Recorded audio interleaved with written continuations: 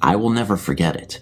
There's been so much said about the spooky, forgotten graveyard. Many stories that don't make any real sense. On a dare by my classmates, I went there with my friends and sister, after religious class no less. I figured that no spirit would bother me after religion, right? When we got there, it was desolate, and the only thing we heard were the dry leaves rustling along the grass and weeds. It was a very windy day. Things are quite overgrown there. As we made around the iron gate, we started to walk towards the mausoleum. Through the overgrown brush, my friend Marissa fell and cut her knee on some broken glass. It must have been from a previous party, no doubt. As we approached, we noticed that the wind had stopped completely, and it was very quiet. That scared my sister, Tony. She was saying that we must have walked through a time gated into another world or something. She was saying things like, "We can't get back now unless we find the time gate." I yelled at her to shut up and said to her she must stop staying up late watching those freak shows. I had to practically drag her along. With the exception of our constant bickering, we heard nothing until a faint wailing that Marissa picked up on. I said it was a cat or something, and the other two were telling me that it was the sound of a baby's cry that everyone told us about.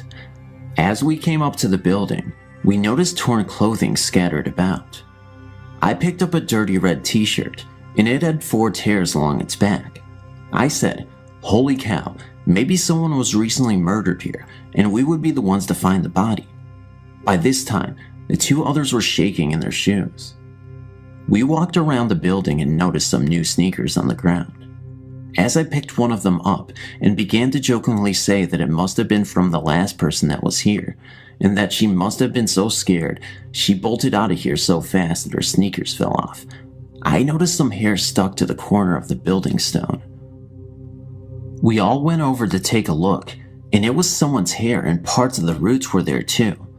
All of a sudden, the wind picked up real strong, and a white sheet floated into the air and spun around in a devil spiral. It almost looked like a ghost. That was the end of my joking, and we got out of there quick. There were just too many coincidences that day for me to not look back at and say it was nothing. When I worked at an inn in New Hope, Pennsylvania, as a live-in housekeeper, I always knew exactly how many guests we had at the house. I always took time out to talk to each guest, trying to remember who they were and their names for the next morning when I served breakfast. That night I knew we only had 1 room left unoccupied, and I always felt relieved to have even 1 less room to clean in the 8-room inn. I knew that all of the guests were in their rooms one night, and I looked down the hall to see a man in coattails look up the long stairway to the upstairs of the old house. I thought that he looked upset because he's bolted upstairs 2 steps at a time. I remember thinking at the time that the manager or the innkeeper may have checked this last guest in, and he was possibly part of a wedding. I told the manager the next day that I wasn't looking forward to cleaning all the rooms. He said, "What are you talking about? You don't have to clean all the rooms. Only 7 were rented." He said in a voice that I can only describe as annoyed, confused. I asked him who the man in the gray coat was that bolted upstairs last night. Was he one of their friends? He wasn't any of the guests that I had checked in. I knew that for sure. When I told the manager about the gray-coated man, he looked at me like he had seen a ghost. The manager said, "Don't tell me that. I don't want to hear any more about this." Still confused, I said, "What do you mean he wasn't a guest?" He said, "Oh no, it's Ann Miller, the movie star, all over again. She stayed here and started talking like this." Apparently others had seen this ghost before, and there was an old newspaper story on the wall about a ghostly soldier staying at the inn, or something like that. I'm just really, really glad that I didn't realize that the ghost was a ghost, or I wouldn't have been able to sleep that night in my room on the top floor.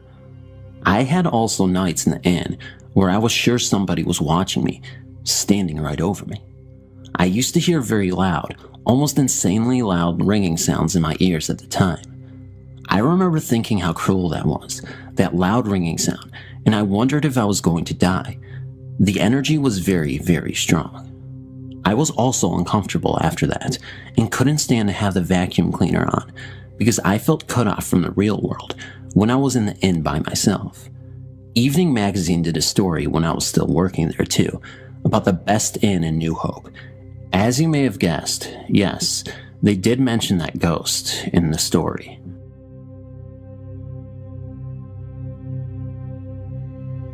Me and a couple of my other friends were at a slumber party at my friend's house. All of a sudden, my friend starts talking about these people that went into the cemetery and never came out. So I automatically yell out, "Let's go check it out." So we did. We didn't go in the cemetery, but we saw some really freaky things, and I think you deserve to know what we saw. At first, I did not believe her, but then I saw this strange figure sitting on a pole on top of the fence. So I'm like, "You guys see that silver pole?" And they said, "Yeah." Then I said, "Look up." We all saw it. It was a faint sight of a woman, her head facing downward at first. Then she looked up. I screamed. We all did. Then we ran inside the house. After we were calm enough to talk, we started dancing around to the music. When we had come in, we closed the shades.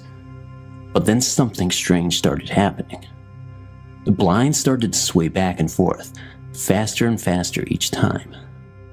By then, we were so scared we jumped on the couch, but none of us had the guts to get up to turn the television off. But another strange thing started happening. The TV started turning on and off and changing channels slowly. It was about 3 o'clock in the morning. We were tired and freaked out, but me and one of my friends were still up, so we look out the window. We didn't get up, but sure enough, we looked out a crack in the window and saw a ghost looking straight at us. We screamed and woke the other girls up. They saw it too. We went up to wake my friend's parents up to show them, but when they got downstairs, the ghost was gone.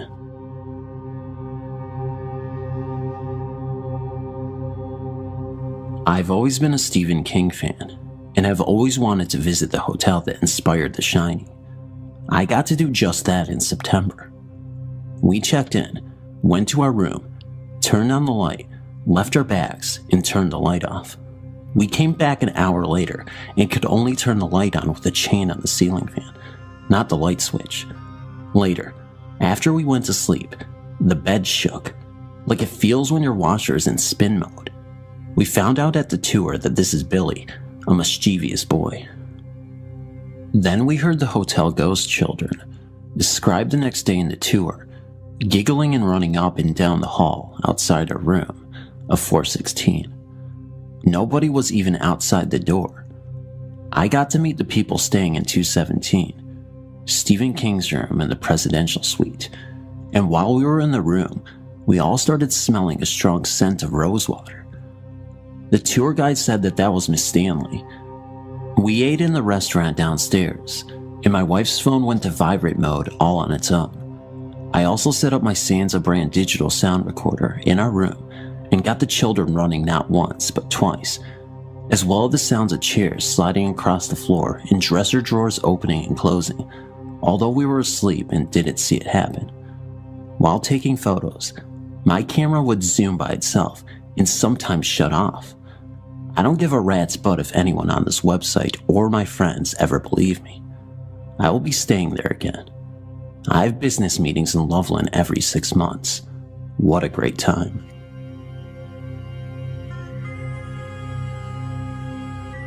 My daughter had just passed away. She was only 31 years old. She had a grand mal seizure, so it was sudden. After the funeral, I took some of the cut flowers and used twine to hold them together. I then hung them from a pipe in the basement to let them dry. A few days later, I was in the basement doing laundry when I got a really uneasy feeling, and it was getting worse. It got so bad that I started to feel that someone was in the room with me, but I was also too scared to turn around and look. I then turned to my right as slow as I could to walk towards the stairs. I never moved my head. Like I said, I was scared to death. I knew someone was there. I started up the stairs very slowly. I was afraid if I moved too fast, it would hurt, grab, touch, or do something to me. When I got to the top and turned the corner, the feeling left. But after about 5 seconds later, there was a horrible crash that came from the basement. I had a wall of shelves holding canning jars, glassware, knickknacks, etc. It sounded as if this whole wall just fell down. The noise was horrible. That was it. I packed a few things and got the hell out of there and went to a friend's house. After 4 days, I went back with my friend. We waited a little while because we were both apprehensive. But then we went into the basement. I expected to see a disaster on the floor, but there wasn't. To my amazement, the only thing on the floor were my daughter's funeral flowers. Fluffy, dried up flowers that couldn't have been heard falling if you stood right next to it. I also know that it would have been impossible for them to just fall because of the way I tied them up there. I've been trying to contact people who know about this stuff, but hit a dead end because they all want money to answer my questions about this. When a close person dies, it's natural that you would feel and hope that if possible, they will send you a sign. In this case, I don't think this event was my daughter's doing. She would not have scared me like that. That presence was one of evil. It felt evil.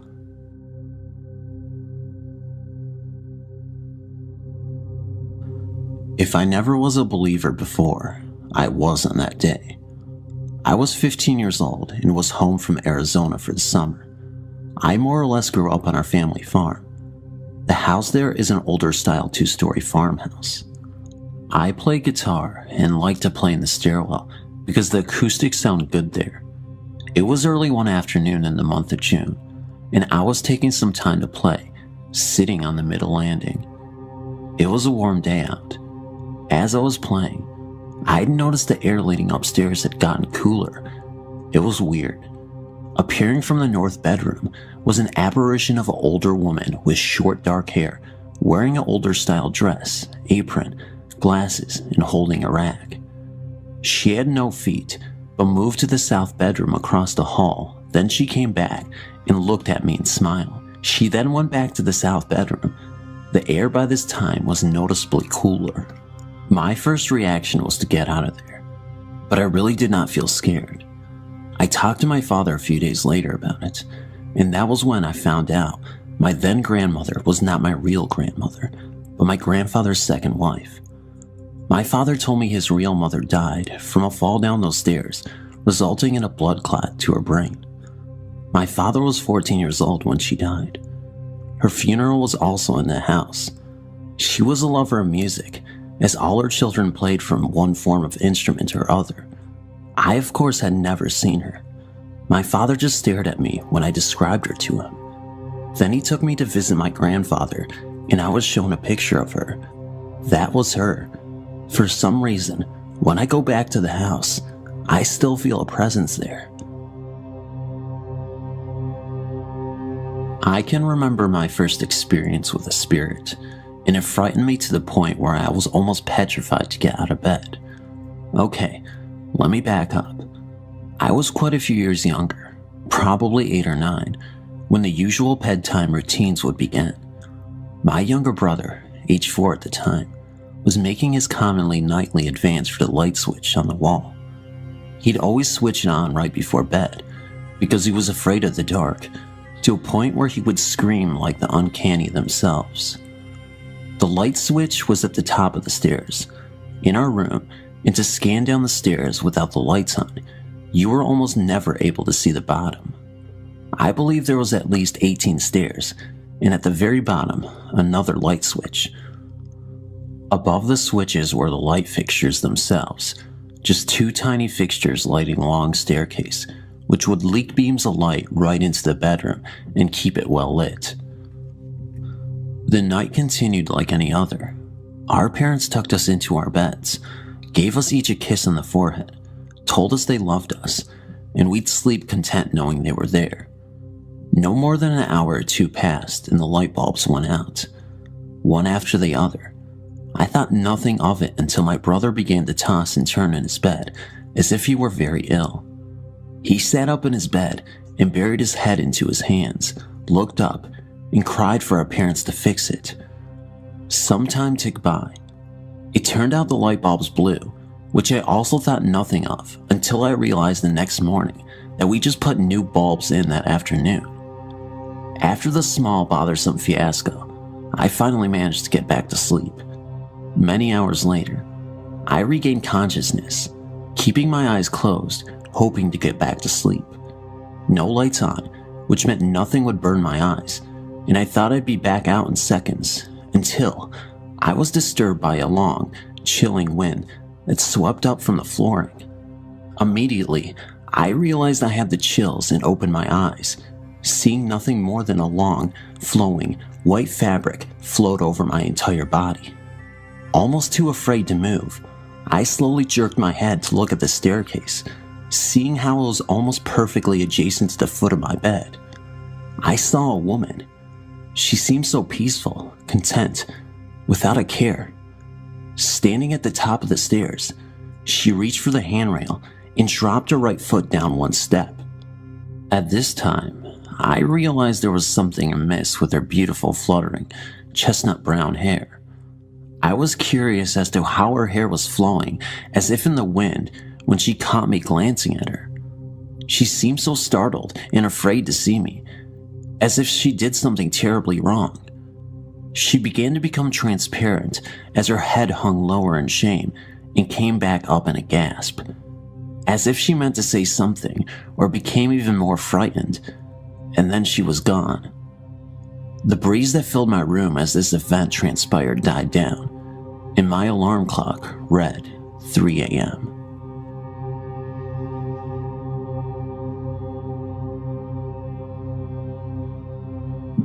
My husband and 2 children moved into a house that we had rented while we were waiting for our new house to be finished so we could move in. We had only been in a rental a few days when strange things started to happen. My husband worked long hours and wasn't home much, so my children and I spent many nights alone. At first, I dismissed what I was feeling was nerves for being alone in a new house and not knowing any of the neighbors. I would be startled awake in the middle of the night with the feeling that I was being watched and someone was trying to get my attention. I would sit up in my bed and there was a dark figure standing in the doorway of my bedroom. Like I said at first, I dismissed it as my imagination. However, the events continued to take place on a nightly basis. Then my 4-year-old son started to talk about the monkeys that were counting his fingers when he was in his room. I asked him to tell me what the monkeys looked like, and he described a dark figure that I had been seeing. At this time, I was getting a little spooked. It really got to me, and I realized that I was dealing with a spirit when one of my kids' wound up stuffed animals kept laying in the middle of the kitchen floor, and I would pick it up and put it in the toy room, and within minutes the toy would be in the middle of my kitchen floor again. Finally, I gave up and put the toy on top of the fridge to keep the toy away from the kids. We left shortly after placing the toy up out of the reach of my children. We were gone for most of the day. When I walked into the house from being gone for the day, the toy was in the middle of my kitchen floor, playing the song it plays when it has been wound up. This made the hair on my back of my neck stand up. Later that same week, I had the kids in bed asleep, and I was laying on the couch watching TV. Everything seemed at peace for the time being, when all of a sudden, it sounded like someone was beating up the freestanding fireplace with a baseball bat. I ran for the kids' room to make sure they were safe. When I reached the hallway, I went through one of the spirits. It was a cold that cannot be described. It went all the way through me, and it's a feeling that I will never forget. When I got to my kids' room, I saw that the children were fine and sleeping like babies. I went into the living room and started yelling at whomever it was, and I told them that they are welcome to stay in the home if they would quit scaring us. I said if they let us be, we promised that we would move out as soon as possible. The events calmed down quite a bit. However, they let their presence known on a daily basis. The monkeys continued to count my son's fingers, and I would be startled nightly with a dark shadow standing in my bedroom doorway. We moved out about a month later, and my son stopped telling me about the monkeys. My son is now 20 years old, and he still remembers the monkeys and brings the subject up from time to time.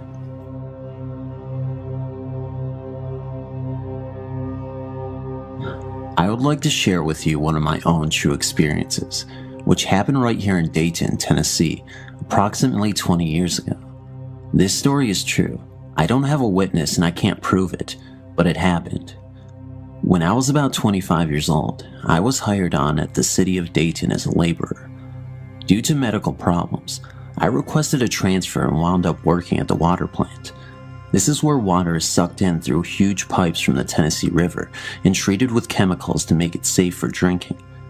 Since it had to be located near the river, the water plant was rather secluded and far away from any houses. It was a lonesome place on the graveyard shift, from 11 p.m. until 7 a.m. Nobody there but me and sometimes my little dog, Rustus. But it wasn't really scary either. It was spotlessly clean and well lit.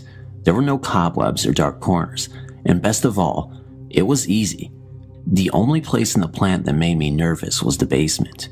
That's where the huge pipes from the river entered into the building, and the atmosphere down there was just creepy.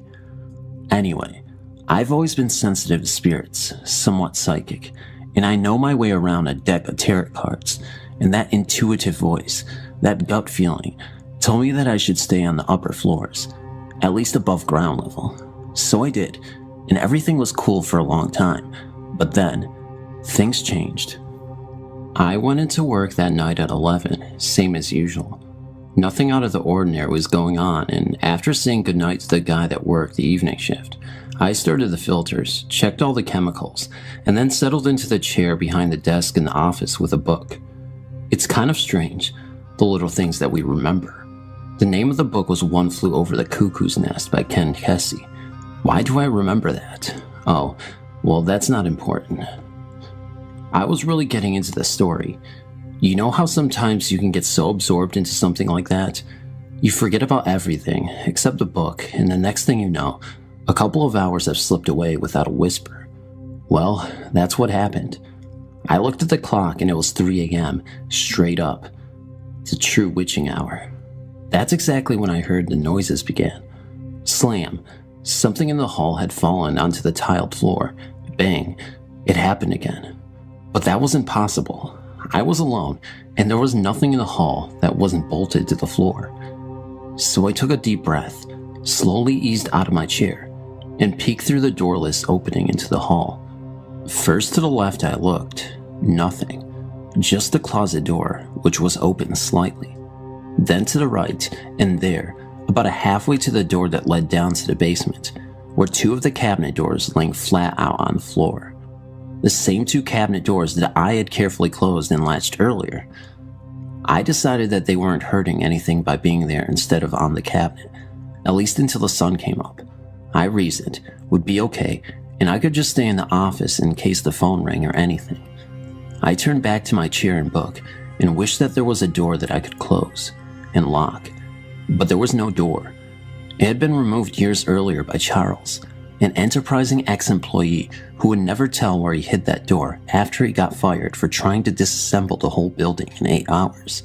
When questioned by the supervisor, Charles pulled a knife and began to babble about the Bible, the great beast, and the book of Revelations. But back to it, my chair and book. I sat back down and tried to read more, but it was impossible. You see, I began to feel that I wasn't alone. I knew that there was someone else in the building, in the basement to be precise, and I knew that it was not friendly. So I just sat there behind the desk, looking through the doorway, waiting. I didn't have to wait long. I felt it before I saw it. A terrible air of hatred and evil seemed to settle in like fog in a graveyard.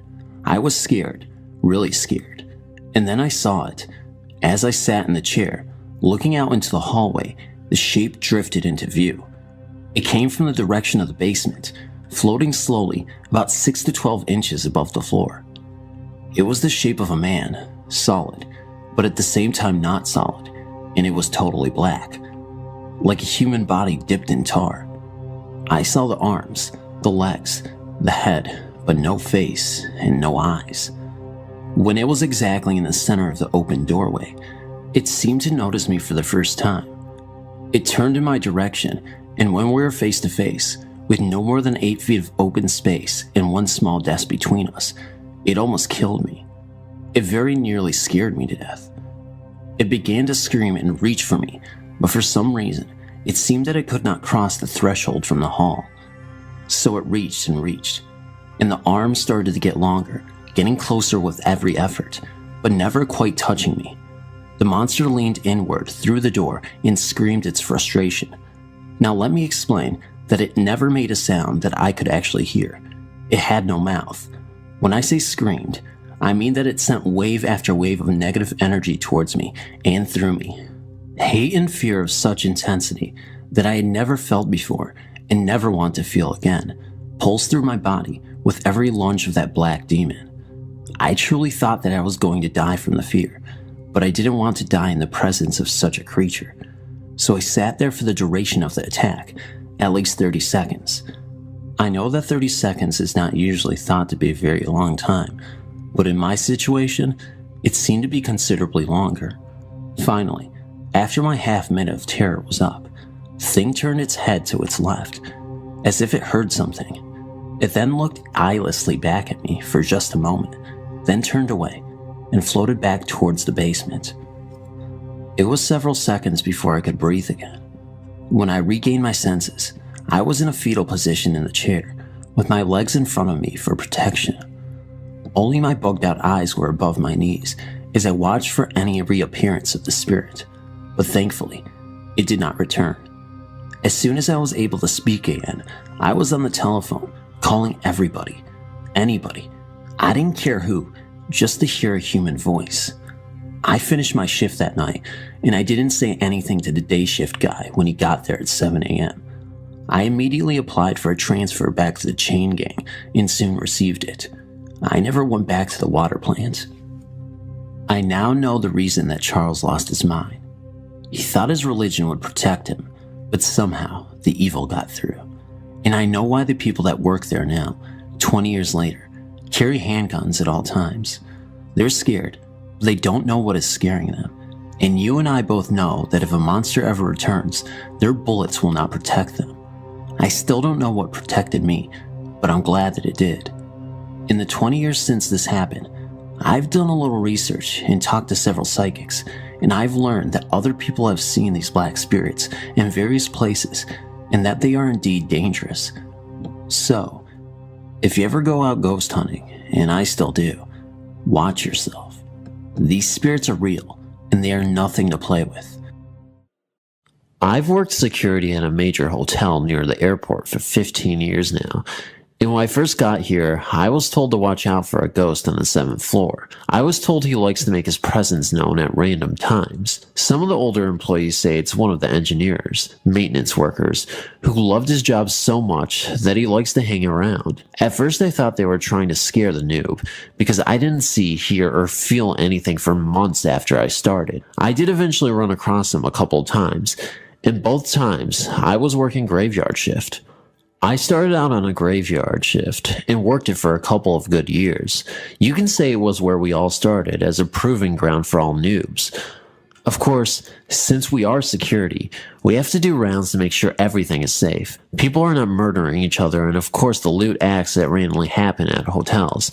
You hear and see all kinds of strange things while working on grave. Almost all of it can be explained though. The sights, the sounds, the interactions, and sometimes the smells can be overwhelming sometimes. There's also the fact that sometimes, no matter how nice the hotel, someone dies.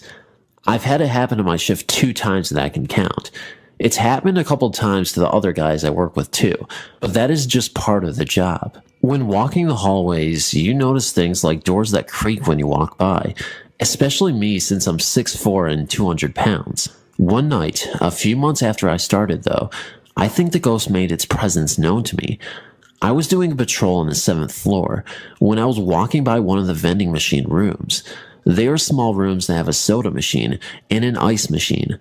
After a few months, you start getting used to the sound of the ice machines kicking in and people getting the drinks out of the machines. Stuff like that. This night, As I was walking towards the vending machine room, I heard someone popping quarters into the machine.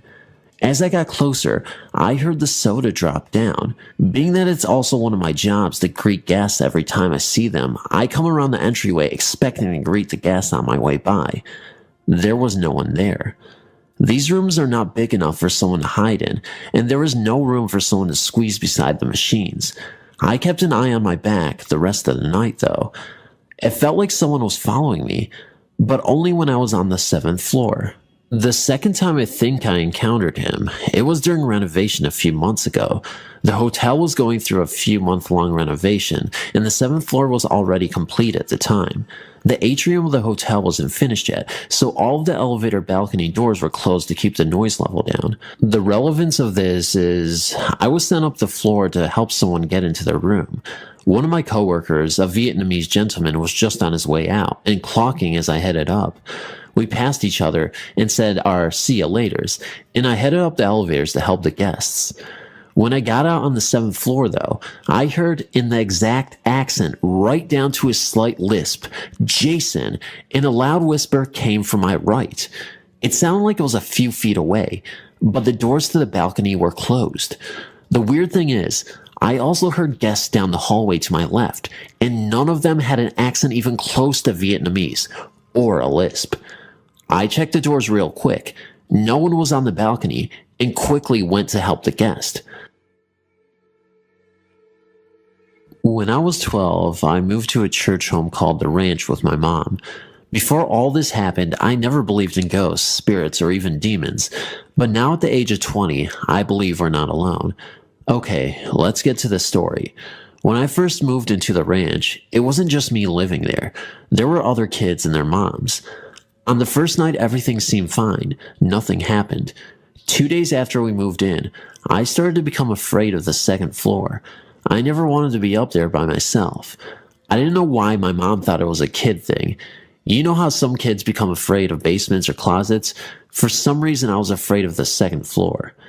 My mom always told me that it was all in my head, but I knew what I felt, and what I felt was pure evil. A week after moving in, I was upstairs by myself trying to rest my eyes when I heard a noise coming from behind me in the bathroom. It sounded like weeping, as if someone was cleaning the bathroom. When I turned around, it stopped like it never happened. I rolled back over to rest, and the noise started up again. I was so scared that I got up and left the room. I never told my mom what happened. I figured she'll think I'm making it up or something. Now, lucky for me, I wasn't the only one who was hearing things. There were 3 other kids who heard noises all over that place. I never thought these things were real. One night, I was asleep upstairs. It was about 11 p.m. when 3 of other kids, all sisters, started screaming out of nowhere. I got up to see what was going on when I saw a shadow figure standing at the foot of their bed. It was just standing there looking at them. This thing was not human. It was like this whole thing's body was nothing but shadows. It scared the hell out of me.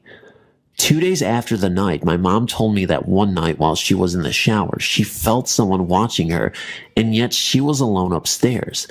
That freaked her out. 2 days later, we were gone. We left and never came back. Until this day, I always wonder what it was and if it's still there. Thanks to all of you who took the time to read this. Everything I wrote here is the truth. I swear to my life. When I was around 7 or 8, I saw a ghost in an underpass while in London with my mom.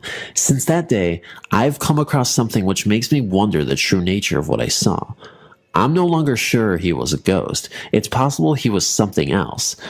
I'll explain. Firstly, for those who don't know, people in different countries probably have a different name for these, hence clarification. An underpass is a small tunnel that usually runs under a busy road where there is no bridge or traffic lights allowing pedestrians to cross the road. They are all the same, covered in graffiti, rubbish usually, bit smelly, faulty lights are just dimly lit. In a lot of them, lights will be broken altogether here and there. I was used to these tunnels, as was everyone else. They are very common. Anyway, to what I saw that day, there were a good amount of people around, coming and going on their way. nothing strange. Out of the blue, I got a panicky feeling that I couldn't ignore. Things just didn't feel right. We continued walking. I could see the people ahead, coming towards us, but the light wasn't brilliant, so at first, you couldn't make out things like facial features. All I know is I felt in danger and was becoming more alert to who was around. Soon enough, I spotted them, and the bad feeling skyrocketed inside of me. It was an elderly lady and a young, let's say robust, boy.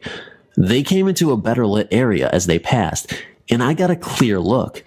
The old lady had longish gray hair, a little matted and small kind of smile on her face, but a very determined look. She didn't look around or anything, just continued straight ahead. It was the boy companion that made my little head spin. As soon as he was in view, I saw that he had no eyes, just black holes where his eyes should be. Needless to say, the bad feeling had intensified drastically.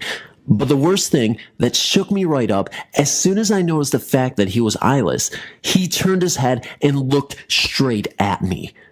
At this point, I got upset.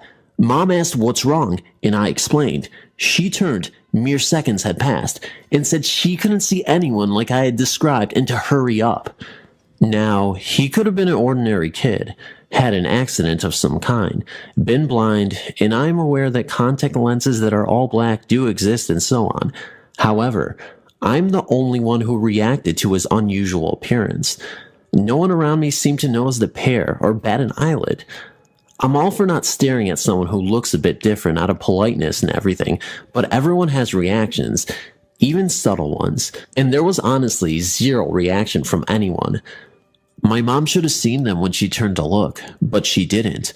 I deliberately never looked back at that point, as I still felt in danger and really freaked out.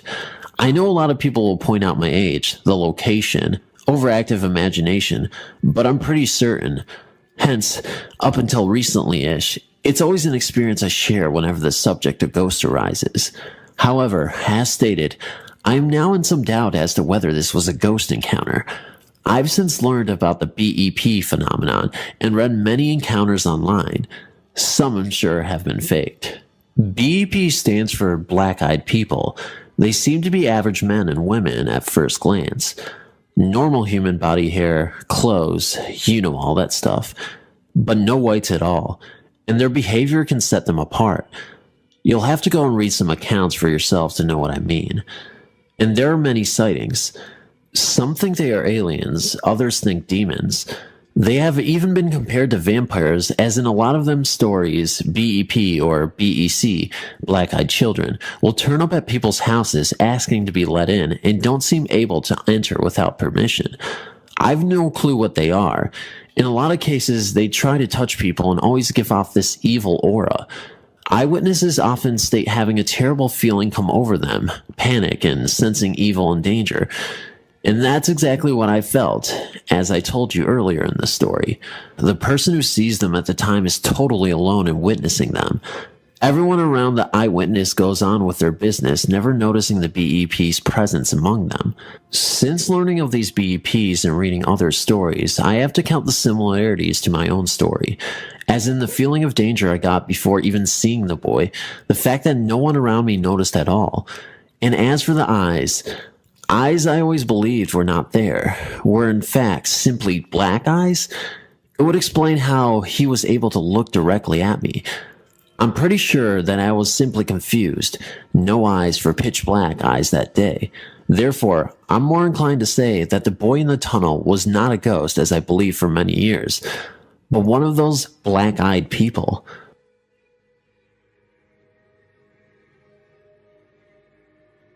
Most families have some kind of hero in the family tree. Some great or maybe even recent member they point at with pride and say he or she was the first to, or fought in the war and was decorated. You get the gist. In my family, it was my maternal grandmother. Her familiar claim to fame was having drowned the boogeyman. It was back in 1946 in rural Kentucky. The twins, my oldest sisters, were 5 years old at the time and living with my mother in a small cabin on my grandparents' property. By all accounts, they were quiet, well-mannered children until the arrival of the boogeyman. No one knew where the children had even heard of them, but almost nightly their shrieks of fright roused the households, bringing my grandfather on the run with his shotgun. They became afraid of the dark and would beg for my mother to sit with them until they'd fallen asleep. This went on for weeks, despite the fact my mother kept reassuring them that the boogeyman didn't even exist. He was just something made up to ensure children behaved, and since they were always good, they never have nothing to fear anyway. My mother wasn't actually sure that there was nothing to fear. For weeks now, there had been odd occurrences in and about the cabin that she was at loss to explain for. For one thing, several times when the girls cried out, their room smelled of rotten eggs, and sometimes the window that she was sure had been closed was slightly opened. There were times when she found weird drag marks in the dirt outside their window, as if someone with a horrible limp had come that way. Privately, she told her father that she was worried that the boogeyman might be some hobo lurking about. Grandpa said if that was the case, they'd be more likely to steal a few chickens, and surely they wouldn't dare to come back every night, or have any interest in scaring little girls. Still, that same day, he brought old Jack, his hunting dog, to stay with Mom and the girls. According to my mom, Jack made himself right at home, but steadfastly refused to have anything to do with the girls' room, refusing to enter it, and at night would growl at nothing she could see. Days dragged by, the boogeyman taking its toll on my mother and the girls, mostly due to lack of sleep. One simply does not go from terrified screaming and responding to such screams as sounds sleep easily. They grew pale, and dark circles formed under their eyes. One day, Grandma decided to consult with Aunt Sylvia about the situation. No one knows what transpired between them, but it had to be serious for Grandma to pay a call on a known witch. No one is really certain if Aunt was an honorary title, or if she was truly related in some way. What is known is when she came back, she volunteered to sit with the girls for the night and even gave my mom money to go see the movie playing in the next town over with her cousins. A rare treat indeed. When Grandma came, she ushered my mother off and set about getting the girls ready for bed. Of course they did not want to go, so instead she put them in my mother's room, telling them enough was enough and she'd take care of that old boogeyman, and he would never ever bother them again. Then she gave them instructions that no matter what they heard, they mustn't leave the room. It wasn't long before they heard her talking in their room.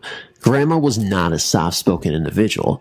"See this broom, you devil? I'm going to beat you with it. Now you get out of here in the name of Jesus and never come back." After that, there was a horrible racket that went from one room to another.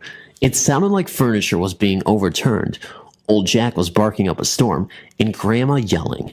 They heard the back door slam, and running to the window saw Grandma running down the path, swinging the broom and shouting Bible verses. After a short while, she returned, telling them they didn't need to worry about the boogeyman anymore, as she had chased him down to the river where she had drowned him. My mother came home to find the twins sleeping peacefully, her home in disarray, her broom broken, every window and doorway salted, and Grandma reading the Bible. Whether the result of a theatrical performance by Grandma or some cleansing ritual, the twins never again complained of the boogeyman bothering them. A couple of years ago, I ran across an old Ouija board dated 1919. I remember how fascinated I was with an experience when I was about 10 with one, so I thought that this board game would be fun to fool around with again. My son, when he was very young, told me about looking out his bedroom window and seeing 3 glowing figures coming from the field toward his window one night. He also stated that they even entered his room and stood at the foot of his bed. He covered his head with the blankets, thinking that they would go away, and when he uncovered his head, they would still be there. Then they vanished. I attributed this to a bad dream at the time. There is this old, beautiful house in my property, built in 1926. The builder also signed and dated his name in the rafters in the attic. Cool, I thought, that he took so much pride in his work, like an artist, to do such a thing. Anyway, we were in this old house, working the Ouija thing and so forth. My son asked me to see if what he saw was real or not. We got an answer and a lot more. The two people who were at the board knew nothing about this. In fact, they did not know the name of the road we live on or anything else much about the neck of the woods. I asked if there were any ghosts who wanted to speak, not at all taking any of this seriously. Yes, replied the board. Who are you? I asked. Anna Mills was the reply. As our guests worked a Ouija board. Why are you here? I asked. And the Platchetid began to move quickly. I died here on the Munger Shaw Road. Our guests didn't even know the name of this road. How? I inquired. Truck, the board answered. How? I asked. Run over, Anna replied. When? 1936. At this point, I was having fun with this game. I did not take this at all seriously. After all, this thing is just a game. So if this is all true, where's your body so that I can bring you some flowers? I jokingly asked. Her answer sent chills down my spine. You are there, she answered. What do you mean? Scattered. Misspelled by an 8-year-old, she said. My ashes are scattered where your trailer house is, she added. She gave us a lot of information that night. She is with 2 uncles who are elusive, but protecting her. She was visiting them here when her death occurred. Things have happened after that as well than before. When I first bought the trailer house where it is now abandoned, for I am now living in the old house. My ex-wife and I heard the distinctive voice of a child crying. That I can say without a doubt. My ex also told me that she saw a small girl one night fleeing out the door one late night. Blew her off. And so did I one night when I woke up to use the bathroom. You know, through the corner of the eye, which I attributed this to being half asleep. We did the Ouija again with 2 other people. Again, the same conversation with this Anna Mills. I cannot find any records of her existence of her anywhere, though. Then again, out here in the sticks, especially back in the 30s, records may have not been so critical. Heck, I know a guy that have 2 people buried in his front yard from back then. That's in the days when they did things like that. I did ask her who her uncles were, and she remained elusive on that info. Okay, I know this all sounds really weird, and I did not believe a thing about this until about a year ago. I went for a walk, as I have quite often. I walked across the field on a winter moonlit night. On my way back, I distinctly saw 2 people sneaking around the trailer. Thinking that someone was trying to break in, I approached one of them. I yelled out to them, what did they want, ready to confront the intruders. I swear that I was within 15 feet of the guy wearing a plaid shirt and bib overalls when he took an abrupt right turn and went right through the wall of the trailer house, right below my son's old bedroom. I could see each and every detail of his face and the texture of his clothes. He looked just like a real person that would appear under a full-lit moon. I stopped dead in my tracks, but somehow I was not frightened out of my wits as one would suspect. Rather, a comforting feeling came over me. By the way, when I first called out to them, the other ran into the woods. All of this I merely attributed to suggestive thinking I saw things that I imagined and so forth. Perhaps it was a restless walk, late night and so forth. About a month ago, I was visiting my sister and her family at their house miles away. Her daughter also had an old message board that her father found years ago in an attic of an old school that he once worked at. The planchet was missing. So for fun, I went to work in his wood shop and made a really nice wood one for them. With her and her boyfriend at the board, I asked, Anna, are you here? Hi, Rick, the board replied. This really freaked them out. Tell us the story that you told me the last time we spoke, I asked. Again, the same info that came up a year before. I did not reveal any of the prior things that Anna said to anyone there, but there it was, again the same. She said that I did see her once, and that she and her uncles did visit my son. I did not ask any of this once the planchette began to move. She went on and on and on. I asked her if she liked what I did with the old house. It still looks as it did in the 30s, except for the addition of electricity and plumbing, and she said that she feels at home. I asked her if she enters the house, and she said, no, bad memories. Again, misspelled by an 8-year-old girl. Lately, at night, through the corner of an eye, my son as well as I have seen someone fleeting past the kitchen window. Even our dog sends an alert that somebody is here, when in fact there isn't. The last time I used the board, being a skeptic, I always have someone else use it. She said that she wanted to meet me along the edge of the field at 1 o'clock in the morning. Promise? I asked. I promise, she answered. I never bothered. I'm not sure if I believe in such things, but it is fun to think about. Perhaps it is true. Update. Anna is now haunting the people living in their trailer house now, even though I have never shared the story with them. Denise and her friends have seen her as well. She is still alone and longing for whatever she is looking for. They are not afraid, for they find her sweet and comforting. Just like the child she was in life, they have actually adopted her, and she at times visits my old house. Crying woman. This happened about 11 years ago, when I was around 7 years old. Since I was born, my family moved a lot of times from house to house. My sister and I have seen and heard many strange things during those times when we were constantly on the move. This is one of them. My family and I were living in an old 2-story house that was in a state of disrepair, with the edges of the roof falling off. The house had a creepy attic and basement that my sister and I never dared to enter any one of them. One time at night, my parents were sleeping in their own bedroom, and I was in my own room, wide awake, trying to sleep. I was very thirsty, and my mouth was dry, which always had bothered me.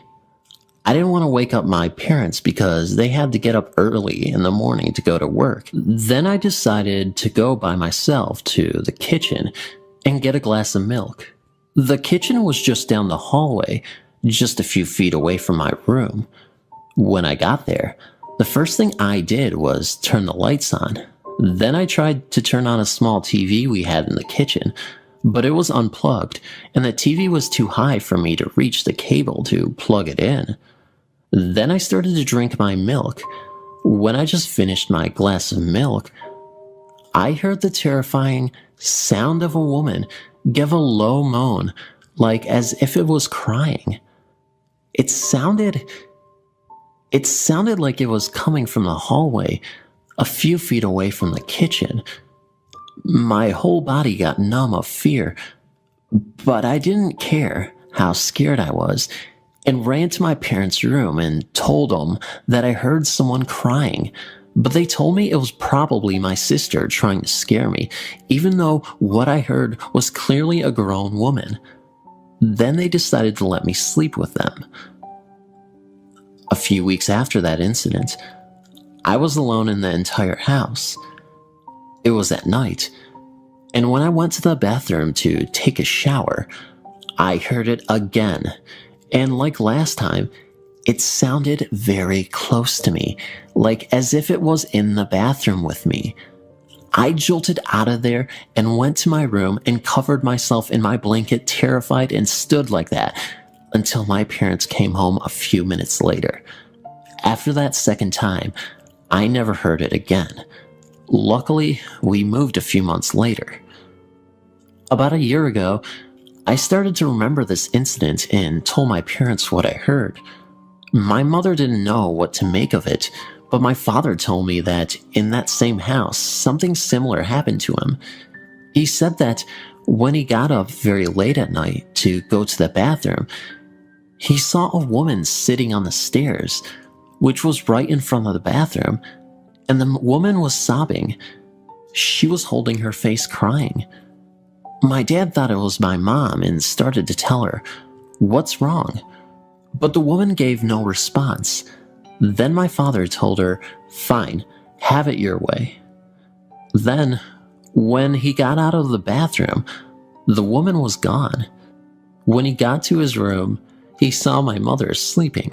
The next morning, he asked her why she was crying on the stairs. My mother was confused and told him she was sleeping the whole time. Until this day, sometimes I wonder who or what was the woman. If any of you have any ideas, feel free to comment. This took place when I was touring Kenya, Africa with my parents. We had lodged in a hotel in the savannah. The layout of the hotel was as follows. The main building was at a distance of some 1 kilometer from the lodging cabins. The cabins were amazing. They had a feel as if they belonged to the jungle itself.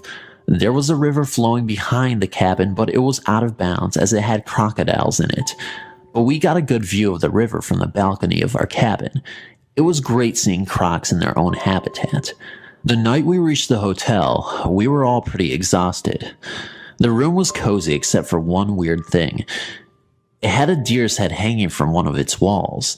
The hotel was pretty old, so it must have been placed there before hunting was banned in Africa. There was a show of Mara people, tribals, that night, which wouldn't take place for another month. As we were there for only 3 days, my parents went to the show. I decided to stay back as I was pretty tired and the hotel was about 1 kilometer away. I was reading a book but must have fallen asleep. I woke up about an hour later, which was pretty odd, as I never wake up late at night once I sleep.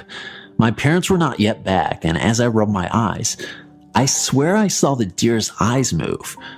I was completely freaked out and closed my eyes. After some time, I gave it up for an illusion and started to read again. This was when I noticed a pretty odd thing. The curtains of the room were moving as if there was a breeze coming from the windows, but the windows were closed.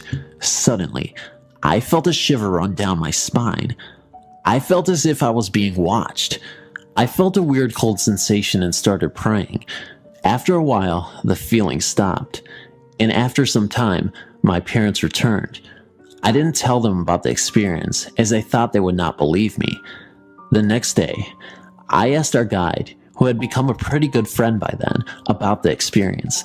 I thought that he would know, as he visited that place pretty frequently. He said that he didn't know anything about that, but I felt from his tone that he was hiding something from me. We went on a drive in the savannas and came back that evening in a pretty light mood, but when we reached our cabin, we found to our astonishment that our luggage had been scattered and messed up. We thought that the cleaner must have done it and complained to the hotel management, but they said that as per their policy, the cleaners do not touch anything belonging to a customer. The receptionist also said that the cleaning was done under supervision. We let go the incident as some misunderstanding. Then, the last and most eerie thing occurred. We were about to go to bed when we all heard someone knocking forcefully at the door. When we opened the door, there was no one. This happened 2 to 3 times. Finally fed up, we shouted to the person who was knocking to stop playing around. No answer. The knocking stopped. We gave it up as some prank and retired to bed. But it must have been about 2 to 2:30 in the morning when I heard again the knocking.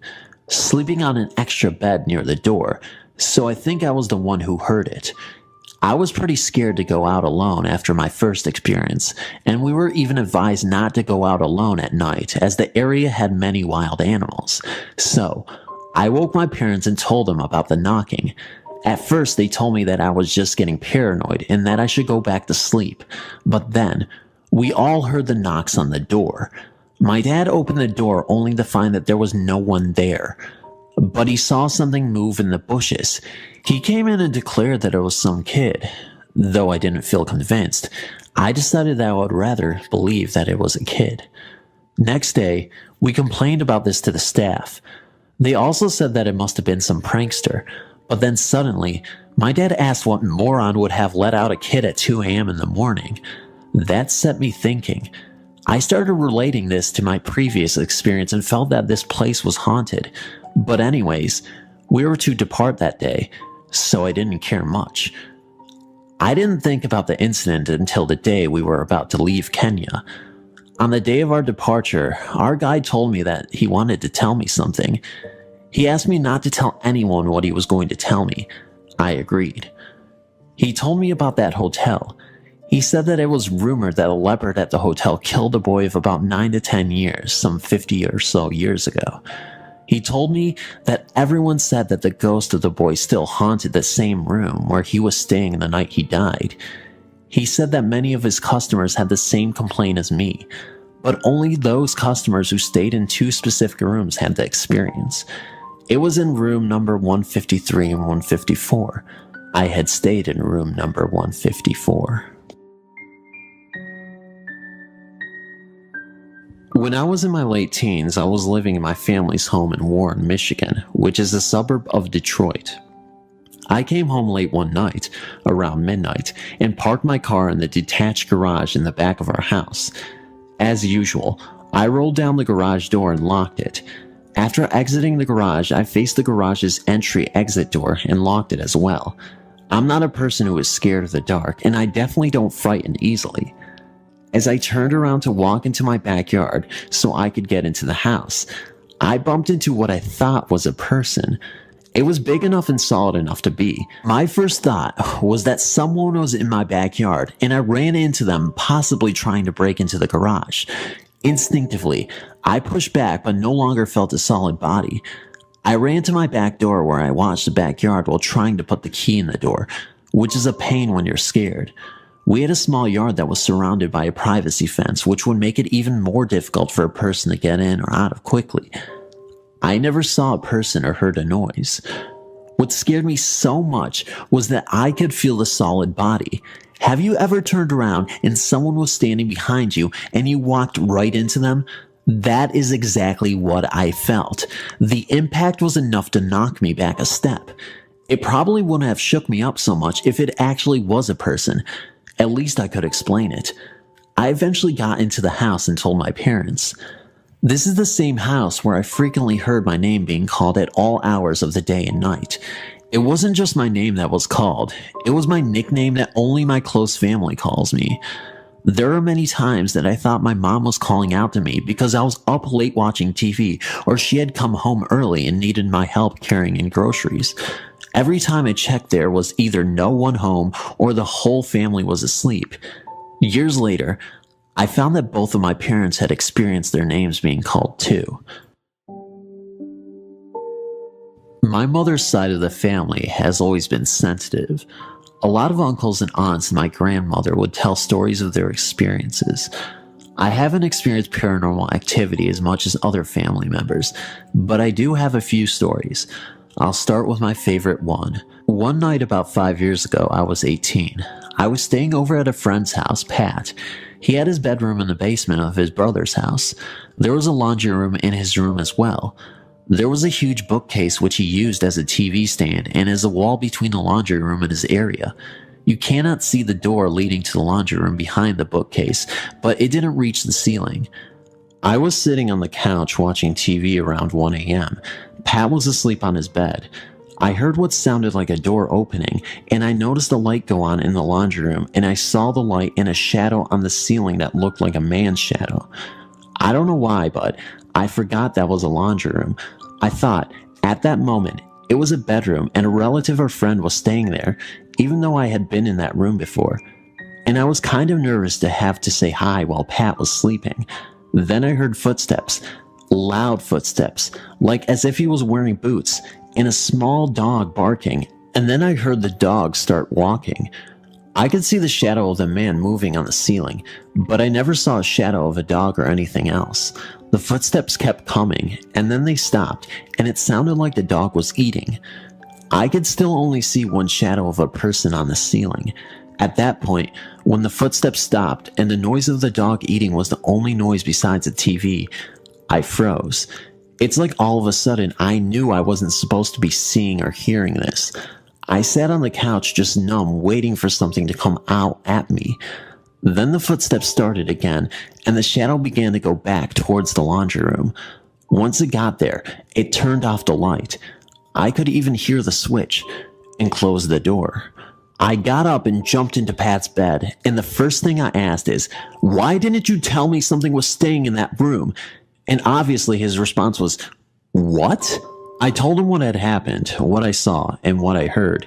He asked me if I remembered that the room was a laundry room, and that's when I started realizing that, yes, I do remember that, and no, there is no way I just saw what I saw.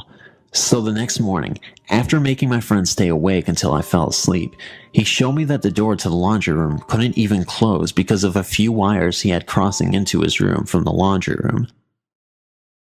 About 7 years ago, I was struggling with a drug addiction and decided I needed help. I couldn't afford a fancy drug rehabilitation place, so I chose to go the public route. The place is called the Stout Street Foundation in Commerce City, Colorado. They took a large, old hotel and converted it into a drug rehab and prison. It had nonviolent criminals mixed with people looking for help, not in trouble with the law. And I was not in trouble with the law, but in need of help. I've still never been to a building with such a dark energy. I was bunked with about 10 other men on bunk beds in a normal-sized hotel room. One of the men in particular was very chatty with everyone. He was telling all of his tales about getting high on meth and having sex all night in the same hotel and talking about how it was basically a rundown drug hotel in the 1980s. This guy had a very creepy and dark vibe to him, and you could tell he has done some very bad things in his life. This was the very first night of being there. The room was dark, but still very visible due to the window and hallway light. And I couldn't sleep, of course. I had a top bunk bed, and it must have been 85 degrees. Everyone else was sound asleep. I was tossing and turning and very alert. And I remember I was on my side facing the wall and flipped sides towards the room.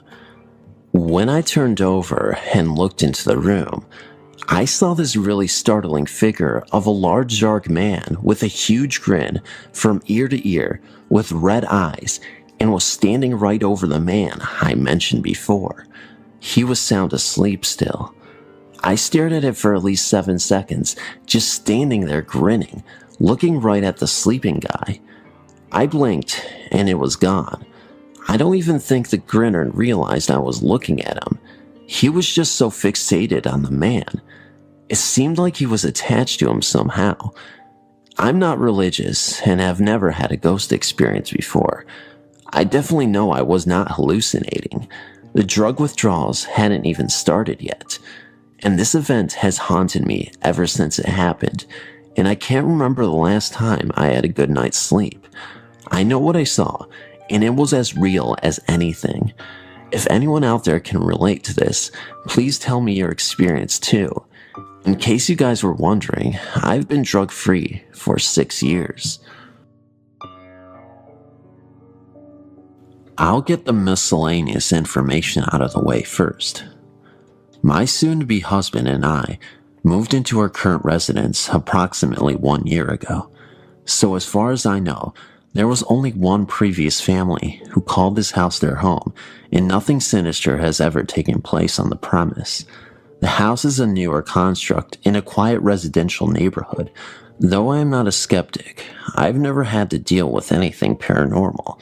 The past couple weeks have definitely been a new experience for me. 2 weeks ago, I thought I heard a voice while I was sleeping. Asking my boyfriend if he'd said anything, I got no response. As he was obviously sound asleep, I decided I was dreaming and rolled over towards the closet, which is situated behind my bedroom door, which always remains closed. Though I considered getting up and drinking a glass of water, I stopped moving when I saw a fuzzy white form near the closet door. A sweater that I have hanging there moved as it passed underneath it. Within moments, the shape had disappeared. Confused, but not scared or concerned, I convinced myself I was dreaming and went back to sleep. After that night, I've been consistently waking up between 3 a.m. and 4 a.m. Sometimes it is because of noises. Other times, the room just doesn't feel quite right. 3 nights after seeing the fuzzy shape, I woke up to the sound of something falling or someone stumbling. At least that's how it sounded to me. In the same place as the previous sighting, I saw the shape of a tall man. He was shadowy and seemed oddly formed. Slightly frightened at this time, I turned to press my face against my boyfriend's back. He did not wake up at all, and urged myself back to sleep.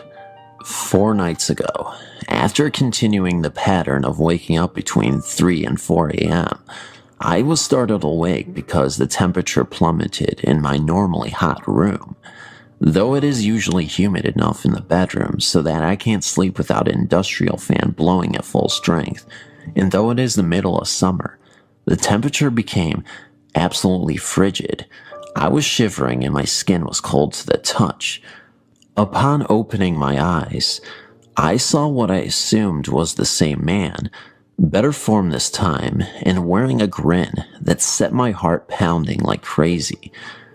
Amusing as it is to me now, I jumped up and tried to punch him. He vanished at once. For a long time after, I shivered and my heart raced.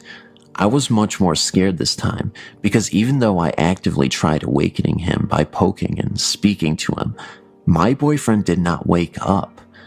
Because this is unusual for him, and because it was now the 3rd time he hadn't awakened to help relieve my fear, the emotion grew until I was ready to cry. I planned to stay awake until the sun rose, but exhaustion eventually wore out over fear and I slept. After that night, I finally talked to a few close friends about the nocturnal happenings. The first person I spoke was with my husband-to-be, who engaged in a long conversation with me about theories, possibilities, and things we could try to do. He was curious about the fact that I said he seemed to be in a deeper sleep than usual when this went on because normally he will wake up if I leave the bed or say something. I immediately felt better. The conversation loosened a knot of nerves I hadn't been aware of. The next day, after having that first talk, I was online at work, talking to a friend on my laptop computer. We were discussing what had been happening, and I told him I was going to start looking up who the man could be, what he wanted, etc. With as little information as I had, however, I wasn't feeling confident I would find anything on him. My friend suggested shadow people, because I implied that the first 2 times I saw him, he was shadowy and not fully formed. As I was about to reply that 3rd time, he was fully formed and not like a shadow at all. The temperature dropped and my computer keeled over.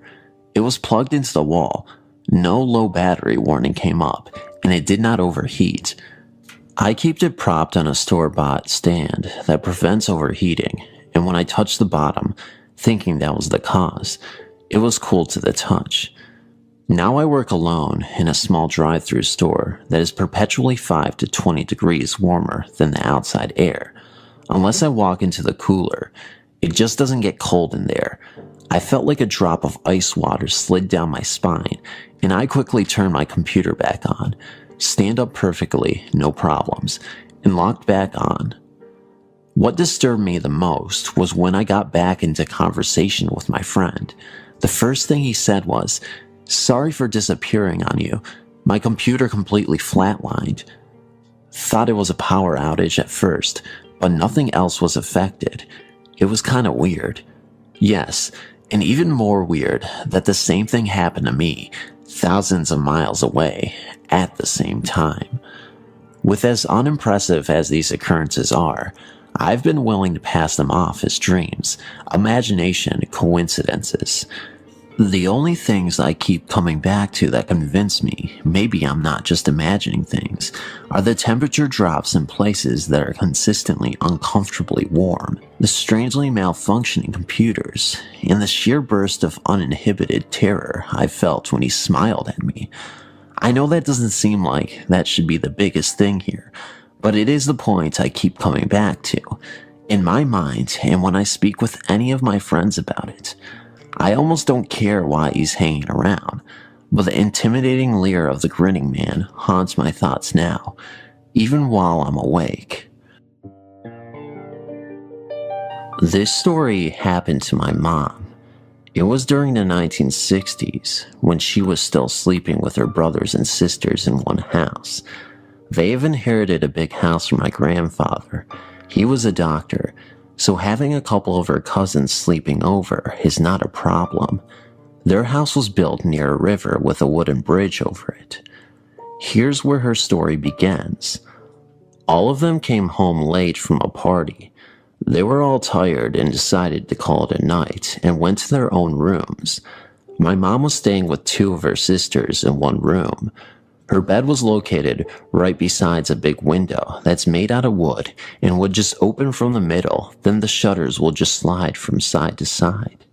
That night, due to excessive drinking, my mom woke up because she needs to go to the bathroom, so she went back to bed.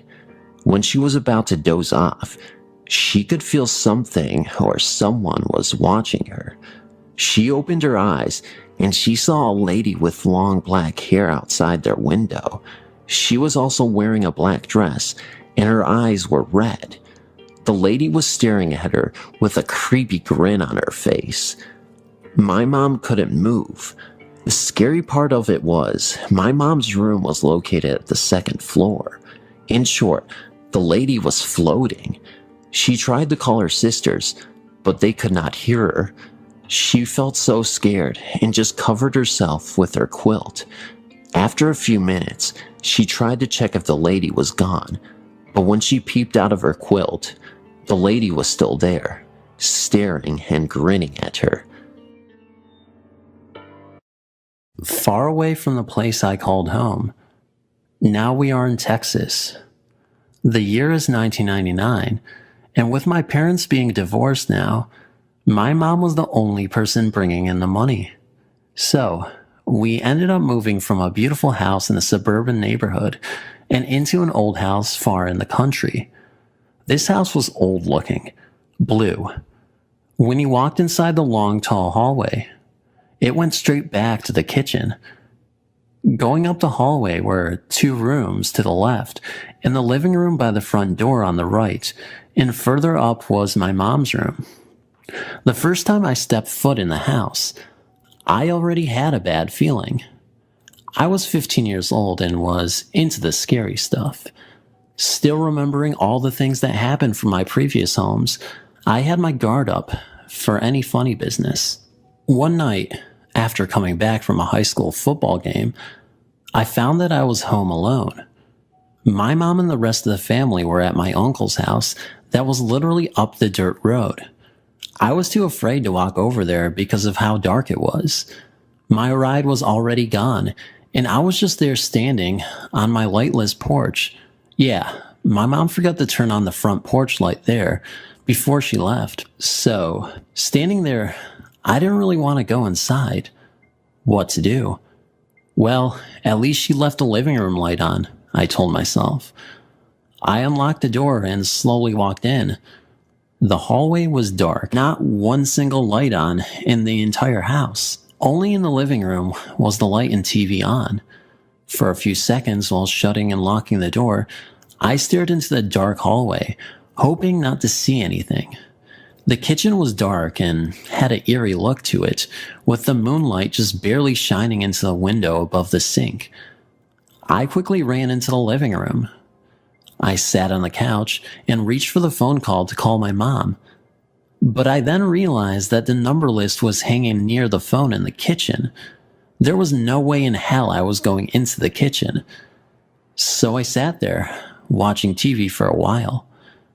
After a few minutes, I heard some music playing. I did not know where this was coming from, but I did know that it was coming from down the hallway near the bedrooms. My heart jumped and then stopped. At least it felt that way. Getting up from the couch, I walked towards the entrance and peeked around the corner. The music was playing louder. All I could see was darkness coming at me from all corners of the house. I decided to walk down the dark hall towards the sounds. I was trying to be the tough guy.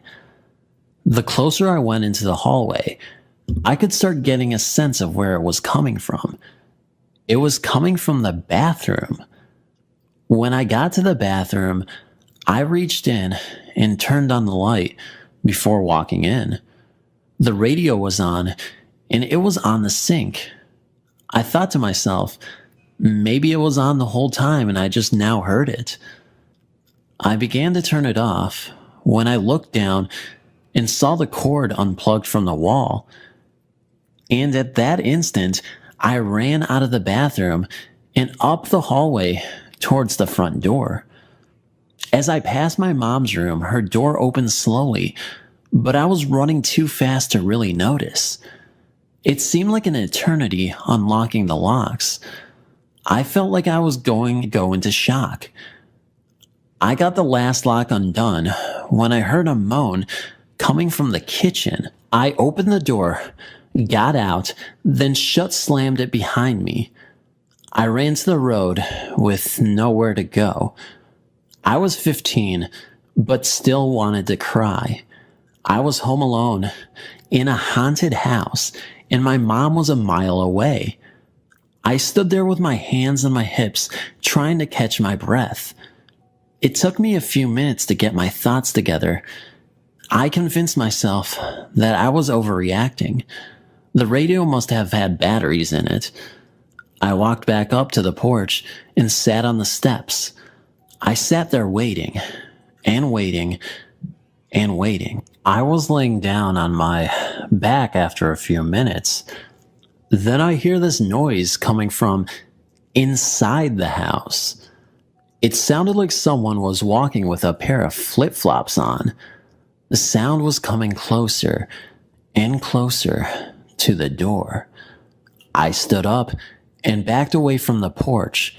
It got closer, all the while getting louder and faster. Then it stopped. I couldn't do this anymore, I thought to myself. I turned around and headed back towards the road now with a few tears in my eyes. But to my relief, my mom was coming up the driveway. I ran to the car and everyone steps out. "What's the matter?" my mom asked me after seeing my face and how distraught I was. "I hate it here, Mom." That's all I could say before my older sister screams out and walks back to the car in shock with her hand covering up one side of her face to not look in the direction of the house. Her eyes were wide open and her crying was held back. "What happened?" my mom then asked her. I will never forget what she told me. She told us she saw. She said that she saw 3 faces looking out of the bedroom window at us. She described them as melted together and had these angry frowns with the eyes missing. My mom believed her. I then told her what I had experienced, and after that, we ended up staying at my uncle's that night. The next morning, we were very nervous about going home. My older sister never came back. She stayed with family until we moved out. My youngest brother and sister didn't know about anything, and I didn't want to leave them or my mom alone, so I went home to watch over them. We ended up moving out a little after that. We had to move in with family until we could get another place. I believe that it was something that was trying to get me that night. Some evil, strong force that forced its way into this world and did everything it could to get closer to me. I believe it used the music to lure me in to where it was hiding in the kitchen. If I would have stayed in that house that night, I might have become possessed or something. My sister is still traumatized from that image of these faces that looked entwined together. I also later found out that my mom had experienced a negative presence in the house and had seen quite a few things, but kept her mouth shut to not worry or scare us. Thanks for reading, and hope to hear from some of you soon. P.S. The radio did have 5 batteries in it, but it needed 6 to work with it being unplugged. Old House Ghost. This happened just last month. A few days of terror for my family and me. We were house sitting for my mom while she went downstate for a short vacation. She told us that we could take her master bedroom because it was bigger and we could sleep with our 3 kids in there with us. We told her okay, but ended up not doing it because of the fact that it was her room and we didn't want the kids breaking anything. So we decided to take another room that was almost as big and already had a king-size bed and a baby bed for my youngest child. My mom's house is sorta old and was previously owned by my sister and her abusive husband. So this place has some bad vibes for so many years. My sister always said that she thought he put some bad curses or something in the house because of things she would see and how angry her husband would get out of the blue. Anyway, the room that we chose was always scary because my wife and I had experienced something strange in it during one Christmas about 5 years ago, but it already had everything and was very comfortable. That first night, we went to bed sort of late due to the kids being excited about staying the night at Grandma's. So around 11 o'clock, we tucked the kids in, shut the lights off. After they got to sleep, my wife and I sat on the floor near the bed and talked for a while. The room is near the kitchen, so when the light is on, we can see it under the door. Like that night, because of the lights in the room being off, we can easily see the light. After a while, my wife looks over at the door and asks, "Doesn't that look like someone is standing at the door?" I looked over and saw what she was talking about, so I replied, "Yes, but you know it's not." I was thinking maybe it was the uneven carpet that was making it look that way. So, after a while of talking, we ended up getting up and stretching before going to the restroom that was also in the room. We got out quietly to not wake up the kids and began to put on our night clothes, or at least tried to, because it was too dark to see everything at 100%, but we could see a little. A few minutes later, and my wife was dressed and already laying down next to the kids. I was still looking for a shirt to wear, but couldn't find one that I packed in my bag. So I went to the closet that I had some clothes put away already. Trying not to stumble over toys, I get to my shirts and begin to look for one. Just then, with a little bit of light from the room, I see something on the corner of my eye next to me. I turn my head and try to adjust my eyes. Seconds later, I see a form of a man standing facing me with his head down, so all I could see was the top of his head. It looked like black hair, and it didn't have a shirt on. I could not move. The arms of the thing hung down to its sides, and the legs were partially spread apart. It almost looked like it was in a defense stance, like it was going to charge at me, but I did not move. I was in shock. Not too long after, I began to realize that the figure looked like me, as if I was looking in a mirror. I came to my senses and turned slowly towards the bed, at the same time looking at the bedroom door and seeing that the shadows that looked like a person standing there were gone. I went to my wife like a scared child and said, there is someone in the room. She jumped up and turned on the light. There was nothing there. The bedroom door was locked from the inside, and the kids were still asleep. I was shaking up after I explained to her what I saw. I decided to stay up the rest of the night to watch over my family. The next morning, I was trying to understand what I saw and make a logical explanation of the events. But being me and believing in the supernatural, I was finding myself backed up into a corner about it. We could have packed our things and gone to another room, but for some stupid reason, we decided to stay. The next night, nothing happened. I was the last one to fall asleep, but only because I dozed off on the chair that was already in here. I slept like a baby.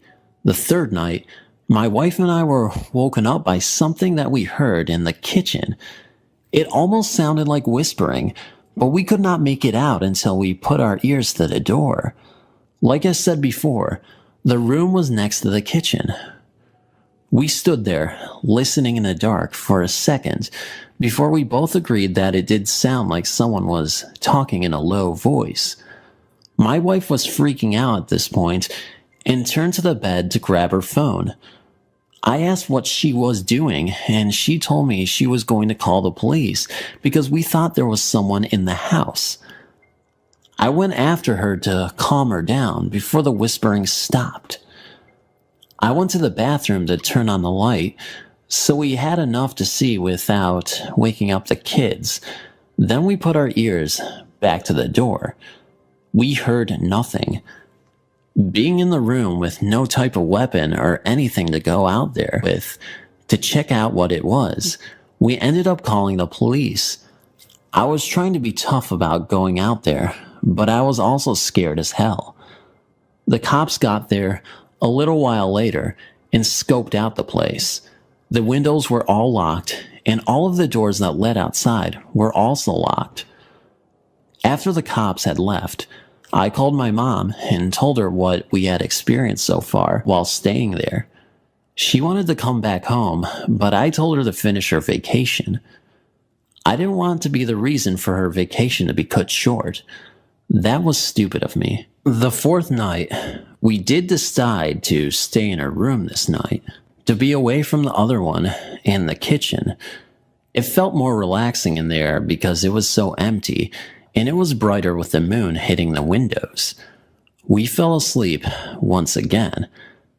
At around 3:30, my wife wakes me up and tells me that something was on the other side of the bedroom door. My heart stops right then.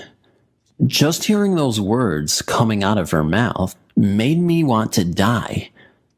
When I got brave, I asked her what she heard, and she said, "It sounds like the doorknob trying to turn." I woke up the kids this time, thinking someone actually broke in. For a few minutes, we sat quietly, waiting to hear what we thought would have been people walking around, if they did get in. The house is so old, so it has a lot of old boards that squeaked when you stepped on them. Nothing happened. We eventually fell back to sleep.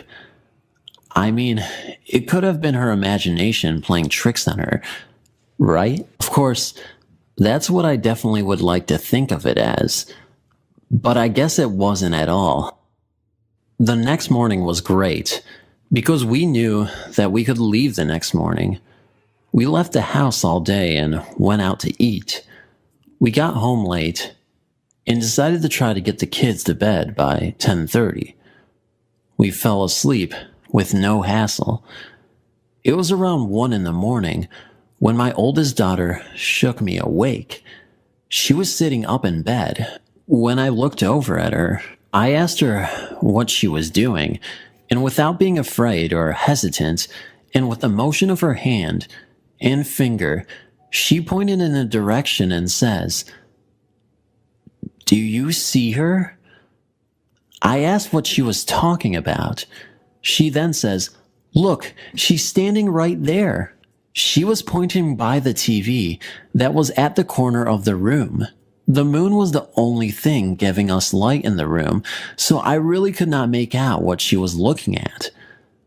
I first thought she was asleep, and to this day, I just think she was talking in her sleep. But I looked at her and said, "What are you talking about? Get some sleep." I tried to lay her back down, hoping I didn't have to rock her back to sleep. But as I put my hand on her shoulder, she says, "Look, she's walking over here." All the while, pointing with her finger, bringing it closer and closer to the bed. I got the chills when she was doing that. I didn't want to look. Right then, my daughter screams at the top of her lungs in terror.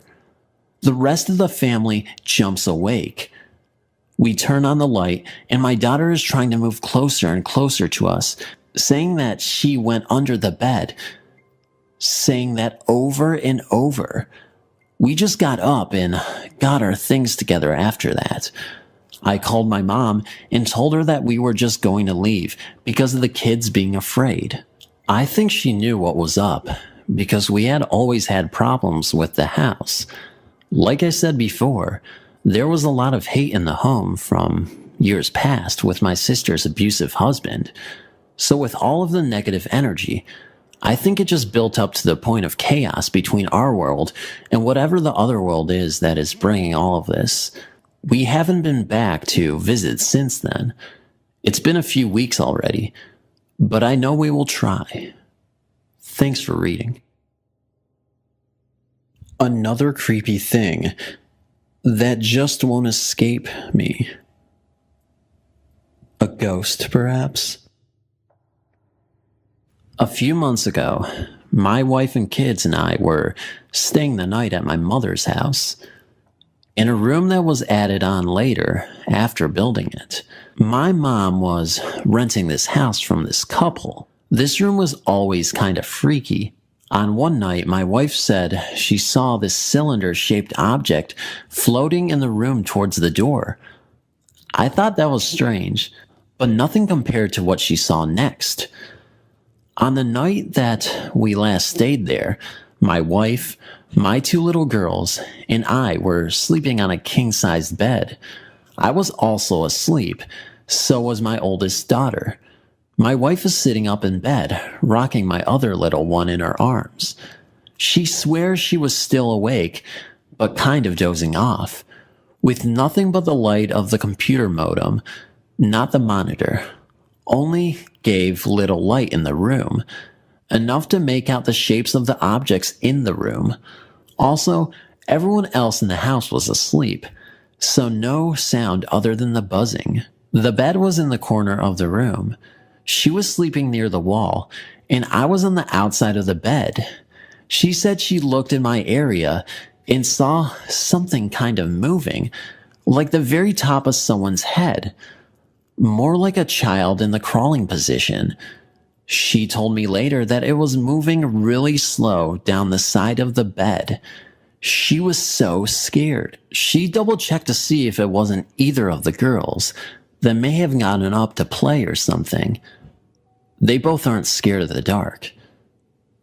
They were both asleep. Slowly, it kept crawling towards the foot of the bed until it got to the corner. When it got there, she told me that it poked its head up just enough to see the black of the eyes. But without hesitating, it ducked back down the turned corner, crawling a little faster towards my wife. She told me that she lied down as fast as she could, thinking it saw her. But again, she swears that she was awake. She shook me and whispered my name over and over until I woke up. He sat up quick and asked what was wrong. She told me, but I didn't want to see anything either. And I admit, I was freaked out too. All of the strange experiences that I have had all my life from a kid to a grown man sort of gotten my nerves all crazy. That is the event that happened that night. My mom no longer lives in that house. The bathroom in that house always scared me. When I would take showers there, my face would get numb all the way down to my arms. Thanks again for reading. About 40 years back, I became interested in tracing my family's ancestors. This is how I discovered the Tilly Bend settlement. Situated in the Appalachian Mountains, it really is a beautiful place. The Toccoa River flows down from the high mountains, winding its way into the Blue Ridge Lake. Tilly Bend settlement is nestled back in these same mountains. One must cross the Toccoa River and travel down a one-lane dirt road that takes you deep into the forest. As you drive along, one begins to notice, windows rolled down, how quiet the deep woods become. This was my first impression of this area 40 years ago. This place has been lost in time because it looks like the same now as then, with the exception of the renovation of Tilly Bend Church. I've been here many times over the last 40 years. I suppose you could say I'm drawn to the mystery of this place. I will only share a small portion of my research. However, you need to understand this. Tilly Bend Church sits right in the middle of this haunting. This church is not part of the haunting. This church is the house of God, and services are held here on a regular basis and demands the respect as being the house of God. In 1756, the Creek Indians lived in this area and got along quite well with this white folk that came to this area from North Carolina. There are census records showing that the white man intermarried with the Creek women. The Cherokee did not get along with the Creeks and forced them out of the area. The intermarried Creeks did not leave, and neither did their customs. In 1820, the Stanleys had formed a settlement over the mountain in a place known then as Stanley Gap. This being told, I can now share with you what I know is fact. Searching for my great-great-grandmother's grave, I ended up in Tilly Road Cemetery. At this time, the church only had services on decoration once a year. The church building was very old, but still in fair condition for its age. There were no glass windows, only wooden shutters, and that was common in the days before air conditioning. The doors to this church is what I remember most about this old country church. There was in both of the old doors what appeared to be like someone had shot the doors with a rifle of some sort. My first impression was that someone had done this out of pure meanness. I then proceeded to walk around the side of the church and walked up and peered through one of the cracks between the shutters. Of course, with the shutters closed and there being no windows, the inside was dark. I could, however, make out the old homemade church pews and the pulpit. I also noticed a high ceiling with the rafters showing. Yes, I thought this church is old, and the welcome sign out in front of the church stated the church was established in 1858. After I looked the old church over, I then headed up the hill to the cemetery. I noticed there were a lot of field stones marking the graves, which is not unusual for very old graveyards. Right in the center is a very old and large oak tree, the only tree that is in the graveyard. I started looking around at the grave markers for my great-great-grandmother's grave. Well, to my surprise, her grave was also in the center of the graveyard, and her grave was the only one under the oak tree. The name on her marker is Elizabeth, so I'm looking around at this graveyard, thinking it looked as if no one wanted to be buried anywhere near her grave. I then wrote the information for her marker down, and that is when I noticed the head of her grave was facing west, which is very odd, because all the people here bury the dead facing to the east, because the Lord will return in the eastern sky. I finished getting the information, and I caught a glimpse of someone out of the corner of my eye. I did not hear a car come down the dirt road, and there were no houses close by. I turned very quick to see who it was, and there was no one. I laughed at myself thinking, yeah, I'm jumping at my own shadow. You see, I don't believe in ghosts, but I did believe in mean people. As I started back down the hill, I noticed another grave. It was called Mary. The birthday was the same as Elizabeth. They both died on October 26th. Elizabeth died 1905. Mary died 1906. I thought, boy, somebody messed up on the dates. I reached my car at the foot of the hill, and as I got in, I looked back up towards the cemetery, and at the tree, I saw what appeared to be a woman. Her dress was long and black. She had on a hat that I can only describe as a granny bonnet. I thought, you have got to be kidding. Then it looked as if she stepped back behind the tree. I was curious, so I went about halfway back up the hill and shouted hello. Of course, no answer, so I walked all the way back to the tree, and there was no one there. I hurried back to the car and left.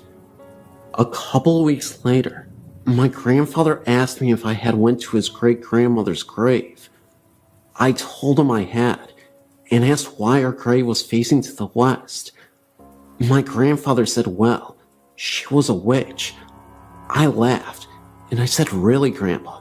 Why is her grave turned around? He went on to tell me this. She was Creek, and also a witch doctor for the Creek Indians. The whole settlement was afraid of her. Now she had a daughter to marry, a Tilly, and another daughter to marry, a Stanley. There had been a family feud between the Tillys and the Stanleys, so the two sisters became enemies because of their husband. The feud escalated, and on Sunday morning, the Stanleys went to Tilly Church and started shooting through the doors of the church, killing the preacher, he was a Tilly, and several others in the church, including the one sister who married a Tilly. Now, the Tillys didn't let this go, and one night, they went to Stanley Gap and killed some of the men while they were asleep. Now the sister that married a Stanley, her husband was killed that night. A few months later, she died having a baby. Elizabeth Bradley vowed revenge on both the Tillys and the Stanleys for the death of her two daughters. After that, every baby born to the Tillys and Stanleys died at birth. I said, come to think of it, there was a lot of little baby graves, rows of them. My grandpa said, well, after a year of this, the Tillys went to Elizabeth Bradley's house and got her.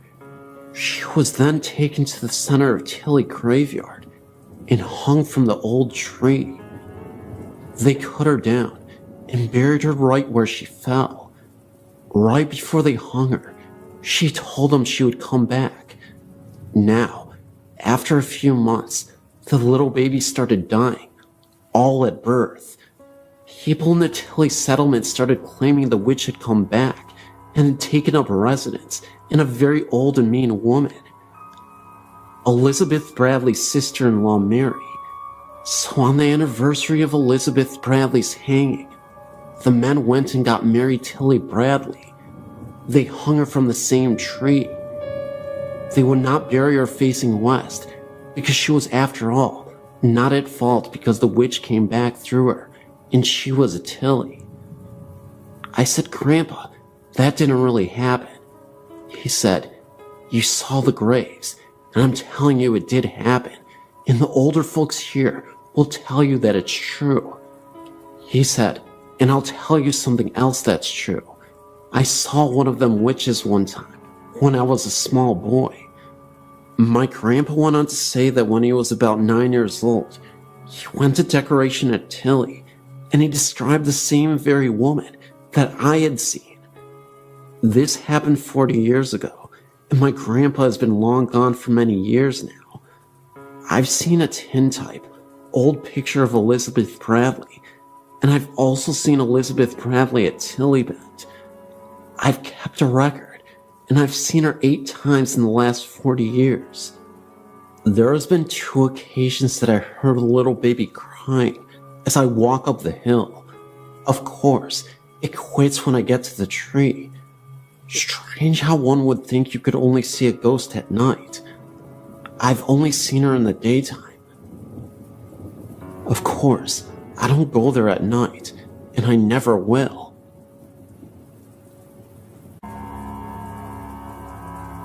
I've always believed in paranormal things. I've had many encounters with ghosts, and it's never really bothered me. My daughter was born in 2006. Around the time she was 1.5, we moved into a nice older house. The first night in our new house, we were camping out downstairs because our beds hadn't been unloaded from the truck yet. Around 2 a.m., I was woke up because you could hear the sounds of someone walking around in a room above the kitchen. I just blew it off as an older building and such. I walked upstairs when I continued to find her closet doors open and things scattered around her room like someone had been in the boxes. Again, I just blew it off as my kid brother playing a trick before he left. The next morning we were setting up her room, and I noticed her sitting there, acting like she was playing with someone. It sort of gave me chills, because she was actually talking to someone. I just ignored it, but later, she started mentioning the man. 3 days into living there is when things started happening. Her room has never been warm. I can turn the heater up to 75 degrees. I've bought a space heater. The landlords have came and checked the windows and insulation.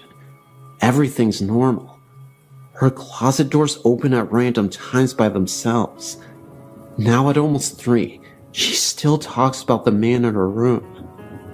She's informed me that the man tells her she can do things, be bad, and do things after she's told no. She still sits around and talks to no one. We lived 14 months, with just little things happening all around 2 a.m. Her bedroom door slams shut, and you hear stomping down the stairs. The laundry room doors open and slam shut. The water in the bathtub turns on by itself. But lately, things have become more aggressive and frequent. I decided to decorate her room. I put new curtains up, her new blankets on her bed, and hung clothes in the closet. I walked downstairs, leaving all the lights on, but shutting the closet doors. I was downstairs maybe 5 minutes. As I entered the hallway, I noticed her door closed. Nothing new, but I opened it, and there was this rush of cold air. Again, nothing new. The light was off, and you could feel someone in the room. It was an angry sort of feeling, like someone was glaring at me. I ignored it and turned the light on. The curtains I'd just hung had been ripped off the rod and lay in the middle of her room. Her new blankets and sheets were off her bed, and her closet doors again wide open. My daughter refuses to sleep in her room now, saying the man scares her, that he yells at her. I've placed crosses and went as far as to have my house blessed, and nothing. In the last 2 months, I've been woken up to someone screaming in my ear. The sound of my front door opening and slamming shut, and my bathroom shower turning on, all in the 2 a.m. hour, and on nights my daughter's at grandma's house.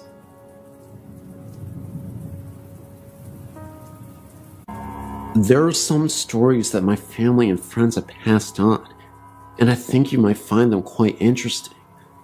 I'm a great fan of your website. I've some stories that I've heard from family. Here's one that my grandpa encountered. His father had recently died in 1993, and the night of his funeral, he was awoke by something. He didn't know what it was. He was just awoken by whatever it was. He looked over, and his father was standing there, saying, "I'm okay. Please do not worry." My grandpa got a drink of water and his father left. He went right through the door. Then, I have one from family friends. This was when friends Steve and Rita had moved into a new house. They had seen several apparitions that they have not really explained, or really just blobs. Then, here comes the scary part. Here are two stories that I've also inquired from the same person. Rita and her husband and two friends were in the family room in the middle of the day, talking, and all four of them saw a shadow jump from the balcony, slide across the family room, and go under the couch.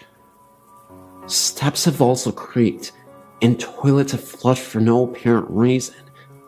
This was also a new house, with no history of violence on the property. Now for the second story. A couple of nights later, Rita was sleeping, and woke up to feeling like someone was sitting on top of her, trying to choke her. Steve woke up to Rita's screams, and flipped the lights on. She told him there was a man with a plaid shirt in the room, trying to choke her. No one was in the room. She got up out of bed, and went to the dresser, looked in the mirror, and he was behind her. A lumberjack-looking man in a plaid shirt, standing right behind her. This also might sound kinda weird, but my mother Bernadette lived in a new neighborhood when she was little. Outside of the development was a field with a very small house, almost a shed. Whenever my mom took a walk with her grandma, a little girl would come running out of the house and shed and talk with them. She was always dressed old-fashioned with a dress on. She resembled a little girl like Shirley Temple.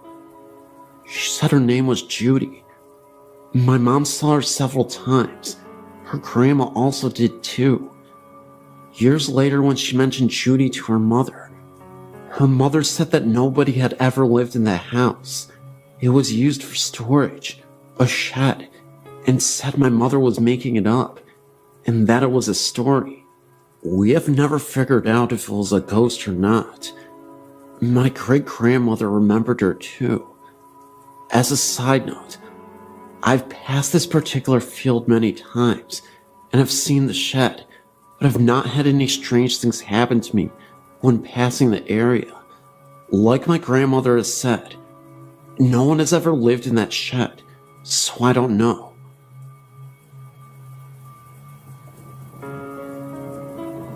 My name is Rodney, and I would like to share a story with you that happened to me and a friend of mine. First, I'll give you some background. It's the early 70s in Enon, Ohio. My friend Mike and I were very close because both of our parents had gotten divorced around the same time we were in our early teens. We shared similar interests in magic and trickery in the occult. We used to save our money and either buy magic tricks from magazines or make magic tricks from plans that we would buy for our act. We appeared on a local after-school show for kids a couple of times, and in doing so, we got to meet a local famous person named Dr. Creep. He had a Saturday night show where he would host and show scary movies, and he also did magic. Dr. Creep was really knowledgeable and had a lot of contacts. He told us of a local magic shop in Dayton and gave us directions. We couldn't drive at the time, but I would beg my older sisters to take us there. Discovering that magic store opened us up to a whole vast world of new tricks and illusions. The shop also sold paraphernalia for smoking, and it had a lot of what we now refer to as goth type of clothing and jewelry. Well, as we were getting a bit older, the movie The Exorcist came out, and we thought that what a neat idea it was to put some drama and stage production into the act to make it more of a show. We both attended a vocational school, so there were a lot of talented people there, and we found a couple of girls that liked to dance. We added dancing demon girls to the beginning of the show using blacklights, dark jumpsuits to conceal the girls under the sheets. The music was Mike's Oldfield's Hearst Ridge, I think that was the title. The stage was very barren when the show started. Only a small table with dimly lit candle and the dancing girls could be seen. The dancing girls' dance ended with them meeting in front of the table, and big flash exploded, and as the lights slowly illuminated, they would reveal a transformation in the whole look of the stage. There was now a 10 by 12 painted dragon silk tapestry hanging beyond the table, and 2 silk banners of Beelzebub artistically lit with airy lighting, and I would be standing where the dancing girls had disappeared in my cape. Most of our tricks and illusions were dark in nature. My friend Mike moved to Houston a year before we graduated high school. He got a job at the Galleria Mall in the fun shop. After I graduated, I moved to Houston and stayed with Mike at his mother's house. I also got a job at the fun shop. Eventually, we pretty much ran the place, and again, we found a lot of new outlets for magic and the occult. Eventually, we moved into an apartment together as roommates. Our interest in the occult grew, but only out of curiosity, and it gave us an air of mystery to other people. As we made more friends, and our reputations as being a little different spread, we decided to really mess with people. Mike's bedroom had a huge closet, and being young, he didn't have a lot to put in there. We decided to dress it up and make it look like a devil worship, after with the banners we had, and with the skull-shaped candles and the magic tricks. Our plans were when our friends would come over, we would show them that, and they would freak out. The very night we did this at about 12, I awoke to a pounding on a wall between Mike's room and my room. I sat up and yelled, "What are you doing over there?" The pounding continued unrelentingly. I got out of bed and went over to the wall and yelled, "Knock it off, I'm trying to sleep." The knocking got louder and didn't show any signs of stopping, so I went over to Mike's bedroom door and knocked and said, "Mike, stop it." The pounding continued, so I opened the door to see Mike sitting up in his bed, looking at the closet. My eyes went across the room towards the closet, and as my vision passed his dresser, I saw the door slowly closing. I asked Mike what he was doing banging on my wall. He said it wasn't coming from the wall between our rooms, it was coming from the closet.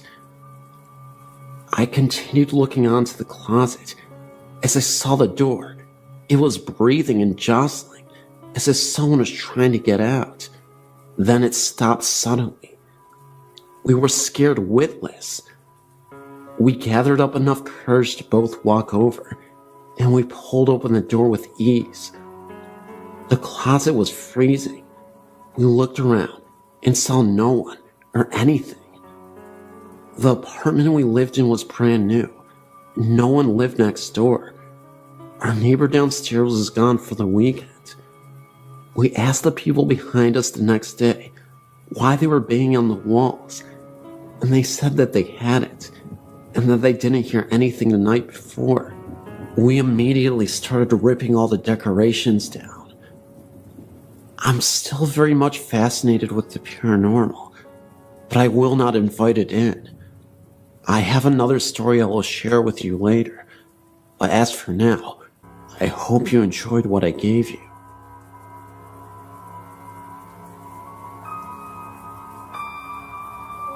My parents own a lake house in northern Indiana, and we used to have a neighbor named Mr. Campbell. Sadly, Mr. Campbell was quite old and depressed, and one day he left a note and enough food and water to last his dogs at least a week. He said his body could be found in the lake. I couldn't remember if it was ever found though. This story has many parts, all leading to the same conclusion. Mr. Campbell's ghost haunts this property, but he seems to be quite calm and docile. The first instance, well, a rich man, Richard, bought his property, tore the home down, and built a $2.5 million house. Richard was extremely nice and was always coming over for dinner. One day, he told us that he thought his house was haunted. He had an entertainment system installed that requires him to climb a ladder to fully turn it on or off. For that reason, he always left it on and left the ladder in the garage. One day he had guests over and was going to put on the Indy 500, but the system was powered down. He said he watched TV the night before and no one had been in the house. At first he just assumed it was a power outage or something. He got the ladder and turned on the system. However, all of the settings were messed up. The volume was turned down very low and the radio was on and set to a 50s station. The TV was off because of the radio. When he turned on the TV, it was tuned static rather than the Discovery Channel Richard had been watching the night before. He said he played it off as an accident to his guests, but that it kinda spooked him. Later, after this happened, again Richard assumed Mr. Campbell wanted to listen to music, but didn't want to disturb anyone, because no one had heard the music. Richard also had a roommate named James. The thought is that they were lovers, but no one really asked. Richard would travel to Chicago a lot, and James would be home alone. One night, my sister and I were watching TV in our room and saw lights shining outside and heard men talking. We looked out our window and saw about 3 police cars and about 6 policemen walking all over the house, looking at windows and knocking on the door. We went outside with our dad to see what was going on, and the police asked if we had heard or seen anything suspicious. We said no. Why? They told us someone had called 911 from the house, but only breathed into the phone for a couple minutes and then hung up.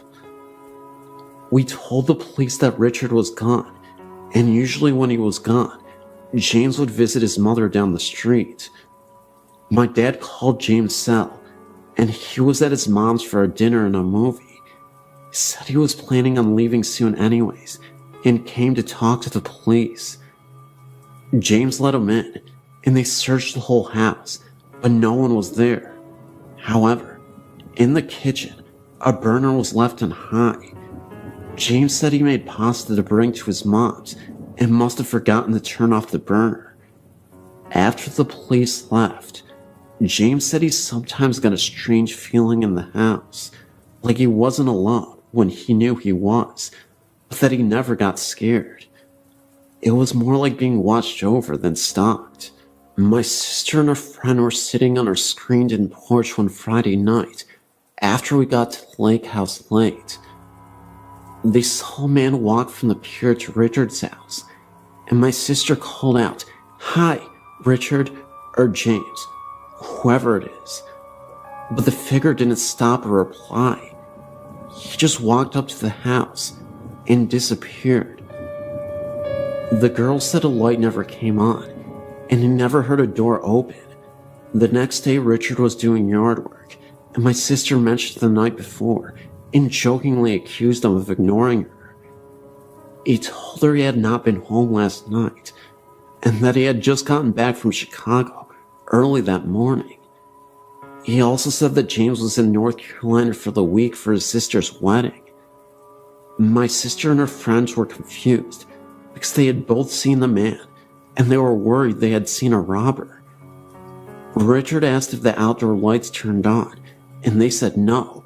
Why?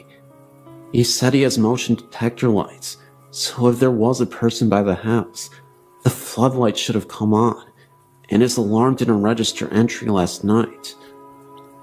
The next incident, Richard had to move to Chicago.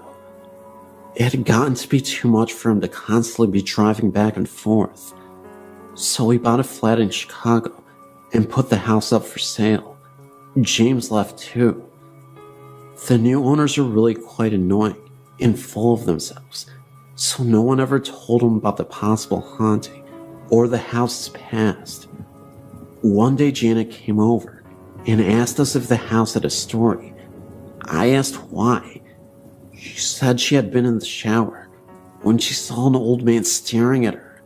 She screamed and he just disappeared. We told her about Mr. Campbell and everything, and she sort of freaked out. They tried to sell the house, but couldn't. She still says the old man watches her every now and then. The housekeeper says she has never seen the old man while she was showering, but that she thought she saw him one day while she was cleaning. He was in the entertainment room, listening to music. She also said that the 5 dogs will stare at all the same spot for several minutes on end, tails wagging, as if they were being talked to. We still talk to Richard, and he has told us many stories about the house, rearranged pantries, the entertainment system being changed multiple times, and other various things. We think Mr. Campbell haunts the home because he can't move on. My mom says my experience must have been Mr. Campbell trying to get away from Janet for a while. That incident was before the shower, but Janet was already in the home with her husband. We still hear the beeping every once in a while, and we all just say, "Hi, Mr. Campbell, you can visit as long as you like." The dog stopped staring and following him after about the 10th time. They'll look up just after the beeping, and just before we hear him leave. I'm a bit of a baby, so I still get creeped out when I'm alone at night, even though I know he has never done any harm. My parents are the last people I think would believe it, but with so many incidents, we think he is there living out his days watching others. Maybe he regretted saying goodbye prematurely, and because of this is what keeps him from going to the other side. I was visiting my mother and some friends in Florida, and stayed with my mother while vacationing, to cut costs of course. She works nights at the local hospital, so I'm there alone from 7 p.m. until 7 a.m. when she works. It was a Friday evening, and my mom had just left for work. I was hungry, so I went out to grab a bite to eat. I got back to the house around 8 and called my friend, who was supposed to come over to keep me company, but he was running a little late. So I decided to keep myself entertained as I waited. I was in my room listening to music and stuffing my face when I heard what sounded like church bells. Now, these bells would have had to be kind of loud, because I listened to my music on blast. I turned down my radio to hear the sound more clearly, all the while thinking to myself, there are no churches in the area that I know of, which made this all the more strange. As I listened, I heard the sound fade off into the distance, as if traveling away. I sat for a couple of minutes and turned my music back up and continued eating. About 15 minutes later, I heard something like someone trying to get in through the back door. My mom's house is a little older. I'd say about 40 to 50 years old. For someone to pry open the back door would not be a difficult task. So naturally, I ran to the back door to see what was going on. Once there, I saw that no one was there, but the glass in the door near the knob was fogged up like cold water would do in a glass cup. Thinking that was a little strange, I grabbed the handle to open the door, and I let the scream bloody murder. The handle on that door was sub-zero cold, and it really caught me by surprise, just from how incredibly cold it was. I stepped out into the porch, turned on the light, looked around a bit for anything suspicious, and when I saw nothing, I reluctantly went back inside. Concerned, I kept my music to a minimum, just in case anything else happened, as it surely did. About an hour later, I got a call from my friend. Now this is strange. He lives about 5 minutes from my house driving, in about 20 minutes walking. Apparently, he came over to the house and rang the doorbell, heard my music playing, and figured that when I didn't answer, I was in the bathroom or something. He called my phone, but it kept getting cut off after the first ring, so he decided to go back home and come back since it's not far at all. He claims that as he was backing out of my driveway, he saw the front door open. He rolled down the window to see if it was me. He said as soon as he got the window all the way down, the front door violently slammed shut, so hard that my friend thought for sure that the front window should have shattered. I heard none of this. Around the time that he came over was coincidentally the same time I heard the strange bells. So, I was a little spooked and told him to come over. So he said give him about 15 minutes and he would be over. Well, a lot can happen in 15 minutes. I got off the phone with him and went to the bathroom to freshen up a bit. I washed my hands and face and dried them. I was heading back to my room when I heard a faint sound in the living room. I was a little apprehensive to see what was making the sound and started thinking that perhaps I wasn't alone in my mother's house. From my bathroom to the living room, there is a long hallway. As I walked the hallway, I sensed a presence, and it felt like a large presence, however that feels. Upon entering the living room, I looked up and saw what looked like a clergyman. I could see him clear as anything. My reaction wasn't what one would expect. Looking back on the incident, it seems unusual to me as well. I began to cry, almost uncontrollably, and I still have no reason as to why. That's when I heard a knock at my door. My friend had arrived, and as I stood there, I saw the apparition seem to fade to nothing as he continued to knock and rang the doorbell. I opened the door to my friend, who seemed a little shaken himself. He asked me why I'd been crying, and unsure on what to tell him, I simply said that I saw something sad on TV. He asked if anyone else was in the house because he saw someone leave out the back door. I told him it was my neighbor. I've had many things happen to me. Dreams and visions have been a part of my life for as far back as I can remember, but none of them compare to this incident. Weird, huh?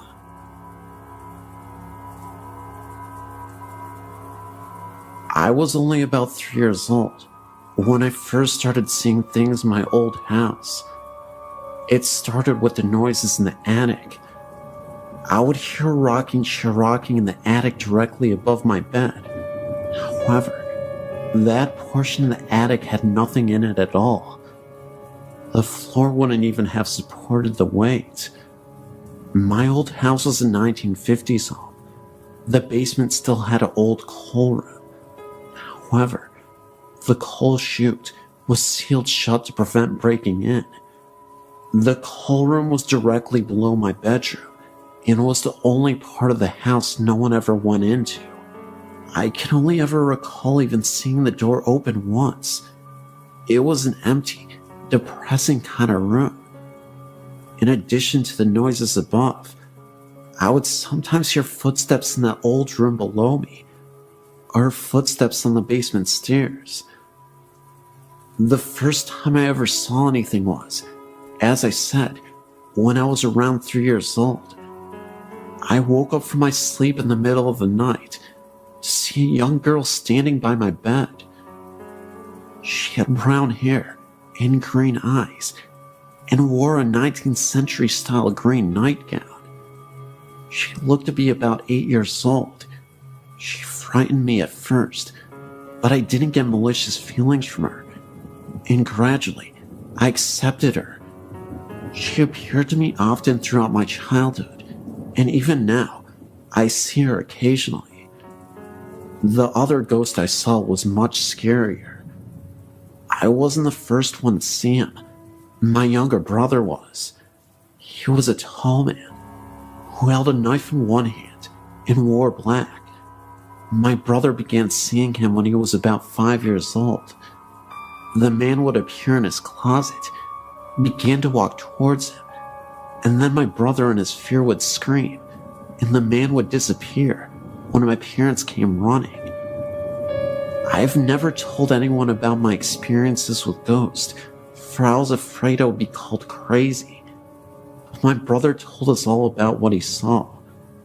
He saw the man a total of 4 times, once in each of our bedrooms, and twice in mine. I saw the man twice, but I didn't begin seeing him until I was much older, around 9 years old. I always got a fairly bad feeling from the man, and Victoria, the name I gave the little girl, would always disappear before he appeared. I got the sense that she was scared of him for some reason. In addition to this, when my great-grandma passed away, I inherited her jewelry box. The first night I had it, I'd left it sitting open on my bedroom floor. When I went to bed, I was around 6 years old. I was lying awake in bed when suddenly the movie in my VCR fell out of the VCR and onto the floor. A few minutes later, my TV turned on. There was no one else in the room at the time. As I got up to turn it off, it turned itself off. A few nights later, I'd once again been playing with the jewelry in the jewelry box. I awoke to find my basketball bouncing itself repeatedly against my dresser, sideways. There was no one else in my room at the time, and I kept it up for over a minute. After that, I became frightened and stowed the box away in the back of my closet. To this day, I will not open it, even though I'm now 16. The scariest thing of all happened when I was 11. I awoke in the middle of the night, unable to move the lower half of my legs. Terrified, I sat up to see a strange black shadow sitting on my feet. It was blurry. That may have been partly because my glasses were sitting on my bedside table. At first I thought it was my black cat, but quickly realized that it was much too big. It was transparent. It was about half the size of a small child. But the thing itself isn't what scared me. It's the feeling that I got from it. I felt terrified, like I've never felt before in my life, as if the strange shadow was pure evil. I struggled to move my legs, and then ran into my parents' room and woke them up. It's the only time I've ever told them of my paranormal happenings. My dad came into my room and turned my light on, but of course, the thing was gone. He insisted I was dreaming and tried to get me to go back to sleep, but I slept on their floor for a week straight after that. I've since moved into a new house. My grandma died here, and we moved in afterwards. Because she left it and everything else of hers to us, I don't have as many experiences here. But there is one that really stands out in my mind. I awoke in the middle of the night, and I could feel someone laying against my back. Their knees curled under mine, and their arm around me. I freaked out and literally jumped onto my floorboard and flicked my light on, but nothing was there. My mom was woke up from the commotion, and I told her about it. She told me it was my grandma, who was keeping me safe as I slept. And then a few days later we drove to the cemetery, where my grandma is buried. We took my grandma's dog with us. Once we got to my grandma's grave, the dog went crazy. She began to bark and whine, and paw the windows frantically. We thought it must have been a squirrel or something, but there were no animals in sight, not even a bird. My mom thinks that the dog saw something we couldn't, and I have to say I agree. I've had many experiences, And these are just the ones I was reminded of by reading other stories on your website. I wrote a lot. I tried to narrow it down a bit. I've tried seances and things with my very good friend who has similar experiences to mine, and we've been successful at this. It really shocks me sometimes, because we'll both get an image in our head or see something, and we can finish each other's sentences. That's how precisely we see things. I definitely believe in the paranormal, and I hope to show other people the truth.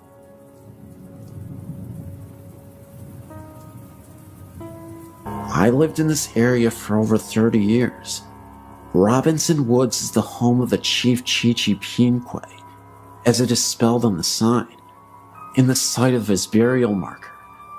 He was the last chief of the Potawatomi Indians, and he was related to the Robinson family. He died in 1953. There have been numerous ghost hunting expeditions conducted here, with reports of drums and shadowy forms of an Indian in pictures in the woods surrounding the memorial marker. These woods are connected to Catherine Woods, west of East River Road, south of the Kennedy Expressway. There's a trail that leads from behind the Chief's memorial marker, going to a small branch of the Des Plaines River. It is along this river that John Wayne Gacy buried several of his victims. Additionally, there have been numerous bodies found here over the years. In the late 1950s, 2 brothers went missing and were killed, and their bodies were discovered here. The area of these woods, more towards the Catherine Woods side, just south of the expressway, is where the American Airlines flight went down, killing all on board. On the east side of the East River Road, there used to be a horseback riding stable called Happy Day Stables, which was the site of many illicit doings. John Wayne Gacy was known to be friends with one of the stable hands that worked there in the 50s and 60s, and he was a frequent visitor there. This stable hand is the one who was responsible for killing the 2 brothers in the late 1950s, and it's local legend that Gacy participated in the murders. Of course, both Gacy and the other man died without ever revealing the truth of this. These woods have been the site of more phenomenon than can be counted. Generations of kids have gone there to dare each other to face their fears. I've personally experienced the drums in the woods, the face of an Indian behind the marker, felt overwhelming fear, anger and sadness, and evil along the river behind the trail, and horrifying fear around the airplane crash site. That's my story, and many others, and the rumors surrounding this area.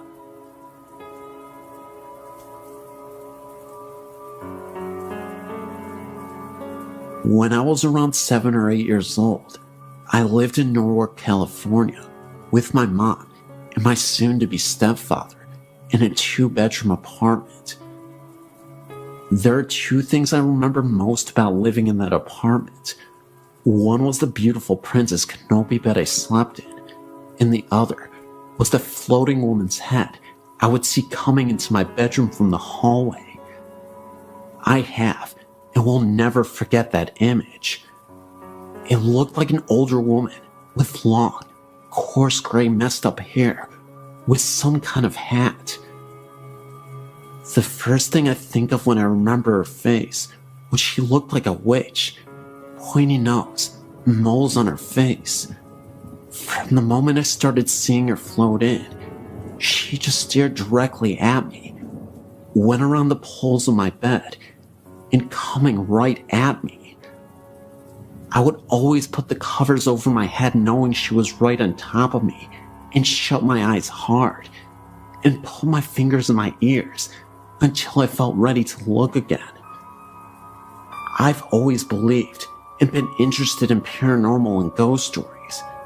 After my grandmother died, I felt her hand on my shoulder in my then boyfriend's house. I turned around Nobody was there, but for some reason, I knew it was her, and I didn't feel scared. I felt she was letting me know she's okay, and with me. Lately, my sister and I have been looking at paranormal sites and researching videos and pictures of ghosts, paranormal stories. Your site is my favorite right now.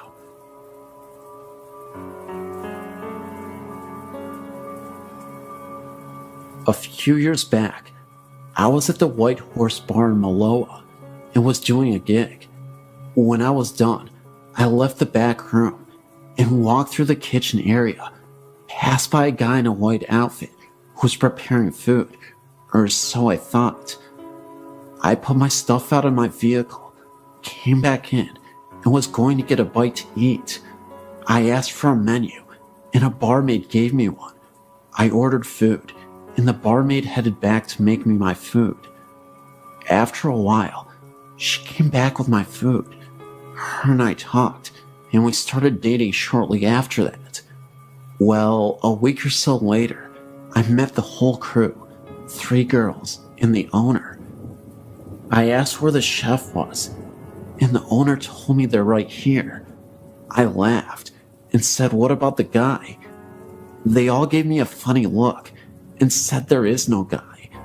I had explained the guy I'd seen a week back that appeared to be a cook, dressed in white clothing that's similar to a chef, and was facing the kitchen stove that I walked by.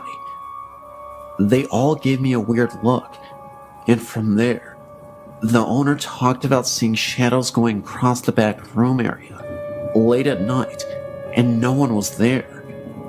He told me the owner prior said a ghostly head was said to appear down from above the bar one time in the past. There was a time that I had to change the light bulb, and it had to be replaced. The old one was loose and burned out. I tightened the new one in place and tightened down the fixture, and we were sitting down my girl at the time, and the owner and another of the bar ladies and I joked, the ghost will probably be here to flicker the lights, and the light will burn out. The crazy thing is, a couple seconds after that, the light flickered and went out. The owner got another light bulb, and I took the fixture enclosure off to find the bulb loose, but still good. One of the barmaids researched the property and told us the place a long time ago, back in the past, was a feed store, and that a guy in his teens got crushed to death from fallen feed sacks. I was born in Singapore in 1951 to British and Australian parents. We lived in various cities in Malaysia during the 1950s, 60s, and 70s. In 1957, we arrived in Kuala Lumpur, where we stayed until mid-1975. We moved into a company-owned house at Freeman Road, Kuala Lumpur, Malaysia. The history of the house is as follows. It and the house next door, number 17, were built just before World War II by the late Dato Gunlay Take, a then well-known architect, who became an early Malaysian High Commissioner to either Australia or Canada. He built them for his daughters. During World War II, the 2 houses, along with a large semi-detached house immediately behind, on what was then known as Gulfview Road, were taken over by the Japanese Army's secret police and known as the Kenta Pai, equivalent of the Nazi Gestapo. The 2 houses behind were used as Kampai Thai offices, and the 3 in jail in Freeman became senior military officers' brothels. The women in the brothels were both Asian and European, the latter being drawn from a pool of captured civilians and military nurses. Comfort women was the term used by the Japanese. Male military POWs were used as gardeners and cooks, etc. These staff, if they fell from favor, were executed, and some were obviously buried in the ground surrounding the houses, as some years later, We did find scattered human remains when excavating the gardens for our new orchid beds. On the advice of our doctor, who identified them as human in origin, we quietly reburied the remains.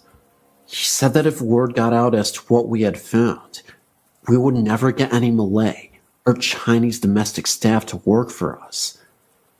After the war, the houses were returned to their owners who, knowing what the Japanese had used them for, promptly put them up for sale. They were all bought by large companies at bargain prices, who used them to house senior expatriate staff. Gunlay Take was no different, and in 1947, sold his 2 houses to the company my father worked for. The 2 company houses were 3-bedroom houses of 2 stories, double brick construction. There was also a long narrow room, forming a roof over the carport at the front door. This room was to play a significant role in what we were to experience over the following 10 years. In our house, this room was turned into a large walk-in linen press and storage area. To enter it, one would take 1 step down. When we moved into the house in early 1957, the first thing my mother noticed was that this room was extremely cold, as if it was air-conditioned. In tropical Malaysia, a non-air-conditioned room this cold is not even practical. Our dogs would never go into this room, and when passing the entrance to that room, always hurried past with tails between their legs. Nobody would really stay in that room for very long. It had a very uncomfortable atmosphere. However, sometimes after running around and playing and getting very hot, I would go and sit on the step at the entrance to the room to cool off. I was 5 years old and knew nothing about ghosts at this time. The main bedroom, on the extreme right-hand side of the upstairs part of the house, as one faced out towards the main road, had its own full bathroom, and the other 2, also upstairs, shared a bathroom via separate doors leading from the bedrooms to the bathroom. These latter 2 were adjoining each other. One was on the extreme left-hand side of the house, and the other at the back, with windows looking out over the back lawn. This eventually became my room. All the doors were heavy solid, with solid brass latches. Windows were hinged teak framed and had a bamboo awning type blind that rolled down over the window to give shade from the sun. Downstairs was a separate formal dining room, lounge room, kitchen, toilet, and downstairs storage room, as well as a storage area under the staircase. The lounge room opened up onto a rear veranda area. Remember, the temperature was over 85 degrees Fahrenheit plus all year round. As per usual, European expatriate practices of the times in India, Malaysia, Indonesia, Hong Kong expats had domestic servants to look after the household chores. All expat houses built prior to the early 1960s had separate servants' quarters on the property. This house had a 3-roomed building with shared kitchen and bathroom, and it had a car garage building sited at the rear of the property, about 20 meters from the main house. About 3 months after we moved in, funny things started to happen. The first incident was the appearance of a white cat. Interestingly enough, it always followed the last person who went into my parents' bedroom at night, the bedroom at the right-hand side of the house. This cat made no sound, but appeared from nowhere and scuttled into the room as the door was opened. This bedroom was air-conditioned. A thorough search of the room failed to find the cat, but next night, there it was, entering again. At the time, we had no cats. This cat was seen every night until my parents moved to the middle bedroom, which was nearer to the room that my younger sister and I shared. Their old bedroom was then turned into a guest room. Over the years, visiting guests who stayed overnight with us also saw this cat. One evening, about dusk, my mother, looking through the lounge window, witnessed a woman with long red hair, wearing a sort of white nightgown, standing near the front gate. She thought that this was unusual and walked out the front door to go talk to the woman. As she walked across the lawn, the woman walked away and went behind the hedge, which formed our front fence. When my mother got to the gate, she looked in the direction that the woman had walked and saw nothing. 3 nights later, my father saw the same woman walk into the entrance of the servants' quarters. He followed her, but found no sign of her when he entered the building.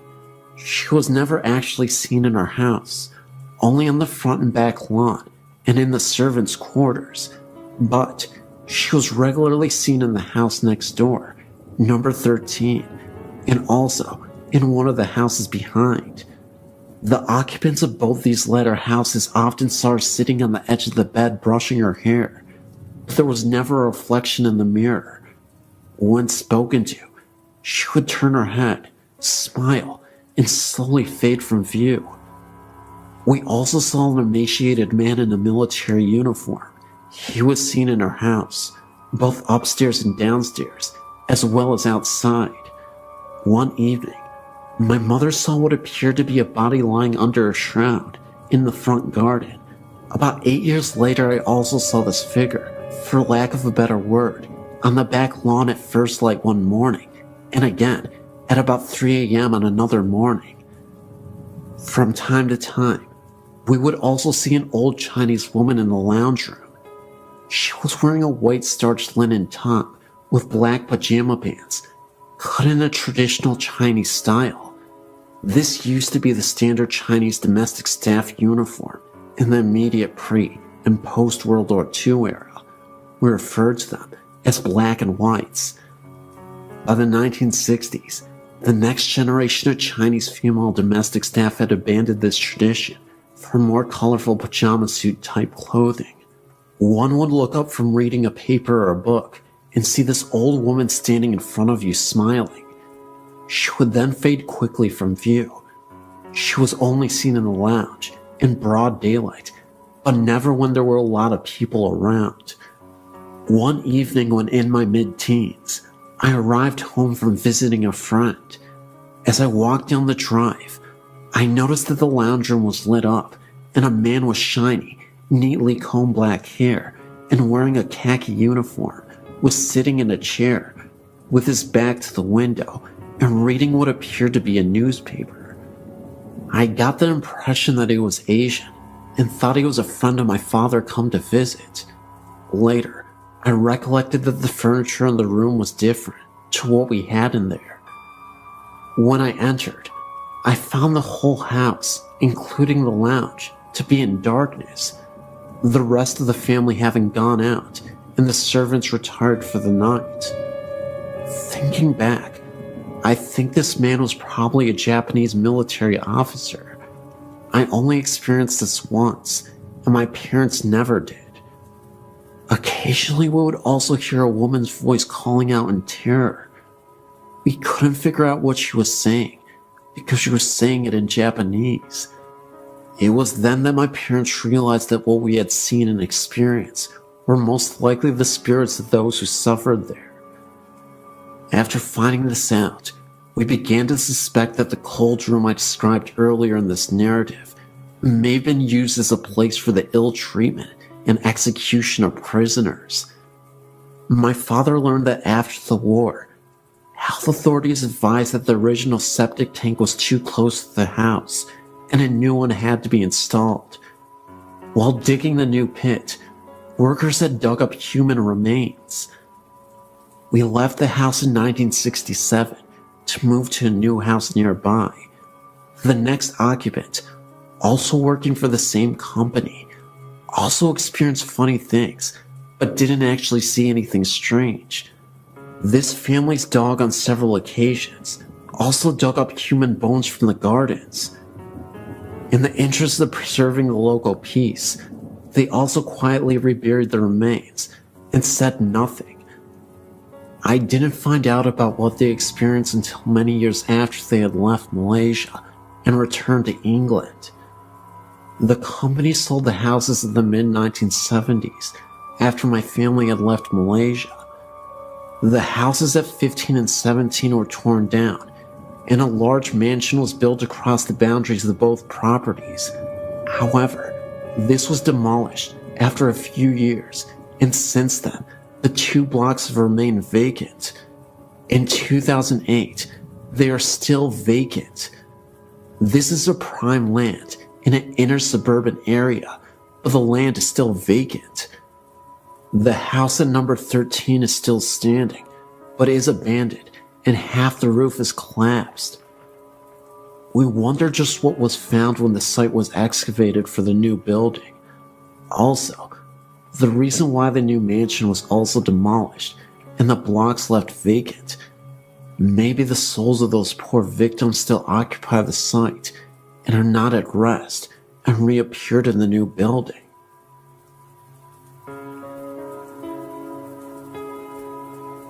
I was shocked to see that in Lovejoy, Georgia, there were apparitions. I too had an experience, but didn't think much about it, especially after everybody looked at us. My mother-in-law also saw it, as if we were crazy. We used to live in a new apartment complex. One day, I was sitting on the counter eating lunch, and my mother-in-law was in the living room.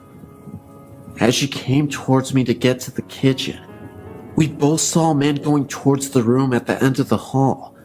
Our first instinct was that one had broken into the apartment.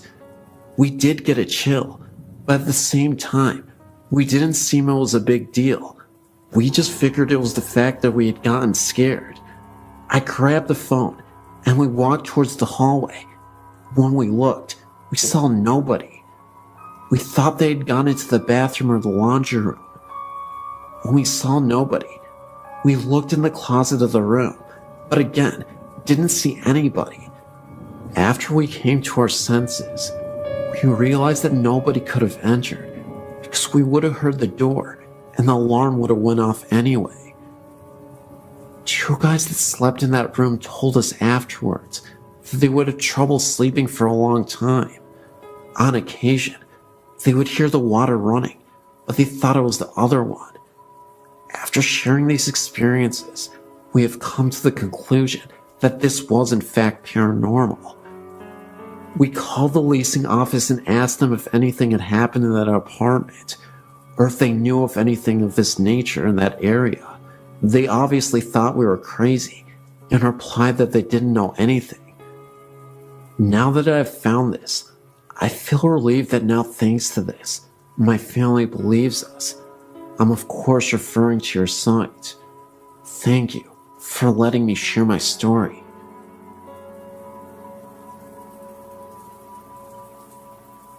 There's a lot of things in my life I've seen over the years, but nothing has disturbed me quite like this.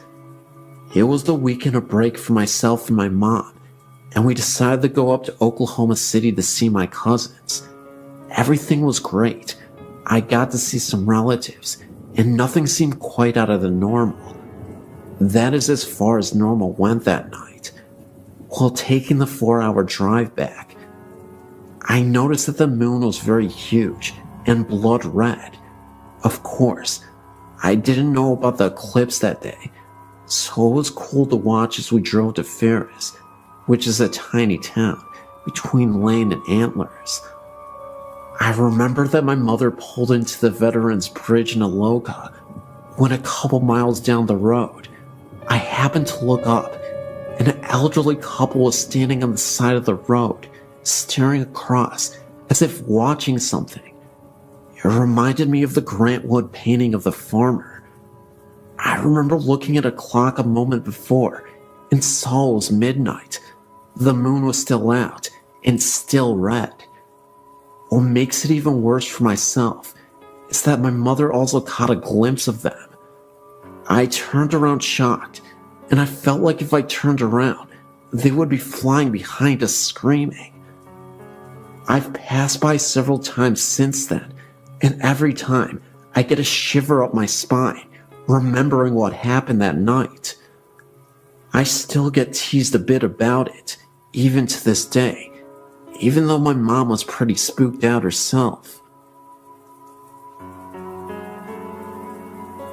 My dog and I have been traveling the mountains of upstate New York and Pennsylvania for 17 years.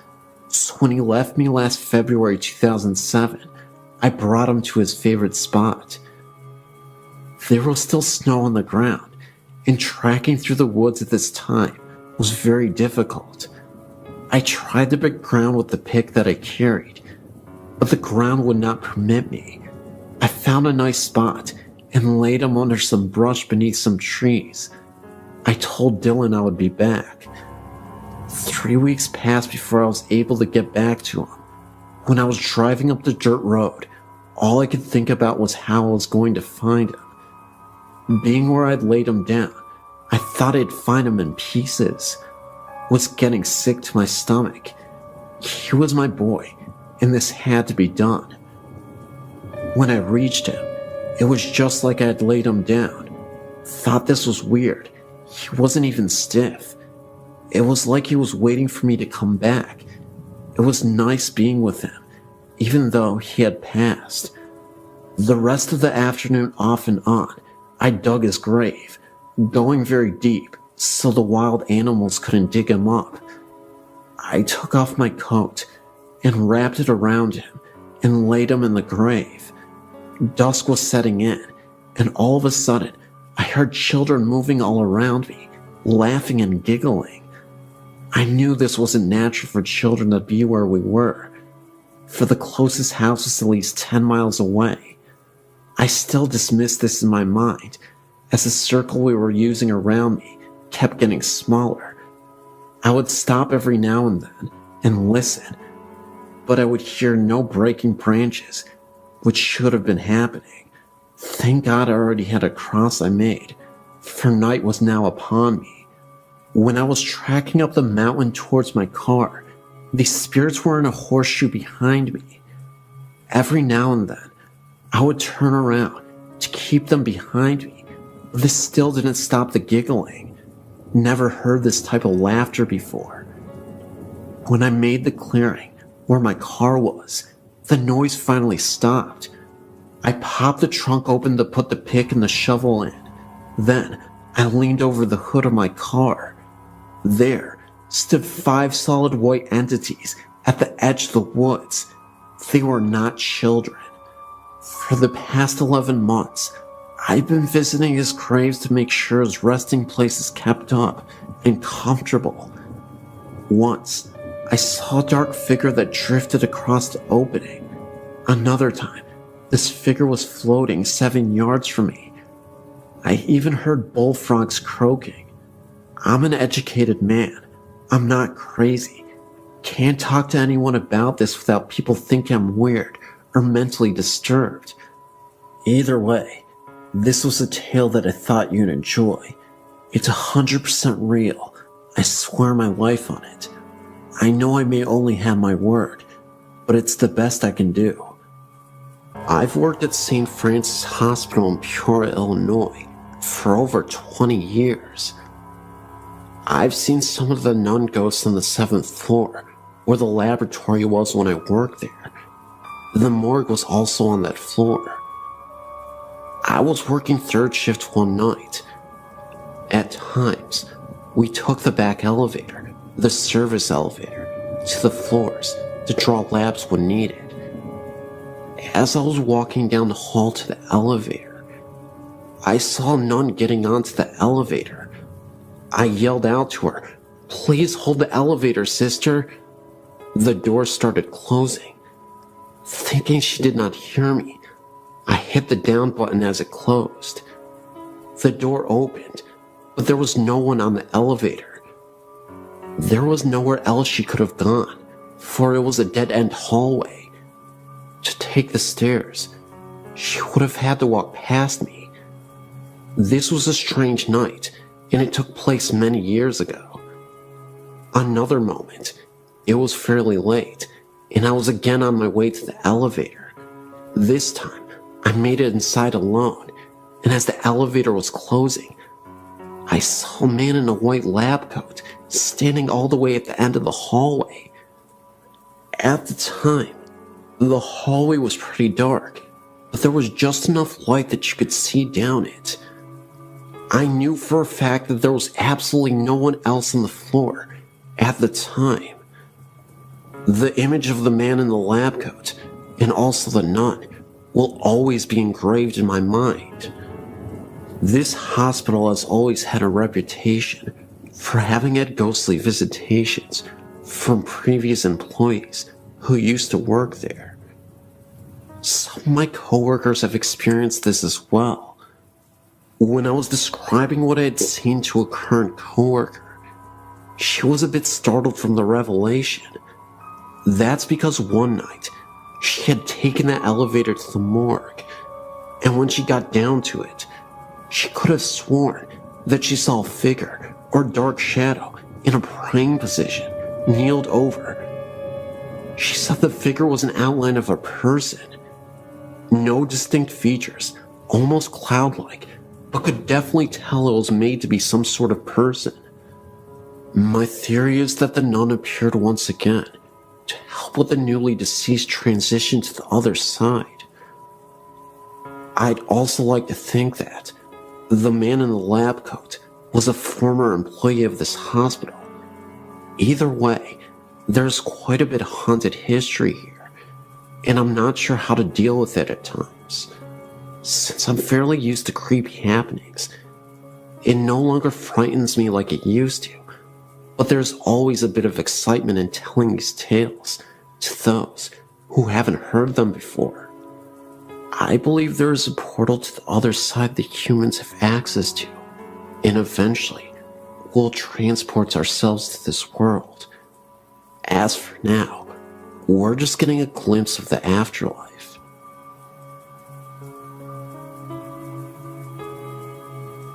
This is an authentic story, and it happened to me. I've already posted this on allaboutghosts.com, but I've not heard anything about this place other than my story. Maybe someone out there has had a similar experience, or even paranormal things happen at this place. What made me want to add my story here is when I read the story about Tacoma, Point Defiance Park, 5 Mile Drive. This story grabbed me and was almost disturbing to me because it is so closely related to mine about a little girl. However, this was no ordinary looking girl. She was looking real, of course, except she had no eyes and was smiling, and then all of a sudden she disappeared. I was searching here to see if there was anything from my spot at Eagle Falls. When I went to this favorite swimming hole of mine on the Sequoia River. This is a very beautiful swimming hole, almost lagoon-like, where the river flows, with falls into a pool of deep colorful water, and under the water, on the side of the walls, there are huge giant flat rocks that drop off down where you cannot see the bottom. The rocks above have been carved into the star-like settings that have become flat, and then go down into where the river wall is. Across the river, which is only about 50 feet or so, there are rocks where people can climb to. There is a rope swing tied to a tree on this side also. It's a popular spot for people to swim in the summer. I really like this place for swimming and floating on my raft of flippers, so I can move faster to swim up the currents of the falls better and ride the river down. This brings me to my story. I was headed towards the place where I was going to do just that, and noticed there were 2 people to the right of me, a man and a woman, one sitting next to the rope swing, and the other climbing up the rocks.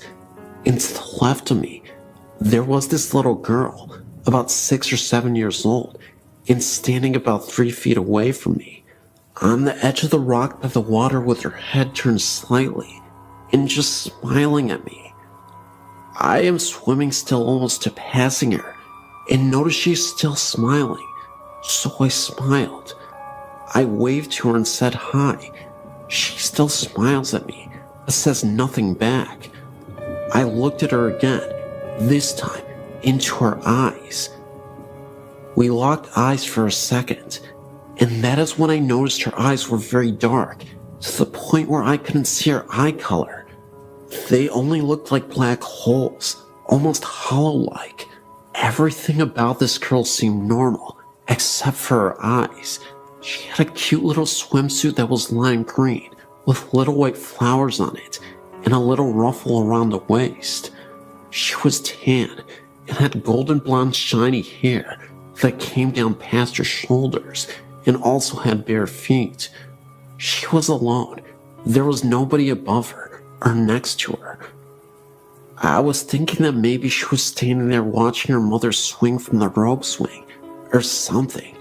But as I swam a little bit past her, I suddenly turned to look back, because I feared her being too close to the edge, and wanted to let her to know to step back. But as I turned to do this, she was gone. Now, I was wondering how she could climb the rocks that quickly, and how she could be completely out of sight when I only turned for a second, then looked back.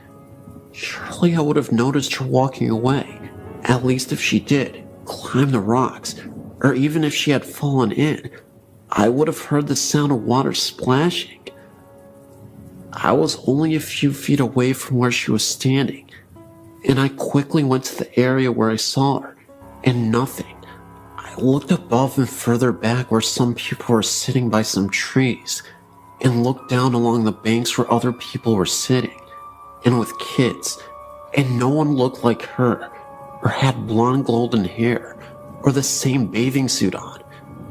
At this point of feeling very confused, I felt a cold chill come over me, and my hairs, my arms were standing up. I felt a sadness and chilling feeling, and had a vision of the same girl falling into the water and drowning. I even felt some pain and a little bit of anger type emotions right there where she stood while I was still trying to see if I could find her. I thought, where are her parents? Why is she all alone? So I swam back up to my spot by the river and told a friend I was with what happened, and I pointed to the rock she was on. He said it sounded and even looked like I saw a ghost from the way I was acting. I asked him if he would go back with me to look for her, and he said no way. That is way too creepy. I don't want to go over there with you. I'm thinking about how this situation is so crazy, and the fact that it's daylight even. I'm going back to see if I can see her, I said. Determined to find her, I swam back to the spot where it happened, and looked all over the area where people were sitting, and still, no little girl in a green bathing suit. I started looking in the water to see if I could see anything from down there. Nothing. And the girl across the river that I thought was her mother was not. She was with the guy on the rock still. Then again, I get the chill, and I'm feeling sad, and start becoming afraid of the spot, and even swam away from it again, thinking this doesn't make any sense, then wondering if I'm the only one who saw her. Did the people across the river even see her? This is a wide visible area where you can see everyone around you. Am I losing it? Then I remember those eyes she had were actually hollow. The smile she made, and just kept smiling at me. How she didn't even move from the time I swam towards her, stopped, made eye contact, and said hi, then kept swimming, only a few feet further, then turned around to say she was close to the edge, or, where is your mother? Somebody should be with you. I truly believe what I saw was an entity of some sort, and perhaps this little girl might have fell into the river and drowned, right where she was standing. I've heard some stories from here of people dying at the spot by swinging from the rope swings and jumping from the high cliffs, which happened right across from where she was. I also believe I wouldn't be so disturbed by this if it all seemed normal, but it didn't, and for some reason, she didn't seem to fit in. I wrote to ease my mind, and maybe to just get it out somehow. If anything at all, I will probably never know why she picked me to see her, but I will never forget what she looked like, or how she stared at me and smiled for so long. Maybe she was looking out for some people swimming in the river. Who knows? Well, this is the end of my story.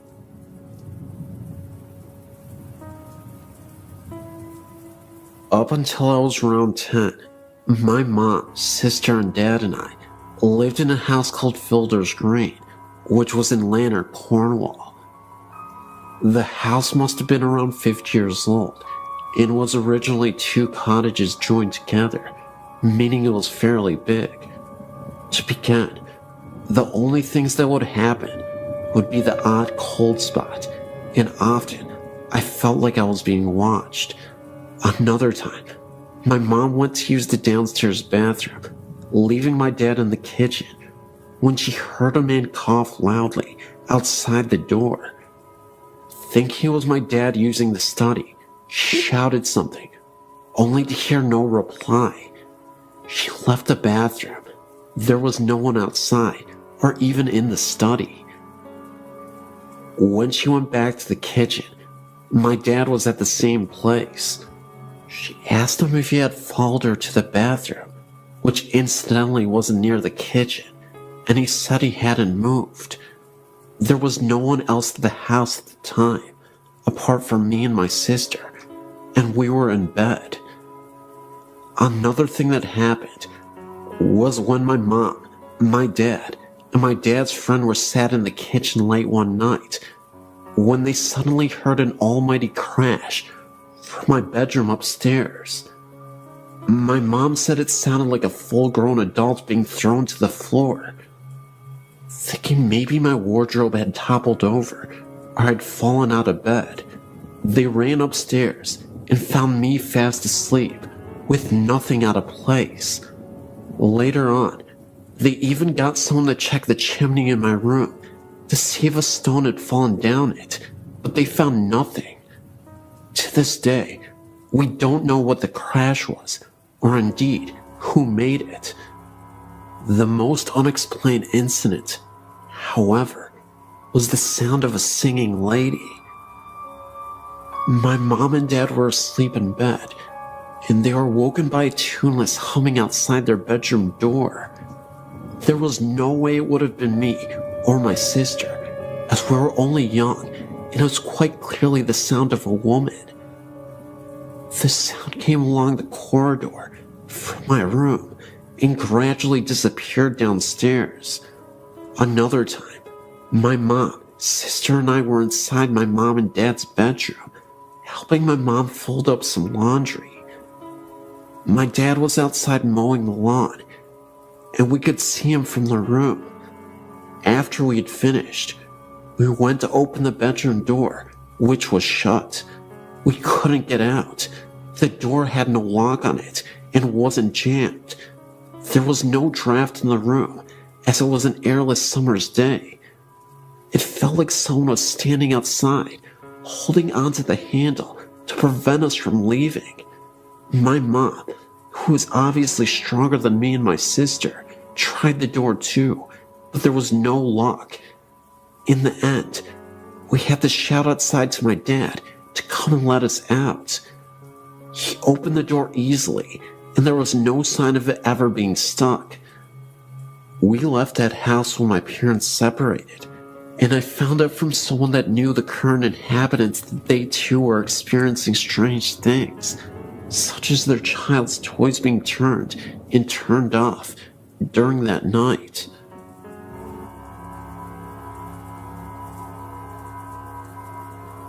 My friends and I went to Cypress Valley Cemetery in Villanova, Arkansas. We come to your site and have tried out some of the places and have gotten good responses. We parked our car out front and went into the gates around 3 in the morning. There were 4 of us. There were 2 guys, and then my best friends and I, who are girls. The guys went in first, and we followed them soon after. Immediately entering, we all had a very strange feeling come over us. My best friend and I decided to go back to the car and let the guys walk around and explore some more. We were alone in the car for nearly 20 minutes with the windows rolled down because we were smoking when we started hearing screams from the distance. They sounded like they were coming from a woman. We saw no one else there. Then a few minutes later, my best friend saw the outline of two men walking on one end of the cemetery. She assumed it was our guys, so she called their cells, which when they answered, the lights from the phone showed us that they were on the complete opposite end. There is no way that they could have made it over there that quick. When we finally decided to leave, they got in the car and we sat for a minute. We had the windows rolled down, but it was about 68 degrees outside, so it wasn't cold at all. We all felt as if the air conditioning was blasting on us, but there was no source of air. It was very strange. Strange things kept happening to us later the next day. We go ghost hunting almost every weekend, and have been to many places, and this one was by far the scariest place. It just felt very uneasy, very dark. Just thought I'd let you know.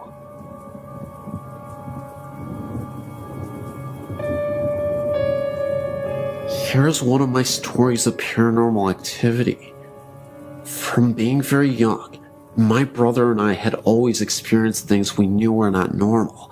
But of course, our grandparents, whom we had lived with since we can remember, brushed it off as childish imagination.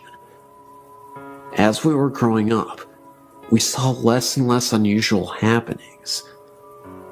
It all began when I was 15 years old. My brother at the time was 17, and our grandfather passed away. My entire family reported seeing him the night after he passed away. Now, my family has its skeptics and its believers, and every one of them reported seeing him laughing and looking much younger and healthier than they'd ever remembered.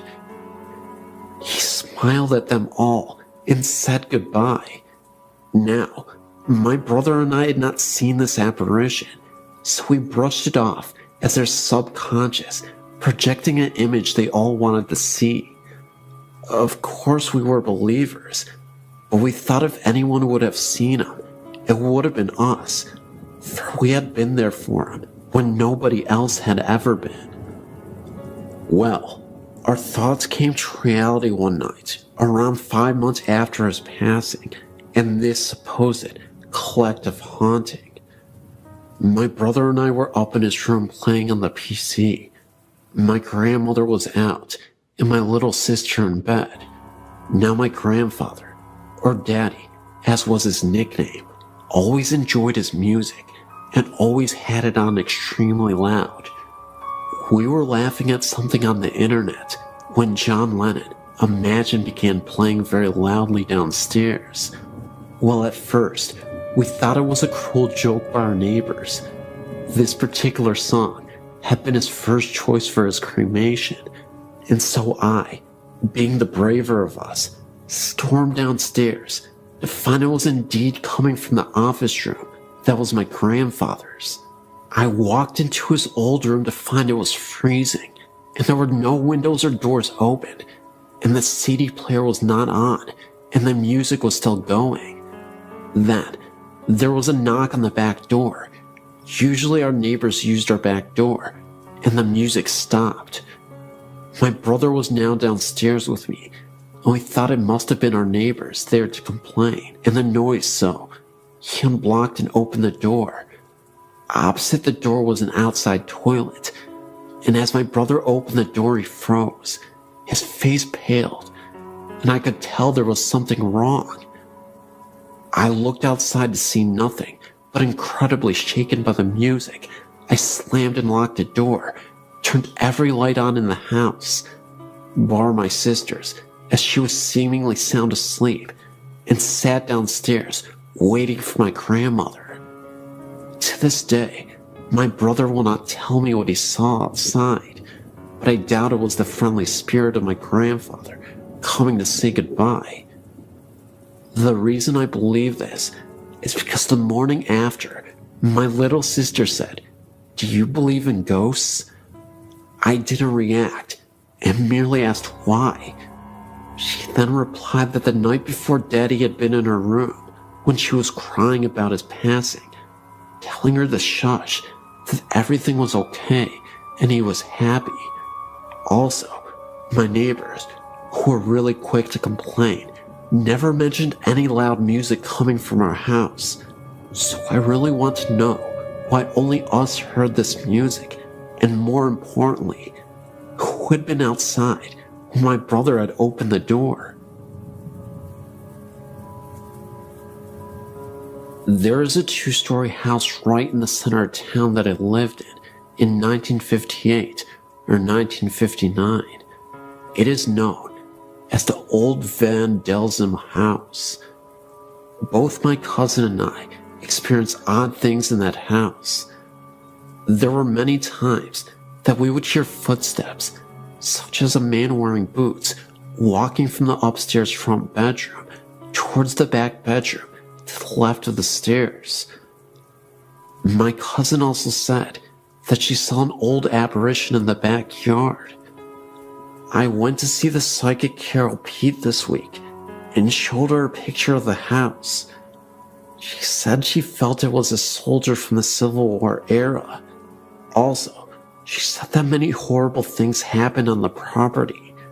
No one ever died in the house, so it is connected with the land it sits on. We stayed there only about 2 or 3 months and moved to another location in the same town. I also found out that I am a psychic medium. Have had many unexplained things happen through the years. This soldier is not threatening. He does not know he is dead. Wish the house was mine so I could try to help him. All this has been burned in my memory for nearly 50 years. Hi, my name is David. I'm a French student, and I wanted to share some eerie things that happened to me and to some of my friends with you readers. My grandfather died last year. He was a total atheist and believed that supernatural was just some bullcrap, and that people who got interested in it were pitiful fools. What's more, he was a convinced internationalist communist and often led some speeches against God and the church.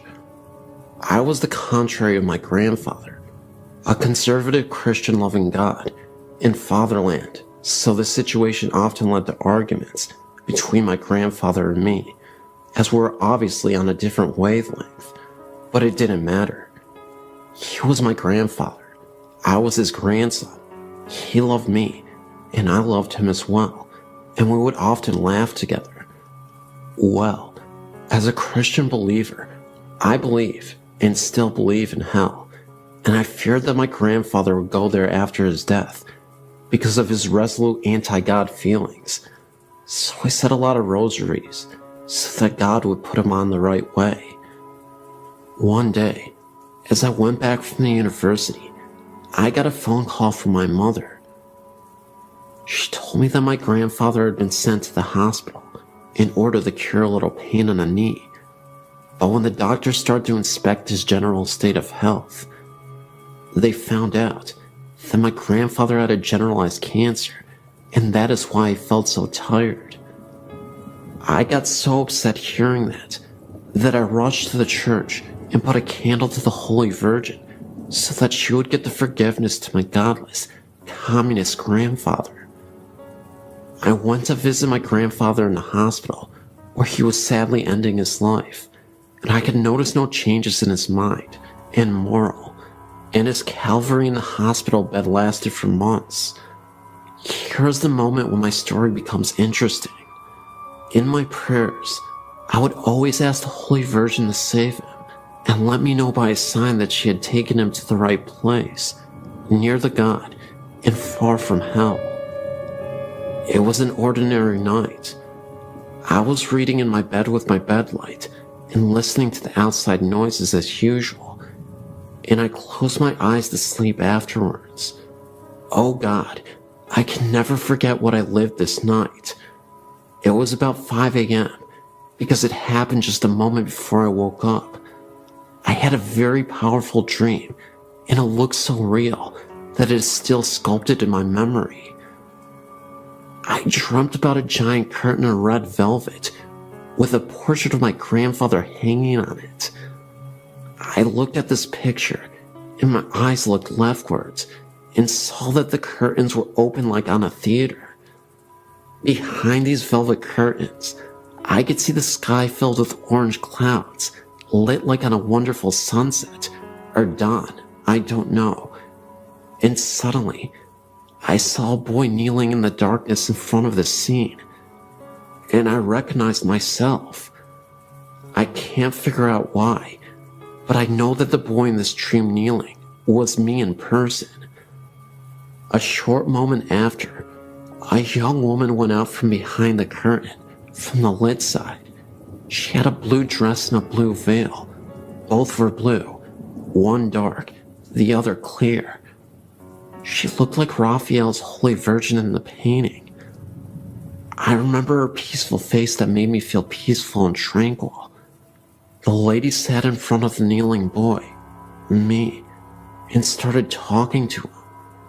I would see the lady's lips moving, but no sounds coming from her mouth. But I distinctly remember her beautiful eyebrows. After talking, she showed me something behind her. It was a ladder, a beautiful multicolored ladder that went in the orange clouds.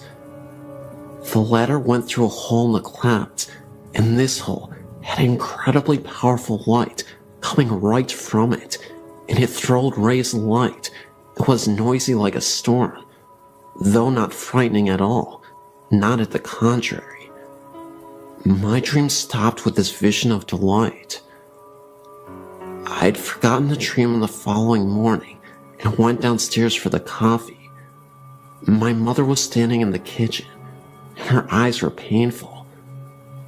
As I held my cup, she told me that my sister called from the hospital and that my grandfather passed away. I was waiting for this event with pain, but I got psychologically ready.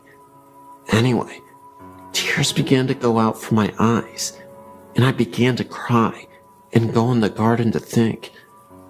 And as I was walking through the trees in my garden, I suddenly remembered that strange dream of the night, and I was thinking that it was the sign I was waiting for, and that I beseeched the Blessed Virgin to send me.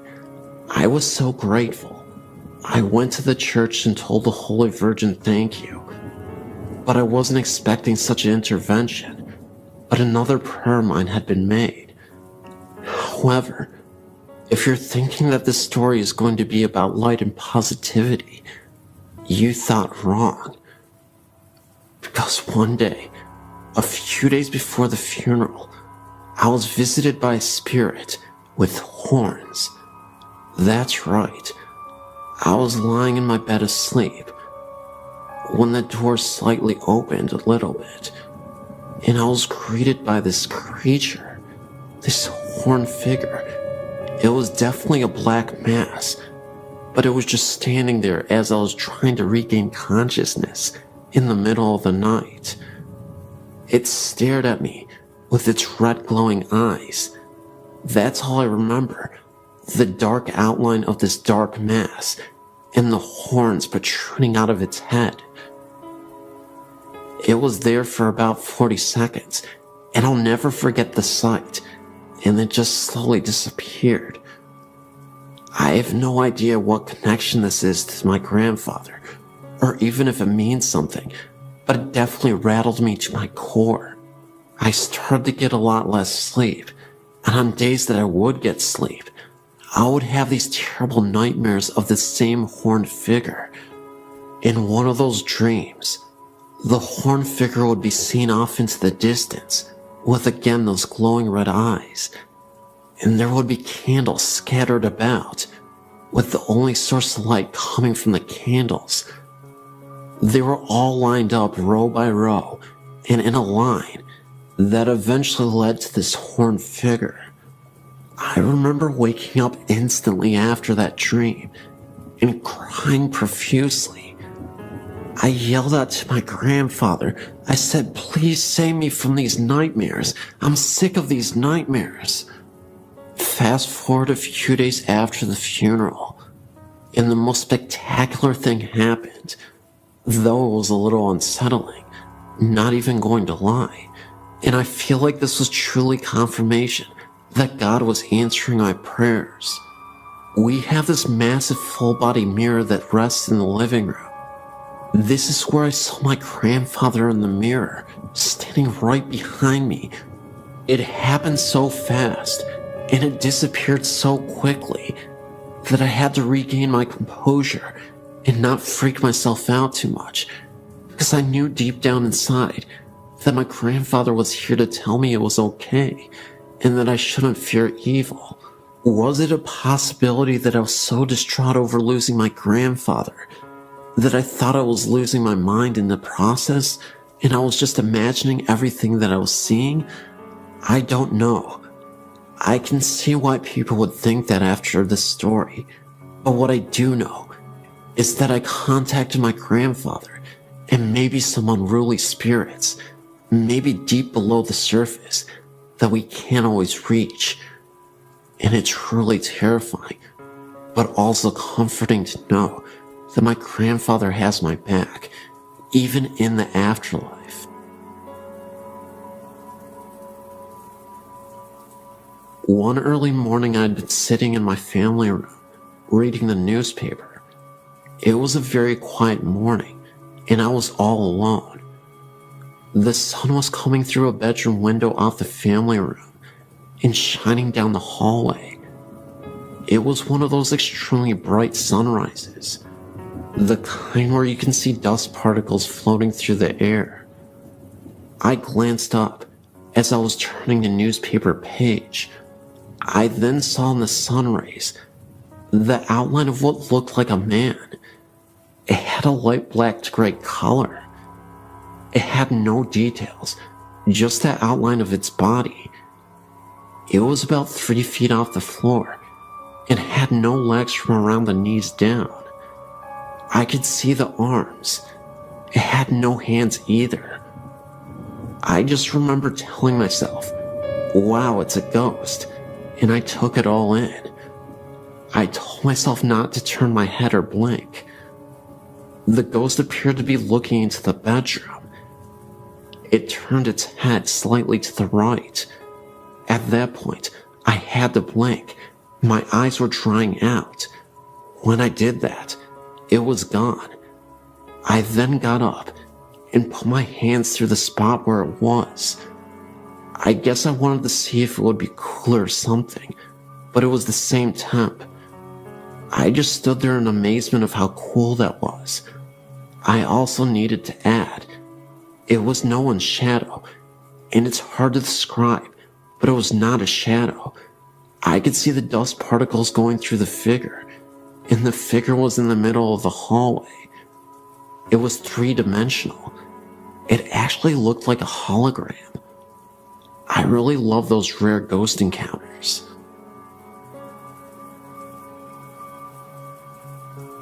My parents bought a house in Newburgh, North Carolina in 1970. It was a brand new home in a new neighborhood. I lived in this house with my parents and younger sister until I went to college in 1994. The house was a 3-bedroom, 2 full bath ranch with a carport. Before I was born, my father enclosed the carport and turned it into a large den. The original steps, carport door frame, and window frame remained and led up into our kitchen. It was an interesting layout because you could look through the open window frame from the kitchen and see into the sunken den, or vice versa. The bedrooms were on a long hallway at the back of the house. The hallway could be reached by 2 doorways, the kitchen and living room, actually one big circle. The first bedroom in the hall faced the street. The bathroom was next, another bedroom, and then my parents' bedroom at the end of the hall. The room next to my parents' room was mine until my little sister was born. I was 5 years old. I was moved down to the first bedroom. This room gave me the creeps. The closet door would slide open a bit on its own, which my parents said was probably a draft from the heat or air conditioning. However, after someone broke into my bedroom window while I slept and stole a few things from my room, I never stayed in there again, usually sneaking into my little sister's room and sleeping with her or sleeping on my parents' bedroom floor. I constantly slept with the bathroom light on and a bright night light or lamp. I would wake up in the middle of the night and hear odd noises that made me feel paralyzed and cold all over. One would think these irrational fears would subside with age, but they seemed to intensify over the years. One recurrent incident that still bugs me occurred in the kitchen, den area. Whenever I would be sitting on the couch watching TV, I would see the silhouette of a person walk by the window frame from the old carport. I would assume it was my mom or dad because the shape was tall. What would scare me to death was the fact that no one would appear at the door leading to the steps after I would see the shape walk by. Many times I would call out to my parents, thinking it was one of them, but no one would answer, and then I would walk up the steps and look into the kitchen. There was never anyone there. Most times, this would happen when I was home alone. On numerous occasions, my parents would come home to find me sitting on the front porch steps or sitting in my car with the doors locked. This went on for years, and I was very excited when I moved out to go to college. Years later, I went to visit my little sister and stayed with her in her college dorm room. We were telling ghost stories with some of her friends. When I told her my accounts of the shadow, I was in mid-sentence when my sister finished my thought and described the incident in perfect detail. I had never told my sister about this because she was much younger and I didn't want to scare her. Needless to say, we were both shocked and had goosebumps. We compared stories, and it seems we had very similar experiences in that house. My parents eventually built a new house about 10 miles away and sold that house. I wonder to this day if the new owners have ever experienced any of the oddities that my sister and I did.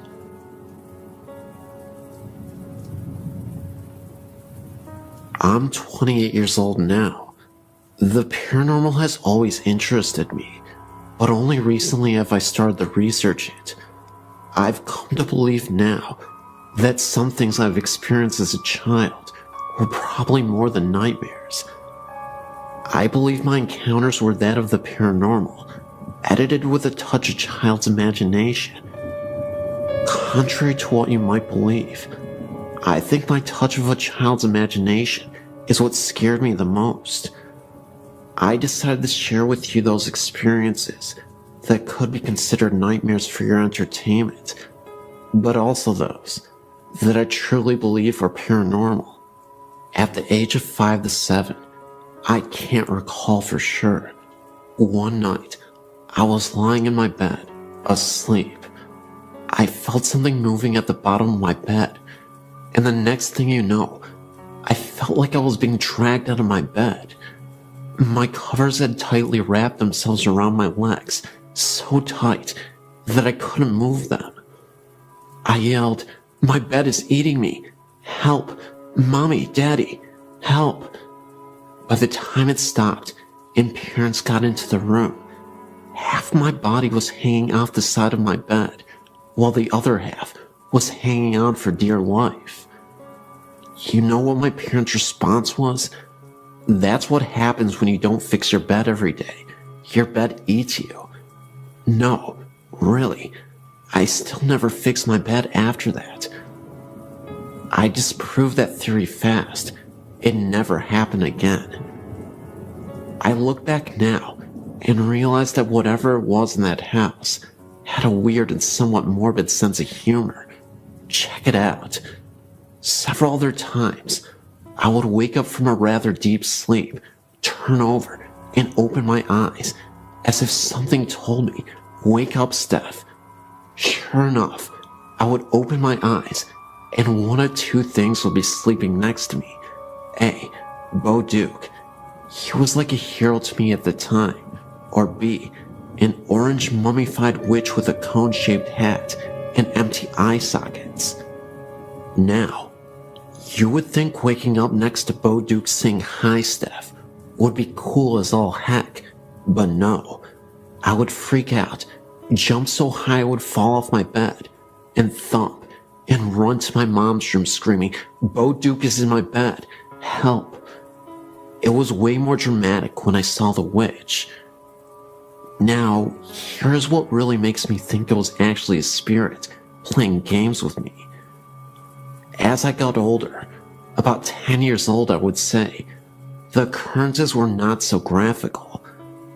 I would still hear a voice say, "Wake up, Steph." I would open my eyes and see a pitch black silhouette of a man standing in the far corner of my room, about 6 feet tall. I would blink my eyes a few times. He was still there. I would pull the cover over my head and then peep out. He was still there. Of course, I then freaked out and ran to Mommy's room screaming, "The boogeyman is here to get me. Help, Mommy, the boogeyman is here." This would happen several times a month, for a good year or so it seemed. The last occurrence was years later, when what believed to be the same silhouette mentioned above ran across my room. First, I saw a blur run down the hall to my left and stop at the middle of the wall near the footboard of my bed. It took a moment for it to take shape, but it was definitely the silhouette of a human. I started to dart, and the moment I moved, it darted towards the other wall and vanished. I freaked out and flew to my dad and told him that there was someone in my room. Years later, when I was old enough to understand, my dad told me of the ghost of an old lady that dwelled in the house. She was a nice, but sometimes grumpy old gal. However, that doesn't explain the man that was in my room. I still can't figure out if the Bo Duke witch thing was truly a nightmare, or a spirit messing with my head, using the touch of a child's imagination.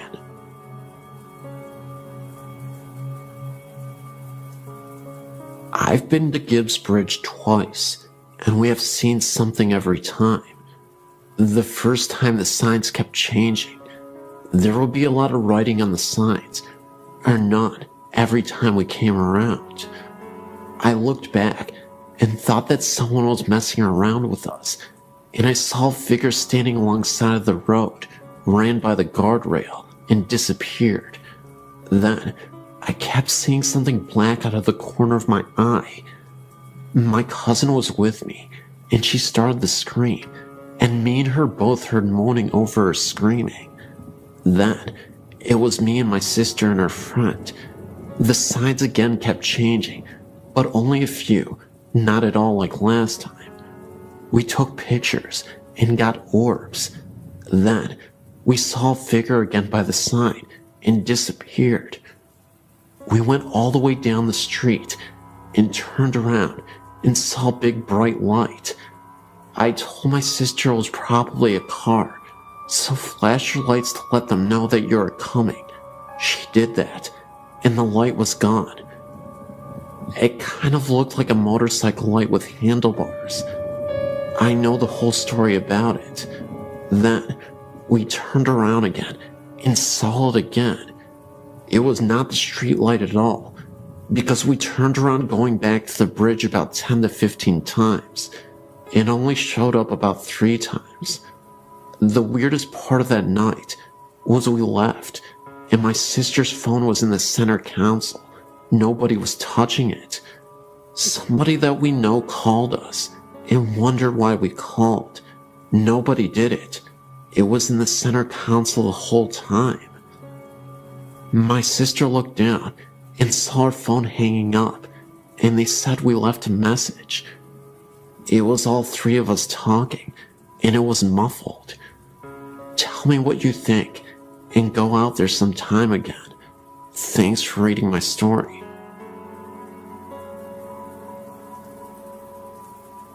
Back in the early 90s, a wealthy family who lived in Corona owned 2 homes. One large home they owned was on the south side of Corona, overlooking the 15 freeway.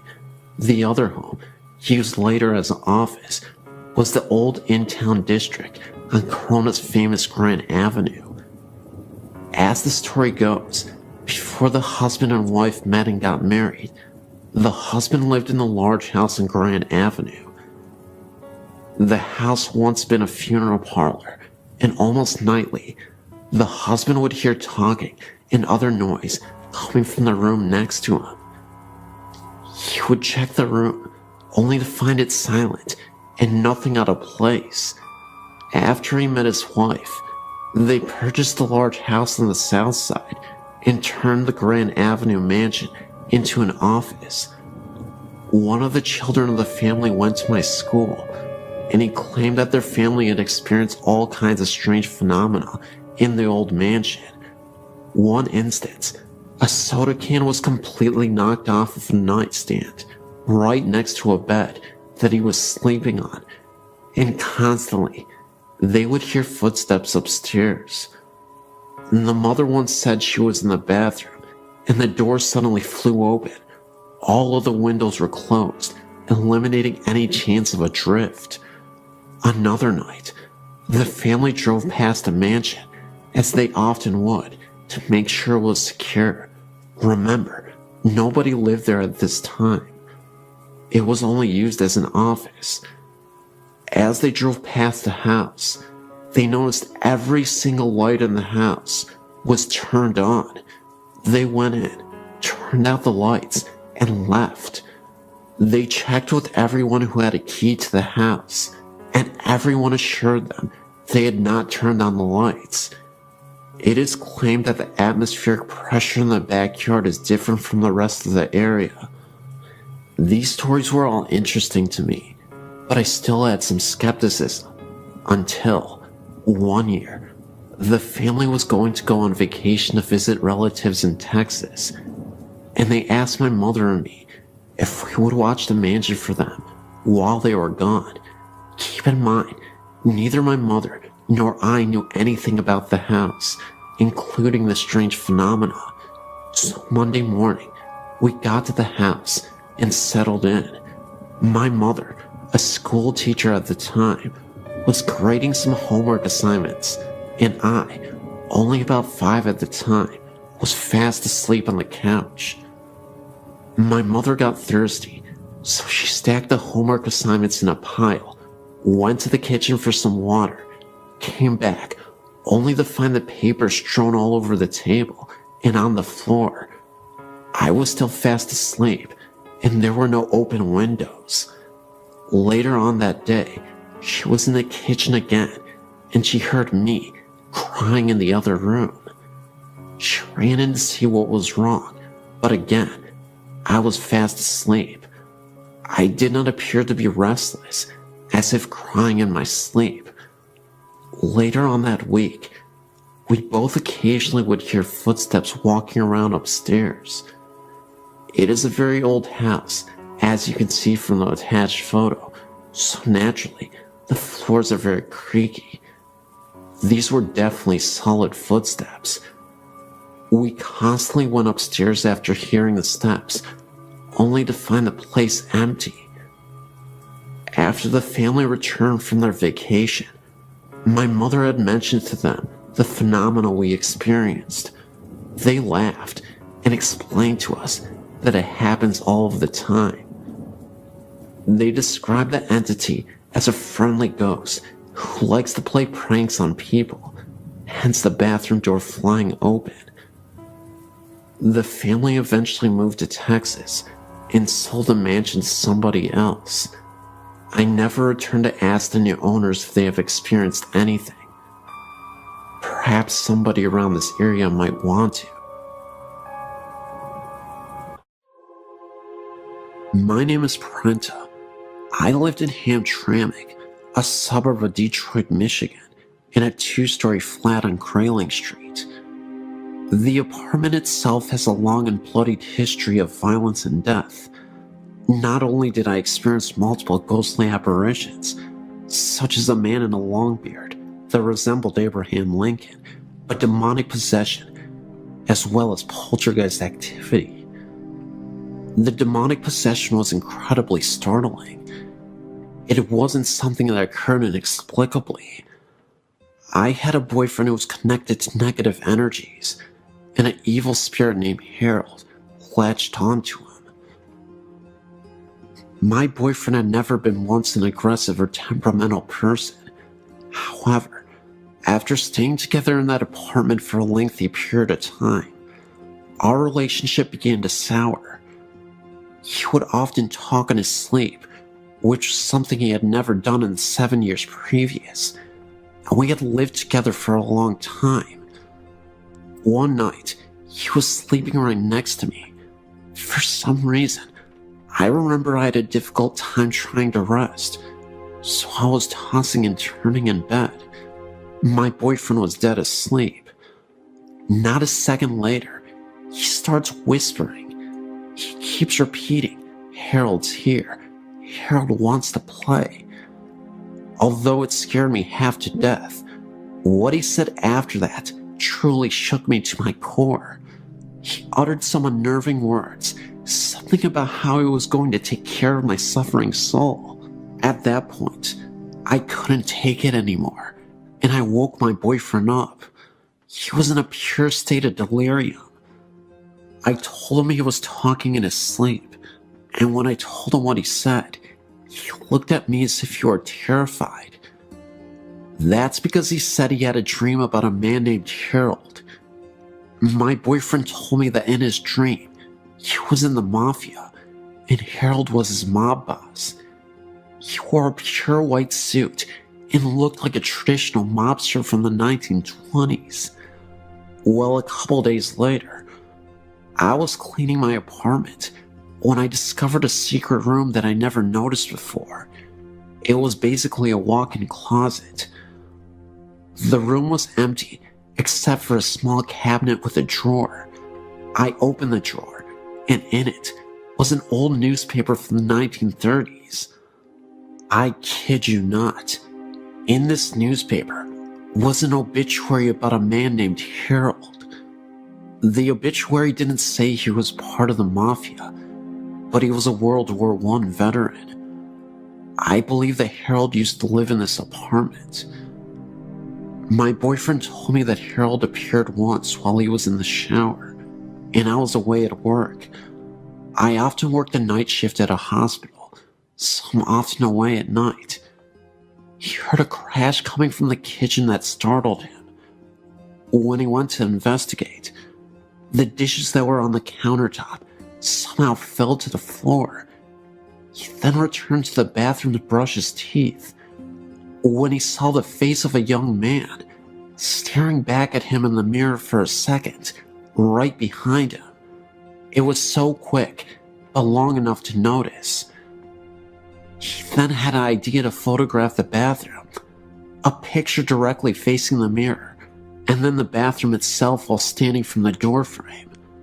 What he saw was incredible. It was an orb, clear as day, appearing right in the mirror. Either way, I was convinced that later on, my boyfriend was possessed by Harold. He became a shell of his former, laid-back and friendly self. He transformed into a vicious, aggressive, and easily agitated person.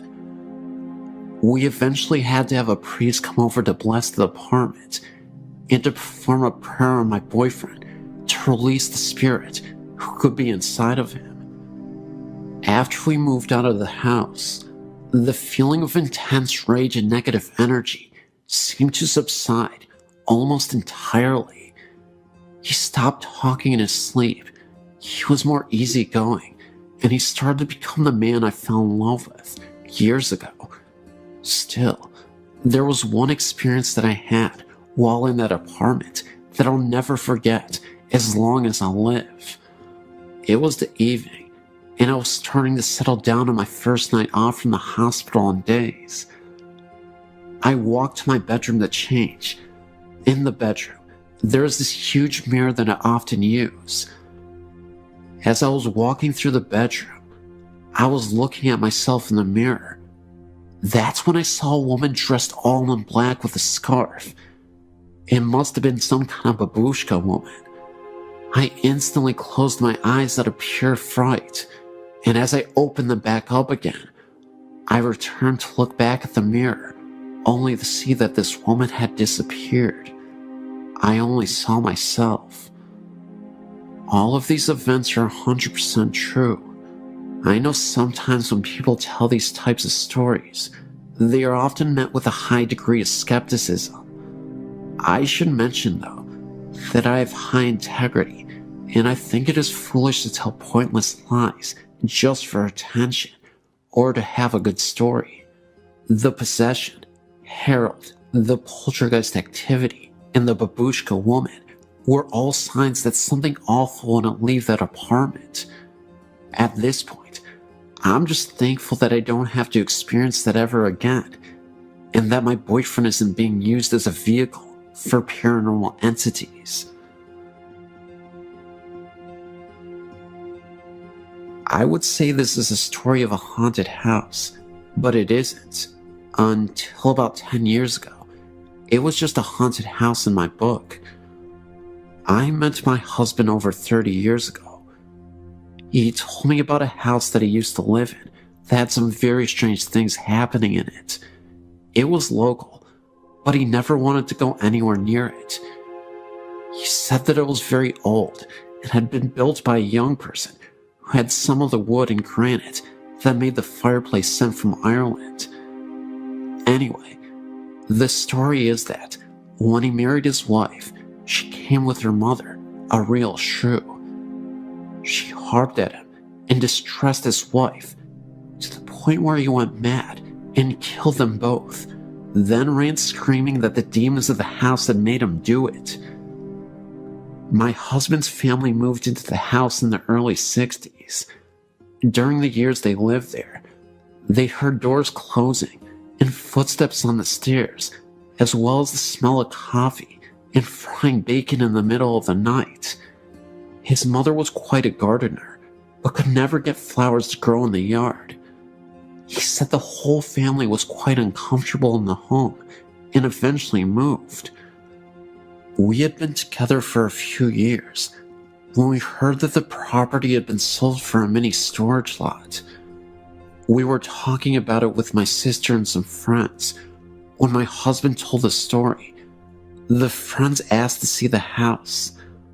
I'd never seen it to this point, and I'll admit, was more than a little bit curious. We finally talked him into going, and away we went. When we turned onto the street, we got a really creepy feeling, but when we pulled up to the house, I was absolutely terrified. There was not a living blade of grass or anything else on that lot. We live in Washington State, and this was March. The house was dark and very ominous. I refused to get out of the car. So did my sister. The guys, 3 of them including my husband, took a flashlight and headed around to the back of the house to see what they could see. After a few minutes, we saw a flash of light on the 2nd floor. A few minutes later, we saw the front door open, but nobody came out. After a few minutes more, they returned to the car. We commented on the fact that we had seen the light, and they told us that they had never turned it on. Then we asked them why they didn't come out the front door.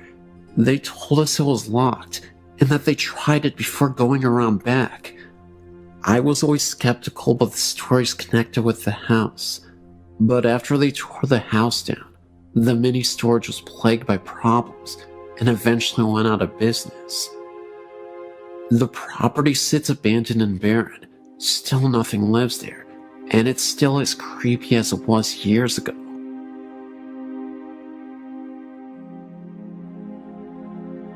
I've got a story to add to your website. I've gone back and forth about someone having come check it out. Just not sure I'm ready for it. But here goes my story. My husband and I moved into a new house built on a minor Civil War battlefield. We know there was another house in the vicinity. There was also a tree that was referred to as the hanging tree, not far from our backyard, on which about Union soldiers were hung. Soon after moving in, we noticed odd shadows and white lights that seemed to move across rooms with no apparent source. We tried to account for them by cars passing on the road, but never could pinpoint anything. One evening, we were watching TV when a shape ran past a door to what eventually would be our deck. The door was a good 4 feet off the ground, but the person running past ran level with the door itself. My husband and I ran for the door, flung it open, and my husband jumped down and ran in the same direction. At that time, we were the only house on that end of the street, and being a very small town, it's very quiet at night, and sounds carry for quite a distance. We didn't hear anyone running, nor did we see anyone. We were spooked, but figured it was a kid, and our eyes played tricks on us. Not long after that, my husband jumped off the couch and ran for the door again because he said someone was standing there looking in. Again, level with the door and no deck. There was no one we could see when we went outside. Some months later, I was up around midnight, cleaning the kitchen. My husband had gone to bed and shut the bedroom door. The bedroom was at the top of the steps, and the door in plain sight. I was watching TV across the great room when I saw out of the corner of my eye a man leaning around the corner of the hallway wall and smiling at me. As I turned my head, I was ready to yell at my husband for sneaking up on me when I realized the man's hair was long and blondish, and my husband's is dark brown and short. I also realized the man was wearing a white t-shirt with full sleeves, nothing my husband owned. I couldn't see anything from the waist down. While I stood there staring, he simply vanished. I immediately ran to the hall and noticed that the bedroom door was still shut, and if anyone had gone out the front door, I would have heard it. There was nothing, no sign of anyone. When my husband got up for work, I told him what happened. He said it was my imagination. I didn't think so, but we left it at that. However, I started turning on the lights when he left the house for work, since he left at 3 a.m. A few weeks later, though, my husband was in the front room at the computer. To the left is a table with an antique mirror hanging over it. My husband saw movement in the mirror, in turn thinking it was one of our cats on the table. Instead, he saw a man's shoulder and arm, wearing a white shirt, walk past in the mirror. My husband simply got up and walked outside until I got home. During this time, my son, who knows no fear, would never stay downstairs at night by himself. He said he was creeped out, like someone was watching him from outside the door. My daughter, a typical teenager at the time who kept to her room, would often come downstairs to hug me and sit close to me. When I'd ask her if something was wrong, She told me that sometimes she felt someone was sitting on her bed, and that she saw things move out of the corner of her eye. The strange thing is that my husband and I never told the kids what we saw until they were 18 and 19. There was a time when activity seemed to stop after my husband, getting the idea from my friends, stood in the center of the house and asked whoever was there to not show themselves to him. He was left alone after that. However, recently, we've been experiencing marital problems, and my husband moved into another bedroom. I'm now hearing footsteps in my room, and I'm constantly woken up by what feels like someone sitting on my bed. I'll roll over, but there won't be anyone there. One night was unusually bad, and I had to get up earlier than normal the next day for a class. Around 10 p.m., I said out loud that I needed to sleep, and he wasn't letting me. If you wanted to bother someone, to please go harass my husband. Strangely enough, it got quiet, and I fell asleep, only to be woken at 11 p.m. by my husband, who was in the bathroom, frantically looking for someone to stop an area on his leg from hurting. He has psoriasis, but this particular time, he said it felt like someone was poking him with needles. The area was deep red and gave off heat. A very odd coincidence to say the least. We've also had things go missing: a tablecloth, a 15th century style costume, and various little things that turn up in different areas. We have yet to track down the tablecloth or the costume. I did tell the ghost not to hurt my husband.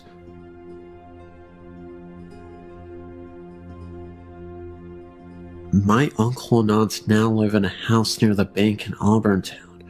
When I was a little girl, my best friend Steven and his family lived there. They bought the house and were told that the previous owner, an elderly lady, still haunted the house. They put little faith in the story and never let it bother them. I remember playing in Steven's room and smelling an old lady smell, like medicine and lilac perfume. We never felt threatened by a presence at all. The smell would usually fade away just as quickly as we smelled it. However, one night, after the family had gone to bed, Stephen's mother was awakened by the sound of toys making noise in Stephen's room. Stephen had one problem. He was highly susceptible to nosebleeds. The slightest bump would set off a massive flow of blood.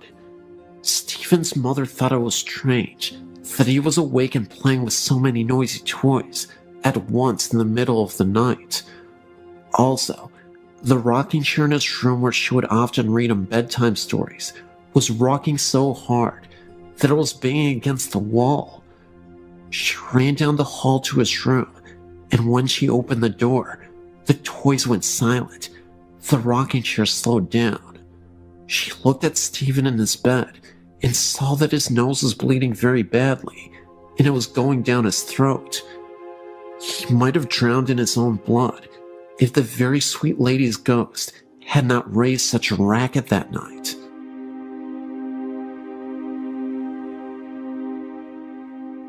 My grandmother Emily was a hard-working wife and mother, and during the Great Depression, she held her family together, even when her husband, Grandma William, died suddenly. He left her widowed with several children to raise. She was a down-to-earth person and a practicing Catholic, so was not given to superstitions, but nevertheless had some encounters with the otherworldly. One time, for example, she was on her way to visit one of her brothers, an elevator repairman. On the way there, getting off the train, she had a sudden premonition of his death. She got a hold of herself and rushed to where she was supposed to meet him. It didn't take long for her to arrive at his workplace, an elevator station, where he had to do a repair job. She saw a noisy crowd assembled there, and she inquired what was happening. She was told that her repairman had been killed in an accident. It was her brother, the very one whom she had gone to meet, and about whom she recently had a deathly premonition about. I explained this as a prelude to her ghost story. Among her other siblings, she had a brother who was a decent man and a barber by profession. Unfortunately, they had a disagreement, which escalated into a parting of ways. He uncharitably held a grudge against her all the while.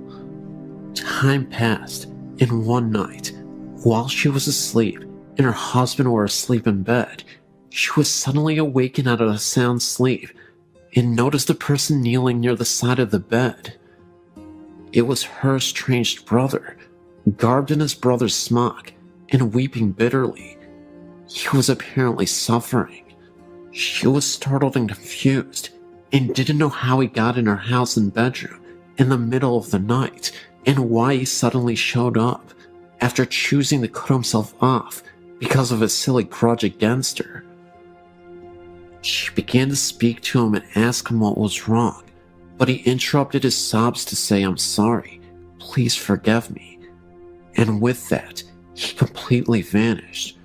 She was amazed and woke up her husband, relaying to him what had just occurred.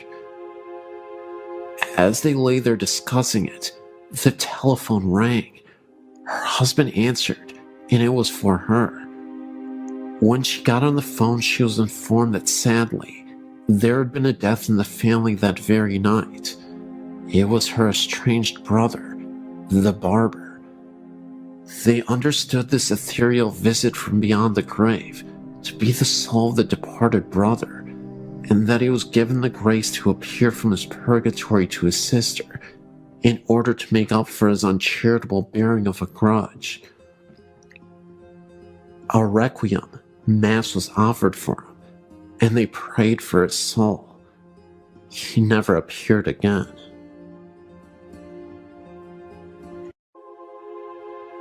I come from a long line of psychics, and I must have been about 7 when during an afternoon nap, I woke up after a very frightening dream.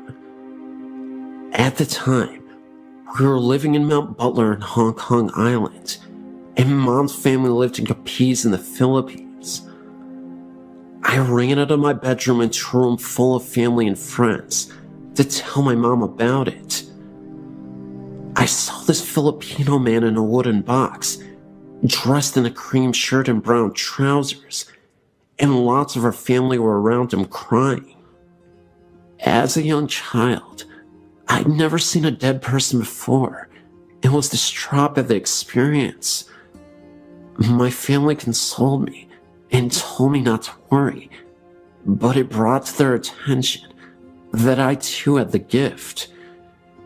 It was only a few years later that I was told that the person I saw was my uncle, who had been shot by the local militia in my mom's village in the Philippines, and it surmises that the clothes I saw him in were the clothes he was buried in. So it turns out that I had a psychic snapshot of the actual Filipino funeral rites, whereby the body is kept in the family house for a period of weeks so grieving people can pay their respects to him.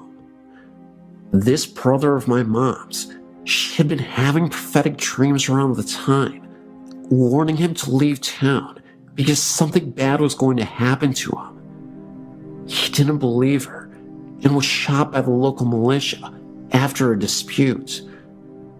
It is Filipino superstition that during this period that the body was stored in the family house, the spirit visits the family on the 3rd, 5th, and 7th day after their death. This, as it turns out, was during this time that we both had these visitations. Mom was in the kitchen washing dishes when she heard who she thought was Daddy coming back from work. That's when she saw a man from the corner of her eye, standing in the doorway, wearing a light shirt and brown trousers. So she chatted to Daddy for about 5 minutes about his day and what he had been up to, when it occurred to her that he didn't answer her back once. She turned around to ask him a question, and then she realized that there was no one in the doorway at all. It was at this point she was a little bit spooked, as she remembered my description of Uncle Fred in his coffin, and hurriedly went to check on Daddy. He had come in when she had heard him come in, but had just fallen asleep on the bed, fully clothed, in knit-wearing brown trousers and a white shirt. So it was her brother's way of saying goodbye, and I guess to say sorry for not having listened to her when she warned him. A few years later, it was 1987, around about the time that Edward Yule, Hong Kong's governor at the time, passed away. We were still living in the same flat in Mount Butler, but my sister and I had moved from the room we were in, as that had been converted into Mom's nursery, where she looked after preschool children during the daytime. We were now in the room where I would have my bedroom, until we moved over to the new territories. I must have been about 9, so my sister would have been 4. We shared a bunk bed, and her being smaller stayed on the lower bunk. I awoke to pitch black and the sound of flip-flops walking up and down our corridor. I thought, this is strange, as it is custom to remove your shoes at the front door and to wear slippers around the house. As I heard these flip-flops getting closer and closer to my door, sheer terror took over. I whispered to my sister, "Chris, can you hear that?"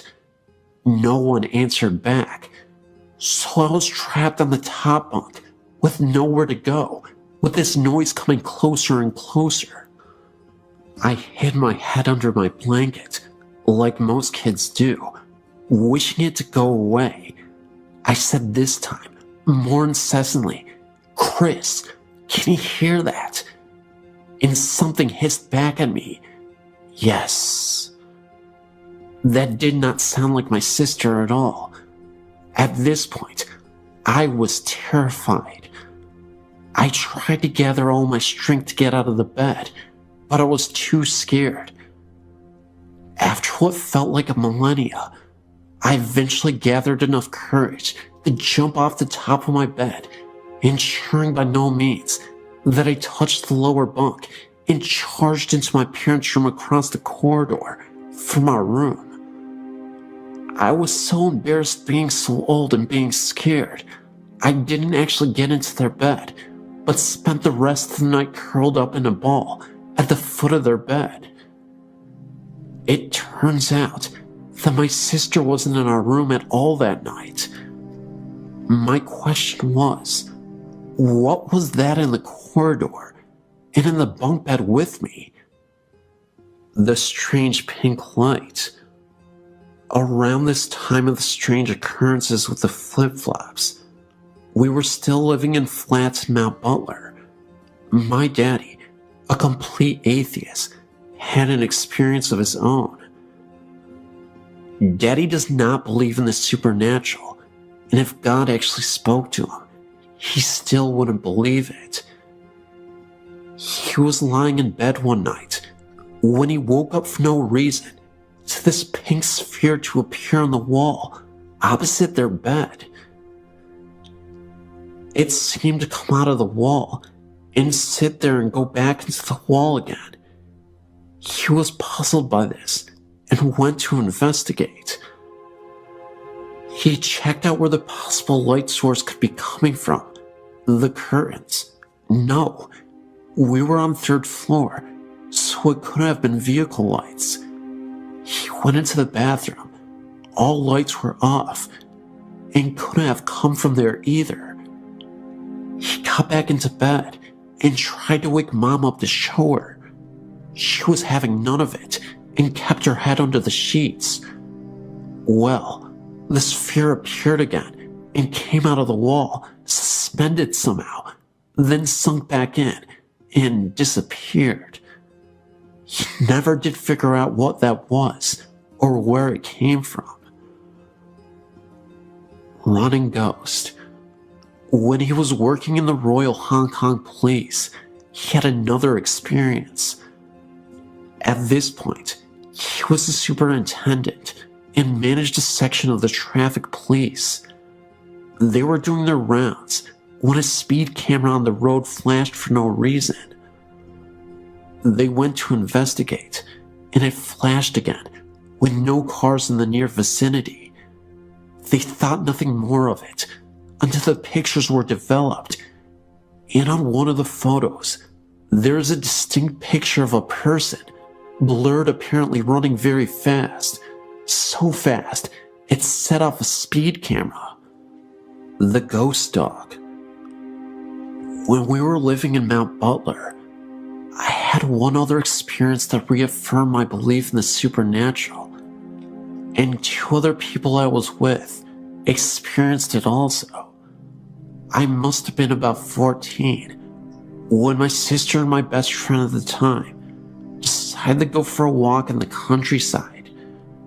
So where we lived was surrounded by Hong Kong countryside, which was perfect for me as I was a tomboy and spent as much of my time as possible out and about, exploring and climbing trees. Just before I started university in the UK, I was visiting some friends in Cardiff. I was feeling very odd that night, and as we were heading out into town, a premonition hit me. I turned around to my friend and said, "Something very big is going to happen tonight." He just looked at me like I was stark raving mad, so I dropped it. So when we went out and had a lark and came back, thinking nothing more of it, imagine our surprise when we woke up in the morning and splashed all over the news was coverage on Diana's death. This, of course, being the famous Princess Diana of Wales, who died tragically in a car accident. But I predicted it the day before. At least I feel like I did. Could be a coincidence, but I don't think so. Oodalexer Cemetery experience. So, I started uni in Derby in the Midlands, and where I was living was Student Digs on Oodalexer New Road. I was heavily into my goth influence back then. Not so much now, but I still love old cemeteries and dramatic clothing. There was this beautiful one on our road that I used to visit regularly and read and draw, with many beautiful statues and old gravestones. One day, my ex-boyfriend and I went to visit it, as it was a lovely day turning to evening. So I wandered around looking at all the gravestones and the statues, trying to find the oldest tombstone we could find. It must have been coming up to winter time as the sun set quickly, and we realized in a panic that the gate had been closed, so we were locked in, and had to find another way out. So we walked along the perimeter, looking for a likely tree to help us over the wall, when the sun just disappeared, and we were pitched into almost complete darkness. Then, for no reason at all, the mist appeared over the headstones, so it was hard to avoid the graves themselves. So it suddenly looked just like a horror movie set, trying to avoid broken tombstones and holes in graves and that danged mist in the dark. By this point, I was pretty panicked, frantically trying to get out, with this feeling of overwhelming dread descending over me, and all cells in my body telling me to leave right now. We eventually scrambled over a wall into the student bar, and that feeling just lifted, just like that. It's only a few months ago that I was looking online about ghosts in Derby, that I found out that very cemetery is haunted. Brilliant. My dreams. I thought that was the end of my experiences, but looking at the dream section, I've remembered some more I want to share with you. I've always had very vivid dreams, some not necessarily all coming true, but all seem to have symbolic importance in the coming days, weeks, or even sometimes years.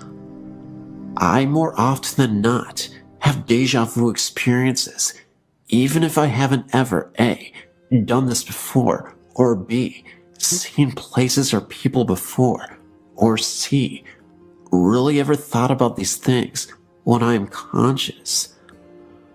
I haven't really wanted to tell people about them. As most people, I worry that most people think I'm quite mad. Haunted house. So this also happened just before I finished university in Derby, I think. It was just before my ex-boyfriend and I broke up. The importance of this dream is one that I've been able to break it down and understand it in its composite parts. So both of us were walking around this dark woods, and I was taking all that I had learned from watching horror movies into mind, and was very careful of not wandering off on my own. Made sure I had a weapon in hand in case anything happened. We eventually came to this clearing where this ominous house stood at the end of this garden. However, I needed the bathroom, and even though we knew it was a haunted house, I was not one of those people who would go to the loo in a haunted forest. So we walked in, and there were people there. Thankfully, none looking like psychopaths or zombies. Strangely enough, they were people we knew too.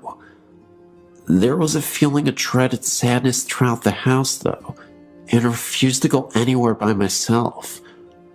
We are directed to the bathroom, which was at the end of this corridor. He decided to sit and chat with people whilst I did my business. So, I started walking, but the corridor was like the one from the poltergeist.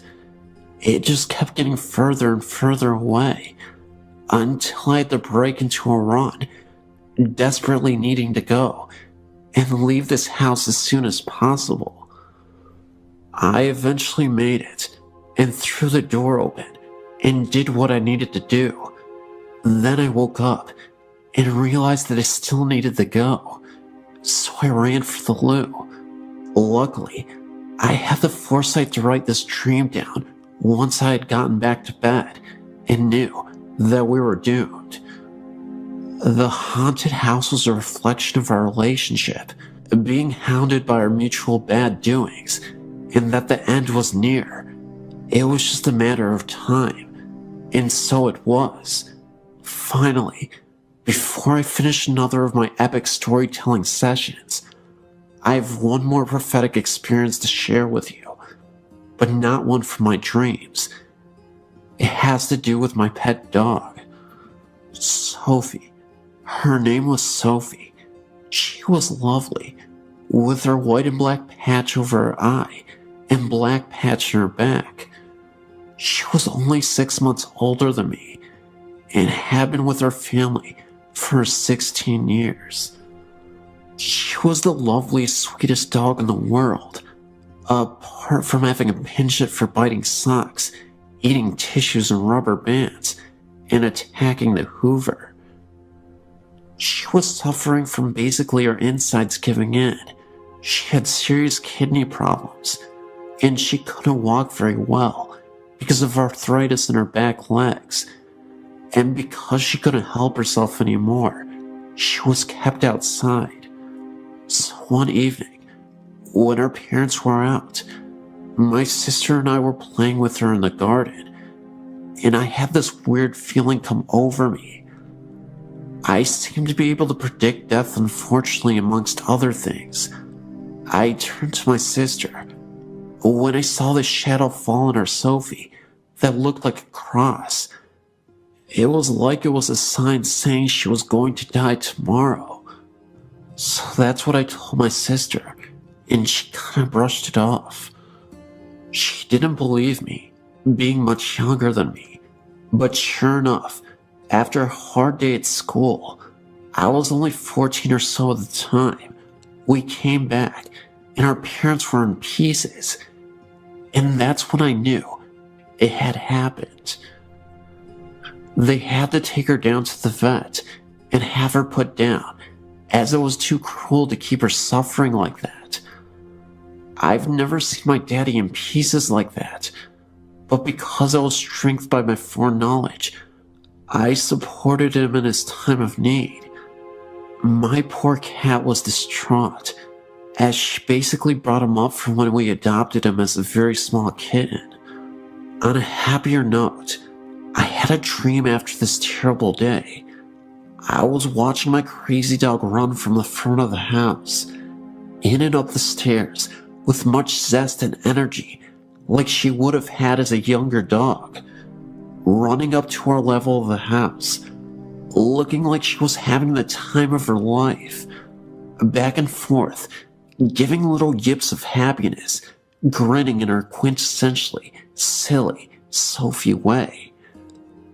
As because of her health problems and her incontinence, she was not allowed in except for very cold weather. I think this was her way of saying that she was free and happy at last, and I knew she was in peace. She still does come and visit us occasionally when we walk by the front of the house, and you can, still after all these years, smell her, and we know she's still looking out for us. I keep meaning to write a dream diary. I'll do that this year, as these dreams seem to be too important to miss.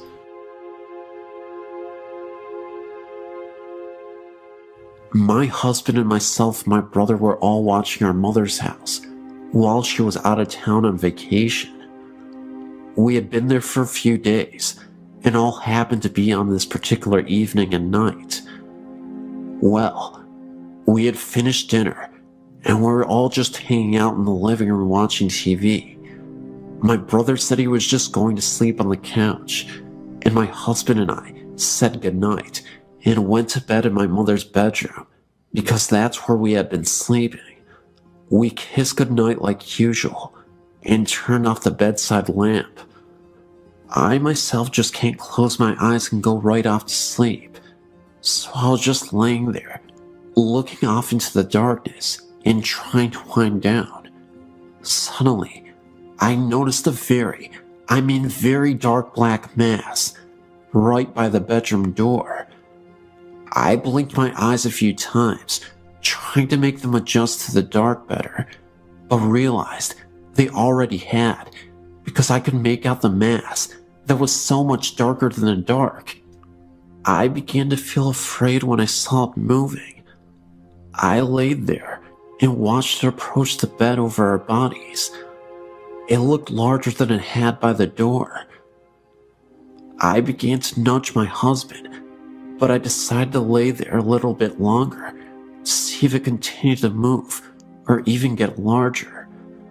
I laid there and marveled at its darkness and its extremely dark color as opposed to the regular darkness. It was pitch black and just floated there above us. Unbelievably, I fell asleep. The next day at lunch, my brother said, "Hey, last night I saw the weirdest thing when I was trying to fall asleep.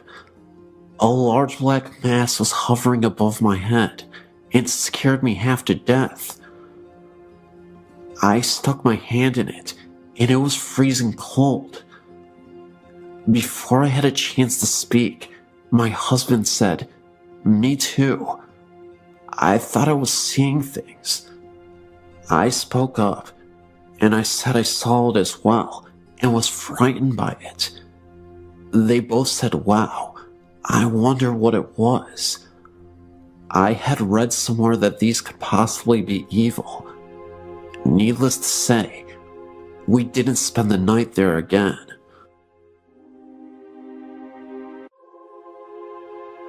I'm a nurse and run our family's assisted living, and recently we had some strange things happen in our care home. I understand with caring for the elderly that sometimes strange things occur, and doing this for almost a decade. Recently, I had a resident that started to decline at the age of 93. One night, after helping her get into bed, she asked me if Bernie, her husband, who died 10 years before, knew where she was. I reassured her that he did. It caught me off guard, since her mind was intact and she was not forgetful. A week went by, and again, I assisted the woman into bed. She says to me, "I hear Bernie in the hallway. Can you tell him that I'm in here?" I told her to call for him and he would come in. She refused and asked me to. So I went out to the empty hallway and said, "Bernie, E is in here if you would like to visit with her." As a nurse, sometimes you do things out of the better judgment for yourself, as long as it helps your patient. Later that night, I heard the elderly lady talking to no one quietly. I've had some odd things happen in my personal life through the years since childhood, but that is another story. I was once told by an elder Japanese woman not to talk to the dead or invite them into my home. Another week goes by, and my resident took a drastic turn for the worst by refusing to eat or drinking fluids. After a week's stay in the hospital, she returned on comfort cares in hospice. The end was near, and we knew it. However, while she was in the hospital, I received a frantic call from one of her nursing assistants asking if I would please come back to work because she was really scared. When I got to work, all the lights in the house were on, and she was sitting on the couch with her back up against the wall. When I asked what was wrong, she told me wide-eyed and pale that she had seen a mist down at the end of the hallway and was hearing weird popping noises coming from the residence room that was in the hospital. After checking the entire house and silently saying the Lord's Prayer, the house felt calm. Eve spent her last days being pampered and showed care and compassion from staff and family. Many of the staff came in on our days off to sit with her, including myself. The last couple days of her life, she was sedated for pain and hallucinations. When no one was in her room and she didn't know we were checking in on her, she was reaching up towards the ceiling and mumbling. The day before she died, we had XM music playing on our TV. A couple of the nursing assistants were performing for their evening cares when the TV changed to CNN for 30 seconds and turned back to the music by itself. The TV remote was on top of the TV. Since our favorite lady passed away, things have stopped for the most part.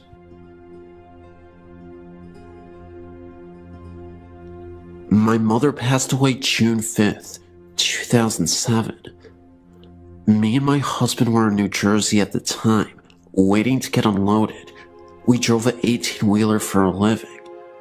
My sister had called me the day before and told me that my mom was in a coma, and the home health care people said she only had about 24 hours to live and that I needed to come home.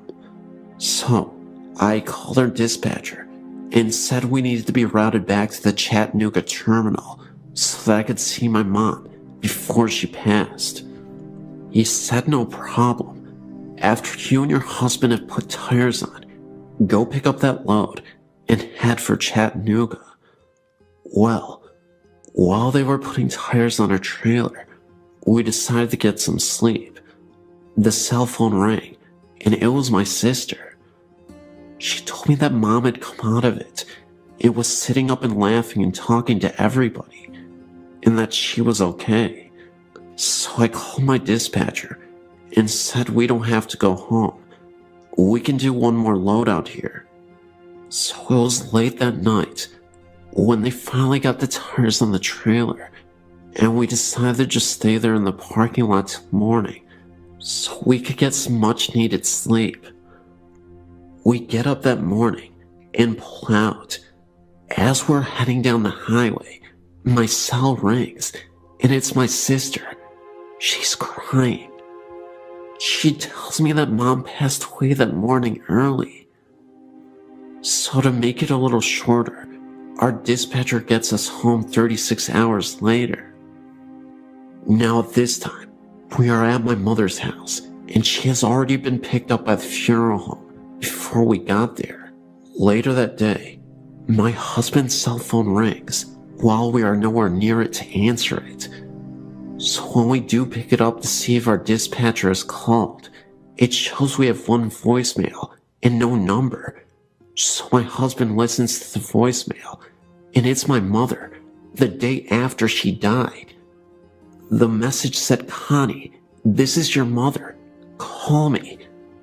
We decided to check if it was a delayed message, but it wasn't. I even took it to the cell phone company, and they said it was June 6th at 1:25 in the afternoon. My mom died June 5th, 2007, at the times between 1 a.m. to 3 a.m. It has really bothered me that we missed the call, even though she was already dead. She might have been trying to say goodbye to us. A few nights ago, a friend and I took a drive up Angeles Crest Highway. It was a clear night and wasn't too cold. As we entered the parking lot, we noticed there were no other cars there. As I made a U-turn in the lot to face the small building, there, we saw a man walking. What got my attention was the fact that my headlights shined bright on the building, yet we only saw the person from the waist down. The rest of his body was a shadow. The man was walking around as if he were looking for something. It appeared he had a flashlight in his hand, the way he was moving, but there was no light coming from it. The closer we got to him, the smaller the image got. When I shined my brights on him, it looked like he went down a small hallway. Even then, we could not see his upper body. We went back the next day to see if we could find anything. One thing we did notice was the hall we saw the figure walk through was now a wall. Not a wall that was just put up, but one that looked like it was part of the structure since it was built. 3 separate spirits are said to walk the halls of the soon-to-be-abandoned Middle Tennessee Medical Hospital in Murfreesboro, Tennessee, as a new, more modern hospital is being built right across the city. In the older section of the 3rd floor, one room is said to be haunted by the ghost of a mental patient who jumped out of a window in the 1960s in the psychiatric ward.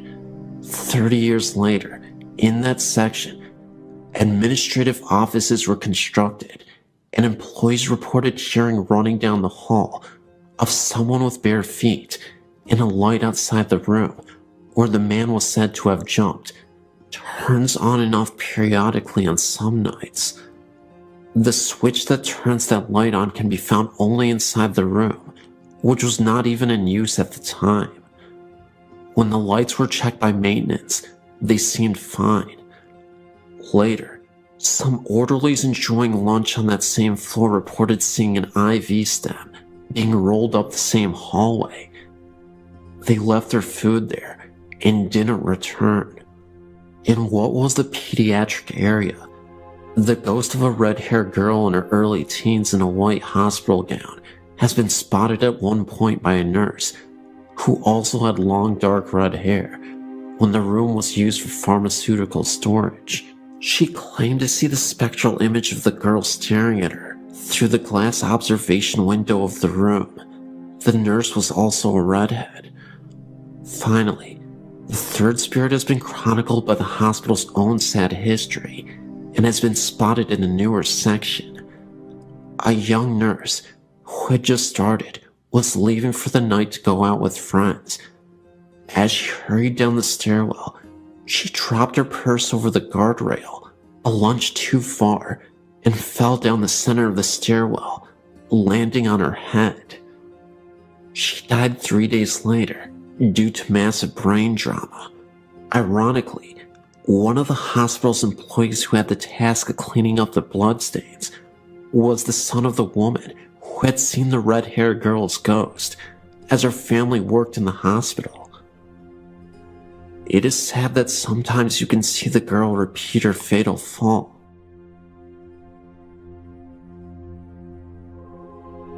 I have many stories to share with you, but I'm going to start at the beginning. I grew up in Lawrence Harbor, New Jersey. From the time I was a very young child, I knew that something was not right in our house. Our house was the last house in a dead-end street that faced the marsh. In the winter, you could see Highway 35. The surrounding woods were equally as disturbing. I was the only girl in our neighborhood. All my friends were guys. They were like brothers to me. I was a tough kid, and I did not scare easily. However, being alone in our house and going to sleep at night frightened me to death. My father died when I was a baby, and it was just my mother, brother, and myself. There was quite a difference in age between my brother and I. For years, I kept my experiences to myself because I thought it was my imagination, and I also thought that if I told my mother and brother, that they would think I was crazy too. It took me a long time to realize that I wasn't crazy. It was not my imagination, and the hard part was that I was a gifted child whose family could not relate to me on that particular level. These are my experiences while I lived there. My mother and father bought the house in 1962, and I was born in 1963. We owned the house right up until 2005. To this day, the events are burned into my memory. From the time I was about 5 years old, there hardly was a time that the house was at peace. I would lay awake in bed at night and watch orbs dance across the walls and ceiling. Then, I could feel someone sit on the corner of my bed. It was not a faint feeling either. In retrospect, as an adult, you could actually see the corner of the bed being pressed down. My heart would pound in my chest so loudly that I couldn't hear anyone else, and I could feel every hair stand up on my entire body. I would pull the covers and pillows over me in such a way that only my eyes and nose would stick out, even in the summer with no air conditioning. Shadows were commonplace everywhere in the house. You could smell flowers in the middle of the winter as well. Then, just as I would start to fall asleep, I would be jolted awake because something pulled the covers of me so violently that they were on the floor at the foot of the bed. That would send me screaming out of my room to my mother. There wasn't a time that you didn't feel as though you were being watched, or that you didn't feel that something was following you from room to room. If you came home and put your car keys down, turn your back for 2 seconds, they were gone, and then after searching the entire house, they would suddenly reappear where you originally put them in the first place, and you were the only one home the entire time. When I was in high school, I would come home and shower because I played sports. I always locked the bathroom door. Every time I would pull the curtain back when I was finished, the door would be wide open. Once again, no one was home, and our interior doors had no keys. Until now, I've been very vague with you about my experiences, but now I will tell you in detail my most frightening experience. I was engaged to Mitch. We were just both out of high school. My mom was out, and so was my brother. Mitch and I decided to go to my house, watch TV, and eat some pizza. From the time we entered the house, I could feel that something was really wrong, really out of sync. The air seemed electrically charged. It was as though us being there had interrupted some unseen gathering. I ignored it, even though I was goose flesh from head to toe. Even with all the lights on, my mother's house always seemed dark. Mitch was sitting in the room watching television, and I went into the kitchen to heat some frozen pizza. We were having a conversation as I did so. My back was to the living room as we were talking, and I was placing the pizza on the baking sheet. I heard what I thought was Mitch leave the living room and walk into the kitchen. I became aware that he was standing directly behind me as I was still talking. I turned around to ask him something, but to my shock, it was not Mitch standing there. I felt all the blood drain from my face. My knees went to jello, and I gasped and screamed at the same time. Standing face to face with me was a huge black solid apparition. I could make out a head and shoulders, but the rest became more see-through as it went towards the knees and feet area. It felt like slow motion. I think that when I turned around and screamed, I scared it as much as it scared me. As I stood there screaming, the black figure literally whooshed through the kitchen wall. Mitch ran into the kitchen. I was shaking and white as a ghost. It took me a while to collect myself. I shut the oven off, and we left and went to the local pizza place, where I told them what happened. We didn't spend much time at my mother's house after that. This is just one story out of countless stories that I would be glad to share with you. I'm now 46 years old. My entire life has been one foot in this world and the other in the spirit world. Years ago, I'd contacted Sylvia Brown, who told me that my mother's house had many spirits in it, but two stood out. There's the ghost of a baby and its mother. She also said that I was a medium and a psychic, and she was right. This is what I now do. I'm no longer afraid. It gives me pleasure to be able to connect with grieving spirits, with their departed loved ones. I consider this wonderful gift that I will not trade for anything. Thank you for listening.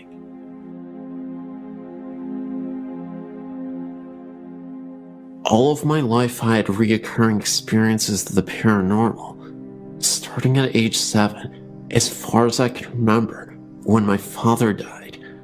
I used to believe the experiences were dreams or imagination until recently.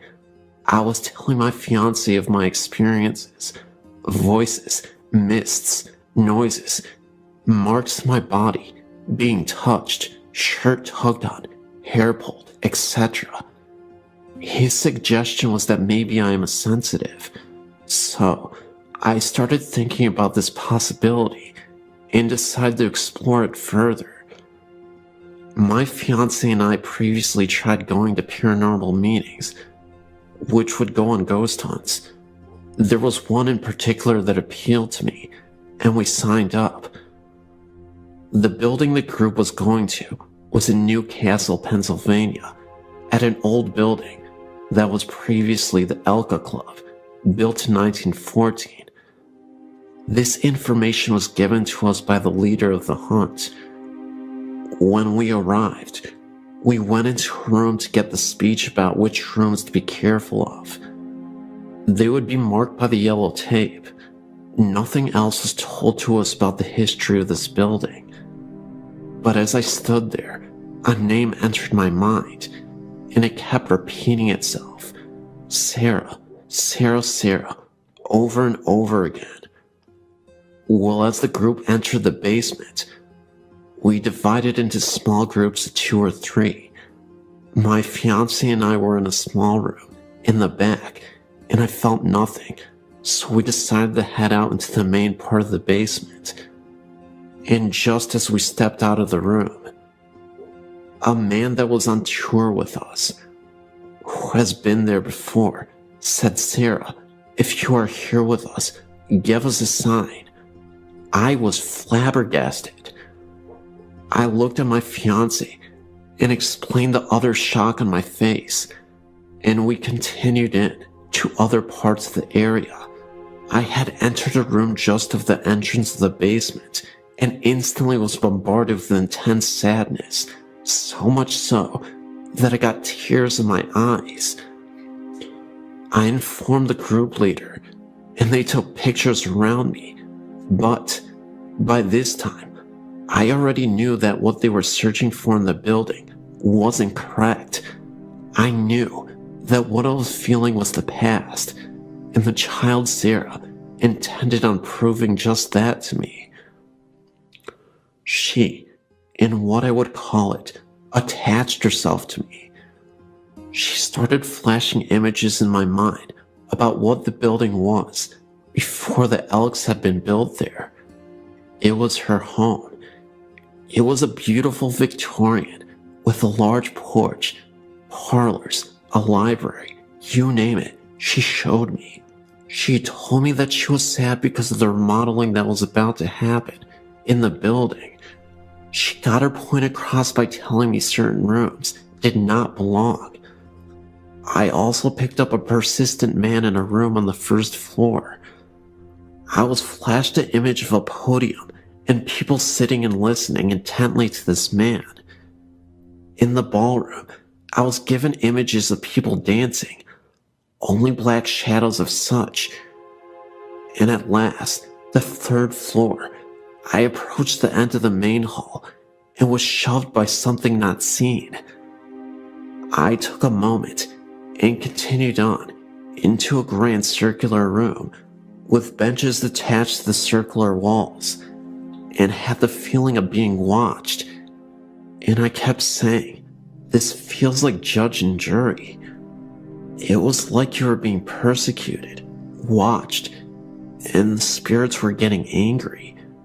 So I wanted to step out of the room for a moment, and I took a step forward towards the door and received a sharp blow to my middle back on the left-hand side.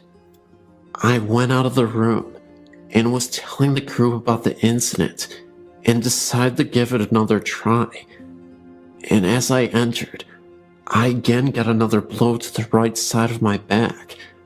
At that point, I wanted out of there for good, so the group agreed to leave the third floor. And as I entered the hallway again, I got pushed in the same spot as the first time, which happened to be in front of a very large window. The interesting part was, I said before, I knew nothing of the place, but when we were leaving, I told the owner all the stuff Sarah had told me. I told her of the man in the room that in my mind, I'd seen the podium. I told of getting pushed and hit in the back. Well, she surprised me, not only, but many in the group as well. Come to find out that this is where Sarah's home was. The rooms I was seeing were the rooms in her home. The man at the podium would have been the black preacher that occupied that room after the Elk Club closed down. That night, I came home exhausted. I fell asleep and dreamt of Sarah. In the dream, she told me her last name, so I searched for her on the internet. I then found something more shocking. Not only did I find her, the year she was born, but I also found the names of her parents. Well, I'd spoken with someone that has been to the club and knows things about it, but they never knew her parents' names, which happened to be the same names I came across. And as far as the room on the third floor, the owner informed me that this room was the judging room for the Elk members, and where they would hold their remembrances to the dead brothers. The interesting thing was, the women were not allowed in this room, and there was also an EVP that picked up stating, "You are being judged." So needless to say, I'm no longer doubting my ability, and I'm more open to my experiences, which have been many since that night. Growing up in rural Michigan, I had several what the heck was that experiences. Most were minor, a moving shadow or an uneasy feeling, but one stands out. I was 8 to 10 years old in the mid-80s, and my family had just returned from a vacation. When we got out of the car, my dad headed to the mailbox, my mom to her garden, and I lugged my suitcase inside the house. All of the windows were shut, and I pulled the garage door closed behind me. Walking through the house, I passed the bay window, from which I could see my dad still on the road, and my mom picking some vegetables. The house was silent, except for my footsteps on the carpet. I walked into my room and put my suitcase down in the corner. I heard a male voice laughing behind me, maybe in the doorway 8 feet away. It was a hearty laugh, loud and clear. I spun around, and there wasn't anyone in the doorway. I ran back to the garage, through the door, and outside. My father was just grabbing his suitcase from the car, and my mother was pulling weeds. I wasn't scared when I heard the voice, but not having a tangible body to put it with did unnerve me a bit. Following the event, I was able to forget and had no issues in the rest of the house. It was only after I got older and interested in the paranormal did I realize that I must have had a run-in with something. About 2 years ago, I bought a 126-year-old, 8,000 square foot mansion in Missouri, just outside of Kansas City where I grew up. My mother had owned and lived in the house for the previous 15 years, slowly maintaining it.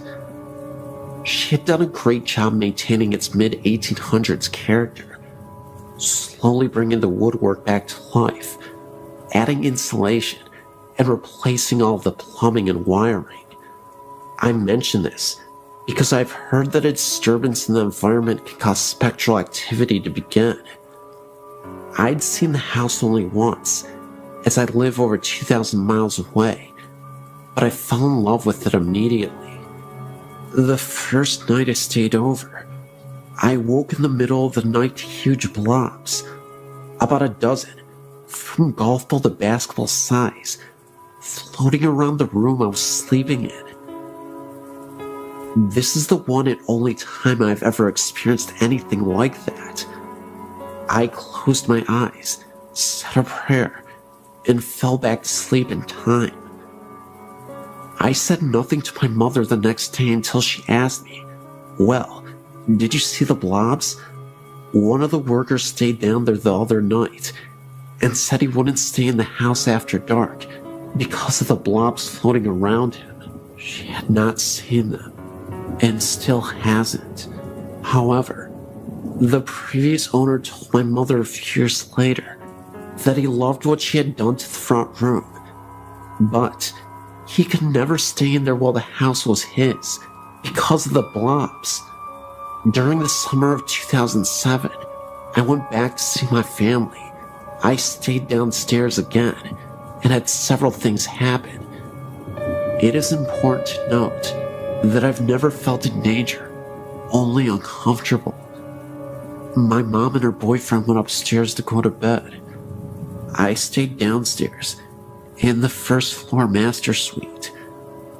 For the next 45 minutes, the heavy footsteps above my head were attributed to the two of them settling in for the night. finally, I decided I would go up and find out what was going on. The entire upstairs was dark and still. They were both long in bed. I returned to my bedroom to hear the continued walking above me. So, I went out on the living room to sleep on the couch. The walking continued above me, although there is only one attic above that living room. I could also hear a distant, quiet talk between a man and a woman, but I couldn't make out what they were saying, and it seemed to always be somewhere else from where I was. The next morning, I decided maybe I would have a chat with myself out loud, and if anyone else heard it, then maybe it would be for the better. I sat on the end of the bed. It was now daylight, so I felt comfortable to be in the bedroom again, and said that I was the new owner, and the son of the woman they probably knew very well by now. I really liked the house, and hoped to continue my mother's good work, but for now, I lived elsewhere. I also mentioned something that I don't suggest, but in this situation, I felt comfortable in doing so. I told them that they seemed to have been there a long time, and so long as they agreed to stay out of the bathroom while I was in there, we could get along just fine together. The following night was as quiet as it could be. I think their interest in me was satisfied. This past summer, 2008, was my third visit back. Absolutely nothing happened. I was ready, and nothing. Hey, that's fine with me. But one side note, my mother sat down to look at an album she had kept for all these years she had been doing the refurbishing.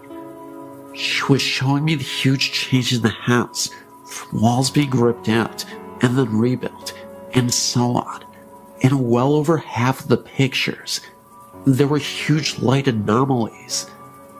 There were smears, blobs, and strange twists of the image. I mentioned this to my mother, who looked right at me and said, "You know, I haven't taken a decent picture since I've lived in this house. I've owned one crappy camera after another. All the pictures look like this. I have to throw most of them away because they are no good." I just smiled. Right, Mom. Every digital and disposable camera she has ever had in the past 15 years has had the same problem.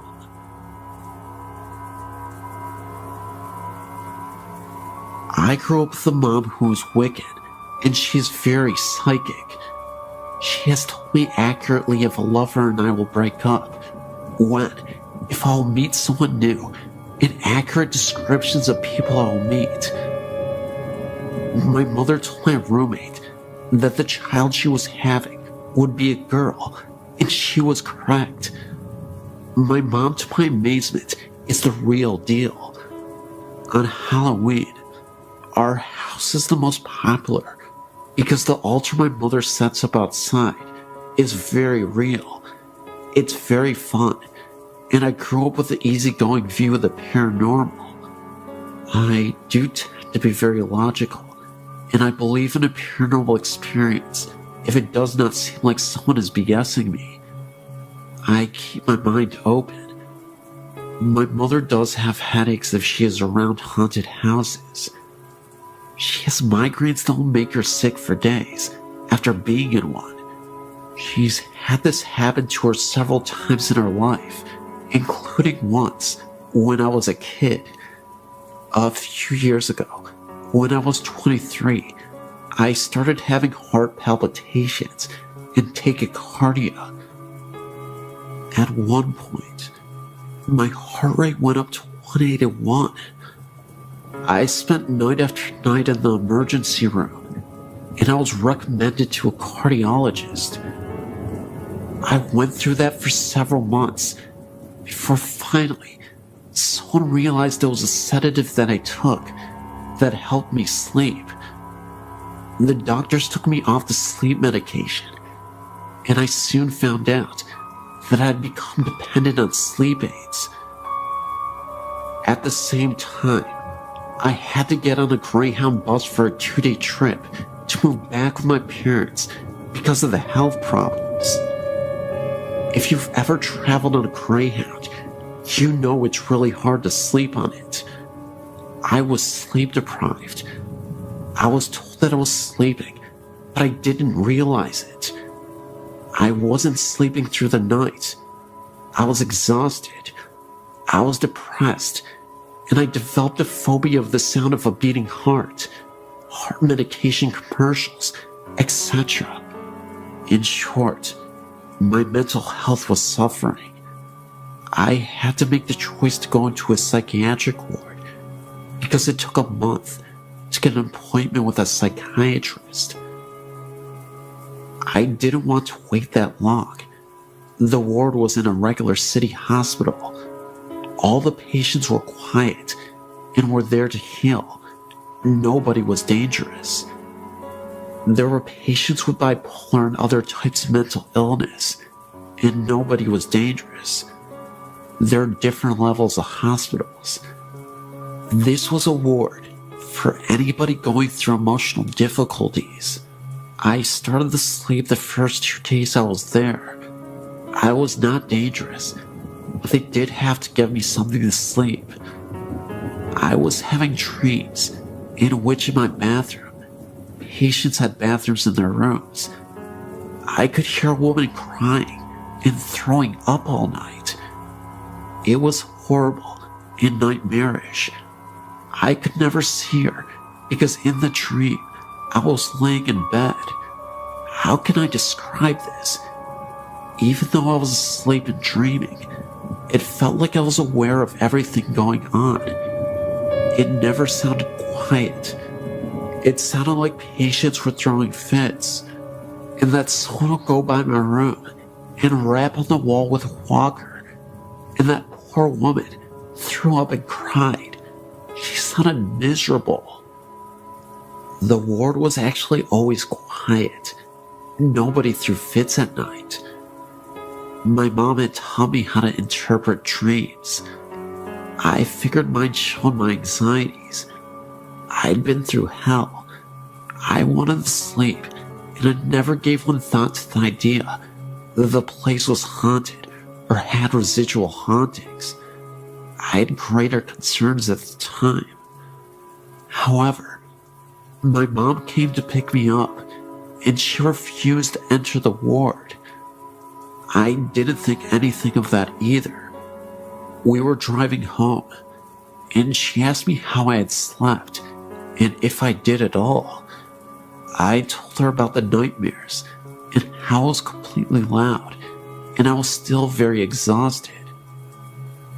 My mother was shocked, and it showed on her face. She said, "Sarah, those were not just dreams. This psychiatric ward used to be a cancer ward." I was getting a migraine because there are patients who have not moved on. Wow, that shocked me. I never heard doctors mention that it had been a cancer ward. The idea was never put into my head. Like I said, I wanted to sleep again and to feel happy. I was concerned for my health. I believe my mom. She's usually incredibly accurate about these kinds of things. I honestly have gotten tired of finding out if me and a potential lover are not going to work out. She's that accurate. However, I could not tell you if that ward was the former cancer ward. I simply don't know because none of the doctors ever mentioned it. I was sleep deprived and going through hell at the time. My emotional state could have been reflected in my dreams. However, if I've learned anything about the paranormal, is that it can be a very small world. The hospital in question is in Iowa. It is a regular city hospital with an emergency room, surgery room, etc. It is not a psychiatric hospital only. If a former nurse ever writes you, or even a former patient, I'm here to tell you that there may have been something to their experience. The ward in question is still open. This was a few years ago that I was there. This is just a quirky experience that I wanted to share.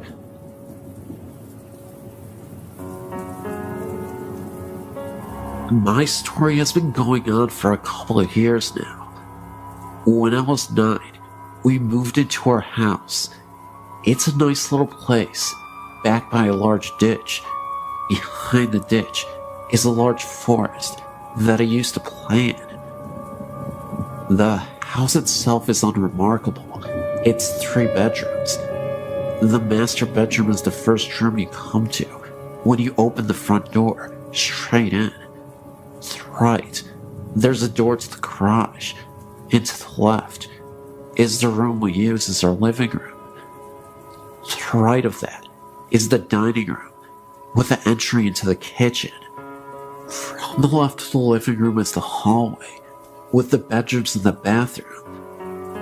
From the time when I first moved in, I've never liked the bedroom at the end of the hall. It has a window that looks out into the front yard. The room I shared with my sister has a window that looks out into the backyard. I'm not sure what it is about the room, but it's a creepy feeling. I was around 11 when my older sister moved out. By that time, it had been a while since I'd gotten any creepy feelings in the second bedroom. I was pleased with the idea of having my own room. I moved my bed in there, got everything set up, and prepared for the grown-up life that I wanted. The first couple days were okay. I had strange nightmares about something coming in from the ditch, something I couldn't explain. Finally, after about a month after I'd been sleeping in the room, I woke up suddenly from one of those dreams.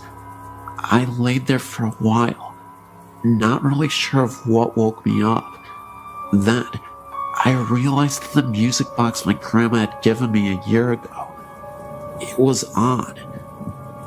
The music box was shaped like a carousel horse, and had a switch on the bottom of it that turned the music on. I sat up and took it down from the shelf above my head and turned the switch off. I figured that maybe my cat went up on the shelf and brushed against it. I laid back down to go to sleep. It was lying there that I first saw him.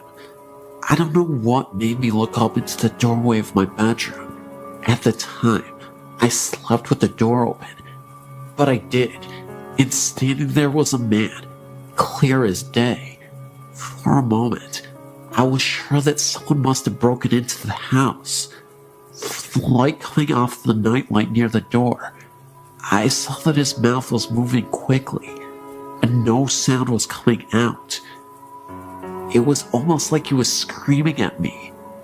He took a step forward and vanished. I slept in the living room that night. I finally got the nerve to sleep in my room again, after about a week of sleeping on the sofa. And that night, I had the same creepy nightmares, and woke up to find a child shape sitting on the end of my bed, staring at me. It vanished when I turned the light on. I ended up spending the next year sleeping on the floor in my sister's room, because my mom wouldn't let me move my stuff in with her. I also couldn't change my room without getting the feeling of being watched. I would glance at the mirror, it's the type that sits on the dresser, and see a face staring at me, one that wasn't my own. My older sister finally moved back home, and I ended up back in the other bedroom with my sister. I thought that would make it go away, but I would sometimes see the man standing in the doorway late at night. He'd stand there staring at me, mouth moving, forming words I didn't understand. 3 years ago, some major changes happened. My oldest sister broke up with her husband, lost her house, and had to move in with my mom and dad, along with her 2 kids. My oldest sister had her boyfriend living in the house with her. The living arrangements were this. My 2 oldest sisters slept in one room, along with my youngest nephew, belonging to the first sister I talked about. My oldest sister's kids slept in the second bedroom with me, and my sister and her boyfriend had the living room. It was weird at first, but we all got used to it. The weird things had calmed down since I'd moved to the other bedroom, but it picked up again when my sister moved in. I was trying to get some sleep. It was around 1 in the morning, and I saw the child's shape again, but this time, it was sitting at the end of my niece's bed. I sat up, but before I could say anything, my niece woke up screaming. She said it was a nightmare, and I had a feeling it was probably the same one I had when I was younger. They moved out last year, and things calmed down for the most part, until my oldest sister moved away. I now had a bedroom all to myself. I was trying, once again, to get some sleep. I've always had trouble sleeping in this house, and I looked at my doorway, and the man was standing there, but this time, I could hear him whispering. It was gibberish. I turned over and pulled the pillow over my head, but the room got so cold, I ended up turning my TV on and closing my bedroom door. Another time, I was messing around with a couple of the other teenagers in the area.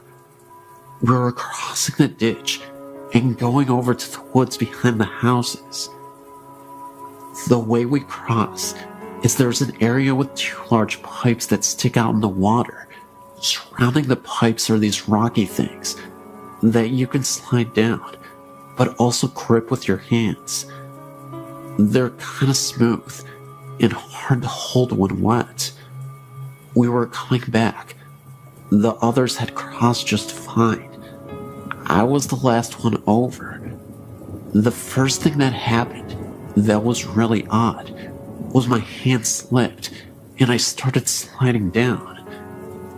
I felt as if someone had grabbed my arm and stopped me before I reached the water. I was about to step down into the water to get across when I heard someone yell my name and say very loudly in my ear to stop.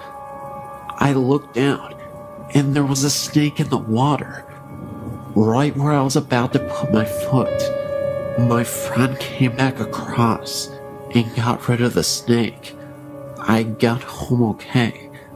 When I went to take a shower later that night, I looked at my arm, and I had a hard handprint bruise on my arm. I don't know if it was one of the ghosts from the house, but something stopped me from falling and from getting bitten by the snake.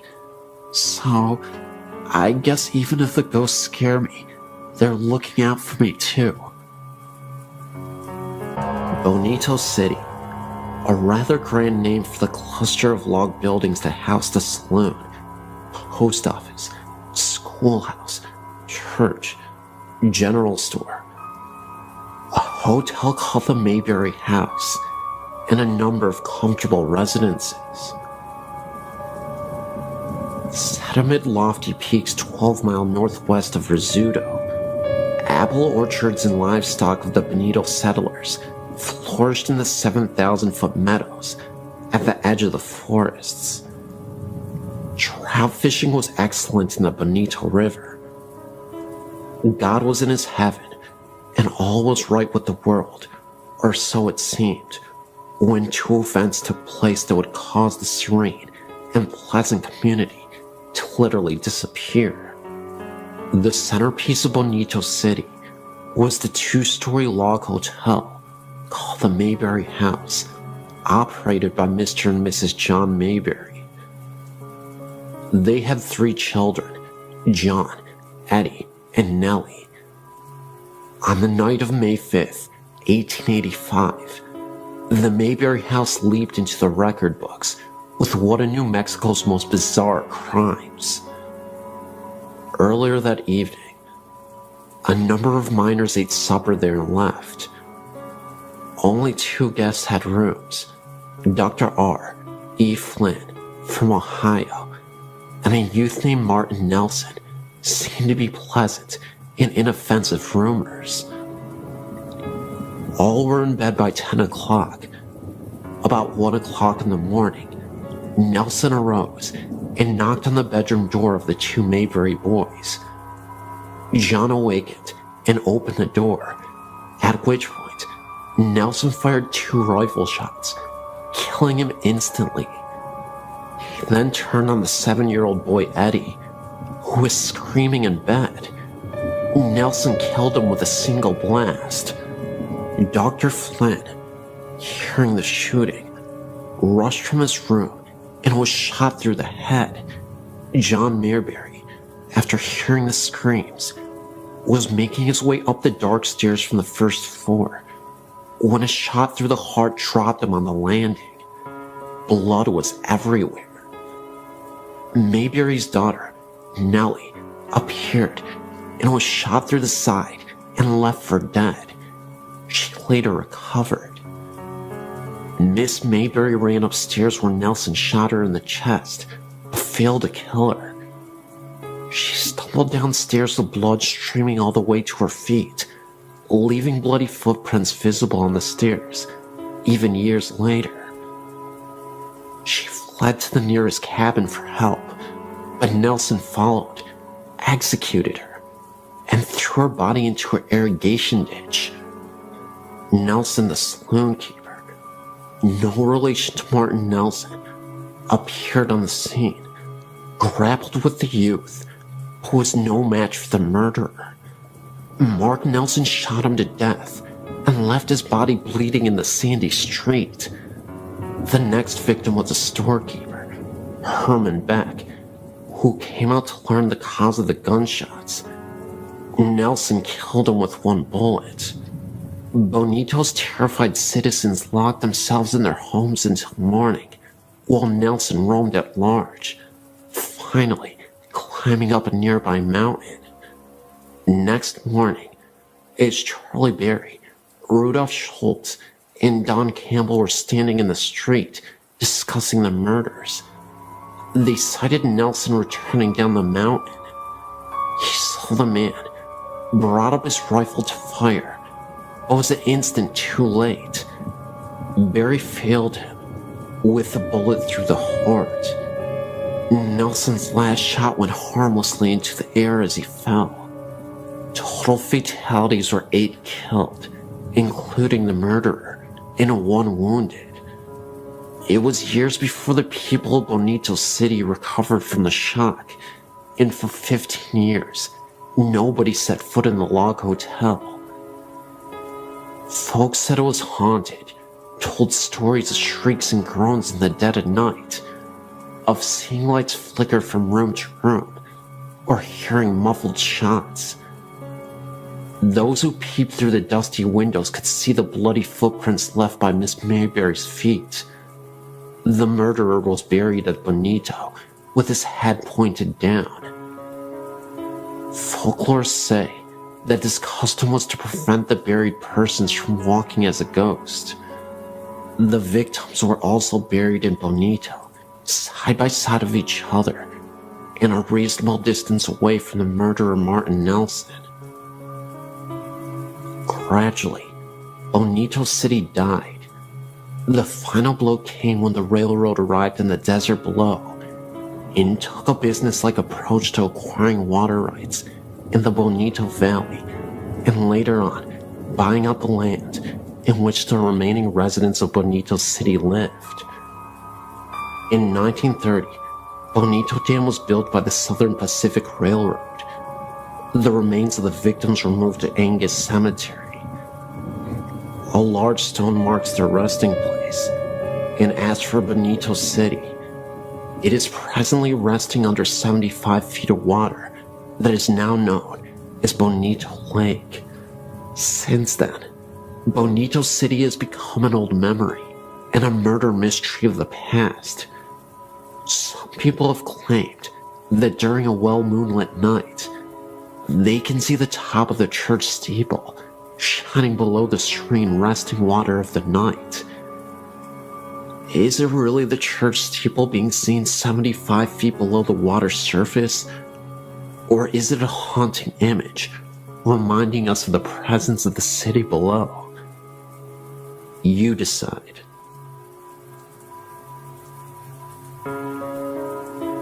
In early November 2006, I went over to visit my grandparents' house and my grandpa wasn't feeling well. He eventually went to visit the hospital. I thought he would just get out in a day or so, because he survived a heart attack before. For the first few days I wasn't worried at all, but after a week in the hospital, I was getting a little worried. About 2 weeks later, he passed away. I was absolutely devastated. Before his funeral, his brother and sister came down to visit. While they were sleeping in my grandparents' house, this is 2 days after he had died, my uncle was leaving. He looked back to see if things were all right, and saw a rather tall figure, wearing a hat, walking in our room. At first he thought it was my grandpa's brother Robert, but he was fast asleep in a different story of the house. He went looking in the room, and the ghostly figure was gone. We all think the figure was our grandpa. He was about 6'1", and always wore a hat. Every time my grandma went to go get food, or to pick up my little cousins, we would get a feeling someone was watching me, but in a good way. In early December, I was decorating the Christmas tree, and I saw a face peek out at the top of the stairs at me. It looked exactly like my grandpa a few years before he died. It kind of feels like a little bit of him follows every one of us.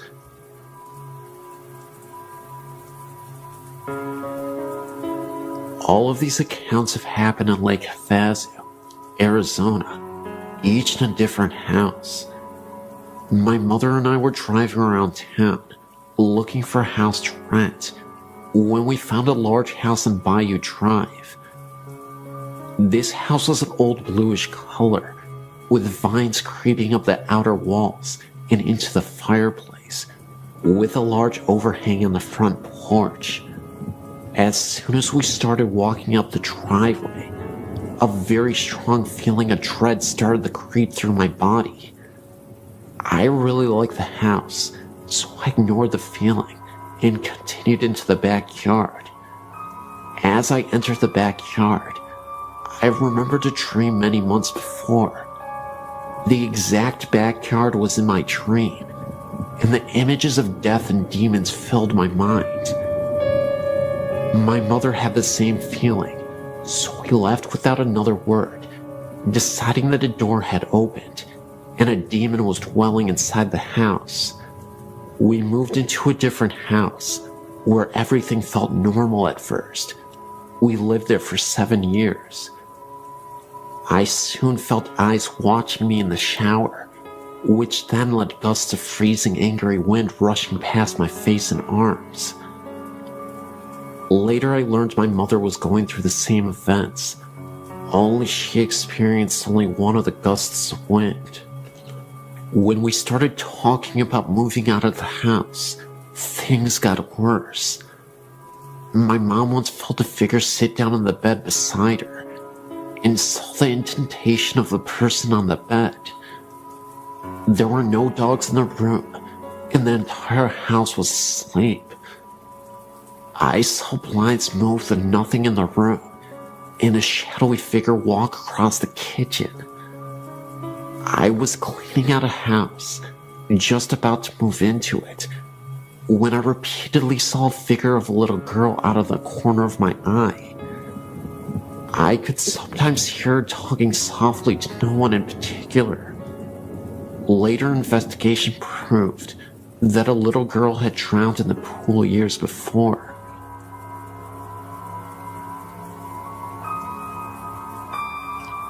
I've had a lot of things happen to me in my life, from seeing eyes in the corner of my room to being slapped by something I couldn't see. So I'm very open to anything and everything that someone would think was weird or crazy. My mom, however, is not. So for her to tell me about what happened to her, I know it's true. I'm 28 now, and this happened a few years before I was born. My mom was an FHA teacher for 15 years, so she went to FHA meetings a lot.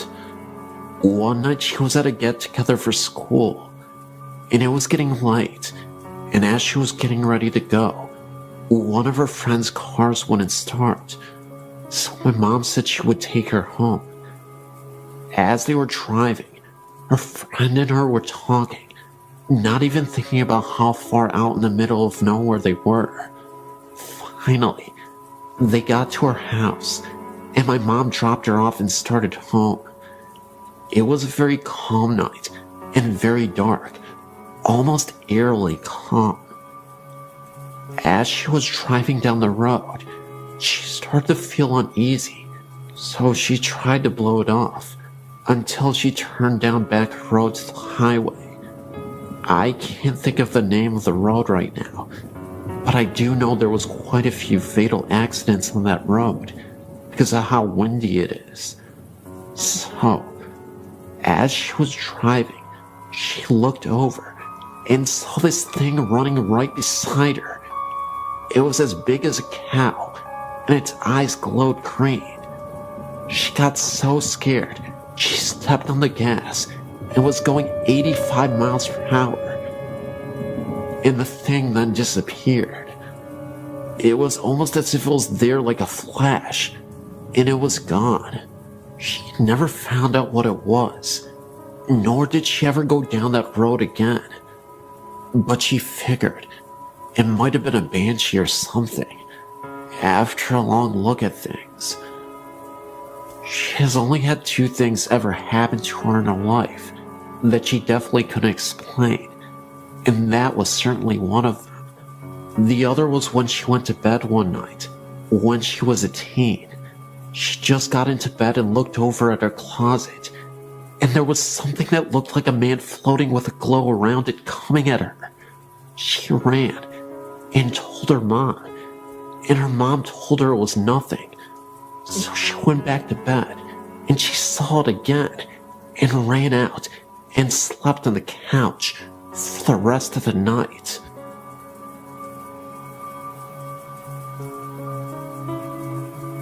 I'm a clairvoyant, and I'm used to not being alone. The last house I lived in had a number of distinctive entities, and will only share a couple of my experiences with you now. There was a young girl, probably around 4 or 5, who was very prevalent around the time my son was 3. One night, I had a contact dream. Usually my dreams are surreal and nonsense, but when I contact someone, they're usually set in whatever house I'm in, and are more out-of-body experiences. I walked to the end of my hall and looked through the dining room into the kitchen, and there was a small girl with waist-length dark brown, not black, wavy hair. She had a flowered white nightgown on, and she was pushing buttons on the microwave. When I asked her why she was here, she quickly, and I mean quickly, like Japanese horror across the room in a blink quickly, came up to me. I crouched down, but I couldn't see her face, and somehow I knew she had been badly injured. Think gunshot wounds to eyes and cheek, so I didn't want to see her face. I explained to her that she needed to move on and go into the light where her family was waiting, and then I walked back to my room with her following behind me. I woke up, then went back to sleep, and a while later my son woke me up, halfways anyway, enough to answer him and kinda remember. And he asked me to tell the girl that she was not his sister and to leave him alone. I told him to lay down in my bed and explained to her she was about 3 feet away, that I'm not her mother, and that she needed to move on, that it wasn't her house anymore. I thought that part was a dream when I woke up, until I realized my son was asleep beside me. The other very noticeable energy in my house was that of a woman who was very straight-laced and controlling. She would often sit on a window seat in my bedroom at night. My husband, who is a very skeptical man, would sit up in his sleep staring with closed eyes towards her and ask over and over, "Who is that? Who the heck is that?" Until I would tell him it's okay.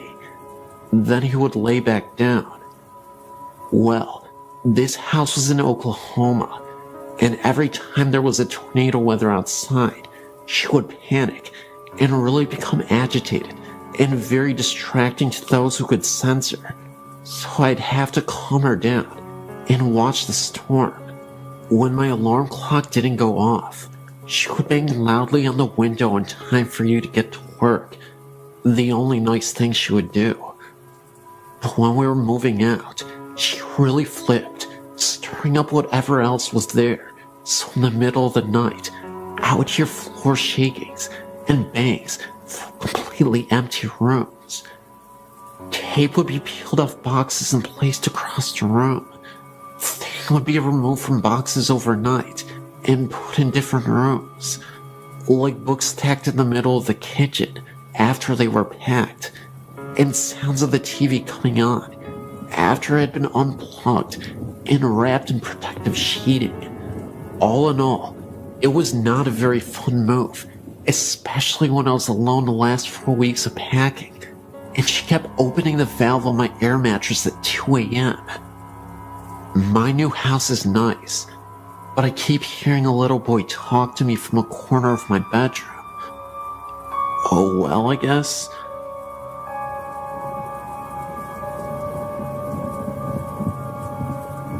I'm 25 now, and have had strange experiences which, though I'm very analytical and skeptical, can't seem to find out how, or why, or what these things were.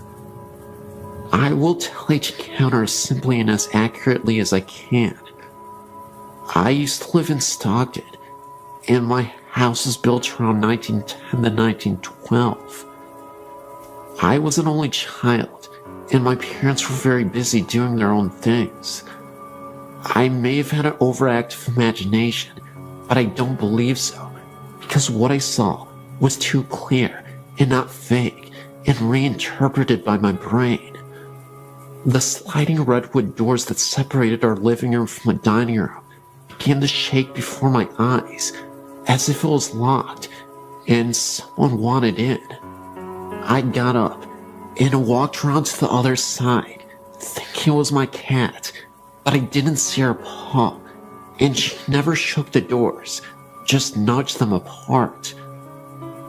I walked around to the other side of the doors to the kitchen. All the lights were off, and I saw no one. I felt very scared suddenly, and went to bed, closing my door. Another time I was laying in bed, and my mother was on her hands and knees sniffing the floor. A bathroom connected our rooms, and I assumed she had begun sniffing in the bathroom. I asked her what she was doing, and she replied, "Your father and I smelled rotten blood." I can't remember what happened first, but I saw a clear apparition in my living room as I tied my shoes. A man dressed in black with a top hat and coattails, had a cane with a black long beard, walked briskly through the living room, and disappeared. I had a dream that I pulled it back out of the carpets in my parents' bedroom and saw bloodstains. I don't know if she was moving them. She denies it still to this day. But I know I wasn't moving them because I was determined to find the truth. The board told this story. A married couple named Mark and Melissa Twain lived in the house with a woman's sister. One day, in jealous outrage, she killed them both in the room with a shotgun. I thought it was very fishy the wife had my name, and the husband's name was Mark Twain. Well, like I said, my cousin says she didn't make the Ouija tell the story. I was under the house one day, bored and playing around, when I found a small handful of large blast bullet casings. Not as large as a shotgun casing bullet, I don't think. Other things have happened. I heard a knock on my door late at night. One huge knock, but I was too scared to open it.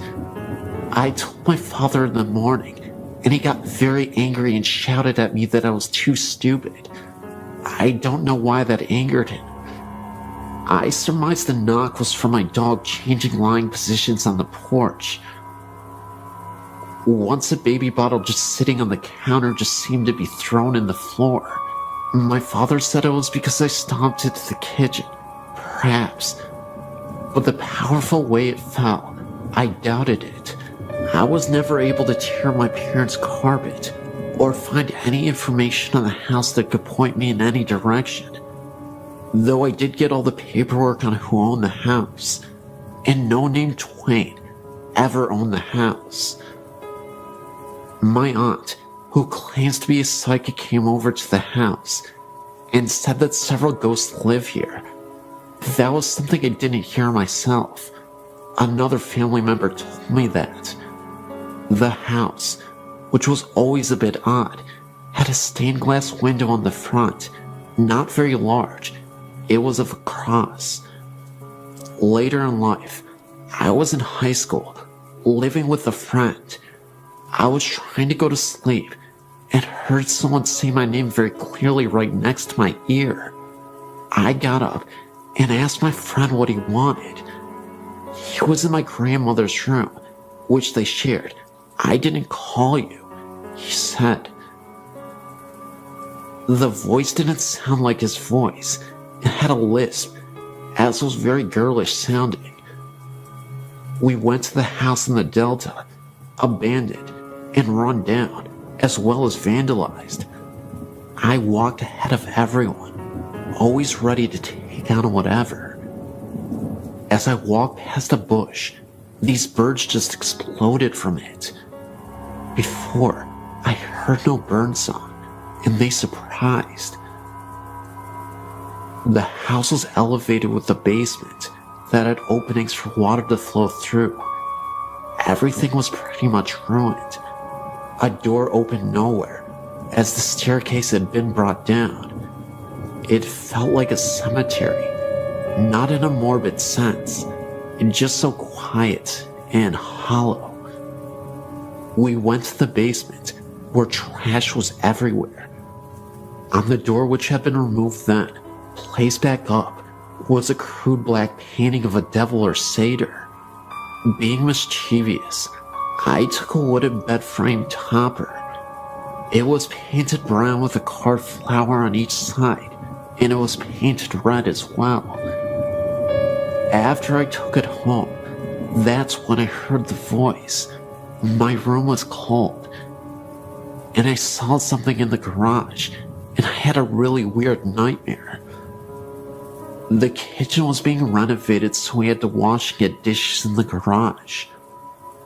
I went out to get a cup and felt very nervous in there. As I was walking to leave, I heard a loud boom in the wall to my right. I looked, not too long, but long enough, and this will be a very hard to explain situation and sound crazy, But this energy waved and glistened in the shape of something human turned its head and looked at me. I ran out, scared for my life. I'd never been so scared. I took the bed knob back, and nothing happened like that again. The site has long since been destroyed. I'm not sure what any of this means, but I do know one thing for sure. I experienced it.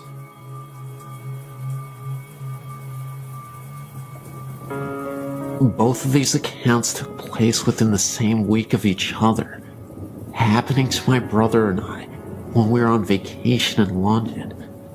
The Hyde Park Ghost. I was on vacation with my family in London for Thanksgiving, 2001. About 10 in the morning on Thanksgiving Day, we decided to go for a walk around London, starting with Hyde Park, which was about 3 blocks from the hotel. The park was beautiful against the autumn sky, and both my brother and I found it strange how time seemed to skip, as the park just lay kitty corner from a highly modernized tourist strip. As we waited on the corner for our parents to catch up, I turned to see a great black carriage standing behind us, pulled by a glamorous-looking brown and white Clydesdale. I tugged on my older brother's jacket and pointed, and we watched it for a while, thinking it was the coolest thing we'd ever seen. Others in the park didn't take much notice of them at all, walking by in a hurry to get wherever they were going, or that's what we figured. My brother, having his camera with him, took a picture of the carriage and the driver, a slightly portly man with a contented smile and a formal air. He looked at us as my brother snapped a picture, and I felt an unexplainable tingling. Shrugging it off as the autumn weather, I continued to watch the driver. Our parents called our names, and we turned back to look at them, agreeing that we should all go for a ride in the carriage. My mom asked what we were looking at, and I turned back and pointed. What happened next is the strangest thing I've ever experienced. There was no carriage standing on the corner with us. My brother just looked as puzzled, and we continued the search about the corner, thinking it must have driven off after we turned to look at my parents. The carriage, driver, and horse were nowhere in sight. I found it odd also that we had not heard them drive off, as one would think a horse walking on stone could not be terribly quiet. A week or so later, we got the film developed. My brother and I searched through the pictures at least 3 times, trying desperately to find the one he had taken off the carriage. But though all the exposures from his camera were present, we could not find the one of the gleaming black carriage, Mary Driver, and the magic Clydesdale. We did, however, find a startling shot of the corner it had been on, with a little glowing orb just right center. My brother and I prickled. The real start, however, did not come until about 2 days after that, when I was reading a book about the ghost of London I'd picked up at the Tower of London for some light reading. I felt the same familiar prickle as I read about a popular ghost in Hyde Park, that of a man driving a gleaming black carriage, pulled by a huge brown and white Clydesdale. The shadow in the chapel. A few days after walking in Hyde Park, my brother and I were wandering quietly through Westminster Abbey, enjoying the sights. We walked into the chapel that was open and sat for a moment, waiting for our parents to catch up. While we were there, he said he smelled something burning. I sniffed the air, recognizing the strong smell of incense. We looked around, not seeing anyone else in the chapel. My brother poked his head out the door, and he looked around, informing me that no one was there, and no one was burning anything nearby. Thinking this was strange, but not terribly creepy, we hung around in the chapel a while longer, chatting quietly. Our conversation was broken, however, when we heard someone chanting from the front of the chapel. We jumped, thinking we were alone. I looked up towards the front, certain we had been alone. The chanting continued in a foreign language I didn't understand. My brother, a Latin student, said later the chanting was a prayer or something. We stood there, watching the front of the chapel, looking around for anyone who might be chanting. I nearly fell over when I saw someone flicker to my left. A figure, wearing a dark robe and moving slowly, walked in front of us at the head of the chapel. I remember taking a sharp step backward and falling into my brother when, after a moment's reflection, the being looked up and straight ahead. We couldn't see its face as its profile was towards us, covered by the robe's hood. That didn't matter, however, as in an instant, the being was gone. There was no more chanting, no smell of incense, nothing but me being supported by my paled and terrified-looking brother. We didn't know what to think, neither of us thinking too much of ghosts before, but neither of us could really explain it. One minute, someone standing right in front of us, and the next minute, it was gone. Completely and utterly gone. Not a trace of it.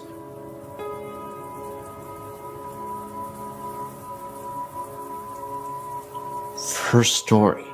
I was 11 when this happened. I was spending the night at my best friend's house. It was a pretty Victorian house. It still had the original barn. It was in the back.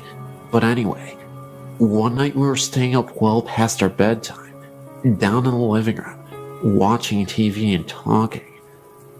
Well, our room, which we were supposed to be in, was directly over the living room. Well, we were sitting there, and all of a sudden, we heard what sounded like something being dragged the length of our bedroom. It was something heavy. We were so scared, so we stopped talking and muted the TV to listen. It sounded almost like a dead body. All you could hear was thump, thump, slide, thump. It was freaky. We checked on everyone, and everyone was asleep. And my second story. This is my fiance's story. He's in Germany right now. He would probably be mad at me for telling this, but I have to, because it scared me. Anyway, he's not the type of guy to get scared very easily. He doesn't believe in ghosts.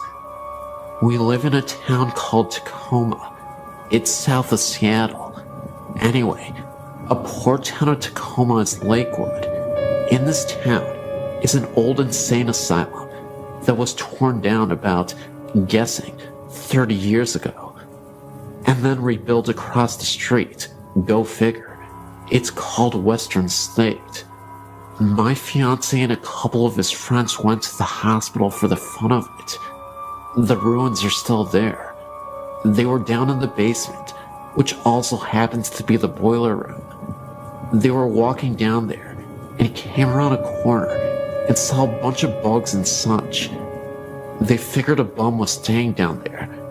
As they turned to leave, Dave is a pretty small guy, so he got pushed to the back. As he was about to leave himself out of the window, he felt someone tap him on his shoulder and heard someone whisper something to him. He figured it was the bum, so he turned around, but there was nothing there. He freaked out because it was a split second that he'd heard something and felt the tap. So he started screaming for his friends to come and get him. His friends had to pull him out of the window because he was freaking out the whole time. A third story. I was sleeping one time in my bedroom, and it was like 3 o'clock in the morning, and I suddenly woke up because I had the feeling that someone was in the room with me. I had my own room at the time, and it was pitch black in my room, but I looked in the corner where my door was, and I could just barely make out the outline of a man. He was just standing there and watching me. I couldn't breathe or think. I just stayed there for about 2 minutes, trying to figure out what to do. I finally got the balls to reach over and yank on the lamp. When I did, nothing was there. Fourth story. Me and my sister were at my grandma's visiting, and recently, my uncle had passed away in the house. He had gone missing for about 2 weeks. My grandma didn't think anything of it, because he did that sometimes. She went in his room looking for something, and there he was, lying on his bed, half decomposed. She said it took forever to get the smell out. On my grandma's TV was a plastic vase with a flake flower in it. The TV was off, and my grandma was at work, so me and my 2 sisters was sitting around and talking. I believe we were talking about my uncle, when all of a sudden, the vase went flying off the TV. When I say flew, I mean flew. It flew like 5 feet. We all stopped and decided to go to bed. Fifth story. I was spending the night at my best friend's house. I was like 15 or something. My godmother had just told us to go to bed. We were just getting ready for bed when I hear my godmother yelling at me to get my butt in bed. I came out of my best friend's room and said we were. She then proceeded to tell me that she had seen me in the reflection in the window walk by from the stairs to the kitchen, but the room we were in was right next to where she was.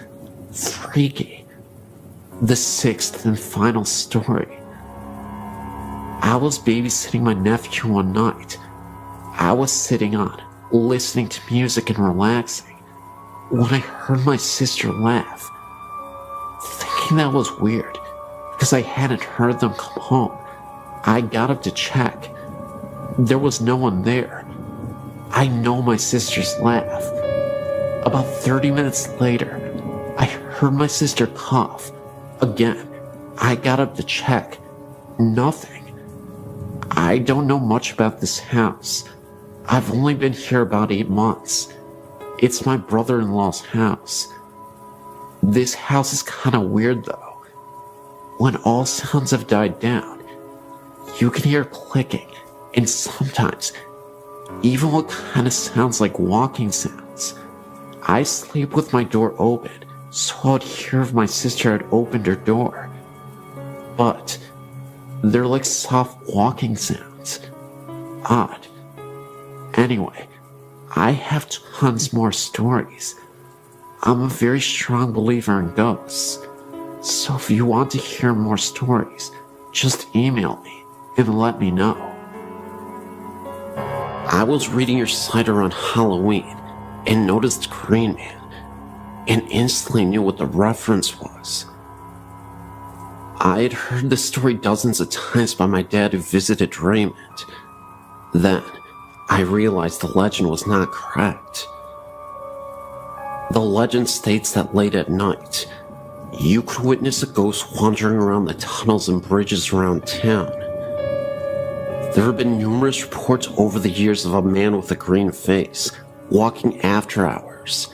He is known as the Green Man. This is because when people have seen this figure, the apparition has a terrifying green face as he floats by the local tunnels and bridges of the area. The real version is extremely depressing, but the real version in the least. The horrible accident occurred in Evans City, Raymond, unsure of the last name, and his older brother were flying a kite near some electrical wires next to a tree. The kite got stuck, and Raymond followed his brother up the tree to retrieve it. When Raymond's brother grabbed the kite, both brothers got electrocuted. Raymond's brother was killed, and Raymond was severely burned. He was extremely disfigured, and it was extremely hard for him to walk because of the accident. The residents of Evans City collected nearly $30,000 for the boy for his care. His older sister and her boyfriend ran off with the money, leaving Raymond without the money he needed to get well. From then on, the townspeople took him under their wing and took care of him the best they could, but without the funds to do it. My dad's grandmother, who lived in Suiki, told my dad and his brothers and sisters the story of the Green Man when they went to visit her. Raymond, now an adult, walks down the road to and from the tunnel every night. The sun would hurt his eyes, since it only had a thin sheath of skin to cover them, so he did not go out in the daylight. He could barely walk, but did so every night regardless. People from all over came to bring him money, gum, and cigarettes, even while he was on his nightly walks to the tunnel and back home. The Green Man came from the color his skin looked when the headlights would hit him.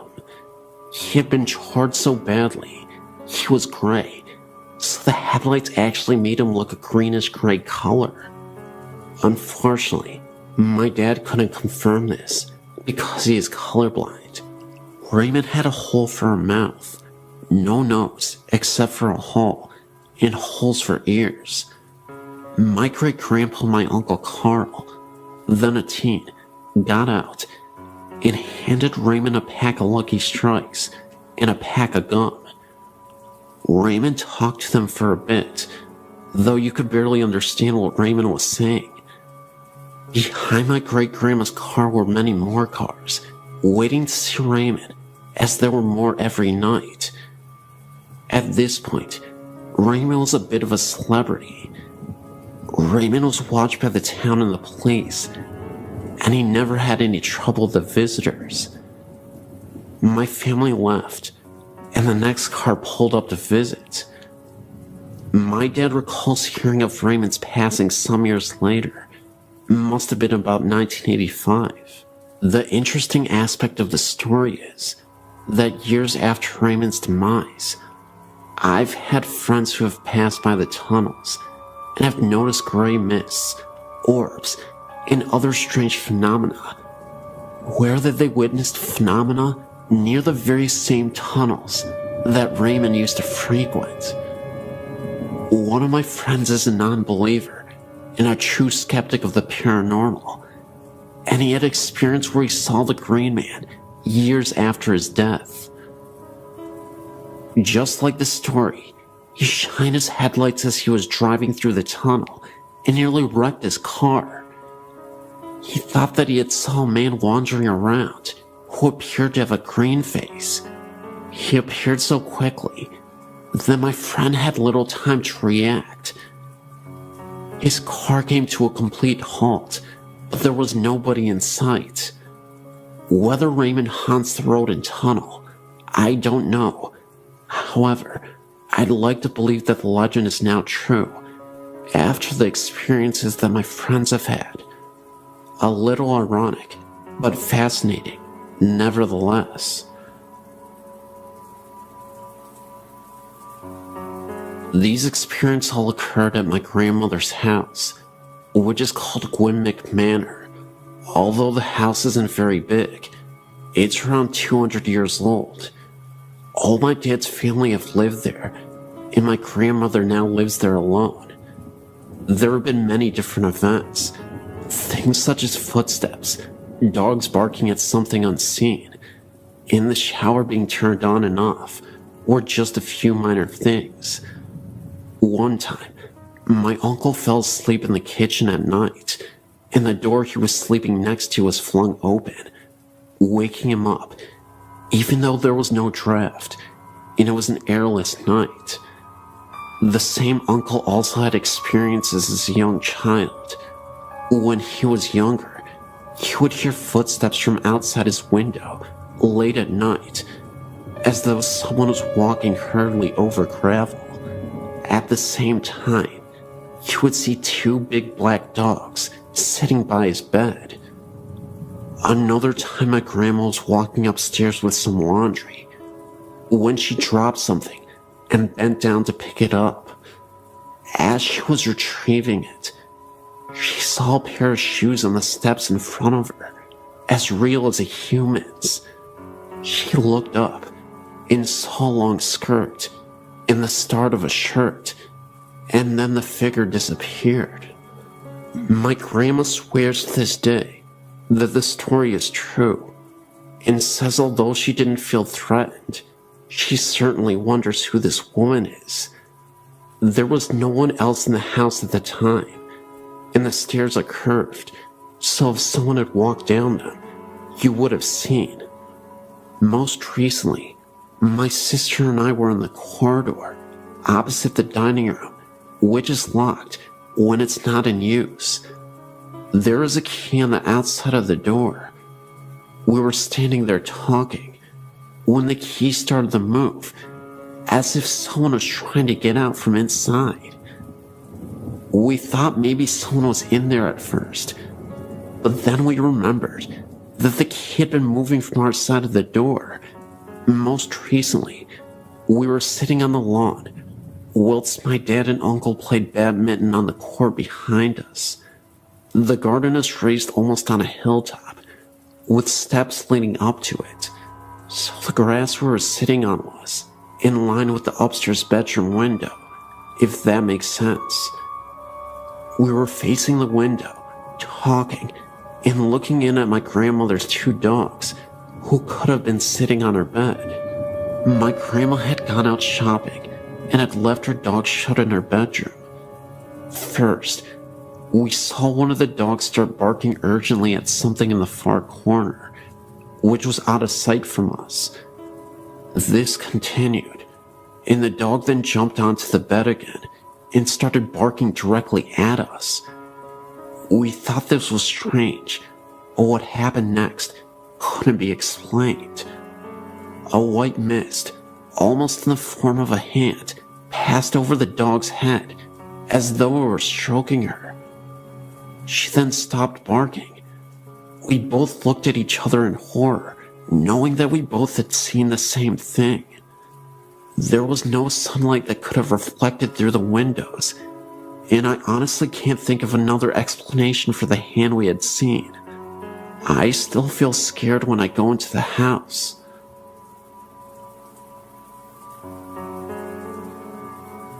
January 1999. I'd been working for an American company in Evesham in the UK. The company was based in a small industrial estate called Briar Close End East. On the edge of this estate is a small pub called the Oddfellow Arms. We all used to go to this pub now and then for a quick pint of a lunchtime. I personally used to have a pint, perhaps once or twice a week there. Anyway, as you go in on a fairly regular basis, you tend to get to know some of the locals. There was one couple in particular that the story is about. They were an old couple. He was an ex-counselor and had to use a frame to walk with. He was always with his wife. She used to drive him everywhere. Obviously, he couldn't get anywhere without her assistance. It was just after the Christmas break, first week back at work in January. I decided to go for a sandwich and a drink at the pub.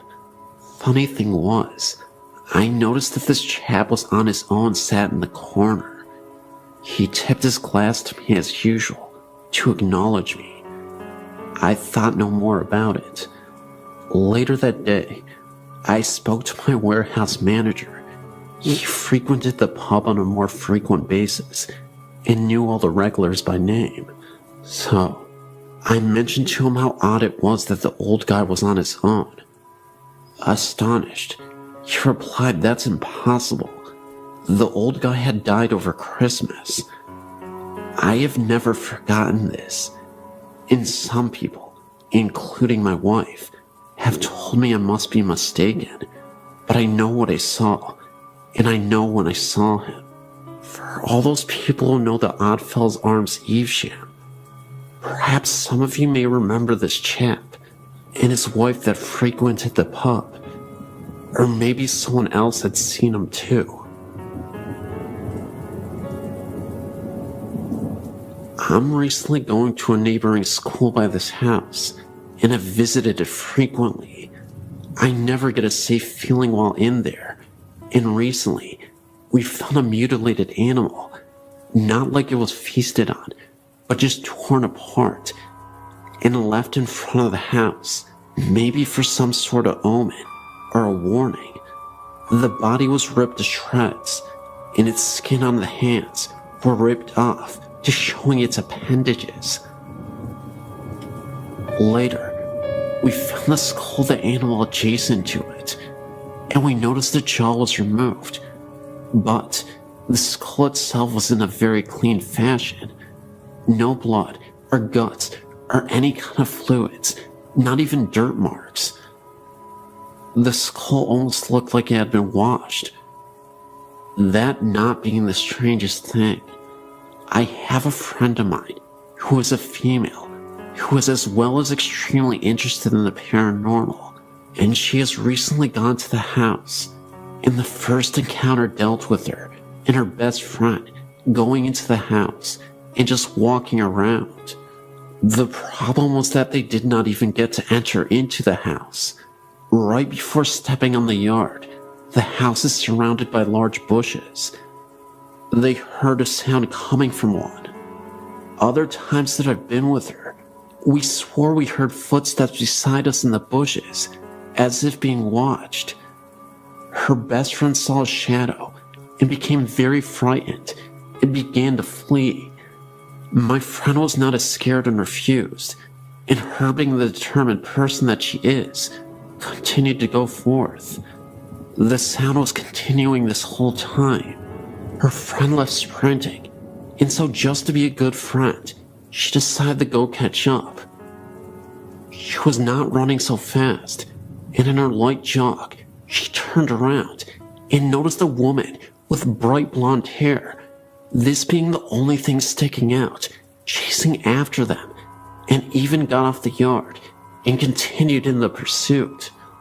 When seeing this, my friend began to run even faster and eventually ran to the church where they parked their car. She called me while this was happening, I guess to help us believe, and also, she knew I was very interested, and I could hear the fear in her voice. When she returned, she told us the story, and one of the girls who was a local asked about what she had saw, and when she said the thing chasing them had long blonde hair, the local freaked and admitted that the woman who was murdered did in fact have long blonde hair. This scared and excited all of us because my friend who was chased had no idea how the woman looked or anything of that sort.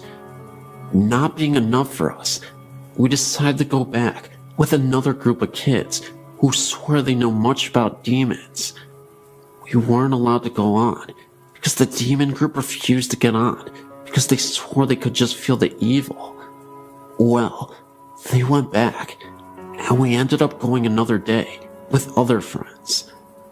We just heard small sounds and footsteps. Other friends' stories deal with the chair in the living room that has two missing legs would be dragged across the living room. But one day, my friend, being the brave girl that she is, went into the house by herself one night, and she was walking around and really did not notice anything. She made a comment expressing how upset she was that nothing was happening, and a few minutes later, she heard a high-pitched shriek, and right then she was pushed, what she guessed to be about 4 feet, and pinned to the wall. She stumbled out of the house, and when she got home, Her best friend noticed the scratches on her forehead. She still has them right now. This incident is very recent.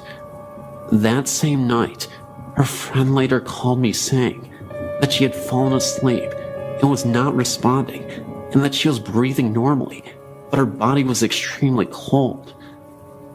We haven't gone back yet, but we noticed that activity is much higher when fewer numbers are around. I look forward to giving you updates.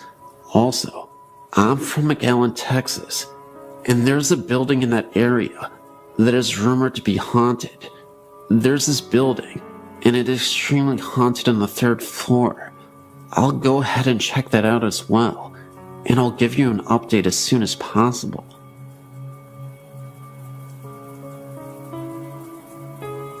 My name is Andrew Pierce, and I'm a local ghost hunter here in Warwick, Rhode Island.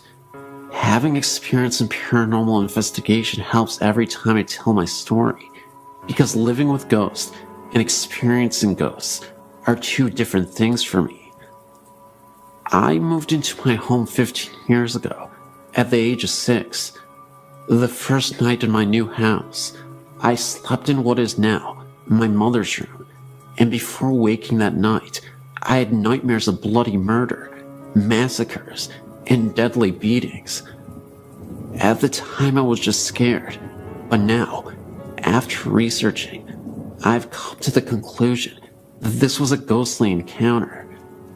Between the ages of 7 and 10, I suffered 4 experiences in my dreams where strange people would walk around in my house.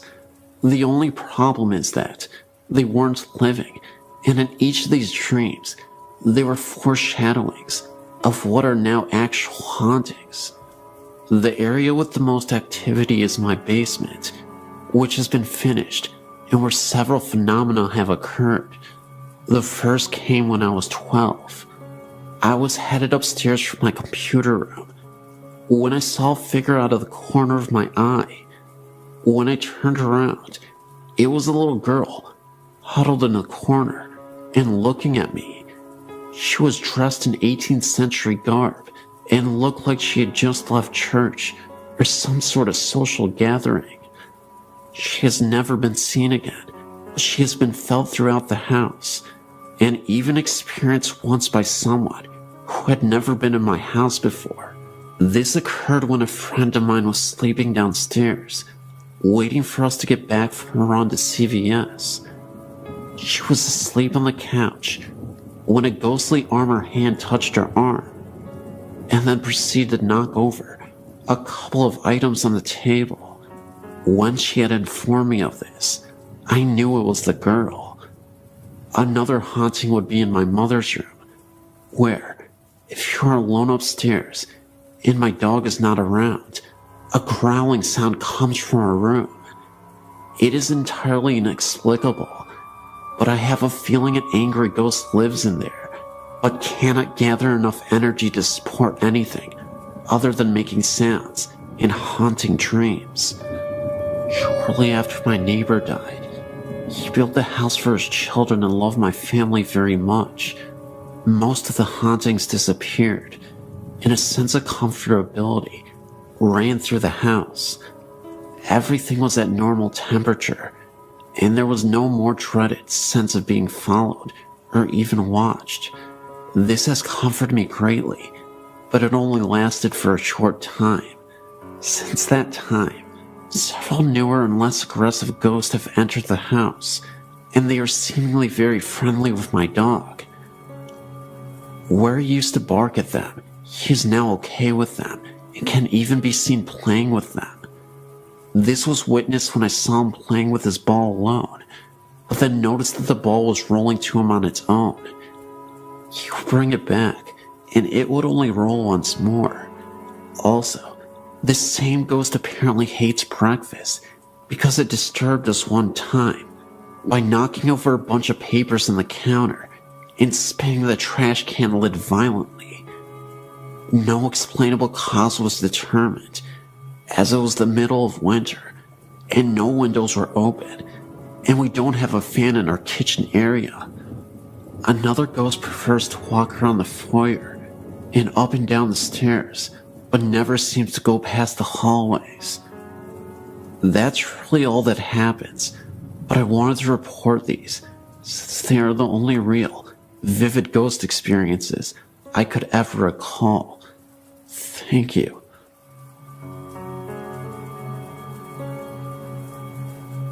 We bought a house in Yucca Valley in 1988, built during World War II, from what we were told, 2 bomb shelters. House added on to the years to come. Interesting old place, but nothing special other than the fact we thought we could turn it into our dream house. 2-story, white picket fence, etc. A couple weeks after moving in, my husband and I were in the kitchen, talking, when I thought I saw something. A fog, an image of a lady going through the dining room, not saying a word, thinking my husband would think I was nuts. He said to me, "Did you see that?" My husband and I choose to sleep in the downstairs bedroom, and the girls upstairs at that point. We were in a king-size waterbed, framed firmly on the floor, so it's not logically possible for something to be placed underneath it. After we began renovating the upstairs, we moved our bed up there, and the girls had the downstairs to sleep. Full-size beds, sitting on regular bed frames. There was nothing on the floor when we moved our bed out. A few weeks later, one of my daughters informed us that something was under our bed. My husband investigated and found a black and white photo, as well as some silk scarves. We called the former owner to ask if he knew who or what it might be. He came to look, said the photo was of his dead wife, and the scarves had belonged to her. A few months later, my husband found a painted portrait of a young man in his workshop. Again, called the former owner. He said it was of his dead son. A year or so later, one of my daughters saw the same image, the fog, image of a lady. He or she never caused us any harm, except for the fact that money we hid in one place or another had disappeared. After living there a while, we met the neighbors. They informed us former owner's wife had died from cancer in the bedroom photo, and scarves were found. His son, portrait found, had offed himself at the Yucca Valley Inn. Ashes had been spread on the property, according to them, the neighbors, but these facts were not disclosed to us at the time that we bought the house. After living there some 19 to 20 years, we decided to move, not because of spirits, just now that the kids have grown up and moved out on their own and wanted to downsize.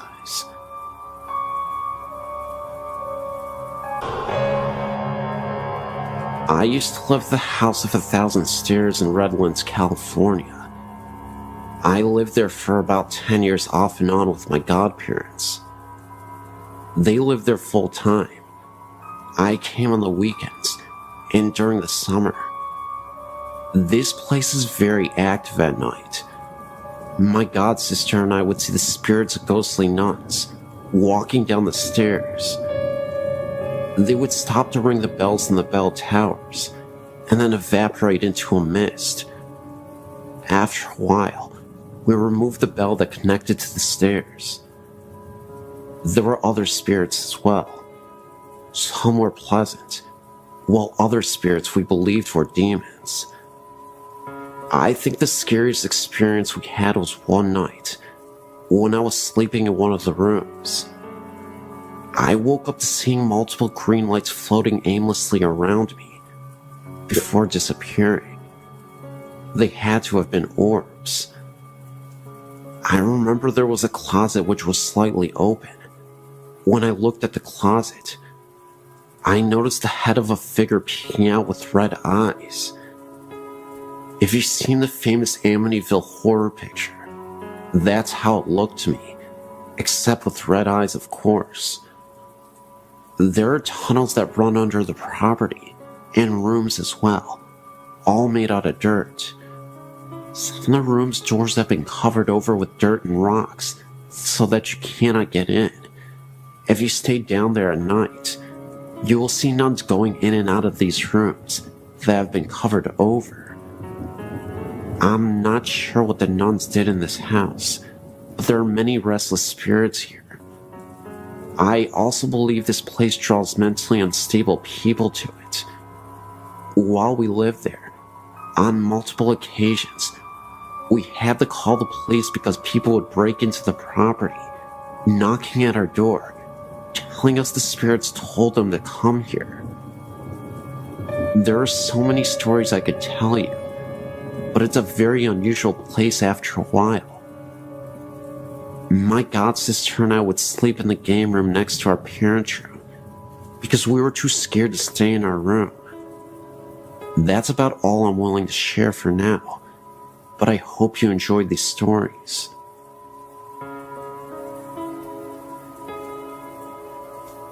I know that most high schools claim to be haunted, but my old alma mater has everything from restless Indian spirits, students that died on campus, as well as the spirits of some priest that passed away at the campus. Its name is Bishop Olney High School. It's located immediately next to the San Fernando Mission Cemetery, and is directly across the street from Eden Memorial Park, a cemetery for Jewish believers. To make this easier, I will list the different stories I've heard and my own limited encounters. 1. Our school's built on what used to be an old orange grove. It was also used as a burial ground for Native Americans who built the mission. Several different faculty members have heard the sounds of an old woman crying right inside our alumni hall, and one claiming to have seen her pacing back and forth. I myself went there late with 3 friends one night in an attempt to see if we could prove anything for ourselves. We heard the same crying noises and saw a brief glimpse of a black silhouette through the all-glass walls of the building. Other faculty members have claimed to see an Indian chief in full ceremonial garb near the school's chapel and the hallways behind it. 3.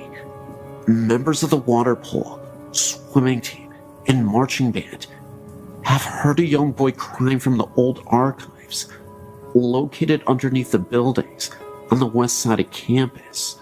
The water polo and swimming teams used to use the old showers that were built for the priests when the school was a seminary, and the band used to store its equipment in spare rooms down there. One story of an eyewitness who saw the spirit is one of the creepiest our school has.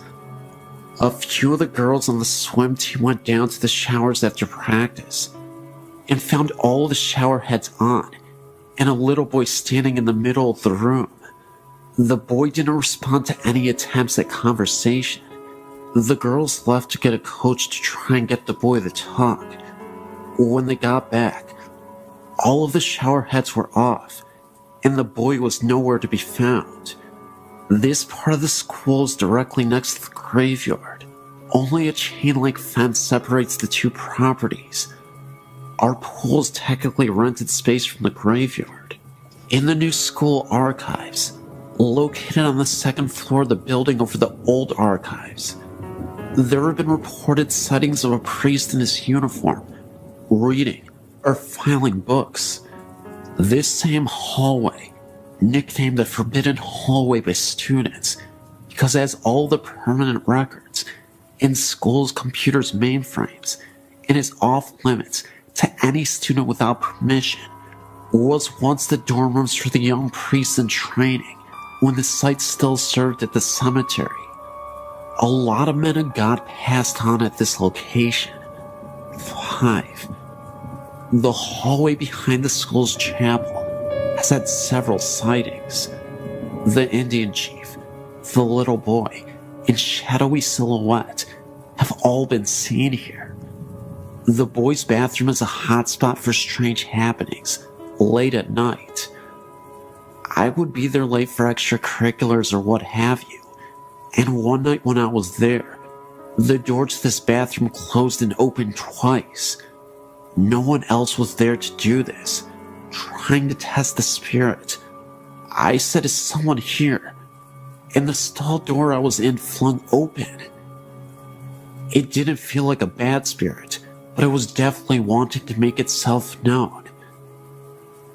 There were plenty of other stories at the school from all different sources. Those are just the ones I've heard the most, and my own little two encounters. I really hope this haunting hotspot gets a slot on this website, because I don't think spirits are going anywhere. Yes, great website.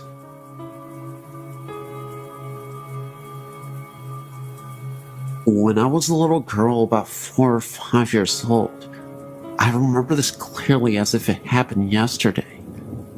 I did something bad to be sent to my room as a punishment. I was laying in bed, not sleeping, mind you, just laying there, looking up at the ceiling. As you may have guessed, I was bored out of my skull. Anyway, a few moments later, I looked at the head of my bed and saw 2 white heads, round-shaped, with red eyes. No teeth, or any body for that matter. They just kept staring at me. I screamed as loud as I could, and my mother came running into the room. As soon as she did, the image or ghostly figure, or whatever it was, had vanished. This house that this happened in was known to be haunted. I'm not sure by what. I asked my mother years afterwards if she had any odd experience in that house. After I told her what happened, she said yeah. When she was down in the basement doing laundry, she heard someone call her name. No one was in the house at the time.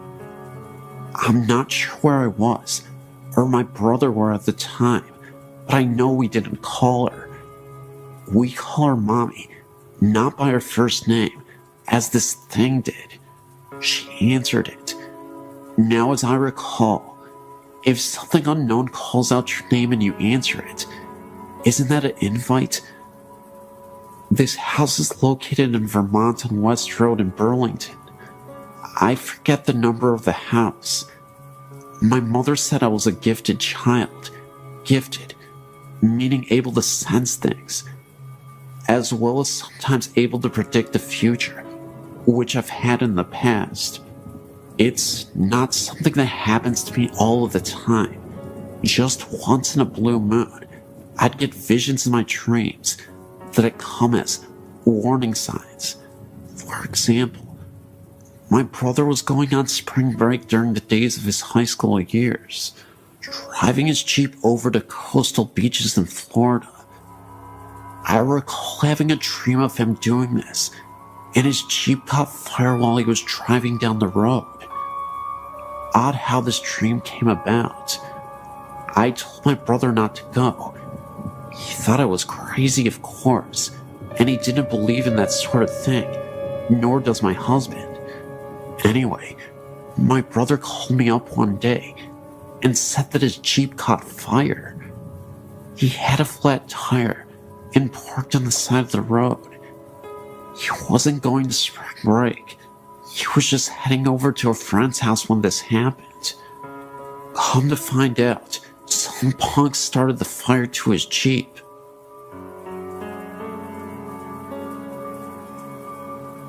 In 1977, my friend and I were driving on Old Pleasanton Road during the night. We were heading south when we came upon a woman wearing a black wedding dress. All she was doing was standing there, not moving an inch. We decided to pull over to see if she needed assistance, but didn't go too close, in case it could have been an ambush. No response from the woman. We didn't see that she had a vehicle anywhere around. It was beyond sketch, so we ended up not helping the woman out and continued to drive down the road. As we were driving down the road, we could have sworn we saw the lady through my rearview mirror. She was following us. The only difference was, she was not walking. She was floating towards us. This was after we had driven a mile from where we originally saw her, and there was no way she could have caught up with us in time. Within seconds, the lady disappeared, and she was nowhere in sight. We had to stop the car on the side of the road to gather ourselves, because it almost felt like something out of a movie. When I got home, I told my grandma what happened to us, and she was stunned just like I was. A week after this incident, around the same time period, I received a phone call that my friend was found murdered with a knife through his heart at the same location where we spotted the lady a week ago. My grandma told me that it could have been death coming for him. I still tremble at the thought of reliving all that happened that dark night in 1977.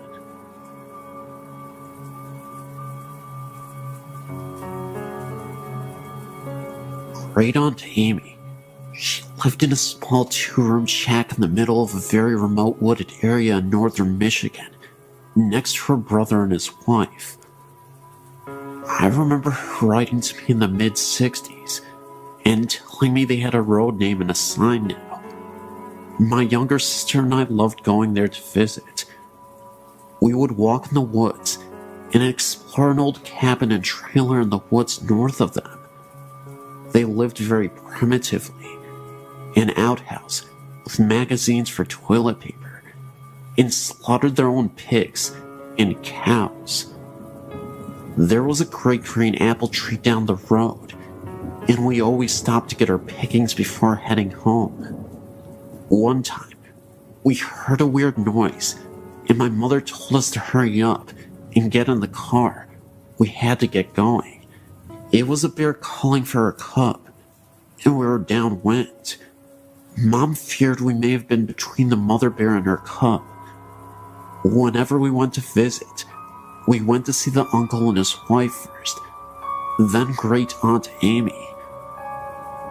Although we would see her peering over the tiered kitchen curtain when we arrived, Great Aunt Amy was very short and stout, and you could just see the top of her head from the eyes up, over the lower curtain, and I'm sure she was on her tiptoes at that. But she was always so surprised to see us, and just happened to have cookies or rolls just out of the oven. The day of her funeral, the late 1970s, my sister Kathy and I got out of the back seat of the car on opposite sides. I looked at Great Aunt Amy's cabin, and then looked over the top of the car at my sister. I knew she saw her too. Great Aunt Amy's little head, eyes peering up over the curtain, as she always did when we came to visit. I could almost smell those rolls baking that she just happened to be making. Recently, my sister and I took a random trip to the area and went by to see the little old cabin again. But this time, it was gone. A new home stood just to the east of its location. I was very disappointed. My sister turned to me and said, "That's alright. She's still there. Can you feel her?" I could.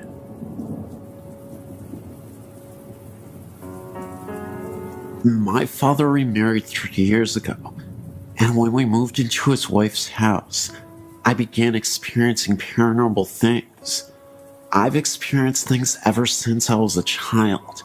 My mom and siblings were always sensitive to the paranormal. My siblings were pretty used to it, but I'd never seen anything significant until we moved into our new home. It started slowly. I couldn't sleep well at night and had been hearing bangs.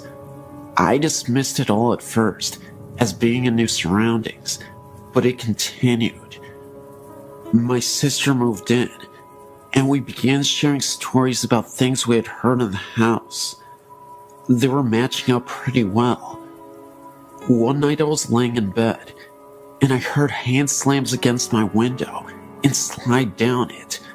I freaked out because my window had a screen on it. So I went into my sister's room to sleep with her and kept hearing banging from my room. There was no one in there. I slept in my sister's room a couple of times before I could sleep in my room again.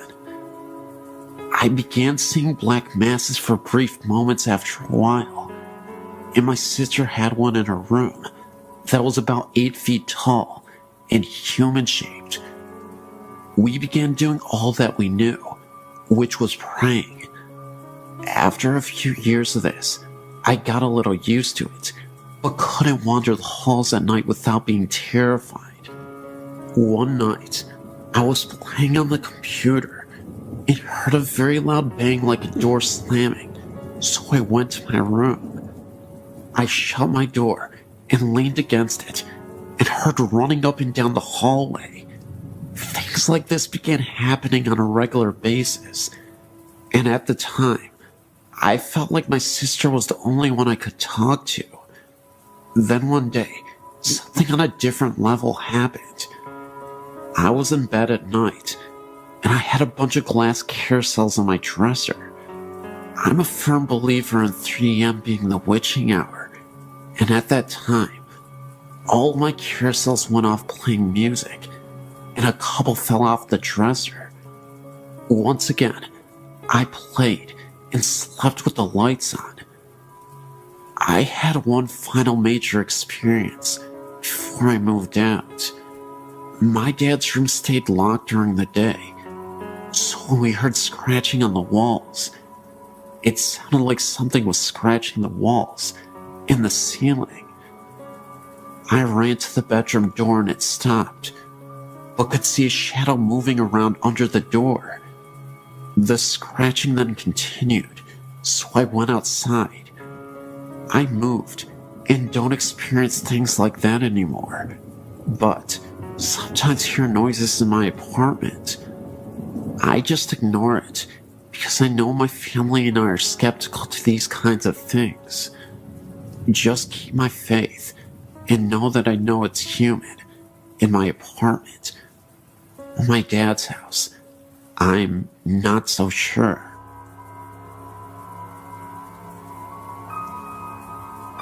This happened to my mother's uncle in the 50s. Her aunt and uncle were coming back to San Antonio, Texas, on Highway 87 when their car broke down during the night. Uncle Steve went walking during the midnight hour to get help before he told my aunt to lock all the doors. She did just that. About 3 a.m., 3 men in a car stopped to help her. They told her that they would help her, but she told them that her husband had gone to get help, and he might be coming back. So, the men told her that they will leave, and they were going to leave her some food in a brown paper bag, which they left on the hood of her car. Hours after, she thought about the food in the bag, but she was too scared to get out of the car. Soon, a highway trooper arrived. She told them that her car broke, and her husband had gone and never returned. The trooper asked her if she had seen a few gentlemen in a '57 Chevy. She told him about the 3 men that stopped, and before he left, he asked her about the bag on the hood of the car. She told him that the men left her some food in case she would get hungry. The officer grabbed the bag and peeked in it, and out of the bag, her husband's head came out. She has not been the same ever since then. I live in a small town in Kansas. I've lived in several houses in this town, and in just about each house have had strange experiences. The first I can recall was in a small farmhouse in the country. My sister and I shared a room and had bunk beds.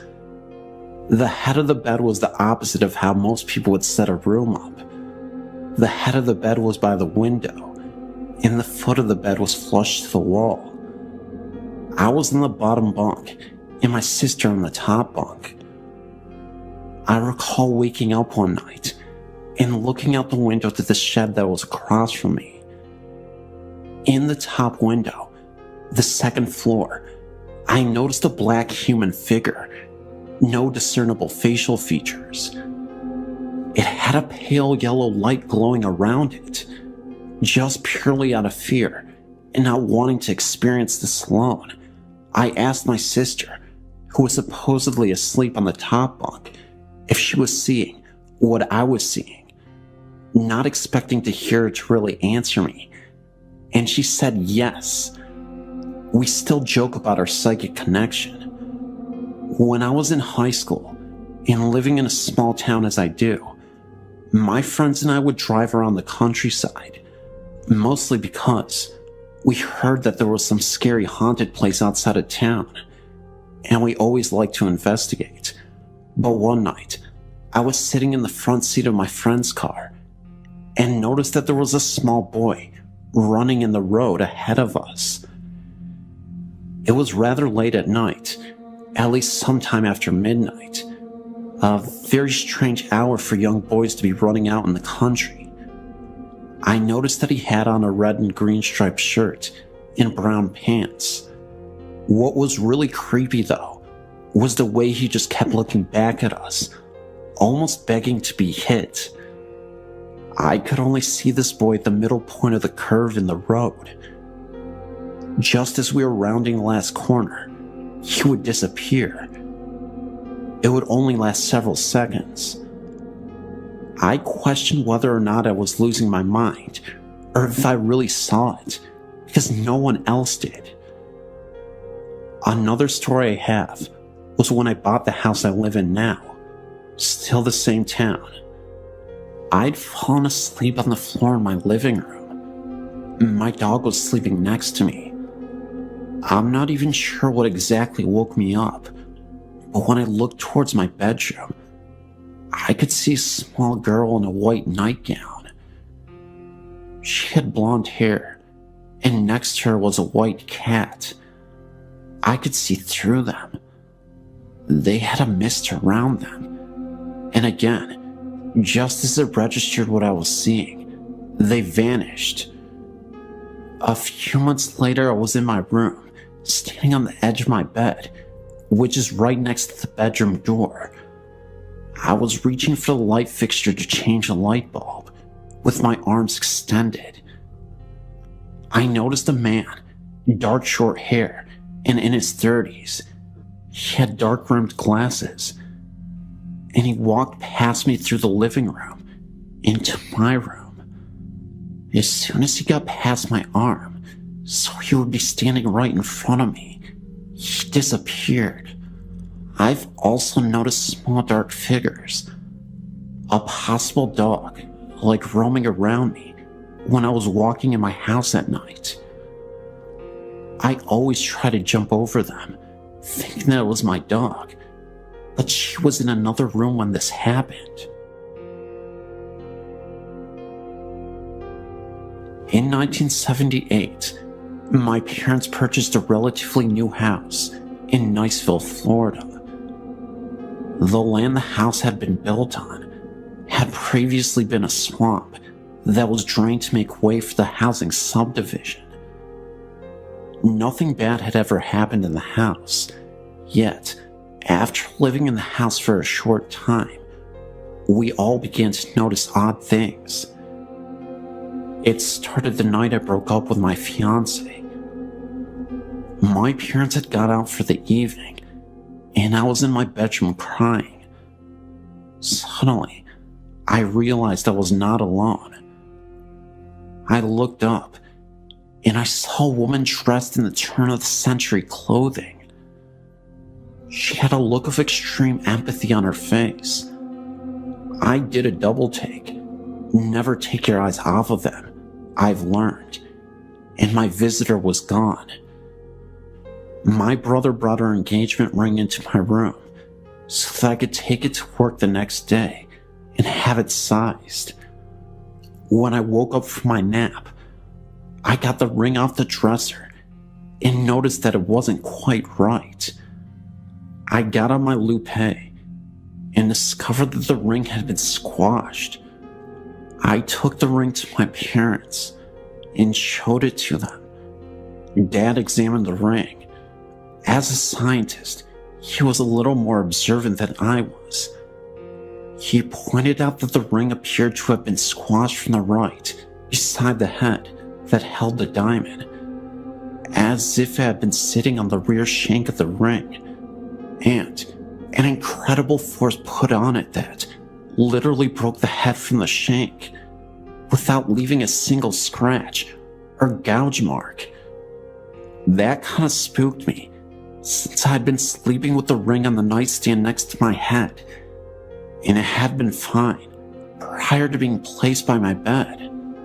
However, events would soon unfold that made us all realize that the house was indeed haunted by the lady, but she was a friendly ghost, provided you were nice to her family. After having moved to the house, my mom was in a terrible car accident, which almost killed her. She was in the hospital for over 6 weeks, and even after she got out, she was in and out of the hospital repeatedly.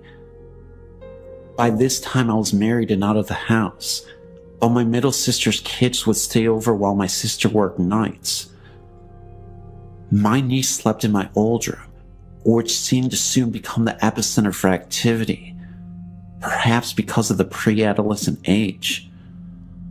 It started with her being awakened by the feeling that someone was sitting on the bed. She turned on the light and saw depression in the bed, as if someone were sitting there. As she watched, the depression slowly lifted out, as if the person sitting there had stood up. She was too frightened to sleep in the room after that, so her brother slept there for her. He was awakened every night by the sound of a dresser drawer being pulled out and rattled. At first he thought it was Granny, but then he turned the light on and there was no one there. The final straw for my sister's kids came when they were sleeping over one night. Mom had just been released from the hospital, yet again, and was sitting up in the den. Dad had gone to bed. Suddenly, Dad was awakened by the sound of the smoke alarms going off. He ran into the den and found Mom passed out. She had been in incredible pain since her accident and had begun stashing pills for a grand escape. That night, she had gotten so depressed that she ended up taking all the pills that she had been hoarding. There was no evidence of smoke in the house, not even Mom's usual cigarette smoke. By this time, the smoke alarms had stopped blaring their alarms, but Dad stood there, surveying the scene and thinking about how much pain Mom was in and how horrible her life had been since the accident, and even going as far as to whether it was even right for him to decide that Mom was not entitled to escape the horror her life had become. Then the smoke alarms went off again. Dad figured somebody was trying to tell him something, and he called 911. The next day after we had all been to the hospital to make sure that Mom was going to be okay, we all gathered at my parents' house. I asked Dad why he had called the paramedics. I felt like the doctors who had saved my mom's life after the accident had not taken into consideration the lack of quality of life she would have, and I felt like Mom was entitled to a reprieve from the constant torment she was in. Dad looked at me kind of funny and explained about the smoke detectors. Then he said that when he had gotten home later that night, he had torn each of the smoke detectors apart, and there was nothing wrong with any of them, nor was there any reason they should have gone off in the first place. Once Dad told us this, We all sat there with odd looks on our faces and started talking about the lady. By this time, I'd seen her twice. My older sister had seen her once, and my skeptical scientist dad even admitted to having seen her. We began comparing notes and found us finishing each other's stories and descriptions. We had all seen the same lady dressed in the same clothing, and none of us had mentioned it to the others for fear of being ridiculed. As time went by, the lady continued to watch over her family. After my dad's death in 1998, my then husband and I were in the den of the house after we had cleaned out the possessions and cleaned the house up. I'd left a book on the counter, and X went back to get it. Our marriage was on the rocks, and he was becoming increasingly abusive to me. Something that the lady didn't seem to care for. He had always laughed at our family ghost stories, up till the day. But when he went back in the house to get my book, he came out of the house shaking and white. He had felt a cold hand brush across his face. Then, when he didn't leave fast enough, he felt the same cold hand pushing him in the back, propelling him to the door. The lady was trying to tell him that she did not appreciate the way she was treating one of her kids, nor was he welcome in her home. After that, the lady began dropping by my house. I always knew she was around because the stove timer would go off for no reason and the dresser drawers would rattle. After I left the abusive hubby and moved to the Midwest, the lady would come by and visit me there from time to time, always setting off the timer on the stove, rattling drawers, playing tricks with the blinds, anything she could do to let me know she was keeping an eye out for me. I realized that this is unusual for ghosts to leave their primary residence and to actually follow people from home to home, but I talked to some friends who all felt like the lady was probably a female ancestor who had died in childbirth, so she felt responsible for looking out for her family. After going through the family archives, we found a photo of my great-grandmother. She had died of appendicitis when she was pregnant. The baby also died. The woman in the photo looked like the lady. My sister is now living in the house. When she first moved in, she put some pots in the cabinet, then went to the bathroom for a minute. When she came back out, the pots were sitting on the floor. Earrings and rings that had been lost for years, some in different houses that we lived in, suddenly appeared on the cabinet or in my sister's jewelry box. Unseen hands frequently pull back the curtains to look outside, and my sister's dog loves to romp and play with the unseen visitor. I could go on and on about all the poltergeist activity, some that seemed to be coming from the lady, others that seemed to be coming from my deceased dad. From fax machines that go off when they aren't plugged in, my deceased dad's voice calling me to wake me up when the gas fireplace developed a leak, even luggage being set on its end. Weird stuff just follows my sister and I around. Just 2 nights ago, while laying in bed, I was awakened by the bed shaking. I sat up and looked around and found my husband sound asleep and the door securely closed against kitty visitors. I laid back down and snuggled up to my hubby, thinking that he just had a chronic jerk that shook the bed when it suddenly hit again. The whole bed kind of went womp, as if a 20-pound weight had been dropped on it. This time, I knew that there were no cats in the room, and since I'd been snuggled up to my hubby, I knew he had not jerked in his sleep. It's nice having your own guardian spirit to watch over you, but it can really interfere with your sleeping. I know that some people think that we're all nuts, or engaging in what shrinks call magical thinking, but every time I start to question my own sanity, I get another visit. It should be interesting when we move to my dad's hometown this spring. I imagine the visits will become a regular thing.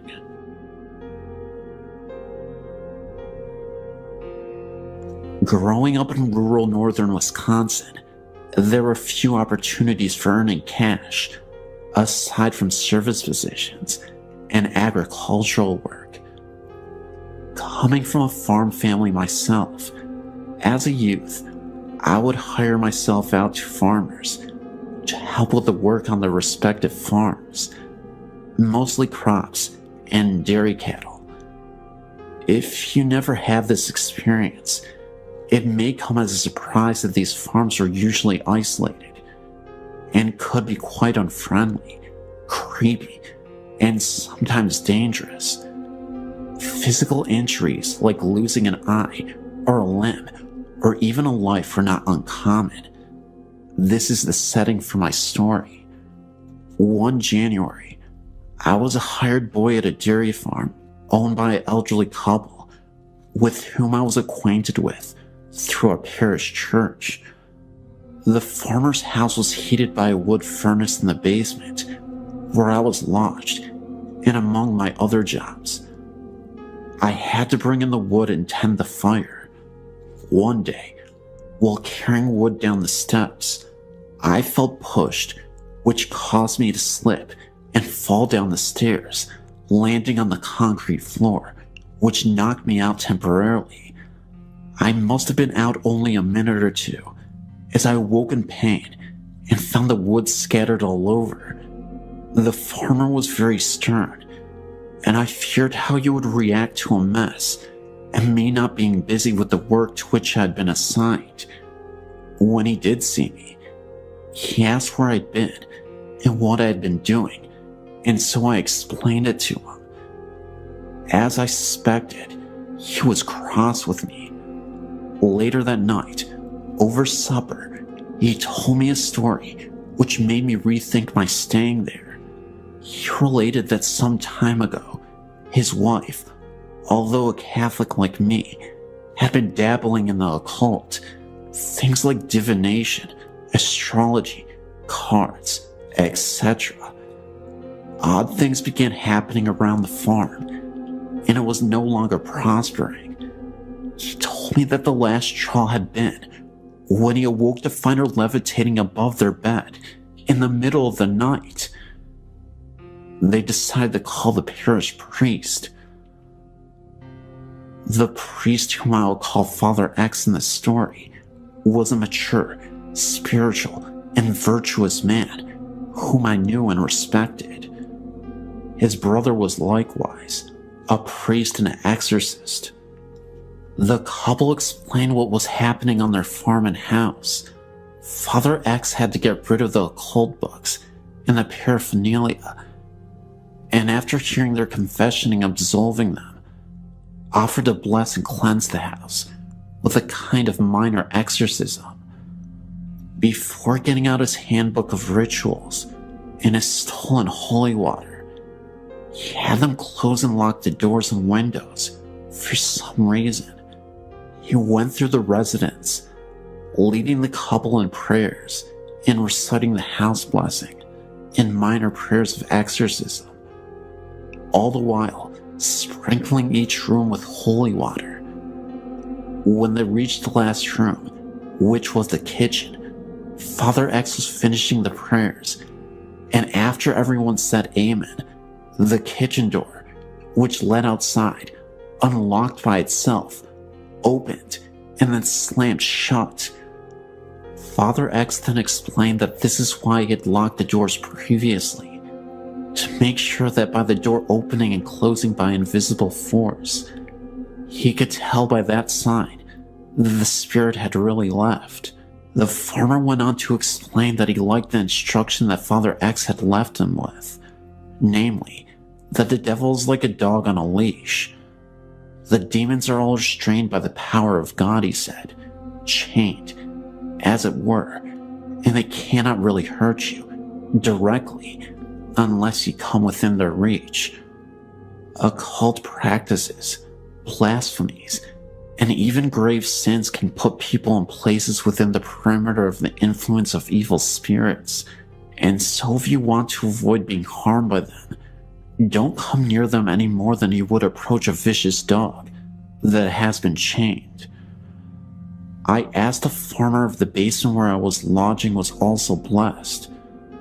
The farmer thought for a moment and said he did not recall that it was. The door to the basement was right outside of the kitchen door. After the experience with my fall that day, and the story that the farmer told me about what had transpired, I determined that I would not stay there another week. I left and didn't return. I didn't explain why, except to say that I wanted to be closer to the parish church and I wanted to go to daily mass. I did not have my own transportation at that time, except my bicycle. The farmer was unhappy that I left, as I was hardworking and well-behaved, but for me, there were plenty of other farms where I could work that did not have such problems.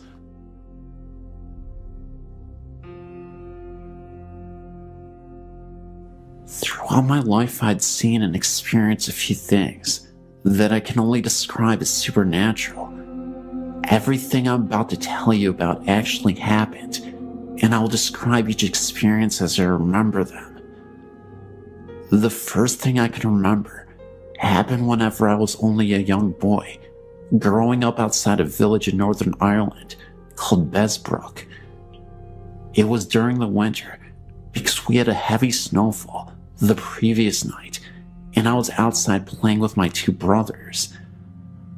After a while, I went inside to warm up because my hands were frozen. My mother told me to take off my boots so that I wouldn't tramp snow all over the house.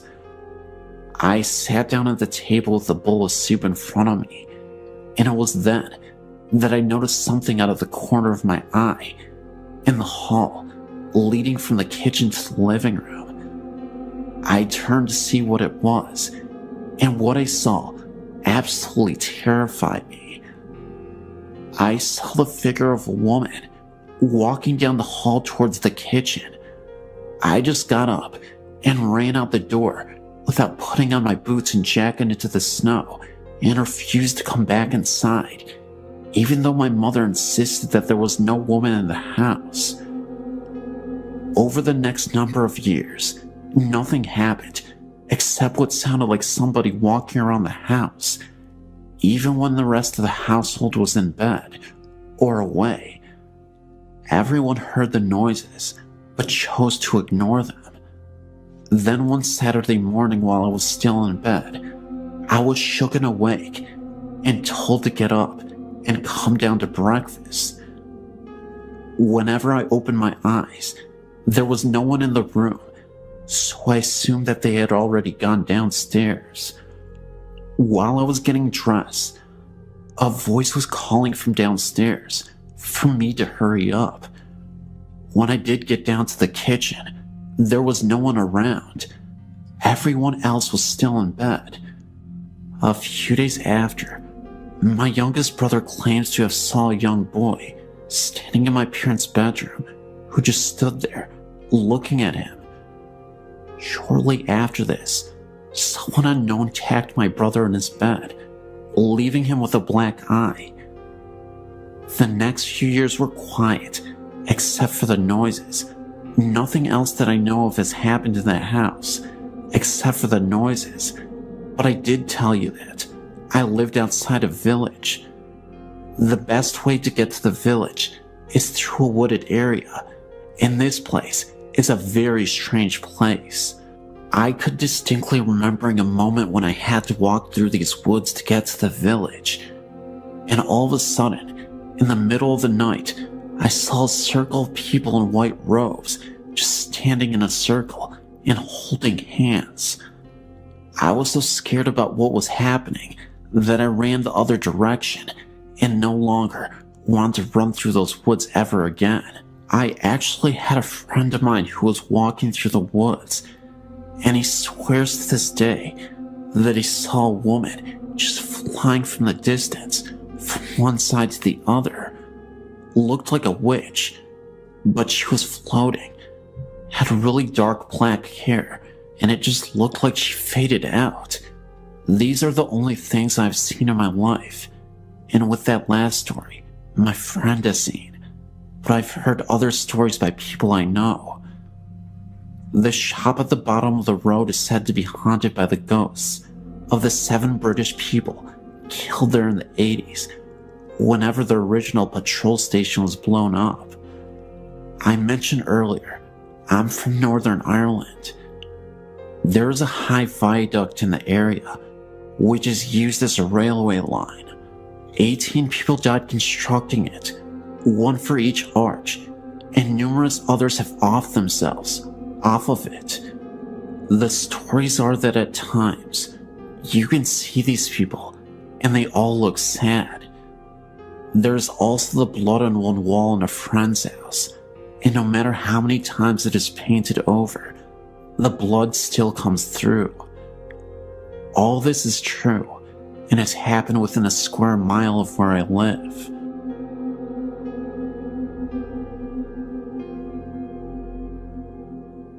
My friend from Arizona and I made our first trip to the Queen Mary together. We happened to run into a paranormal researcher when we were on a tour and decided to stay the night. We rented a room with 2 beds so the researcher could stay with us and show us around the old boat in the middle of the night when the most activity had been reported. We attempted to fall asleep around 11 p.m. I managed to sleep quite easily and wasn't scared about sleeping in one of the reported haunted rooms. About 5 minutes after I fell asleep, my friend wakes me up. The first thing I remember was hearing a staticky voice and thought it was a radio. It wasn't until she asked me if I heard the voice. That was when I realized there was no radio anywhere in my room. My instant reaction was to turn on the light and look around the room. I reached up and tried turning on the light, and nothing happened. We were really freaking out now. The light had just been on. My friend finally turned her light on, and we laid there in bed for a few more minutes, and I decided to try the light again, and this time, it turned on no problem. We tried to fall asleep again because we wanted to wander around the ship at 3 a.m. to avoid security guards. As soon as we turned off the lights and laid down, I saw my blanket pushed down and felt something on my arm. My friend also reported feeling things brush against her arm. As tired as we were, we just decided to ignore it all and go to sleep. 3 o'clock rolled around and we went to the pool room. Reported to be the most paranormally active area on board. We took several pictures and the researcher and my friend called out to the known ghosts. I didn't want to because I really felt like I was intruding. I felt sad and angry feelings throughout the whole area. I was looking around when we all heard a man moaning. My friend and I booked it back up the stairs and stood against the wall. After a few minutes, we joined the researcher again, and he continued to call out to a little girl named Jackie. I wasn't paying attention at the time, but I heard my friend gasp, and I looked over, and she asked me if I heard that. I missed it. The researcher heard it too. It was the voice of the little girl. She was singing for them. I will never forget my experiences at the Queen Mary, and actually plan on going back soon. I came aboard not believing, and left a member of a paranormal research group. My girlfriend Liz and I haven't been together for very long, but we share a passion for ghosts and hauntings. On our second date, we went to a couple sites in our county that are supposed to be haunted. The scariest one has to be the Jericho-covered bridge, located in either Fallston or Jarrettsville, depending on who you ask. As Liz and I drove up to the bridge, a heavy fog rolled in, almost like the ones you see in the old movies, set in places like London. This was weird, because Liz and I have been driving around the county for the last 2 hours, and we had only encountered fog in this one place. Maryland was a neutral state during the Civil War, but racism ran deep here. The Jericho-covered bridge is a grim reminder of that. It is a well-known local legend that runaway slaves were hung from the rafters of the bridge, and sometimes left there for days. As we drove over the bridge, we both felt a chill and a sense of terror in the air, like the bridge had been, in fact, the scene of unspeakable horror. Neither one of us really wanted to leave the safety of the vehicle to take the pictures we were so willing to take just a few minutes prior. Eventually, though, we did take the pictures, and when we got them developed, we found only 2 pictures had turned out. In the first one, you can see some kind of disturbance in the air towards the rafters, and in the second one, we can definitely see an orb in the area where just a minute before, the unidentified disturbance had manifested itself. A couple of months ago, I was living in a house with similar history as the Hanging Bridge. It was a super old Victorian-style home, very big, wide and spacious, multiple rooms. A few things happened that I thought was very spooky. The first incident happened when I was sleeping with my girlfriend in bed. In one of the rooms upstairs, we had an old music box that was in the dining room. It came with the house. I was awoken by the sounds of the music box playing by itself, and could see that the door was slightly opened. Needing answers, I hopped out of bed to investigate, not understanding how the music box could play by itself. Needless to say, I made a gigantic mistake. As I opened the door and faced the stairs, I saw a dark shadow move directly up the stairs and then disappear. I froze for a second, almost chickened out, but decided to go downstairs anyway. To my surprise, there was nothing there, and all was silent. The music box had stopped playing. Another time, I was standing in the kitchen with one of my friends, and we were the only 2 people in the house at this time. We decided to use a spirit box and play with the Ouija board to conduct a session. I was fairly convinced that there was a spirit that needed guidance and was lost. We asked the spirit box multiple questions, but at first, no response was given to us. After nearly an hour, being frustrated, we nearly gave up. That was until we asked the spirit to give us a sign that they were still there. My back started to hurt, like some kind of pressure was being applied to it. I said to the ghost, "Is that you on my back?" Now get this. The spirit box sounded like it said death on the bridge. This immediately startled us, knowing that down the road was the Hanging Bridge. We tried asking it follow-up questions after that. The spirit didn't say anything, and just like that, the pressure on my back disappeared. I was starting to think that the ghost was trying to tell us that they were one of the ghosts that tragically passed on the bridge. The last incident happened in the kitchen. The kitchen door was slightly opened, and all of a sudden, I heard what sounded like a girl's whisper in my ear. As I looked towards the door, I saw a lady, I think, walk past the door. At first I thought it was my friend Laura, who always used to wear jeans. So I popped my head around the corner to try and scare her, but there was no one there. I wasn't scared because it was in the middle of the day. I actually found the experience quite exciting, but also unexplainable. To this day, I've always thought these incidents were all related to the hanging bridge. The Job Corps in Albuquerque, New Mexico. I was a student there in 1973. Since then, there has been a lot of renovation on the buildings, but when I was attending the Job Corps, it was pretty much the same as it was when it was an orphanage. One night, actually at 2 a.m. in the morning, when I came back to the dorms after babysitting, I had to walk across the campus to get to my room at the far end of the campus. While walking down to my room, all was very quiet in the dorms. Out of nowhere, I hear what sounded like children laughter in the distance.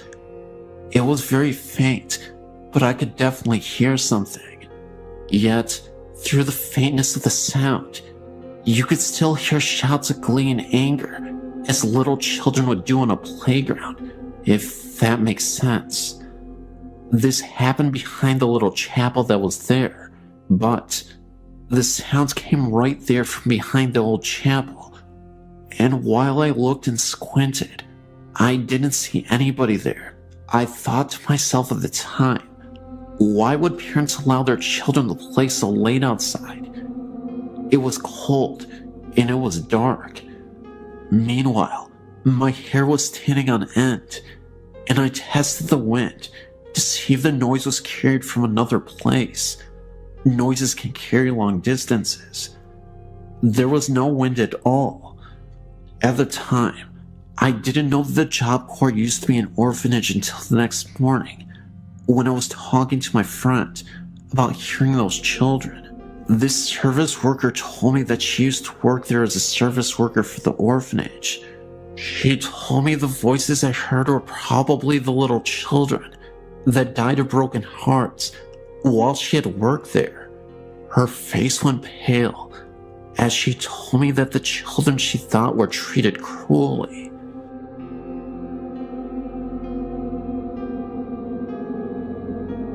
There are 2 versions of this legend that I know. It's called the Devil's Footprint. The first is about a construction worker that was aggravated with a boulder that would not budge. The man stepped on the boulder and said, "I will give my soul to the devil, this boulder will move." By the next day, the boulder had moved, and there was an imprint of a human foot and a hoof print of the devil. The man was never seen again. The other version is about a farmer that was having a terrible harvest. He then said, "I will give my soul to the devil if I had a bountiful harvest." Indeed, the farmer's harvest was bountiful, and he made plenty of money.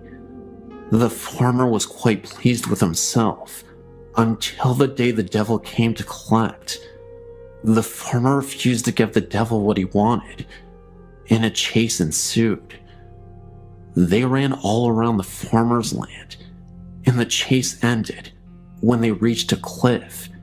I believe the footprints happened when they had their final fight at that cliff edge. I've heard many stories about the devil's footprint being haunted.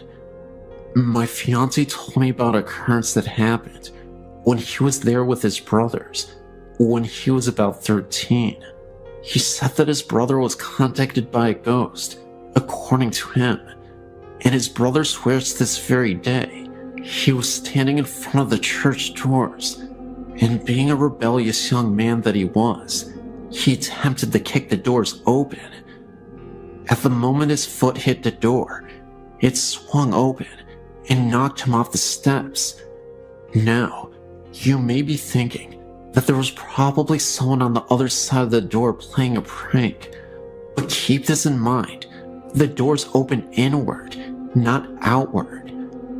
I also know someone that was there very late at night, and she swears that she saw hooded men walking the edge of the woods. I myself had an experience of sorts. One night, a friend and I decided to go find the place. We drove and drove, and we couldn't find it. When my friend was so sure she had driven too far, she turned back. We figured we better wait until daylight to look for it, so we turned on the road that we thought would take us home. And what did we see? The old cemetery and that unmistakable white church. Of course, we freaked out. My friend swerved and barely escaped going off the road. By this time, we were both feeling a little unsettling feeling in our chests. Now, whether this was due to some unwelcome presence or fear, I'm not certain.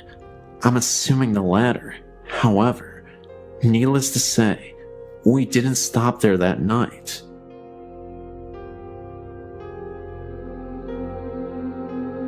My name is Bobby, and I was checking out your website, and I decided I should send in my own story. We live in Grosse Pointe Shores, Michigan. This event happened on Monday, August 15th, 2005. One day, my brother named Vince was on the computer at about 4 o'clock when he heard a scream. He ran upstairs to find me and my older brother named Sam.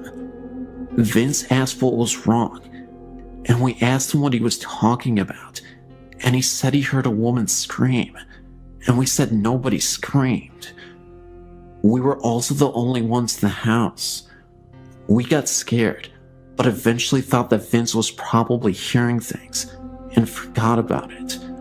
But a week later, me and Sam saw this website and decided to check if something was haunting our house. We checked everywhere, but found nothing. But just as we were about to give up, Sam said to me that we never checked the attic. This was the first time that anyone was up there in the attic in a very long time. We got to the attic door and opened up the hatch, and a ladder came unfolded from the top of the door. We started climbing up the ladder and got to the attic, and it was all dark. I felt the wall right behind me and found a light switch. I flipped the switch and a dim light turned on. There was this old rocking chair rocking back and forth, the one that my grandmother used to have before she died. We totally forgot that we had gotten it and threw it up in the attic. Either way, we were freaked out. After about 2 seconds, we heard a scream so loud that it knocked me backward against Sam. We climbed as fast as we could down the ladder and shut the attic door. We were so scared that we didn't tell anyone except Vince about what happened. We checked the time, and it was exactly 4:06. We now know that Vince heard the scream from the attic a week earlier. All we know about the people that lived here before us is that they were the Andersons, and that they were an old couple that lived here and raised their kids here. I don't think it was my grandma's spirit, because she was always a gentle soul and wouldn't scare us like that. Anyway, after all the kids moved out and Miss Anderson died, a short while after that, he sold his house to us about 4 years ago. I believe Miss Anderson was the one who screamed. I guess she was mad that we stole her house from her.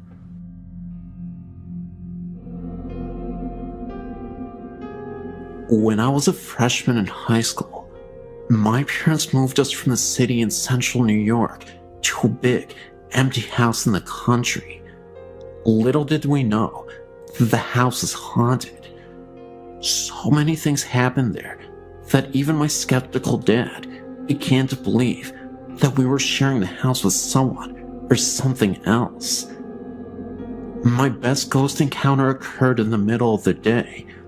I walked into the bathroom and saw, from the corner of my eye, someone that I thought was my youngest sister. I said, "Hey, Lori," but she didn't answer me. Annoyed, I turned to find out what her problem was, only to realize that it wasn't her at the sink. An old woman with gray hair up in a bun, a pink flower dress, and a white apron was drying her hands. She turned to look at me, and then she disappeared. We weren't often frightened of the ghosts, and missed them when things seemed to be quiet for too long. We would lament that they didn't like us anymore. One day, I was in the house, and I went into the shower. All of a sudden, there was a huge noise.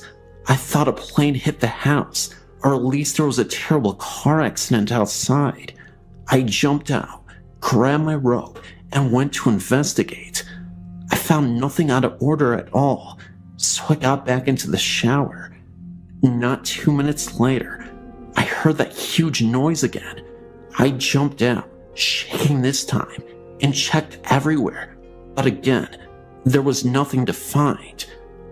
I decided to skip my shower. I had a ghostly nightmare about this house before even moving in. My family moved into the house, and from day one, things were creepy. People before had moved out in a hurry, and their family broke apart almost instantly in 4 months. They all spread to 4 different places. When we moved in, we all got terribly sick within the first month. My mom had a life-threatening experience. My sister ran away. All the pets in the house died mysteriously with no known cause of death. My parents divorced. All of this happened in only 4 months. I walked into the house after school one day, and I heard my name being called. I knew no one was home because none of the cars were in the driveway.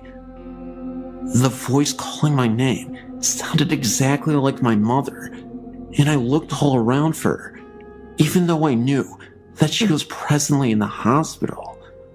Within the next few days, and a few more creepy paranormal events, all 4 of us left in just as much of a hurry as the one before us, leaving most of our personal belongings. We all split, each of us in a different car, to different places away from each other and away from the house. I will never go back to see it, nor would I wish the haunting of the house on anyone else.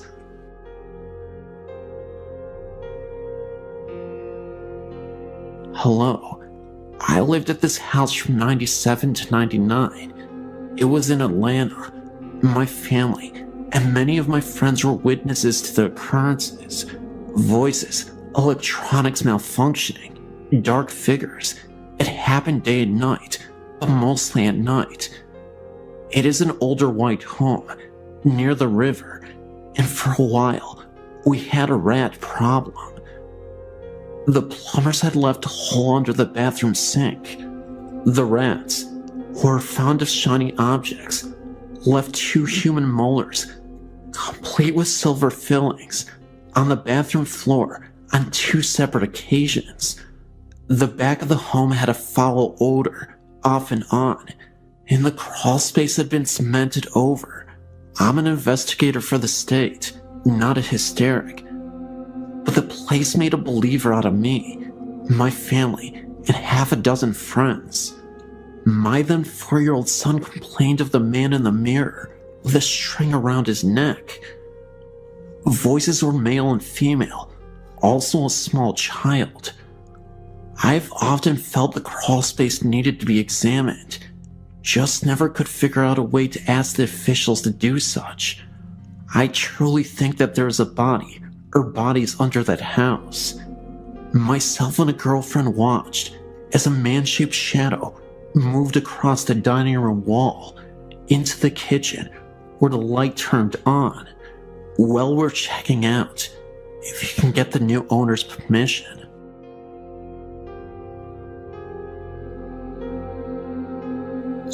When I was about 17, my family had just moved back to Canada from living in the USA. It was a bit sudden, and being a family of 6, it was a little bit of a scramble to find a place to house all of us before the snow hit. So, my mom and dad decided to live in an old house that my grandpa had on his property, just for the duration of the approaching winter ahead. The house was my great uncle's, and my grandpa skidded from my brother's property to his place. Now my grandpa has 2 quarter sections, and this house is tucked way back away from the main house, so the powers ran from the main house, and with it being so far away, there is no running water. This house is old, so to add to the running water, there also isn't heat, only a wood stove. Just to give you an idea of where we were living in. Me, being a 17-year-old, I often stayed in town and didn't stay there very often. I specifically remember the first time it happened. I was in my bed. I was the only one who would stay downstairs. With the wood stove, everyone wanted to sleep upstairs since it was warmer. So I was just starting to fall asleep, and I started to feel the room get really heavy. I remember the feeling of not being alone. The doorway didn't have a door on it. It only had a beaded curtain, and I could feel it standing there. I then remember having the feeling of total fear rush over me and froze into my core with it. Then, it moved closer, and I felt the bed move and someone crawl right beside me. Not in a way that was super noticeable, but in a sneaky, slow, sloth-moving type of way. I specifically remember wanting to vomit with fear. Then, I felt it, the feeling of an unshaven face rub against mine. I scrambled out of bed, holding my blanket, and ran up the stairs to my parents' room. I was so out of my mind with fear that I couldn't even scream. I slept on the floor with my dad's side of the bed. The next morning, Mom was wondering why her 17-year-old daughter was curled up at the foot of her bed, and I told her what happened. Later that morning, we walked over to my grandpa's house to have breakfast and go chat. My mom brought up my wild story. My grandpa and grandma silently listened, as my mom was laughing at the last bit of the story. My grandparents got really serious and turned to each other. Apparently, this has been an issue in the old house, and they didn't want to tell us, hoping we didn't acknowledge it, then it wouldn't bother us. I can honestly say it didn't feel angry or upset. It just wanted to cuddle. I didn't stay there much after that. I moved in with a cousin in town. Ghost stories are the most popular types of stories to talk about in the curious world that we live in. Some of us are skeptics, while others truly believe that the supernatural world is real. I truly believe that entities are real, and this is a true story involving my cousin. He didn't see a ghost, but he felt their presence, and is now fully convinced that we are visited by spirits, even though this event happened years ago, and at the time, he was truly skeptical. My cousin is a doctor, and he lives in the USA. A few years ago, he went out of the United States to Vietnam on business. He ended up visiting Hanoi, Vietnam, which is Vietnam's capital city, and stayed in a hotel with his wife at the time. Immediately after entering the hotel, they were both surprised to see a woman sprinting out of her hotel room and screaming bloody murder. It was such a shock to us at the time, it immediately gave them bad vibes about the property.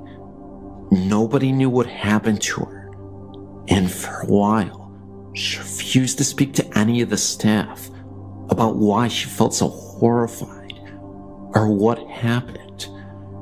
She looked sickly and pale, as if she had just seen something grisly. She was breathing heavily and hyperventilating. My cousin, out of curiosity, came up to the front desk and asked what happened. The staff said they weren't sure exactly what had happened, but my cousin mentioned that he was a doctor, and if they needed assistance, he would be happy to help. After a few minutes had passed, she collected herself. My cousin approached her and had a little chat. She swears that she wasn't just having a wild episode of hallucinations, and insisted what she witnessed was real. It was early morning, and the sun was barely starting to shine through the windows. The room was still dim, and the light was off. The woman had just woken up from her sleep. Again, still dark, but light enough to see the room. The hotel room she was staying in was massive, and she was in the kitchen making tea. From the kitchen, you can see into the living room. That's when she saw a man standing right next to the bed. It was the ghost of former president Nguyen Dim Dim. He was president of South Vietnam in the early 1960s, who passed away in a very terrible way. She also said that the night before, she saw a former Vietnam soldier staring at her from the window during the evening. My cousin, being a practical person, kinda dismissed it and advised her to just go home, take some medicine, and relax the rest of the night. Even after she had just calmed down a little, it was obvious she was still visibly shaken by this whole ordeal. My cousin and wife didn't take the room, but there was another couple that checked into the same room. When my cousin woke, he went down to the hotel lobby and noticed just outside the main entrance was an ambulance and a stretcher pulling two bodies into it. He asked the front desk attendant what happened. They said that the couple that checked in mysteriously passed away in their sleep, and nobody knew the cause. They suspected it was a heart attack. At this point, my cousin was starting to act a little apprehensive about staying the rest of the week there, but he continued to sleep at this hotel. His mind never let him believe that it was related to the last incident with the previous lady or tied to the paranormal. Until a couple nights later, all was silent. My cousin was a few doors down from the cursed room at the hotel. This is where it gets freaky. It was late at night, and my cousin was reading a Vietnamese book when the power started to go off and on. He looked out into the hallway to see if there was anything going on, and all seemed okay. He thought that maybe there was a problem with the electricity, so he called the front desk from his room. What he heard over the phone started to finally freak him out. He said that when he picked up the phone, all he could hear was heavy breathing, and someone hung up. Concerned, my cousin rushed to the desk. A woman was standing right there. He asked her why she didn't say anything over the phone after he had called. The woman said that he didn't make a call. My cousin insisted that he did, that he heard heavy breathing, and that someone else was on the other line, but the woman refused to accept his story. He also said that the lights flickered, and the woman began to grow pale. She urged him to bless his room, because there is something evil and it's disturbing the room. My cousin refused, saying that it was just a coincidence. Finally, a few minutes later, his wife screams. My cousin rushes to the room and asks her what happened. She tells him that she was walking out of her room when she heard voices talking as if the chatter were coming from inside the hotel room where the couple had passed away. The doctor then demanded the staff open the room, but to their surprise, nobody was there. The staff even claimed that when they went into the room, the bathroom door was open and a dark shadow moved out of the bathroom and then disappeared. My cousin still dismissed everything. He said that things were just chaotic because of the first lady that stayed in the room, and everyone was on edge because of the death of the couple in the same room. He admitted it still creeped him out, but chalked it up to merely a very scary coincidence. However, if it were a coincidence, then how can anyone explain what happened in that room? It seemed to be the only room having issues, aside from the one my cousin was staying in, where he heard the voice over the phone. Either way, this was a pretty insane experience, and I don't know how I would have reacted if I was the one who was there instead of my cousin.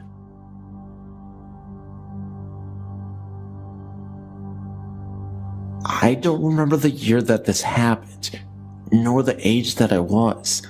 I still remember it though, as if it were yesterday. So, my aunt just got a new computer. She was never a technology ace or anything, so she had no idea how to get it started. When all else fails, call my mother. My mom was a whiz at computers, so my aunt asked her to come over and hook up the darn thing. My mother, being the lovely lady that she is, agreed to do it within the week. It was actually that weekend that she decided to do it.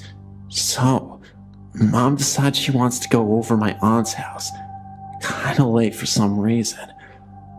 I was very young and couldn't stay by myself, so she took me along, since calling a babysitter at the last minute would be very rude. We finally got there. I look up at the house, admiring its large size. I did think it looked pretty scary though. We struggled getting inside because my mom couldn't see the keys. As soon as we did get inside, I was frightened. All of the lights were off and nobody was there. Or so I thought. My mom wanted to get started with her work since it was maybe 9 o'clock already. She told me to stay upstairs and watch TV while she was in the basement, hooking up the computer. After a while of whining and staying upstairs all alone in the large house, I totally agreed. My mother stayed with me for about 5 minutes, showing me how to work the TV.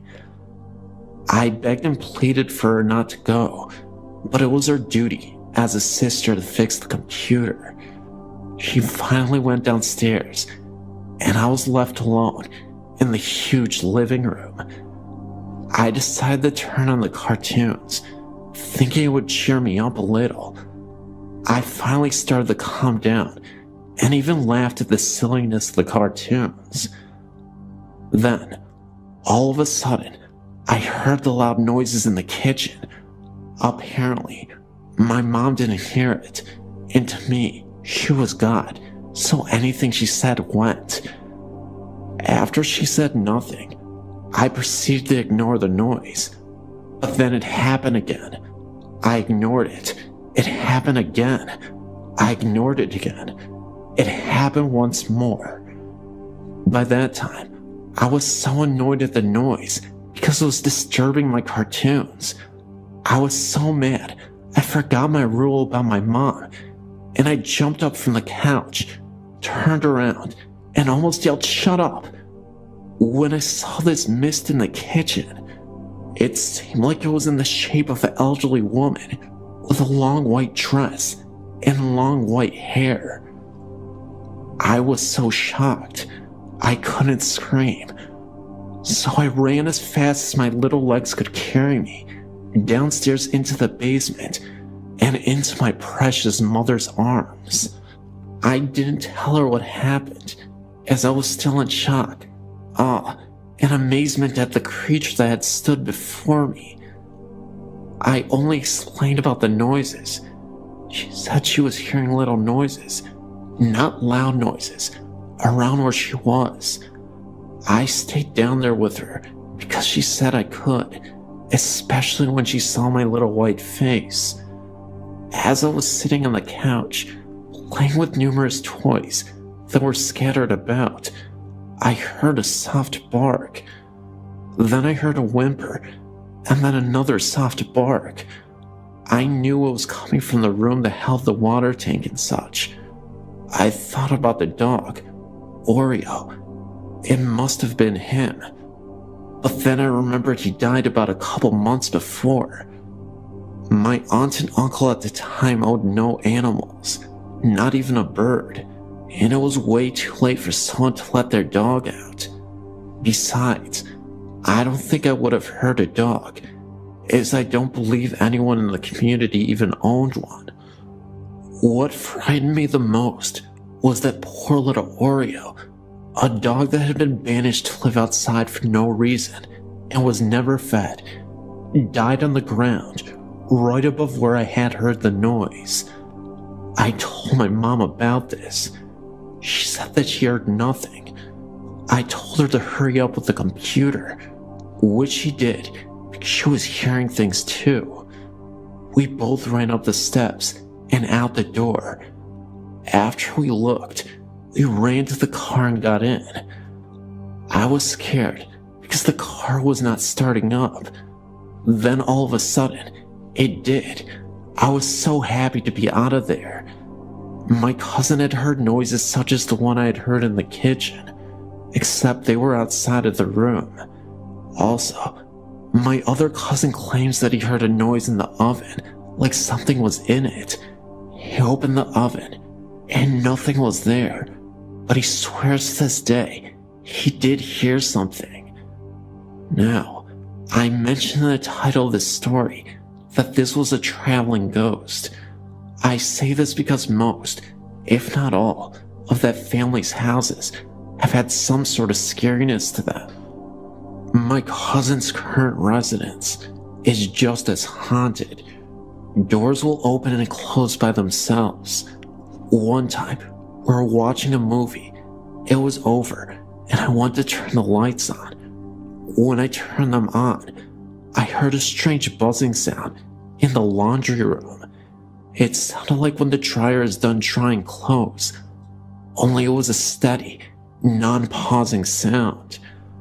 I walked over to the doors and started to put my ear up to make sure the sound was coming from that room. As I did so, all of the lights went off and the DVD player suddenly turned on, much louder than we had it on. But the thing was, the DVD player had been turned off the whole time. When everything came on, I jumped 5 feet into the air onto my poor cousin, where I proceeded to scratch her neck, holding on for dear life. I don't remember ever watching a movie down there ever again. Later, we asked his mom if she was doing laundry. She asked why, and we told her about the sound. She said she didn't even think about doing a load of laundry. To this day, I'm still scared to stay over my cousin's house.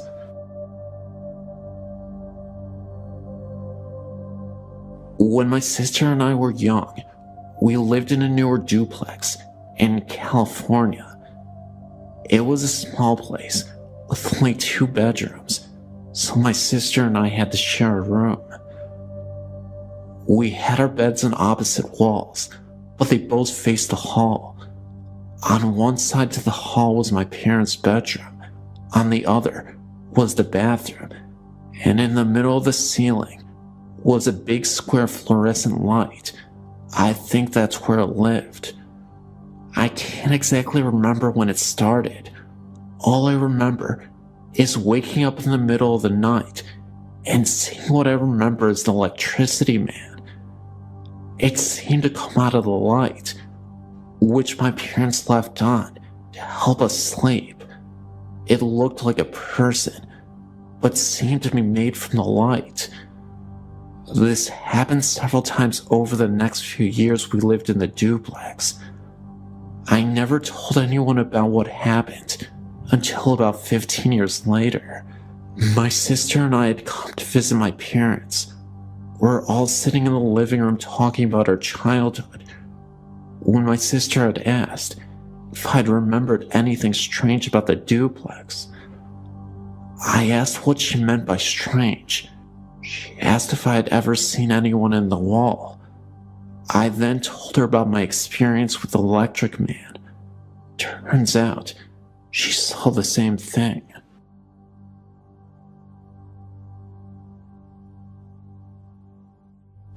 This is an old story, pushed out of my mind for years and years. It was 1964-65. I was 4 or 5 years old. Our family, because of my mother's recurrent mental illness, bounced around from apartment to apartment, from shelter to shelter, with or without one or both of our parents in tow. There were 4 of us, and I do not recall if any of my siblings were with me when this happened. It might have been at a foster parent's house. I just don't know. I remember sitting on the side of a small cot in the waning light of a Chicago winter. There was an odd, really dark shadow on the wall to the left of me. It was the size of a small man, and I stared in disbelief, because it had a hat on and was in profile. The outline of the lips, the nose, the forehead was perfect. I was a pro at discerning what was real and what was not real even at that age, because of my mother's problem. And I tell you, I knew that what I was seeing was real, that I was not asleep, and that no shadow could have occurred that so accidentally duplicated the perfection of the human figure that I saw before my eyes. We stared at each other for a very long time, the figure never moving. I never told a soul, as I didn't want to be thrown in the loony bin too. This is the first of many encounters of the years. My mother had the gift. My sister really has it, much more than I.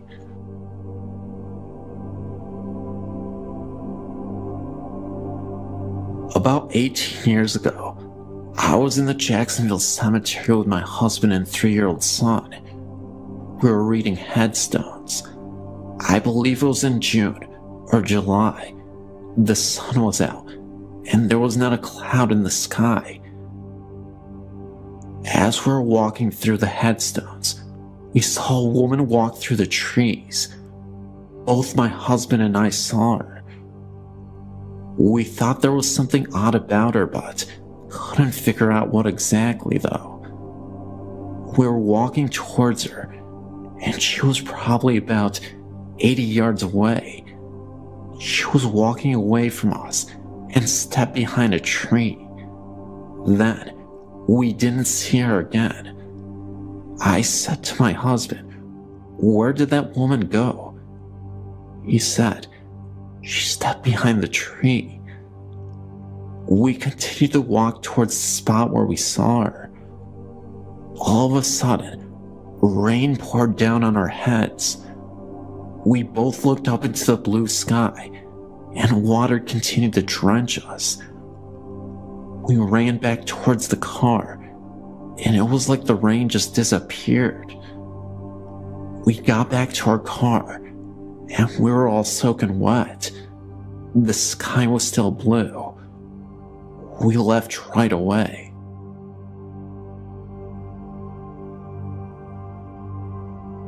Hello, my name is Wanda. I've experienced a few things in my lifetime, This one recently, not scary or anything, but just strange. I lost a pet 2 years ago when he was still a puppy. Bernie got hit by a car and died all alone in the road while at my mother's care. I came home from work and we buried him. My brother and I loved him so much, I painted a stone on his grave that I'd done 1 year.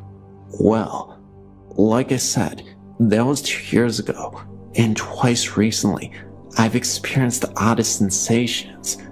Both times I was laying in my bed trying to fall asleep, when I felt something like little feet walking up my leg and settling in down around my knee area, like a cat curling up or a small dog. It felt so real, but I tried to explain it away, thinking maybe my circulation was doing something weird to my leg. Then a couple weeks later, it happened again. It walked up my leg and curled up on my knee area. This time, I had no delusions. I was sure it was Bernie, who came back to lay down and be with me. Since then, I shared my experience with a girlfriend, and she claims that when she spent the night here on my couch, she felt the same thing. We even got a ghost picture. My sister's dog was here, and my friend Yuri took a picture with her disc camera of the dog, and there's a big white circular mass over the dog, with what looks to be a foot appearing, or taking shape rather. I've no doubt it's Bernie, and he's been playing with that dog even as spirit. Sign me up as a believer. Yours truly. My name is Tracy. I'm not sure that I have a problem with the haunting, but would just like to share my story. It starts back to when I was a child. My mother and I always had this psychic connection. For instance, I never had to tell my mom what I wanted for lunch. She would just think of a few choices, and I would then walk in seconds later and give her the answer to the question that she never asked. Now this happened just a few times.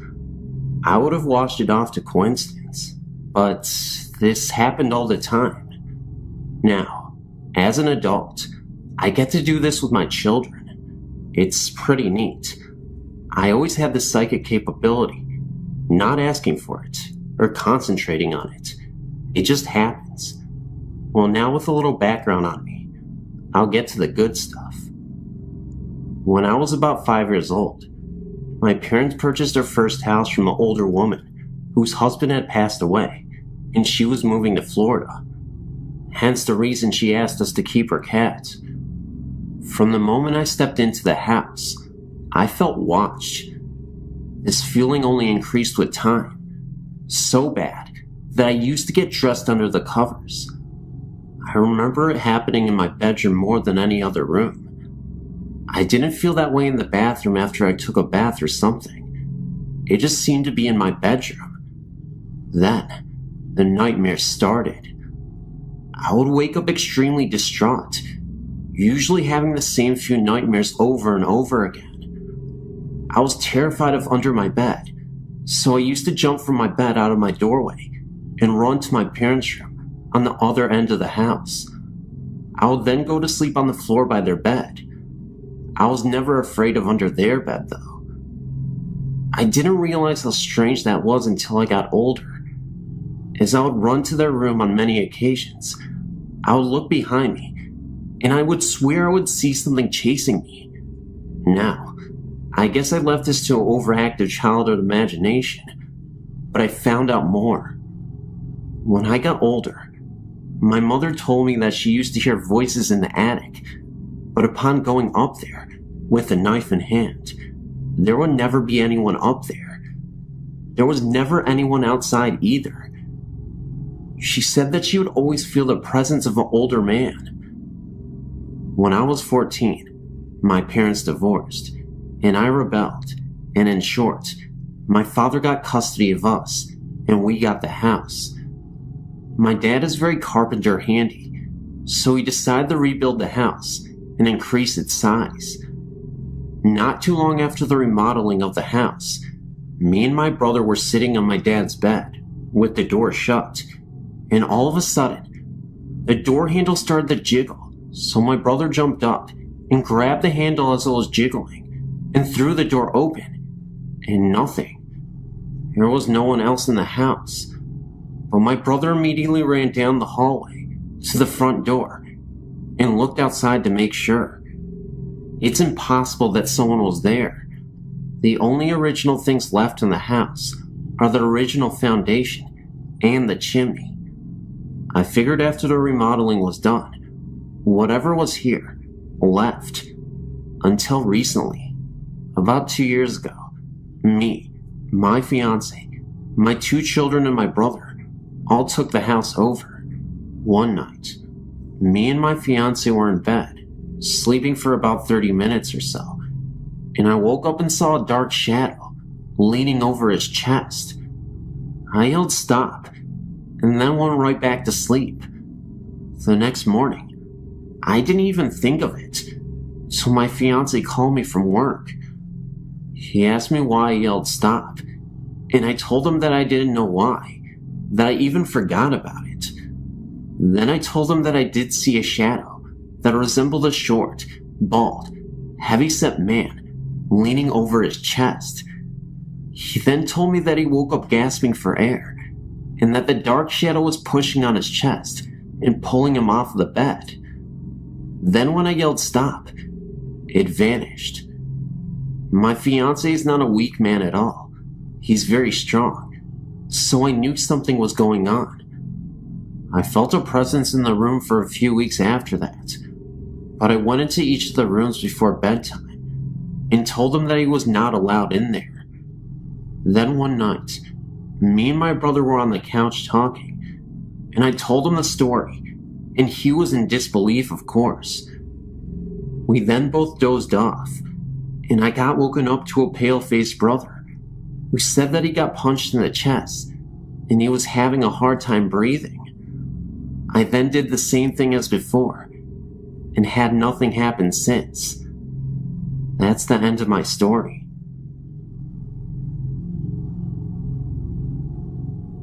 Well, this experience takes place almost 30 years ago. It was on a cold February morning. In those days, I would wake up at 4:30 in the morning to get my husband ready for work. I remember making him a fresh pot of coffee along with his breakfast and packing him a lunch for the day. He would leave the house for work at 5:30. After he would leave, I would go back to bed. But on this day, I decided to lay on the couch in the living room because I had to be up again to get the kids ready for school. As I was laying on the couch in the living room, I suddenly heard the front door open. It was in the middle of the dark. I jumped to my feet, thinking my husband returned. Maybe he was coming back for something he forgot.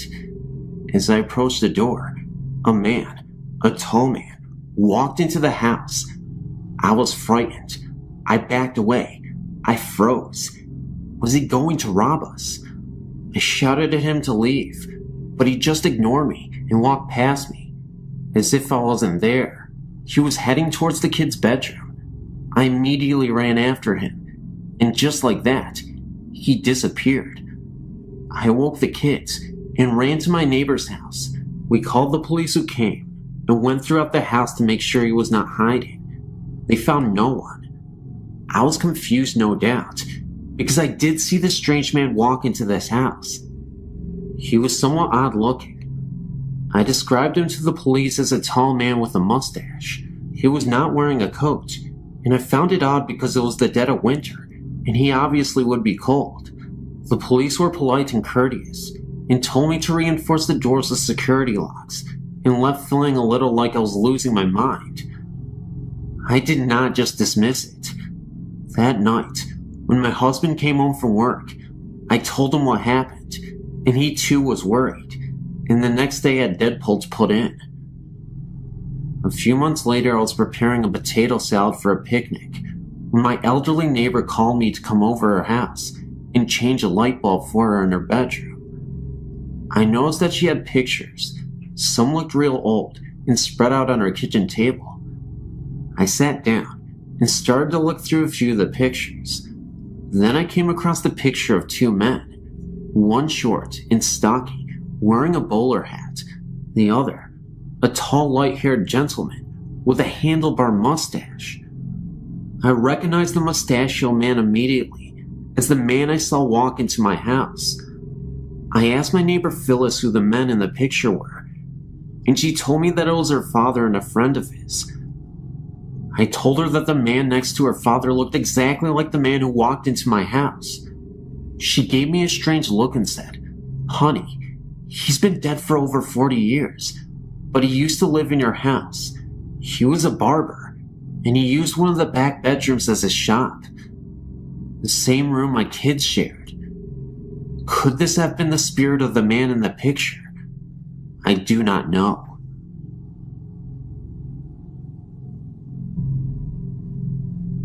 For as long as I can remember, I've been able to see and feel the paranormal. I didn't know what it was at first, and was truly terrified by the feelings I would get when someone came near me. I'm at the point where I'm no longer afraid, but I do have my moments when something sneaks up on me. Almost every home I lived in has been haunted, and I'm not sure now if they were the homes themselves, or if I'm being followed. I feel comfort in my newest home, and I'm always sure that there's nothing there, which I'm grateful for, because my son senses them too, and I'm not sure if he can still see them, but he used to be able to. He knows his uncle and grandfather, and they both died before he was born. He knew things about them that no one else told him, and as a baby, he would stare past me and start laughing at air. In time, he was able to communicate what he saw, and the truly significant moment came 2 days before his papa passed away. He went into the room his great-grandfather was resting in, and came out, and told me that there was a man in the chair, and he was there to take papa home. My son was 2 at the time, and we did not discuss his grandfather's dying to him. We only told him that he wasn't feeling well. I knew for sure then that he was able to see and sense things as well. I've seen my brother-in-law praying beside his parents' bed a few days after he died in a snowmobile accident. He has made a clock in his grandparents' home run when it has no batteries and hasn't worked in many years. Every time someone truly missed him and wanted to know if he was there, they would ask him to make the clock go, and most times it did. I knew in my gut the instant my own father died. No one had to tell me. I had a very uneasy feeling in my stomach the night before he died, and I knew that I needed to go to him, but this feeling stopped me from getting on the plane to go home. The next morning, I knew the instant he died, and I was at my sister's house. The feeling just vanished, and I just knew. I told my sister that I had to go home, and that our dad just died, to which he pretty much told me that I was crazy, but I insisted, and I drove myself home. I don't know how I got home. I don't really remember the drive. I remember getting into my car, and this calm was over me, and I remember pulling into my driveway, and my mother-in-law was standing there waiting for me. I got out and told her that I thought my dad died. She confirmed it, and that is when I lost it. I was 5 months pregnant with my son at the time, and I believe that somehow I was being pushed to stay home, because I'm sure that I would have lost my son if I was with my dad when he died. The stress alone nearly killed me. My dad used to come to visit me. He would turn the lights on and off to let me know that he was there. I could feel him around me. It has been a while since I felt him, but I know he's still around.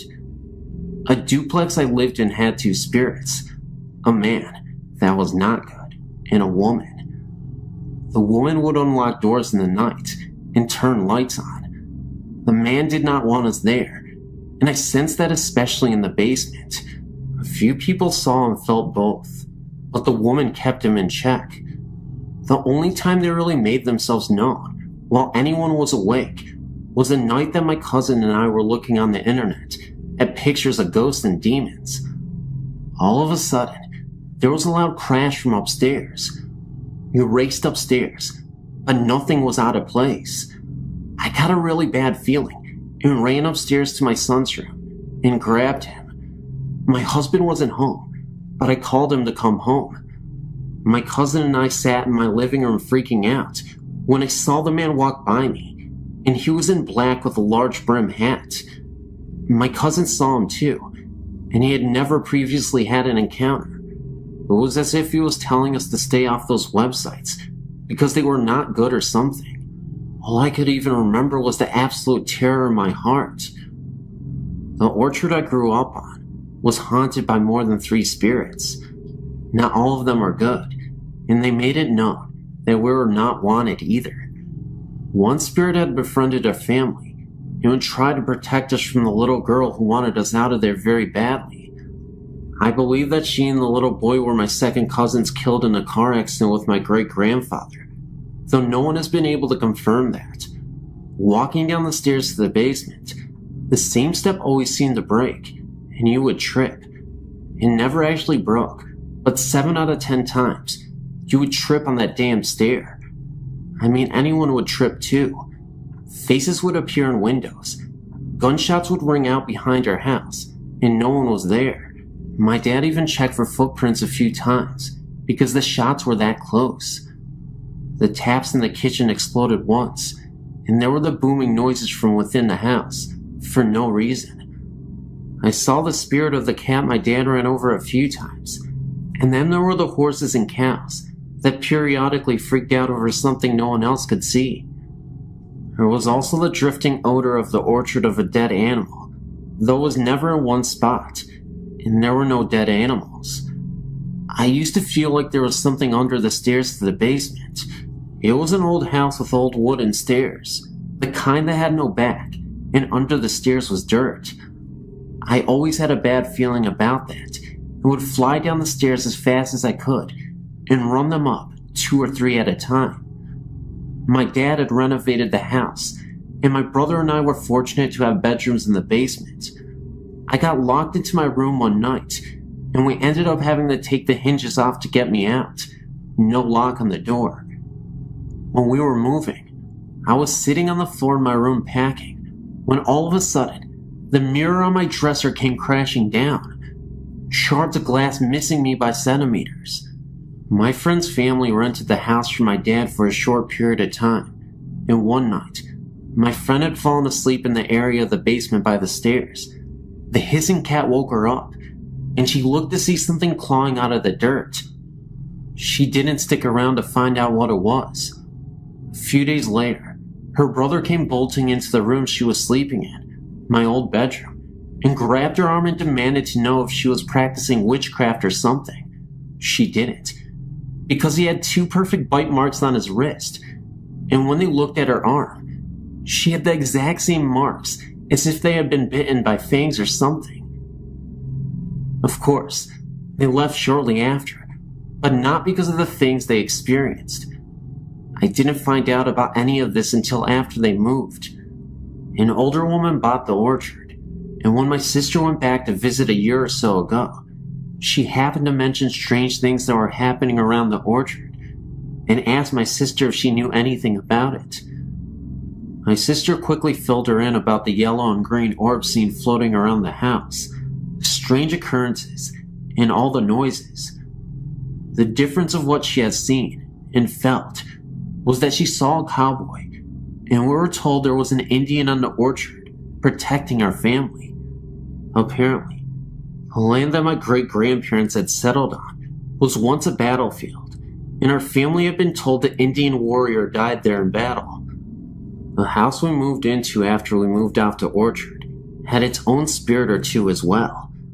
My parents didn't believe me until a few years after I moved out, and my mom had been home alone, and the front door unlocked, opened, closed, locked, and she heard footsteps move around the house and up the stairs, and then they stopped. She also heard the kitchen cupboards open and close, and kept calling out to my dad. They lived alone by this time, but no answer. This continued like this for about half an hour. My mom got scared, and refused to leave her bedroom until my dad actually came home an hour after that. She blamed him, but it couldn't have been him. He was at work. This was a frequent occurrence, but previously my parents blamed my brother or myself or the other until my brother and I moved out. There was also the time my friend and I thought we would play a trick on my brother and pretend that the house had been broken into. We trashed the house nicely, placing objects around as if they had been thrown or scattered in a rush. We were standing in the kitchen laughing about this whole thing when all of a sudden a hand reached up the window. You would have to be almost 7.5 feet tall to do this. We screamed and ran up the stairs to get the cordless phone. The doorbell started ringing and knocking on all of the windows started. We called the police, thinking that someone was actually trying to break into the house. The police heard the noises and told us to stay upstairs until they got there. My brother and a bunch of his friends walked in at this point, and we started to accuse them when there was another noise outside, and my brother went out to investigate. I saw him chase someone down the street in a plaid coat, and then the person just vanished. My friend and I were hysterical by this time, and the police had just arrived. They brought canine dogs, and the only scent they picked up was my brother's, and that is because he had chased someone out of the yard. The dogs didn't pick up anything else, and there were no footprints anywhere, except the police and ours. My dad came home, and my brother and his friends swore it wasn't them. When the morning came, we all went out to check under the kitchen window for evidence it was my brother, and there was just no way that anyone could have just reached up that way the hand reached up. There was also the time that I came home, and the upstairs extension picked up while I was on the phone. I thought my friend had someone over, where it was a party line. Small towns used to have this, where 2 different residences shared the same phone line. She thought I was trying to scare her, because we could both hear breathing. I snuck to the stairs and saw the shadow of a man. I freaked out, grabbed a knife, and ran out the door. I called my sister down the street to come, and there was no way anyone could have gotten out, but no one was there when it was checked out. There was also the glowing eyes in the bushes up the street. I used to see those frequently at night, and once in a while was brave enough to go and check it out, to see if there was a dog in the bushes, peering out. There never was, and the hairs on my neck would stand straight up on end. I wasn't the only person to see this or feel this way about those bushes. Quite a few houses in the area were haunted as well. I would hear a man's voice in the house where I babysat, and so did the girl I babysat. It was detached and floating in the air. You would feel tugs on your shirt when your neck was turned, and lights in the basement would flick on and off. A friend of mine who was completely skeptical lived in the house previously and had confided in me that she thought something weird was going on in the house. She slept upstairs, and every day she would look in the cubbyhole in the wall, and there was a sleeping bag unrolled and an imprint of a body on it, and every day she would roll it up and put it away, only to find it there in the morning again, or by the time she got home from school. She showed me this one day, which made me uneasy, talking about the babysitting job there when new people moved in. There is so much more, but honestly, I'm getting tired and drained out. If you want to hear more, let me know. My story is not very complicated. My husband, my son who is now 8, and of course me, moved into our current house a little more than 2 years ago. Once when my husband and son were spending a weekend at my brother-in-law's, I told my husband I was afraid of being alone in the house, even though I am reclusive by nature. He said to ask my guardian spirits for help. So, not really expecting anything, I said aloud before I went to bed that I would appreciate my guardian spirits for a sign they were present. Later that night, I was awakened by the sound of the doorknob on the bedroom door being turned. I looked over and actually saw it turning. I was terrified. Nothing came in, and there was no way I was going looking for the doorknob turner. At best, it was an intruder. When my husband came home, I told him all about it, and he told me that I asked for a sign, after all. About a year after we moved in, our then 2-year-old nephew came to live with us.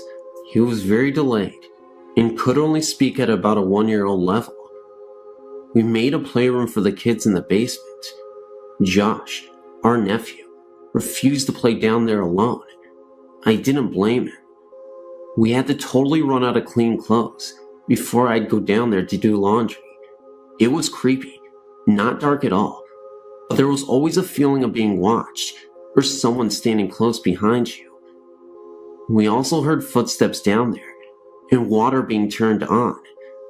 That fall, Josh threw one of his little boots down the stairs, and my husband ordered him into the basement to pick it up. Josh reached the bottom of the stairs, turned to look into the basement, screamed ghost in mortal terror, and ran back up the stairs and shot into my husband's arms. By this time, we had named the presence Alex. Josh said Alex had made a very bad face at him. He refused to go down in the basement at all after that. We also had an incident where our broom was totally missing from our house for almost 2 weeks. I searched every inch of the house, including the basement. It wasn't in our house. We thought someone had borrowed it. No one had. Finally, I yelled down into the basement, "Alex, if you have the broom, we need it back." After a couple of minutes, and another good search of the upstairs, I went down to the basement and found the broom leaning against the wall, right by the stairs. I thought I was doing pretty well with the whole having a ghost experience. Sure, I was secretly scared to death, but I kept reminding myself that there are spirits all around us, and Alex seemed to be rather mild and harmless. He even listened to my husband when Mike ordered him to stop scaring the kids, and later to stop coming upstairs. And surely, Alex had as much right to be there as I have. However, I changed my mind after taking a nap in the extra room downstairs. I was awakened with a jolt by the distinct feeling of a hand slapping me in the face. That was it for me. While we were in the car, away from the house, I told my husband Alex had to go, and since he seemed to have some authority, he had to tell Alex to leave. Mike said he'd probably have to talk to a medicine man. Luckily, however, perhaps after overhearing a similar conversation at the house, Alex left on his own. No more noises from the basement, missing household objects, or eerie feelings. In fact, after a while, my husband and I even moved our bedroom downstairs, and we never had a weird experience down there. Josh was more than willing to come downstairs, although he still does talk about Alex occasionally. We did have to move back upstairs, but that only involved a mundane little mouse running around down there.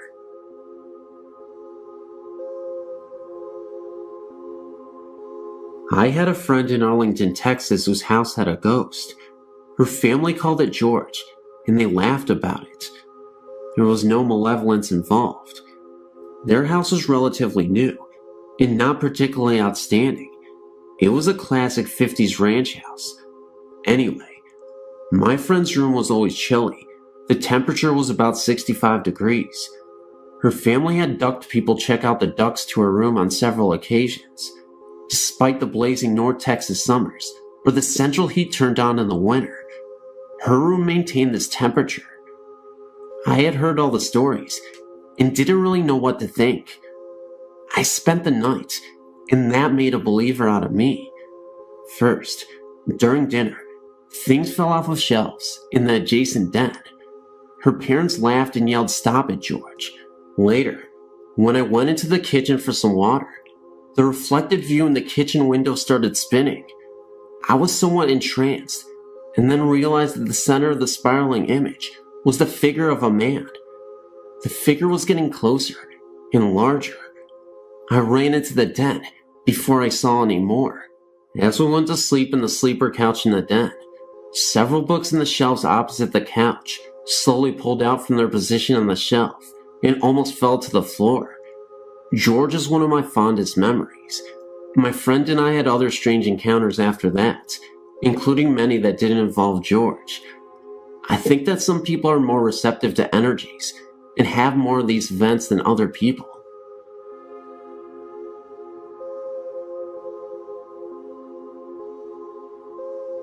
I've decided to post my other stories now, before I forget to post them later. The first one I would like to share happened when I was 18. My friend was living with me and my family in our house in Northeast Calgary. We were sitting in our room playing cards. There had been a couple strange things happening the last few weeks, like my TV turning on and off by itself, the volume going up and down on my stereo.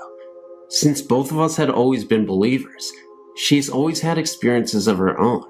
We knew it was the work of a ghost. We were never really frightened, at least not until the night I'm about to tell you about. Anyway, like I said, we were playing a game with a deck of cards. You asked the question and then flipped a card. If it was a black card, the answer was no. A red card was a yes. It was called something like Ouija cards. At first it was just a game. We were laughing and joking around at the answers it gave us, until we noticed a pattern. Every time we got to the bottom of the deck and shuffled them for the next round, the first three cards flipped were 666. The first couple of times we just brushed it off as being coincidental, but by the third, fourth, and fifth times, we were scared. We decided it was time to call it a night and picked up the cards. We made sure to check underneath ourselves and under the pillows on our bed to make sure we didn't miss any cards. We hadn't. But after gabbing for a half an hour, I was going to go downstairs to my room. Sure enough, there was a card sitting right in plain view of both of us. We looked at each other a little funny, and then she picked up the card. It was the 6 of spades. I got curious as we went to put the 6th card back with the others and flipped the 2 cards of the deck. Both of them were 6s. We put the cards in the kitchen, and on my way downstairs, I heard the TV go on. I turned to go back upstairs to tell my friend when it turned off again. I went to my room and laid down. A couple minutes later, I noticed the room had gotten brighter. I opened my eyes and saw that 6 of my candles were glowing brightly, even though no one had been in the room to light them. I blew them out and tried to go to sleep. It happened again, but this time they lit, one by one. I ran from my room, noticing it grow dark once again, and slept the rest of the night with my friend. I've never had an occurrence like that again. My most recent experience happened in January 1999. One of our dogs, CB, short for cat bait, had recently been put down. He had been a big part of the family for 15 years. One night, our other dog, Tia, came downstairs to my room. This was extremely odd, since the only time she ever came down was if I had food, or if she was with my mom. But she never came down in the dead of night. I was fast asleep when I was awoken by the sound of her barking at the end of my bed. I told her to go away and to shut up, but she persisted. I sat up and found her jumping at the end of the bed. I asked her if she wanted outside, but that's not what she wanted. She wanted me to get out of bed. Irritated, I did just that. We walked out of my room, and she started barking at the corner of the basement. I thought maybe she had found a mouse or something. But upon turning on all the lights and investigating, I found nothing. She started walking around the basement. If I did not follow her, she would bark. I was getting tired of this game and just wanted to go back to bed, but she just kept barking until I followed her. Finally, she led me into the laundry room and went over to the pile of blankets laying on the floor and started barking and switched between looking at me and staring at the sheets. It then occurred to me that the pile of blankets were one of CB's favorite spots to sleep.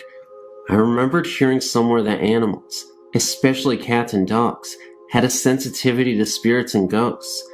I smiled and asked Tia, "Is that CB?" Immediately, her tail started wagging, and she went over to the blankets, laid down, gave them one lick, and then went back upstairs. I know it was my little dog who was visiting me that night. I'm just glad that Tia decided to share that visit with me. Since then, Tia shared it with me a couple of times, although I still haven't seen CB's ghost for myself.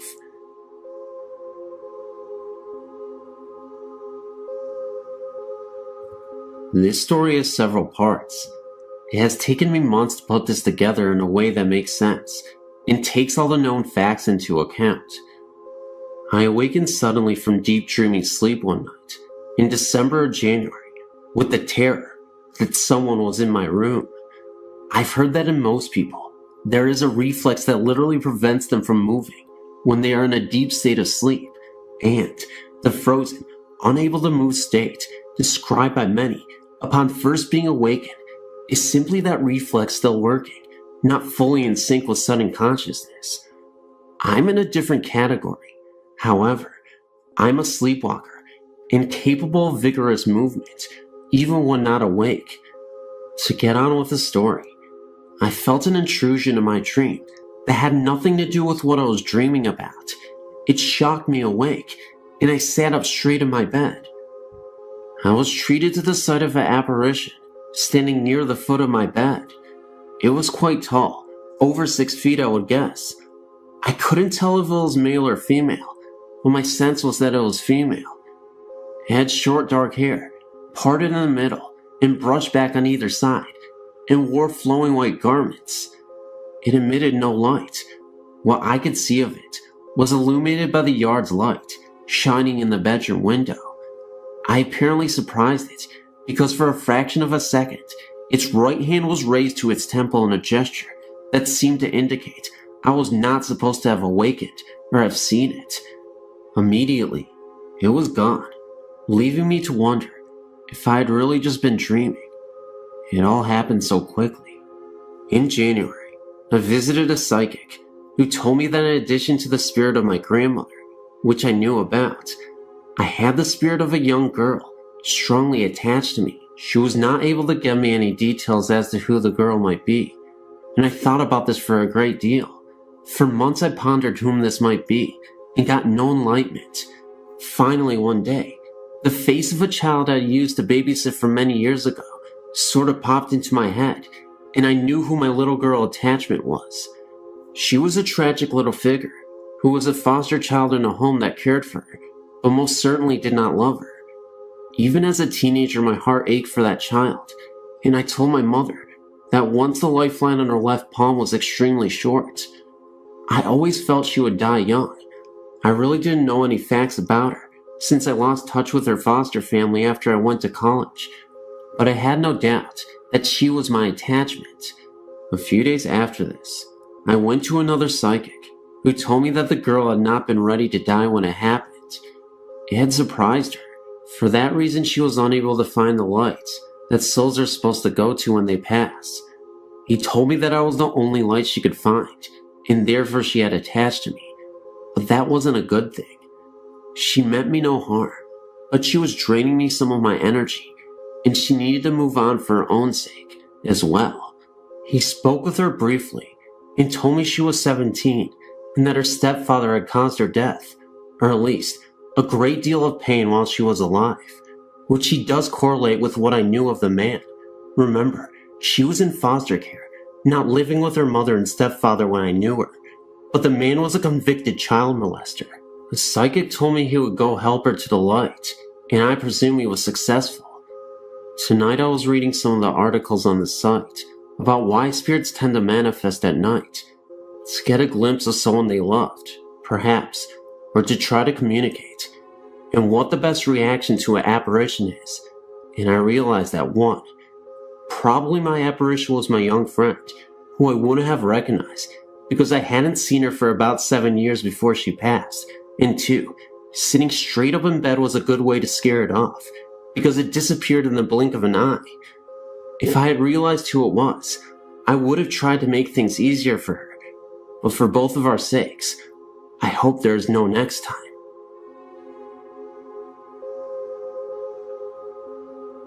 In 1975, my wife's parents and her sister Mary moved to the eastern shore of Maryland into a 100-year-old farmhouse.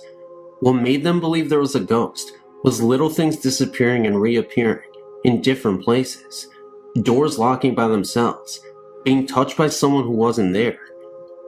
Things really didn't start getting weird until her other sister Cher and her son David moved in with them. Cher had a little bit of VSP. She could tell when things were going to happen. She would have dreams and funny feelings that would mostly come true. They would hear noises in the attic, footsteps, and things rolling around. Cher would hear someone calling her name at night. She had the bedroom with the attic door in it. Once, my wife felt someone sit on her bed, and Cher felt someone run their fingers through her hair. They were all outside taking photos of each other one time, and no one was in the house. But when the photos were developed, someone was looking out the pantry window. They believed the ghost was not harmful. In fact, it was very helpful. Things that they were looking for would appear. When David was a baby, he had stuffed animals in his crib. Years later, he told us that he was afraid of these stuffed animals because he thought that they were alive. Another thing that happened was when both my wife and her sister Mary got married. Both of their wedding photos that were taken in the house never turned out. They believed the ghost was sad to leave them there. In the big foyer, there was a room that had been painted black from other occupants, and whenever they would pass the room that was by a staircase, they felt as if someone was watching them go up the stairs. All three sisters felt this presence.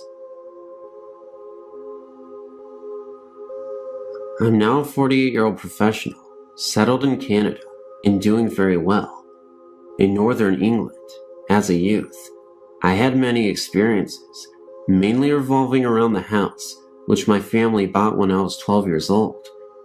We were told by the neighbors that 3 families had moved out in the 18 months before we moved in, but the only explanation was that they had marriage problems.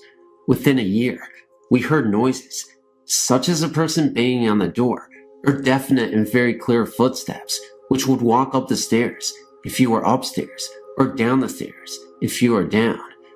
When it first happened, I thought it was my brother, 1 year younger than myself, banging on the door, disturbing my math homework. But when he went down to complain, my parents insisted that I had not been out of the front room for an hour. The very next incident was I was awakened in the middle of the night by a tremendous racket from the bathroom, and I got up and put my trousers on to see what it was. As I left my room, my mother stood at her door, and we each asked the other if we had heard the sound. We agreed that it came from the bathroom and went to look. All that was there was an empty washing up liquid bottle, made of plastic, squashed and lying on the floor. Another night, my mother and I heard a crash, as if metal ladders had fallen outside downstairs living room, but again, there was no source for the sound when we checked. Over the years from age 12 to 18, I became familiar with these sounds and joked with school friends that we had a ghost called Jack. Some friends were in the house when the footsteps came down the stairs. I heard them, but I said nothing. No one else did. When it happened a second time, I heard it, and so did a young man named Mike, who had never heard of this story. He searched everywhere and would not accept my reassurance that no one was there. When I left to go to university, I told the next door neighbor, a middle-aged woman, that I was glad to leave. She told me that these sounds were the reason why the 3 families left in such a haste. The neighbors agreed not to tell us because they did not want to put ideas into our minds. A woman who lived there previously was found dead in the bath with her wrist slit. It was thought to be suicide, but I had a vague and reoccurring mental image of a man coming down the curved stairway. A friend later suggested that, perhaps, this man was the old woman's son. Perhaps he killed her and made it look like suicide. Who knows? One piece of advice: never try a Ouija board to communicate with the dead. Leave well enough alone. If experiences happen to you naturally, they are completely harmless, and in some cases, can be helpful. They might happen for a total of a few seconds in your whole life, but do not try to make them happen because you might frighten yourself. This is my best advice. There are other stories, all true, but they have to wait. This happened while I was holidaying in Florida, at a motel we had stayed at several times.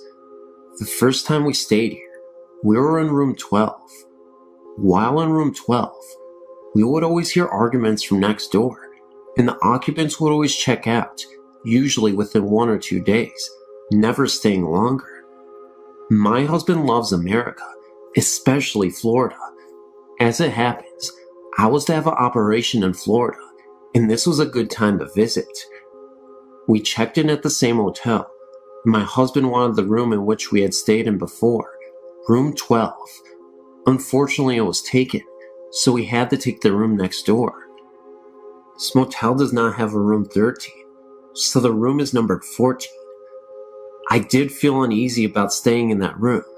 Let's just say a nagging feeling, an intuition which I always trust. By the way, I come from a long line of witches.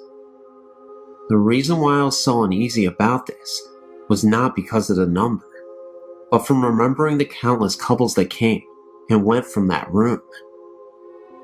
My husband insisted we stay there, since it was next to room 12, and the happy memories of the last holiday we had there.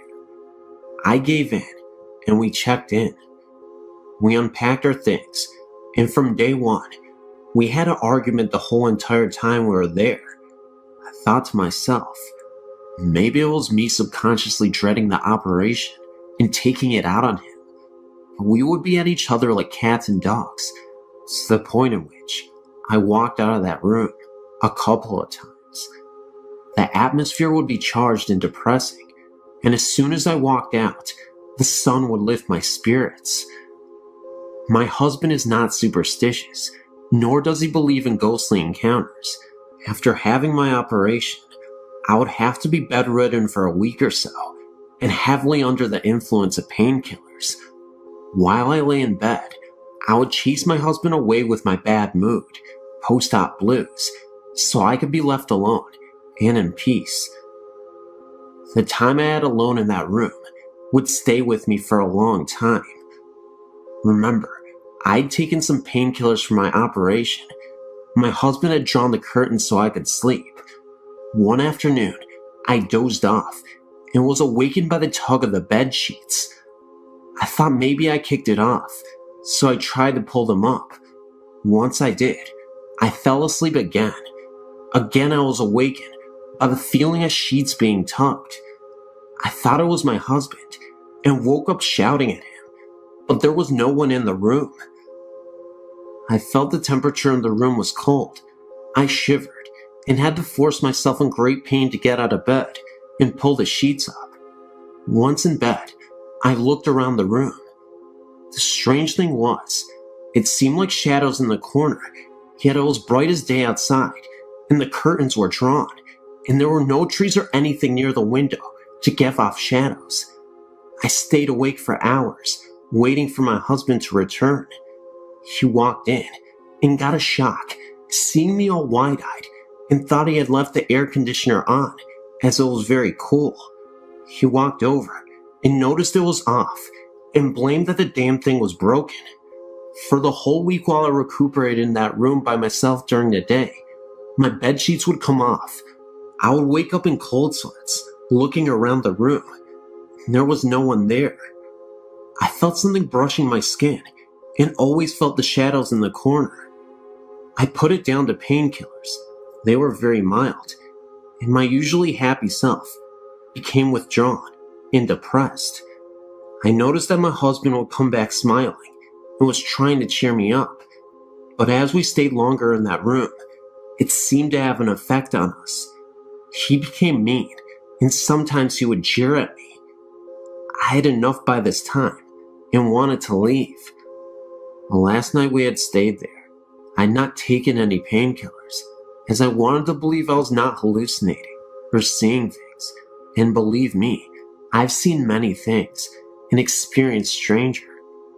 I was not sleeping well, and looked over to my husband, who slept soundly. The funny thing was, he seemed to be illuminated by something. I tried to touch him, but my hand could not move. I stretched out to him. We slept in separate beds while I was recuperating. He was only an arm's length away, and yet I couldn't move. I was sweating now, with a feeling of dread.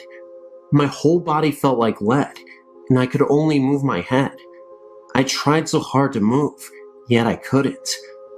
I could really feel that there was someone or something that was in the room with me, but I couldn't even see them. Someone was there near my bed, but not fully visible yet. I started to say something and tried to call out to my husband. He was dead asleep and did not move. As I turned my head to the foot of my bed, my sheets were being tugged off. I really screamed, but nothing came out. I was forcing myself to say something, but nothing came. At the foot of my bed appeared a tall black outline. The figure seemed to be wearing a hooded cloak, but I had a profile view. It had its outstretched arm on my bed. I'm 6 feet tall, and my feet are slightly stuck out over the bed. I tried to move my feet to kick out, but my limbs were like dead weights. A black-garbed figure turned to me and began to walk towards me. At this moment, I was desperately repeating the Lord's Prayer. I'm not religious, but it came to mind. Over and over, and as it began to walk to me, I remember the eyes started to glow red. At this stage, I was turning my head to and from the figure to my husband, as well as stretching my arm out, trying to touch him to wake him up. I remember him sleeping soundly like a baby. As the figure approached, and I was sweating buckets, and repeatedly said the Lord's Prayer, I yelled out, "Stop," and that I worshipped only God, and that I belonged to Him. That's when the figure was no longer there. I blinked a couple of times, thinking it was a nightmare, but I noticed that my arm was still outstretched towards my husband, and he was still in the same position, sleeping soundly. I started crying and busted open a stitch. My husband woke up and said that I just had a very bad nightmare. I said I'm glad that we were leaving that very morning. We still go back to the motel, as my husband loves it, yet I insisted we do not stay in that room. Thanks for reading.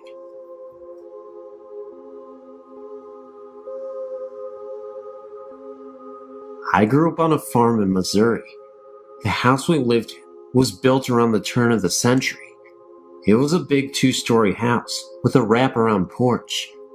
I shared a bedroom with my brother on the bottom floor. In the summer of 1975, something happened that had a long-term effect on me. It was a clear moonlit night, and you could easily hear crickets and bullfrogs singing in the night.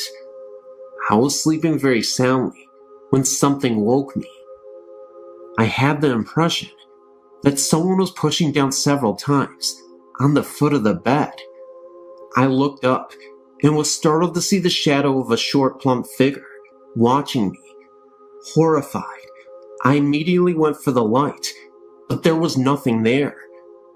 The figure I'd seen had no face, but seemed to have a soft glow. It was definitely trying to get my attention. I never went to sleep the rest of the night, leaving the light on and reading. The next night, about the same time, I was awake and witnessed a small ball of light zipping around the room. This time I left the light off and watched a tiny orb for about 15 seconds when it finally zipped out of the room. I talked to certain family members later and found out that apparition that I had seen was probably my great-grandmother. She had died in the same corner that my bed was sitting.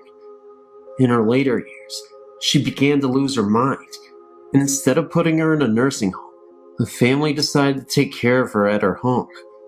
They hired a male nurse to help her, and at night, the night I saw her, my uncle said she was probably looking for him. The incident disturbed me deeply, and it was years before I could finally sleep well at night. I'm now married and live in another old house, but this one seems to have no past to disturb me. Thank God.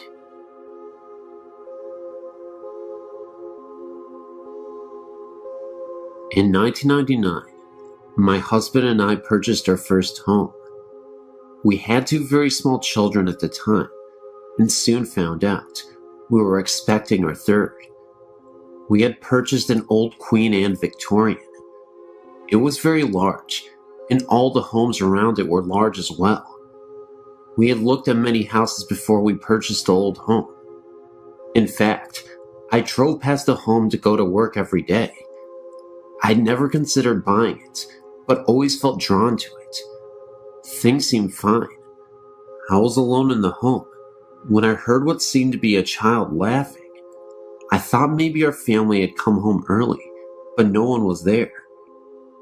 One other time, I was in the cellar getting clothes out of the dryer and heard a child call Mommy. But again, I was alone when this occurred, and none of the neighbors' children were outside. I was lying in my bedroom with my eyes closed and could feel something breathe on me. When I opened my eyes, nothing was there. I have a cat who likes to go outside at night, and one evening, my husband heard her at the door. He opened the door and let her in, or so he thought. The next morning, he saw our cat waiting on the porch for us to let her in. We searched the entire home, looking for the cat he had thought he let in the previous evening, and there was no animal to be found. My daughter, who was 3.5 at the time, would come into our bedroom complaining that the little girl would keep her awake and would not stop playing with the curtains. She would also complain about the man who would whisper by her closet. My mother and I were hanging wallpaper in the family room, which was next to the dining room. My mother was facing the door to the dining area. I had the door to my side. As we were hanging a portion of the paper, we both saw a figure move through the dining room area and into the kitchen. My mother said, "Oh, good, Dan is home. He can help us hang." I called to my husband and asked if he had eaten lunch yet. I got no response. Thinking he could not hear, I went to the kitchen to ask again. He was not there. I called thinking he went upstairs, and still no answer. My mother and I checked the whole house and looked outside for the car. No one was there but her and I. It was a strange feeling. Sometimes lights would go on for no reason. We would hear someone climbing the steps. It was a little unsettling, but we no longer live in the home. We are now building a brand new house.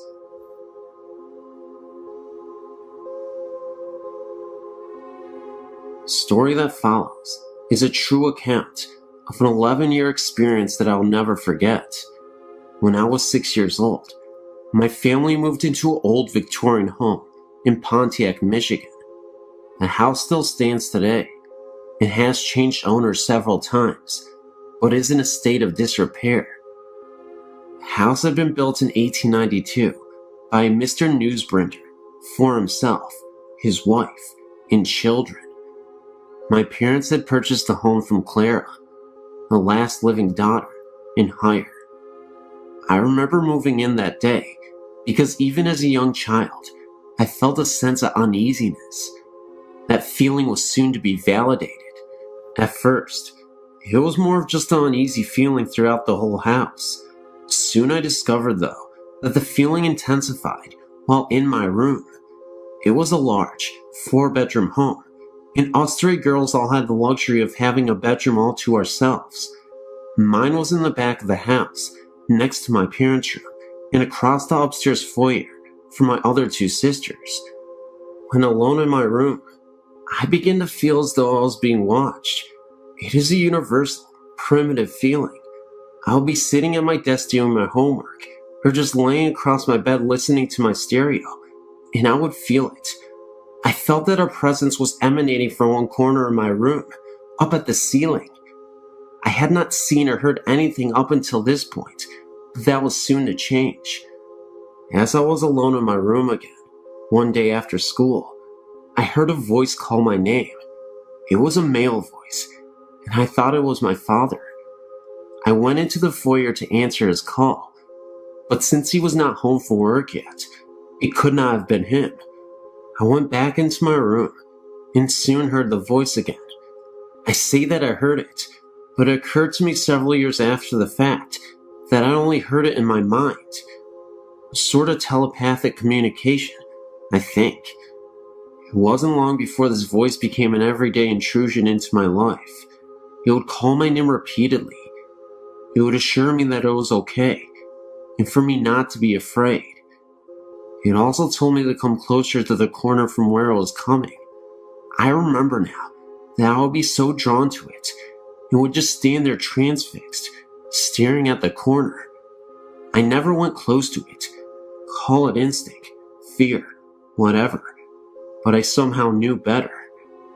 As I was staring at the corner one day, a huge void opened up in the corner. It was the blackest black I'd ever seen. I saw nothing in the gaping hole, but it seemed to go on forever, and I would grow lightheaded and lost blocks of time staring into it.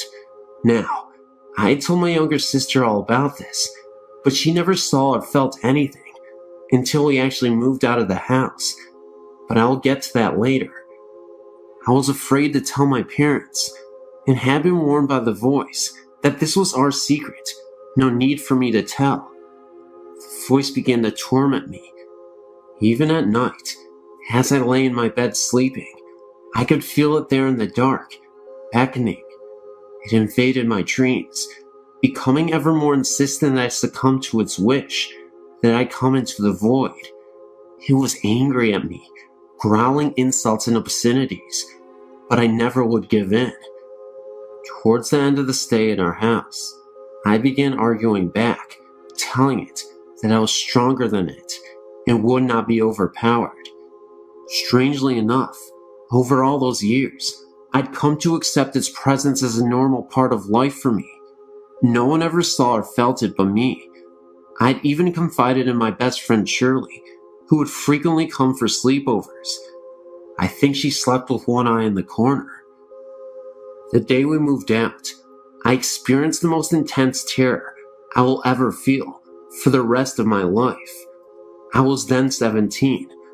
I was in my room, packing up the last few items. I felt the familiar goosebumps and tingling of my skin as the hair on my back of my neck and arms stood up. The voice was at a fervid pitch now, threatening and cursing me. I turned around to face my enemy, stared into the blackness, and was mesmerized to see the most evil eyes I had ever seen come out of the darkness. I could see the whites of his eyes, and the center was like black coal. The hole began to turn, and I heard a deafening roaring sound, not unlike that of a huge waterfall, in close proximity. I dropped what I was doing, ran down the steps, and got into the family car. I left the rest of my things in that room, and never looked back. I never heard or saw anything like that again. After we had moved out, my younger sister began having nightmares about something dark and heavy chasing her in our old house. No coincidence, I think. I still get the chills when I think about this. I assure you, this was real.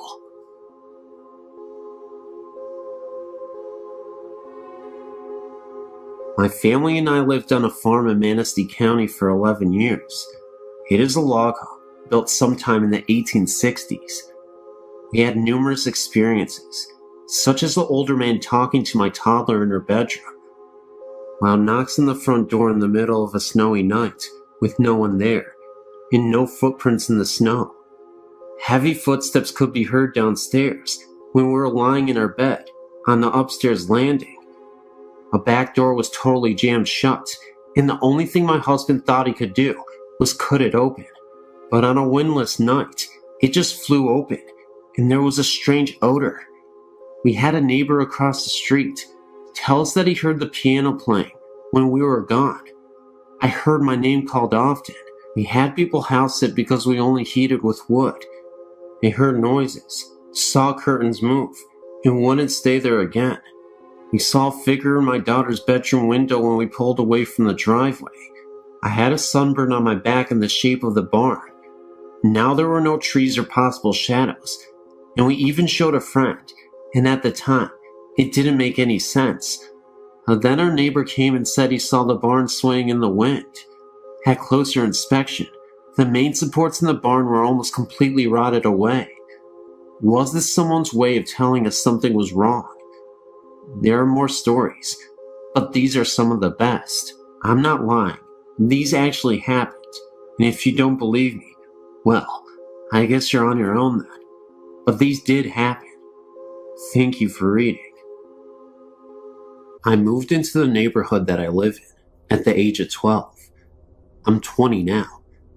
Ever since I moved in here, I was told of the woods and the strange things that went on in it. Sounds of drums, voices, screams, etc. Needless to say, the woods is creepy, so creepy, that I refuse to go there at night. Let me explain. The woods consist of two sections, the front and the back. It's the back part that scares the bejesus out of me. In '98, a girl was killed in the front part of the woods, where she was raped and left for dead in the cold next to the old tractor. A tractor that had been rotting there for at least 30 years. Well, since the girl was killed, there have been some violent storms that have taken their toll on the trees surrounding the area of the death.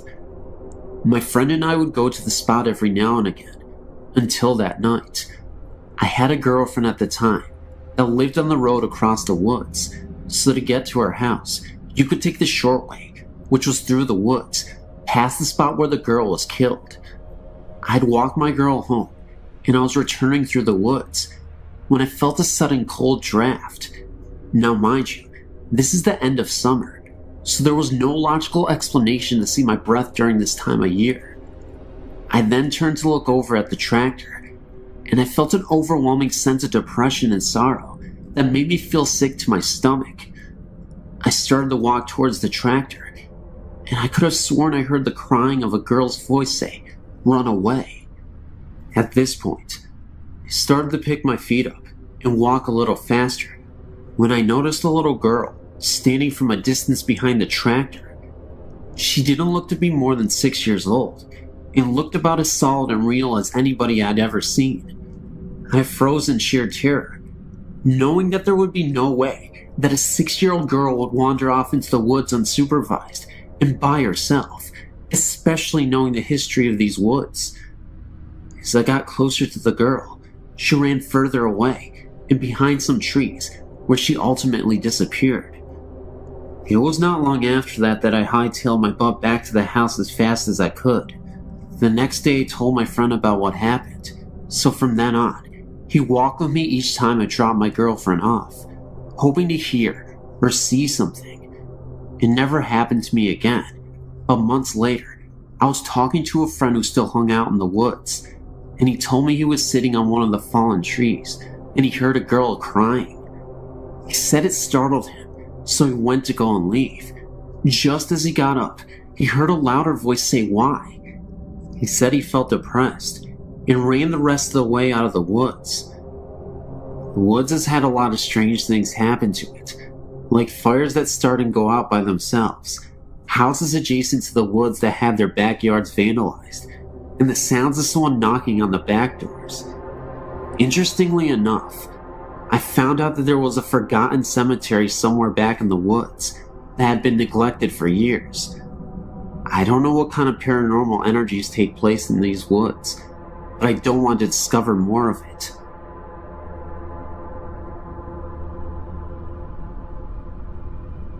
My parents still live in the same house I grew up in with my older sister.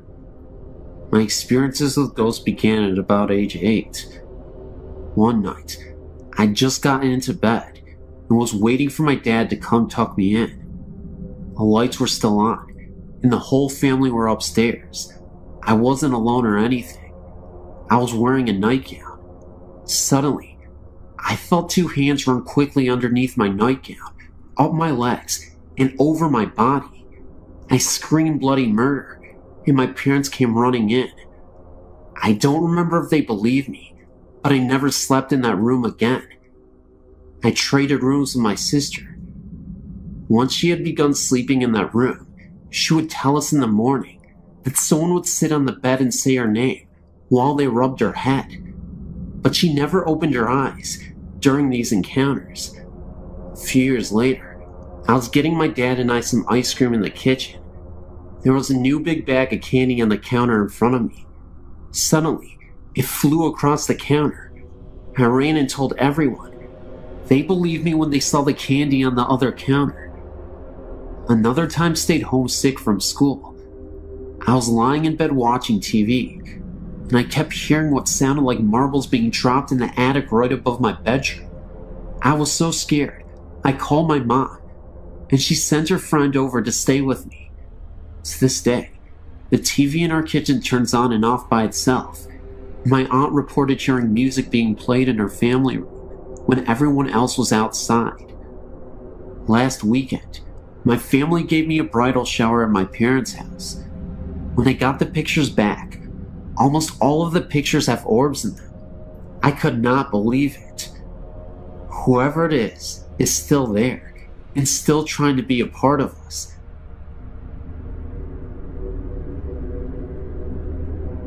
It was my first time going to the Gettysburg War site. First, we visited their museum and looked at old clothing and war supplies. Then it was time for the tour of the battle site.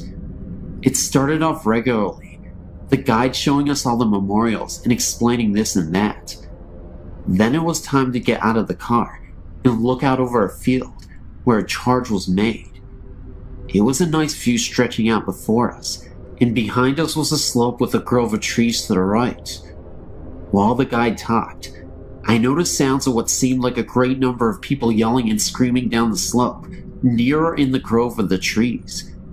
It was quiet at first, but it got louder, then quiet again.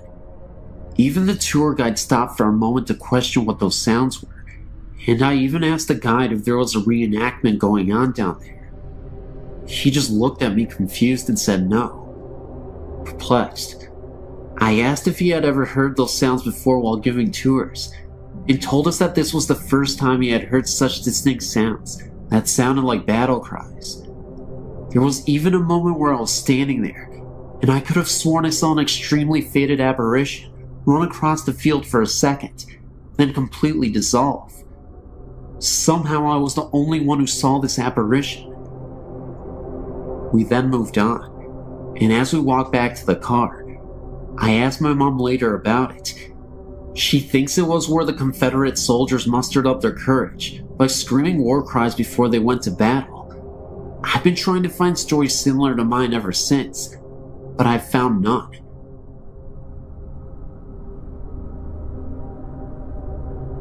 My name is John, and I've been a Civil War reenactor for about 4 years now, attending living history events and reenactments throughout the mid-Atlantic states.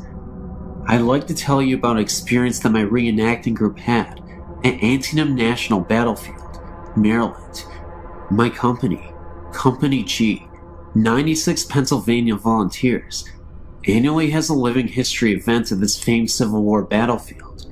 It was here that in September of 1862, one day's casualties amounted to 23,000, more killed, wounded, or missing in one day than the casualties in America's previous wars combined.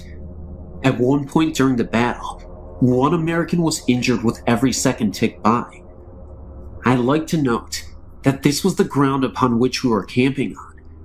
To continue my story, we traditionally take a walk into the battlefield to a small lane known as the Sunken Road. Here, Confederates hunkered down on a road that had been worn down by years of wagon travel, holding off wave after wave of heroic Union soldiers advancing upon them. Eventually, the Union forces swarmed over the Confederates' right flank and fired into the rebels from down the road, driving them off. This is where we annually took a midnight tour, hoping to catch a glimpse of energy left from 1862. Please note that even though the park closes around 10 p.m., the rangers often allow us reenactors to walk around. This is because if we found anyone defacing a monument or even shifting a pebble, that person will be praying for a ranger to come by and save him. So this night, about a dozen of us strolled down the sunken road and eventually came upon a monument located in about the center of the lane's length. We sat down along the banks of the road to relax and take in the atmosphere. About 20 minutes passed with silence and a few pictures taken here and there of us around the monument. Soon, 4 of us, myself included, chose to walk the remaining distance of the road to an observation tower, climb it, take a few snapshots, then head back. So we decided to walk down to the tower, ascend a few flights of stairs, and took a look around. Meanwhile, back at the monument, our captain decided that everyone had better get back to camp, so he sent 2 men to go retrieve us from the tower. No sooner had those 2 begun to walk down the road, when the remaining few men heard shoes and heel plates, horseshoe-like plates we wear on our leather shoes, on the gravel and earth down the road. First 2 pair, then 4 pair, then 6, and so on. Equipment could be heard rustling around on the body. Knapsacks, canteens, cartridge boxes. If anyone knows what it sounds like to have men marching on a dirty road with full gear on, it's us.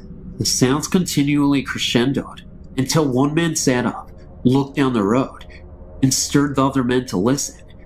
Just as they began to sit up and peer into the darkness down the road, the sounds faded away just as quickly as they came in. Another man jumped up, went down the road and looked over the fences and banks, only to find weeds and small shrubs.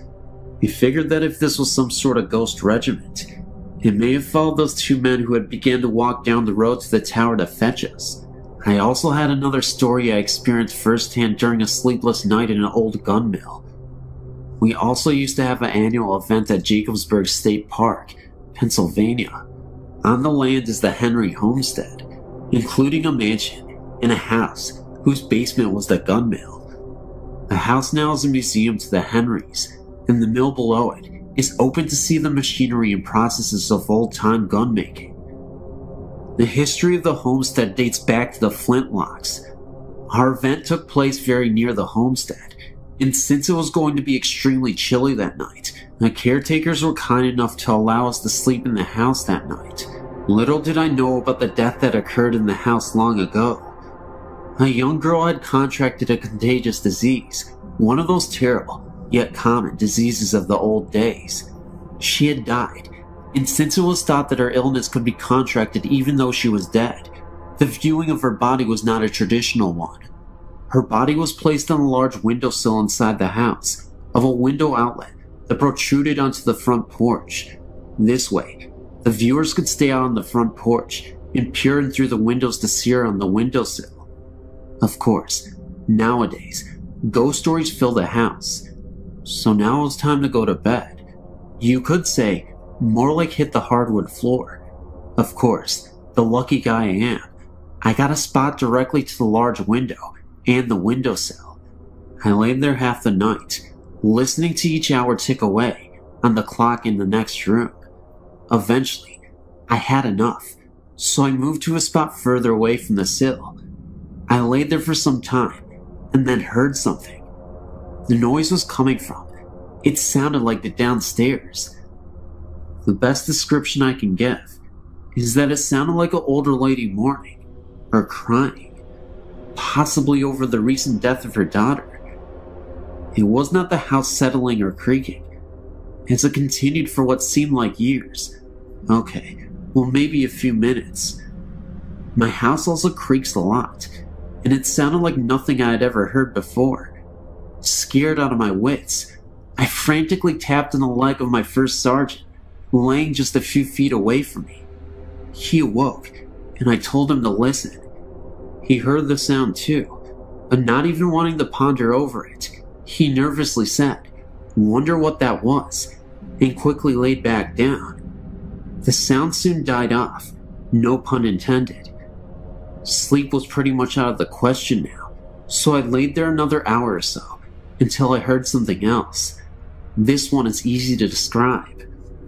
Imagine being outside, and 2 other people are far away from you having a conversation. You can make out murmurs, in tones and voice, but not individual words. Almost like being underwater, and someone is talking above surface. That's what I heard. Only it seemed to be between a lady and a child, probably a young boy. Again, the sounds came from below the floor in the basement. These didn't last as long, possibly because God answered my prayers for them to stop. That night, I heard every single hour chime by, and every minute crawl past, every second tick by on the clock. Needless to say, the next morning, I wasn't a happy camper. Hope you enjoyed my stories, and yes, they're true. I told them just as I know them. Have a good one. I was in an infantry company in Germany back in 1989 to 1991. We used what is called a Bradley fighting vehicle. It weighs about 51,000 pounds and looks like a tank. We were doing live fire exercises at night, and we finished about 2 a.m.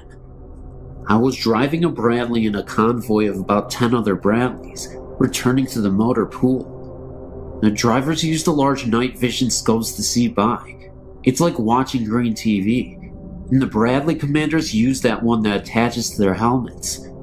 While driving, a commander is to stand on his seat so that half of his body is outside of the vehicle, so that he'll have a better view of the surroundings.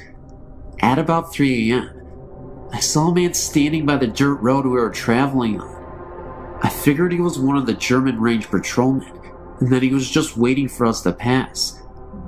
Right after the Bradley in front of me passed, this man walked right out into the dust of that Bradley. I hit the brakes to avoid hitting him. At the exact moment, my commander said watch out, but it was already too late. I knew I must have hit him. I didn't even see him come out on either side. My commander then asked me if I'd seen a man walk out in front of us too. I said yes, and then he said that he had too. But when he turned around to check for a body, there wasn't one anywhere on the road.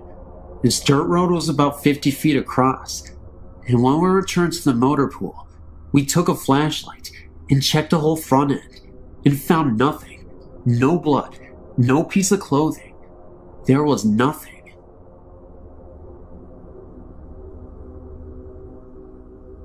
My name is Heather, and I live in Omaha, Nebraska. I've only seen a few ghosts or spirits in my life. Sometimes I do get the chills though, like someone or something is nearby. The first spirit I saw was when I was younger, about 13 years. My mother told me to go into our basement to get some candles, which wasn't unusual. We spent a lot of time in the basement, playing slot cars and electric trains, and my dad has a workshop down there for models. As I fetched the candles, I felt watched.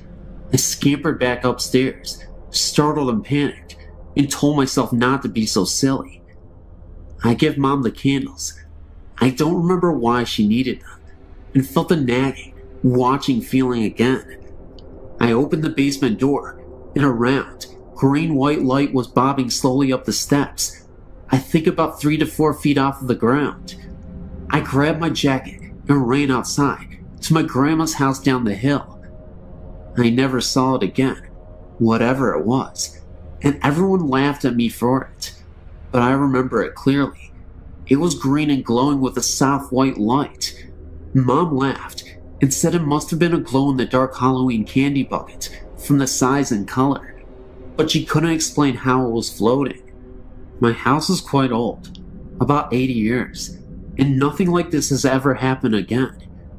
We're the third family living there, and nothing violent ever goes on. I still get the odd feeling, but it's never been strong enough to make me panic again. The second spirit I saw really floored me. I was 14 and was riding my bike around town since it was a nice summer day, and I ended up on 2nd and 22 in Q, about 3 miles from my house. There's nothing there but cheap houses, and it's not a bad neighborhood, but it's not the richest in the world. But it's not a cheap, run-down area. Just relaxed, second-hand. Nothing violent ever happened there before. It's become a run-down area now, and there was no graveyard or ancient Indian burial ground or anything that I or anyone else knows of. I wanted to go to Dairy Queen on 24th and Q, and I was behind it. As I came to 22nd, I saw a flat field where I knew there should be houses. It was filled with what I can now describe as short, rectangular tombstones. I saw a woman standing there, dressed all in browns and earth tones. I couldn't even see her face or hands. She had a headscarf on, and her hands were held in front of her, covered by her sleeves. I think she had on brown shoes, but I don't really remember her having feet or not. I'm inclined to think not. I asked her what this was, but she didn't answer. I turned back to the graves, which had vanished and replaced with the things that should have been there. Streets, houses, sidewalks, trees. I turned back to the lady, and she was gone. I had a very chilly, uneasy feeling, and a few dead leaves fluttered by. I rode away as fast as I could. I once saw a strange figure in the mirror, a girl my age, 13, but with dark brown hair, with thin bangs and braids past the bottom of the mirror frame. She just startled me, but caused me no harm.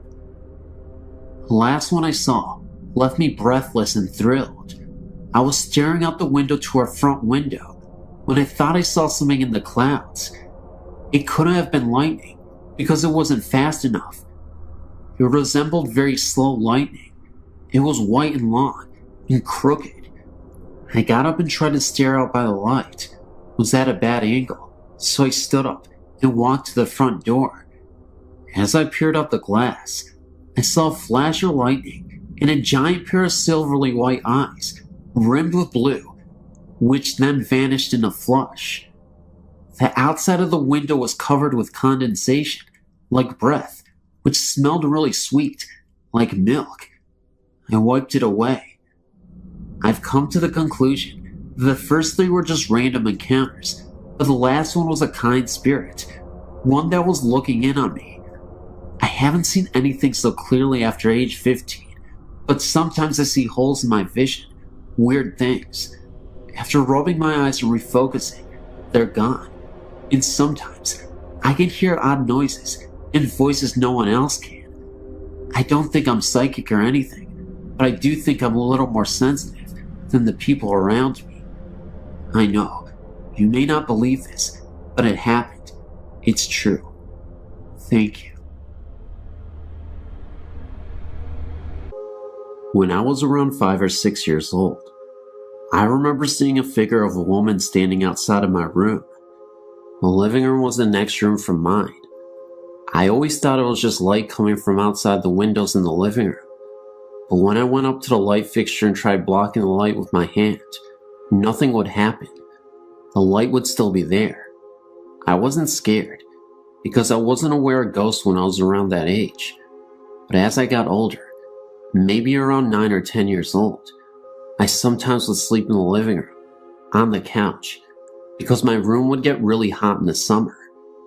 Well, as I would lie on the couch, getting ready to fall asleep, I would hear things in the kitchen, like the sound of someone placing a glass on the table. I would sometimes go to see if anyone was there, but nothing would be there. I still hear the sounds in the kitchen sometimes, and when I would be home alone, I would sometimes go into the basement and watch TV or exercise. As I would work out or watch TV, I would sometimes hear footsteps above me, seeing how the TV was right below my room. But what happened to me 2 months ago terrified me. I'm 17 years old now, and it was raining harshly in the middle of April, and I was working on an art project in the dining room, which was the room after the living room. I was home alone at that time. My mother was picking up my sister from work, and my father was working.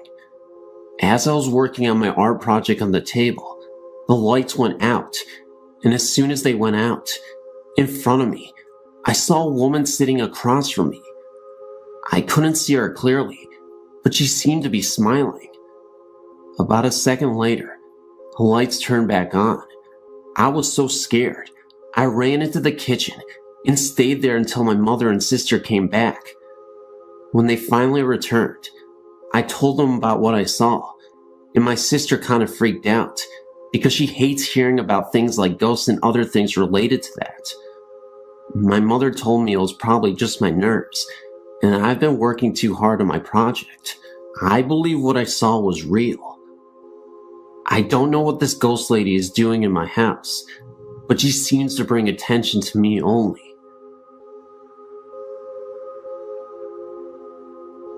This is just one account from over 40 experiences I've recorded in my ghost journal. It was a very unusual day in Chicago, only 4 days to the new year, and in the middle of winter. It was 63 degrees, yet the skies were dark, but there were tons of fluffy clouds. My friend Christine and I decided to enjoy this rare day and go walking around the park. We watched as the clouds seemed to spread across the sky and realized the storm was near. Somehow, the conversation switched to cemeteries. She told me of an old German cemetery that was near the park that she had gone to. They have a section of infant graves from the late 1800s to early 1900s. She knows the babies died in groups around the same times. After hearing this, I wanted to go see for myself. She told me where to go, and as I drove into the cemetery, I pointed to a corner and asked her if that was where they were. She said yes. I'd never been there before. I don't know how I knew. We parked on the road, got out, and looked around. Some of the graves were old and worn, the names and dates hardly visible. The baby section was so sad to see, and we figured there must have been a plague of some sort in the area. It was beginning to get dark, even though it was about 4 p.m. in the afternoon. The cemetery closed at 5, so we wanted to hurry and see everything before they closed and before the storm came. We were walking through the cemetery when it felt like the temperature had dropped 20 degrees in a few minutes. I stopped in my tracks and noticed a familiar smell. The scent became stronger, and I realized it was roses. I asked my friend if she smelled anything. She said yes. I asked her what she smelled, and she said roses. I was bending down to smell the flowers on a grave, which were not roses.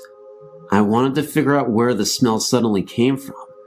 Suddenly, my friend told me to look up, and in the distance was a flower girl. And you guessed it, she was holding onto roses. Both me and my friend were in disbelief. We couldn't even fathom what we were seeing, but yet here was this flower girl holding onto a rose, which had a strong perfume smell. Her attire was in a Victorian-style dress. She looked absolutely beautiful, but it was also really scary because it was in the middle of a cemetery and we were really spooked. Even though it felt like forever, she momentarily appeared and then she was gone, just like that. It must have been about 15 seconds, if that, but we both saw her, and we're not making this up. We're totally sane individuals who actually go out and try to see these things on purpose. I know that sounds crazy to some of you, but we get such thrills about ghost hunting.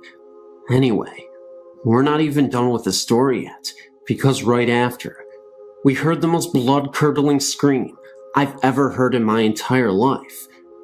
It was a scream right after she disappeared, and I'll never forget it for the rest of my life. It sounded like a human trying to imitate a wolf, as in, a human howling, but in a wolf style. I know that sounds ridiculous, and maybe it could have been a real human being trying to play with us. However, we did not stick around long enough to find out, and we bolted all the way home. I guess the moral of the story is, yeah, you can be interested in ghosts and whatnot, but even if you are interested, be very wary, and just remember, ghosts can't hurt you. If that was real, I have no idea what to say, but if it was a human being, I guess you gotta stay clear of the cemeteries. I'll tell you what though, the roses, the girl, and the scream, they were all very real to us. We did not hesitate to leave, because we did not know what to expect if we stayed longer there. Just remember, to be very careful. Ghosts are crazy, but humans can be just as crazy.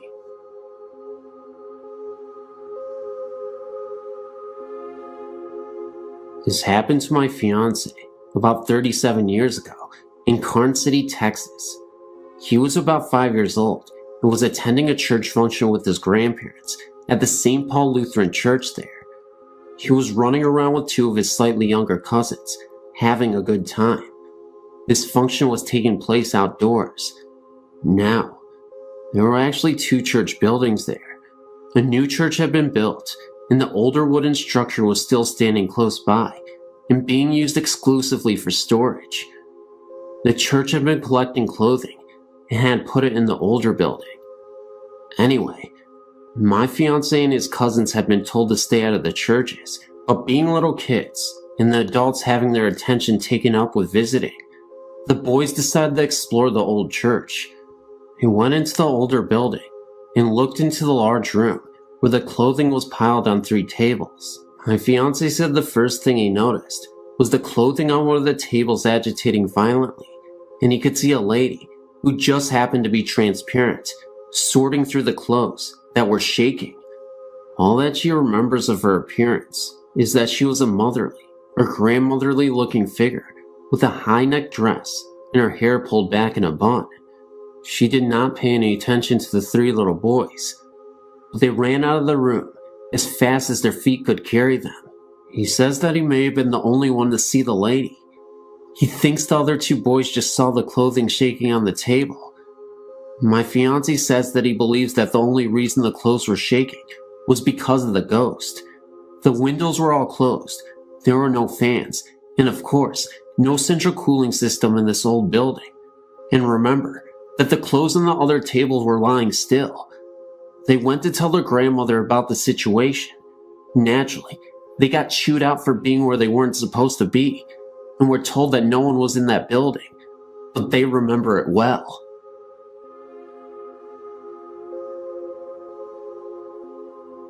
This story is one that may or may not scare you. It's more of a mystery to me and my friends. When I was young, me and my cousin were always together and trying to scare each other. It just so happens that there was an old house which my grandfather had built in the early 1900s, which we thought may be haunted. It should be mentioned that I am from a small town in Virginia, and in the early 1900s, it was a pretty isolated town from the rest of the state.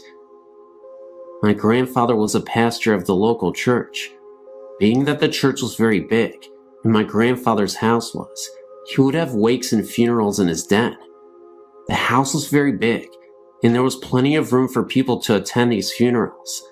Anyway, my cousin and I used to see things through the windows which we could not explain. The house had not been lived in many years when we would see these unexplainable lights. They were blue in color, and they seemed to go from window to window when we were looking at them. We finally got the nerve to sneak into the house, which probably wasn't too smart. Anyway, we had to enter through the basement in order for my father not to see us trying to get inside. This was very scary because there was no electricity, and we had to try and make it through the dark and up the stairs to the entry of the den. We did this several times, and on some occasions, we heard and seen strange things, and sometimes we didn't. On one occasion, we lived in the house, and we heard a tapping on the ceiling upstairs, as if someone was hitting it with a cane. This was very odd, because my father lived in the house as a child, and said his uncle lived with them, and he had a cane. When he needed something, he would tap on the floor for someone to come and help him. This scared the living daylights out of us, but my cousin was a little more courageous than I, and he persuaded me to go up the stairs. When we got there, he asked whatever it was that we were seeing and hearing to leave us alone in the name of the Lord Jesus Christ. The sound stopped, and we left the house. My father was a little skeptical about the whole thing, but he felt that there may be some truth in it. He himself now saw a ghostly apparition which he can't explain. This is coming from a man who himself is now a preacher, and I don't think he doubts seeing this at all. I really feel that there is some connection to the noises and sightings with the funerals that were held in the house. There are other occurrences which have happened, but would take a while to tell them all. I've read in other experiences about blue lights being represented with the supernatural. This story may not be that scary to you, but to me and my cousin, we know that there is something paranormal about that house.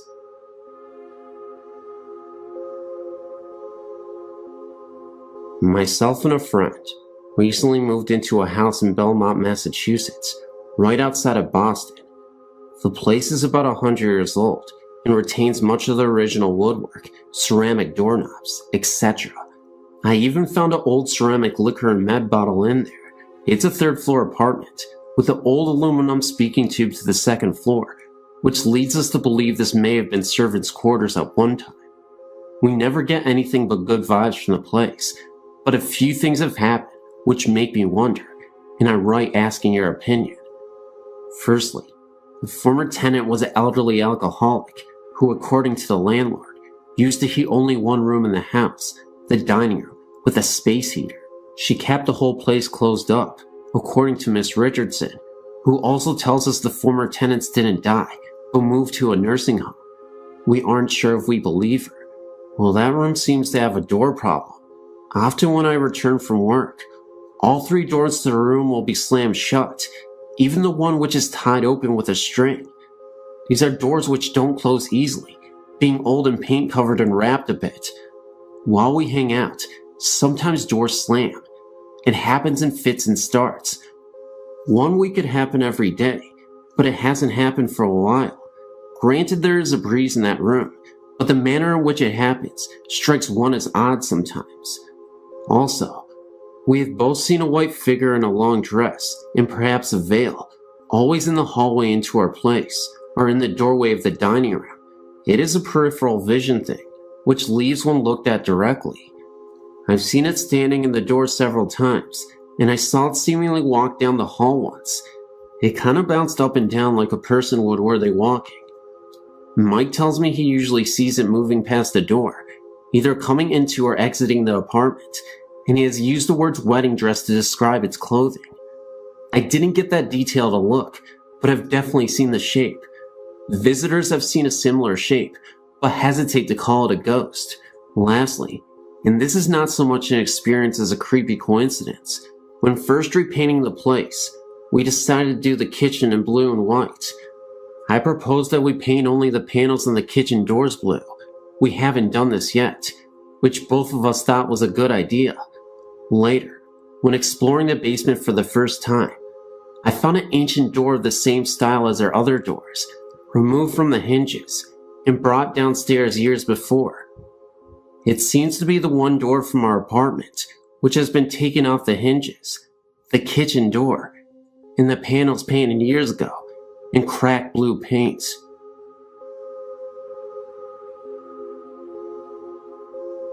Yesterday, my husband and I toured the Whaley House in San Diego.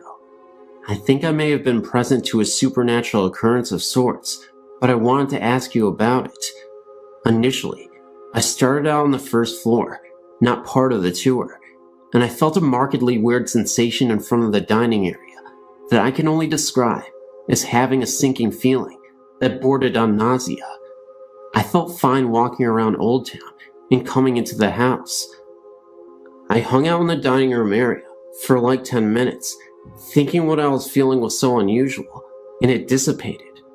I felt fine again, so I looked around the rest of the house and felt okay, until I came to the first upstairs bedroom, directly right of the stairs.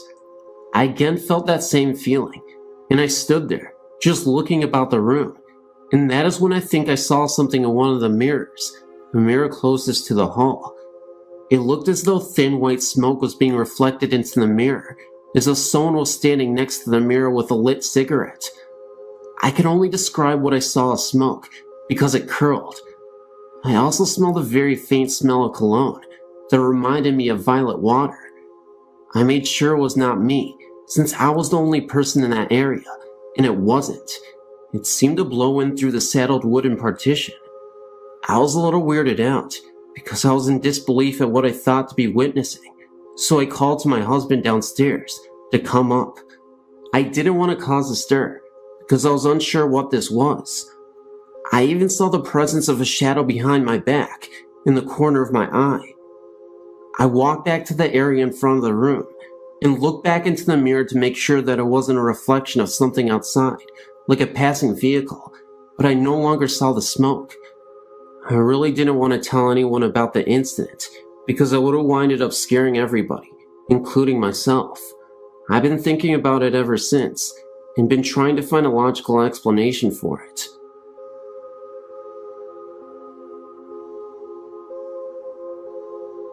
I've always been very interested in the subjects of ghosts and the paranormal, but never thought I would have a direct experience with them.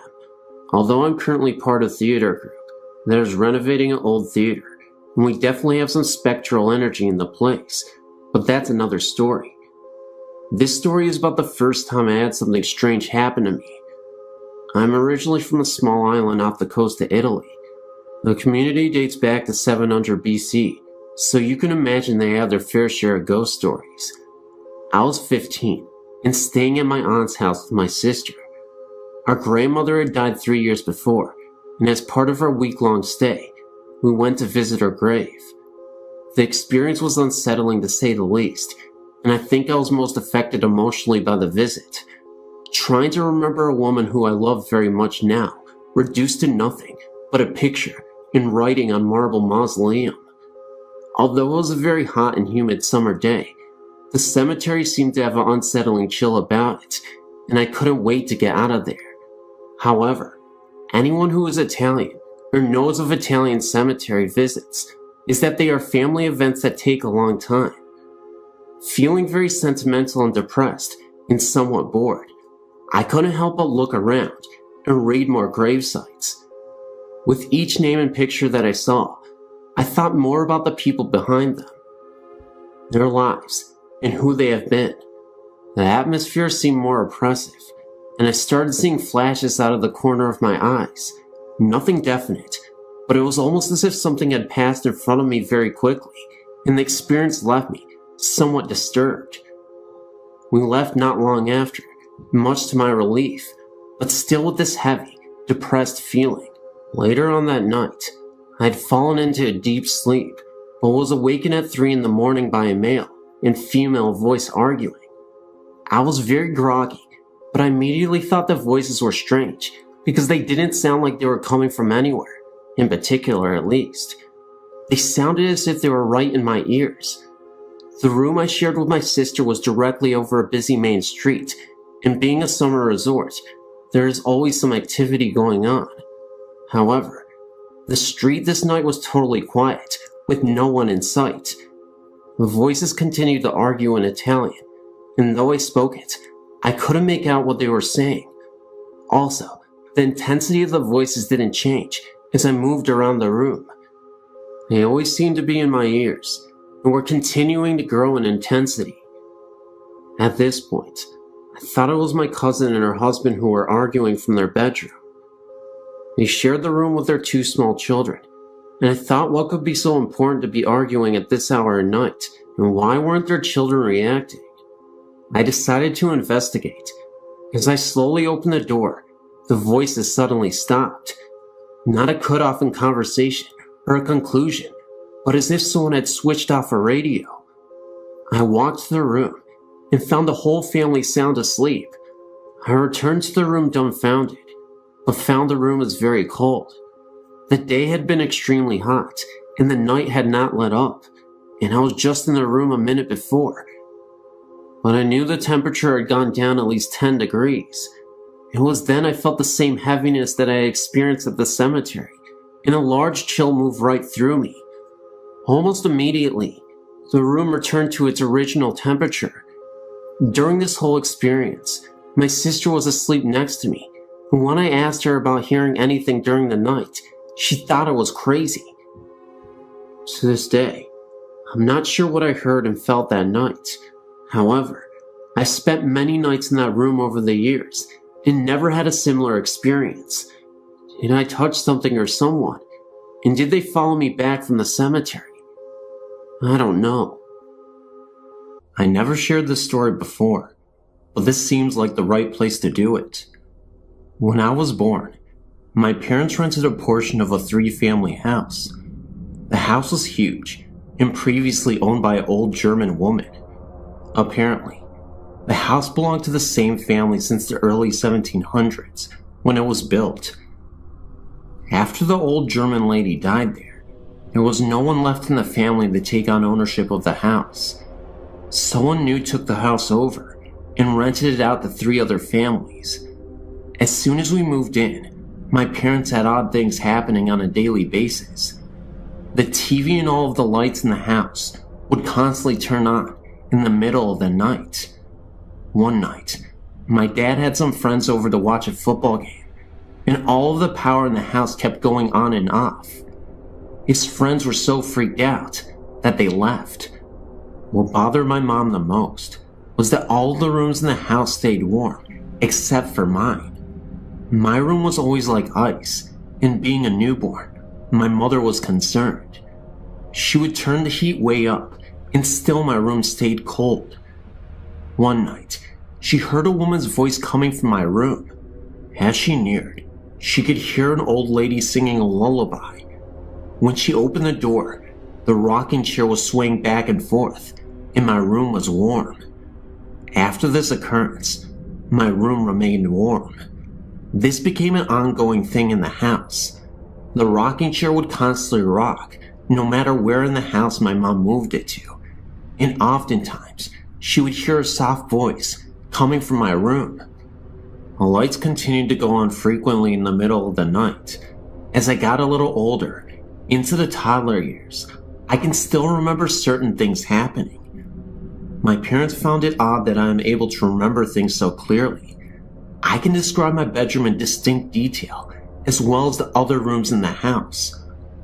I only lived there from newborn to 2.5 years.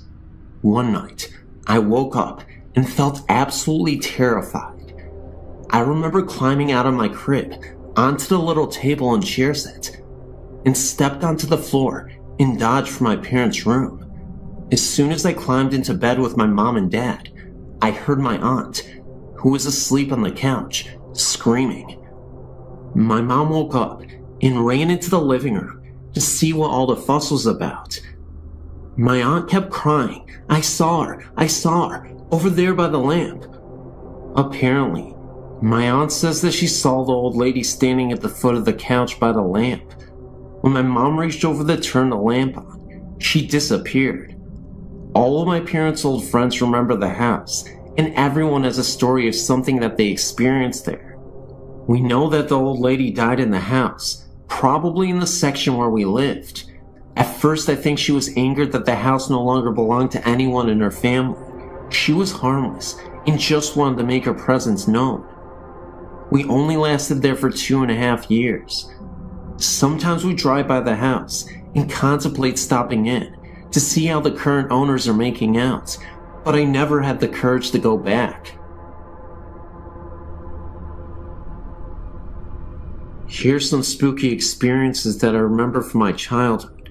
The first one didn't happen to me. It's something that my mother told me about. Her mother died in 1959. A few years later, she remembers waking up in the middle of the night and hearing her mother calling her name. This always gave me the chills, especially if I thought about it at night.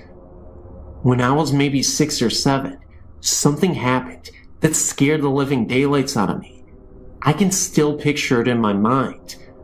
A short time after I went to bed, I was lying there awake, and I looked up at my bedroom door, which was closed. There was a window across the room from the door. The curtains were open, and the moonlight was shining through the window, making a square of light on the door. In the middle of the square of light, I saw the shadow of a hand slowly moving back and forth. I was so scared that all I could do was just stare at it. I was trying to scream, but no sound would come out. Finally, I managed to get my voice to work, and I yelled as loud as I could, "Mom!" My mother came running in, and I told her what I saw. I don't remember if she saw the shadow too. Probably not. She didn't see anything outside, and she shut the curtains. Now, there were no trees right outside my window that were close enough that they would make a shadow, Not to mention that this did not look like a tree branch. It was definitely the distinct shape of a human hand. Looking back on this as an adult, I realized that this was most likely not anything supernatural at all, but someone actually trying to break into our house, which, quite frankly, is more scarier than a mere ghost. When I started screaming, the person heard me and ran away. Shortly after the previous incident, I asked my parents if I could move into the room across from that one. Gee, I wonder why. My new room had a little trap door in the closet, leading to an attic of sorts. My parents never used it for storage, as it was too hard to go up there through the trap door, and it most likely wasn't even high enough to walk upright in. When I was about 10 or 11, my best friend and I were playing in my room, and we noticed that the trapdoor was open about an inch or so.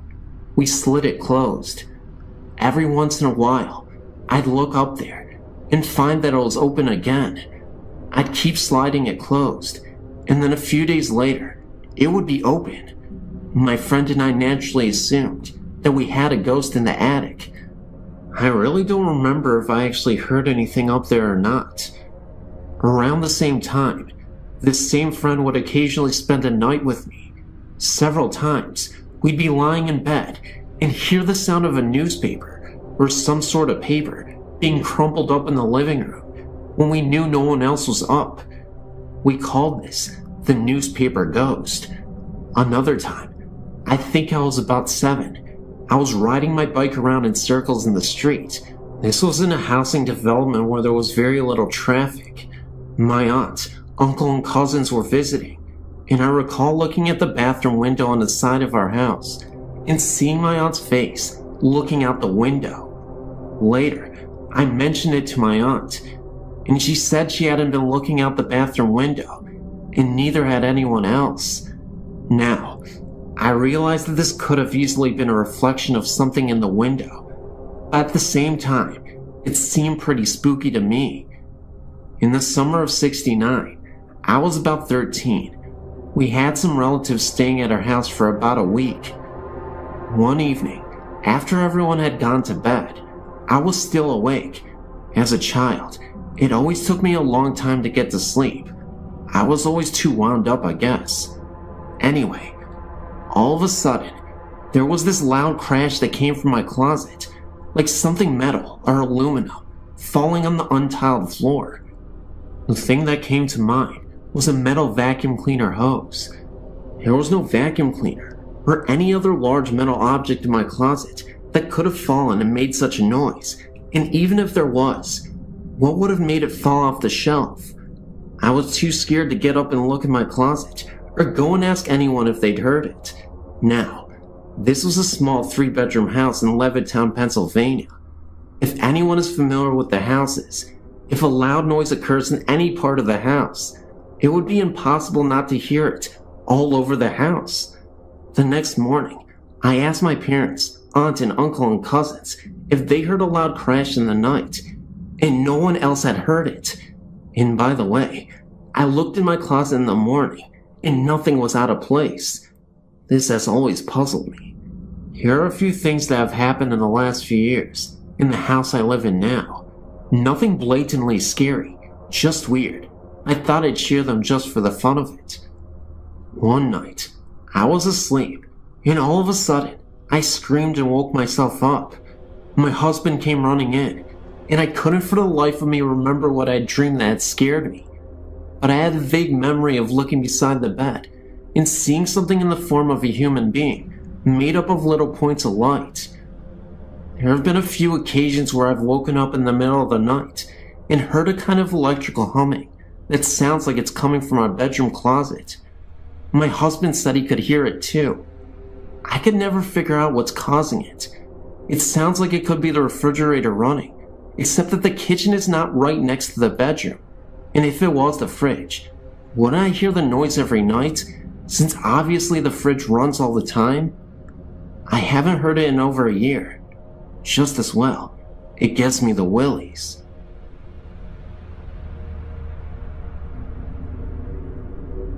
I want to say that I can sympathize with your situation, Although other than apparitions, my experience varies greatly from yours. I do want to share what happened to me with you, but I do want to warn you ahead of time. I used to be a reporter, so I can get lengthy. My first experience happened when I was a child. I was 7 years old and lived a completely normal life. My parents didn't smoke dope or dabble in the occult, so I really had no knowledge of ghosts, other than the traditional Halloween experiences every child encounters. When I turned 7, my family moved from Metro Memphis, Tennessee, to rural Independence, Mississippi. We moved into a house that my father renovated. Rather than trying to draw a diagram that may get scrambled in transmit, I'll try to describe the layout of the rooms involved. The way the home was originally laid out, you walked in the front door into the living room. To the left was the kitchen, open without walls to the living room. To the right was a bedroom door. Straight ahead was a hallway leading to other bedrooms, laundry room, and bathroom. After my father was finished, the front door was added onto a new wing of the house. The living room was enclosed into a bedroom. The bedroom now directly led out into the hall, which now led to the kitchen also, and had a new doorway to the bedroom that previously opened up to the living room. Is that confusing enough? We moved into the house, and I immediately was terrified of my sister's bedroom, the one that had previously opened up into the old living room. I just felt that something was there, and it was watching me. I felt like it wanted to possess me or something stronger than a mere presence. Also, I never found out why, but hers was the only room with security bars on the window. No other family member noticed anything strange in the house. I ended up in the new bedroom, and sometimes at night, I'd hear noises. Being so small, I don't remember exactly what they were, but frequently, I'd see an incandescent, glowing form in the shape of a human walking across my room. What made me know that it had to be a previous occupant of the home was that it would walk from the bedroom I was so scared of, through my room, into the kitchen, the way the house used to be laid out. Once when my grandmother came to visit, my parents forced me to sleep in my sister's bedroom. I was so terrified, but I finally went to sleep. When I woke up, I saw what appeared to be an ectoplasm swirling above my head. I spent most of my childhood years terrified of sleeping. Being a middle child of an older sister and a younger brother, I'd hide my prized possessions, jewelry, money, whatever I thought I didn't want them to get a hold of. Almost every time I hide something, it would disappear and reappear later in a different location. Thinking my siblings had discovered my hiding place, I'd find a new one, each time to have them disappear and reappear once again. The really strange part came later. We sold the house when I was 13 to another girl's family I went to school with. After she'd moved in, I'd asked her one day if she noticed anything weird in the house, and she said no, but her sister refused to go into the bedroom that scared me. Sister's explanation was that someone was watching her, and she was a middle child also. I guess there must have been some connection to middle children. I said something years later about the house being haunted in front of my aunt. She said she'd always had a feeling that something was wrong with the house. I'd appreciate your input as to what you think my experience meant. I had a person tell me one time I was a demon that wanted me, but I'm not even sure. While I lived there, although I was the only family member that had strange experiences inside the house, I wasn't the only one who had strange experiences in the area. In the fall, between the hours of 10 p.m. and 12 a.m., my mother would see balls of light floating in the field and wooded areas, across the road from my house.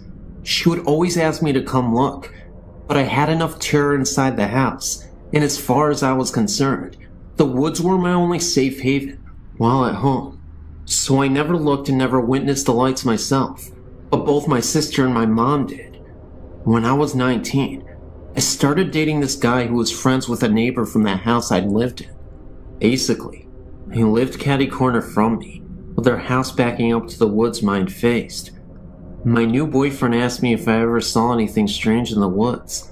I said no. He told me that his neighbor's kid, who was a friend of his, told him that he'd seen balls of lights in the woods. I then told my boyfriend about my mother and sister's experiences. So apparently, it wasn't just restricted to my family. Another experience I had was when I was in my early 20s, when my grandfather passed away. We'd always loved each other very much, but didn't have a close relationship because of my grandmother, whom I didn't get along with. I was present when he passed away and was devastated. 3 months passed, enough time to allow me to grieve and get on with my life. I was asleep one night and awoke to find my grandfather sitting on the side of my bed. He told me not to be scared, that he had a message for me. He told me I needed to get my life straight, or I was headed for trouble. I remember he held my hand and told me that he was going to tell me what heaven is like, but I'm not allowed to remember what he told me. I remember him being present for a while longer, but can't remember a word he said. Now that I'm an adult and have some time and distance between me and these experiences I had as a child, I'd like to try to discover what these experiences meant, or why I was chosen to have this one. Do you have any suggestions? Also, even now, I can drive by a place or house and tell that it's haunted. Does that mean that I'm psychic or paranormally gifted? Usually I just get kinda jumpy and frightened, but one night, I was out repossessing vehicles, something I did part-time for a while, and my partner pulled up to this house. I was so terrified of that house that I told him he better turn around immediately, or I was getting out of the vehicle and running. Please help me to understand what is going on with me. I'm finally getting to a point I accept it and want to understand it, rather than how I've been so terrified in the past that I didn't even want to talk about it.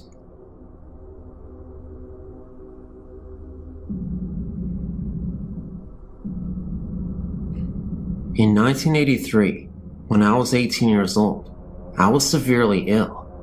I woke up one morning and my face was badly swollen. My mother took me to the emergency room. I was placed in the ICU the next day as I went unconscious.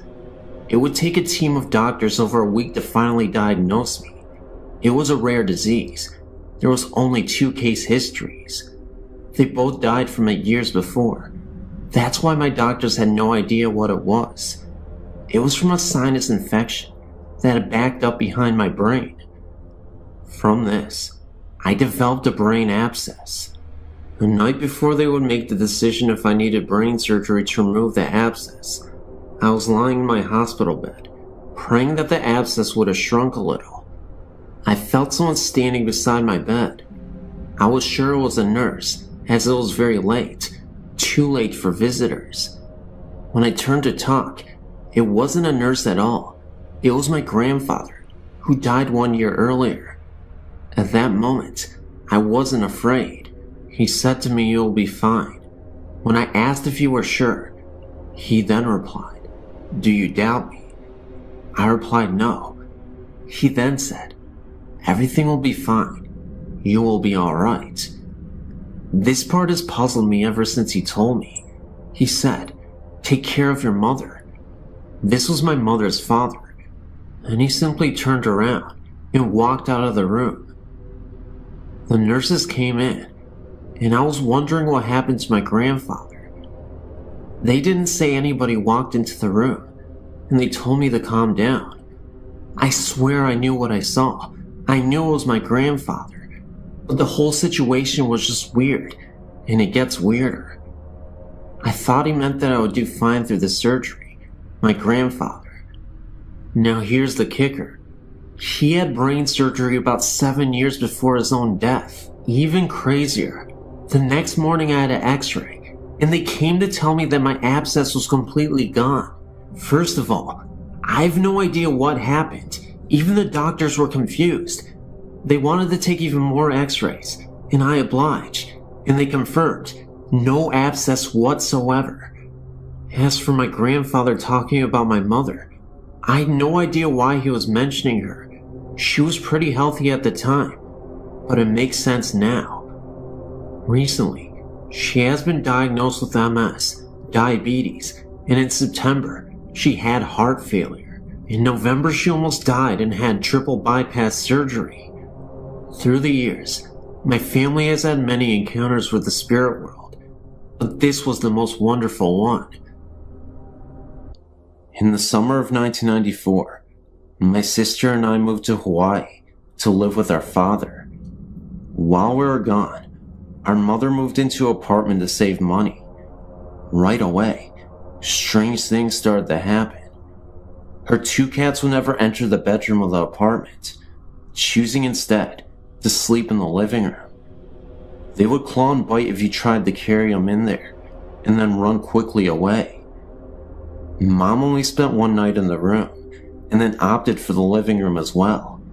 She didn't see anything, but felt as if there was someone watching her, or that someone was in the room. A few weeks later, she returned home from work to find her disposable razor disassembled on the bathroom counter. Even the twin blades were removed, and the whole apparatus was laid out in a straight row. The next night, my cousin, Stacy, and her husband, Mitch, went to stay over at my mom's with her. They were in from out of town, not going over to ease her fears. She wasn't scared yet. The two of them argued with Mom over sleeping arrangements, and she assured them that they never slept in the bedroom anyway. That night, my mother woke to hear Stacy and Mitch screaming in terror. Mom ran into the room to find Mitch trying to pull Stacy off the bed. She was screaming to get her off the bed, so Mom started pulling too. Once they got her to the floor, Stacy said that it felt like someone was sitting on top of her, and she couldn't breathe. And while it was going on, she said she could see a teenage boy in the corner, laughing uncontrollably. The 3 of them decided to drive to my grandma's to spend the night. Fast forward to Christmas break, when my sister and I came home to visit. Our first afternoon at the apartment, we heard a loud crash from the bathroom. All people and animals in the house were accounted for in the living room, so we went to check it out. Everything from the cabinet under the sink was out on the bathroom floor. It wasn't all tipped over, however. It was lined up in a straight row. After that, Mom told my sister and I about all the strange things that had occurred. My sister and I were thrilled, thought it was really cool. Mom said that we were more than welcome to sleep in the bedroom if we wanted to, so we did. Early the next morning, I woke up and thought I saw someone standing in the walk-in closet. The sun was just starting to come up, and I thought for sure it was my sister playing a trick on me. When I looked over in bed, she wasn't there. Instead, there was a guy, maybe teens or early 20s, with shaggy black hair and no face, in bed with me. He reached out for me, and I literally wet my pants, running into the living room. I woke my mom and sister, who had moved during the night, said she had the creeps, and attempted to tell them what happened. Mom told us to get our stuff, and we left.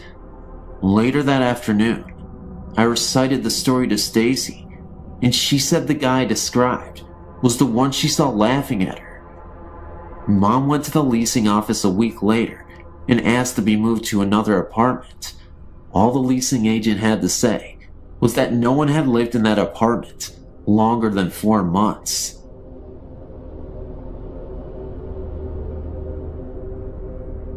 It started some years ago, and I'm happy to say that it's been over for some time now. I'm confident that I'm no longer being followed by Mage, but I would like to share my experiences with you, and if you can provide any insight or better understanding of what happened to me, I would be most happy. Some years ago, I was sleeping over at a friend's apartment. I went to bed and lay there alone with my thoughts until I think I fell asleep. I was awoken by 3 sharp knocks, similar to someone knocking on a solid wooden door, and turned my head to the bedroom door, which was 3 yards away to my right. The door was closed, yet within the doorframe was a figure. To my eyes, the figure was shimmering and vivid with colors, without any real human form, yet to my senses, I was certain that it was a woman, that she was extremely tall, and that she was wearing jewelry. I perceived her with the absolute clarity that my eyes were unable to support. I opened my mouth to yell, but could not. It lasted only a few seconds when the door opened and my friend entered the room. The vision was gone. I said to my friend with a detached calmness that I'd just seen a ghost, but this of course was met with indifference. I did not press the matter, as I was already beginning with self-doubt. By the end of a mostly sleepless night, I'd managed to convince myself that it was a dream, or at least a product of that period between sleep and wakefulness. Within days, the whole episode was forgotten. Some 6 months later, I was at home with my parents and decided upon an early night. I had a lot on my mind that night and needed some space and some quiet for contemplation. I was lying on my single bed in my small bedroom, lost in thought, when I heard the 3 knocks again. My heart leapt. From my bed, I could see ahead of me, and to the right, the bedroom door, which was open, and the landing is accessible by 3 ascending steps. Through the door, I can see about 3 yards of the landing until the angle of the door frame cuts off the view. There, just at that farthest point, was the same vision, the same shimmering colors. She was much clearer this time, and there was no doubt that my eyes were seeing a woman. She was so tall that she had to bend her head to her left until it was almost resting on her shoulder, like a body hanging without the noose. But she was looking at me. Her eyes, although I couldn't actually see them, were fixed upon me, and there was a malice in them, I had no doubt.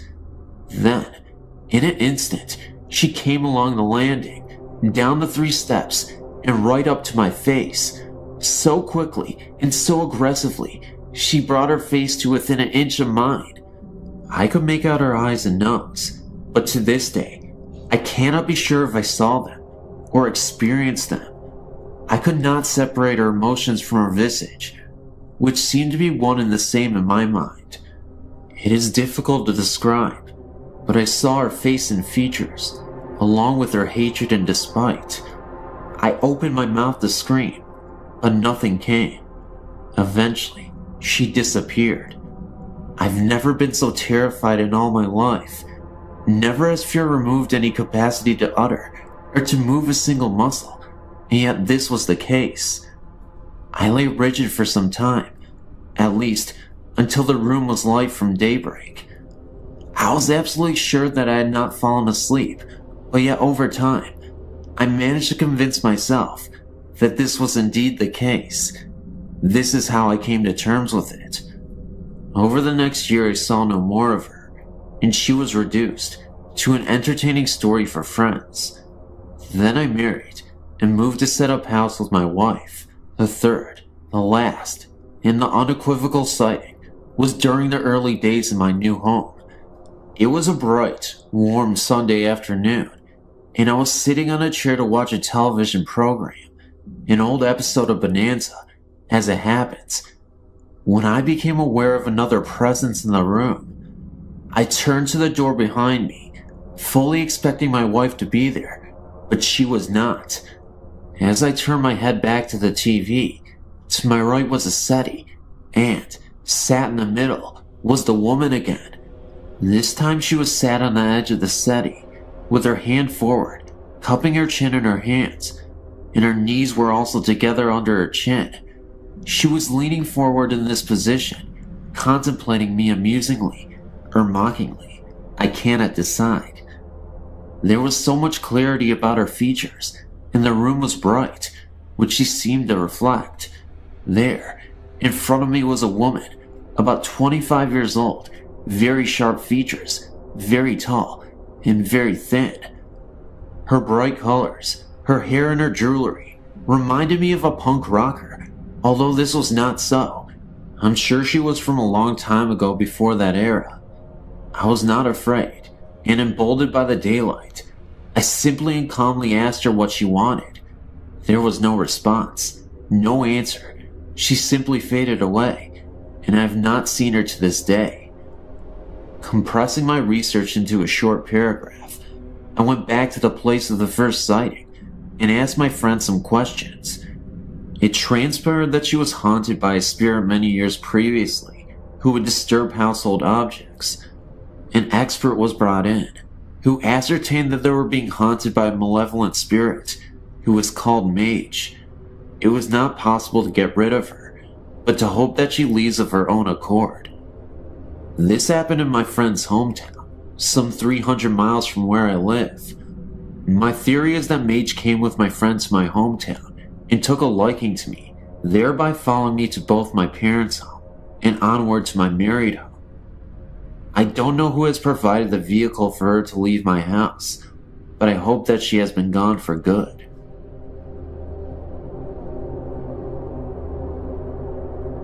When I was in my early 20s, a friend and I decided to rent a house together. We found a lovely old house near the Mississippi River, and I was immediately drawn to it. After we moved in, we both began to notice banging on the walls and lights blowing out constantly. The lights we attributed to bad wiring, and the banging, I truly believed, was my friend, and she truly believed it was me. The layout of the house was one we had never seen before. There was a hallway that led from the front living area to the back bedroom areas that was at an odd, slanted angle. I always felt uncomfortable going down this hallway and found myself going around by way of the kitchen. After months, my friend and I decided to take in a third roommate to help with expenses. During the next month or so, after this third roommate moved in, we noticed an increase in frequency to the noises, banging, and lights going out. We also began to notice that every month, and this is really weird, right around the time that all three of us began our menstrual cycles, a very large stain began to appear in the middle of our living room floor. We tried constant shampooing, but it would always reappear immediately. Then after our cycles were finished, the stain would disappear on its own, only to reappear the next month. Our third roommate then became very withdrawn after only a short time of being in the house. She began to go directly to her bedroom and never came out except to go to work. Her personality has also changed drastically. She went from being very funny and outgoing to a complete loner. She would also say very inappropriate, weird things to us. We had known this girl for some time, and her behavior was quite unsettling. She finally told us that she was not comfortable in this house and was moving out, and she did so that very day. Shortly after she moved out, the banging noise began in earnest, and we started noticing our things being rearranged. We began to laughingly and nervously admit to each other that something was not right in this house. However, neither one of us felt threatened by any kind of the weird happenings, and in fact, I personally actually felt almost protected by it. We started to call our ghost George, and would talk to him whenever the banging would begin. We were trying to watch something on TV, and George would start banging or knocking. We would say, "Please, George, not right now. We're trying to see this." And he would actually stop, at least until the show was over. Unfortunately, no matter how much we begged him to stop putting the stain on the floor every month, that never ended. In fact, it got bigger and darker the longer we lived there. One kind of amusing episode happened to us one memorable evening. I decided to let my boyfriend at the time stay overnight with me, although I usually didn't do this. Just as we were dozing off, a very loud bang sounded, coming from the hallway. My boyfriend sat up and asked, "What the heck was that?" Immediately, a knocking began at the far end of the hall and rushed towards my room very fast, knocking louder and louder the closer it came. My boyfriend said, "That has to be your roommate being funny." I just laughed and tried to explain about our ghost, and that I thought he might be angry that I had a male friend overnight. He said that was bull and got up to investigate. Just as he came to the hallway, the knocking began again, all around him. Needless to say, my brave 6'4" boyfriend ran straight out the front door and never came back in the house. Anyway, after a few years, my roommate and I decided we were going to move to a cheaper apartment, closer to where we worked. As soon as we started packing, the noises, and especially the lights going out, began to get really bad. I was even starting to get a little frightened. One day, as we were finishing up packing, we decided to go check in the basement and see if we had anything left down there.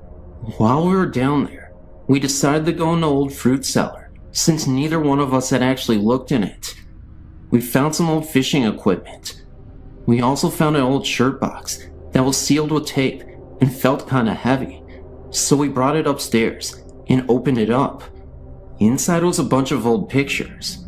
Most of the pictures were of a young man of about 25 or 30. In many of the pictures, he was in our house and standing on the porch of the house. There were also some antique glass slides with pictures of him in the military uniforms. We dated the stuff around World War II. We decided to call our landlady, an elderly woman, around 80 years old, to tell her we had found the box. When we called her and told her what we had found, she hung up on us. We called back, and her daughter answered and said that they didn't want that stuff anymore, and we could have it or throw it away. We thought it was very strange, since normally our landlady was a sweet old lady, so we decided that some of the stuff in the box might be worth more money, and we would sell some of it. Some war medals, and even an old stock certificate. That night, I put the box on the kitchen table, and we went to bed. In the morning, we were going to move the last of everything, and as we were preparing to go, I asked my roommate what she had done with the box of stuff. She said she hadn't touched it. We looked everywhere and couldn't find it. Finally, around lunch, we got hungry and decided to cook a frozen pizza. We turned on the oven and immediately began to smell something burning. When I opened the oven, there was the box. Okay, I swore my roommate did it, and she swore I did it. So we left the box on the table again and left to move some things to the new place. When we got back, the box was gone again. This time, we found it immediately in the kitchen pantry, so we kinda laughed it off and put it back on the kitchen table.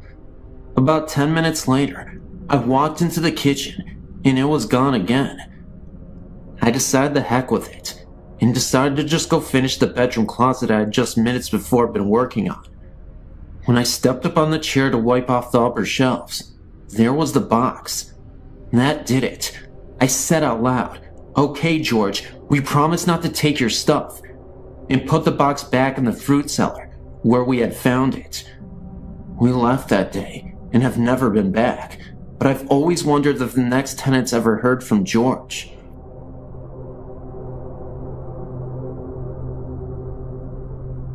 I've worked for a domestic violence shelter for approximately 7 years.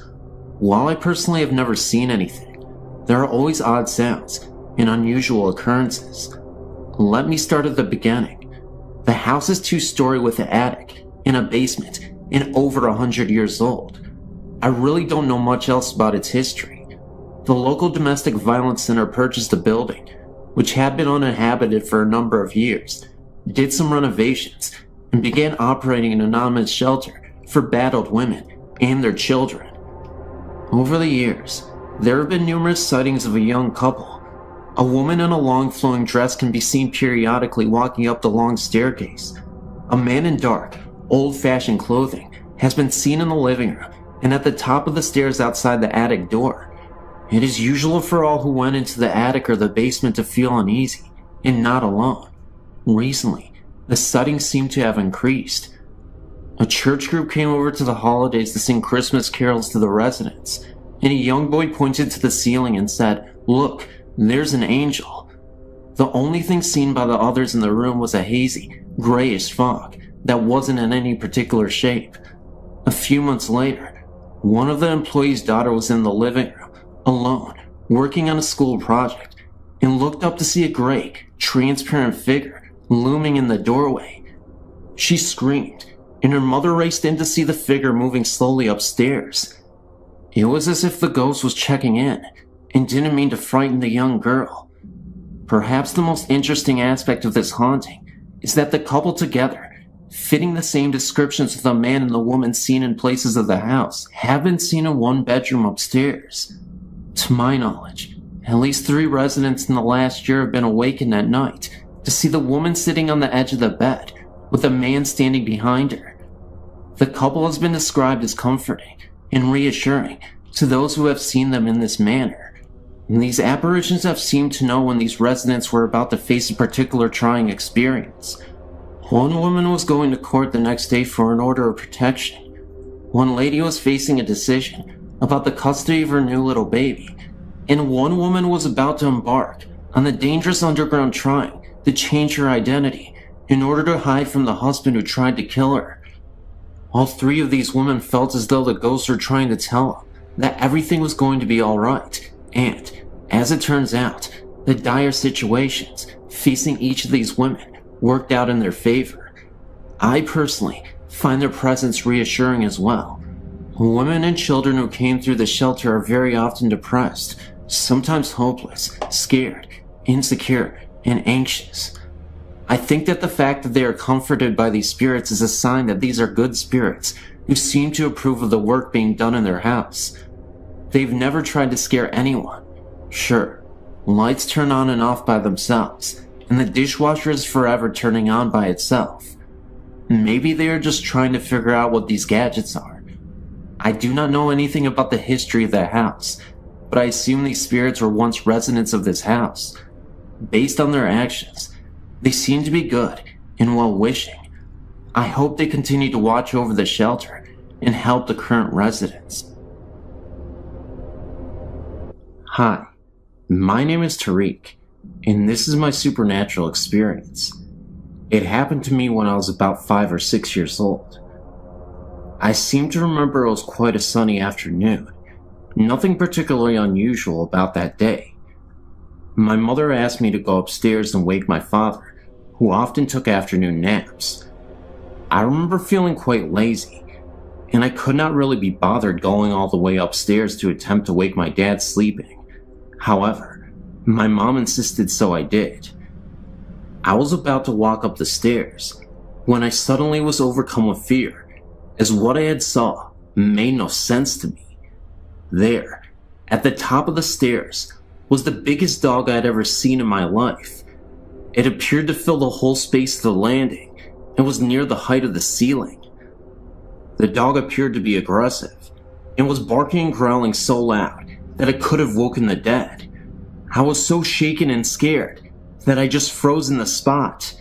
I shouted for my mom. I said, "Mom, I can't go upstairs," and she told me not to be lazy.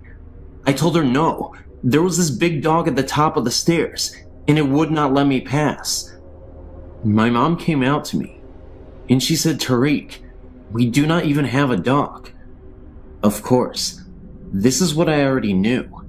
I quickly told my mom to get over here and see what I was seeing, but by the time she arrived and looked up the stairs, it was gone. This perplexed me even more, and being the age I was, I couldn't even understand it. I started to doubt myself, wondering if I ever even saw it at all, and I trusted and believed in my mother. So if she didn't really see it, maybe I was just hallucinating, and it really wasn't there. Obviously, the dog disappeared, and after a while, I forgot about it, and never resurfaced again. However, these memories came back when I was about 12 years old, and I spoke to my mom about it. Looking back on it, I do believe I saw something paranormal, but any ideas on why my mom or dad could not see it or hear it, and why was the dog being so protective, beats me. I don't know, but it was sure a scary sight. It just sucks that I feel like I was the only one who had saw it, and it makes me crazy. But what can you do? I don't know.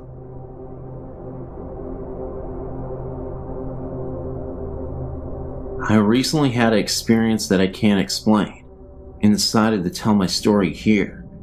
In June, my boyfriend Ian, our then 15-month-old twins, of course me as well, we all went to his family reunion. While we were there, we had a wonderful time meeting his family and getting to know everyone really well.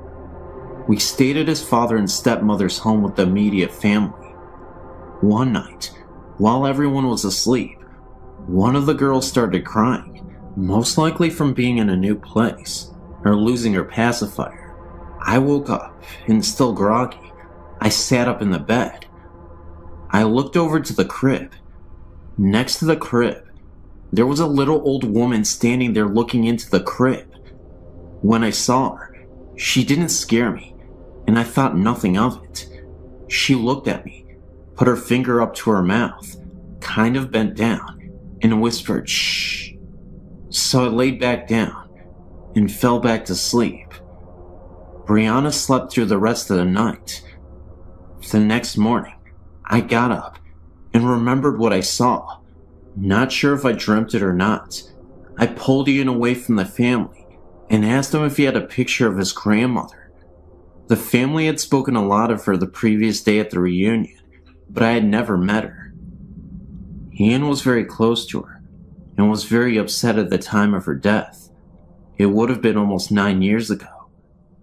They found one, and after I saw the picture, I felt this warmth, the only way I can describe it, and it filled my body. It was the lady I saw the night before. I wasn't sure if I should tell anyone, for fear of them thinking I was insane, but I decided to tell Ian.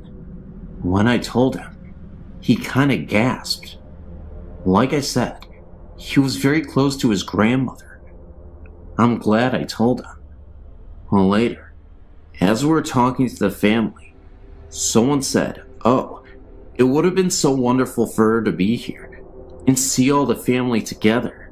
Speaking of the grandmother, Ian looked at me and asked me to tell everyone what I saw. I'm still new to this family and wouldn't want to be dubbed as the crazy one just yet, so I kept it to myself. Thanks for giving me a place to share this.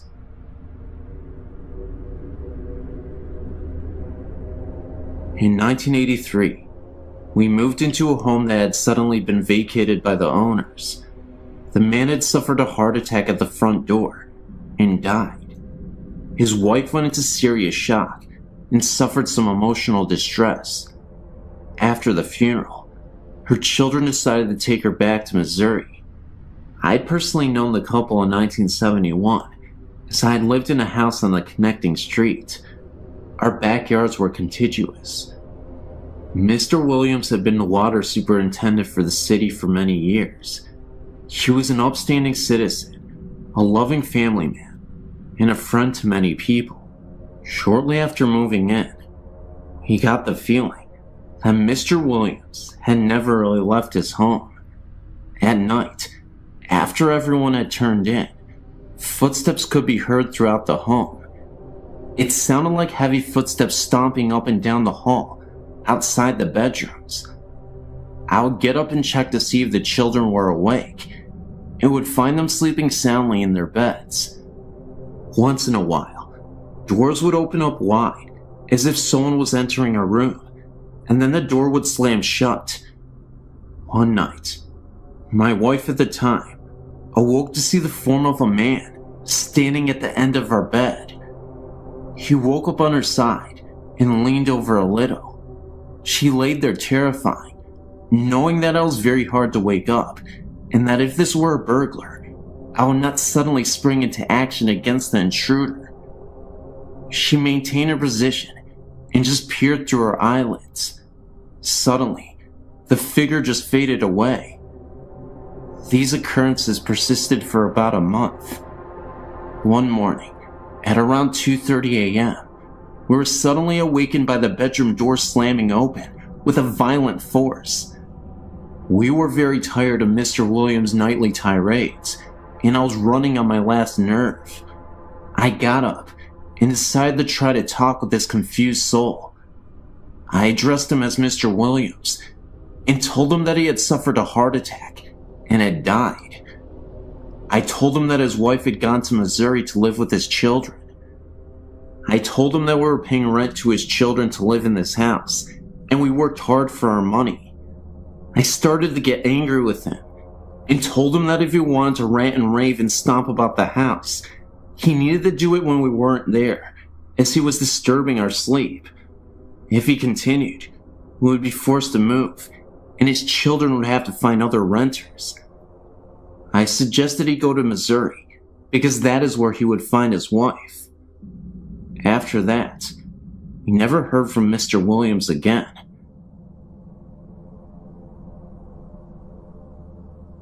In August of 1997, I was helping a friend deliver some things for a post-funeral reception that was to be held in the officers' quarters number 1 at Fort Concho in San Angelo, Texas. Fort Concho is the best preserved and reconstructed cavalry fort in America. This is where the Buffalo Soldiers were stationed. It was very early in the morning, and we had to get the key to the building from the curator. We drove to the other side of the parade ground and parked the van. We went inside, and I took some things up to the staircase to the second floor, while my buddy worked on the first floor. I walked into the west bedroom upstairs, and immediately felt like I had just walked between two people that were standing shoulder to shoulder. I was walking into a tremendous field of static electricity. I had a cold sensation, and the hairs on my neck and arms stood straight out. I put the vase down that I was carrying, and found myself compelled to say, "Excuse me." Then I proceeded to the east bedroom. When I entered the room, I saw a little girl out of the corner of my eye, playing on the floor to my left. I placed the vase, and when I turned around, she faded away. A couple of days later, I was again with my friend. We stopped by the house of the lady who was responsible for financing the restoration of officers' quarter number 1. My friend mentioned that I had felt a presence and saw a little girl. I told her that I had seen her in the east bedroom, and she told me that a little girl had died in that very room. Maybe it was her parents that I felt in the west bedroom, or just someone else watching over her. A few months later, I had the opportunity to stop by the officers' quarters number 1 when it was open to the public. I was walking around, and a staff member volunteer came up and asked me what I thought of the building. I told her I thought it was haunted, and repeated the story of the little girl. The lady took me into the dining room and pointed to a portrait on the wall. It was the same little girl I had seen upstairs.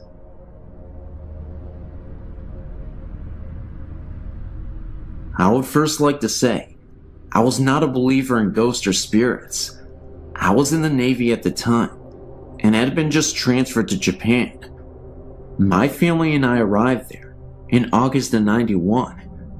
I felt very lucky, because the Navy had just opened Harrio, a new housing complex, about 9 miles from the naval base. This meant that my family and I would not have to live off base. My wife and I were taken out to the Harrio to pick out a house. Being newly opened, we basically had the pick of the litter. My wife and I chose a nice 3-bedroom room townhouse in the center of the housing complex. We moved in within 3 days and began to settle down. Nothing much happened for the first month or two. Then one night, my daughter, who was 3 at the time, started waking up at night crying. She would point at the wall and tell me to make the snake lady go away. This happened about once a week. Of course, I thought she was just having bad dreams. We would let her sleep in her bed when this happened. My wife became pregnant at the time, and we were allowed to move into a 4-bedroom house. I was hoping this move would solve the snake lady problem. As we moved into the new house, I assured her the snake lady was gone forever. Boy, was I wrong. It was about 2 weeks before our encounters with the snake lady started again. This time my wife and I could actually feel some sort of electrical charge throughout the house. These encounters intensified, and my daughter started to see more and more apparitions. She would tell me that the snake lady wanted to take her away. Being a skeptic, thought the electrical charge was sort of funny, but never gave much thought about my daughter's nightmare being real. Then one night, my wife and I were awakened by my daughter, screaming at the top of her lungs. We rushed into her room to find her pressed against the far wall, her feet approximately 1 foot off the ground. My wife and I both grabbed her arms, and with one of my feet pressed against the wall, I pulled with all my might. She wouldn't budge. I'm not a small man, 5'10", 191 pounds, and I worked out all the time. I could not get her off the wall. All the while she was screaming that the snake lady wanted to take her away. Scared to death, I started praying in my head. My daughter started to slide down the wall, and she fell into our arms. I don't know what it was, but I believe there is something out there that we don't know about. The next day I blessed every room in the house with olive oil. This seemed to do the trick, because my daughter never had another experience. My wife is Japanese, and she did some investigating of the area's history. Harryo was once an internment camp for the sick and dying Japanese soldiers of World War II. There is a shrine just outside the back gate for the soldiers that died there. And that's what we found out. Thanks for reading. It's funny, really, because I've been reading your site for quite some time and have marveled over the experiences people have had, but never, ever thought I would be emailing you my story. This experience is mainly my two friends, but I experienced it firsthand last night. They live in RAF, Royal Air Force Quarters, in Middlesex in England, and have never really mentioned anything before. A couple of weeks ago, Susie and I were chatting about various things when the subjects of ghosts came up.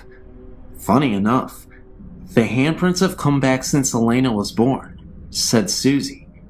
Handprints? What handprints? I replied. It seems that since they moved in over 3 years ago, they've had various things happen. So she took me upstairs, and there, clear as day, was a set of huge handprints on the wall just above their bed. Apparently, she has tried everything to get rid of them, and they disappeared when she was pregnant. As soon as the baby was born, they came back, and when I saw Susie and Jay last night, they casually informed me that the handprints had moved. By now, I was getting quite spooked out. We went outside for a cigarette, with one of the music channels on the TV playing. When we came back in, the channel had changed to some gruesome true murder documentary. The hairs on the back of my neck were standing on edge at this stage, and it took Susie a good 5 minutes to change the channel back. Also, they've both watched a candle that stood on top of the telly very casually move from the middle and drop off at the end. Things have been moved around, never hidden, and the TV also turns on and off. Susie and Jay were very relaxed about this, and the ghost obviously means them no harm. Last night, it was Susie, Jay, and me, and they told me what happened last Sunday. Apparently, Susie had gone up to change Elena, and had set out her pajamas and nappy out in the changing mat in the bedroom. She was bathing Elena, and thought that perhaps she could use one of the smaller nappies instead of the big one that she had pulled out. When she went back into the bedroom, the pajamas and the big nappy had been thrown onto the chair, and in a perfect arc were 3 of the smaller nappies on the changing mat. Poor Jay got it right in the neck for that, until he explained that he hadn't been upstairs at all. Again, the hairs on my neck were standing on end, and when I had to go upstairs to use their toilet, Susie had to come with me. We then went out for a cigarette, and as we were sitting there, I saw the shadow of someone walking to the kitchen. Didn't think anything of it, until I realized that we were all sitting outside. I told them, and Susie said that she sees shadows out of the corner of her eye all the time. We then went back in, and I was sitting on the sofa next to Susie, talking to Jay, when I noticed that she was staring at something right behind her. I asked what she was looking at, but she said nothing at first, knowing how freaked out I was getting. She then began to tell me that she noticed a transparent man with an axe lodged into his forehead casually move from the room we were in and into the kitchen, then disappear. She had told me that when she was alone in the living room, another time, that she also saw a man sitting down at the kitchen table, as if he was writing on a piece of paper, then disappear shortly after. Apparently, they are not the only ones to experience things. It seems that quite a few people in the row of houses had strange things happen, and the couple on end have seen a shadowy figure. She asked me to babysit Elena next week. Must admit, not too keen on having the extra company though. When I was about 10 years old, my family lived with my great-grandmother and me, and my brother had to sleep in the basement. Half was for storage, half was an extra room. So one night, at like 3, I had to walk to the top floor to take a pee. On my way down, I hear the voice of a little girl say goodbye. Then I noticed that same voice, and it said die. I immediately freaked out and ran back into my room, absolutely terrified. There was another incident with my brother. He was in the basement, and he heard the same voice coming up the stairs from it. It said die as well. And he turned back, looked down the stairs, and the apparition of a girl was standing right there, and then materialized and disappeared in an instant. When I was 15, we moved out to New Jersey. When I was 16, I heard horribly violent screaming. It sounded like a woman, and it sounded like it was coming from behind me. 3 days later, my brother, he was 19. He heard the same screaming coming from our bedroom closet. Nowadays we don't hear any mysterious voices, but we both know they had to be ghosts. And not only that, they had to be evil. And I don't want to experience that ever again. I'm sure my brother doesn't want to either. Thanks for listening. I first became aware of a presence in our home when I was a child of 4 years. When I was 4, my brother was born, and my parents moved him into the bedroom next to theirs. I was moved into my very own room, upstairs. My older sister occupied the room next to mine. It did not take me long to realize that there was something odd about this new room I was in. I would wake up in the night, chilled, with the overwhelming feeling that someone was watching me. Sometimes, I caught fleeting glimpses of what looked like a shadow on one particular wall. When I mentioned the shadow to Mom, she attributed it to light play from the moon and other rational explanations. I tried very hard to believe her explanations and to make the shadow sightings go away, but I simply couldn't take the vision of a man in an overcoat wearing a fedora. I could never actually see this man, just an outline, a shadow, but I knew he was there. I can't even say I felt threatened by this figure. I just felt watched and not alone. I suppose I should describe our family home. It is a large, Cape Cod-style home, built in the 1940s, just after the war. The family that built the home were obviously influenced by World War II, as was the world, I would think, and they built a secret room, which I would imagine was designed to hide the family if war ever broke out on home soil. This room was only accessible via a trapdoor in the kitchen floor, and it led to the secret room in the basement. My dad sealed this room off before I was born, although I know exactly where the trapdoor is. There is also a secret passageway that leads between the closets of the 2 upstairs rooms. His passageway has been sealed before my parents bought the home. This house was the second built on the foundation. The first was a farmhouse, dating back to the late 1800s, which burnt when my mother was a child in the 1930s. The family that originally built the Cape Cod didn't live there long, and it became a rest home for the affluent elderly in the community for many years. My parents bought the home in 1954, and I was born 11 years later. There were other strange occurrences in the house in my younger years, such as doors opening and closing by themselves, and doors locking when there were no locks, and the piano playing by itself. But I'll fast forward to 1974, when my older sister got married. I took the opportunity to move into her larger room, and that is when the strangeness went into overdrive. I hadn't actually even moved completely into the room when the weirdness began. I'd moved my record player into the room, along with a student desk. I was showing the room to a friend one afternoon when the door slammed shut behind us. When we turned to look at the door, the shade in the opposite window flew off the hinges and landed at our feet in the middle of this room. We both screamed and ran to the door, only to find it locked, and there wasn't a lock on the door. We managed to finally get it open and run down the stairs. My friend would never even go into the room again, let alone spend the night with me. I didn't let it bother me, however, and moved the bed into the room and took up residence. The room always stayed incredibly cold, even in the heat of an Ohio summer. My dad installed triple the insulation into that room to try to help with the chill, but it remained downright cold.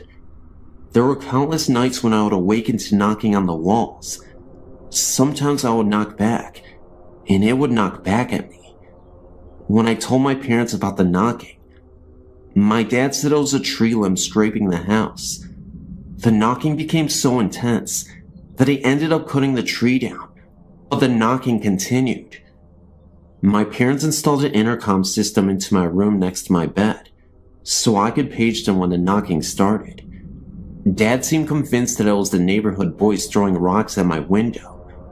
It didn't sound like that though, and the knocking was coming from an inside wall, not an outside one.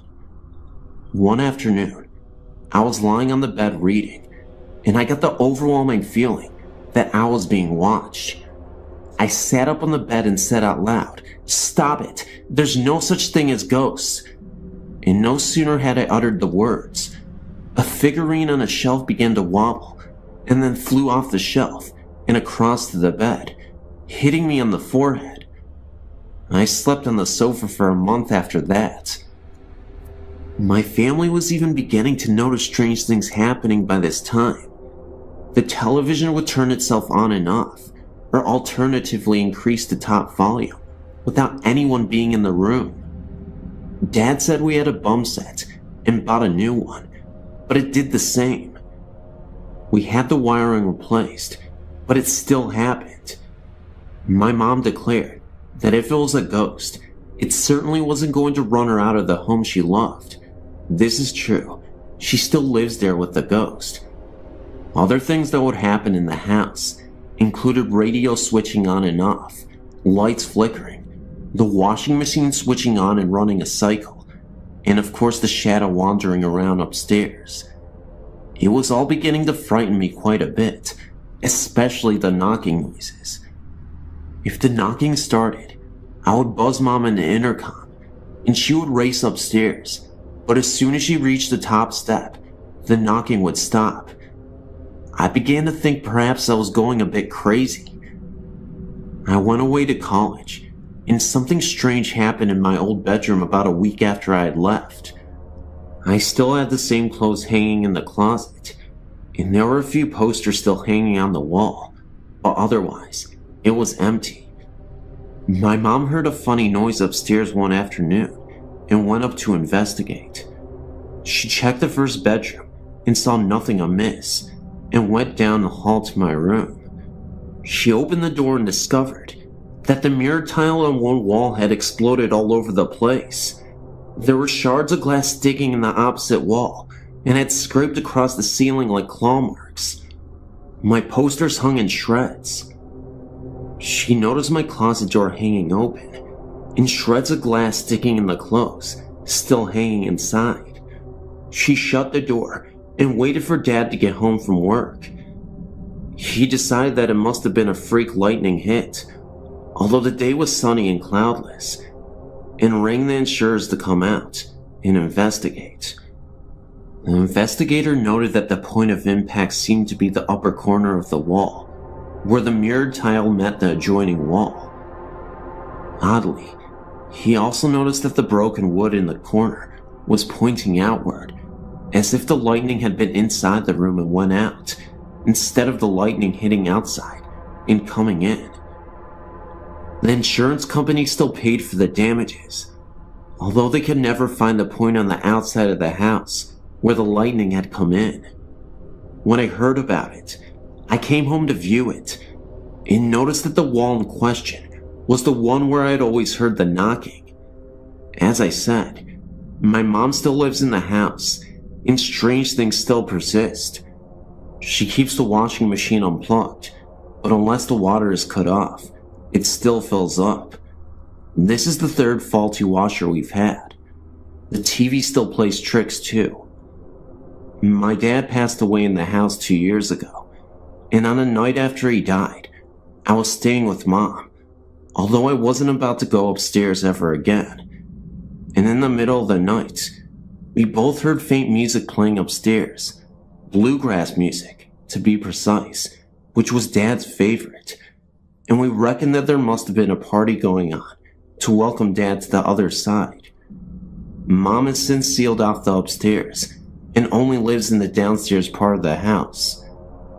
My brother has had plenty of strange things happen to him in the house as well, as did my sister, and as a result, none of us want Mom to bequeath the house to us. She can't understand why.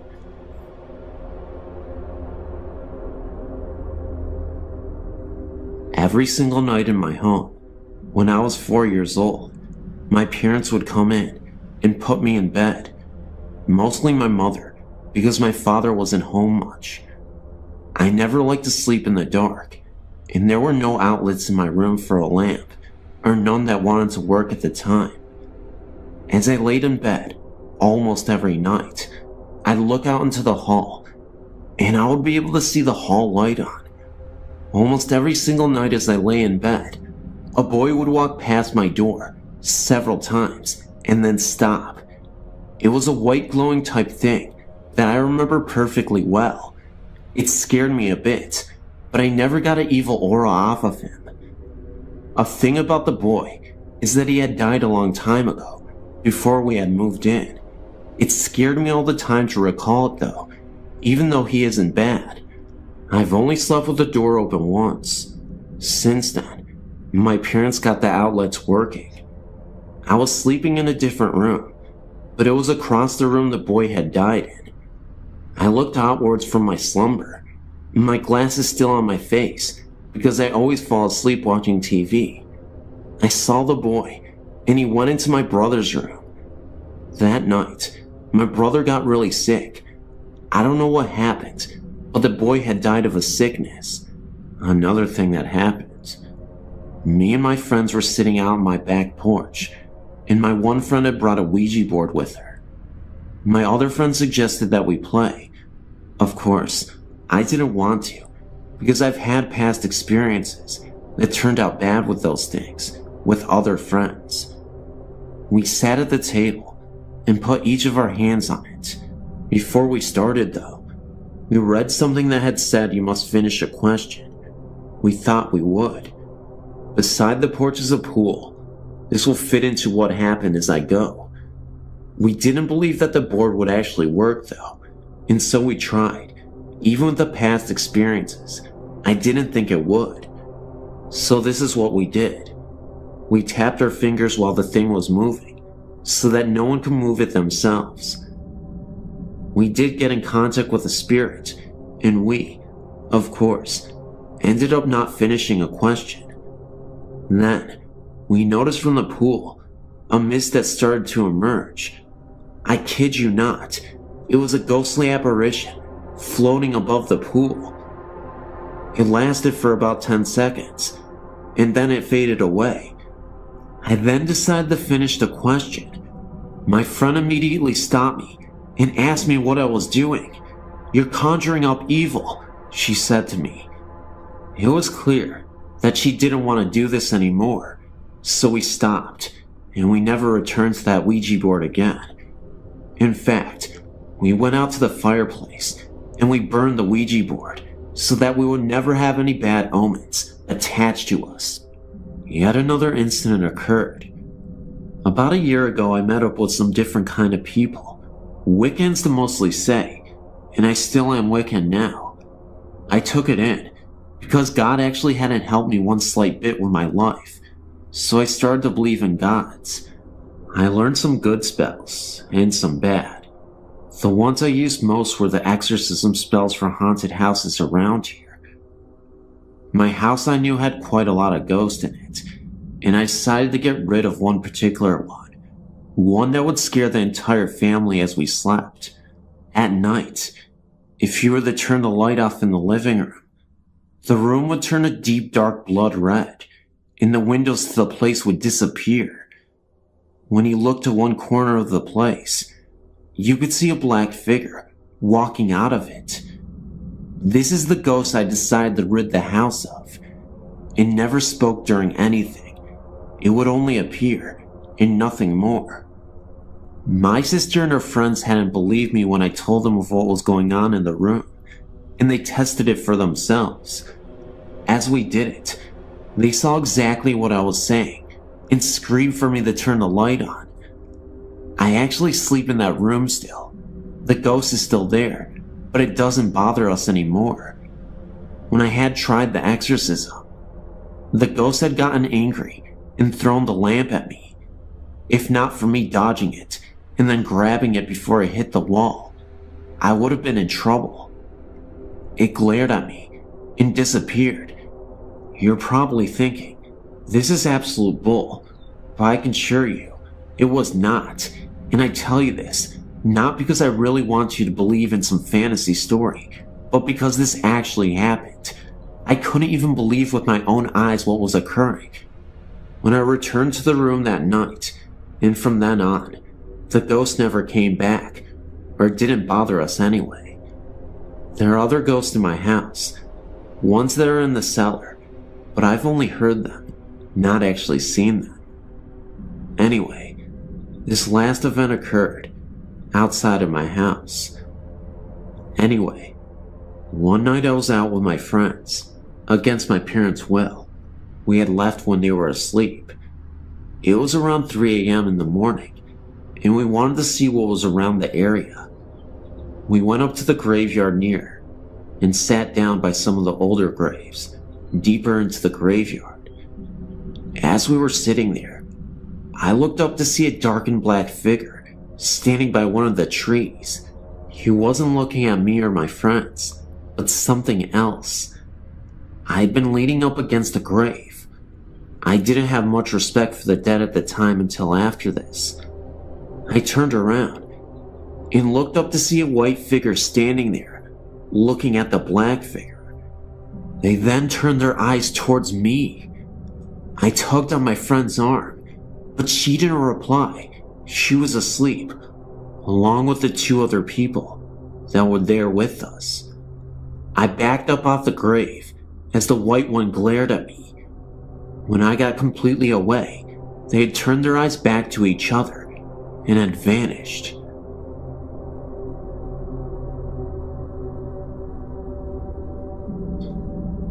Before our marriage, my husband purchased a home built sometime previous to 1870 in the center of a small town in Michigan. It is a lovely house, we still have it, with high ceilings and wide archways between some of the rooms. When we moved in, we had very modern furniture, which really didn't look right in the house, so our friends would bring us antiques whenever they could find them, very cheaply or for free. One friend bought us a very large round antique mirror that he had found in a house his company was hired to tear down. It was the kind with a gilded wood and molded frame, with a medallion at the top. The glass, while it had some dark spots and shadings, was in exceptionally good condition. This was back in the mid to late 70s, and we had parties almost every weekend. In the summer when the doors were left open, no one bothered knocking. They just opened the screen and came in. Late one Friday or Saturday evening, shortly after receiving the mirror, I was sitting on a low sofa against the east wall of the living room. Also on this wall was a large archway leading into the dining room, which is where the main entry door that we used was located. There was also a door leading into the living room from the front porch, but no one used this one. The mirror was hung on the north wall, right next to the couch where I was sitting. Everyone else was sitting in the middle or at the opposite end of the room, large room. I was looking to my right and noticed in the mirror that a young man was walking through the archway into the living room and stopped right at the threshold.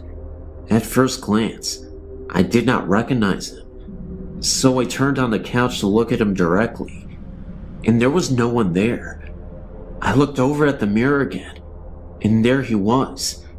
He was not a big guy, about 5'8" or 5'9", thin build, dark hair, short for the times, and wearing what looked like one of those blue-gray work shirts.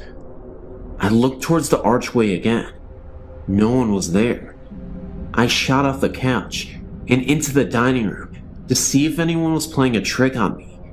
There was no one in any part of the house other than the living room.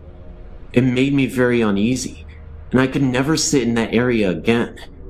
In fact, I moved that couch a week later, and even though the mirror still hangs there all these years later, I tried to avoid looking at it. A couple of years after this happened, I joined the local historical society. I met a wonderful tiny old lady in her 90s. She told me that she had been in my home many times during her youth, and I found out from her that during Prohibition, the people who owned a house would have parties with bootleg liquor. There was an argument late one evening, and a young man was killed by a blast from the barrels of a shotgun at close range in the area of the front entrance to the dining room. I'm not sure if it was him or not, but for 3 or 4 years after that, every night at 3:10 a.m., I would hear slow but steady footsteps on the creaky wood floors walk from the archway through the living room and up to the bedroom door. They always stopped right there, thank God, and I tried to make sure they would come no further by hanging a crucifix on a hook inside of the bedroom door. After a few years, it either stopped or we grew so accustomed to it that we didn't notice it anymore. So, do you think my spirit came with the mirror, or that the mirror just enabled me to see him? I don't know. I guess we'll find out sooner or later. Early March last year, my husband and I had the most terrifying night of our lives. Avid campers, we had never been scared sleeping out in the middle of nowhere in our tent. We went to a campground called Weldon Springs in Illinois, about 45 miles from our home. We stayed at the backpacking area, which at that time of year is isolated except for a few deer and birds. I felt fear the minute we walked into our spot. We had camped in that spot several times before, with no weird occurrences. I felt like we were being watched. I tried to pass it off as dead trees and grass, and a lack of other people around. By evening, sitting around the fire, I was scared. Our friend came along to stay with us, had a sleeping bag with him, ready to camp. Oddly, he decided not to stay. When we got settled in our tent, hell broke loose. We laid there a minute, and I heard an odd stomping noise in the trail leading to our site. It got louder, like it was getting closer. I asked my husband after we discussed it ourselves, and he said he felt an evil presence there. Even though we were absolutely terrified, I told him to take a peek outside the tent. just so we could ease our minds about the situation and prevent our imagination from running wild. This was a terrible mistake. He told me when he looked out that he saw the ghost of a hunter with red eyes staring right at him, and then he floated off into the woods and then disappeared. It didn't last very long, but he could still tell that the man was wearing hunting gear from a different era. It definitely didn't look like the attire you would see today, according to him. He told me that the clothes that he wore looked a lot like the people in the Wild West would wear in the 19th century. My husband even said that it looked as if he didn't want to be seen, like he had the look of pure shock on his face. In a way, I wish I had seen it myself, but I know I wouldn't have been able to handle that. We know that there was something strange out there that night, and we'll never forget it.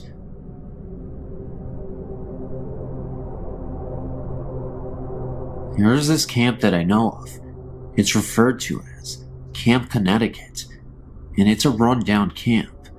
It's called the Run Camp because of its deadly history, where a group of men were once gathered, said to be a cult, and eventually the town had exiled them and were forced to stay at this camp outside of town. When abandoned, the caretaker's daughter was found brutally murdered in the camp, and all members of the camp denied any knowledge or participation in the murder. Whenever I go back to the camp, I've always experienced unsettling events that could be tied to the events just described. Experiences included voices. For example, a young girl screaming, which we thought could have been the young murdered girl.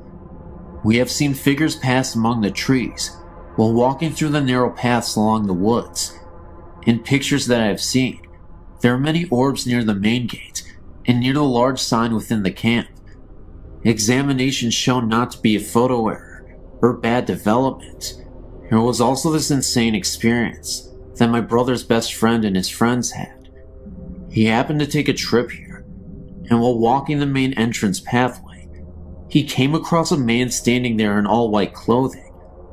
They called to him, and there was no response, so they turned to go the other way, and when they did, this presence in the white was standing right in front of them, with eyes that were completely black. As they turned and ran, it seemed as if the presence began to run after them. Anyway, as they got close to the main gate, they turned, and there was no one behind them at the time. They stopped again for a second, and turned back to look behind them again. They recall that about 5 apparitions, all in white, were standing right next to each other, and then they disappeared. It was as if they were letting them know that there were more of these ghosts. They then walked back to the car and drove away. This place is very freaky to even just look at the main gate. I get scared every time I go. I will send our photos as soon as I get my scanner up and running. Thank you. I've been tempted to write about what happened to my family many times, but it seems far too unreal. We were not allowed to talk about this outside the house when I was a child, and my mother only told guests about her visitors when they experienced something in our house. Our childhood home was built in 1898. My parents bought the home in 1974, when I was only 6 months old. The house was very large and had been converted into a double. My grandmother moved into the upper level. Strange things began to happen shortly after my family moved in. My mother had her first experience one night after she had sent my older sisters to bed. From her bedroom door, she could look out and see into the kitchen hallway and into the bathroom. My family had only lived in the house less than a month when my mom saw a little blonde-haired girl walk into the bathroom. All of my sisters have very dark brown hair, and this was clearly a blonde-haired child. My mother panicked and yelled to the little girl, but the door shut. My mom jumped out of bed. In her mind, she was thinking that this little girl was a neighbor's child, that my sister must have snuck in the house. When she opened the door, There was nobody inside the room. My mother nicknamed the little girl Jessie, and I have no idea why. My mother had many experiences in the house, and with the younger children, myself, my younger sister and younger brother, when we were very small, it was as if we were playing with someone else. I don't remember this, but my mom did. But I do remember that in my oldest sister's bedroom in her closet, there was a paneled off section that led under our hallway steps to the second floor. I remember talking to someone that we called the lady under the stairs. I always thought that it was my mom or grandmother, but I later learned that this was not the case. When we told my mom about this, she would not let us play this game anymore. I do not remember being scared at all. My younger sister and I would also go into our hallway and play with the lady on the stairs. I have very little recollection of this at the time. I would have been about 4 years old, and my sister would have been about 3. When we described the woman to my mother, she forbade us from being in the hallway alone. I never took the ghost stories to heart and was very carefree as a child. I always felt safe. However, I did finally have a bizarre experience that I could not explain or rationalize away. My grandmother had a stroke when I was 15, and my mother gave my older sister's bedroom to my grandmother since it was on the first level and was safer for her. She had no control over what she was saying and was rapidly deteriorating. My parents didn't lay any ground rules down for us kids that summer, as things were in havoc, and my brother and I had stayed up all night, watching Nick at Night in the living room. I could see into my grandmother's room, and we also kept an eye out for her, should she use the bathroom or want something to drink. I was just starting to doze off when I thought I saw someone in my grandmother's room. It was a blonde-haired girl who might have been 10 to 12. I have no idea the age. I thought I was seeing things, or that I was just really wiped out, and my mom's stories were starting to get to me. I walked out into our kitchen, and my oldest sister was eating a sandwich, and I told her what I saw. She laughed at me and told me I must have been dreaming. I thought maybe she was right, because I just never believed what my mom had been saying about the girl she had claimed to have seen on several occasions. Now here's where I realized I wasn't a complete nutcase. I said before that the house was very big. Well, my grandmother started screaming, and my sister and I ran into the room. My grandmother was up and headed for the front door. She was screaming about fire and the little girl. We could barely make out what she was talking about, but she kept repeating, "The little girl said I was going to hurt the baby, and I have to go before I cause a fire." That was the most intelligible sentence that my grandma had said in over a month. My sister kept saying, "What little girl?" and my grandmother said, clear as day, "The little blonde-haired girl." My grandmother was 72 years old and short of hearing. She was also 3 rooms away when I literally whispered this to my sister. We woke my mom up because we did not know what to do. My grandma ran out of the house and refused to come back in. She stood on our porch. My parents took her to the hospital, and she was placed in a nursing home because even the mention of our house sent her into hysterics. The baby she was talking about is my younger brother, who is the baby in the family. My mom decided to turn the house into a one-family home again and had us kids, there were 6 of us, do the work. We did not mind, as we wanted to help, and it was a good way for us not to think about my grandmother all the time. My younger sister and I would be the only 2 sharing a room, but that was fine, as we were very close, and we were excited. Again I was up, and could not sleep, so I went up to the room that would be ours. It had been my grandmother's, and I was scraping wallpaper off the walls with a putty knife. We had started this project the night before, and I was bored, so I went up to get some more done. I was scraping the walls, and had been doing so for about an hour, when I heard a funny noise that sounded like the scraping noise I was making with the knife, but different. It's hard to explain. I thought someone was playing a trick on me, so I began to scrape the wall, and very quickly, I stopped. However, the sound that I heard continued, and it was the sound of scraping, but it was coming from across the room. I do not know if whatever was in the room was mocking me or playing a game, but the scraping kept going on. Whoever or whatever did not care that I heard them. I screamed. I thought it was one of my older sisters. I ran down the front steps and opened the door, and the house was completely quiet. Everyone was sound asleep, snoring. I woke up everyone in the house. I was terrified, and I never slept in that room. I would continue to hear things in that house until I was 18 and moved out. As for our house restorations, my mother began working on the kitchen and back hallway that led to our attic. While doing so, she found where the house had burn marks and was scorched. My mother mentioned this to one of our neighbors, a woman who had lived on our street from the day she was born in the early 1920s. Our house had been burnt very badly and had been rebuilt. At that time, it had been converted to a double.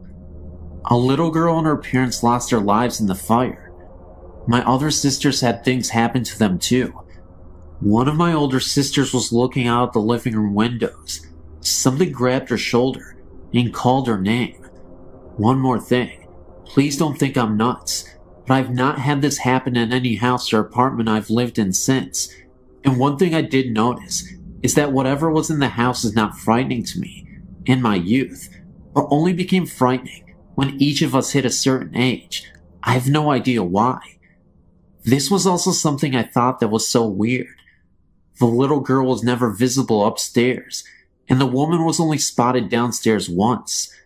A neighbor who was alive when the house caught on fire remembered that the little girl's name was Jessica. My mom had been calling her that for years, and had never known what the little girl's real name was, but I just called her that because it seemed right.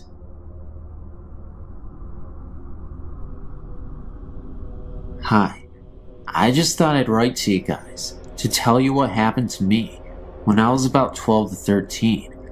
I'm from northwest England, in a county called Cheshire. I was staying with my father in a small village called Wrenbury. He used to live in a large country house that has been around for many years. I think, but I'm not certain, that the house is in Victorian. I was staying for the weekend. The house does look spooky, but I never felt any kind of presence there until Sunday afternoon when my father popped out to the local store. He was only gone for about 15 minutes. It was about 9:30 p.m. and I decided that I needed the toilet. There was a downstairs toilet, but that was full of boxes and tools, so I had to go upstairs. I walked upstairs and went to the toilet. After flushing the loo, as the noise from the loo had gone and I was washing my hands, I heard the sound of a baby crying and screaming. Sound was coming from a nearby bedroom. This scared me a lot because I knew there was nobody in the house, and it was not coming from the outside because the house is stuck in the middle of nowhere, just miles of farm fields around. I walked out of the toilet and headed towards the direction of the crying. As I opened the bedroom door, the sound flew past me, but no one was there. It was almost like the sound traveled through me. I was rooted to the spot with complete terror. I then turned to face the sound, which was now sounding like it was coming from one of the other bedrooms across the hall. I don't know why, but I headed to the other room. The crying baby was really loud, and I was sure that someone was hurting a baby. Looking back, maybe that's why I went to see. As I opened the door, I saw something I will never forget. There was a baby lying on the floor, but it didn't look right. Half of its body was stuck in the floor. I could see one of its legs pointing out, and a half of a face. It was wearing old-looking clothes. The sound of the baby was almost deafening, and it looked like someone was hurting it, but no one was there. This was all too much for me, and I ran downstairs and outside into the dark, and just waited for my father to return. I never told my dad anything. This is the first time I've ever told anyone. I thought I was going crazy because I've never believed in ghosts before. My father no longer lives there now, but I did go back once when he was visiting an old friend that now lives there. But I never went up their stairs on my own again. Well, I just thought that maybe you would find that interesting. Nail me back if you wish. Hope you don't think I'm lying, because it was all very real to me. I'm 20 years old now, and I have access to the internet. I spend my time looking for other people who've had similar things happen to them. Thank you for reading.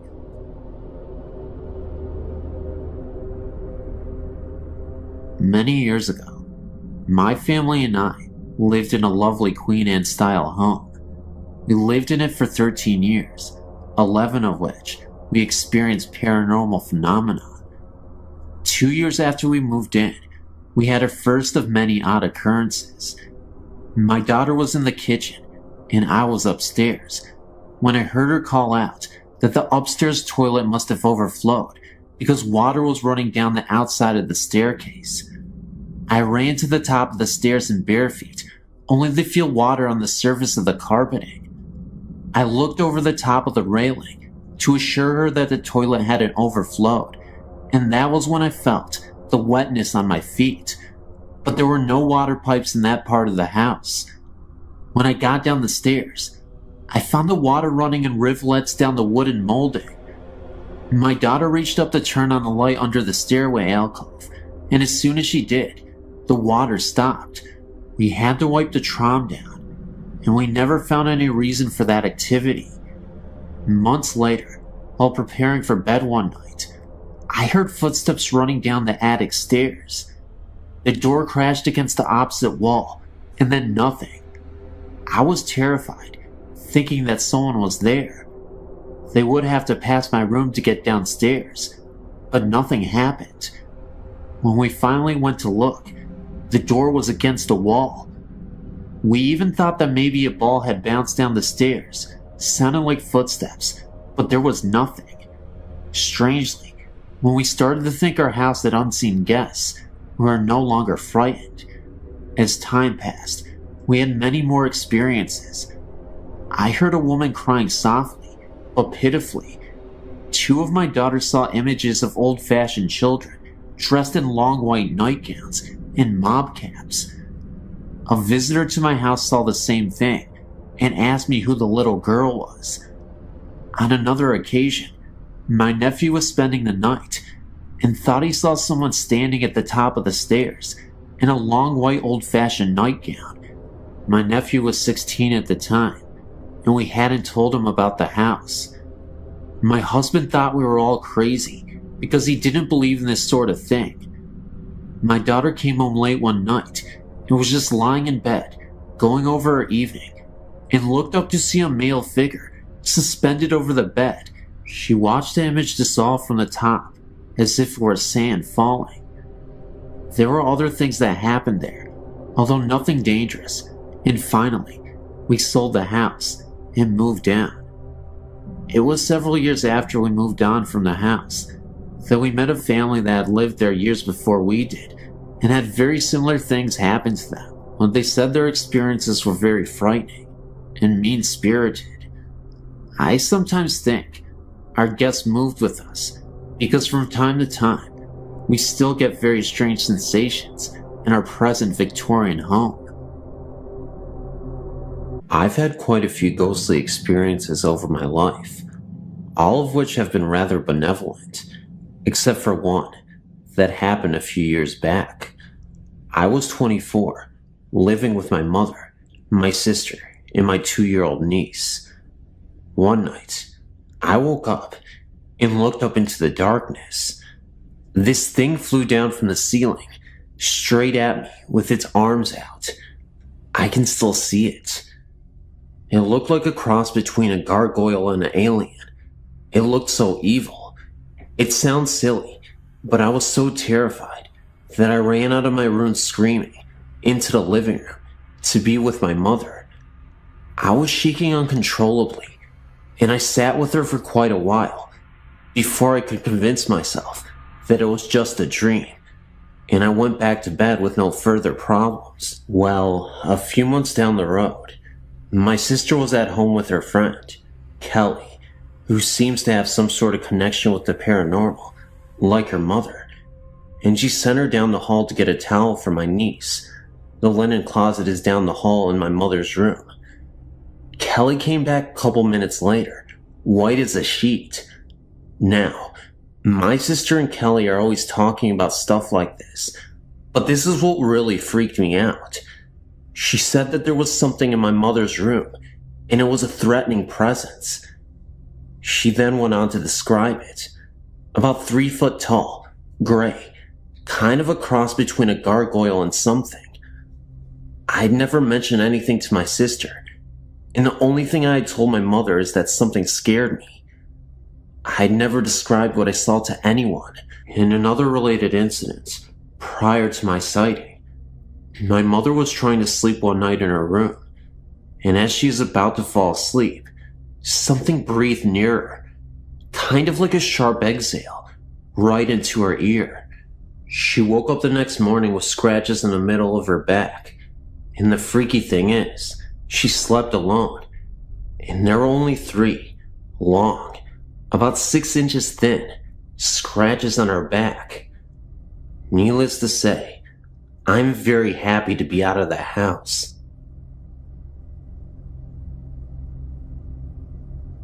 I'm not sure if this qualifies as a ghost story, but it was more than an ordinary dream. My cat Johnny, my sweet silver bad boy for 10 years, died at home of aggressive cancer in March. During the month between his diagnosis and his death, I showered him with even more attention than usual, so by the time he passed away, we were closer than ever.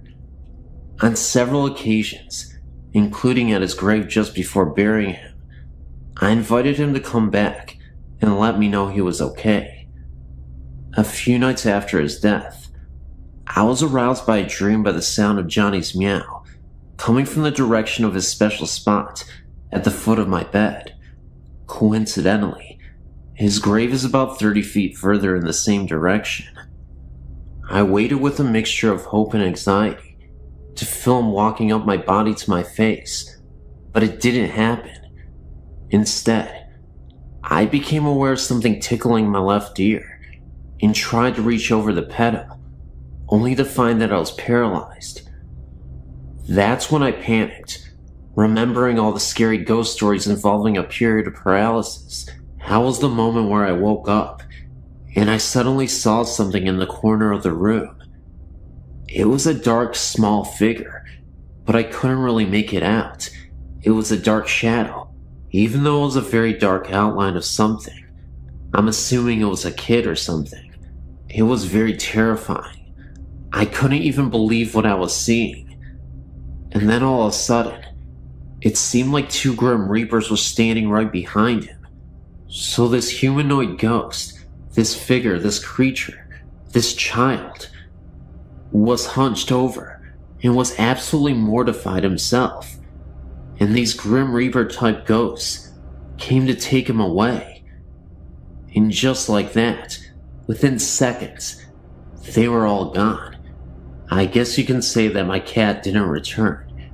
In fact, I think a demon actually returned, but I guess that's up for debate. Thanks for listening.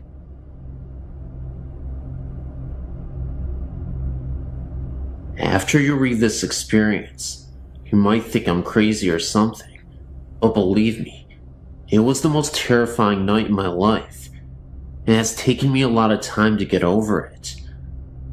Before I moved out, about a year ago, I lived in a 100-year-old house. It had 2 floors, and my family only lived on the top floor. We barely ever went into the basement, because the floors were all rock, and there were no lights down there. One day, when I was about 15, I had a friend sleep over, and we thought it would be cool if we slept in the basement and told ghost stories. We gathered up our sleeping bags and our candles and went down to the basement. As soon as I entered the room we were going to sleep in, I immediately felt as if we were being watched, and I told my friend that I thought we should maybe sleep upstairs. She just told me to quit being a wimp and to set up my sleeping bag. As soon as we stayed up and talked and laughed, we never did tell ghost stories. I felt more comfortable and fell asleep easily. In the middle of the night, I remember this so clearly because this scared the crap out of me so bad, and I'm absolutely positive I wasn't dreaming. I woke up to knocking coming from one side of the house, and slowly getting louder and closer, and right when it was so near that it was shaking the ground, there was a big crash, and it went away. I sat up straight in my sleeping bag, and my whole body was trembling. After I calmed down a bit, a figure appeared at the foot of my sleeping bag, and I froze. I couldn't move. I couldn't scream. I couldn't do anything. The figure was of a man dressed in rags that were covered in coal. He stared at me as if he recognized me from somewhere, and then his eyes widened, and he exclaimed with a gasp, "Mary Beth, Mary Beth, help me." He then disappeared with a flash of light. Apparently, my friend had woken up right when he disappeared and saw the flash of light.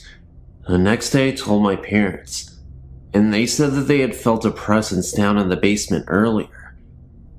I read up on the history of our house and found out that the mistress of the house was named Mary Beth, and her picture resembled myself. One of her servants had been trapped in the basement and tried to climb out of the coal chute without succeeding, and after being trapped for about 3 days, he died in an unexplained fire accident while in the basement. Thank you for taking your time to read this.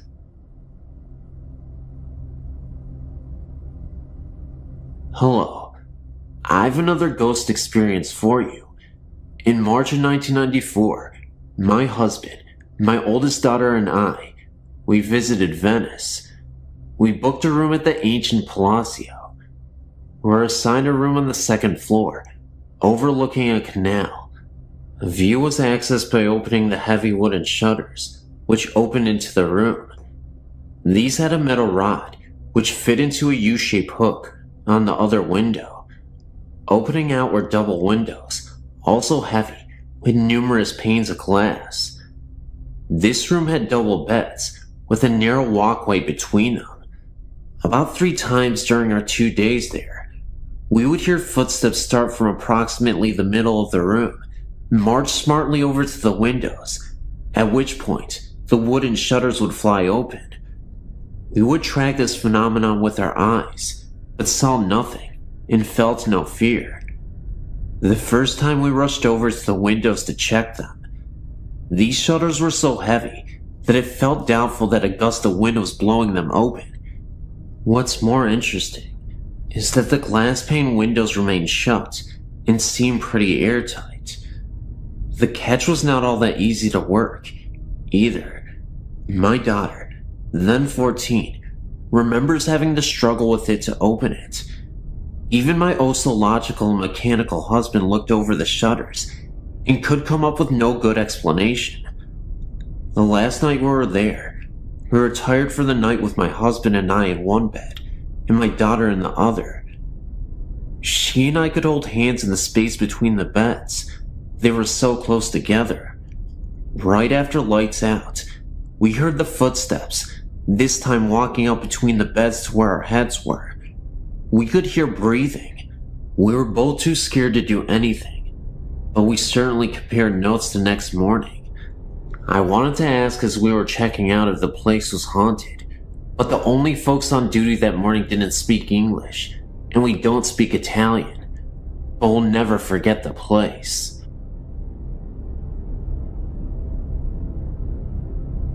About 10 years ago, when I still lived in Pennsylvania, a group of friends and I took a joyride out to the Quaker Cemetery, just for a good night scare.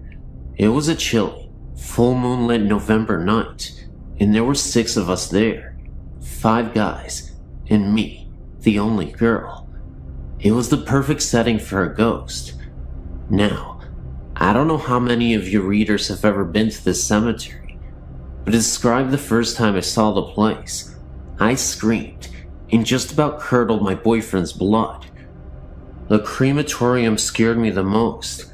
I don't know, something about the way it looks and what it was used for. Anyway, back to that night. 2 of the guys were acting like morons and jumping all over the place and around the markers inside the cemetery.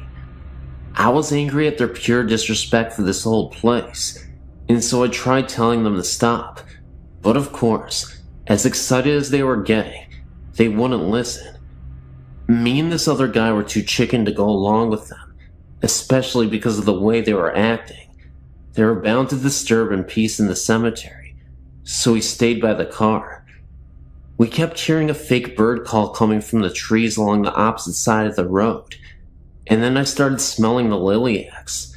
The lilac scent somehow wasn't disturbing, even though it was November and none were blooming.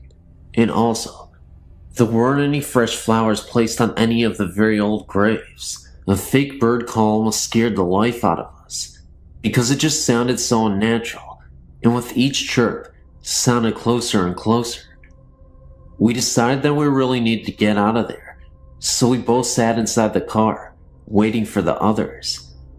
I got myself in such a worked up state that when I found a quarter on the ground, I swore, "In blood we trust," was written on it, rather than the usual "In God we trust." My friend just laughed at me.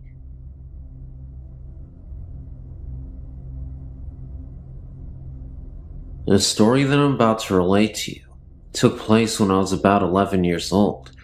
I'm 17 now, and most people whom I've conversed with about this matter shrug it off as the hallucinations of a child.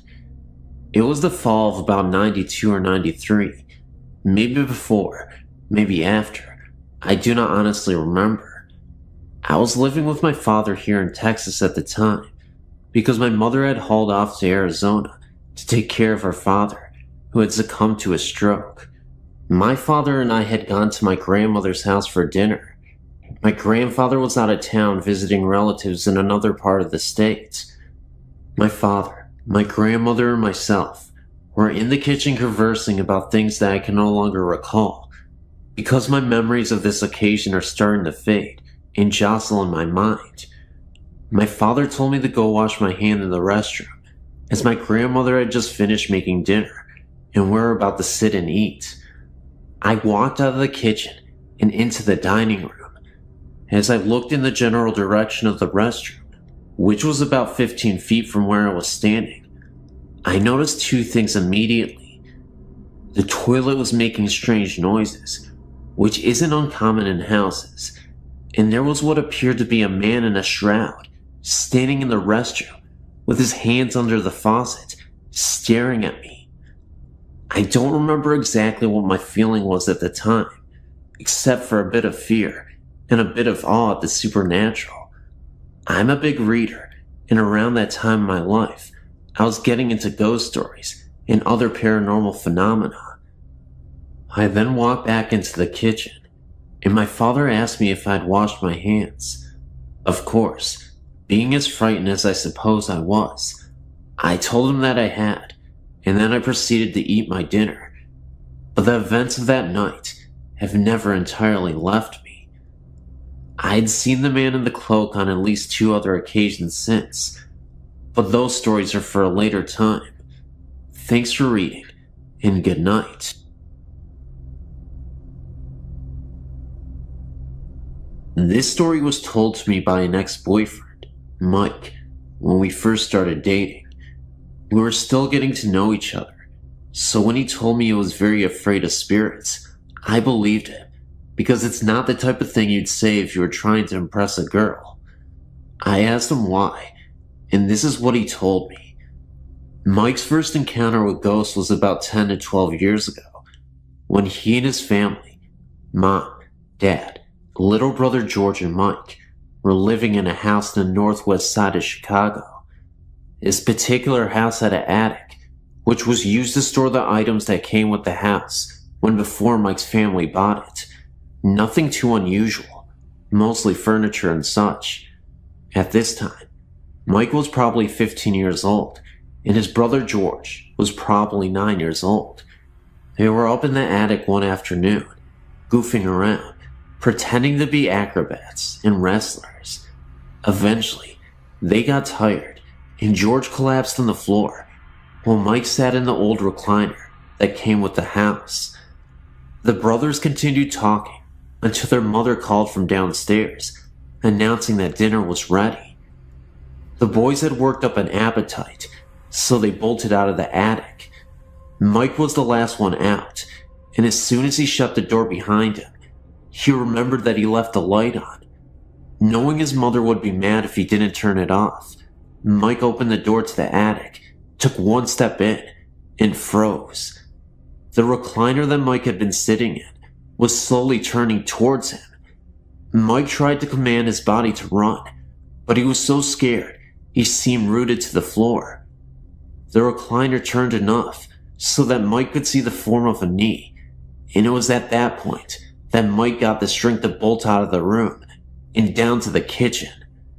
He told his parents what he saw, and of course they didn't believe him, but Mike refused to stay in the house any longer. He was so upset that his parents made arrangements for him to sleep at his aunt and uncle's house that night. Furthermore, this was the last time Mike ever stepped foot into the house.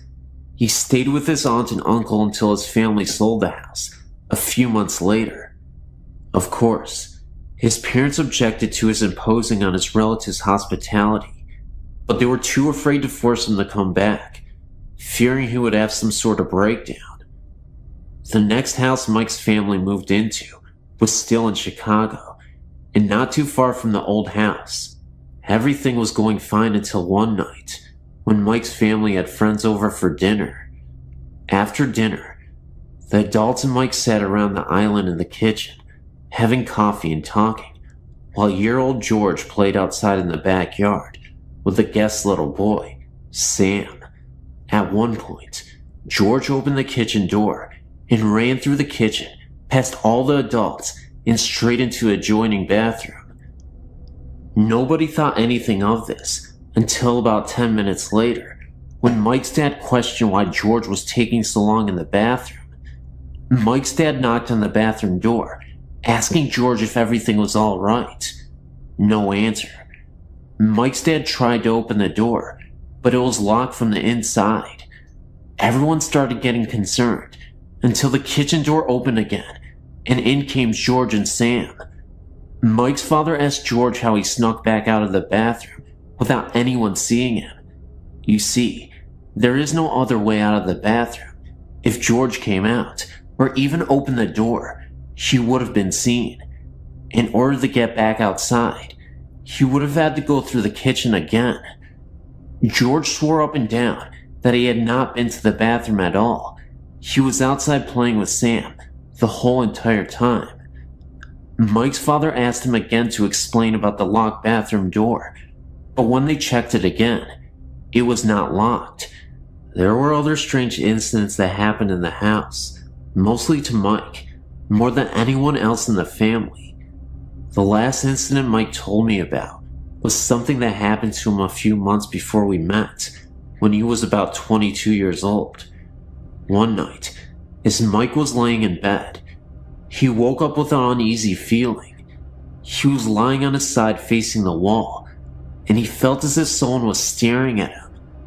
It was the middle of the night, and pitch black in the room. Mike turned over and opened his eyes and saw a black figure standing next to his bed, staring down at him. Mike shut his eyes and screamed for his mother repeatedly. When she came storming in the room, Mike told her what had happened. It seemed as if such occurrence happened sporadically. Strangely enough, when Mike was getting to the point of forgetting them. Seems as if the spooks recognize this and remind them of their presence every now and again. I was kinda skeptical when Mike told me the story, mainly because I was just getting to know him. I couldn't tell if he was a habitual liar or something. But the way he acted, and the way he told me the stories, was enough to make me wonder if he was a spook magnet. We only dated a couple of months, and maybe that was for the best. I might be younger than some of you, but I've had a lot of experiences. I'm 18 years old. About a week after my 10th birthday, my uncle had taken his own life inside my grandparents' house, the one I'm currently living in now. After his death, I would refuse to go down into the basement where it happened. I would always hear unsettling noises, to the point at which I would feel so uncomfortable being in that home. The odd part is, it would only happen when everyone was in bed, and I was home alone. As creepy as it was, I still had somewhat of a morbid curiosity to go down there. Though, of course, I could never bring myself to do it. There would be times I would hear very faint snarling and growling sounds. Other times, I would hear weeping. It was very disturbing. Then about 6 months after my uncle's death, my 17-year-old cousin had died in a car wreck. One night, I was so upset over the deaths that I had stumbled down there without thinking about where I had went. I was so overcome with grief of emotions that I was bawling my eyes out. It got to the point where it was too much for me. I was sitting on the couch thinking about ending it all so I could be with them. Just when I was about to, I felt a hand on my shoulder, and I knew instantly that it was my uncle. That moment made me realize that it was okay to continue on. That may have been a positive experience, but I assure you, it didn't get better in that basement, in the house moving forward. One evening, I was up in my bedroom. My parents were again fast asleep when I heard a disturbing wailing again coming from the basement. I have a vent in my room, and it connects directly down to the basement. I could hear these cries coming from the vent. I listened closer through the vent, and I could have sworn I heard my name being whispered. Like an idiot, I thought maybe my uncle had returned and wasn't feeling well, so I swallowed my pride and went down into the basement so I could at least tell him that everything would be okay. As I opened the basement door and looked down the steps, at the end of these steps, I saw a figure for a moment's time. It wasn't my uncle. In fact, it was a black misty shadow, and it slowly evaporated. It seemed to be there for a few seconds, then it was gone within a blink of an eye.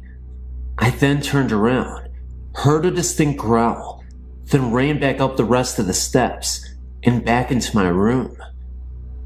Sometimes when I walk around the house, I can feel something watching and even following me. It's not always my uncle, but it definitely feels like something evil. It wasn't too long ago that me and my 21-year-old cousin went to go see her dad. Now, this is the cousin that was in the wreck with the one that passed away. Jean, the 21-year-old cousin, had told me that she had felt her sister's spirit with her before. While we were up late at night talking about her, we suddenly felt her presence with us.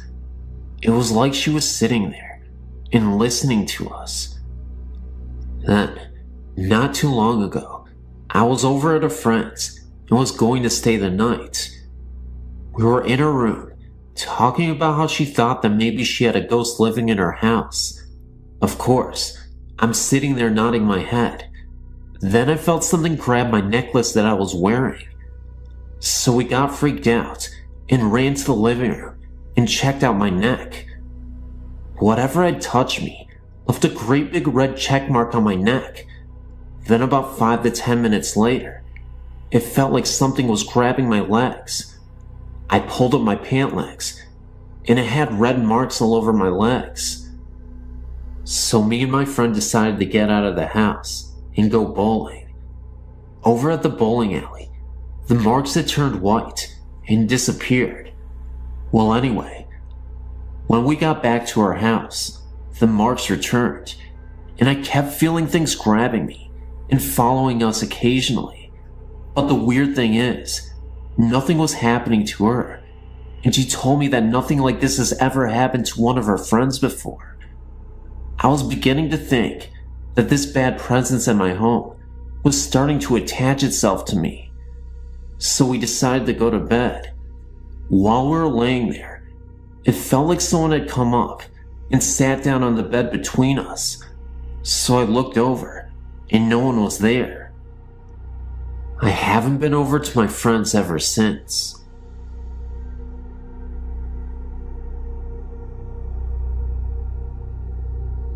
A friend sent me this and suggested that I tell my stories, so here's one of them that I hope you enjoy.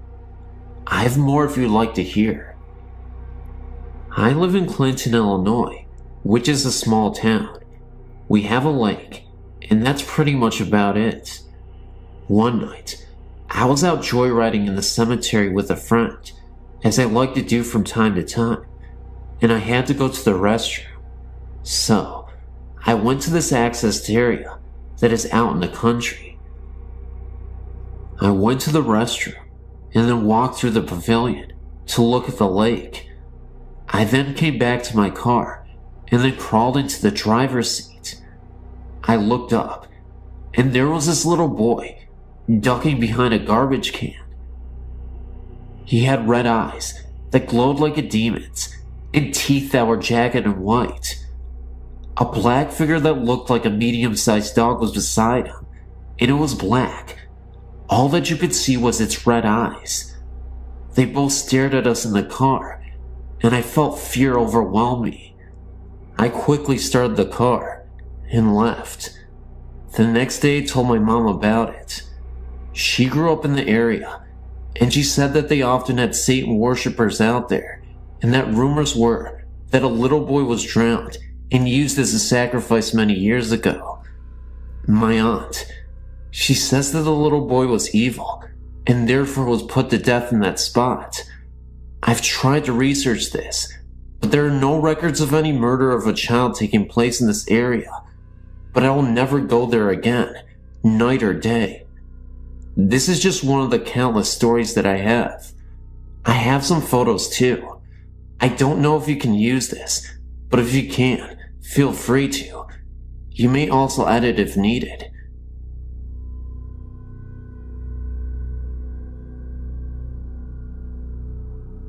Have you ever stayed at the Holiday Inn? You should, because this story is outrageous. In early of July 1999, I spent a work week there for a regional curriculum camp. I had originally been slated to share a room with other teachers on the first floor.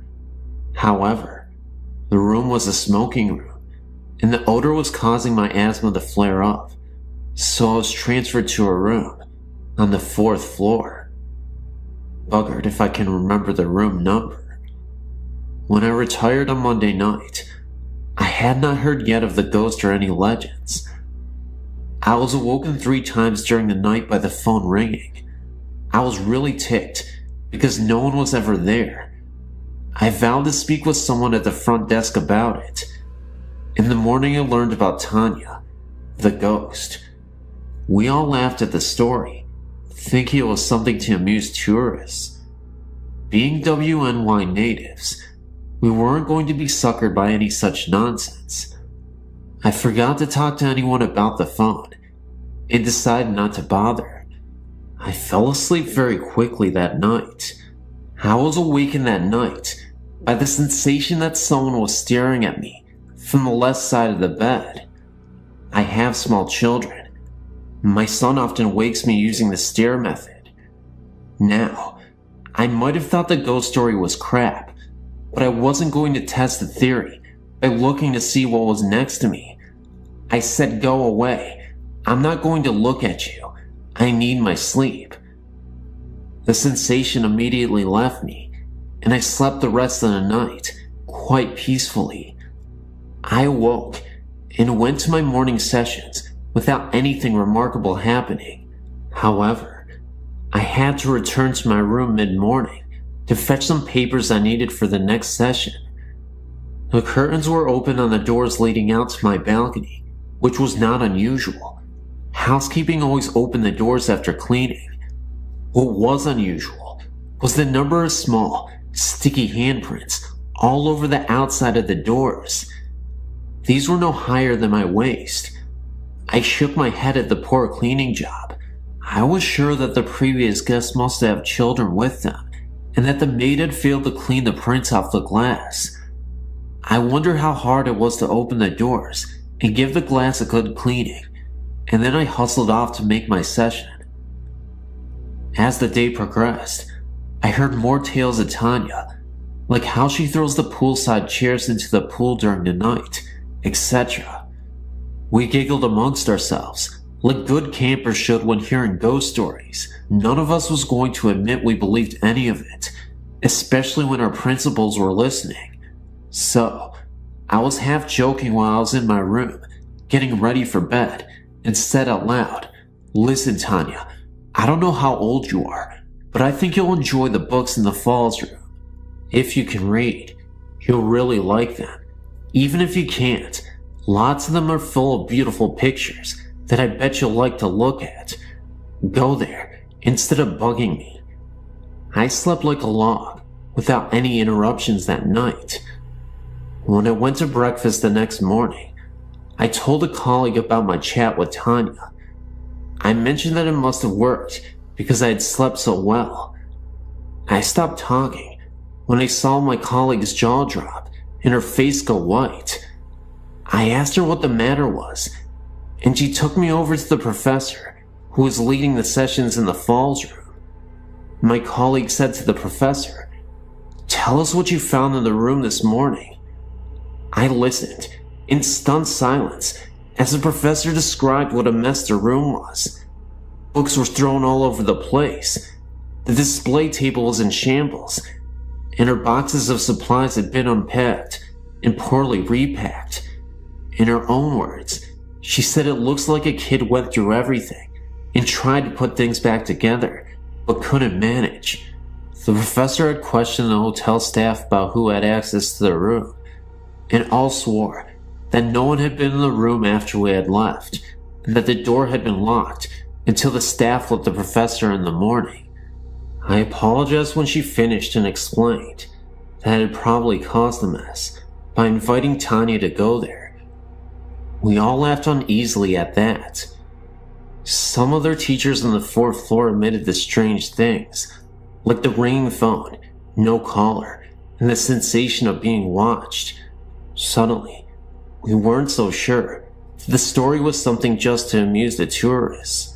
Were the phone calls, stirring sensations, sticky fingerprints, and trash conference room related?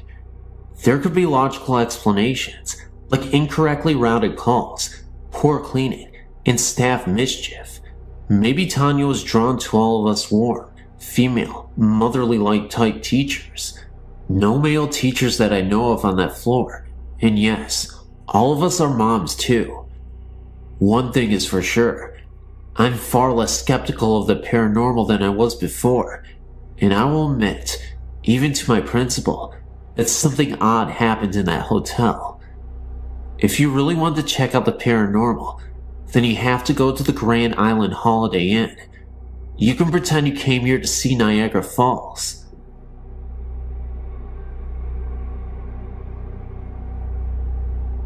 I've had many experiences with ghosts and hauntings, all beginning around age 3. I'm now 28, and my connection to ghosts and spirits has only grown stronger with time. I suppose I should start with my earliest haunting. I was around 10 years of age. My parents had just divorced, and I was feeling alone and angry. I don't like to sleep with my bedroom door open. When I did, I felt I was being watched. One summer night, the air was hot and humid, and I had no choice but to sleep with my door open to get a cool cross breeze. I remember waking up sometime around midnight or shortly thereafter, feeling I was being watched. When I looked out my bedroom door, I saw a frightening sight. A figure, with pure black skin, bright yellow eyes, and a cloak of red, white, and black harlequin-like design, was staring at me, its hands on the door jamb, about to enter the threshold of my room. I screamed, saw its eyes widen in shock, possibly, and flee down the hall adjacent to my room. I even saw its robes fluttering after it as it fled. My scream woke my family, who searched the room for the thing, lack of a better word, but found nothing. All the doors were locked, no windows were broken. I shut my door, put up with the heat, and it hasn't returned since. I've been told that the creature was a demon. I also found out that I was depressed at the time, and that may have been drawing it to me. I can still feel its presence when I think about it. I feel very frightened just remembering the experience. Thank you for letting me share my experience here.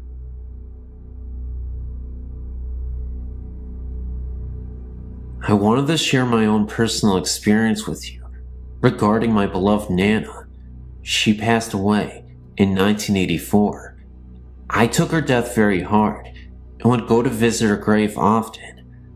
After my now ex-husband and I married in 1998, I became pregnant within the year.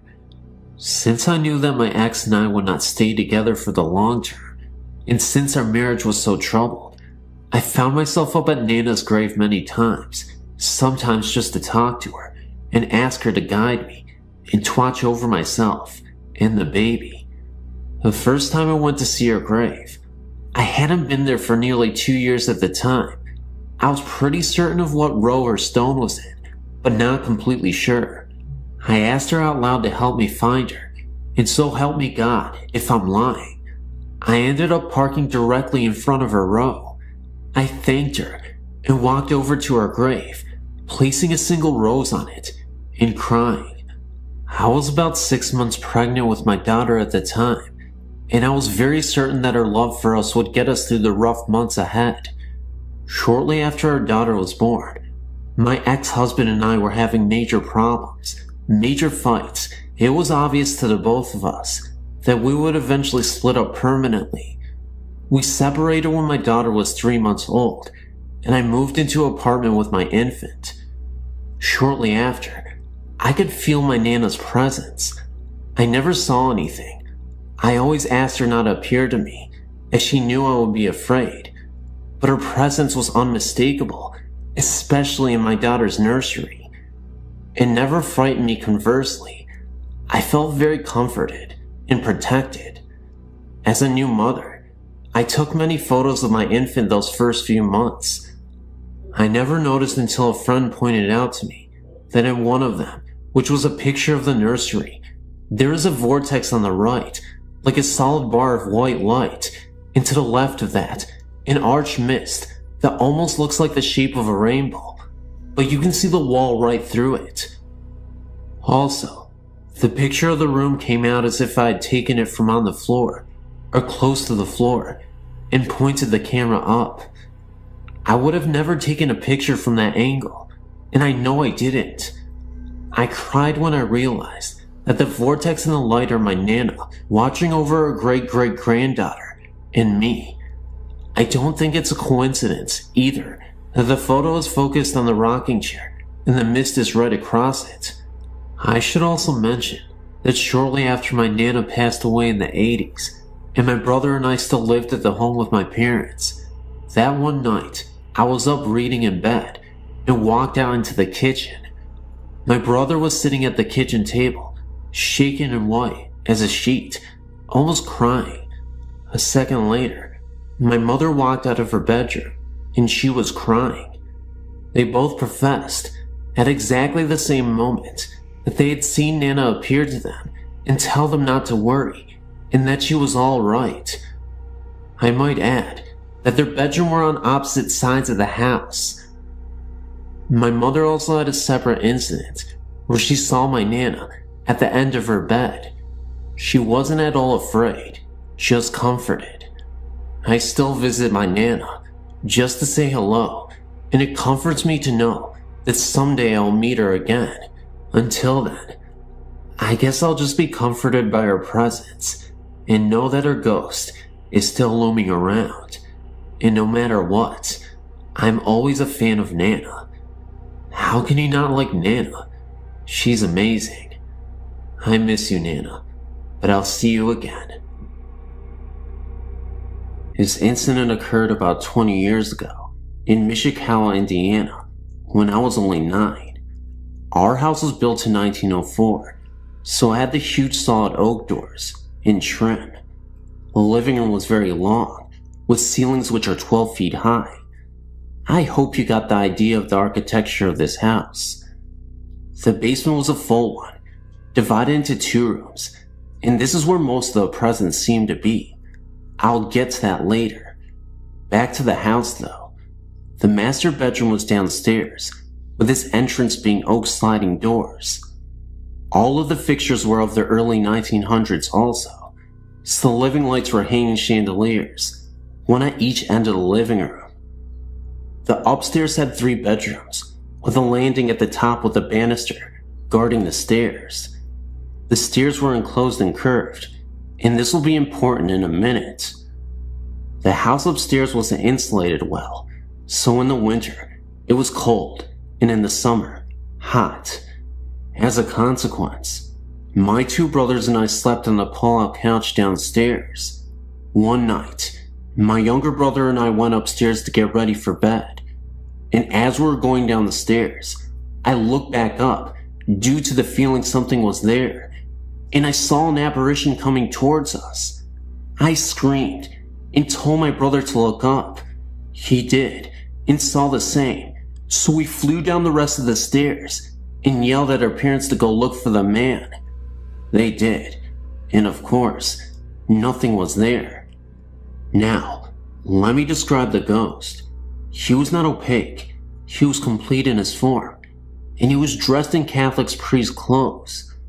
I noticed this because we're not Catholic, but my friend next door was, and I visited her church just down the road.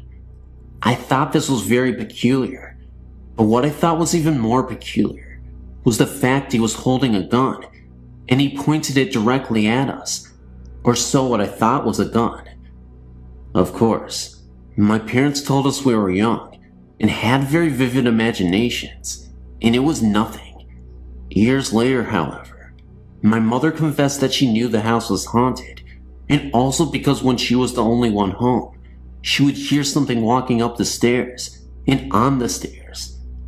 We always had German shepherds, and our dog would growl at the ceiling and would never go in the basement. Now, onto the basement. I knew there was a presence here in the back room where the water heater was, because it was much colder, and felt wrong. It felt evil and bad, and didn't want anyone there, because it felt you, and you just had to leave immediately.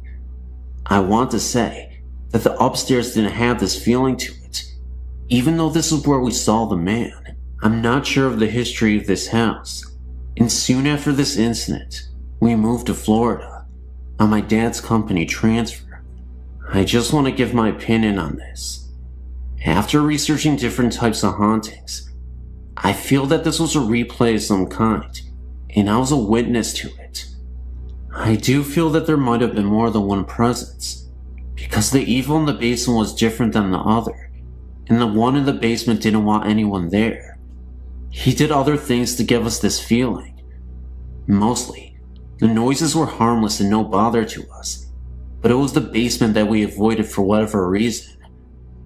I would love to hear what you all think of this, and the type of haunting you feel it is.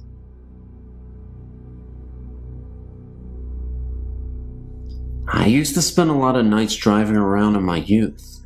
I was young and reckless, and had no clear direction in life, so I'd often find myself aimlessly driving, late at night. I'd spent a majority of my adolescent years dependent on drugs, and unfortunately, almost succumbed to an overdose. I was harming others, but most importantly, I was on a path to self-destruction. The night before my overdose, I had a creepy paranormal experience that, fortunately for me and those around me, changed my entire life for the better. It was another one of those late night drives. I'd gotten into a verbal altercation with my parents. Words that weren't meant to be said were exchanged, and I ended up running away from home. I took the keys and headed out driving for hours until I ended up in an unfamiliar town.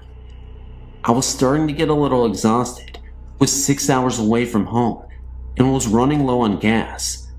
What happened next will always be embedded into my subconscious for the rest of my life. I pulled up to a gas station in the middle of nowhere. Now, like I said, this area was completely isolated from the rest of the world. It had a last house on the left kind of feel. Until I ended up at the gas station.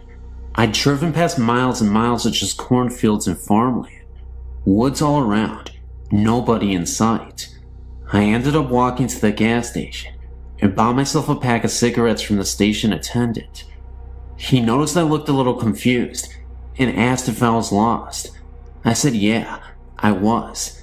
This was before GPS and cell phones, and I didn't have a map with me. He told me there was a bridge in the distance that was visible from the gas station less than a mile or so away, but said if I crossed it, I could pass another town nearby and find a highway that could take me back home. I thanked him, pumped my gas, and went driving towards the bridge. As I started to make my way through this road, and on my way through the bridge, rain started to pour down, and I could barely see through my windshield. It had rained so much that it almost obscured my vision, and there was no source of light anywhere along the dirt road I was traveling on, except for my headlights. The guy at the gas station told me the bridge was very close by, and even though I could see it in the distance before it started raining hard, it felt like it had been forever before I could see it. Just then, I finally came across the bridge, despite the downpour. This is the part that really startled me. I was driving across the bridge, absolutely nobody in sight, no other cars. It was late at night, 3 a.m., and nothing but trees and bushes scattered around the bridge. I kept driving across this long bridge, and that's when my headlights shined onto this small child who suddenly appeared within my field of vision. All I could remember was that his eyes were glowing, almost like an animal in the night. I was unable to stop in time, and I thought I had hit him. I immediately panicked, stopped the car in the pouring rain, got out to check to see if he was okay, and the kid was nowhere to be found. It confused the hell out of me, because again, what kid would be playing around in the middle of the night, in the middle of nowhere, and in the pouring rain? I didn't even hear a thud, or any noise besides the sound of the rain falling down on my car. At the moment of impact, I looked under the car. It was as if this child didn't even exist. I remember distinctly that the boy was wearing overalls and a hat. It looked like a completely real boy. There was no mistaking that this was a human. Now, I mentioned my recklessness and drug abuse because this incident caused me to turn my life completely around. I was so worried that I accidentally hit a child, and it may have ran off into the woods, that it made me swear to always be alert and never fight with my parents again. This happened when my brother was around 5 years old. It was around 2 a.m., and he went into my parents' room to get in bed with my mom. My mom's bed was right by one of the bathroom doors. The door on the other end of the bathroom led to where the back door was, and the stairs to the basement. He got in bed and was facing the bathroom. He got scared and woke up my mom and asked who the little girl in the bathroom was. He said he had never seen her before. He told my mom that she was just standing there, staring at him. My mom said the way he was talking, like there was really someone there, it really scared her. She said she just rolled over and shut her eyes. She was too scared to even look. I don't think a 5-year-old imagines things like that. While we were in the same house, my mom's cousin was hunting in the mountains and accidentally fell on his gun and killed himself. The family thinks he came back to say bye because it was such a sudden death. A few days after he died, when we were all in bed, a light in the hallway bathroom would click on and off. It was an older house, so the switch made a really loud click when he turned it on and off. My mom would be sitting on the couch late at night, with her back facing the hallway. You can sometimes feel when someone is behind you, and she said she heard me breathing hard and walking up the hallway. She called my name and turned around, and no one was there. At the same time, at her cousin's parents' and sister's house, similar things were happening. His old toys from when he was younger were stored in the basement of his parents' house. One night his electric train turned on. It was going around the track. No one knew this was happening to other family members until my mom called his parents and told them what was happening to her. The next day they went somewhere and tried to contact them. They all said they loved him and it was time for him to move on. They think he was trying to contact the family because he died suddenly. After they talked to him, everything stopped.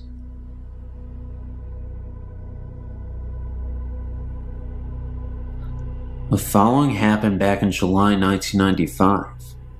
Me and a friend traveled around the UK by train. It was about 4 p.m. Then we checked in at a bed and breakfast in Manchester.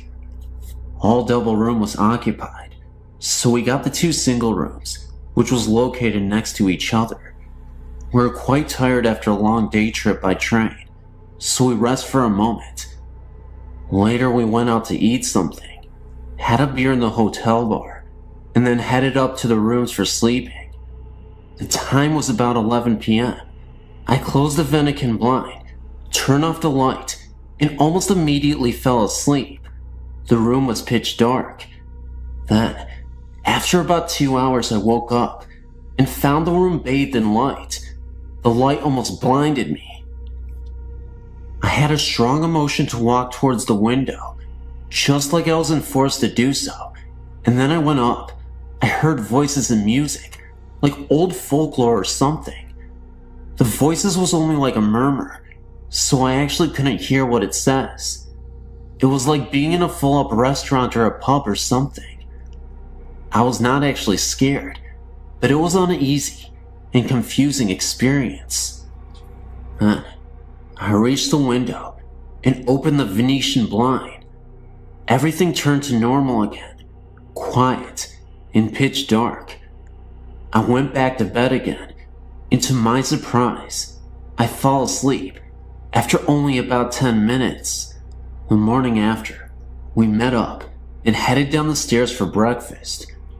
Afraid of being regarded as a fool or jackass, I told him it was only a dream.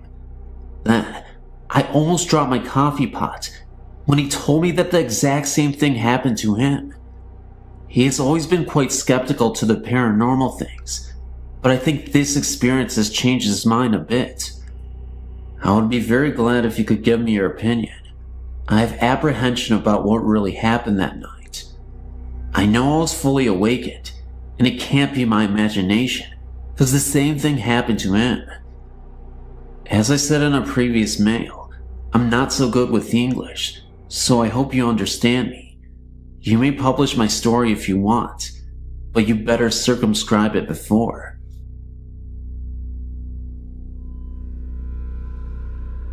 Hi there, my name's Joe.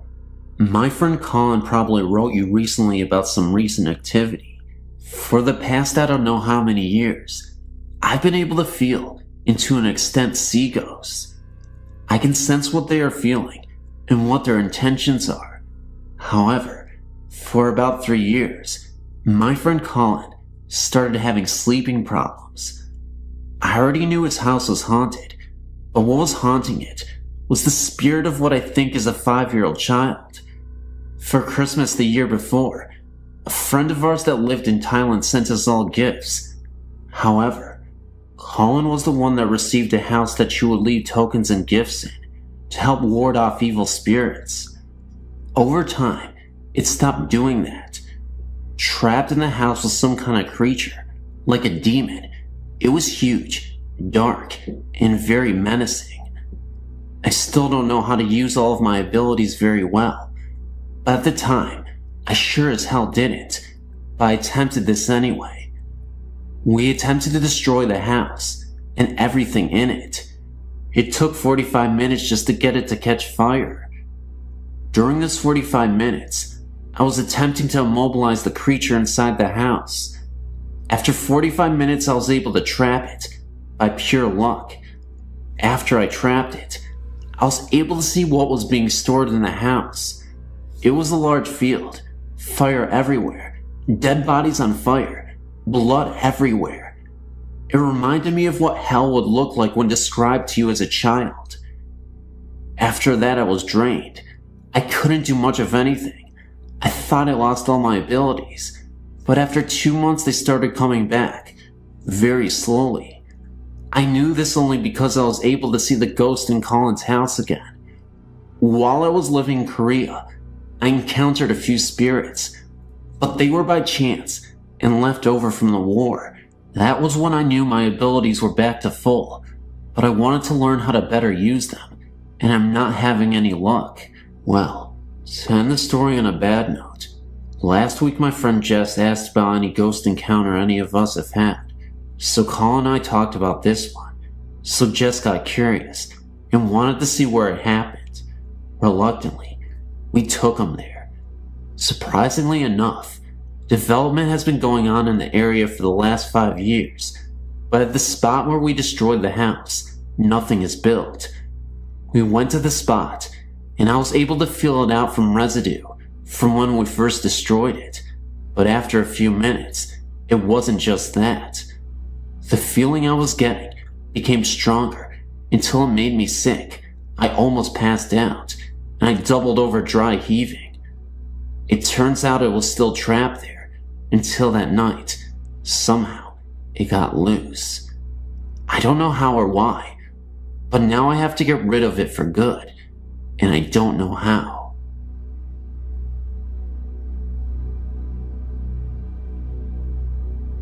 In 1989, I moved into a government apartment in a small town containing 7 units. The last apartment was occupied by a single mom with a small child and her boyfriend. The previous year, they, man and woman, were murdered and shot to death in their bed, in their first bedroom by the woman's estranged ex. No one wanted to move into the apartment because of the history surrounding the apartment. I was a young mother and had 2 children and needed a place to live, and thought nothing of this. In time, I was told of the strange happenings of the place and chalked it up to superstition or small-minded people with too much time on their hands. Things were pretty quiet for me and my little ones for the first few months. Then small things started to occur. Light over the sink area in my kitchen would mysteriously come on in the middle of the night. Being the only adult in the house, and the only person who would actually reach the switch, this had me worried that I had electrical short or something, and promptly had it checked out. Nothing. Perfectly normal. Kitchen cabinet doors would be halfway open in the mornings when I awoke. I scolded my oldest daughter, 7 years at the time, for climbing the counters and getting snacks out, and she told me that she was asleep and she didn't do it. My youngest daughter, 2 years old at the time, was starting to make a habit of getting up in the middle of the night and getting into bed with me. Very unusual for her. She's a hard sleeper. At one point, I was having trouble sleeping, so much so, to the point I went to a doctor and got sleeping medication, all to no avail. I always woke up at 3 a.m. and had a difficult time getting back to sleep. Nothing worked until I rearranged my bedroom furniture and moved my bed from one end of the room to the other. Once, while my oldest daughter was visiting her grandmother overnight, myself and my youngest daughter decided to take a bubble bath together in the late evening. While we were in the tub, I heard jingle bells rattling around in the cup on a shelf not 5 feet from me. All of my windows were closed, and no one else was in the house. Couldn't explain it at the time. After 3 years, I chose to move in with a man to a better neighborhood. My landlord chose that time to tell me the complete history of my apartment. He showed me the newspaper articles on what happened, and after reading all of them, I understood all. The ex climbed through the bathroom window and shot them both dead at 3 a.m. and took the child, which was sleeping between the two. Her bed was in the exact position as I had my bed when I couldn't sleep. The mom was a stay-at-home mom and was always in the kitchen fixing stuff for her little child, making homemade cookies, snacks, and such. She always left the kitchen sink light on for her boyfriend when he came in late at night. My daughter always getting into my bed late at night was quickly understood by me. The other bedroom was never used by the child. She always slept with her mother and the boyfriend. No other tenants have reported any activity in this unit. Of course, they didn't have a smaller female children either. Time will tell if this ghost will ever find peace or her final rest. Before moving out, the last night there, I made my peace with her and told her I understood why she did the things she did. I understand she wasn't trying to scare me or my little girls, and I wished her peace. One afternoon of 1995 or 96, I was dusting our bedroom, the master bedroom, in our apartment. Right beside our bedroom was a small hallway leading up to the bathroom into the other bedroom. I remember being in a very good mood. I'd been doing a few changes in the decoration of the bedroom and was now dusting. I was happy with the results, and as I was dusting, I was talking about the changes with my husband, or what I thought was my husband, standing in the hallway. All smiling and happy, I started to tell him, or what I thought was him, "Hey Frankie, look at what I've just done. Isn't that nice?" I advanced in the hallway to bring him in the bedroom, and as I neared him, he disappeared. I nearly jumped. Now, as I was dusting, I happened to turn my head towards the hallway, which was on my right, and there stood a man who very much looked like my husband and who was dressed in modern clothes, a short and a t-shirt. When I saw him, I was sure he was my husband. That is when I started talking to him, and as I was cheerily and happily explaining the changes to him, he had this most beautiful smile of encouragement. He seemed to be happy for me. What a surprise when I realized that I had been speaking to someone or something else than my husband, and when I saw it, it disappeared. It is when this being disappeared that I realized that my husband was lying on the couch and watching TV. He was very surprised when I told him what happened.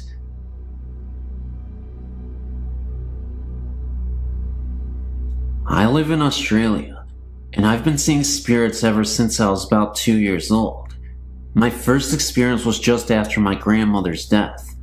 I was visiting her grave for the first time, and then all of a sudden, I started hearing voices. They were telling me to leave, that it was too dangerous for them and me if I stayed, that I had to run and never turn around.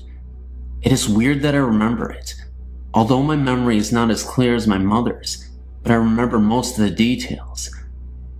I know that this is pretty hard to believe, but I give you my word it is true. Although I think about it now and realize that I wasn't scared, at the time I knew that I had to leave, so I told my mom and dad, and we left. My dad didn't believe me, but my mom did. Since then, I've had many experiences with spirits, all of which have been good, except for one. This happened when I was 15. I'd been roped into a swimming carnival, and I can't swim too good, so I was practicing in my pool. The pool is down the very back, and you can't see the house from the pool, as it is behind a shed. I've often seen spirits down the back, but it has never worried me. It was getting late, and I've been swimming for a while, so stopped for a break. Whilst I was standing in the middle of the pool, I seen a baby sitting on the fence that surrounds the pool. I tried to look away, but I was in a trance. I finally stopped looking at it, but it was good, as I was suddenly dragged under the water. I struggled for about 2 minutes before it would let go. When it finally did, I ran inside. I told my mom, and she never believed me, but I've never been down there on my own ever since. My name is Evan, and my friend's name is Scott. We're making a trip to North Carolina for a concert in August of 1996. After the concert, we drove for a long while, finally making it to South Carolina, and we're in need of a place to camp, as it was getting pretty late. We found the Kings Mountain State Park entrance, but being almost 2 a.m., the gates was locked. We both got out of the VW camper to see if we could get the gate open. The road was completely deserted, and being at the entrance, we were not even close to any campsites. With the headlights of the camper as our only source of light, a woman appeared out of nowhere. She had dark hair, thin white dress, and was barefoot. She asked us if we were with the wedding party, and we replied that we were not. As quickly as she appeared, she was gone. Scott and I thought it was kinda weird. No evidence of another car on the road, and the fact that she was barefoot in the middle of nowhere at 2 a.m. in the morning. Entertaining the thought that we may have had an encounter with a ghost, we forgot about it. Recently, I was reminded of the incident and thought I'd surf the web to see if there was documentation of some similar experience when I found your site. I was blown away when I found an entry for Kings Mountain State Park and the woman in the white dress.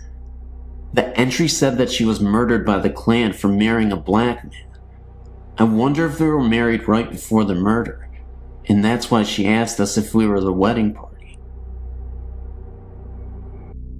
When I was 9 years old, we moved to a house in Brooklyn Park, Minnesota.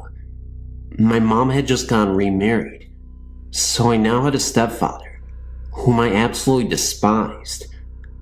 About a year or so later, my dad started renovations on the house.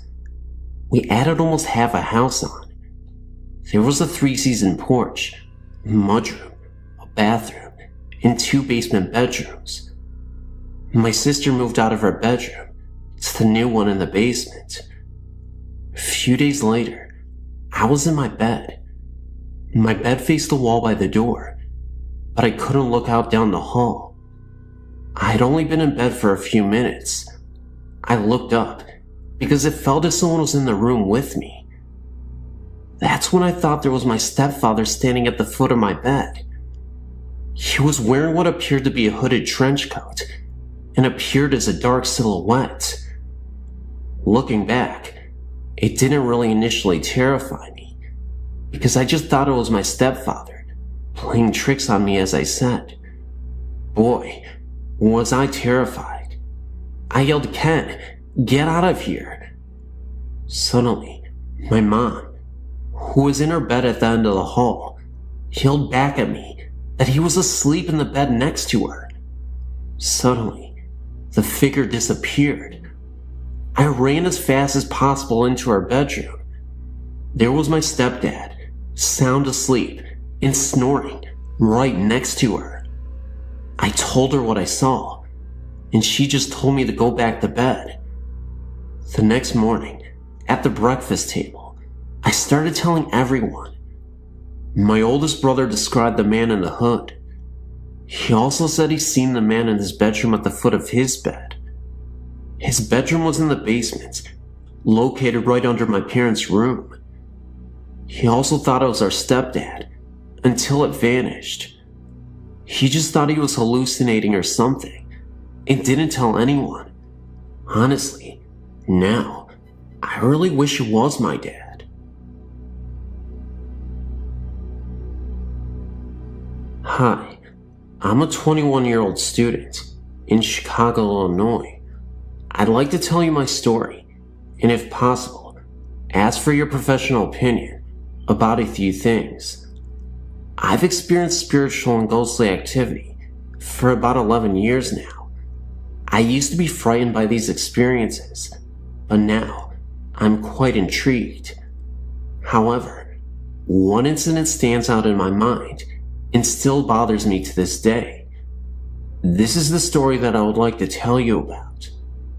About 5 years ago, I lived in an apartment on the second floor. It was an unusually warm summer's night, so I decided to sleep on the couch, with the sliding door open to let in the breeze. I woke at about 2:30 a.m. to a horrid stench and a strange coolness. Confused, I looked around the living room. I looked then, and directly in front of myself, and I was lying on my right side, with my right arm tucked under my head as a pillow, and I saw a figure. I was frozen with fright as my eyes began to adjust to the darkness, and I saw the figure's face. At this point, I was thinking that someone broke into the apartment. However, this was no person.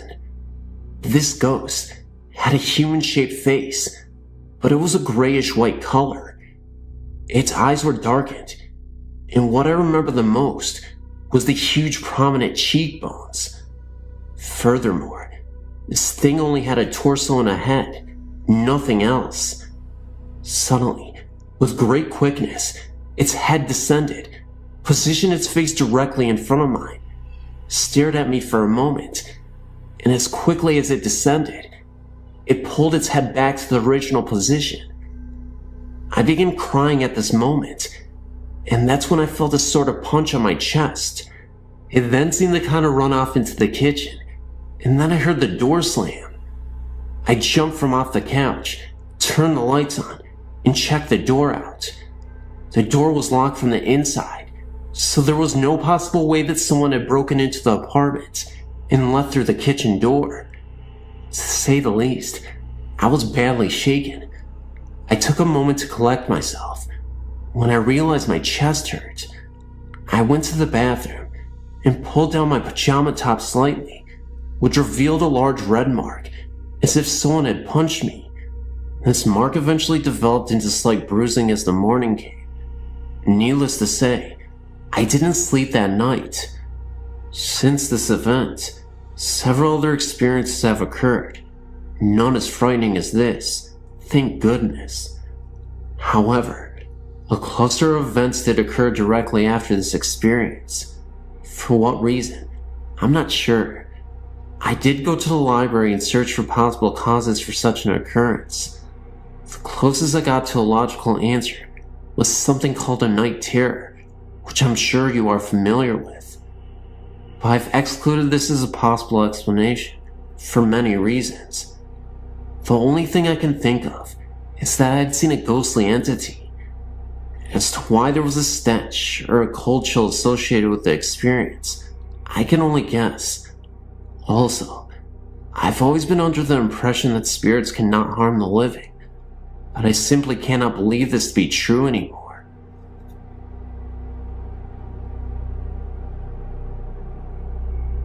And this is an experience that I had when I was younger. It's a little short. It remains my creepiest ghost story I've ever had. I had to have been 8 or 9 years old when it happened. And yes, it sounds a little corny, but it was truly an unforgettable and authentic experience. It happened to be dark and dreary on this night. It had been raining really hard, and I had no choice but to walk through the rain. The rain just kept pouring down, and all I could think about was how miserable I was from the rain, and just wanted to get to my friend's house faster.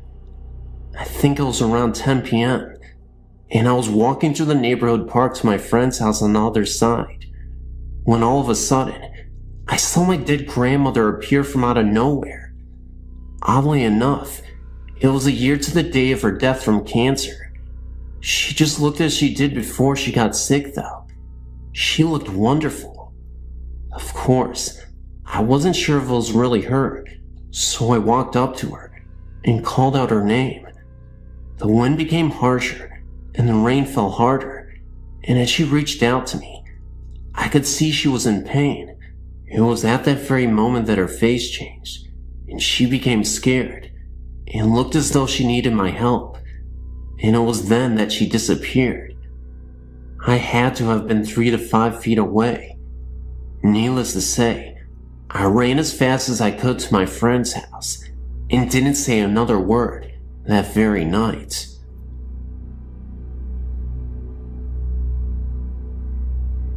I was sent to live with my grandparents when I was 3 years old. I loved my grandpa with all my heart, and he and I became very close because he could not work due to a serious heart condition. We took wonderful care of each other. Even at the age of 5, I've always been very responsible due to my grandfather's ill health. One day, when I was 9, my grandma kept me home from school to look after Grandpa because he was not feeling well. About 9:30 that morning, he went to lay down because he said he did not feel well. I went in about 10:30 to take his temperature and discovered his fever to be 103.4. I rushed and called my grandma and mother immediately.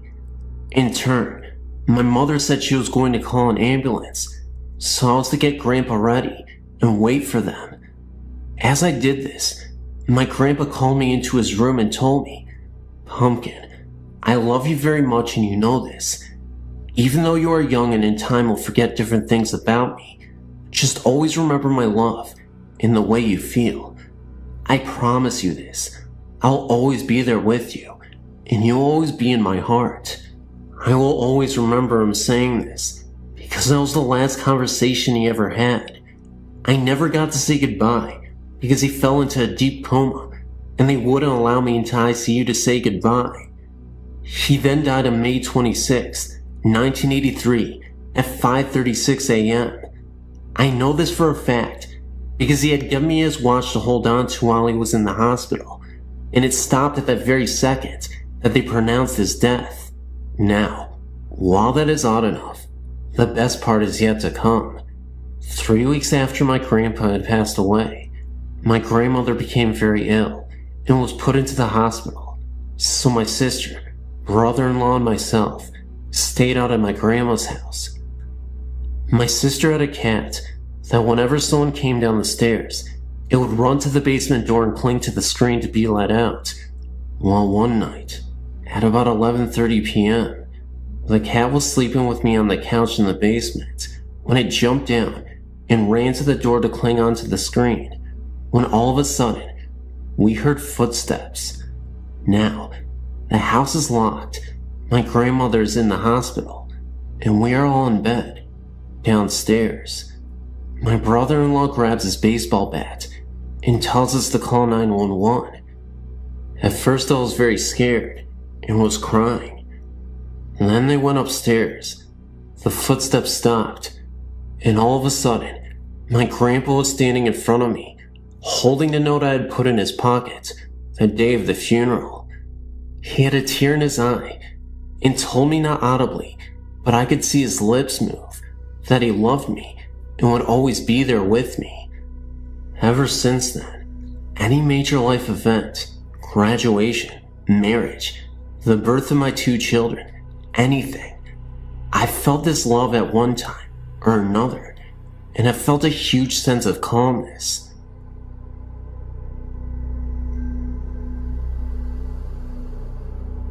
I guess this would be a second account of a previously encountered ghost story. I had the same thing happen to me as in the story below on Denton Road, Ypsilanti, Denton Road Bridge. The story goes that a group of kids were playing chicken near Denton Road Bridge, and one of them proved to be Chicken. His car swerved off the road when they reached the bridge, and they crashed into the river below. Many people claim to see a light come out of the river and chase their vehicle to the end of the road if they stop at the center of the bridge at night. I'm a racer and have a very fast, very built up 1969 Dodge. Once stopped on this bridge simply because we were lost, and a pair of headlights came up the embankment and behind me and started coming up on me very fast. I thought some drunken redneck was out four-wheeling and was going to rear-end me. The car was in gear and running, so I simply stepped on the gas, and the headlights behind me pulled up within a few feet of my rear bumper. I floored it, and the light stayed right on my bumper. Couldn't see a thing behind me because the brights were on the car following me, and they were far brighter than any car I'd ever seen. I had the speedometer buried past 120 miles per hour, and they were 2 feet off of my bumper.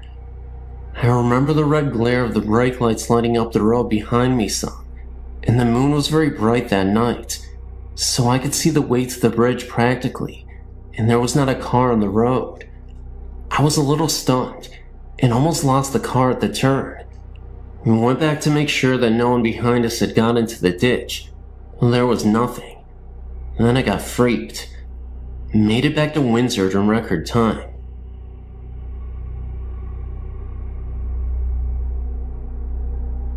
I don't know how to start this, other than saying several years ago, when my children were small, we moved out into the country on the Washington side and lived in a home that I feel has some strange paranormal or ghostly things going on in it.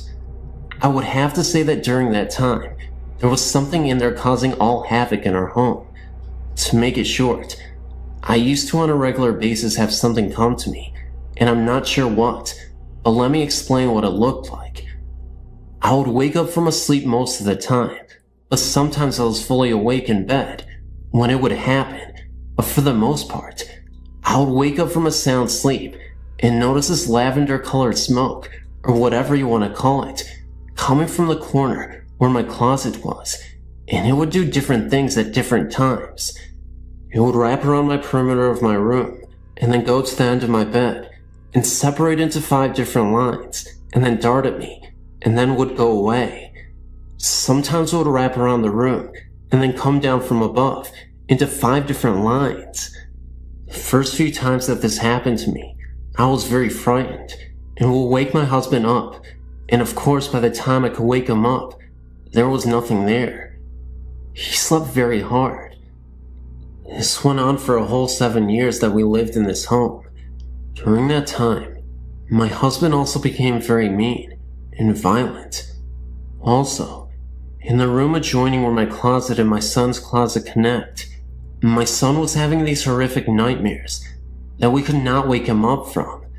We would sit there for sometimes 20 to 30 minutes, trying to wake him up, and he would be begging for his mother or his father, and crying out, asking them to go away and leave him alone. He would describe them as ugly and short, very ugly and mean looking in the face, and they would torment him and scare him and try to hurt him. This was heart-wrenching for me to see him go through this and not be able to wake him up.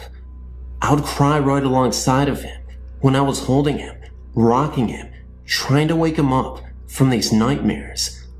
All of my children used to tell me that in the house, they would see a ball of light sometimes that would move quickly through the home. I saw that occasionally as well. Our television was something quite interesting as well. It would turn off by itself while we're watching it, and then it would turn back on with the remote, and then it would turn back off again. We could play this game for a few minutes, and then it would stop. This only happened a couple of times through the TV. I do feel that there was something evil in that home, because many things went on in that home.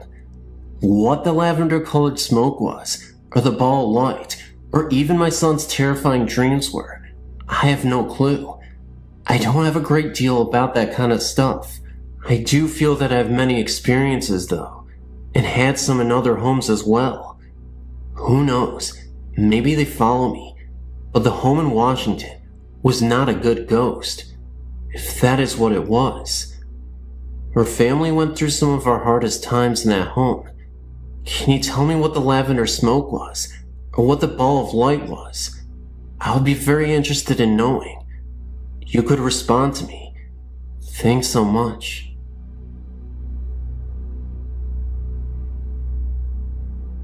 I'm from the Southern California area, so here's how it goes.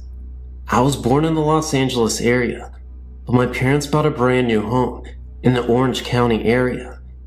The city of La Palma, to be exact. The house was located on some ranch of some sort, because our backyard faced a very large open but fenced field, with some cattle roaming around in it. Mind you, these are tract homes, as we know it today, and at the time, it seemed like we were living in the boondocks. I mean, looking back at it now, it was a rather very lonely area, but it all had these new tract homes. You know, one supermarket, one library, one hospital, fire station, and police station. You get the idea. Well, the funny thing was, we were only 4 blocks west of Knott's Berry Farm. That is, if you stand at the main entrance, as you get closer to the park. Anyway, the house was well built, new carpet, plumbing, the whole works with upgrades. But on some occasions, I was very scared downstairs in the family room. I was even scared in my own bedroom. I mean, my room looked like a toy room display, so there was no reason for me to get scared, just out of the blue. I mean, I was playing in my room, and it seemed as if evil walked in the room. I got this incredible feeling of hate towards me, as if I shouldn't have been there. It's happened to me several times in the house, and at 7 years of age, I didn't know anything about the supernatural or paranormal activity. Another occasion was during a Saturday afternoon. My mother and I were upstairs, and suddenly, we heard this slamming and crashing noise, and as we came down the stairs, we saw in the living room my mom's favorite painting smashed on the floor. It looked as if someone broke it in anger. I mean, the frame was just trashed, and the small pictures around the one that got smashed were perfectly hanging straight. The ghost made itself seen again in the late afternoon. This time, my mom was doing some house cleaning, and as she turned to one side, she looked up towards the stairs, and she saw a man wearing a white cream-colored suit in pristine condition, except he didn't have a head. No Hollywood genre or anything like that. I saw the same thing myself. This time, I saw him at night, at the end of the hallway. This was very real, and very scary. Another time, as I would sleep at night, the beds were occasionally kicked very hard. Also in the master bedroom, the sliding glass mirror doors were slamming back and forth, and the dresser drawers were also slamming in and out as well. All these things would happen separately from each other on different occasions. The main boulevard is La Palma Avenue, and the street of the house is Comstock Circle. We lived there from 1970 to 1975, my parents and I. And that is the most scary and terrifying ghost story I have. Thanks for listening. I had recently sent a story about my grandfather visiting me about a week after his death. Well, that was one of the more comforting things that has happened to me. The next story I'm about to submit actually happened as a dream, but to this day, I feel a very strong connection with it. It all happened about 6 years ago. A 10-year-old girl mysteriously vanished from a sleepover at her friend's house. I never met this girl, and although we only shared the same first name, I had several odd dreams about her after her disappearance. One day, about 1 week after the child turned up missing, I woke up early one morning to go to work. It wasn't like any day though. I woke up feeling very sad and upset. I didn't have any idea why I was feeling like this, but something just wasn't right. So, I continued to get ready for work. When I got there, I still had this bizarre feeling that something big was about to unfold. About an hour into my long workday, I forgot about the feeling and went on with my day. A woman I work with came into work about an hour later and then asked me, "Did you hear they found the missing girl?" All of a sudden this feeling came back. I said yes. They found her in a dumpster wearing her blue nightgown. She replied, "Then did you hear?" I then started to cry uncontrollably and said, "No, she, the young girl, came to me in my dreams and showed me where she was and told me that I no longer had to play with her because it was time to move on and now she could rest in peace. The woman just looked at me in disbelief and really didn't know what to say, and neither did I. I then realized this poor young soul felt compelled to have someone to be with her. Why she chose me, I will never know. Again, we did share the same first name, but other than that, I cannot explain what happened. Most people I tell this story to have a tendency of just looking at me with an odd expression on their face, but I too believe that it was all just more than a dream. I've never seen any ghosts or had any sort of experiences with the supernatural, but my friend, Amber, has. She was friends with this guy named Seth, whose mother was my high school coach. She was telling me about this house Seth's parents bought in Monticello, Florida, about 45 minutes away from where we live. It was a real old house with lots of land around it. This house was a weekend house for Seth's family. One day, Amber was invited to spend the weekend with them. She told me that on the way up there, they tried to warn her not to get scared because there were ghosts there. She thought they were pulling her leg and was laughing and playing along. When they got there, Amber was impressed with the 2-story wooden house. It was built in some old style from the 1800s, apparently. She walked upstairs to her room for the weekend and was given a tour of the house. Upon entering one room, she smelled something sour and bitter. It was right beneath the attic. She couldn't describe it to me, but let me know it wasn't pleasant. Then, she was led to the attic, supposedly the most haunted room. There were old rusted chains and shackles attached to the walls. A long time ago, a slave owner owned this home. The slaves would be punished by whipping and being shackled in the attic, with no food and water for several days. Amber said she had no eerie feeling, and didn't see anything out of ordinary. Later on that night, Seth and Amber were staying up late and playing games. They dared each other to go up to the attic, knowing the stories behind the deaths of slaves in the attics. When they went up the stairs and turned on the lights, they smelled that sour and metallic smell and saw dark stains on the floor that wasn't there previously. Amber said she had never been so scared in her entire life. She thought her heart was going to stop beating because it was beating so fast and hard. She and Seth went downstairs, wasting no time at all. Amber couldn't sleep at night because she was certain she could hear the groans and cracking. The next day, Amber came straight home and refused to come back to the house again. I talked later on with Seth's mother, my high school coach, and she said it was true. She gave more stories about how she'd find things moving or missing, how she smelled cigar smoke when no one smoked. She told me how she would come home at night and all the lights would be on in the house. She told me she had not seen any ghosts or even felt threatened. She actually thought of them as her friends because they would turn on the lights for her at night when she came home. I wouldn't be able to stand it. Weird, huh? It makes me leery of my own house, even though my parents originally built it.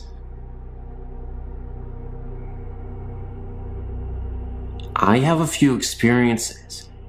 In 1976, I was living in an old building, and every night, I would hear footsteps, heavy ones, walking on the floor above me. I then asked the apartment manager, who lived upstairs, and learned that no one did, and there was a crawl space. He checked it, and no one was there. So on a weekend when I knew no one was in the building except myself, I decided that if I heard the footsteps again, I would not be scared. Then the footsteps began pacing all night. I kept my wits and made plans to leave. I left the building. Second experience, about 1985. I was at work early one day, 9th and Market, and was going into the bathroom. A woman went in before me, not less than 1 foot in front of me, and so when I walked into the bathroom, no one was there, and I looked under all the stalls, and still, no one. Yet there was one way into the bathroom, and the same way out. The woman just looked like a solid body. The same thing happened once again late one evening, when I was going into the bathroom, and I just rushed in just behind her to see her, and when I got in 2 seconds later, no one, not even in any of the stalls. Later I learned that the cleaning staff in the building saw the same thing. They saw the woman enter the bathroom, and they waited for the woman to leave the bathroom, but no one left, and when they went in to find her, she was not there. In 1977, a friend committed suicide. All that weekend that she had died, I was depressed and could not shake the feeling. Then on Monday, I went to my university library, and as I sat there trying to read late in the morning, I hear that someone yelled in my ear, except it penetrated my body, that Holly committed suicide. I jumped and looked around, but people were quiet, and no one was saying anything, and I thought, where did I hear that? And I must be thinking negatively. I became uncomfortable and left the library to shop. When I returned at about 6 p.m. to read, a woman came up to me and said, "We're looking for you this morning. We're talking about you and wanted to tell you that Holly committed suicide." I said, "So this is true what I heard?" I was told to call Holly's husband, and he verified it and said he searched for me the whole entire weekend. The next day, a strange thing happened. In my grief, I meandered my way to work in a different direction, passing a funeral home where I noticed a coffin in a hearse, and my heart and love went out to it. Then, after I got to work, I checked the obituaries for the funeral home where Holly was. It was the same place I passed that very morning, and so I invited a friend to come with me to pay my last respects to Holly at noon. I met my friend at the funeral home, and we were told that Holly had been sent out that morning for cremation. She had been the only one sent out, and she was in that coffin in the morning in that hearse that I passed on my way to work earlier. In 1982, when my father died, I woke earlier in the morning and was calm. Then my mother called to tell me he died.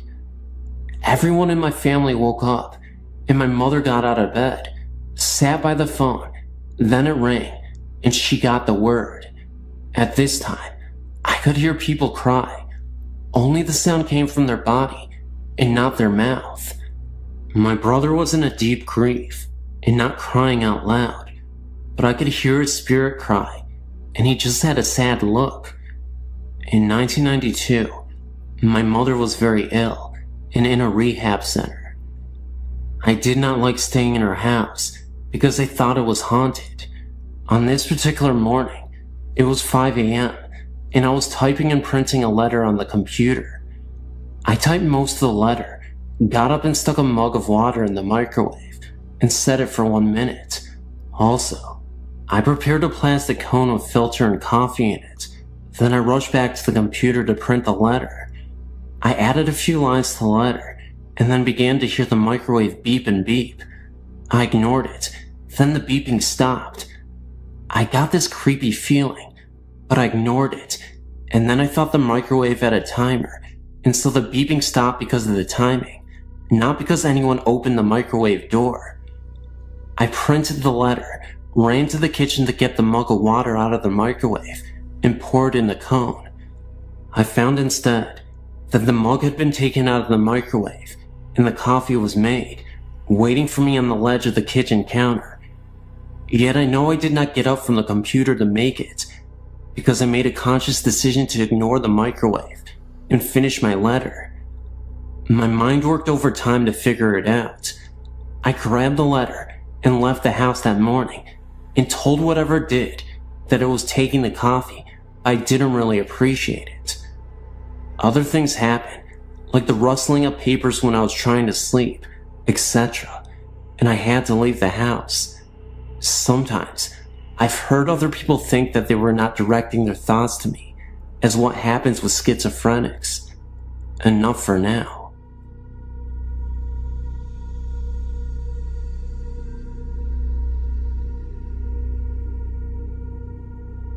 This isn't my story, or even the story of the person who told me, but I thought I'd share it anyway. This was told to me by the music teacher at my high school. The college he attended, which I won't mention the name, is up north. I'm not sure when it was built, but the main building of the college was a Catholic monastery. There have always been stories around the college that a monk went crazy and killed himself in the monastery. People in the college have reported strange happenings and sightings of what appeared to be a monk. The story that I know comes from a janitor who works at the college. On the weekends, one of the custodian's jobs is to break down the classrooms. This means that they have to stack up all the desks and chairs up against one wall. The janitor had just finished doing this and walked out the door and locked it from the outside. There is only one door into the classroom, and it is the one he had just locked. The windows in the room can only be opened from the inside, and the janitor was the only one in the room. As he turned to walk away from the door, he hears loud crashing and banging coming from inside the room. He immediately unlocks the door and steps inside. What he finds is that all the desks and chairs have been thrown all around the room. Drawers from the teacher's desk were ripped out and papers strewn across the room. There is no way any possible human could have been in that room and done that damage in a matter of seconds, then run out without the janitor noticing.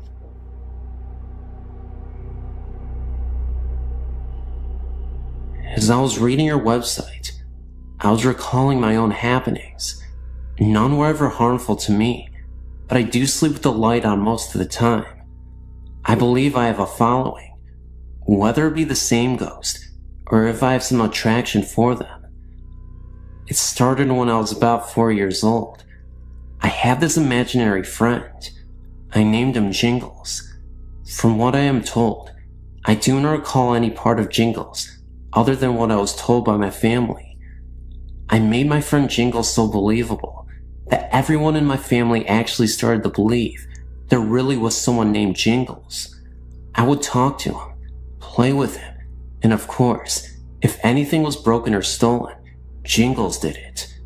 If I was good and got a treat, Jingles had to get one too. Jingles remained my friend until I reached first grade and moved to a new home.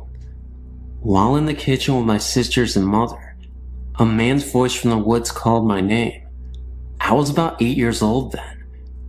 We all froze with our mouths dropped to the floor and our hearts racing. All 4 of us could not have imagined that someone called our name. I was young, so my mother made a joke about it, and it was forgotten. Throughout my childhood, strange things happened in this house. Images were seen out of the corner of my eye and my family's eyes, but we would just chalk it up to our imaginations. Certain toys would flip in the air, stuff like that. I was scared for the moment, but never afraid to be in the house. Over the years, we have found what I believe to be cow skulls in the backyard. 2 were found, but no one in the street has any cows. We don't know where they came from. This house that I lived in as a child eventually became my home. My sister lived in the in-law apartment below me. She would always ask me what I was doing up there, because she would always, even when I wasn't home, hear jumping and walking around. What makes this so strange is that once I moved out of the house, the noises stopped. After moving out of my parents' house and into my own home about 9 months ago, there seems to be extra guests. I hear voices, but can't make out what they are saying. I often hear a muffled radio sound. I hear running water. The house is always making house noises, but around 4 to 5 a.m., the noises stop and the house is dead silent. Often a cool breeze would find me, even when there is no wind. I can't explain the feeling that I'm not alone. My children, 9 years old and 8 years old, keep saying that they want to move because they think the house is haunted. I don't think moving is going to solve that problem. A little background on the house I own. It is 30 years old in a waterfront property. I found out that the owner of the home died of cancer, not in the house, but has died. There have been 11 deaths around the lake, and they've all died of the same cancer.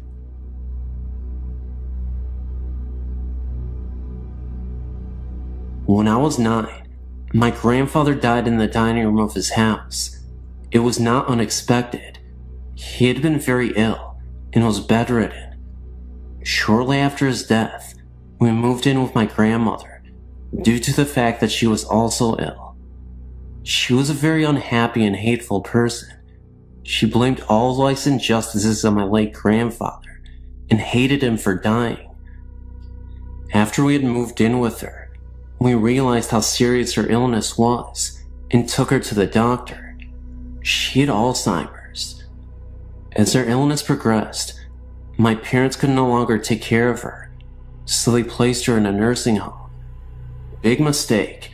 She transferred all of her anger from my late grandfather onto my father. During the last stages of her illness, she would repeatedly tell us that she did not want to be buried near my grandfather, that she had spent all of her living years with him, and she did not want to spend eternity next to him. Well, as fate would have it, my grandmother passed away. Funds were tight, and we not only had to bury with my grandfather, but her casket was placed on top of his. We had no other choice, because all of the extra money we had for her funeral was used to care for her in the home. Anyway, on with the story. After my grandmother's death, strange things began to happen. During dinner, the back door would just fly open, or at night, the sheet would be tucked around my body while I slept.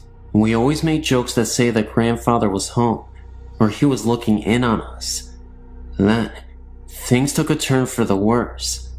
One night, my father awoke to the sensation of his legs being pressed into the waterbed mattress. Once he was fully awake, he realized he could not move, and whatever was pressing him into the mattress was continuing up his body. He glanced over to get my mother's attention, but could not speak. This entity was now cutting off his breathing. Finally, he thought, "Mom, I am sorry. I had nowhere else to put you." And then it all stopped, as fast as it started. The next morning at breakfast was when Dad told us about his experience. The next night I had a similar experience, but chalked it up to dreaming. I figured that I heard my dad telling us about his experience, and that I was just dreaming based on that. Now, let's jump ahead 9 years. I'm married, and have just given birth to my first son. It was morning time, and my husband already left for work. I thought I would just take a short nap and rest, while that baby was not fussing. So I dozed off to that place between sleep and wakefulness, where you're not fully totally asleep, but resting. The next thing that happens is something that I'll never forget. I began to feel my body being pressed down into my waterbed mattress. I could not open my eyes, but I knew I was awake. I could hear the television and my son cooing. I could not move, and then I began to hear this voice, a horrible, evil voice that not even a word can describe, saying, "You know I love you." This went on for what seemed like an eternity, but was only probably about 2 minutes. Then, in my mind, I thought, "Dear God, what is my baby seeing?" And just as quickly as it started, it stopped. I've not had many experiences since then, and that was just 2 years ago. My question is, was it my angry grandmother or something else? If anyone has any suggestions, please email me. I'm on your website because my boyfriend runs a theater in downtown New York City and has otherworldly occupants. The building has been around since 1897, It was a school until 1978, where a fire killed a little girl. Now, it's an arts community, with theaters and artists that occupy the studios, and occupy the whole of the building. My boyfriend and a couple other people who run the theater have seen and heard things. I myself have felt the cold associated with presence in a particular room. All my hair stood up on end, and in my gut, I felt we needed to leave the room. These are two particular events which solidify my suspicions. I got a call from my boyfriend one night to tell me he was coming home early. In the background, I heard male laughter, like someone was playing a joke on him and really enjoying it. I thought nothing of it. He works with a couple guys down at the theater. When he came home, he told me he had been dumping the evening's garbage. The dumpster is at the bottom of the stairs on the north side of the school. As he was going down the stairs, he saw a figure cut across the room at the bottom of the stairs. He called out, thinking it was the building's handyman. No answer. He reached the bottom of the stairs and deposited the garbage bag and headed back up the stairs to get the other bag of garbage. At that moment is when he heard what sounded like someone dragging the bag he had just deposited. He stopped, turned and called out. The noise stopped. He dismissed it and brought the other bag down. He headed back up, and the same thing happened. This time he did not go back down, but instead called to tell me he was on his way uptown. Later that night, in bed, he told me what had happened. I asked him who was with him when he called me, and he said he was alone. All my hair stood on end. Who was that laughing then? I asked. He said he was alone when he called. I think he thought it was my imagination or a bad connection, but now I know what I heard. Now last night, I was at the theater, some fashion show going on there. My boyfriend tells me what happened the night before. He'd spent the night at the theater in a pull-out mattress the guys kept there for late night work. It was around midnight, and he was not asleep.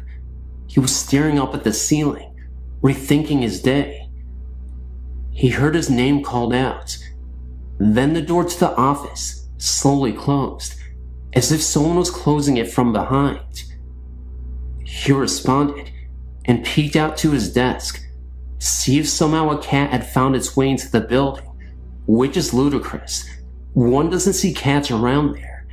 And of course, he found nothing. All the windows were closed, so no breeze blew in. He said he then heard what sounded like whispering outside the office door. Lots of whispering, stage whisper, of gibberish with some strong hissing sounds, almost like a snake. He called out again and banged on the door. He went back into the adjoining office and went towards the door. He then felt a cold coming in from under the door. He placed his hand in the crack at the bottom of the door and felt no breeze. Then, a scratching sound, fast repetitions, like a dog scratching to get in, started. This was too much for him. He packed up and calmly walked out. He said he was a little afraid to walk back once he left the theater office, afraid of what he might see. I think being a theater, and many actors who love the space, left parts of them when they died. The founder died of leukemia, and loved and lived for this theater company. The little girl who died in the fire also stands my hair on end. Last night, I also found out the other guy who hears and sees things, that he hears that same playful laughter in the theater, just like I heard on the phone that night. Also seen figures sitting at the bar, footsteps heard. And that's my story. Thank you.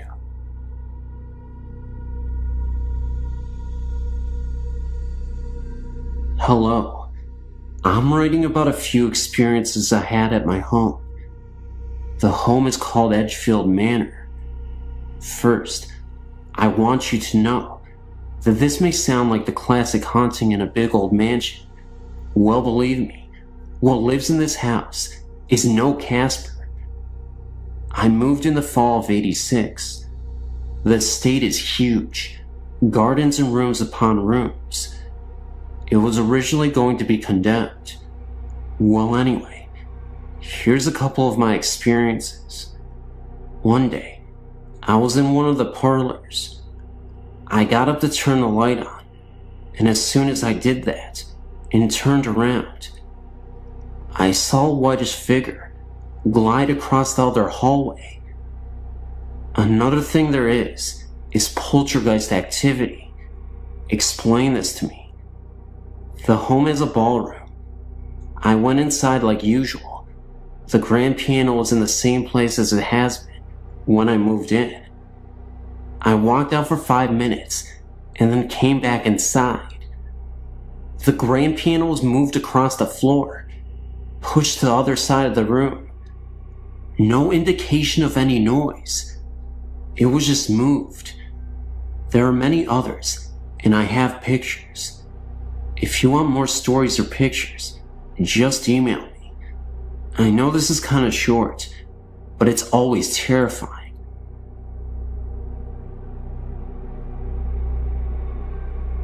Hi, my story begins in Maine. Our family owns a cottage in Castine. We go there every year. We're going next week, actually. The house belonged to my great-grandfather. The house dates back to the Revolutionary War times. People have died on the front lawn.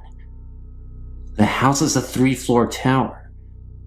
This is a story about a crazy lady who used to live in that house. She used to scream out of the tower at people.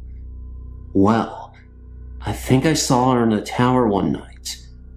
When my great-grandfather lived in the house, he claimed that he saw it a few times when he would read on his rocking chair in the living room. He said it would walk in front of him. 3 other people in my family saw the same thing. I never heard the story about the crazy lady until I brought up my experience to my parents after we got back from vacation. The funny thing was, this ghost, it was wearing a maiden's outfit. When my dad told my grandfather, he said that I experienced it exactly as he saw it. I've never heard the story until I saw it. I am no liar.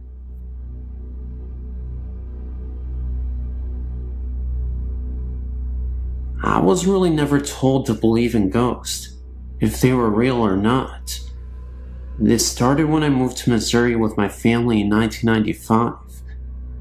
The first home we rented when we arrived, something was very uneasy about it. I not only felt it, but my eldest son did also. One evening, when the 3 sons were in bed and my husband was working late, I was up watching TV late. When I decided to go to bed, I left a low light on in my bedroom.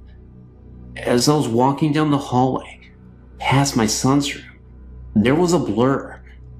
I thought it was because my eyes were tired, and there was a mirror on the back wall of the hallway.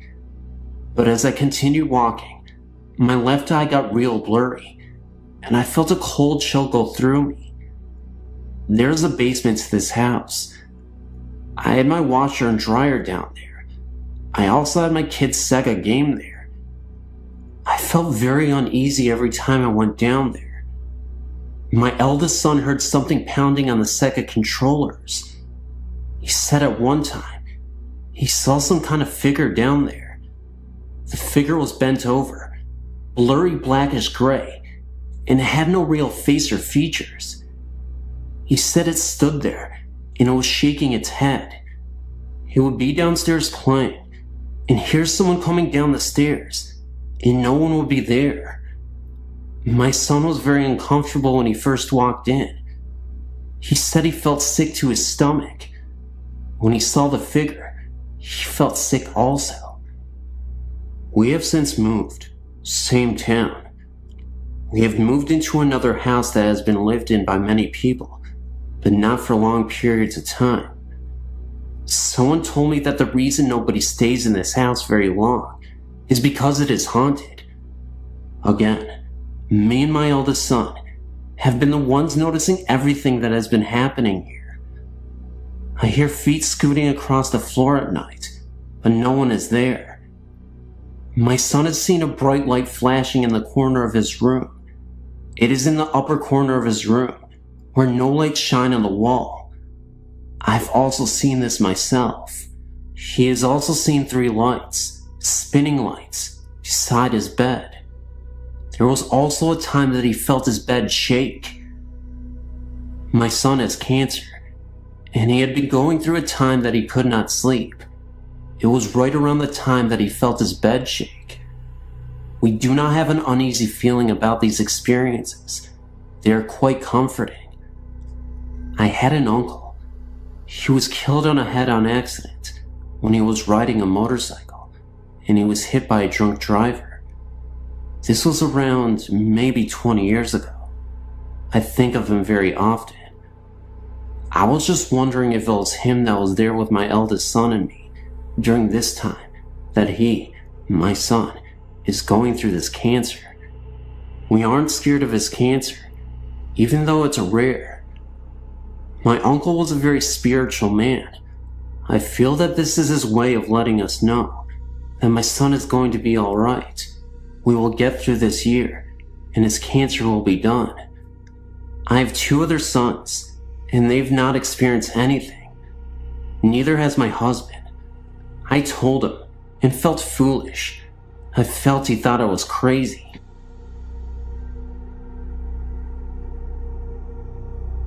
To start my story, I've had these experiences for a good part of my life. It started long before I was born, in a house that has been in my family for almost a century. My oldest brother Mike, he was around 3 when he saw the presence of my great-grandmother in a corner in the attic during a visit to see our grandmother. This house is an old 2-family home with a basement and an old apartment attic that had been dismantled in the 50s. My family moved into the house in the late 80s. Since the house has been in my family for almost 100 years, the house has seen many losses and a lot has occurred inside the home. The attic had a very high spooky factor to it, I guess you would say. The house had a very spooky feeling to it all over. A lot of 2-family houses, built in the 1900s, in the New England area, I've been told had a door that led into the living room. The door was for coffins to be wheeled into the living room, so the wakes could be done in the home. Knowing this always freaked me out. The doorway had been covered, decades before my family moved in, but the eerie outline was still there, on the living room wall. Now that I give you a feel of my old home, I'll explain my happenings. I lived in the house for 10 years.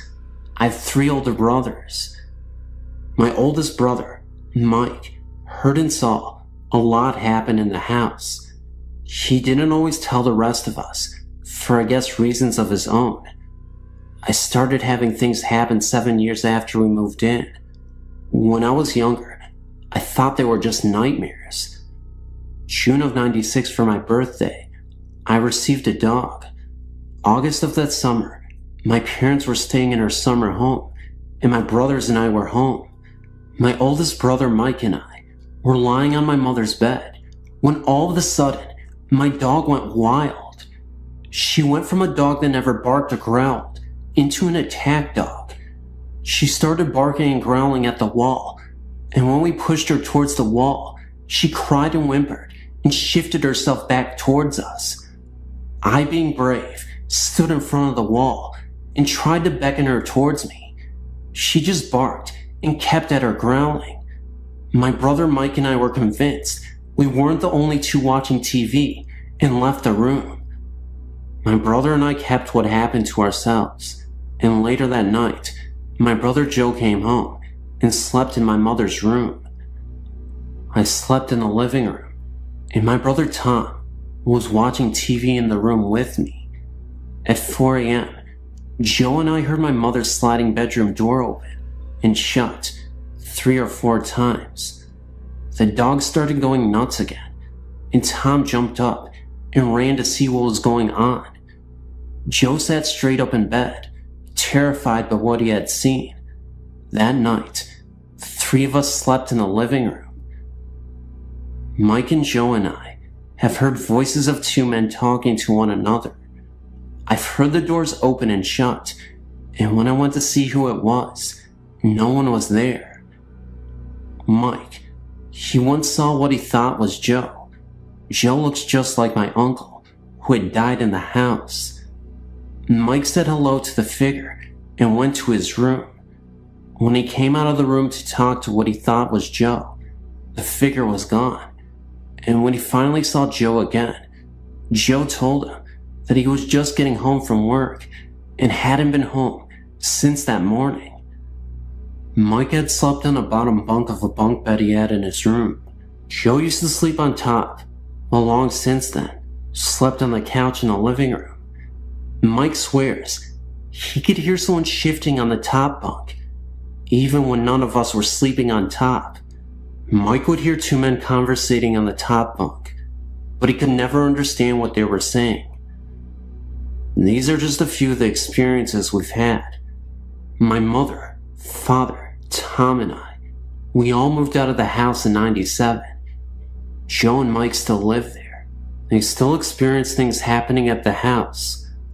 I lived with them from November '98 till July '99, and I had no experiences. I visited them 2 weeks ago and stayed overnight. I slept by my grandmother's on her pullout, and something almost jumped at me. I can't even explain what happened. It was pitch black in the room, and my mother was next to me. I turned my body and opened my eyes, and it almost a flash of light, but with a dark figure behind it, leaped at my face and disappeared. I got so startled, I started crying.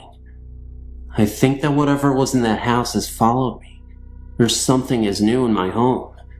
When I leave my room sometimes, or even when I'm sitting in my room, my stereo will turn on, and my Jewel CD will come on. Last time I came in the room, the song Adrian was on. If you know Jewel, it's a song about a young girl who is a child who becomes disabled. I have no pictures or sound bits to share, just what me and my brothers have experienced. I know it's long, and some of my things may seem a little wild, but what I'm typing is nothing but the truth.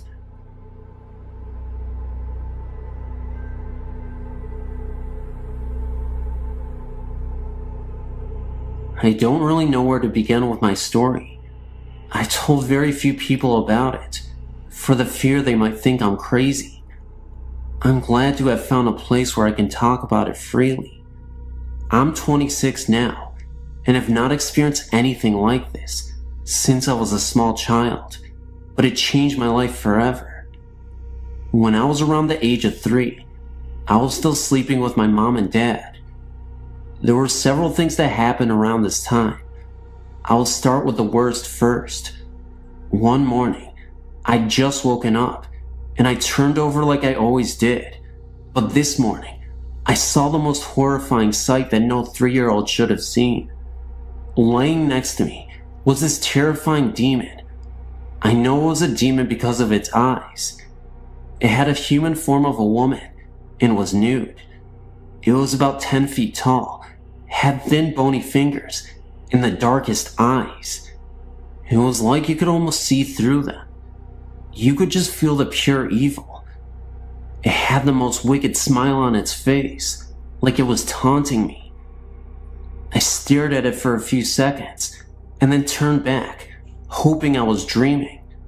Then, I felt the bony finger poking me in the back, as if to say, "Hey, you."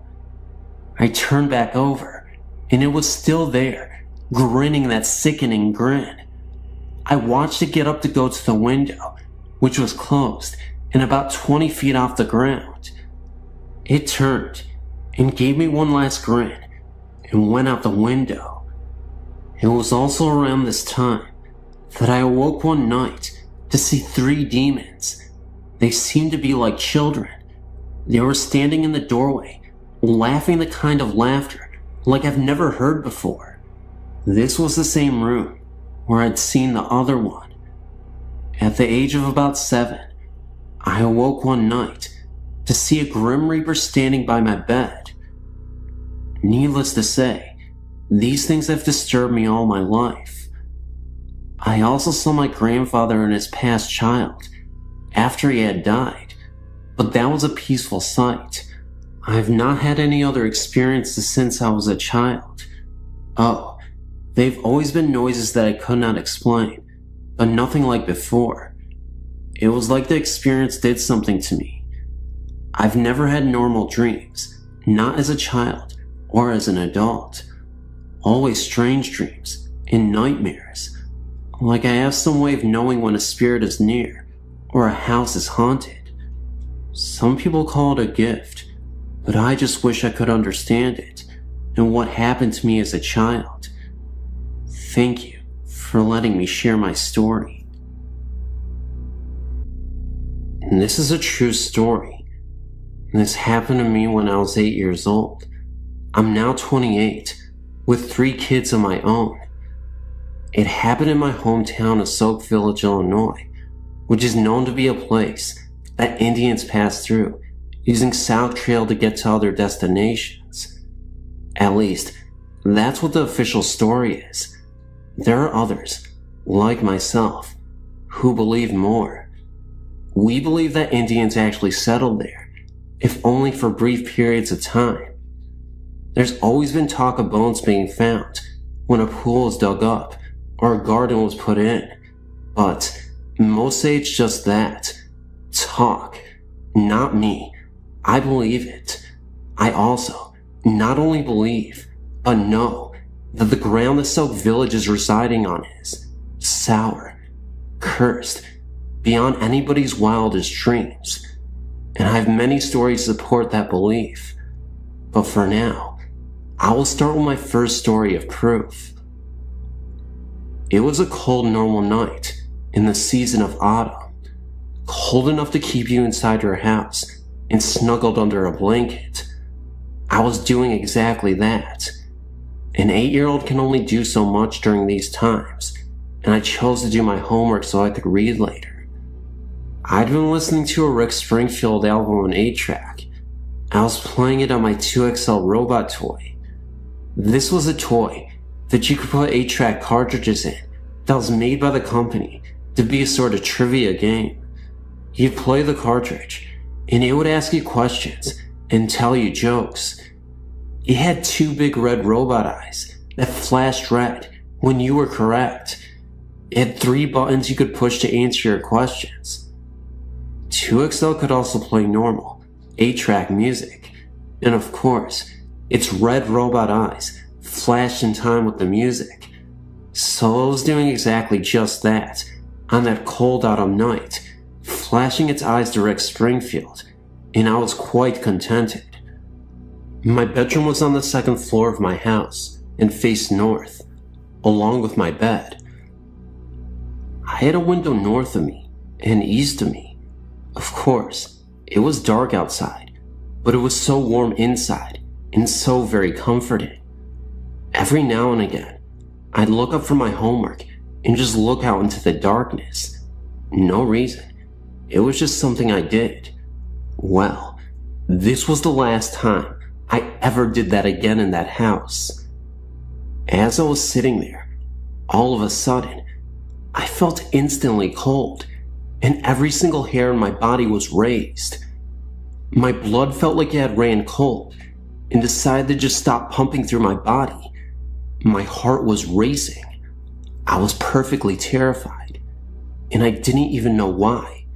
Yet, my 2XL was suddenly stuck, and it kept playing the same verse from Rick over and over. Hole in my heart. And its eyes weren't flashing anymore.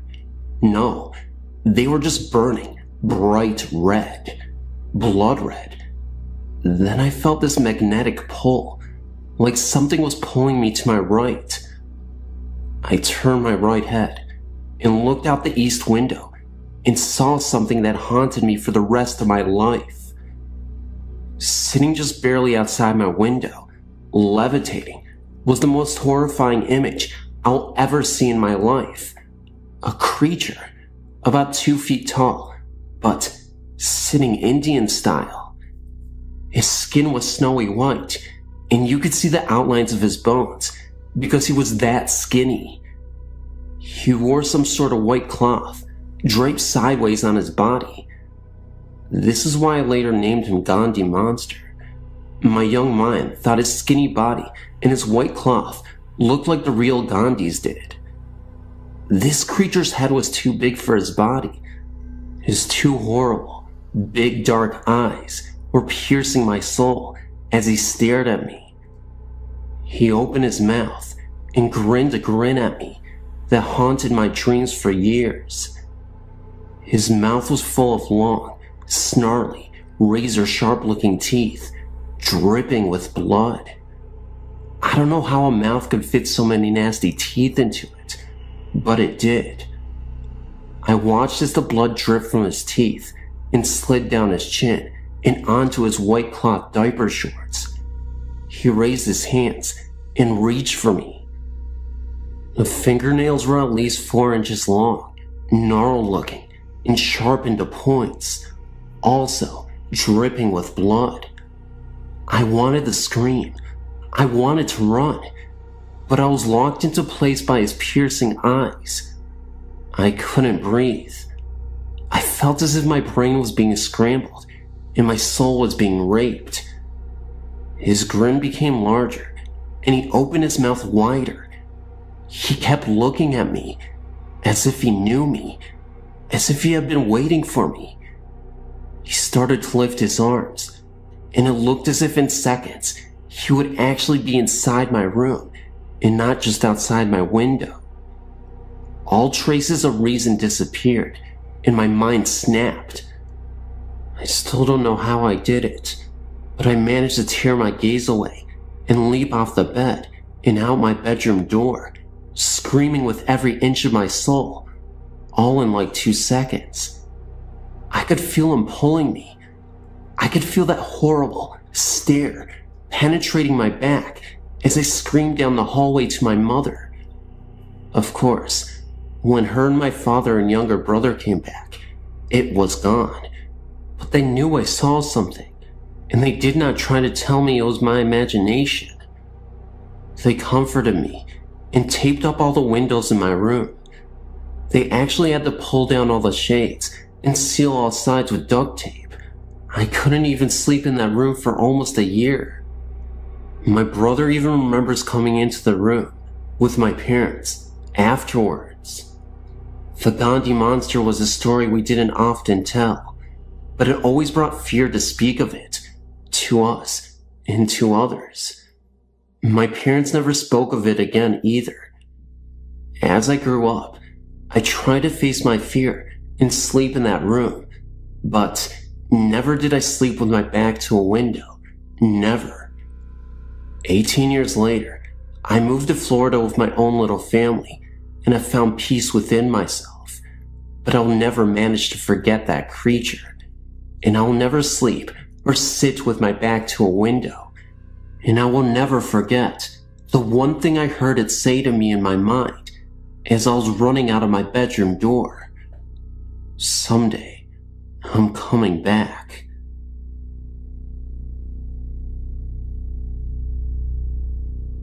Hey, I'm in my mid-teens, and I've experienced ghostly encounters.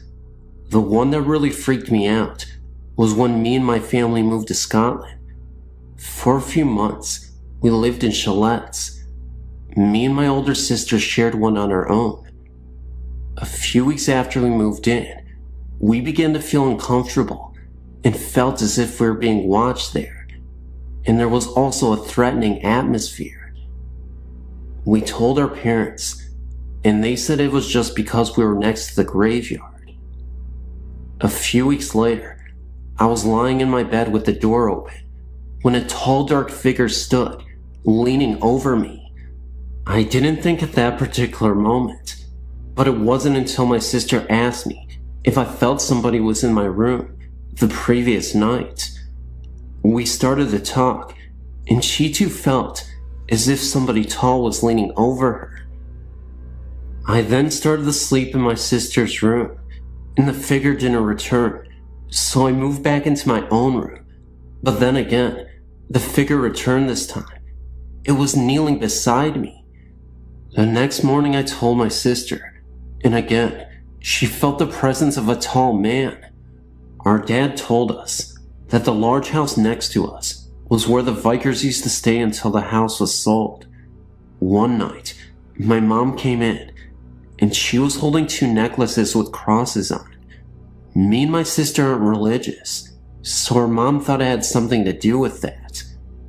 So we went to bed, holding the crosses. That night, it was very uncomfortable in both rooms. After that, we haven't felt the presence of the tall man. The figure that visited did so on a few occasions. Each time, it felt as though it was getting closer and more angry. When the crosses were given to us that night, the figure seemed very angry. Its face was literally pressed into mine, and it felt as if he was gritting his teeth at me. My sister also had this very uncomfortable, menacing figure who was pressed into her face. All you could do was hide under the guilt, closing your eyes really tight, and hope you'd fall asleep quick. Since that last visit, nothing has returned, and we've since moved then, and nothing. We don't even use the crosses anymore. Other things that we didn't think of as being connected at the time now do seem connected, such as the chalet that Mom and Dad were in, although the same, was different in feeling. Because Mom and Dad's chalets always had a comfy feeling, yet ours didn't. Whether it was because there was just me and my sister alone in there, and it was our imaginations or not, we don't know. Although in Mom's and Dad's chalet, there was only one more person over there. From the moment we stepped into the chalet, it was always cold, even with the heaters on. Plus, there was often a bad smell wafting around, a lot like fish, rotten. This was only in my bedroom, possibly me, my sister says. Also in my room, there was a strange noise of scratching, as if someone was sketching or writing. This noise accompanied the presence of another figure, smaller in stature and of the female sex. My sister also felt the smaller presence, but not the noise. She only came once, very different, not menacing, quiet in nature, and much older. She was almost a comfort. But it's still not nice to be watched over at night by ghostly figures. It's strange, because we didn't actually see anything, yet you get so much from these feelings, the sex, age, angry, happy, etc. Plus, we get almost exactly the same feelings. But is it just our imagination? Are we certifiably insane? Are we demented?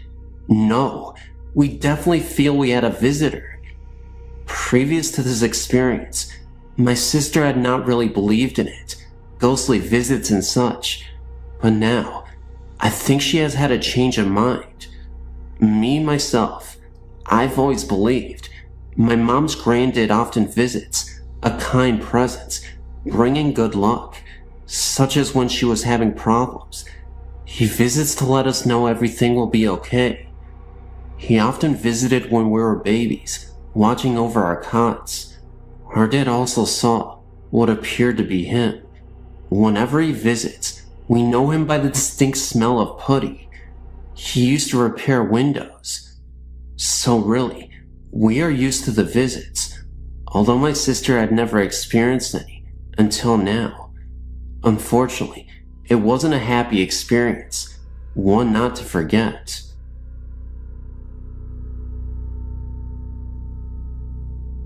happened to surf onto your website, and I just wanted to let you know that I saw Resurrection Mary in Justice, Illinois, back in October of '92. After getting off of work at 3 a.m. from a chemical plant, Whitco Corporation, near 51st and Central in Chicago, I was driving by that particular cemetery at about 3:30 a.m. on my way home from work. Driving by, but initially not thinking much of the sight, as there was a nightclub with women of ill repute nearby. I saw a woman in a light blue or white palm dress standing by the trunk of what looked like a black park limousine at the front SW Cemetery driveway off Archer Avenue to the cemetery. I slowed down quite a bit to get a better look at the odd sight, but then drove off.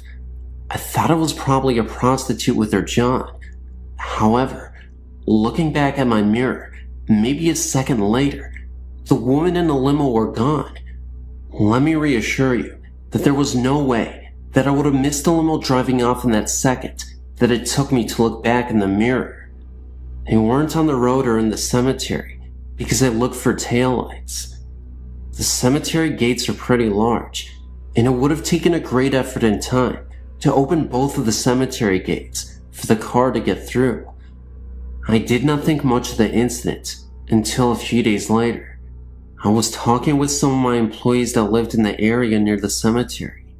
Two of my employees mentioned that I'd probably seen the ghost called Resurrection Mary. I didn't much believe in ghosts until that incident, and I'm still somewhat skeptical, but I cannot fully explain what I saw that night. That incident is still vivid in my memory, and kinda creepy to think about it, to this day.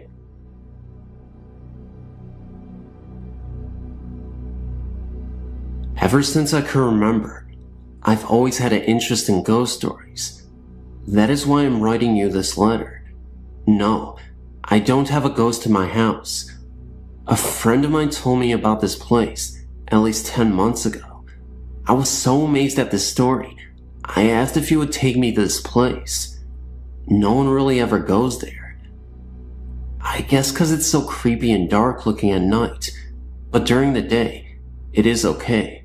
Nothing strange happens. Well, first, before I tell you more about this place, let me tell you the story of why it is so unusual.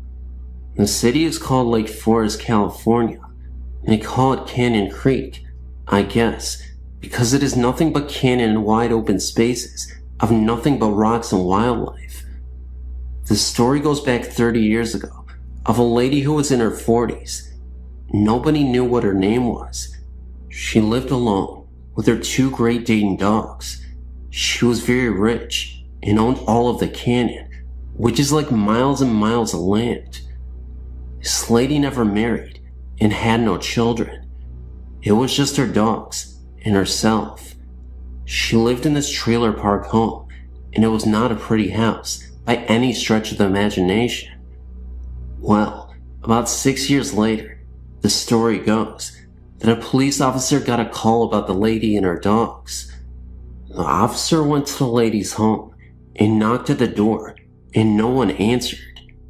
The officer ended up breaking down the door, and what he found next was horrifying. It is said that the officer found the lady dead. Nothing was left but her decaying body, and her bones were visible. Worst of all, laying right next to her were her dogs. They had both died as well. Now, on to the paranormal part. People who have never been to this place don't know what to expect if they come into this place. It's unpredictable. Sometimes, when you go back to the area where she passed, you'll notice paranormal phenomena. Other times, you won't. A man was driving alone on the canyon by himself one night, and the story goes that he saw the presence of the lady standing at the side of the road with her two dogs. The man did not stop at all to give the lady a ride. He just kept going. And this other story was told by my friend. My friend told me that his ex-girlfriend and her boyfriend went up there one night to check it out. They stopped where the lady's house was. They were only there about 15 minutes away when they were just talking and listening to music. Then, all of a sudden, they heard a knock on the side door of the driver's seat. They both turned to look, and they saw the lady standing there, knocking on the window. She was dressed in all white and covered in blood. They also saw the dogs nearby as well, far off into the distance, appearing as silhouettes. They sat there in shock for 3 minutes, horrified by what they just saw. For some reason, the lady was still knocking at the driver's side of the window, but in reality, it was really not that long. They both said that she must have been there about 40 seconds. After that, my friend said they never returned back there. That was not the only story that happened to anyone. There are far more. What I would like to know is who is this lady and why is she doing this? There's something more to why she has to haunt people who have done nothing to her. Maybe it is because she does not want anyone on her land that she loves so much. What could it be? Here's my email address. If you have any questions, please feel free to get a hold of me. I would like at least some kind of feedback on this story. Please, I beg you. I'm so confused and I'm scared. Please let me know what is going on. I find this intriguing. When I was a young teenager, around 13 or 14, my cousin Judy and her family had rented a home on the Tennessee and Georgia line. This was a huge house with plenty of bedrooms for Judy and her 4 siblings. It had a wraparound porch and 3 fireplaces. It was a gorgeous old home, probably built in the early 1920s, if not earlier. And there were huge oak and maple trees complete with tire swings in the front yard. Judy, who was 2 years older than me, instantly hated that house. She said that it scared her. Her mother passed it off as that adolescent dislike of anything and everything. After about a month in that house, Judy had changed. She was always sleepy and cranky, always jumpy, and looking over her shoulder as if she were scared. When I asked her what was wrong, she insisted that it was the house. She said that there were strange voices, odors, and unexplainable movement from furniture at night, that she was almost unable to sleep at all. When I tried to be rational, she snapped at me and demanded that I go and see for myself. That night, I arrived with a small tape recorder and blank cassette tape, something one of my classmates told me to do, and ready myself for bed. Just after 11 p.m., I awoke to the sound of fingernails tapping rhythmically on a wooden table. Figuring it was just Judy trying to save face, I rolled over and went back to sleep. A short time later, the radio alarm clock sounded, blaring some static-filled rock tune. I turned it off, thinking again that it was just Judy pulling another prank. Later still, I awoke freezing cold. All of the blankets were piled at the foot of the bed. Judy was sitting with her back to the headboard, and her knees curled up under her chin, and her arms wrapped around them. She was staring glazed eyes at the dresser mirror, where there was this faint, fog-like mist reflecting in it. Again, thinking it was all Judy's doing, I gathered up the covers and went back to bed. Finally, very late in the night, I was again awakened to the sound of someone calling my name. It was very distinct and not something Judy could pull off, especially considering she lay next to me sound asleep. I shook her awake, and she heard it too.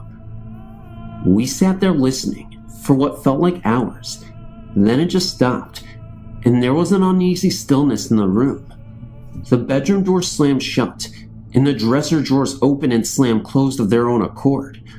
A guttural growling sound filled the entire room, getting louder and louder until it was echoing throughout the house. When it finally subsided, we could hear beating and knocking on the bedroom door. It took us a few moments to realize that it was Judy's mom trying to get into us. When her mom finally got in, Judy and I were in tears.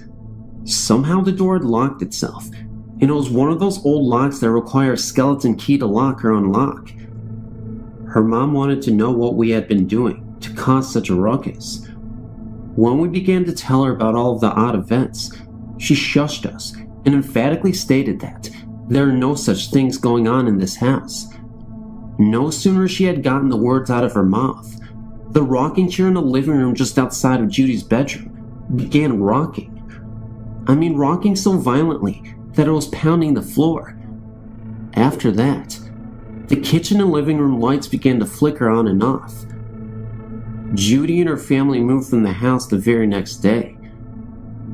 The day after Judy and her family moved, one of her brothers found the tape recorder and began listening to the tape.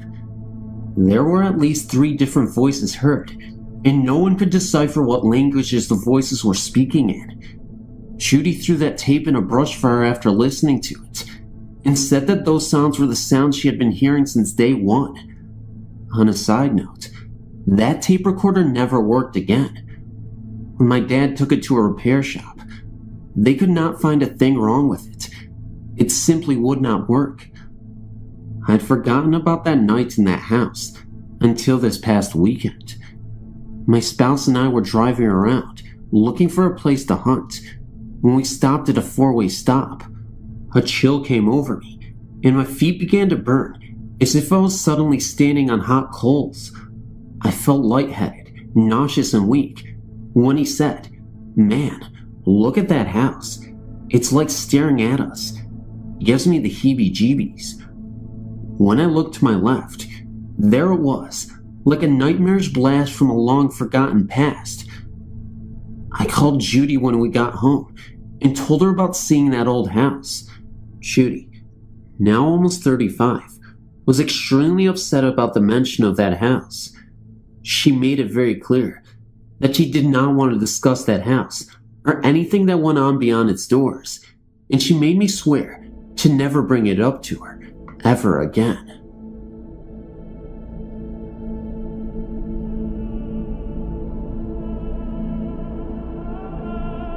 From 2001 to 2003, my grandma and I lived in a house in Boonville, Missouri. The house was my uncle's, but it used to be a duplex, so my grandma had one side, he had the other, and I had the upstairs that went from his side up. First, I have to say that the house always felt weird. It used to be a vet's office, and between the 2 halves of the house, there's a little hallway about 3.5 feet long with a door on her side, a door on his side, and a door to the basement. The doors in the house stuck at some times of the year. It wouldn't stay shut the other part of the year. This was the part of the year that they wouldn't stay shut. They just swung all the way open. I went downstairs to go talk to my grandma, and when I went into the hall, both doors slammed shut. The basement door, which always latched very well and stayed latched, started to swing open and stopped at about 1 inch. I know it was about 1 inch because my hand was on the door. There was a really cold draft coming from the crack in the door, and our basement wasn't that cold around that time of year. I screamed and started banging and pushing on all 3 doors. It was pitch black in there. There wasn't a light. And finally, the basement door shut quickly, and both doors just swung open. I went in and told my grandma, and she said she heard the door shut and thought it was weird, but didn't hear me screaming. Another time, we had been gone all day, and so had my uncle. We didn't have a big ladder, and no one around there had seen anyone on our roof. I went upstairs and walked into the bathroom, which was right across from a window. I paused for a couple seconds, then turned around. The window, frame and all, were lying on the floor. There were a couple marks on the wall where the corners hit as if it was falling down, and there were linters of wood all over the floor. We checked, and there weren't any pry marks, and no marks outside, and no handprints on the window like someone had pushed it. My uncle still thinks I somehow pried it off the wall. That is the window he kept telling me to keep shut. I tried, but it was one of those windows that opens from the top and leans in. Every time I shut it and locked it, it would come open. He slammed it shut, and the next time it was open was when the window fell off the wall, as we put it. There are other things that happened in that home. Almost all of it happened upstairs. The locked doors would pop unlocked, open, shut, then relock themselves. If I put too many things on top of the filing cabinet in the corner of my bedroom, it would shake violently until some stuff fell off. When anyone went up or down the stairs, something grabbed your ankles about halfway and even tripped you. I had a particularly nasty fall down the stairs one time. The closet doors in the hallway would open and close slowly sometimes. The stairs came up in the middle of the hallway, and there was a walkway all the way around. The side that no one ever walked on had really cold spots. A couple of things that happened that were not upstairs one time. I had my door open and was just laying there thinking, and I saw something come from my upstairs living room and walk down the stairs, ever so slowly. I followed it down the stairs on my rear end so I didn't get tripped, and through to my grandma's side of the house. My grandma started talking when it was still in the shadows. She thought she was still talking to me, and I was still in her kitchen.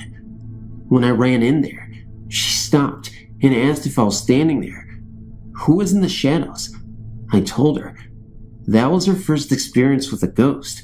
Also, all of the time, it seemed that the house was listening and watching everything, even from the outside. All in all, that was a very active house, and I'm glad I don't live there anymore.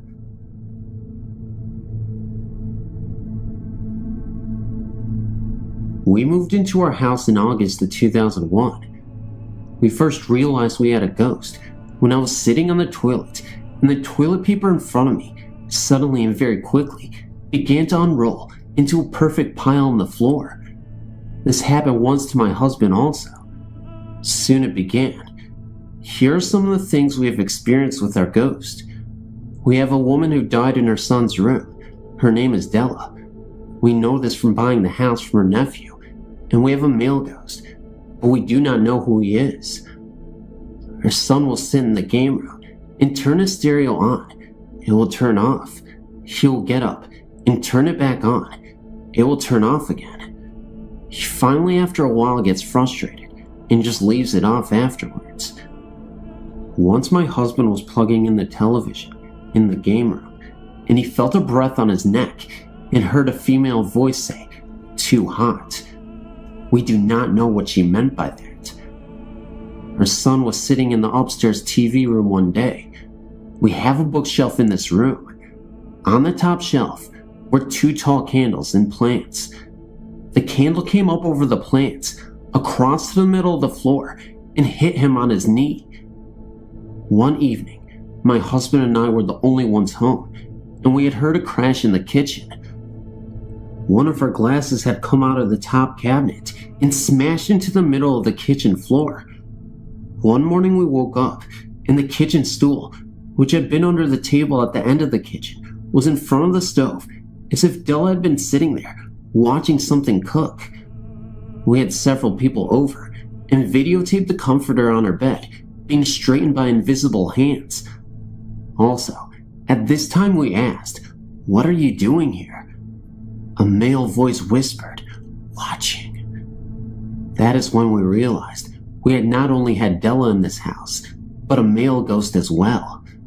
We have had on numerous occasions the smell of baking bread, and no one was baking bread. According to her nephew, she died in her son's bedroom in the month of June.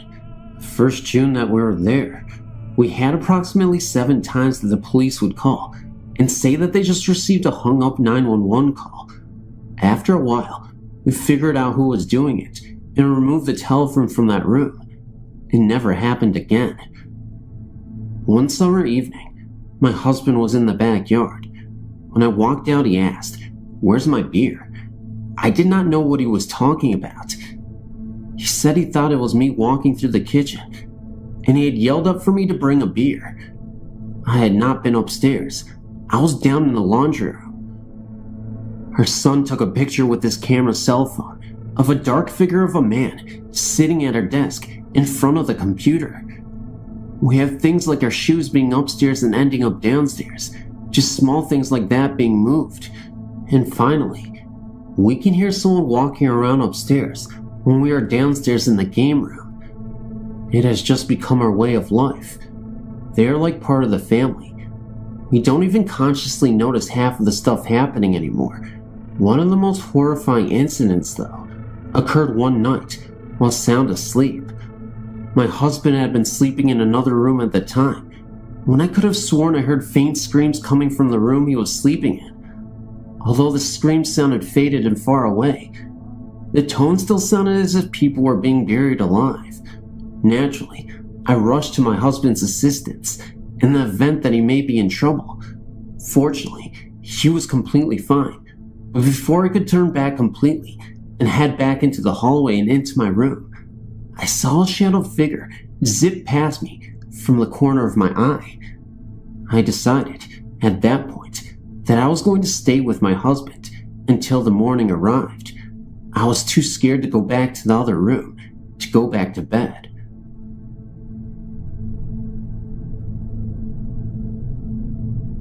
Hey, my name is Kelly, and I know that this experience is a bit short, but it's also a life-changing story that I'll always remember for the rest of my life. I used to frequently visit this young girl who I became a babysitter for. Her parents' house was a typical American dream type home, nestled inside a friendly subdivision of similar looking homes with white picket fences, perfectly manicured lawns, etc. One specific occasion, I was watching that girl play around in the front yard. It was late night, and I know it wasn't the smartest thing to do to let a child play around outside in the yard, but I was watching her, and the neighborhood was always very safe. I think it was about 11:30 p.m. at night when this whole event occurred. The streets had been empty. Absolutely nobody was out there but me and this little girl. That was when I noticed a man aimlessly wandering down the street just in front of the house. Since I was so focused on paying attention to the little girl, I didn't really notice him pop into my field of vision until he passed us by. This was an older middle-aged man with tattered clothing, looking completely out of place in a neighborhood that wouldn't even have these types of people wandering on the streets. He looked delirious and was walking slowly. He didn't seem to turn to us or even recognize that we were on the lawn. He just kept walking. Immediately, I grabbed the girl and ran back into the house and locked the door. I decided to look through the drapes when I noticed the man had disappeared on the street. It didn't make much sense to me because the man was walking so slowly and I'd just seen him the second before. I asked the little girl if she'd seen the man I'd seen, and before I could even finish my sentence, I heard a soft knock at my door, my heart pounding. I was too scared to even look through the hole to see if it was that man, but I did anyway. Oddly enough, there was nobody there. I ended up telling the family of the girl, and of course called the cops. They came over and told me to be careful, and that they would do their best to patrol the area in case they see a suspicious man outside. Later on, I thought that it could be possibly a ghost, though I'm not sure, but it does certainly seem like it. Another night I was out playing with this little girl when it started to storm shortly after. Her parents were home this time, but I liked to bond with the kid. My mom called me and told me she wanted me to come home so I wouldn't be out in the middle of the storm. The drive is probably about 10 minutes at the most, back to my house. As a side note, a friend of mine's house that was killed in a car accident is on my way home. As I was driving past, I got this urge to look at the house, and in the yard of this house, there was this fog presence. It wasn't just a light mist either. It was a completely darkened cloud. What completely shocked me, though, was that I swear it had some sort of definition or defined shape. It had the build of a person, but as I said, was still a dark cloud. I saw it for about 5 seconds, then it disappeared. It scared the crap out of me, because nowhere else around had any kind of fog. It definitely seems that this area has a lot of supernatural energy, and I'm not sure why. Thanks for reading, though.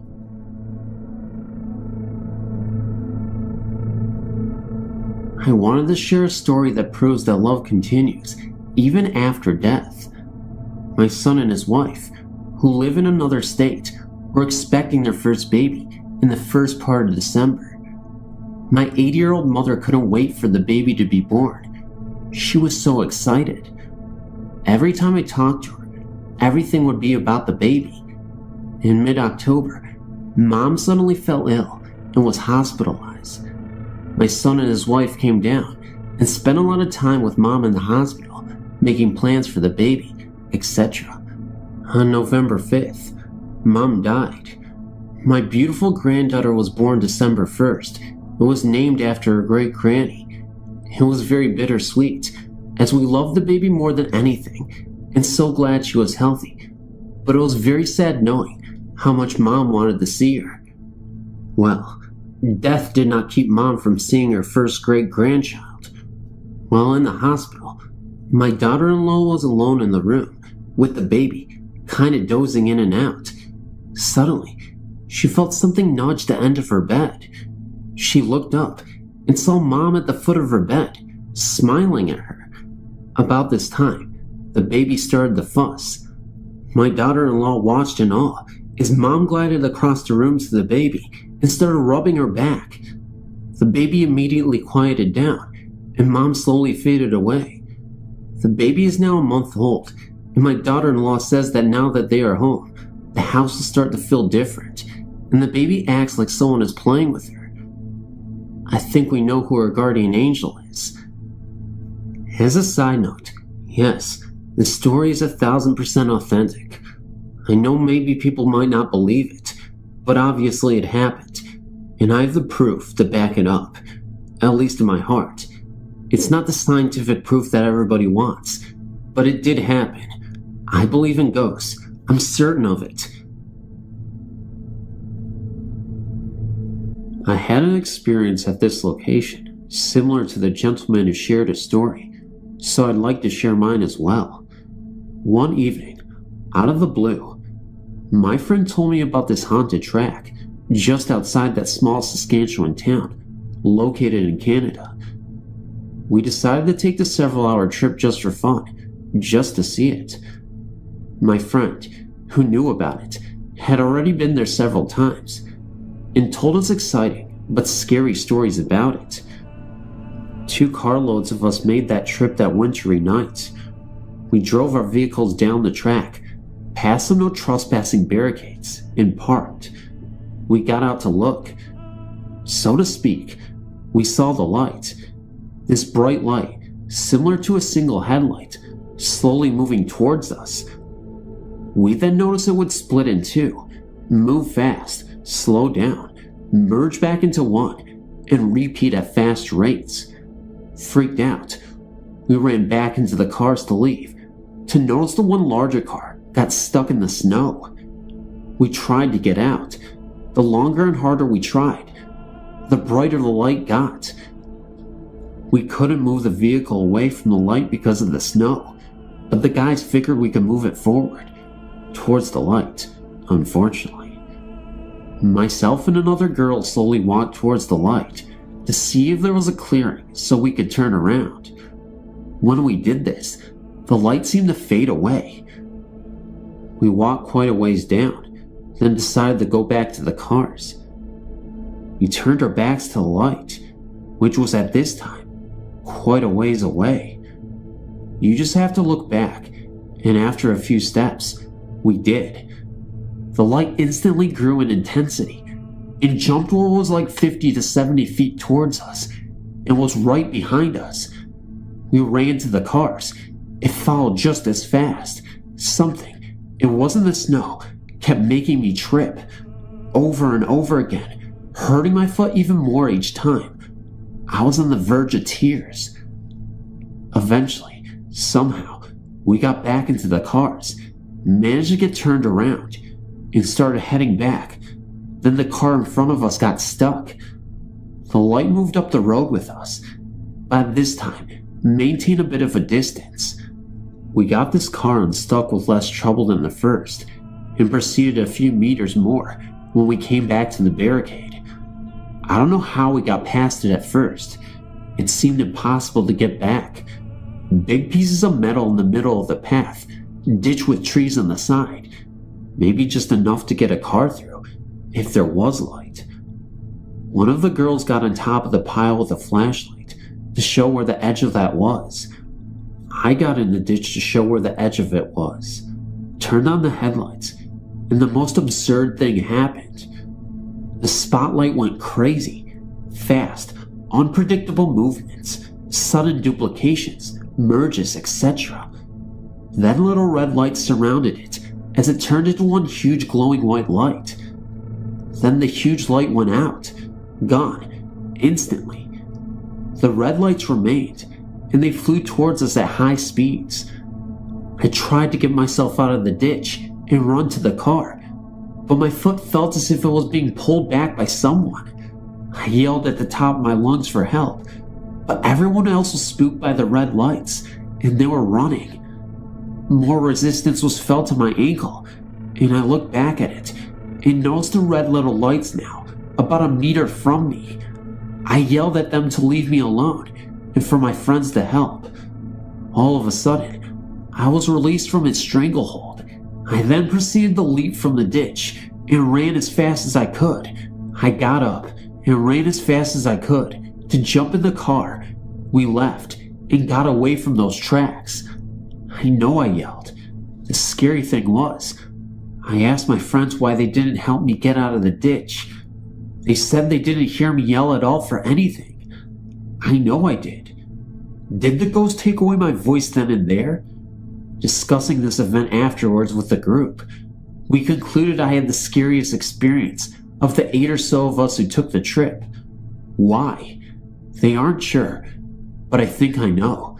I was the one who didn't believe any of it would happen. The ghost had to prove me wrong. They did. Trust me. Believe. They are out there, and you don't want them to have to prove it to you. Every time I tell this story to anyone, even typing it, my body stiffens up like I did that night. I feel a cold sweat, and every shadow scares me. It scared me to tears that night. I returned another time with other friends. They all believed at first, so they ventured out down the path, ran back within seconds, scared out of their wits. I got as far as 5 steps from the car when I jumped back in and locked the doors. Something felt wrong, like I wasn't supposed to be there.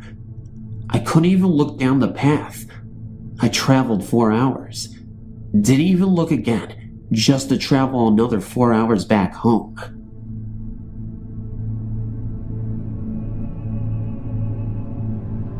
Over 35 years ago, in our farm neighborhood, there was a farm where an old woman lived alone. It was said around the neighborhood that the old lady was a witch. I don't know if she actually was a witch, but she was pretty scary looking. She wore long dresses and always had a scarf tied over her head. She walked with a cane and was kinda stooped over looking.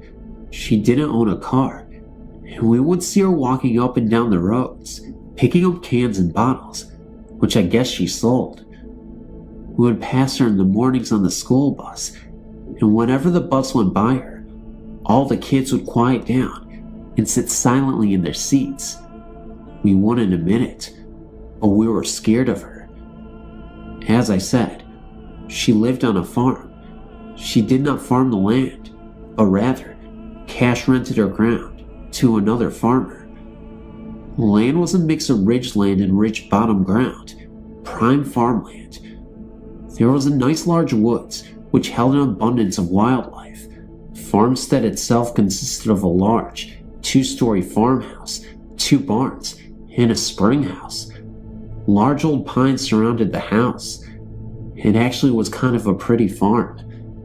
In 1963, the old lady died alone, and her land was bought by a neighbor in a share of sale. The neighbor was never successful in finding a tenant for the house, It seemed that nobody would live there very long. Then, in 1966, the house and all the outbuildings burned to the ground. The ensuing investigation didn't ever turn up much, but to this day, the rubble of the fires is still there, and the site is slowly going back to nature. Just a large pine still mark where the farm stood. Along came 1967, and for me, life changed. Graduation, the Marines, and Vietnam. Thoughts of witchy-looking old ladies were the furthest from my mind.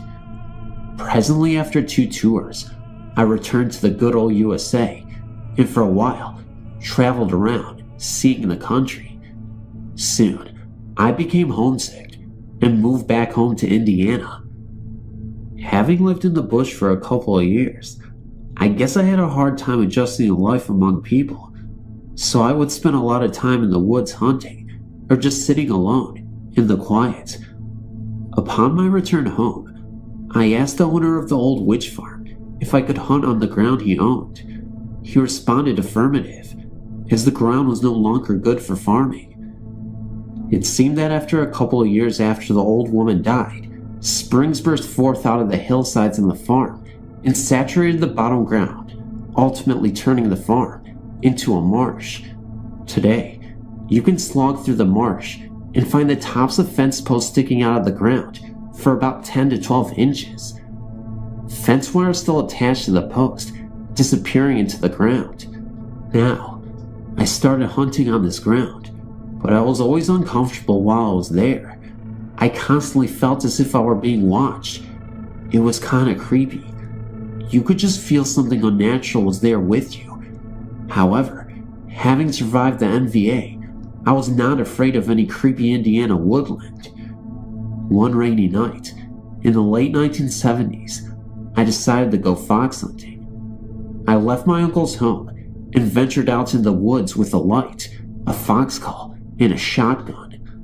I knew the best hunting would come in the field behind the old witch's woman's farm stand, so I crossed the creek and went up the ridge to the old farm. I set up and began to use my fox call. I was not afraid. I'd learned long ago not to let my mind get the better of me. After a while, I called in a gray fox, but I was not able to get a good shot at him, so I held my fire. It was very quiet, just the sound of the rain falling. Now, I need to explain that when fox hunting, a call is used to call in a fox, and a powerful light with a red or amber lens cover is used to shine or reflect the fox's eyes, revealing the animal's position. This is a common method used by hunters everywhere.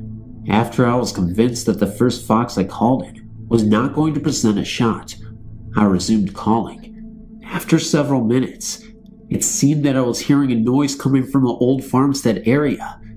I shined my light in the direction of the pile of rubble that had once been the farm buildings, and suddenly, I realized that the light was reflecting back a pair of eyes that seemed to be 8 to 10 feet off the ground. Okay, no need to panic. Probably a raccoon up in a small tree, trying to get a better view of an animal that was in distress, a noise my call makes. Regardless of what it was, this incident spooked me, and I decided to leave. I blew my cover and removed the red lens cover from the hunting light and turned it into the direction of the elevated eyes. Now, an animal's eyes will reflect red in light, but normally reflect with a greenish tint in white light. However, the eyes of a possum will still reflect with a reddish tint. The eyes that were being reflected in my light stayed red. No big deal, just a possum. I gathered my gear and started across the field for the wooded slope to go home.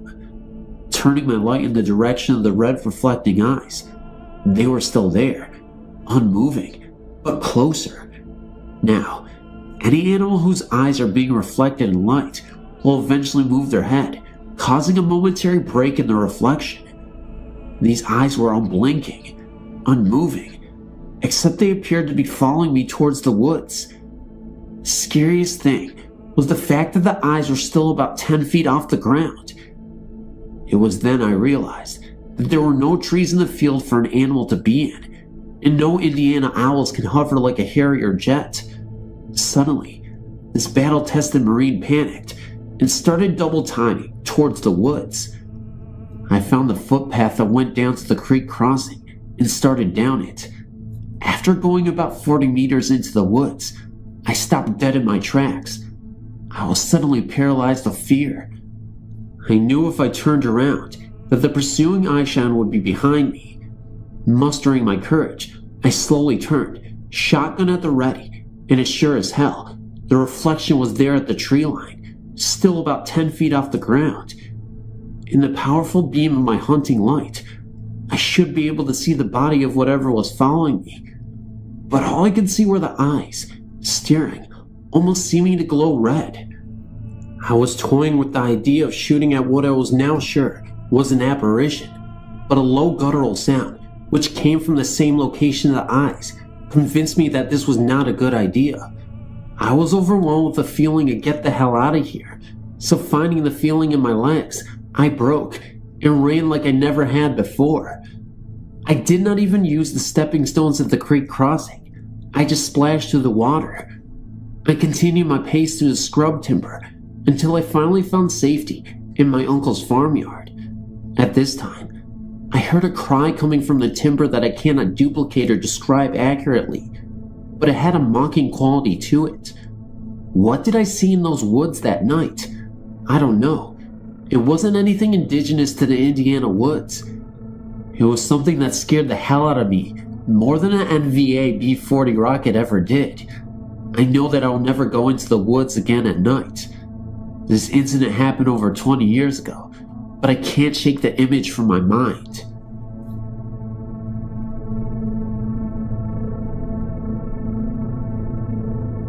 I was reading the many accounts of ghost hauntings and appearances, and I thought I should share mine. My senior year, my sister, my friend Mindy, George, Joey, and myself decided to go and search for ghosts in a place that is known for many ghost hauntings. I'm from San Antonio, and some of you may be familiar with the Tracks school bus crash that killed several children and bus driver in the surrounding Espada Park. On the way to the Tracks, there is a cemetery about a couple of blocks off the main street that leads you to the Tracks.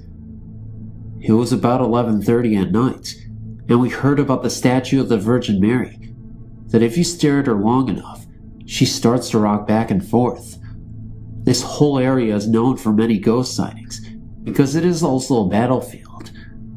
The statue is located in the cemetery, near the small road that leads into the cemetery.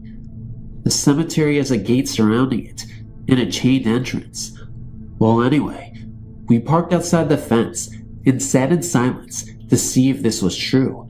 Sure enough, slowly at first, the statue started rocking. She sits with her head bowed and is holding her arms as if she is carrying a baby.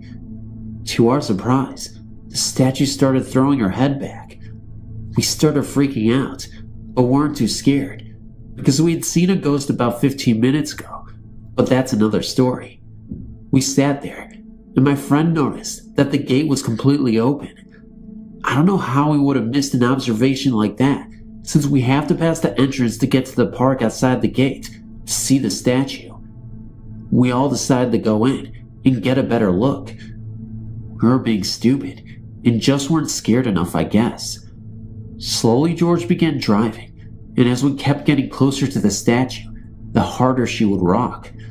When we got to where we were aligned with the statue, about 10 feet, the most horrifying thing happened. The statue lifted her head and stared at us, but with no eyes and no face.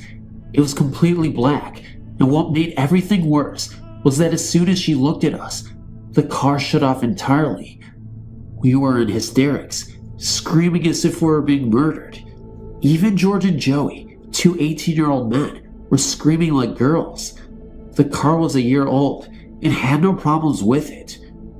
George continuously tried restarting the car, and it just would not turn on. The rest of us are looking away from the statue, and I was praying to God to start the car. Finally, what felt like an eternity, it started, and we hauled ass out of the cemetery and took a right out of the entrance, which leads us further away from the main road towards the tracks. We were in shock and decided to skip going to the tracks and go home and pray.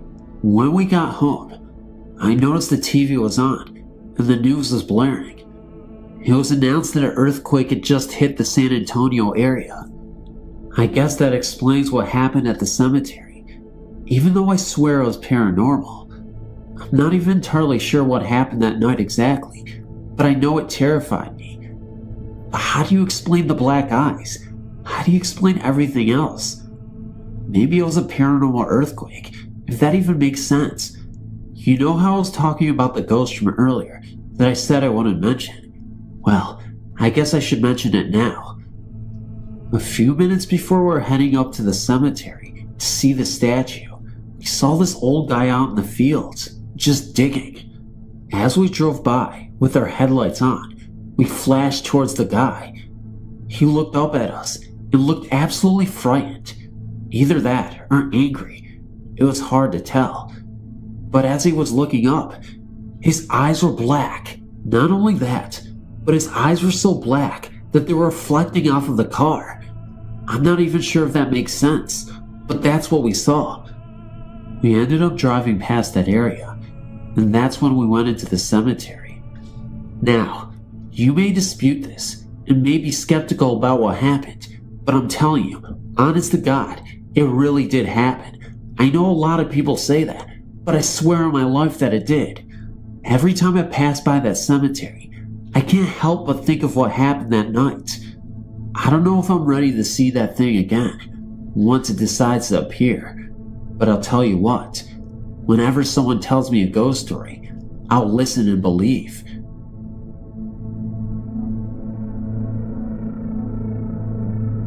We moved into a house that was about 100 years old and had not been lived in for about 20. The rumor around town was that it was haunted. I did not believe this, even though I had grown up with people that had spent nights in the house and said that they experienced it firsthand. So we moved into the house when my children were ages 5 and 8 years old. The first night in the house, I was very nervous. I could not go to sleep. When I did almost fall asleep, I heard a man's voice in my head. I know this sounds very strange, but it was like someone else's thought was in my head, and it said a man's name. I can't remember the name, only that it started with a B. We finally settled in. The girls complained of doors locking them in rooms. We had gone out of town for the weekend. My youngest daughter got a virus. When we got home, she went to bed. About 5:30 a.m., I heard what I thought was one of my children calling out for me. When I checked in on them, they were sound asleep, not even stirring. I went from my youngest daughter's room into the hall to go to my room, and I saw what I thought were car lights reflecting in my window on the stair landing. But as I watched, the lights were bobbing up and down, independent of each other. They went down the steps, turned at the landing, and continued down the steps until they disappeared through a door. Another time, at about 5:30 a.m. again, I was awakened by someone touching my leg. I thought it was one of my children, but nobody was there. I also experienced the man's voice in my head one more time. Near Halloween of the same year, I was in the car with my children when my 5-year-old complained that she always felt that someone was watching her when she was in bed. This scared me. It was time to get out. We bought a brand new house and moved out. When we had moved into the old house, I had 2 cats. They were so scared in the old house that they didn't come out from under the couch for a week. I thought this was a reaction from moving. When we moved into the new house, they were at home right away. I feel that they sensed something. After we moved out, my mother-in-law confided that she had an experience in the house while getting my children off to school. It was a foggy morning and not yet light out. She heard someone come in the house. She walked into the dining room and could see someone in what was called the parlor. She thought it was my mother, who liked to get up early and walk every morning for exercise. When she spoke my mother's name, The presence went up the steps. She thought my mother had gone up to check on the children. When she never came down, my mother-in-law went up looking for her, and no one was there. She became concerned and called my mother to make sure she was all right. My mother confirmed her calling. She said she wondered why she called so early for no apparent reason. My husband also experienced hearing what he thought was the children calling out for him, and they were asleep. For about 6 months after this, I had nightmares about the house. I hope I never experience this again.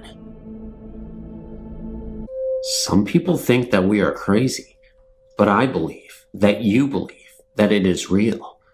In 1972, my parents purchased a house and we moved in. I was 5 at that time.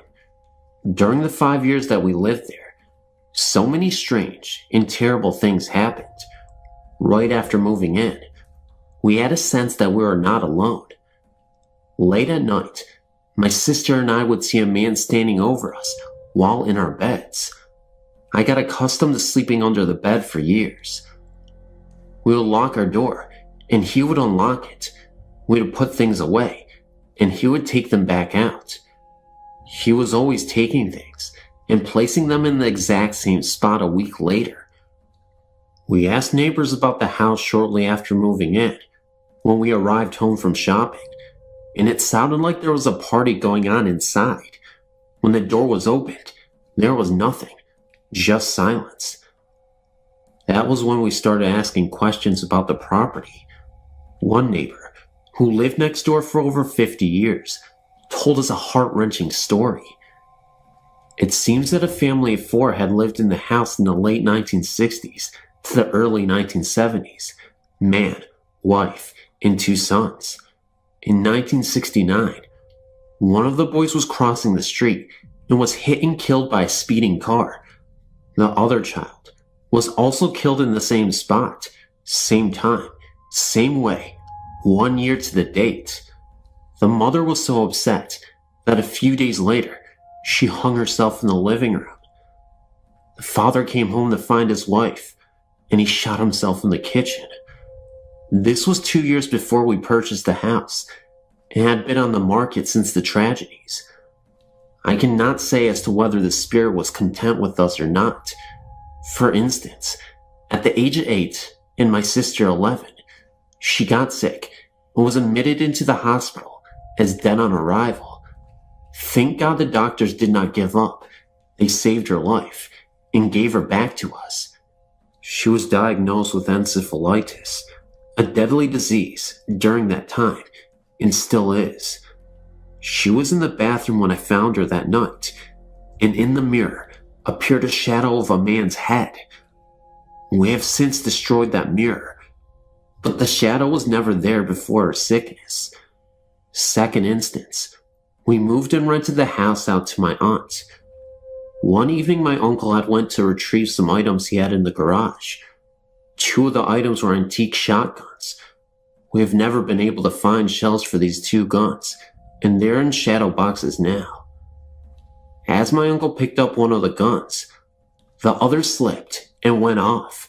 He was shot in the neck and shoulder and almost died from the injuries. Thing is, there was no proof either gun had been fired. Police could not find any powder residue anywhere, but they concluded that the shot came from that caliber of gun. Third instance, I moved back into the house in 1986, shortly after the birth of my son. After being there a week, it was extremely hot that summer. I had a feeling something was wrong with the baby. I went into the room and noticed that it was blue and ice cold. As I rushed him to the hospital, he was coming around. At the hospital, they said nothing was wrong with him, and he sent me home. I moved that night. I only go into the house if a renter moves out. Nobody ever lives there long. I still get locked into the rooms. I feel his presence all around me, and the hair stands up on my arms. We have never been able to get a minister to go in the house. We always get told that evil lurks there. There are many other instances, but these are the ones that really bothered me the most.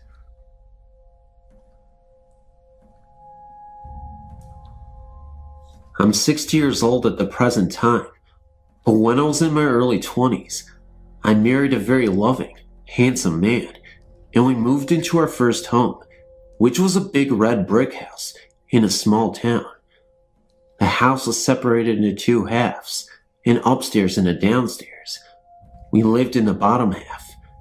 Soon after moving into the house, we gave birth to a beautiful daughter. Our life was fulfilled. Back then, I was still very much in love with my husband, and even today I am. And he was ever so proud of his little Joy Lynn, our daughter. Our life couldn't be better at this point. Until one day, during a hot summer, the family above us had to move due to work, and I was asked if I could clean and paint the upper half and try to find a new family to move in. I cleaned a little one day, and then decided to start again early morning when the sun wasn't beating through the windows. And so I did. I started at 5 a.m. and decided to take a break and do one of my own chores that needed tending to. I left the door open that led to the upper half of the home and began to wash some clothes. When I went out in the yard to hang them, I thought nothing about my very curious 5-year-old daughter being alone in the house. I was only right outside the door. I went back in the house to make lunch for her before I began to clean again and called for her and got no answer. I began searching for her and she was nowhere to be found. After searching the streets, I called my husband home and then contacted the authorities. They found her daughter. She had explored through the door that was to the upper half of the house and climbed up into the attic. And when they had found her, she was dead. I was in shock. I was only outside for a short time, and she had no marks on her body to show cause, and the medical people couldn't even explain what the cause of death was. This was the hardest thing I even had to endure. One night, while lying in bed, trying to reenact the day out in my head and figure out what could have happened, my husband made a strange noise and yelled, "Did you see her?" I sat up and asked what he was seeing, and he swore my daughter had entered the room. I assured him no one was there, and that his mind was playing tricks on him because he missed her so much. That was one of my many long tearful nights, and it happened several times a week, until exactly 8 months to the day that our daughter died. When I was leaving to go to the mill, I found my husband's lifeless body lying on the basement stairs that led to the outside, and in his hands, tightly clutched, was the doll my daughter lost the day before she died. The doctors say it was a heart attack, but at the young age of 30, I think he had too much strain on his heart over the loss of his daughter. I began to blame the house, and it took my only happiness from me. I moved out shortly after, but rumors have it that the families that lived there soon after swore to see a man and a little girl walking the house in search of each other. This is my true but sad story, and someday we will be together again. As for the house, it still stands, and every so often I drive to see if I can get a glimpse of my family it took from me.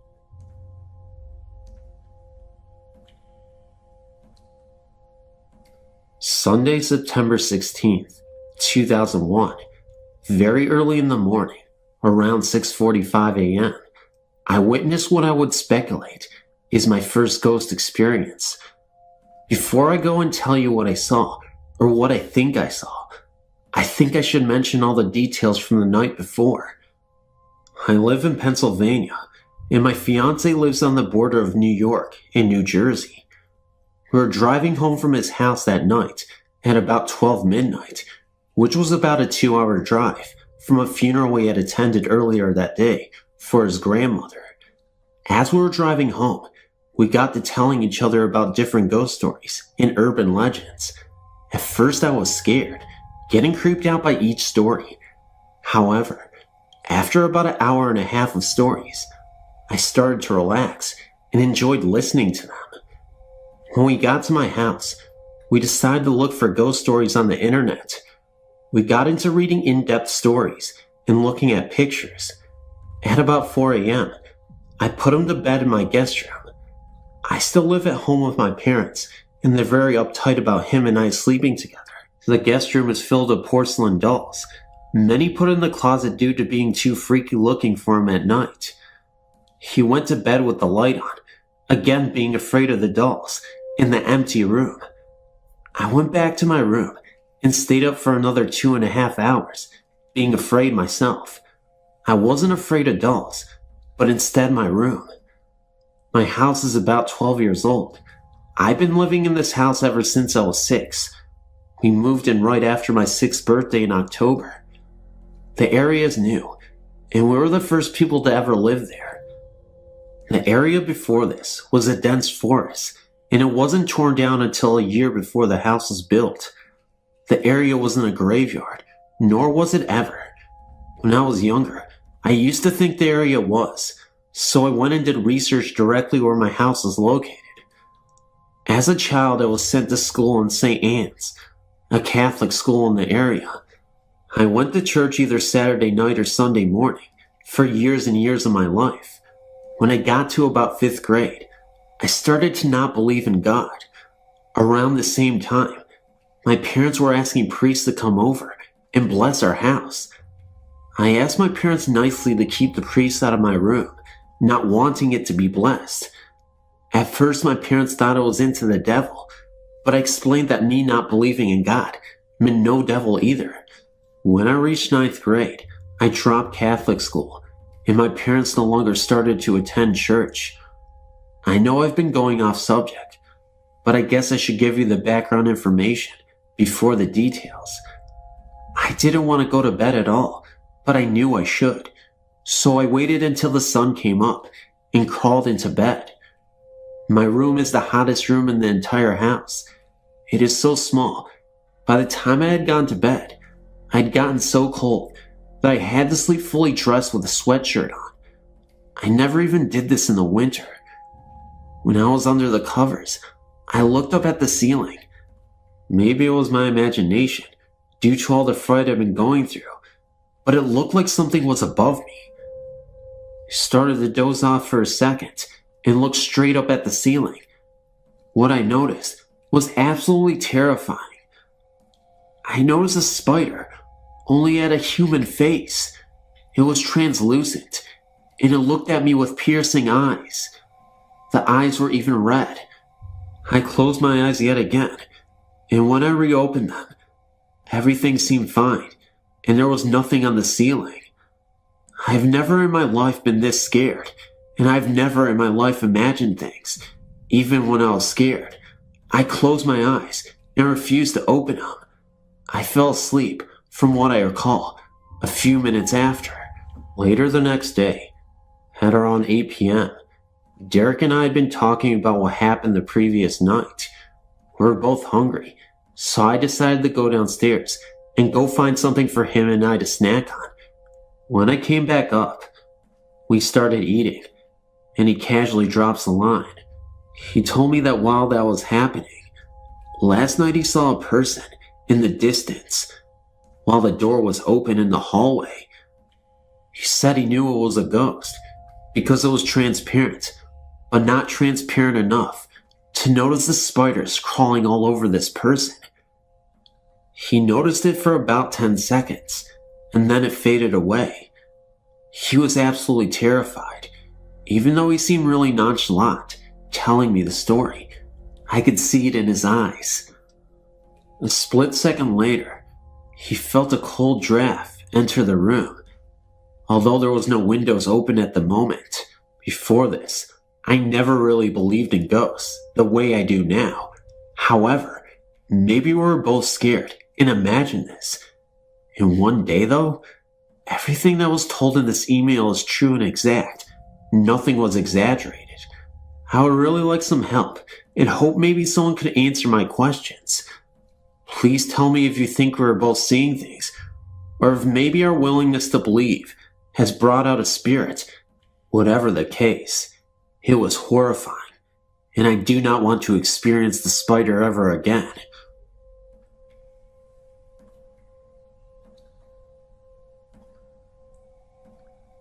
I'm an agnostic, or truth seeker.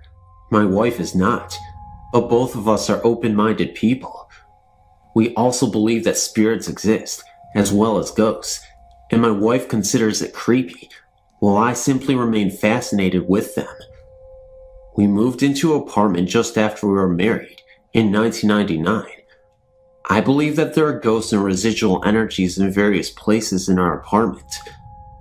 The place is the standard apartment layout, and every once in a while, night or day, doesn't matter what time, she and I, or both, would hear the sounds of footsteps on carpet going down a short hallway.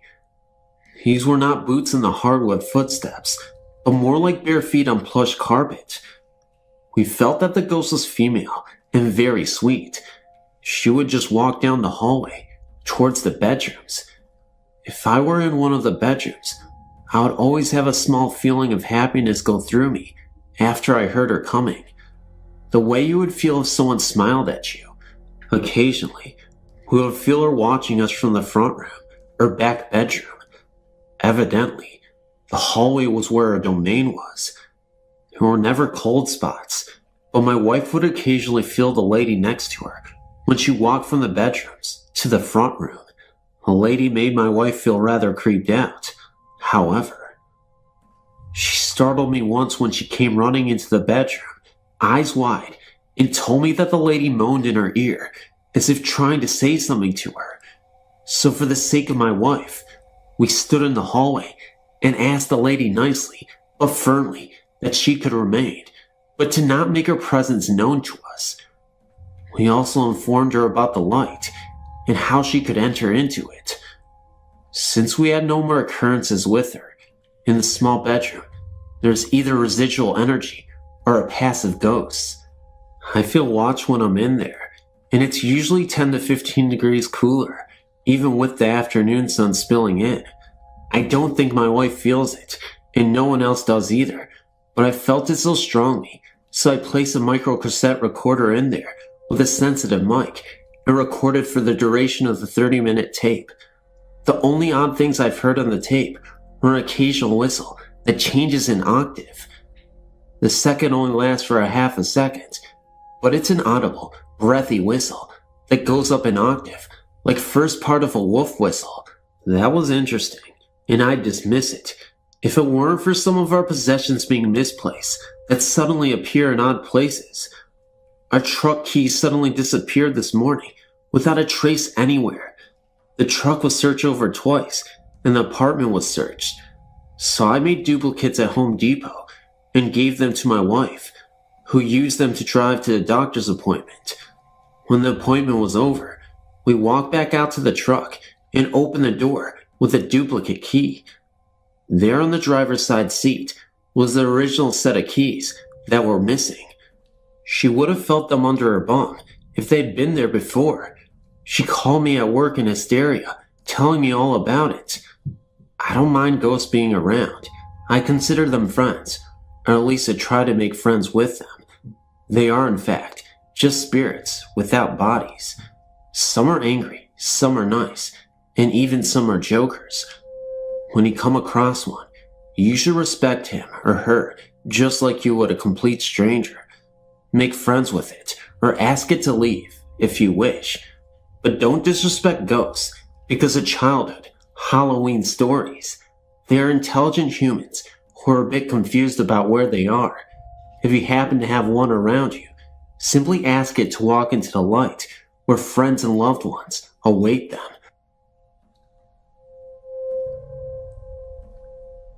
This experience is not that exciting to hear about. I do not wish to embellish it with creepy anecdotes or a mysterious plot, but nevertheless, this is how it went. I attended Hagengrove Military Academy in Chatham, Virginia, a town that in itself is stuck in time. It is the home of racists, bigots, and sadists who have inherited land from their ancestors. It is not a place in which I would suggest visiting. Having said that, I used to make a trip with some of my classmates in a beer store, 57's, which was an hour-long walk through pasture and woods from the campus. We never left with the intent to be caught by school officials, one of which, Captain Stout, a double Medal of Honor veteran, who is as sneaky and stealthy as anyone on the planet. The penalty of being caught was very high. We did not mention this experience to anyone who was not present. It surely would have spread. We were on our way back from 57's at about 1 o'clock in the morning, a little buzz from cheap beer with the intent to distribute alcohol to other students, when the three of us, mainly my roommate and best friend, stopped dead in our tracks for no reason. I'll remember the next sequence of events until the day I die. We heard the unmistakable war cries of rebel soldiers on the charge. It is a sound somewhat akin to imprisoned tribesmen intent on killing you. From atop a hill, directly in front of us, through the trees, came 30 to 40 purely solid figures charging, apparently unconcerned with us.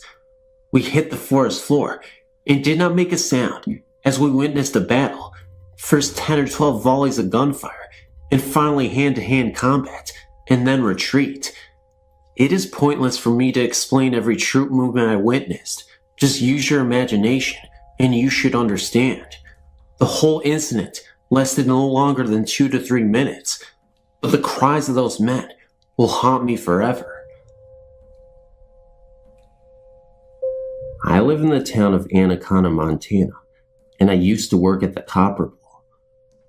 We all used to joke around about Wilbur, the previous owner, who haunted the place. At first it was just little things that would happen. Casino machines would all of a sudden have credits on them when no one was there, which could be a mechanical malfunction. Things would move from one place to another, but nothing was as horrifying as what happened one Saturday morning. It was earlier in the morning, and it was just the cook and I. He was telling me about the reflection of a woman he had seen a few nights before in one of the windows, but when the spot where she was supposed to be was investigated, no one was there. These kind of scarier stories were becoming more and more commonplace, and we knew that Wilbur wasn't alone. That morning, we had gone over to the bowling alley, which is next door.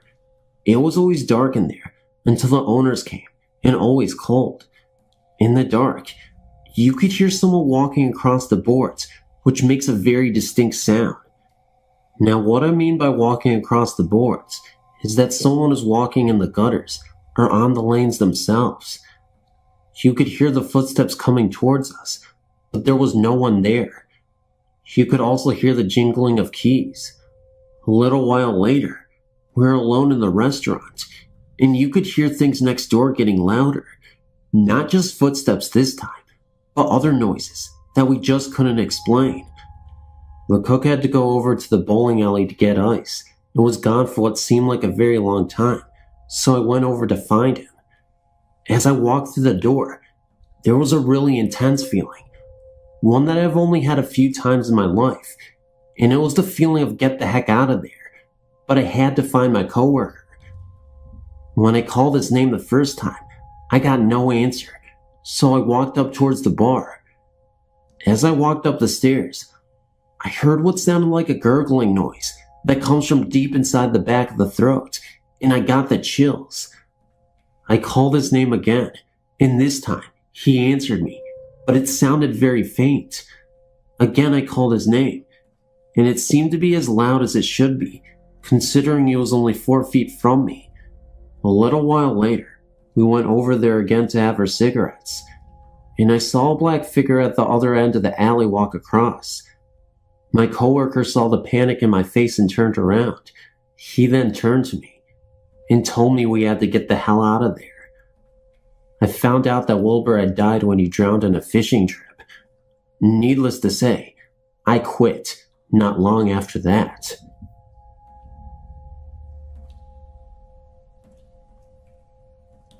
My better half and I were looking for a larger apartment to rent. Because he works mornings and I work afternoons, I ended up doing a lot of our house hunting alone. I went to look at around 5 different houses and apartments one day. They were all far too generic, little boxes in apartment complexes, until the last one. This last house was an old mill house made into a duplex. It was huge. The ceilings were 15 feet. The rooms were massive. It was a great house, about 90 years old, and oh so cool. My boyfriend came to look at it the next day and also liked it, so we moved in. It was little things at first, an odd pounding on the wall that we attributed to our rambunctious neighbor, cold winds that we thought were just the usual drafts of an old house. But the cat, we couldn't explain the cat. Our kitty is a smart little beastie, more so than the average feline. He wouldn't go upstairs without one of us. If he was asleep on the bed and you left the room, he would go streaking past you down the stairs. He would sit and stare at something in the corner. He would leap up from a nap and chase his tail, like someone had pulled it. We didn't even really think about it. We figured the cat was weirded out by the move. Then more concrete, odd things began to happen. I would see little figures out of the corner of my eye, quick shadows that were gone before I could turn my head. Or I would hear laughter, but it would vanish just as quickly. Sometimes I would hear crying as I walked up the stairs, but these things were always short and soft enough that I would think it was a trick of my mind. My boyfriend and I were watching a movie one night when something happened that convinced me I wasn't insane or overly imaginative. My boyfriend, who does not believe at all and is incredibly pragmatic, suddenly stopped the movie. He asked me if I heard that. "What?" I replied. He looked at me and said, "Children screaming." I hadn't heard it. I could see how upset he was. And more odd things have happened since then. My boyfriend and I love kids, especially me. It's a running joke that I'm a baby magnet. Kids love me. We have several friends who bring their young children over to visit, or for me to babysit. So I have toys all over the house. Our kitchen and living room are connected by a doorway with no door, so you can see straight through. I was making a tuna fish sandwich a couple of days ago and happened to glance into the living room. A small, brightly colored ball rolled across the floor. At first, I thought the cat must be playing with it, and then I realized the cat was sitting next to me, hoping to catch some floor-bound tuna. I was the only one home. My boyfriend swears that he saw a blonde-haired kid in our kitchen, hiding under the table. I was babysitting our friend's toddler that day, and he figured it was Mickey. So he snuck over, planning to lift up the tablecloth and play peekaboo. But when he lifted the tablecloth, no one was there. Mikey and I were 2 blocks away at the park. I know I've gone through all this setup, and nothing really freaky's happened, so here's the clincher. It happened this morning. That's why I'm writing this now. I woke up late. My boyfriend had gone to work, and I was planning to laze around the house and maybe do some yard work. I laid down on our couch and decided to watch a movie, and I apparently dozed off. I woke up because someone was crawling onto the couch. Seriously. To anyone who has kids or spends a lot of time with them, you know what this is like. You're napping and feel tiny hands on the couch. Then a little body crawls up and snuggles down next to you. This has happened so many times that at first it didn't even faze me. Then I realized that none of the munchkins I take care of were in the house. No one was in the house, and when I sat up, the weight was gone and no one was there. None of this scares me. I rented this house because I told my better half that it felt happy, like a home. The only thing I can come up with is that the children of whatever mill worker lived in this house are still around, and that's okay. I hope they like us in our home. I'd rather have happy little ghosts than not so nice other ones. I'm so glad this site is here, and I can tell someone about these events. Our friends just laugh. Great work.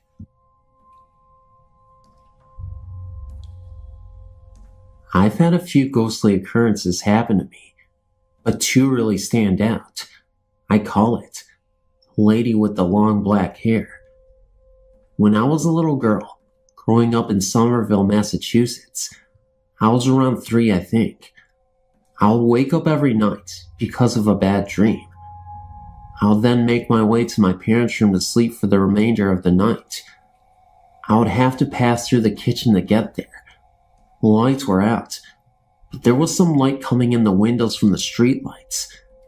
I would see her sitting on the kitchen counter, up against the wall by one of the windows, a lady with the long black hair, which is how I always referred to her.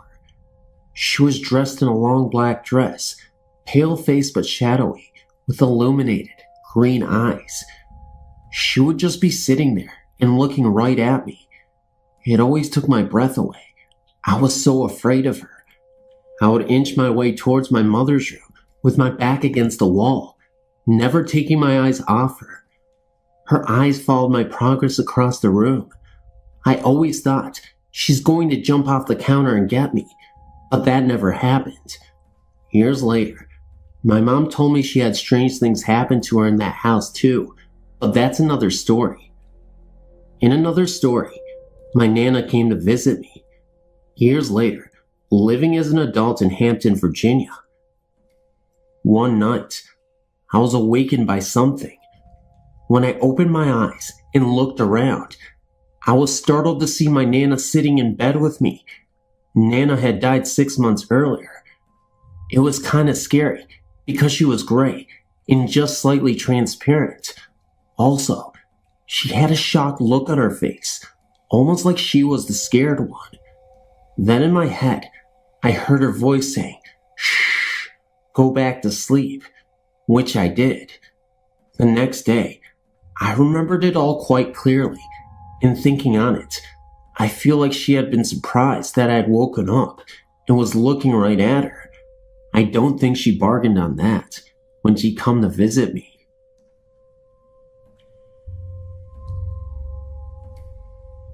Hey, my name is Tyler, and this is the story of my sightings of the ghost in my uncle's house.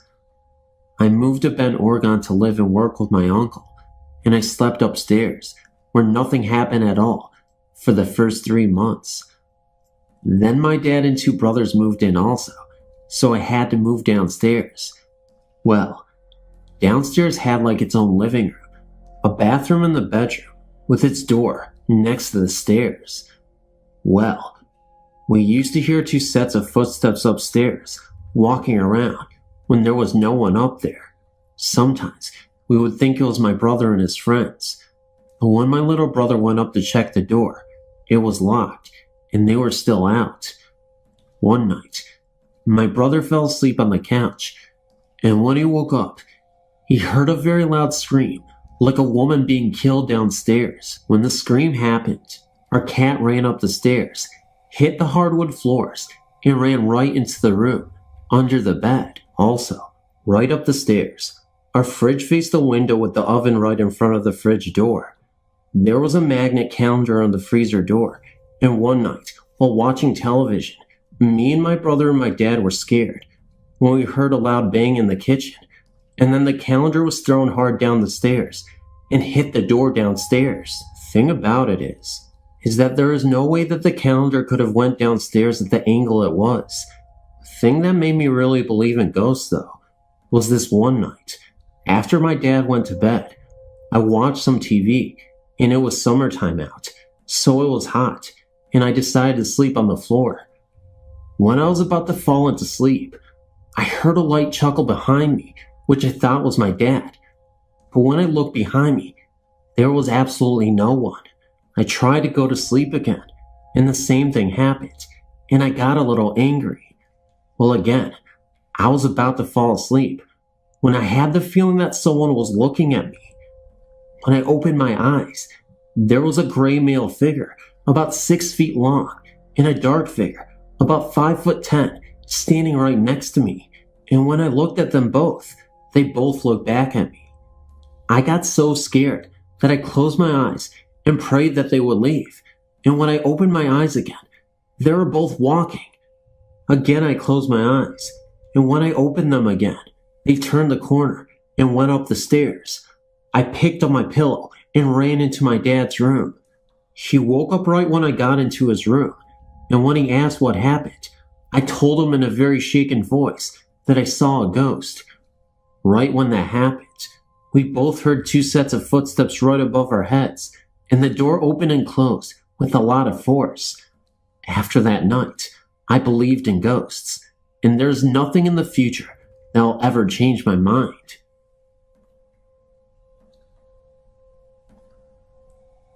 Hi, my story happened a long time ago.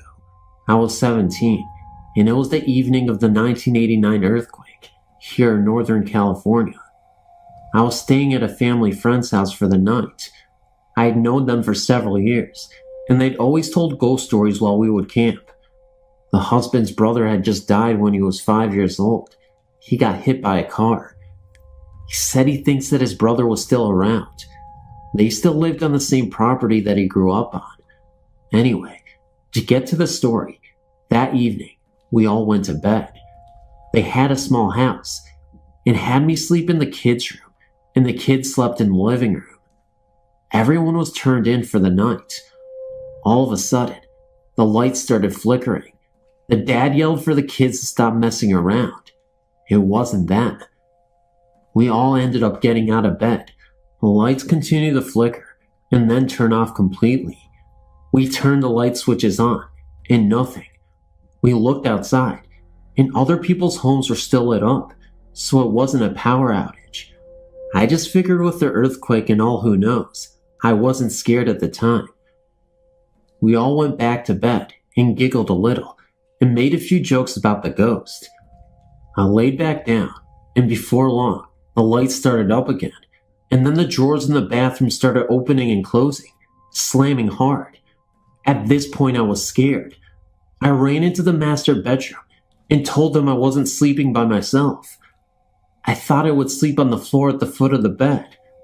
We were all a little scared. All of a sudden, the most horrible, inhuman sound came. Like I said, it was a small house. It sounded like the home had surround sound. It came from every corner of the house. This loud, guttural scream or moan. It was a long moment, and then it all stopped. I sat there and cried. I didn't sleep a wink that night. I couldn't wait to get out of there. I told them in the morning that I would never be back to their home. I felt that whatever it was, didn't like an outsider in the house. I look back at that night and wonder about it. I lost contact with the family. It has been close to 20 years now. At the time, it made me a firm believer in the paranormal. Now as I get older and am more skeptical, I can't help but wonder if it's some kind of joke. I don't see how. At the time, I don't even think there was such thing as a surround sound. And that is the only way that sound could have come from the house. It was as if the house itself was screaming. That is the only paranormal experience that I have ever had. Just thought I would share it. Thanks.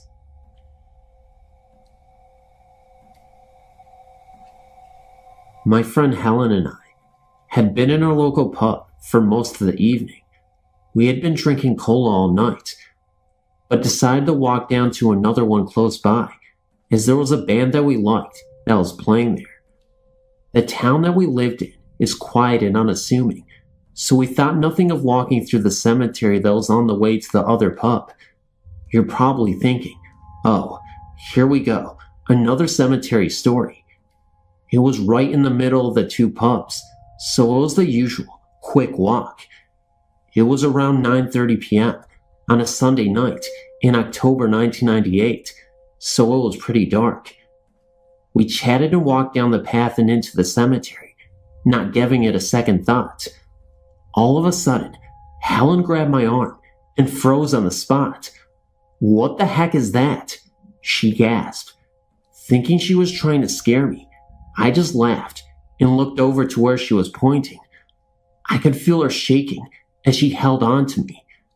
To help you picture the scene, the path runs directly through the middle of the cemetery, with graves on both sides, the church to the left, and a row of cottages just the other side of the graves, and a little hedge to the right. To my horror, there was something very large, tall and black, making its way along the small road, which runs along the side of the cottages. We're only about 15 yards away, but there was absolute silence. No footsteps, breathing, or noise of any kind. The thing was sort of gliding along at a steady pace, as we couldn't see the bottom of it because of the graves in a small hedge. We couldn't see any legs or anything, but the way it moved looked like it was on a bike. We both stood, rooted to the spot, and watched it for around 30 seconds. It moved around the row of cottages and down a small alley that runs along the side of the library. The odd thing was that it was huge, much taller than the downstairs windows of the cottages, and it was a sort of square shape. It's very hard to describe, but it was definitely not a person. It made absolutely no noise and moved very softly and smoothly. We were terrified. When it had gone, we just looked at each other and ran back to the pub. We told a couple of our friends, but they just laughed at us and said that we were seeing things. But we knew what we'd seen, and it really frightened us. We're not the kind of girls that scare easily and are very level-headed. On occasions, we still mention it. We even went along there in daylight to try and find a plausible explanation, even trying to work out how tall it must have been, but we never came up with anything. I have seen many paranormal entities during my life. Here's my first quite shocking meeting with a ghost. I was 7 years old then. I was in my grandparents' house with my mother. The house is about 80 years old. I was relaxing downstairs when the phone suddenly rang from upstairs. My mother proceeded to go upstairs to answer the phone, and I followed her. After climbing about halfway up the old staircase, I felt that somebody or something was behind me. I quickly turned my head, and that's when I saw a middle-aged lady climbing the stairs, holding out her hands as if to grab me. She was wearing a bathrobe, and her hair looked mangled. I freaked out and ran upstairs as quickly as I was able to. She surely was a ghost, because she wasn't a family member or a friend. I'd never seen her before, and my mother didn't even notice her. She disappeared as fast as I'd seen her. Unfortunately, that wasn't the only ghost experience I had in that house. I was about 10 years old when the second meeting happened. It happened in the same old staircase in my grandparents' house. It was late night, and I was going upstairs to get some sleep. That's when I quickly discovered that my route was blocked. At the end of the corridor where you turn right to get to the staircase was a man, a very unusual man standing there. He was wearing a gas mask, so I wasn't able to see his face. He didn't speak, nor did he move at all. He just stood still, and I was too afraid to go past him. So I then got my grandmother and went back to the corridor with her. The gas man was nowhere to be found. Understandably, I was too afraid to sleep, so my grandmother stayed the night with me. I'm pretty sure that my grandparents' house is haunted, and my friend has witnessed that too, as the next experience tells. I was 11 years old, and my friend was 12 when this happened. We were playing in the basement of my grandparents' house. It's no surprise that the basement is also quite unsettling, just as much as the rest of the house is. We were in the big room just under the staircase that leads to the middle floor. We were having fun, until both of us felt a strange feeling that made it obvious that we were not alone in the basement. We felt that there were other beings present, entities that couldn't be seen with the naked eye. We're also sure it wasn't our grandparents, because both of my grandparents were upstairs. That feeling also told us to leave the basement.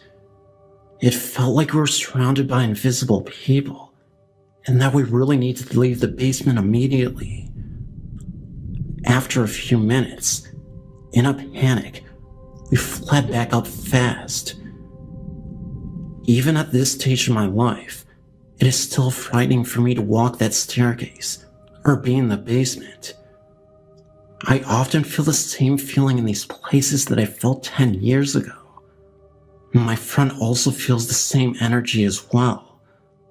Luckily, I haven't seen any ghosts since then. Regardless, one thing is certain. There's a lot of paranormal activity going on in that house, and I'm the person the spirits need to target, for whatever reason or another.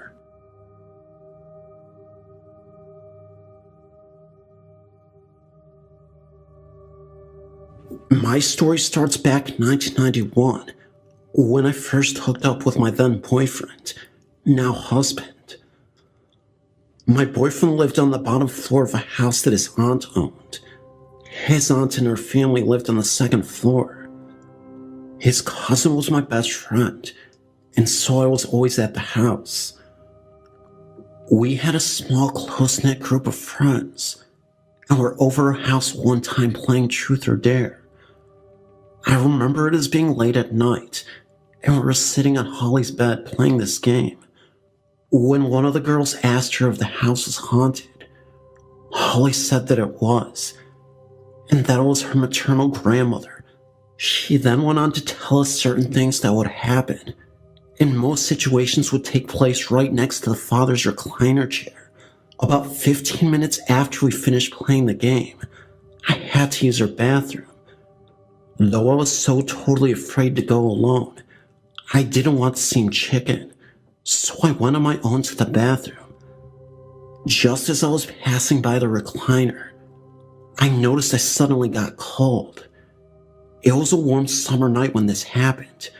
Okay, I chalked it up to being my imagination, seeing as we had just been talking about it. Then, years later, I had this woman I was working for, and we got along really well. So, one day she had invited me to her house. Well, as we were at her house, we were talking about ghost stories and the like. She excitedly pulled out her digital camera and led me upstairs to their master bedroom. We stood just outside the bedroom doorway, and she told me to take the camera and just scan around the room, starting in one corner and going to the next. Just see if you see anything, she said. I took the camera, still not knowing if I was truly a believer, and scanned the room. Suddenly, I moved back to the corner I just scanned over. She said, "You see something, don't you?" I did. I saw a greenish male figure standing in the corner, looking out the window. I was scared to death. But even when I scanned the corner again, the figure was there. We returned to the first floor of the house when she started to tell me all about it. They had bought the house just about a year prior. The first week they lived in the house, their children, very young children, would awake in the middle of the night, screaming and crying. Finally, one night, my boss's husband got so furious, he yelled, "I don't care that you're here. I don't care if you just stay. Just leave my children alone." The children never woke up crying again. Then about a week later was when my boss had noticed the image through her camera. She'd been going through various parts of the home, taking photos to send to relatives that lived out of state. When she was scanning the master bedroom, looking for a good view of the room, and found the exact image I found. She yelled for her husband, who saw the same thing, but it could only be seen through the screen on her digital camera. After I saw it, I was a believer. There was no way I would have seen it if it weren't there. A couple of days after she saw the first image herself, she was cleaning in the basement when she found a hidden room. She went into the hidden room, and found a box of papers. They started investigating the roots of the home. She found out that the old police chief of Rennister, the town she had lived in, had built the house a very long time ago. The only thing she could figure is that the greenish male figure is the police chief, looking out the window and watching over his town. They still live in that same home, and they still live with their chief, all of them living peacefully together.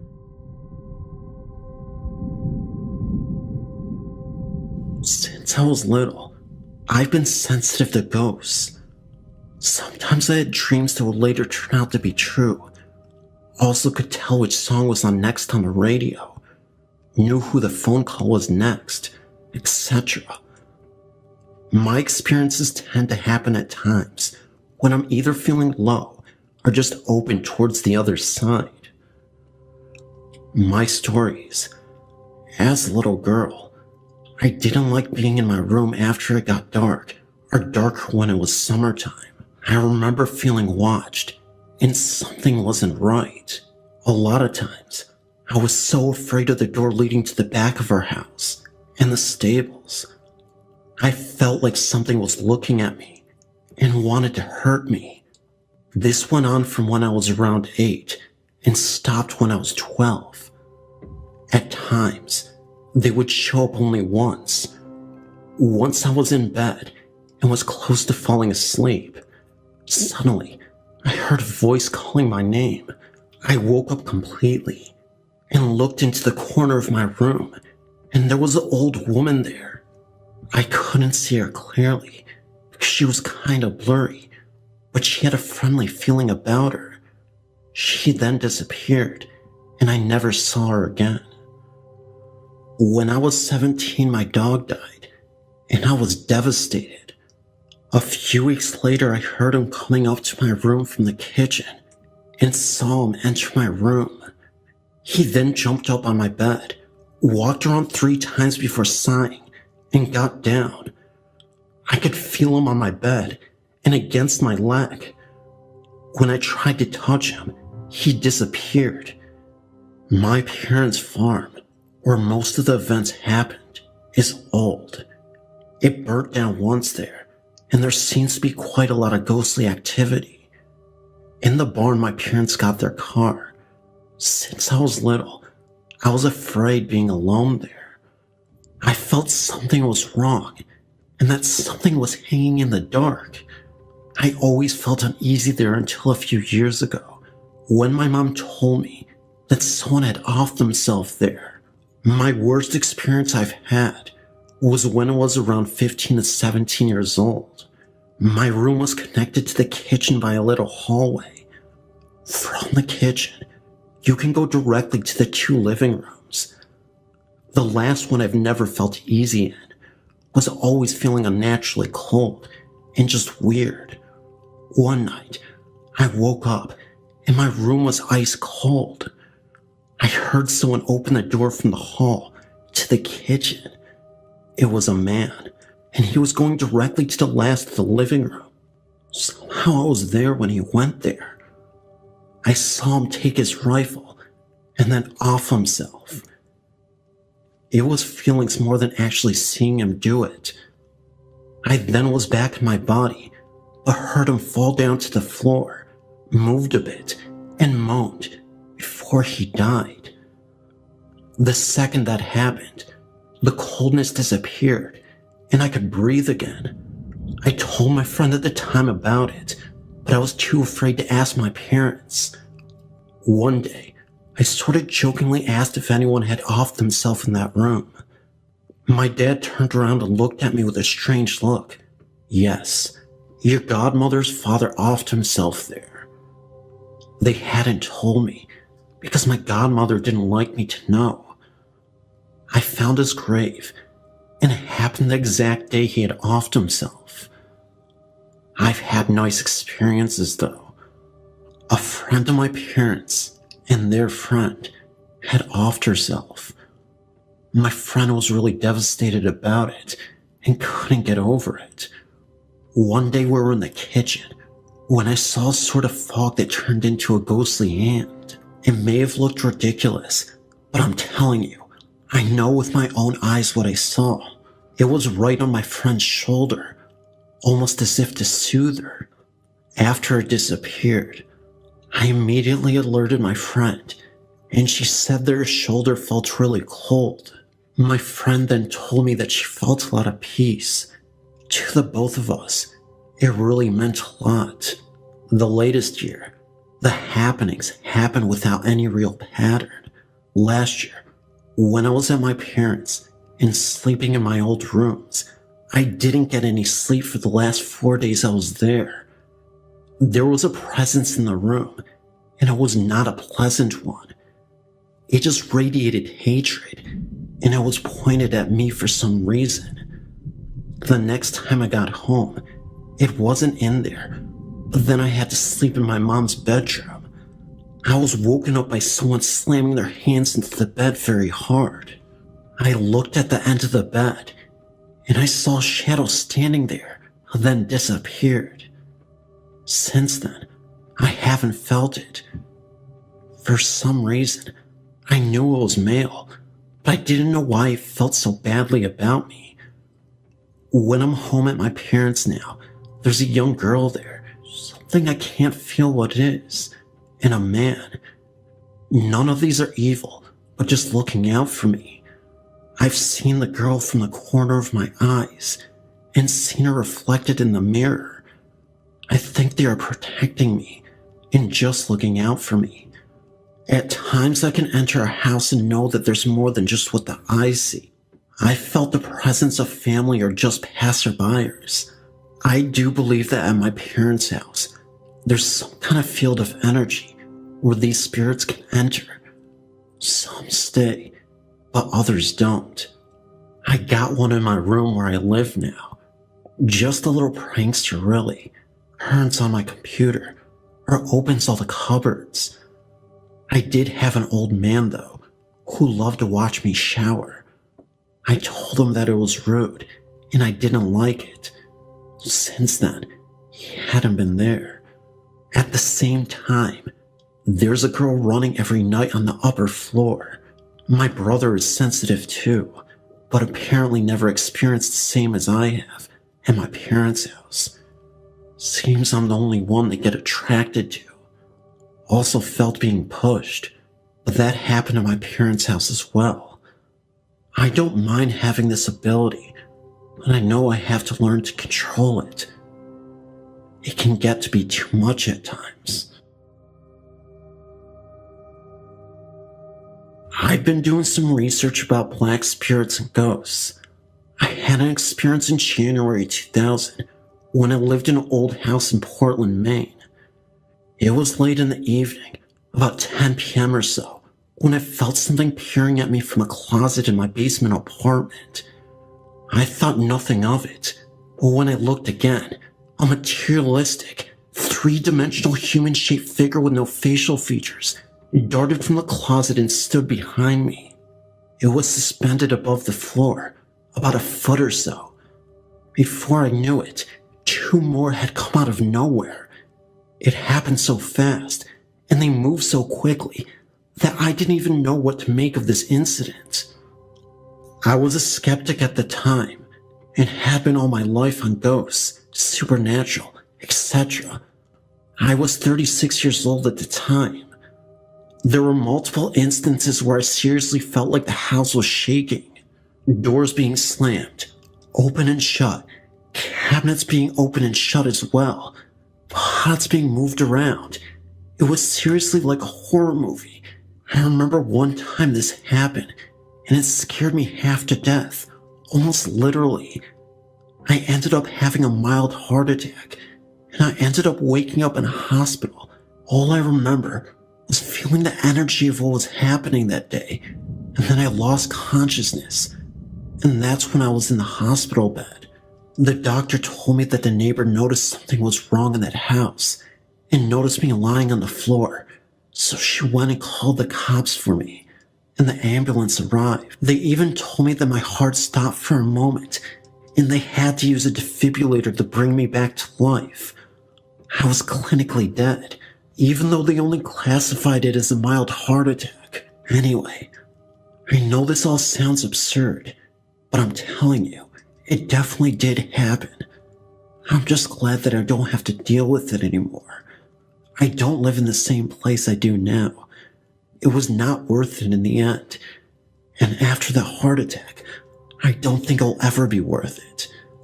Scary stuff, poltergeists, and black beings on the walls. Definitely not something I want to deal with.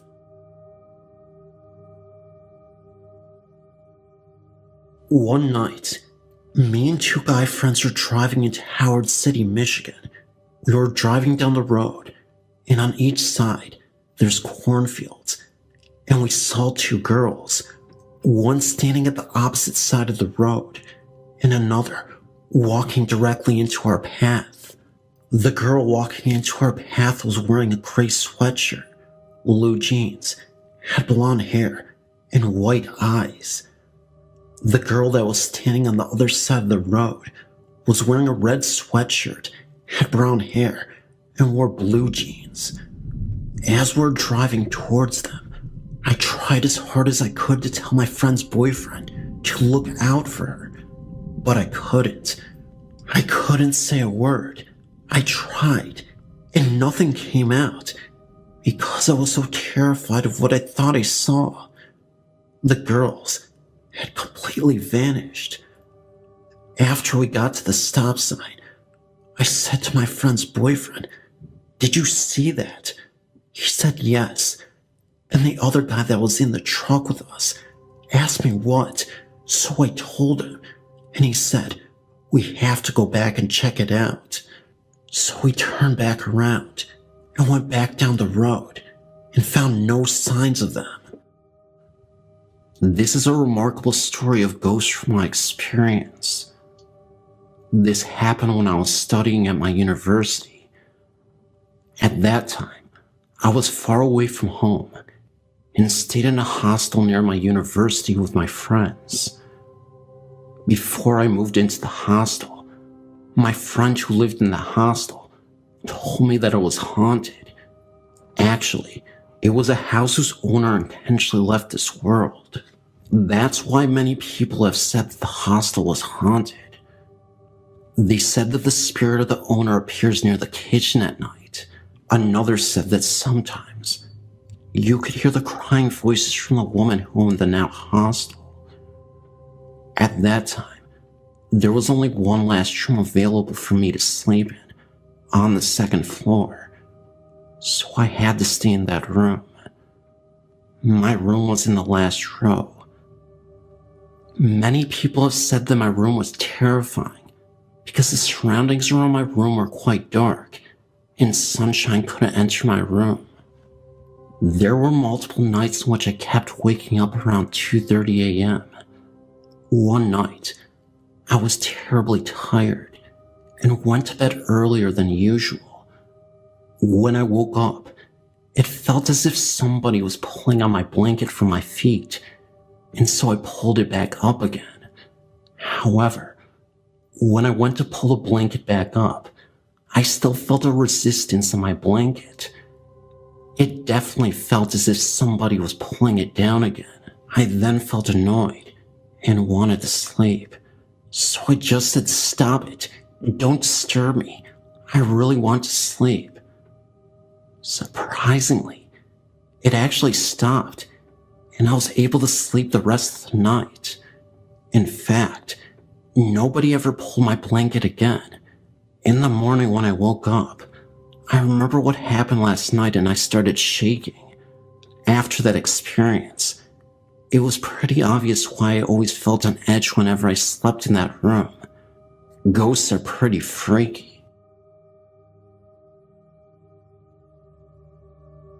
I was sleeping over my best friend Jasmine's house, and the night before, her mother promised us BLTs for breakfast. So that night, after setting me up in an air mattress for the room, we had gone to bed.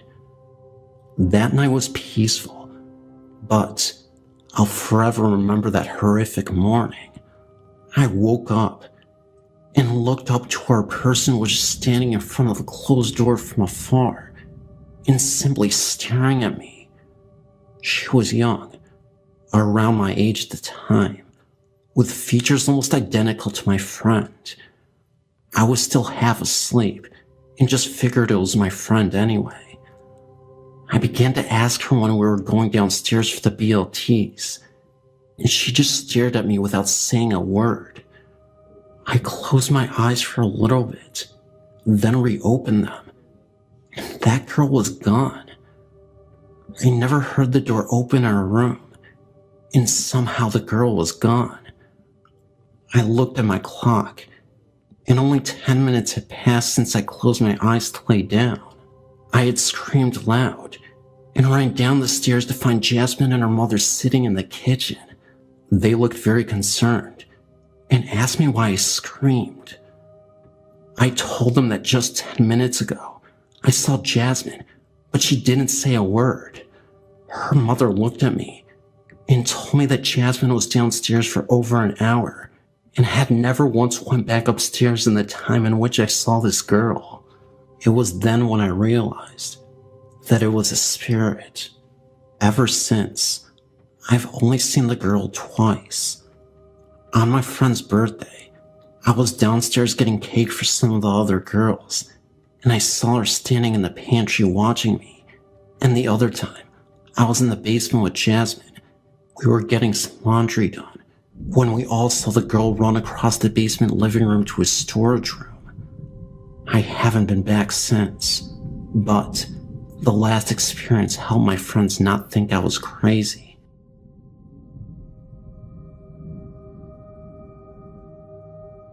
I've been enjoying your site, and I wanted to share some of my experiences.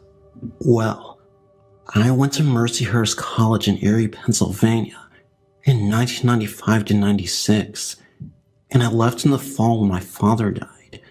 Anyway, I lived in Egan Hall, which is connected to Old Main and the chapel, and I saw the nun and her antics almost daily. In the fall of 96, I saw a reflection in the bathroom windows at night. She often opened and closed the windows and doors, turned faucets and radios on, and flushed the toilets for hours on end. I was absolutely frightened at first. My roommate, a very down-to-earth, logical girl, told me a friend of hers who lived on the boys' floor saw the sister every morning, around 4 a.m. when he got up for crew practice. He would end up seeing her, but she was only there supposedly to look out for us. It turns out that the heartbroken nun story is just a fun, creepy story, and the truth is that the nun died peacefully of old age, and stuck around to keep an eye on all the students. I also used to see a blue orb floating from the chapel through Old Main when I was coming back from the computer lab late at night. Other students had seen the orb originate from a small statue in the chapel, and a figure had been seen in the organ loft as well. I have heard that the path between campuses and New Covenant is haunted, but I can't verify that. In Springboro, Pennsylvania, there is a large Victorian house which had been used as a stop in the Underground Railroad. There had been a tunnel between the basement and the barn, but the tunnel was filled in the late 70s to early 80s for safety reasons, and the barn was moved to Cunnaville at some point. There are cold spots throughout the house, and a feeling of being watched. Sometimes, you can see strange reflections in the windows and lights or figures, just at the edge of your field of vision. The basement is very frightening. There is a feeling of pressure, and a very dark and menacing feeling. I mean, I feel very threatened if I go down there, no matter the time of day. When I'm alone in the living room without the TV on, I can hear muffled voices from the basement. I have always felt very negatively in this house.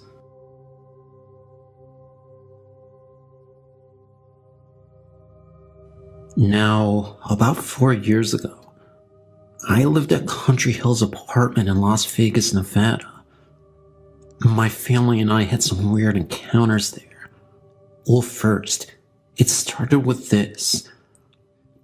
My sister and I went to my grandparents while my parents stayed home. We were all the way in Cali from Las Vegas, Nevada for a weekend. My dad woke up at night, the night we left, claiming he heard a little girl singing in mine and my sister's room. He goes in there and sees my sister's rocking chair moving. Our second encounter was when my mom was going to take me to school one morning. And right when we open the door, the DVD player goes on. The radio on the DVD player. My mom and I were so tripped out, we were telling each other to turn it on, until eventually, my mom does it. Now how freaky and unexpected is that? Our third encounter was when the blinds for the sliding door that leads to the porch just started moving. It was strange. Really strange. My uncle had moved in with us a little bit before the second encounter. But the only encounter that he shared with us is when he invited a friend over, and the blinds were closed. Then he noticed that all of a sudden they were open. He told us, and we got tripped out. I was right next to the blinds too.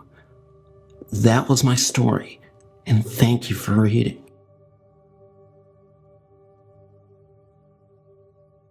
I work at a cemetery in California. I used to work the graveyard shift. As I was in the office doing paperwork, I suddenly heard a noise that startled me a bit.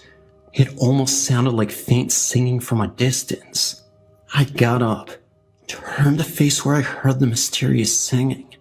By the way, there were only 4 of us in the office. Everybody else was in the other room. And in that direction, I noticed a lady looking at me. She freaked me out so badly because she didn't even look real, translucent. All I could remember was that she had a smirk on her face and disappeared within seconds. It happened so fast, but I knew there was a lady there. She was just nowhere to be found. I walked around looking for this lady. I asked the other employees about it, and they all looked at me like I was crazy. So I forgot about it, went back, and finished my paperwork. Well, the next night, we got 4 bodies in. I started to do paperwork on this one lady. As I started typing in the information, I went to check the tab on her toe and took the sheet off to see her face. And it was the lady from the night before. It freaked me out. And after that experience, I never doubted ghosts again. I was at the job for only 1 week at the time. It's now been 10 years. I believe we walk and live with ghosts and spirits every day. They don't know they have passed on. I say that because I've experienced a few ghost sightings and I heard things. It is so fascinating. In September of 2002, I was in Geneva, Switzerland on a business trip, and I was due to return home the day of my girlfriend's birthday. For her birthday, I purchased a violin, and I planned on giving it to her after she picked me up from the airport. The violin was at my house. The night before I was scheduled to return home, I called my girlfriend, but she was not home. So I left a message. After I hung up the phone rang back in my room in Switzerland. I picked the phone up, but I didn't hear anything. After saying hello a couple of times, I hung the phone up. Later that night, I again tried to call my girlfriend, and this time, she was home. As we spoke, she told me that she received both my messages. Having only called once before, I was very perplexed. I asked her what was said on the messages, and she described the first message that left to a T, but she thought that I was teasing her with the second message, since she thought that I might be giving her a violin for her birthday. After some prompting, she told me that she heard scratchy violin music, like a beginner tuning their instrument, followed by me saying hello, hello. I thought she was joking, but when I could tell that she was serious, I asked her if it sounded like the music, static, or some other background noise. She had the voice messages still on her answering machine, and she played both messages back to me. On the first message, I could clearly hear my voice saying that I just called to say hi, and that I would see her tomorrow. The second message starts with about 4 seconds of clear but scratchy violin music, and then I could very clearly hear my voice saying hello, hello. My girlfriend said that both the messages had my phone number and the caller ID. By this time, I had convinced her that I did not leave the violin music on her machine, nor were there any TVs or radios turned on in my room during the call. All I could think of was that I may have been hearing some future event when my girlfriend would be tuning her violin, and that I would not be around to hear it.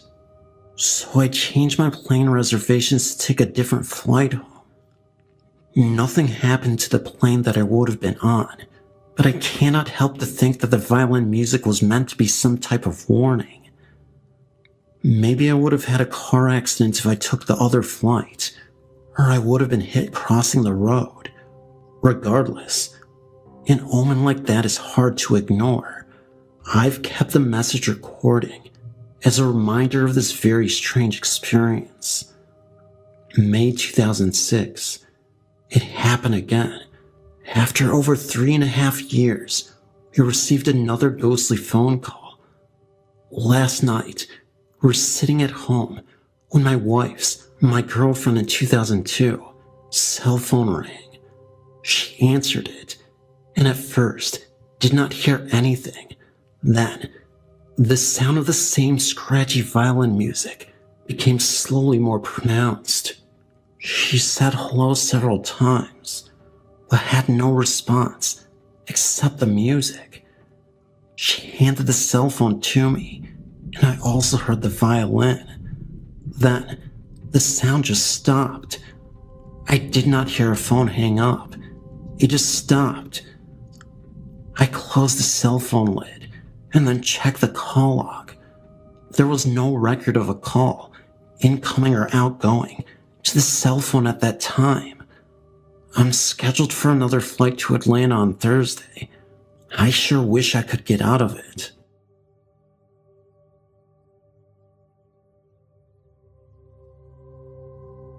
In the Chinese calendar, people believe that the month of July is the time where all the ghosts come to Earth from hell.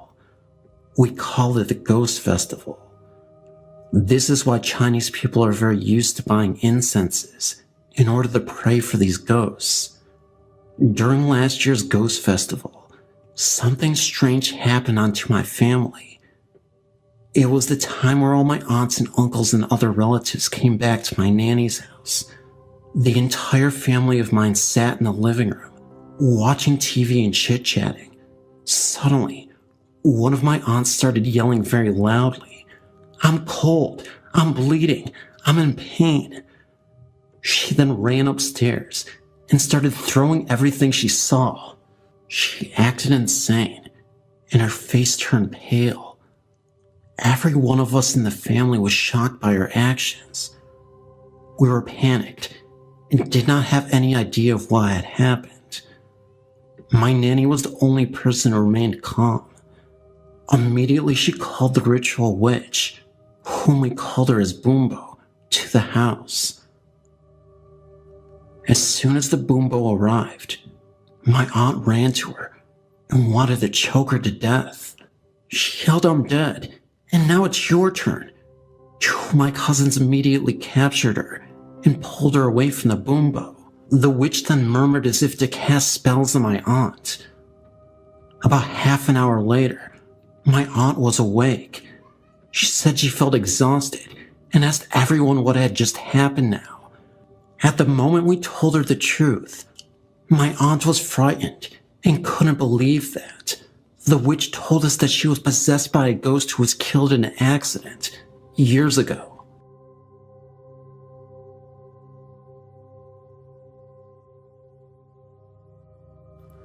I have always been an avid believer in ghosts.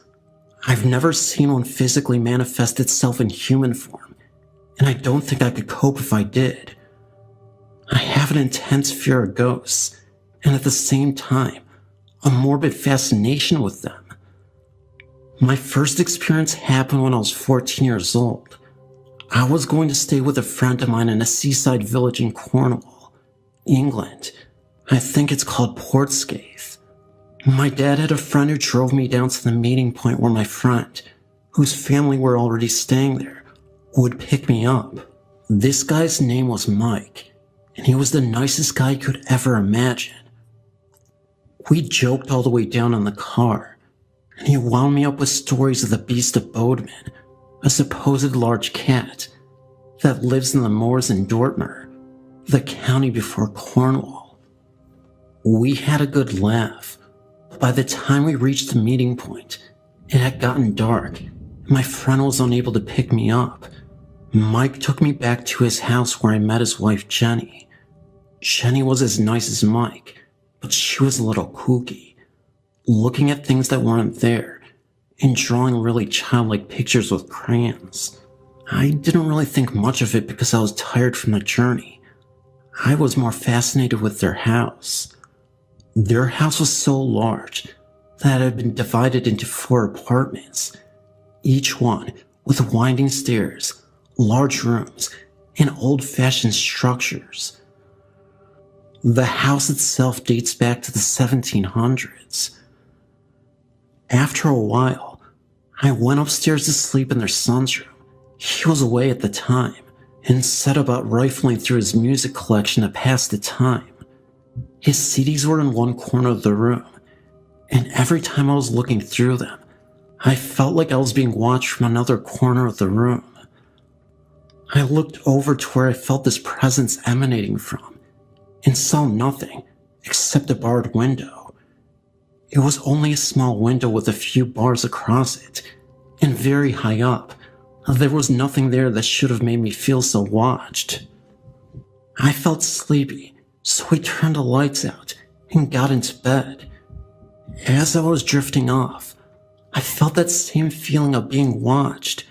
I snapped my eyes open and felt as if something retreated.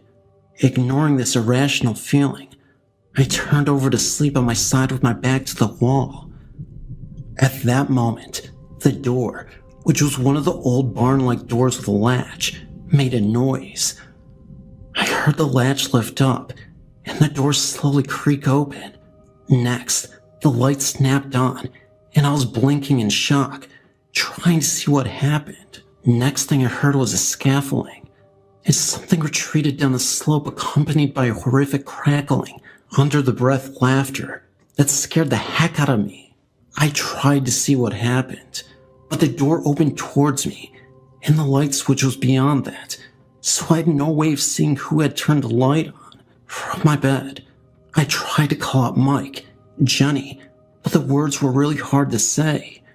I was so scared that any noise might bring the something back. I couldn't sleep with the light on, so I scuffled out of bed, switched it off, and practically jumped back into bed, and under the covers where I felt safe. I finally fell asleep and thought nothing of it. I didn't really think about it again until a few months later when, out of the blue, my dad mentioned he was thinking of taking me to Cornwall to stay at that house. I told him my story, and he told me that the house was haunted and that Jenny was one of those people who could see ghosts and communicate with them. He told me that the ghost that did that was probably Harry, a mischievous ghost. He also said that the house was full of them. A lot of children could be heard playing on the steps, and a Chinese washerwoman was always communicating with Jenny while she cleaned the kitchen. This at least explains some of Jenny's unusual behavior. She could sense ley-lines and everything. Being terrified of ghosts, I totally freaked upon hearing this, especially as Dad told me we were going to stay there. A few months later, after my exams, he took me there as a treat. Knowing what I know now, it felt a little unsavory. I was absolutely terrified of walking into that house, especially as Mike and Jenny were away. I felt watched everywhere I went, and on the first night, I didn't sleep a wink or turn off the lights.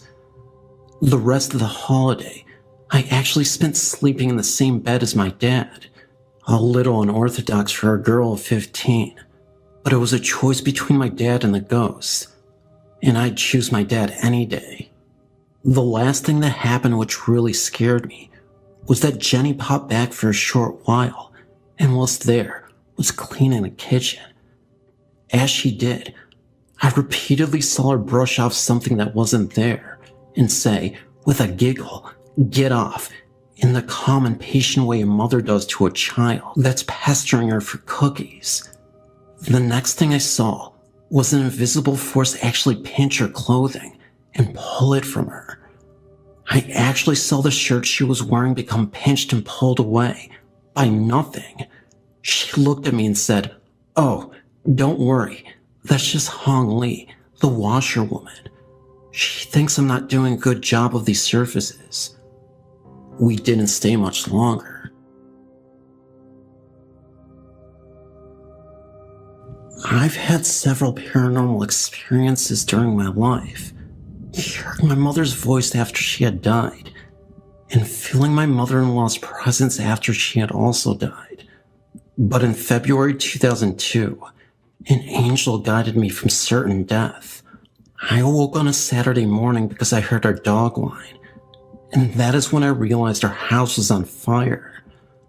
Our bedroom was off the living room, which was totally in flames. I yelled to wake my husband, who jumped out of bed and ran right through the fire and out the front door. I started to follow him, but a hand touched my right shoulder and turned me to the right.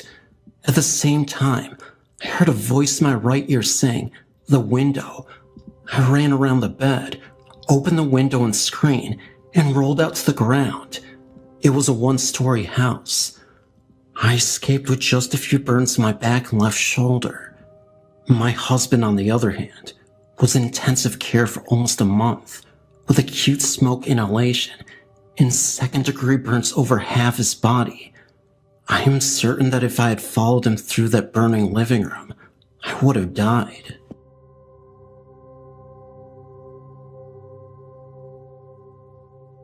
When I was in grade 3 of primary school, about 10 years old, I lived with my grandparents. Before, my great-grandmother also lived with us, but she had also passed away for approximately 5 years. I remember that night, it was Chinese New Year Eve. My family members all came back to my grandparents' house. After dinner, nearly 8 o'clock, my parents and other uncles and aunts went to play Mahjong game.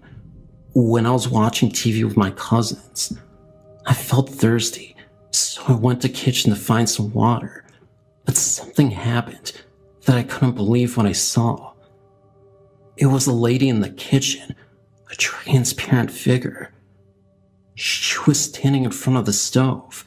However, the lady did not have any legs. She was just hovering above the kitchen. I was so scared to death that I ran out of the kitchen as fast as I could and ran into my uncle's and aunt's arms.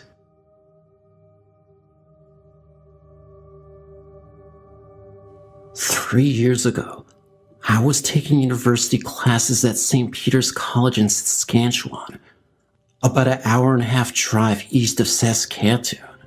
The college was originally built as a monastery for monks who came up from Minnesota to found a colony around 1900. Since then, it had been expanded from a boys-only school to a fully integrated co-ed college. There are several ghosts on the property. One is supposedly the ghost of the first bishop of the area, who apparently died before the building's construction was completed. He can be seen occasionally walking the grounds. The other is a ghost of a small boy who had left this earth intentionally, or died from an accident by falling out an upper story window. The year before I came to the college, the 4th floor was used for the drama and art classes, and also had a small room where the staff could go for coffee breaks. One day, one of the women went upstairs to make some coffee. She was standing with her back to the door, loading the coffee maker, when she felt a presence behind her. Turning around, she saw a small boy standing there, then vanished right in front of her. The first year that I attended school, I took part in amateur night one Friday. I was invited back to the girls' residence by some friends for tea. The place had originally been a housing for a small group of nuns that had lived at the colony and was only a few feet from the main buildings. It was after midnight when I finally said goodnight and headed out. I had taken no more than 3 steps when I had the most unshakable feeling that something didn't want me on the grounds. There was this sensation that I was being chased that I just couldn't stand, and I ran to my car. The feeling didn't stop until I crossed the railroad tracks, which I found out later was the marker of the boundaries of the college grounds. I told some friends about this, and we all agreed that we should stay some time after midnight and try to see some ghosts. Well, we tried, but that is as far as it went. None of us had the nerve to stay past midnight. Strange feelings and weird noises always promoted us to leave just before the midnight hour. I've been privileged enough to have the luxury of traveling on many cruises over the years. Being born into wealth, it's something that you get accustomed to. With that being said, all these experiences are not without their ghost stories. There were times in which I had terrifying encounters with spirits while alone in my cabin. I'm not just talking the stereotypical hauntings, knocks on the walls, objects being moved around, and other supernatural phenomena, but legitimate full-body apparitions and dark shadows looming the halls of the cabin, as well as seeing the presence of ghost sailors. One of my earliest paranormal experiences on a ship was when I was roughly 12 years old. My parents were wealthy enough to purchase a gigantic yacht for me and my family. However, we were able to buy it off the previous owner, who ended up being a great family friend. His name was Joe. Joe suffered from a multitude of health problems, suffered mild heart attacks, had high blood pressure. He really became somewhat of a father figure for me in my youth. Every time he'd see me, he'd run up to me and give me a giant bear hug and yell, "My little Sadie." He was such a great guy. However, being a 58-year-old male with all these medical health issues, I kind of felt like our days with him would be numbered. He suffered one last heart attack, and it would be the last of his life. That's because, unfortunately, this heart attack was the one which would take his life. So let me backtrack a little. Joe had been with us, me and my parents on the yacht, for the entire day. The morning before he died, Joe and I had a heart-to-heart. We were on lawn chairs on the deck, and he warned me about the dangers of excess, to not get so absorbed in these riches. Joe was a successful man, but he always reminded me that all of these riches don't mean a thing if you're not a good person at heart. I'll never forget his words. "Sadie, you can't bring anything with you when you're gone. These are the moments we live for. It's not about this yacht or the things you own in life. It's about the bonds we share with the people we love." I remember he urged me and said, "Do not waste this life. You can't get back this life, kiddo." I remember I just sort of smiled at him and nodded my head. Being 12, of course, I didn't really fully understand the magnitude of his words. So the day went on. We all had dinner together on that yacht, and later that night, that's when Joe decided to go back to his cabin to rest. He told us that he was very exhausted and just wanted a good night's rest. The morning after, I knocked on Joe's door in the cabin in his room. We had 3 separate rooms, and he wouldn't answer. I called for my parents. They opened the door, and that's when they found him dead. I was devastated and cried for days. About a month or so after his death, my parents were again on our yacht. All of our moments on our yacht were a little more somber after the death of our great friend Joe. Anyway, it was starting to get dark when my parents told me to get back into the cabin to go back to sleep. I yelled back that I wanted a few more minutes, and they eventually relented. Our yacht is pretty long, so there's a lot of space to get around. The next few events are unexplainable and lead me to believe that our ship was in fact haunted. So, I'm standing right in the spot that me and Joe used to, with our lawn chairs, and just taking in the scenery of the blue waters and breathing in the fresh air delicately touching my face. As I began to think of Joe, my eyes began to water. For some reason, I had an urge to look right behind me. Right behind me was where I could see the control room for where you could drive the yacht. As I stared into the window of the control room, I recognized the face for a few seconds. I knew it wasn't my imagination, but I wasn't able to figure out whose face it was. I got kinda spooked and ran into the cabin. My parents were both still there, so I had to rule them out. I didn't even mention what I saw to my parents, because I'm sure they would have dismissed me. Anyway, it's getting super late at night, and my parents are sleeping soundly. I had trouble sleeping because of what I saw, as well as the fact that I was profoundly missing Joe. I remember I went to the bathroom to splash water on my face and try to calm myself down a bit. However, once again, something insane happened. As I looked into the mirror, I saw the face of a man right behind my shoulder. Again, the face wasn't obvious, so I couldn't make it out, but it was enough to recognize that there was someone in the mirror. It's hard to explain, but it almost looked like a poorly rendered image from a video or something. Either way, I hopped back into bed terrified.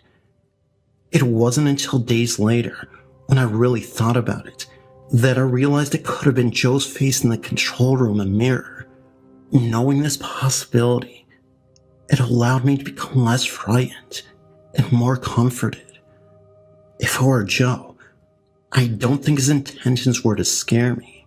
I think he just wanted to let me know that he was okay, that he was watching over me. Years later, when I was 19, I was on the road and I got into a terrible car wreck.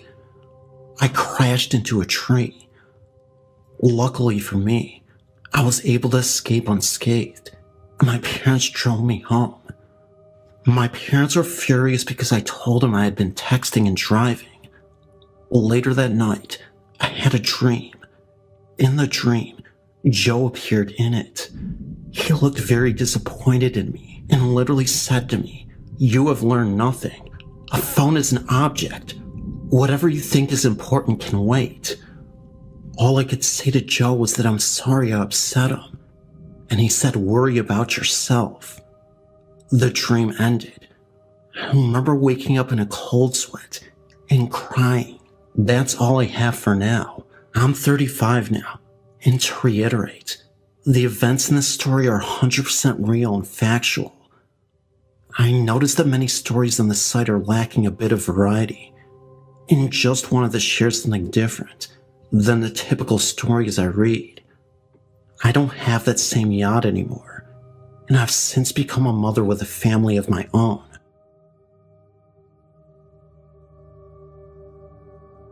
I'm a 20-year-old English writing professional major, attending Slippery Rock University, Pennsylvania, and I've never believed in ghosts until this happened to me.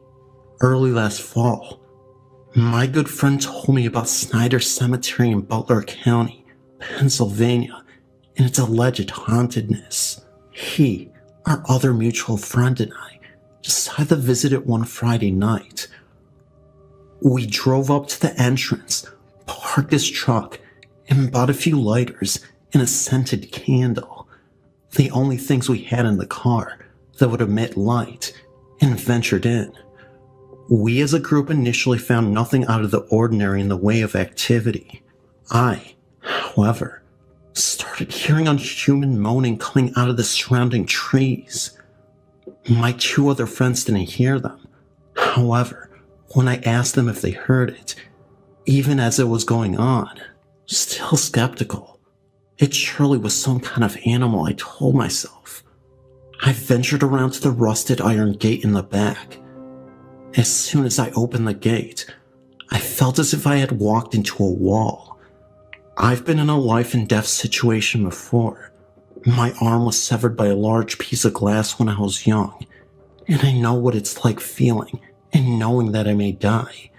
I had the same exact feeling as I walked through the entrance. I physically, for the first time that night, was scared. Beyond scared, petrified even. It was now dark. I creeped forward and lit my lighter to read a gravestone. I couldn't read it because of my actual shaking and fear. After about 15 seconds in the enclosed graveyard, I quickly exited. Then, the real problem started. As I went back to my friends who were standing at the entrance, they both decided it was best to leave. Apparently they were bored. We walked out through the entrance and got into his truck, a late 90s GMC pickup. The truck wouldn't start for about 5 turns of the key. Eventually, it did start. Then the truck's headlights started flickering extremely rapidly, but randomly, from high to low beam, as if being controlled by a person. We started barreling down the gravel road, in fear of whatever it was doing this. Immediately we noticed that a dense, zero visibility fog had come around our truck. We could only see about 3 inches past the headlights, and only the outline of the road. Burton Road extends for probably about 2 miles either direction out of the cemetery. For that entire stretch, we had no visibility due to the fog, and the truck's lights were behaving erratically, as previously stated. As soon as Burton ended, and we were on the main road, the fog disappeared, and the headlights were fine, and have been ever since. No areas that we drove through to get home had fog, and the lights haven't acted that way since. These are the things we have experienced. Cell phones go out as soon as you get onto Burton Road. No service from 4 different providers, including Virgin, Nokia, Verizon, and TracFone. Drums. This is sometimes listed on other sites, but not on yours. Odd, bassy but wooden sounding drums are heard. Not like a bass kick drum, but more of a war drum sound, playing simple war beats. Sounds of heavy creatures, peoples, or whatever entities in the woods, snapping sticks, walking in trees, etc. When pulling out, a feeling of tugging or extra weight in the car, as if we were riding the brakes, or we had about 500 pounds in the trunk. I hope all of this will be helpful in your listings on your hauntings. One last thing. Butler County, Marine State Park, Burton Road, Snyder Cemetery. Red eyes will chase you out. Also, something else will chase you out as well. It is Conrad Snyder, who is haunting the family's resting place.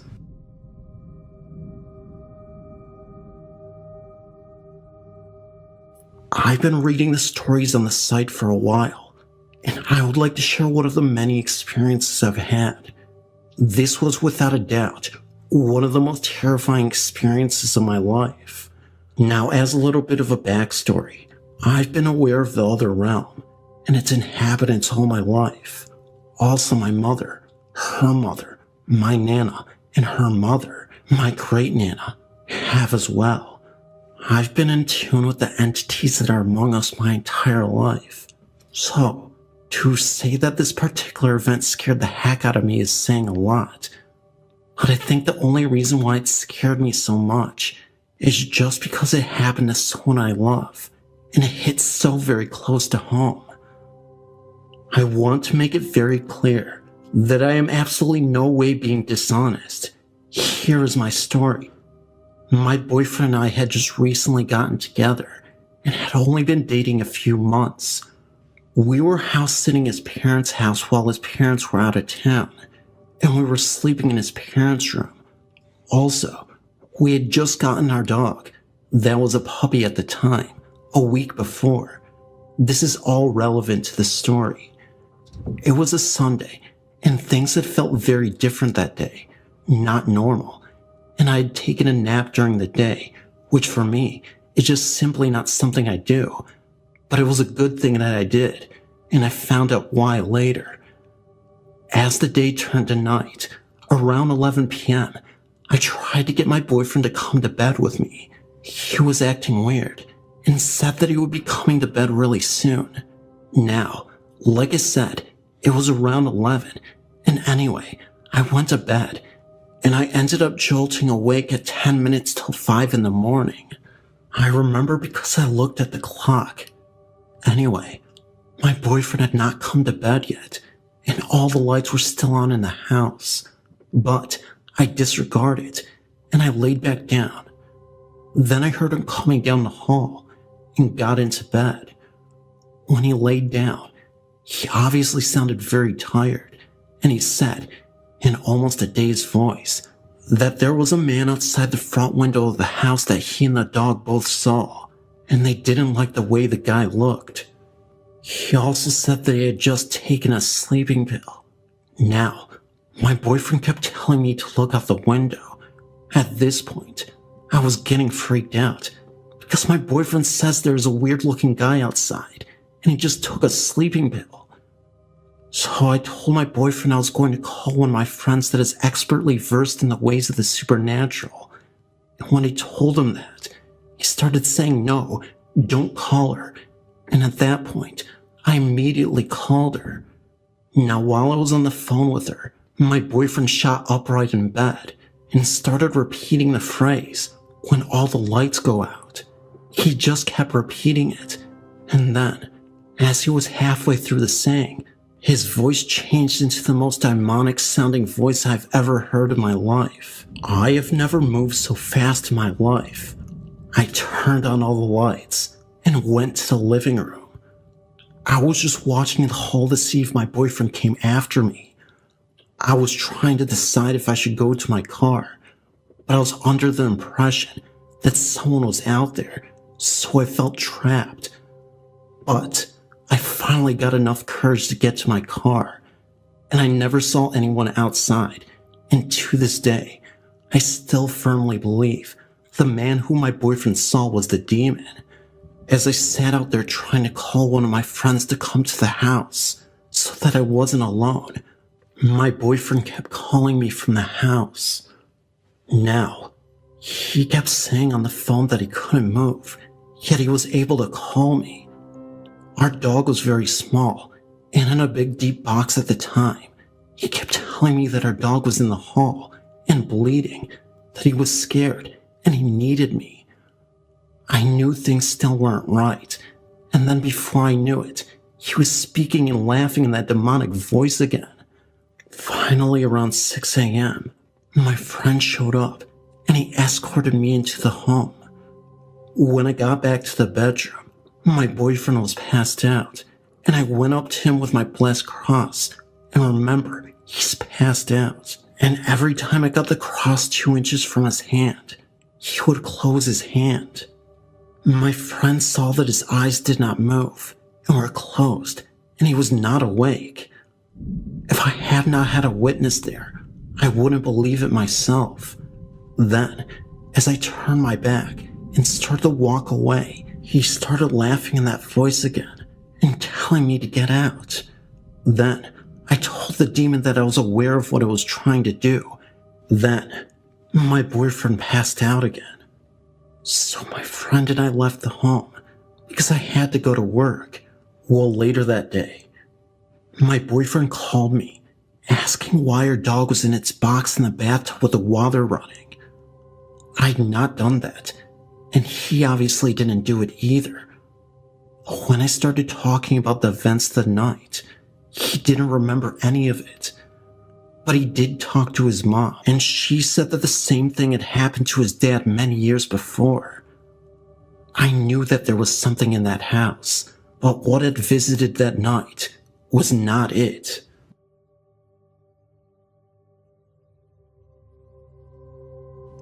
I grew up on a farm and I had stepbrothers and sisters. We lived in this old farmhouse that had 4 bedrooms upstairs, and I'd shared a room with my stepbrother who was about 2 years younger than me. It was 1986, and I was 17 when this happened. Our room was a small one, but we had 2 beds in there, and the way I had my bed was that the end of my bed was towards the bedroom door, and then my head was about 2 feet from the wall because I had a couple rifles, a .22, and my .32 Winchester Special. The night this happened, I was sleeping on my belly with my arms under my pillow, and something woke me up. It wasn't a noise or light. Maybe it was a dream, but I woke up and kind of pushed myself up a little bit with my arms to look at the door. When I looked, there was this figure, a dark shadow, or better yet, like a silhouette, and for some reason, almost telepathically I learned that it's just one of my sisters. Their room was straight across from mine on the other side, just bringing in one of the cats to sleep with me, because the cat was keeping them up. We had a lot of barn cats that weren't allowed in the house. So I turned back around the way I was before I woke up, and laid my head back down, and I expected the cat to be put on my bed. And the feeling that I got was very comfortable feeling, like everything is okay. A few seconds later, I felt the weight of the cat snuggled up to my side, like it was half on my bed and head, and paws on my kidney area of me. I woke up a couple more times feeling this kitty cat still next to me. I was going to reach around and pet it, but I didn't want to wake her up. After a good night of sleep, I woke up and I couldn't believe that the cat was still in my bed and partially on my side, and I did not find a cat on bed with me. I found my .22 rifle laying across my back. I was totally confused by this. I wanted to confirm that it was not me who put my rifle across my back, so I put it back to where I had it before I went to sleep. And to be able to get at it, I would have to have gotten on my knees and reached way over to the corner, and with one arm grabbing it, and I couldn't lift it up at that angle. Of course, nobody had believed in me, so I just never tell the story, except for now. For my next story, I'm going to say something first as it relates to my story. I have what is now known by some as sleep paralysis. I'm sure a lot of you know what this is. When you wake up and you are mutually awake, but you cannot move. This is a very terrifying experience. I have heard many theories on this, and the one that makes the most sense to me is by Sylvia Brown. She says that while you sleep, your soul leaves its vehicle, your body, and goes wandering around to various places. As a result, your body wakes up, but you can't do anything about it because your soul isn't back from its journey to whatever. On with the second story.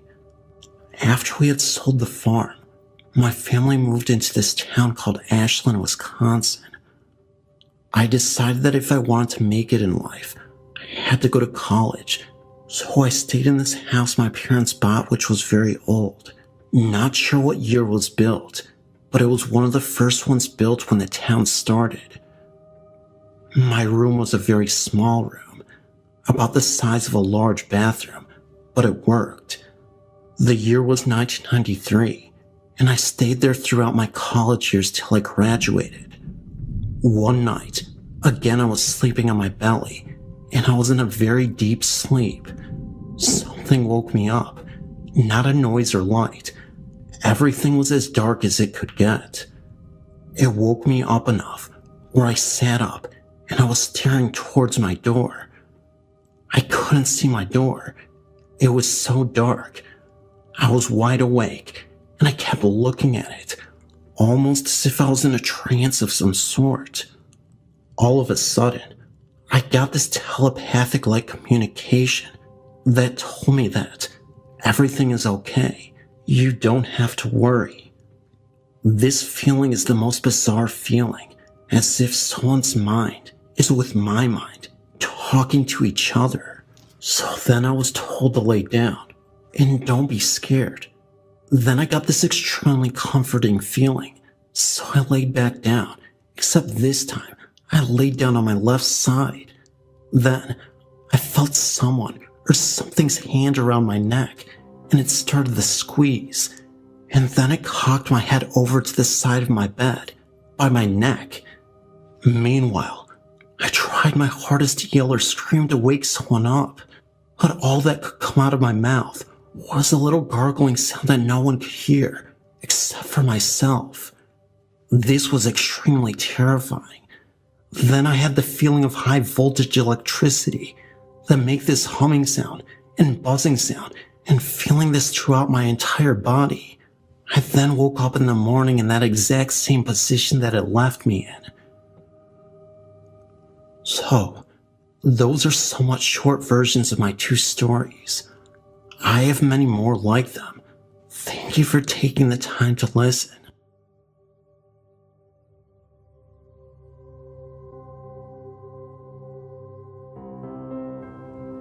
During my college years, my brother and I lived in an old brownstone in South Minneapolis. The apartment itself was large and sub-level with 2 bedrooms. From the moment we moved in, we knew there was something wrong. On numerous occasions, I saw someone in my hallway moving across the rooms out of the corner of my eye. I always felt that it was my eyes playing tricks on me initially. Then stranger things began to occur. We began to have our television turn itself on at night. The stereo would do the same. I would be sleeping at night, and it would just start blaring. My bedroom was the worst. It was uncomfortable. I became afraid to sleep in there. I could not describe the feeling. I began sleeping out in the living room or on the futon. Finally, I told myself to stop with the silliness and resign myself to sleep back in the bedroom again. I did so uncomfortably for a few nights, only to be awakened one night by a man's disembodied head hovering above me and smiling. I still very clearly remember it. I screamed as loud as I could and took off out of that room and never slept in it again. We moved out after 6 months of living there. There is a large home in Martin that I lived in for 20 years. It used to be a carriage stop. The first day I was moving in, there was a woman in a black high-collared dress peering out at me, and my mother. The curtain was being held back, and she was fiddling with the brooch and the collar of her dress. Once inside the house, it appeared to be a bundle of gray dusty rags floating in the air close to the ceiling. It swooped down under a doorway and went out through the window. It has been seen many times in the road in front of the house. A man in a black coat with a high collar holding a lantern and swinging it back and forth as if to lead the way for persons passing through. Sleeping on the couch one afternoon, a little girl in a blue dress was standing in front of me. I couldn't see her face, but she seemed so real. Lying in bed at night, and sometimes in the morning, footsteps could be heard walking up the stairs. You can't move. You feel a weight that holds you still. All you can see is the boots of a large man. He looks into every bedroom and then goes back downstairs. You can then move. In the parlor, you could hear a party going on, and while that is going on, you hear a baby crying. When my mom and I were sitting in the dining room, we both saw objects being thrown across the laundry room. You feel cold and get goosebumps throughout the house.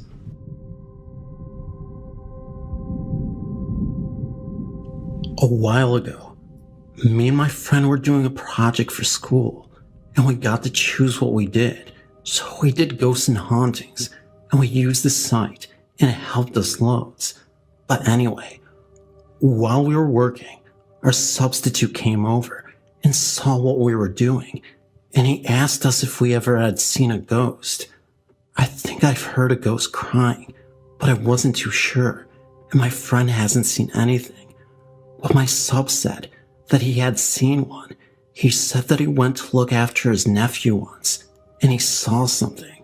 He said that he went around to his brother's house, and while his brother and his wife were getting ready, his nephew came downstairs and told his dad that he had seen the man with the big hat and the funny glasses right upstairs. My teacher asked his brother what he was on about, and his brother said that he had seen the ghost again. My teacher didn't believe him, but his brother said he'd seen it upstairs. Then when his brother and his bro's wife had gone, his nephew, who was only 5, wanted to play football in the garden. So as they were going through the kitchen, his nephew said that the man with the big hat and funny glasses was behind my teacher. He freaked out and was scared to death. He said he just wanted to get out of the house, but made himself turn around. He said that he saw a gaslight form that had a pilot's hat on, an old one, not a helmet like nowadays, and that the thing was wearing big goggles. He later found out that his brother's house was built in an old airfield. The story freaked us out. I used to spend a great deal of time working in a vet clinic, and let's just say, well, it had its fair share of paranormal occurrences. Seems pretty obvious, right?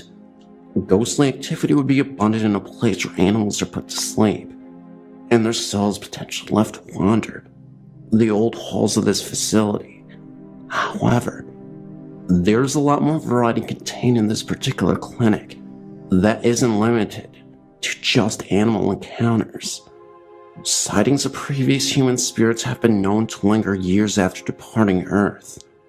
A dark history is also associated with this place, a sinister energy that I can't really put my finger on.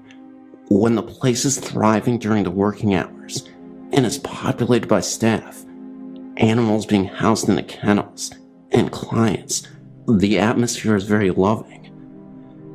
However, late into the night, after the business closes and the doors lock, it takes on a different kind of energy, especially when you're left alone, something that I've spent a great deal of time doing, since I often work closing shifts. The clinic was founded way back in the early 1950s, and had seen its fair share of staff, ranging from kennel workers, veterinary technicians, to veterinarians. The biggest rumor I've heard since being employed here is the story of Dr. Fleming. When the business originally opened in the 1950s, he was one of the first vets to be working there, and he was more than a little unsavory. That's because this man was truly repulsive. as he had a reputation of treating the animals like crap that stayed in the kennels. It started with the mistreatment of dogs that would stay, or he would take his aggression out on the animals when he had a bad day, kicking, hitting, etc. You'd think that someone would say something eventually, right? Well, from what I've been told, everyone kept their mouth shut because he was such a great veterinarian. He did his job very well, right up until he had enough of his life, when at that point, he just snapped. A client had come in to get a checkup for their dog, and he went into an exam room. The dog wasn't cooperating with him, and he started screaming at the dog. When the staff rushed in to see what was going on, he pulled out a gun and aimed it at the dog for a second, before pulling the gun on himself, and that was the end of his life. Unfortunately, I can't confirm if this was just an old legend to explain the ghost hauntings, but everybody, from the current longtime staff to the boss, all say this happened, and the staff before them had told them this to be factual. So this story was passed down over the years, and it's 2015 now. My boss even told me of a story in which she saw the ghost of Dr. Fleming at night, while she was at the clinic, by herself, and alone, with nobody else with her. It was just after 11 p.m., and she had to run to get something that she left at the clinic earlier in the day. She drove over to the clinic, and the lights in the lobby were left on before she walked in. Not thinking much of it, she dismissed it, thinking maybe one of the staff members had left on the lights accidentally. The weird thing is, as soon as she walked into the building, the lights in the front lobby shut off by themselves for about 20 seconds. My boss turns the light back on. That freaked her out a little bit, as again, she knew nobody was there. So she's walking down the narrow hallway, and all the way at the end, she sees a figure move into the last exam room, at the end of the hallway. It was a cloudy figure, almost like a shadow person. Now get this, after she saw whatever that thing was, the light in the exam room turned on, and then off.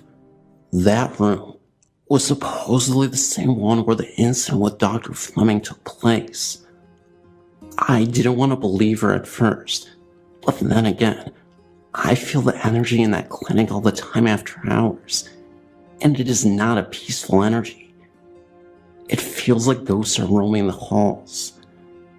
In my personal experience, I never saw anything, but I've heard ghostly growls that didn't sound like cats or dogs, or any animal for that matter, as I was closing up the clinic. I remember my coworkers had left for the night, and it was just me. Out of nowhere, a very low guttural growl, almost human-like, was heard as I was sitting down at the reception desk.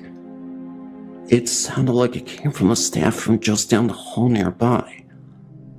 I walked into the staff room, turned the lights on, and there was nothing there. Some staff members say that they heard voices after closing, the sounds of light footsteps in the hall, and knocks on the walls.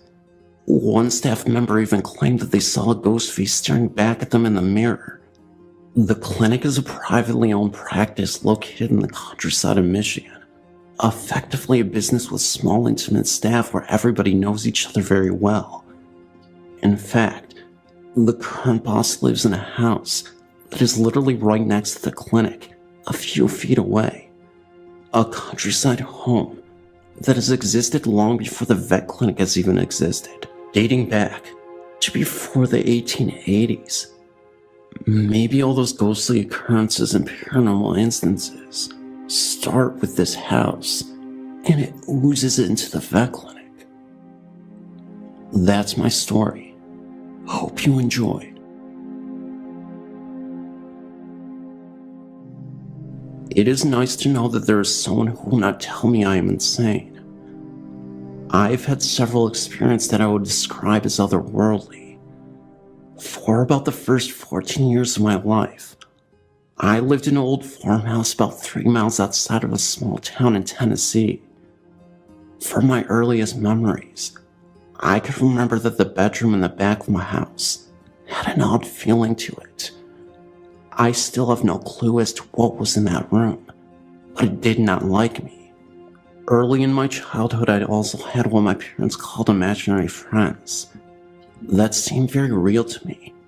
That seemed to go away around the time I entered kindergarten, at around age 5.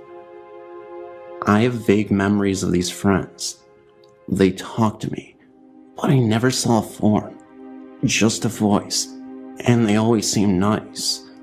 I don't know if anything had to do with what was in that room, but whatever it was definitely not nice. This room was my parents' bedroom. It was located behind the kitchen and was adjacent to my room, which I shared with my older brother until I graduated from high school. There was a doorway between the two rooms.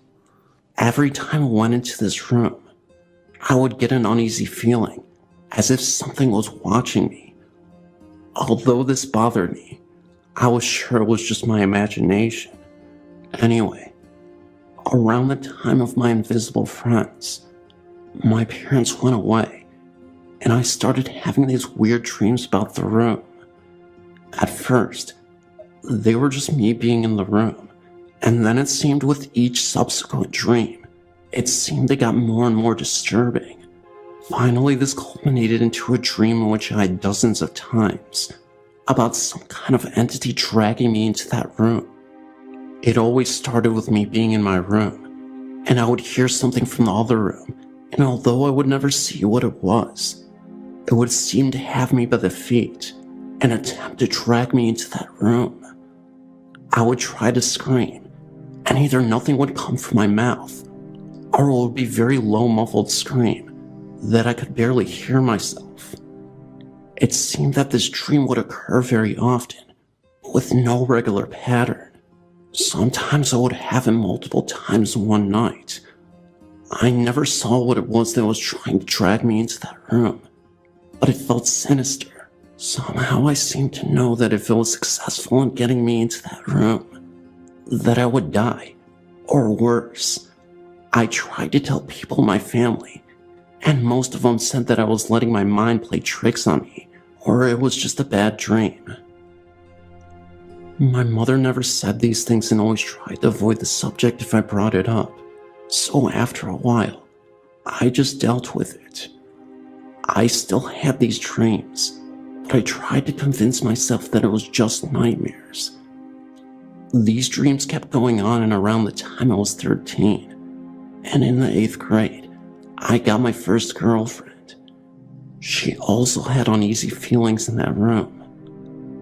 I'm not sure where she got it, but she came over one day with a Ouija board. I was skeptical about this and thought it was a game. Well, until about 10 minutes into playing it. It said some things that there was no way she would have known that would have occurred in my childhood. It also said some things about a bad man who was near. I took it to be referring to what was in that room. After this, I was sure that they were real. I was getting into that cocky, brave, invincible teenager mode that kids always seem to have. I decided I wanted to know more. This house was situated on a lot in front of and next to 2 large grain fields. About 100 yards or so to the left of our house, there was another house that had been partially burned and was then converted into a shed for a tractor. I'd never really explored this shed before becoming a shed. This was a house that some of my relatives lived in. This was about all I knew about it. One day, my girlfriend and I were walking from our house, which was about 2 miles away, and it started to rain. Well, although not far from my house, it started to rain pretty hard, so we decided to wait for it to slack up some before we walked the football field length from there to my house. We went in, and almost immediately I got a similar uneasy feeling that I knew pretty well by now. She asked me what was wrong, and all I could say that something about this place isn't right. She went into her backpack and came out with the Ouija board. I thought, oh well, it's daylight, and oh well, it couldn't really hurt us. We started, and after a few minutes of unintelligible letters, it stopped, and the air seemed to get colder. I didn't know at the time that there was none of the signs of spirits being around. Anyway, she said, "Is anyone there?"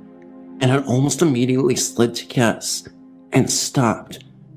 Then we asked some random questions, and got the unexpected answers. The rain had slacked up, and we decided to go on to my house. A few days later, we decided that something was definitely odd about that old half-burned house. We ventured back. This time we went into the mid-afternoon, and it was a hot summer day. I think this was in mid-June, and it was really hot outside. We went in and announced ourselves, making mention that we talked a few days before. Nothing seemed odd. We were just trying to see if we could get some confirmation that something was there without using the Ouija board. Nothing happened, so we took out the board and lit some candles because it was a little dark, but there was a little light that peeked in through the holes in the roof. We started to try to ask some questions about who or what was in the area and such. At first, the spirit we were talking to seemed nice and unthreatening, but it said that it must leave, and almost immediately, the room became cold again, as it had done the previous time. It was at least 80 degrees outside, and in this room, it seemed to drop 20 degrees almost instantaneously. This was startling, because the last time we wrote that off as being wind from the rain outside. Again, we asked stupid questions, and then we asked for her name, and it spelled either evil or devil. It happened so fast, so we're not 100% sure. Either way, this freaked us out, and I was pretty sure whatever this was either the same thing that was tormenting my dreams, or related to it. It then told me some disturbing stuff. I don't want to get into it, but it was not pleasant, and really scared me, so we stopped. When we went to put the board up, the blanket was really hot. This thing was made of plastic, and it was hot enough to almost burn you. But the plastic didn't melt or show any outward signs of the heat, only when you touched it. This really scared us, and we got the heck out of there. Later that summer, my parents separated, and we moved to a town about 10 miles north of where we were living. After we moved, the dreams started to go away. Several years had passed, and I decided that I wanted to know what went on at that place. I asked my mom if she'd ever experienced anything strange there. She had lived there after my parents were married up until the time they split up, so I was sure that if something was there, I was not the only one to experience it. Well, she told me that she felt the same uneasy feeling about the room that I had felt. She said that she always felt like someone was watching her in there. She said that she had never told anyone, because my dad said she was crazy, that he had never had anything like that happen. So then I asked about the shed. She said that my uncle lived there until he died, and then the house burned. I asked if anyone was hurt in the fire, but she said that no one was there when it burned. I told her about the experiences with the Ouija board, and she got a weird look on her face. And then she told me about some of the stuff that happened before I was born. She didn't give me specifics about names, but she said I had some relatives whose house burned down, and their children died in the fire. Their bodies were laid out in the house before the funeral. She also said that it was suspected that the fire that killed the 3 children was set for insurance money. I don't know if it was their spirits or something else, but after we moved, the dream stopped, and everything seemed to be normal. I say normal, but I still have paranormal experiences where I will see people not there, or other odd things. I've now felt a presence like the one in the room since then, and I never want to feel anything like that again. I never quite figured out what that was, or if the events were related. These dreams traumatized me as a child, and although I don't feel that I need answers to it, I just felt I needed to share the account of what happened with others, hoping that it would help. In closing, I wouldn't recommend anyone ghost hunting as I did. Whatever it was, the Ouija board seemed agitated. At first it seemed that we were connected by a somewhat friendly entity. Then it would leave, and the mean would come. I still live close to that home, about 10 miles away, but I haven't ventured back in like 7 years, maybe longer. I'm 25 now, and I've done a lot of research into the paranormal, and I know now what I did was stupid. Anyway, thanks for listening to me ramble on about my childhood. Hope this helps someone else.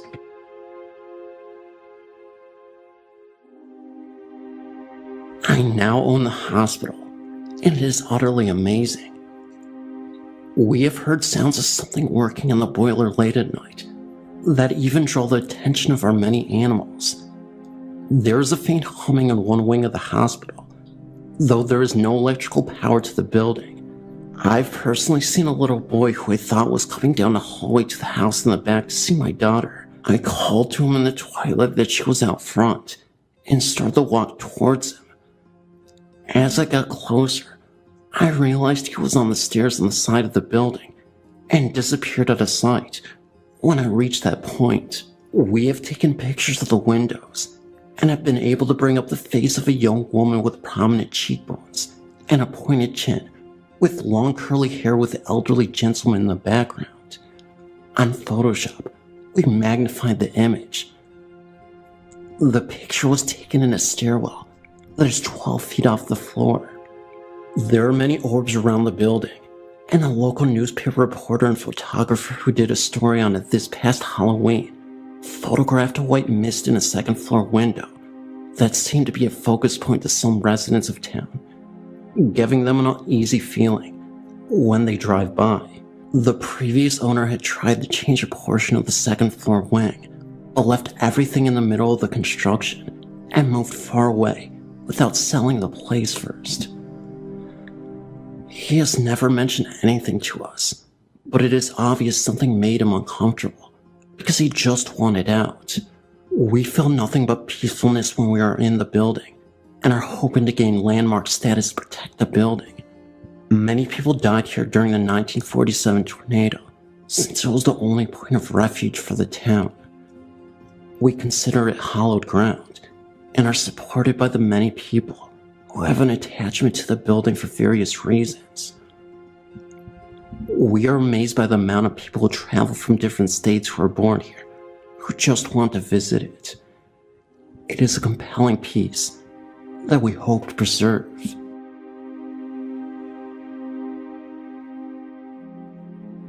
My name is Jessica, and I live about 12 miles outside of a little town called Berlin in Somerset, Pennsylvania.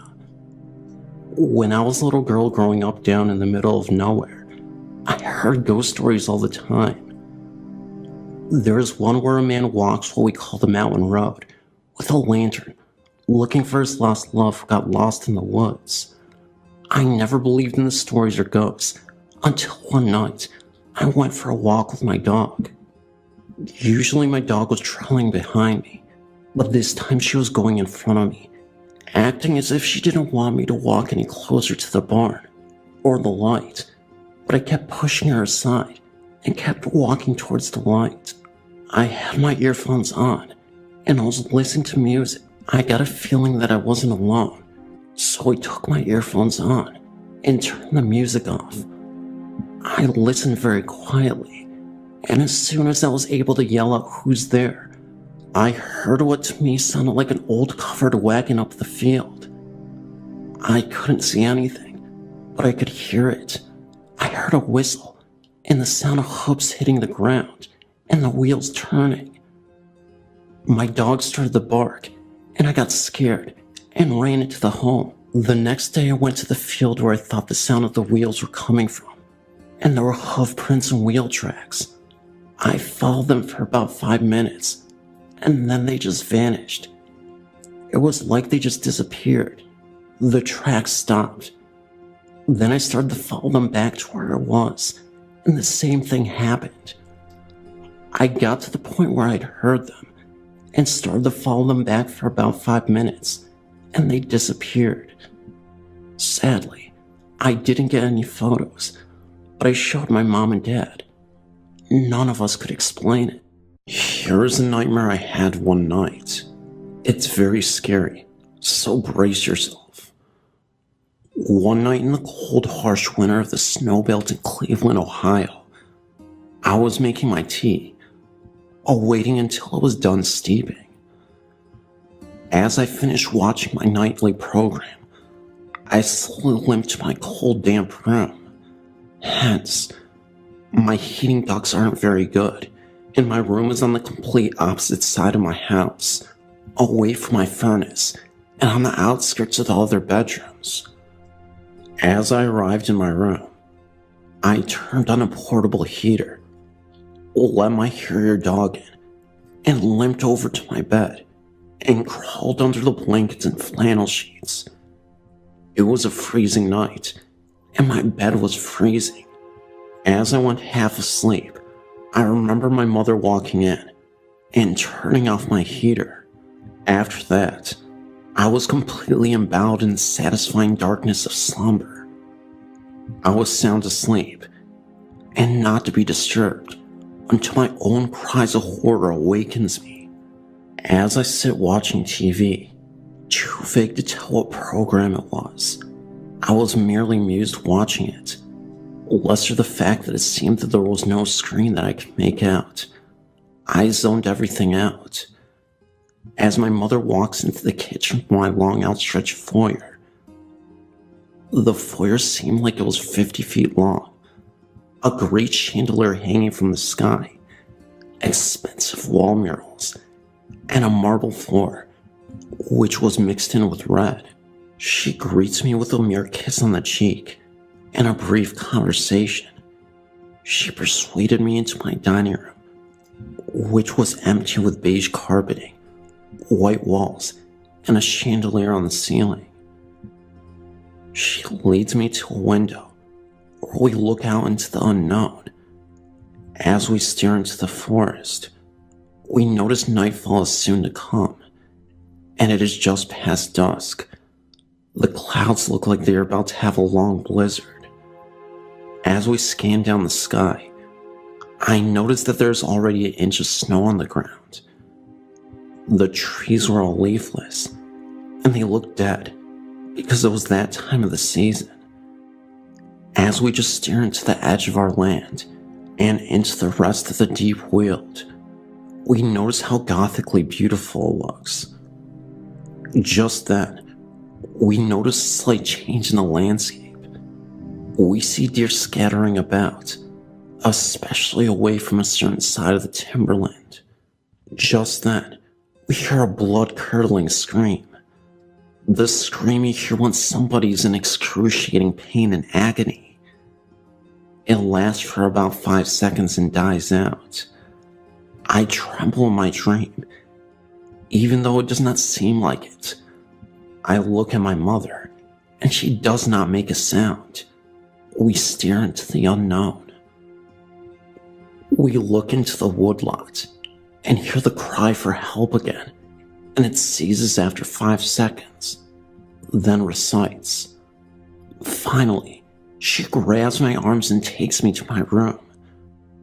We sit in there and keep getting these haunting phone calls of a man screaming, "You're next, you're next." She solemnly hangs up and has a trace of fear across her face.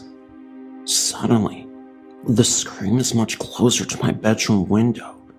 Suddenly, I awaken with a jolt. I feel a cold sweat run down my back and notice that my breath shows up in midair. My furry little friend is in a little ball next to me, which means it was too cold for him too. I'm too afraid to fall back into sedation, so I stay awake and stay alert to any little noise in the home. As the clock turns 6 a.m., I wake up and wander into life before dawn. Everything is dark and I can't see, so I turn on the television. I make a cup of morning tea and tremble as I drink it. As I walked out to the bus, I couldn't help hearing the screams in my head and being terrified walking down a 50-foot driveway surrounded by timber.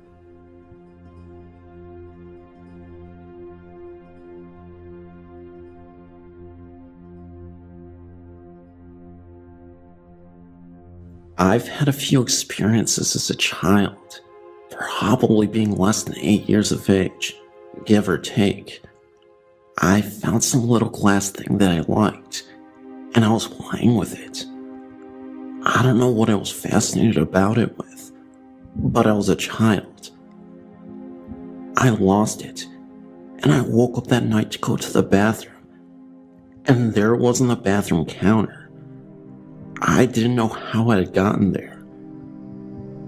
I walk out in the hallway to go back to bed, and I see a figure run into my room. I run into my room, looking under my closet, under my bed, and all over. I find nothing. I go into my brother's room. He's still asleep, and see nothing else. I suppose the figure was returning the object to me. Who knows? Another time, I guess I woke up my mother to get me something to drink. After we went down the stairs and turned a corner to go to the kitchen, I'm behind her, and as she is about to go to the other room, I see a little boy, probably about my age at the time, and dressed in old-style clothes. I don't know, maybe 17th or 18th century clothes, just old. I asked my mother if she just saw that, and she said, "No, Bradley, what did you see?" I told her what I had just seen, and she didn't tell me it was my imagination or anything. She believed me. She says that many people in the family have seen things from time to time like that. I've seen other things in those days. My memory is a little shady about them, but those are my two best remembered. For some reason, I was somewhat scared of what I saw. I don't know why. Maybe because they were so sudden and gone so quickly. I would only see them for about 2 or 3 seconds, and they would just disappear as quickly as they appeared. I did live across the street from a cemetery, and someone we sold something to at a garage sale said the plot of land we lived on used to be a cemetery. An old one, judging by the clothes the boy was wearing. An old girlfriend sent me a link to the site, and I thought I would check it out. I came across the link, Children and Ghosts, and I thought I would give you my thoughts after reading it. I stopped seeing these things when I guess I just got a little scared, and just said to myself, I don't want to see these things anymore. After that, I hadn't seen a thing. I don't know if that's a good thing or not. I'm not sure if I wouldn't mind seeing anything these days. I worked at a funeral home for 6 months, and saw a lot of sadness, and some gruesome things as well. People seem to be most upset when someone takes their own life, more so than a murder even. I got out of that, because there is no money in it. It is because of those experiences that I do believe in life after death.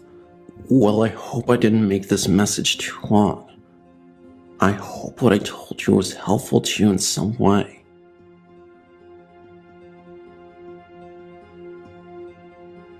Well, let me first explain. I'm not psychic. I don't think that I'm particularly sensitive. I know that some of my friends and I in high school did mess around with some stuff. Ouija boards, going to cemeteries, etc. That wasn't the brightest of ideas, but it wasn't meant to be harmful. For whatever reason, I seem to attract this kind of energy. My parents had bought a house in a brand new development in West Windsor, New Jersey, in 1992. It was built on a former sod farm. Nothing too strange that we knew about.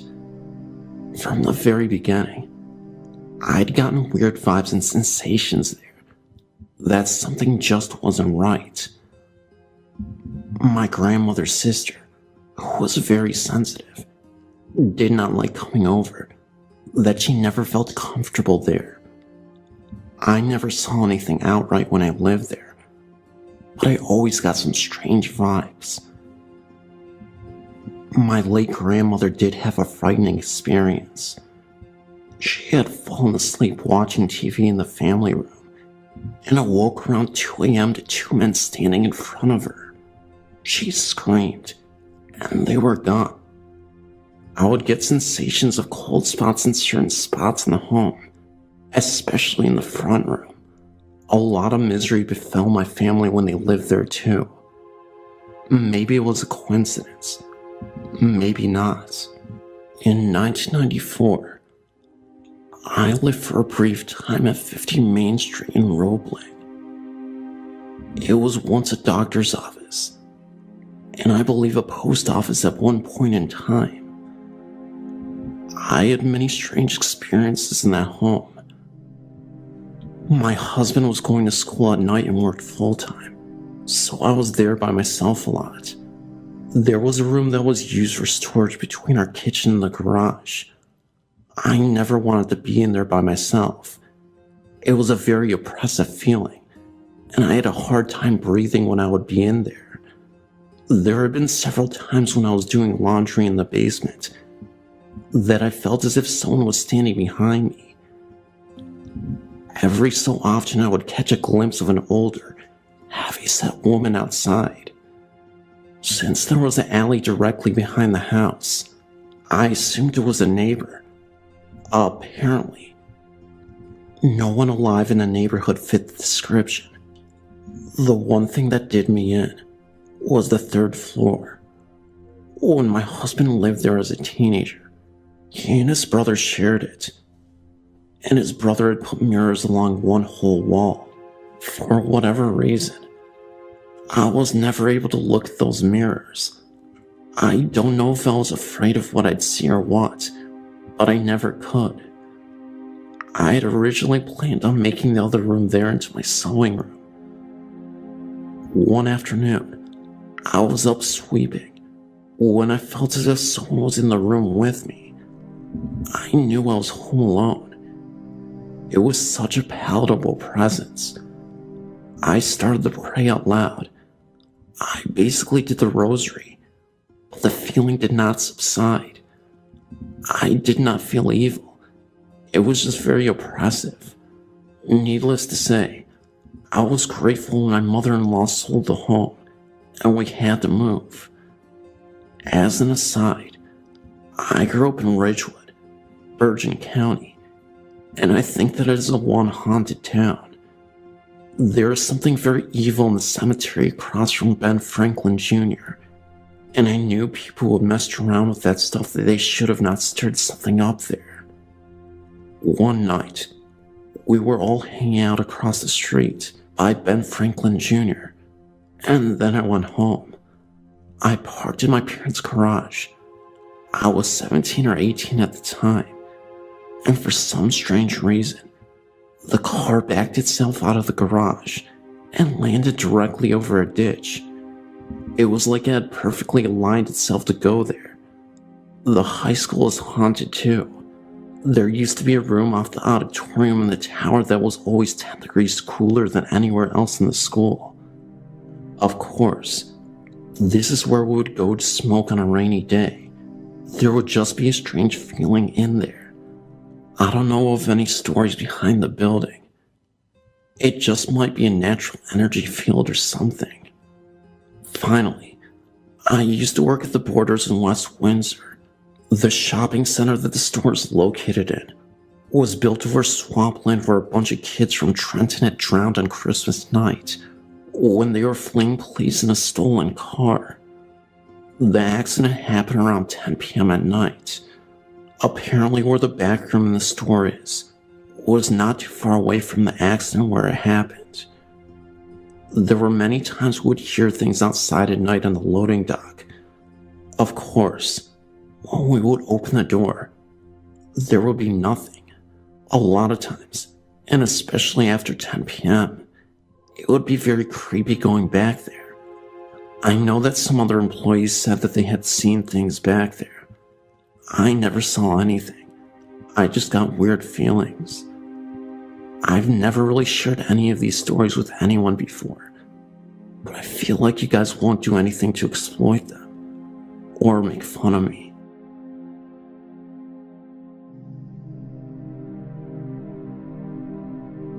When I was 15 years old, I used to frequently babysit from a next-door neighbor who has 5 children. It was a Friday night at about 10 p.m. I just put the children to sleep in their bedrooms upstairs. I stayed up for a while watching a few late-night shows. At about midnight, I found myself restless and decided to wash the dishes from that evening's dinner. About 10 minutes into washing, I heard footsteps behind me. Without turning around, I said, "You're supposed to be sleeping." I received no response and turned slightly to my right, and out of the corner of my eye, I seen the outline of a little boy with dark hair, dressed in a t-shirt and shorts, and white tennis shoes. I turned back to the dishes, and was about to repeat myself, when the hair on the back of my neck started to go up, and a shiver went down my back. I quickly realized that the little boy I had just seen was not one of the children. I turned completely about to find nobody there. I quickly walked through the kitchen to the living room and up the stairs, where I found all the children sleeping soundly in their beds.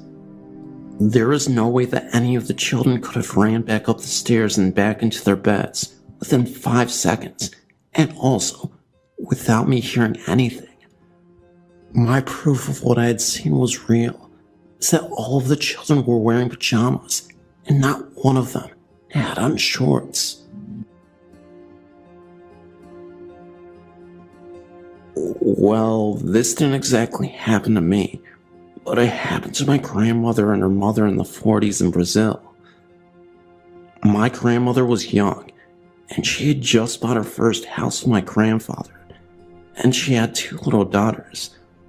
My aunts, obviously. My father wasn't even born yet.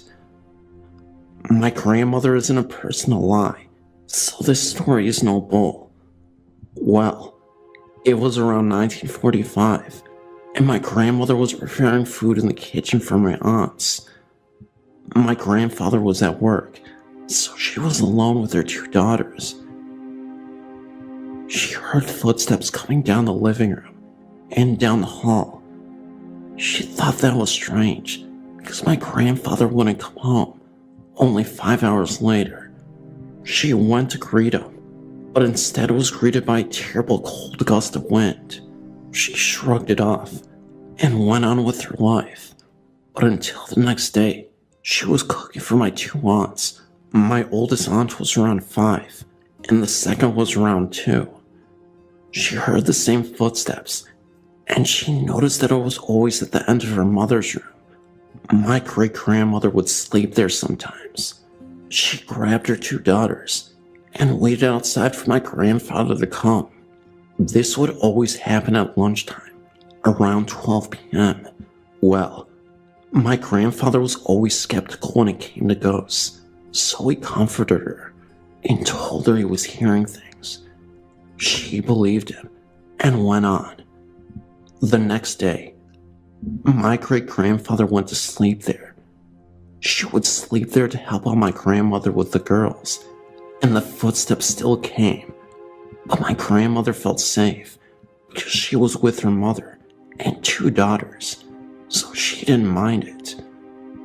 At night, my great-grandmother was sleeping, and she felt the bed go down, as if someone was sitting down on it. Then, she felt a hand caressing her face. She got the heck out of there, and never returned to that house. They lived there for 2 years. Soon after my father was born, they moved. So that's my story. I do not believe she was lying, because she isn't a person to lie about that. Thank you. My first story begins when I lived in Ohio, USA. I was driving back to my house one day with my friends when I saw a girl visiting a graveyard. She was right at the top by a statue of an angel. The girl looked very young, about 11 years old. She was wearing old-fashioned clothes. I went up to the grave the next day. The inscription was written on the angel's Bible. It said in memory of Jane Doe, died 1832 to 1845, died of tuberculosis.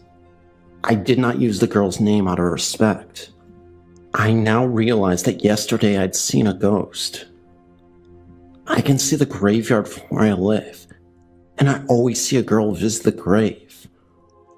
One time I went up there to see if I could catch a glimpse of the girl. This time, she was bending over 2 other graves. I went away because I thought the girl was starting to sense my presence. I came back though, and found the 2 graves. These 2 were her mother and father. They had also died of tuberculosis. It looked like no one came and took care of this grave, so I would come up there sometimes and clean the graves. When I had finished cleaning the girl's grave one day, I looked up and saw the girl watching me. She was smiling. She followed me home. I wasn't bothered because I knew she was harmless. It was almost like she was an old friend to me.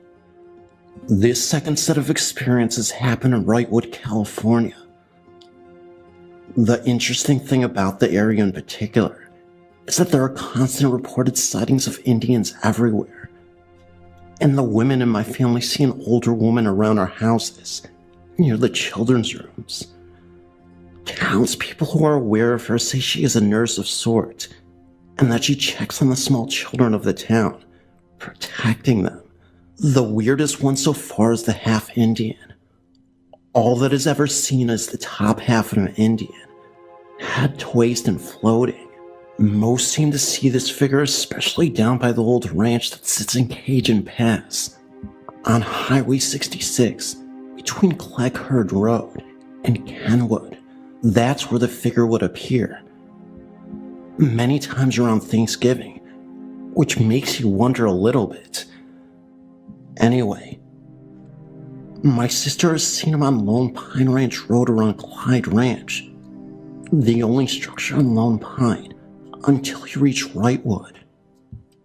We have a lot of paranormal activity happening constantly, according to those who are tuned into it, or have that sixth sense.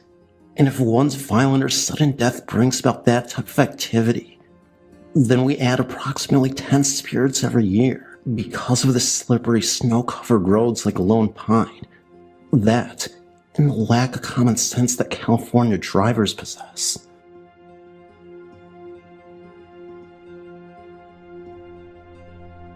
For years, the ranch my grandpa owns has been the center of many disturbing experiences.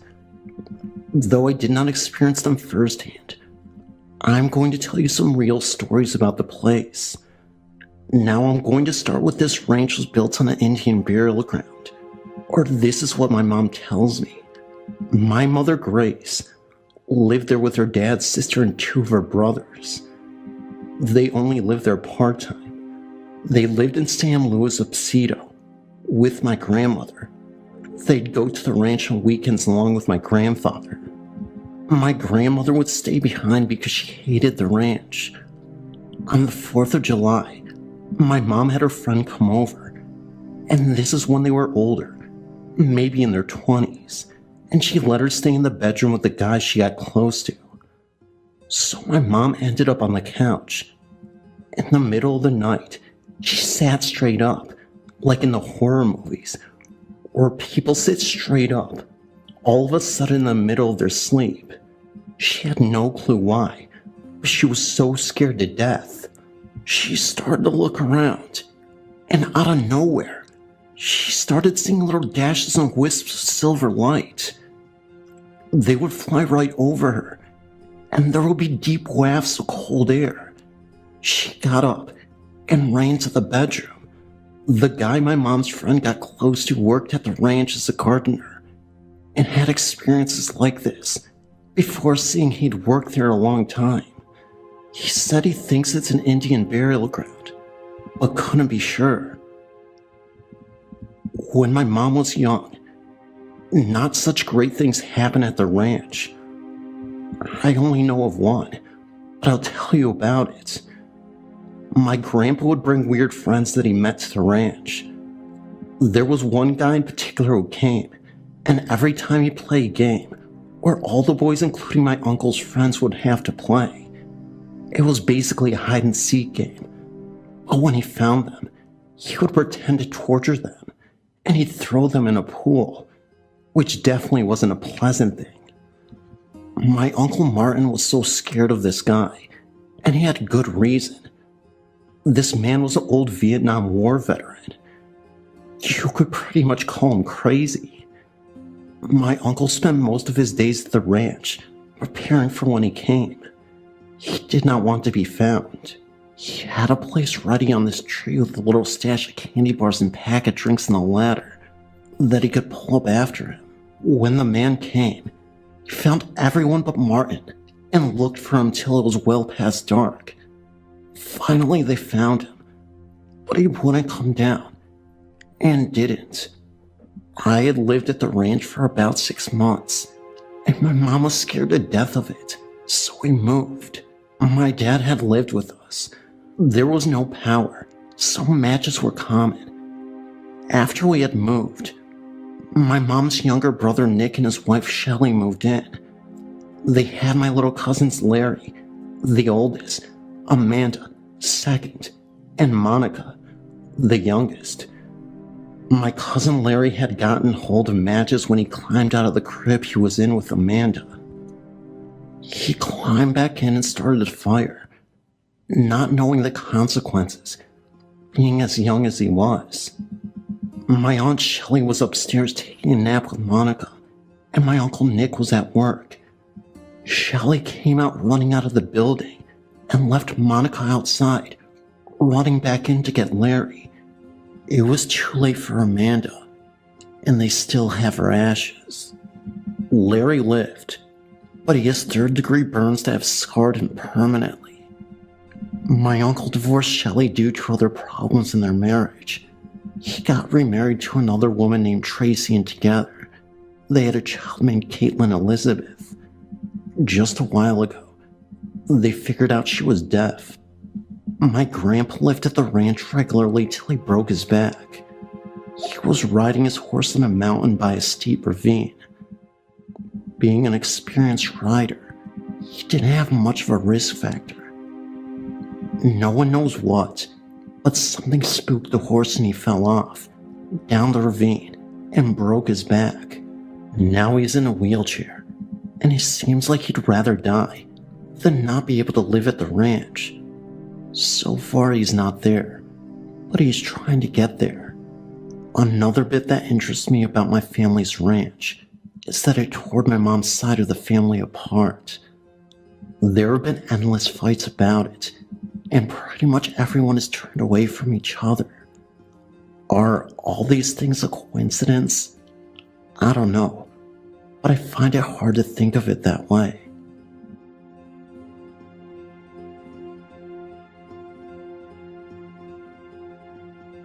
I went to Santa Catalina summer camp, but it was also a boarding school. For some reason, there is one room that is never open for boarders. It's at the end of the hall in the 4th dorm, and the story about it was that a girl was going there for senior year and was trying to get into Harvard. When she got the rejection letter, She OD'd on sleeping pills. This happened a year or two after my mom had gone there. When I went there for summer camp, there was a girl who said she had gone in there to turn off a light that was on. This was odd, because no one was allowed to go in there. The two girls were curious about the room and snooped around. When they opened the closet, there was red writing all inside the walls of the closet. They screamed and ran out, telling the counselor what they saw. The counselor was clearly scared out of her mind to go into that room. Before she turned off the light, she checked the closet. The walls were clean. Throughout the nights and days at Catalina, the light would turn on without anyone there. The presence was overwhelming and strong. Sometimes just an eerie feeling. You can't prove it, just feel it. I lived in Springfield, Missouri for 5 years, and have been a frequent visitor to the Wilsons Creek battlefield. The place is a presence that you could feel day or night, because it was the site of a good-sized battle, and the park rangers will tell you the same thing of sightings while they patrolled the park, or hearing gunfire and cannons going off. One of the most active spots in the battlefield is the farmhouse that doubled as the field hospital where the wounded were brought in for amputation in the home. But I believe it was a Confederate hospital, if my memory serves me correctly.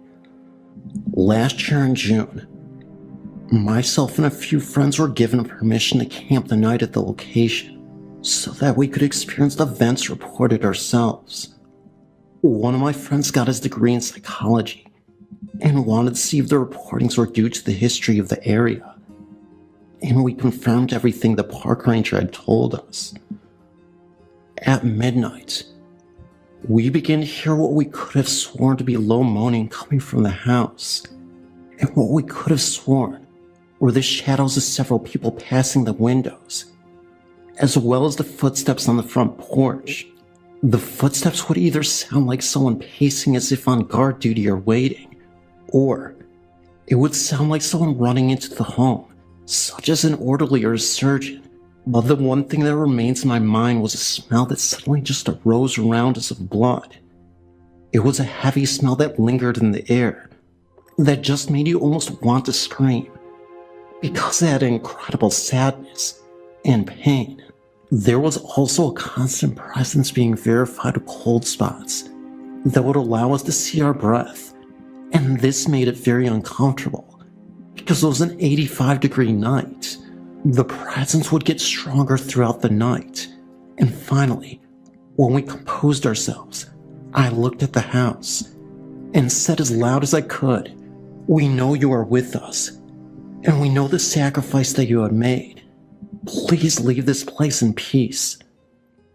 My friends, of course, gave me that look that I had lost it, but they immediately noticed that there was a calm feeling now, instead of agitation and sadness. Before we left, we placed a small flag and an American flag that we bought, and placed them on either side of the front porch of the field house, and gave them a salute out of respect for the soldiers. I've since moved to Florida, but still keep in contact with my friends as well as the park ranger, and we still talk about that night as well as the other occurrences they've seen on return visits.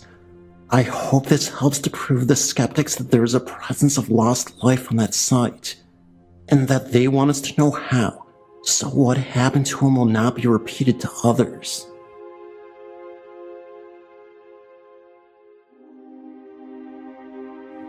I lived in my newly built home for 1 year now. It all started when I woke groggy from sleep. I heard a woman crying and thought perhaps it was my child or neighbor. Her husband would travel often. I realize now that it was a linked experience. It was a couple of days ago, and I'd stayed up late watching TV, started to get tired, and decided to go to sleep. So I walked upstairs and went to my bedroom, laid down, and was fast asleep. I remember dreaming and the woman that I heard for a year crying came to me. She came over me and put one hand on my throat and the other on my mouth and face. She began to strangle me. All I can remember after was willing myself to be awakened. I was flailing, kicking, and trying to scream. That is when I finally awoke. My husband was laying right next to me the whole time. He was also awake after the episode, scared and wondering what the heck. He told me that I was really screaming and tossing all over. You know when you watch someone sleep and they say they were screaming, it's always muffled. I wasn't.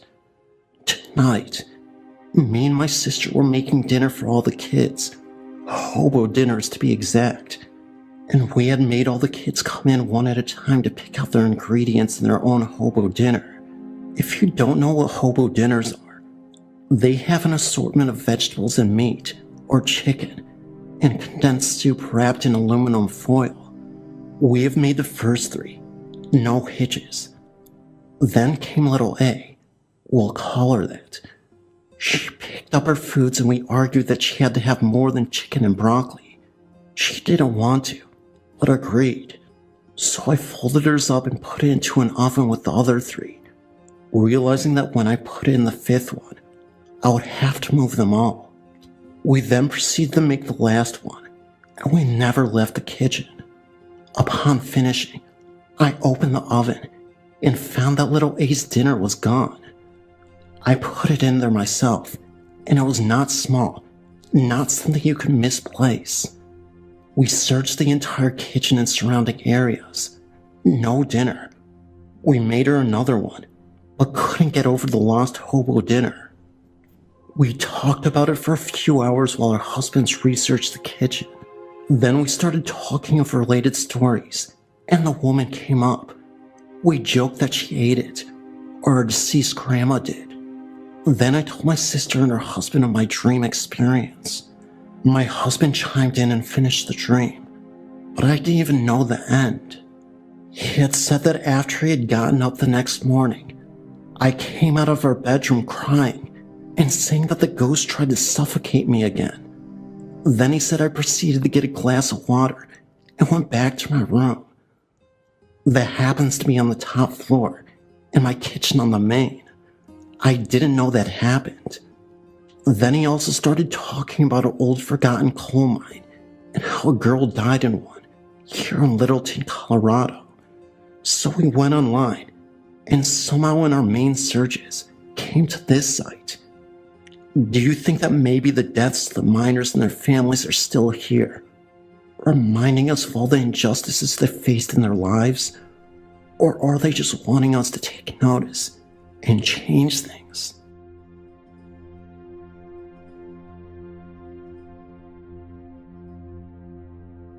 Early last year, me and my youngest daughter was cleaning an empty house to make extra money.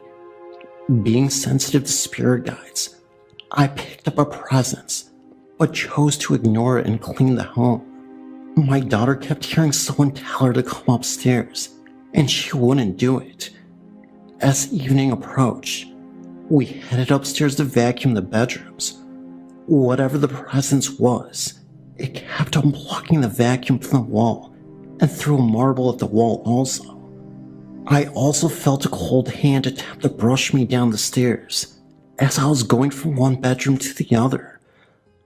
I dropped the vacuum and fled down the stairs, telling whatever it was that we would be back the next day. As we were locking the door, we felt someone on the other side trying to stop us from locking up and leaving. The next day, I lit a white candle and stood at the foot of the stairs. I simply stated we were here to do a job and mean no harm to him. I also said that we would leave as soon as the house is clean.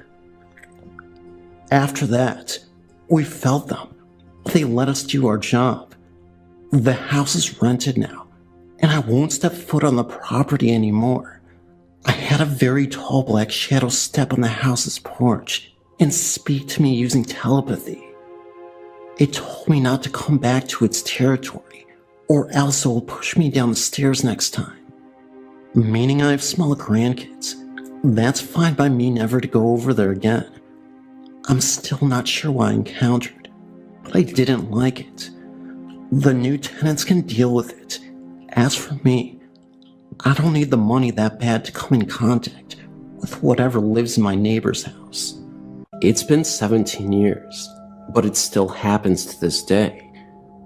It happened on a summer night on the back road connecting Mount Clair to West Milford, known to the locals as Alfie Hill.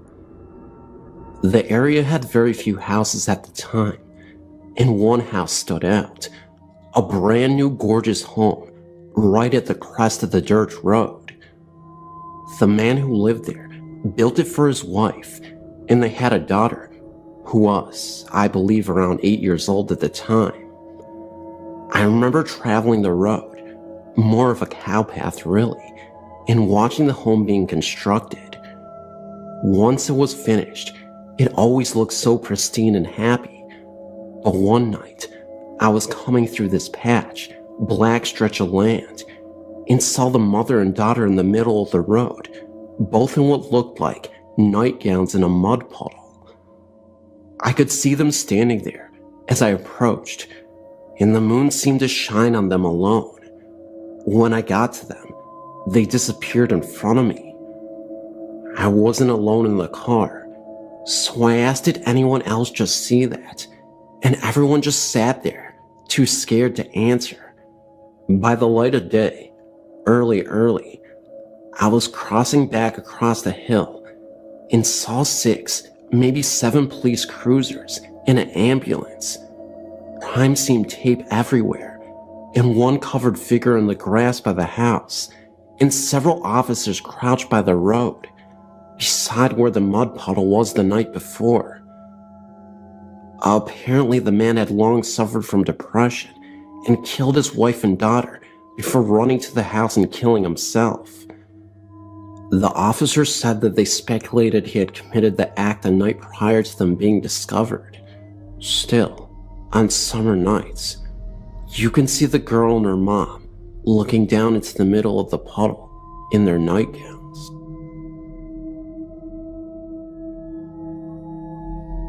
My husband Steve, brother, and myself were staying in a condo at Sunrise Village in Killington, Virginia, to go skiing. It was in April of this year, and there was a special on the Fox News channel entitled, "Does the Devil Really Exist?" or something of that nature.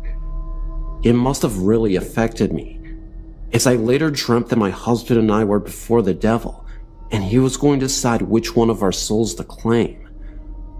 I was making an argument to spare Steve and take me instead. I remember waking up as someone was grabbing my left calf and tugging on it. I looked around and saw my husband was just coming into the bedroom from the bathroom, and he saw my distress as I was waking up and shouting for him to turn on the light as I was waving my hand around me to see if I could detect any cold spots. I enthusiastically read all I can on the paranormal. I vividly recall the hand, fingers and thumb wrapped around my left calf. It was a warm hand, and no, without a doubt it wasn't my husband's. He was in the bathroom, or my sleeping brother on the living room couch.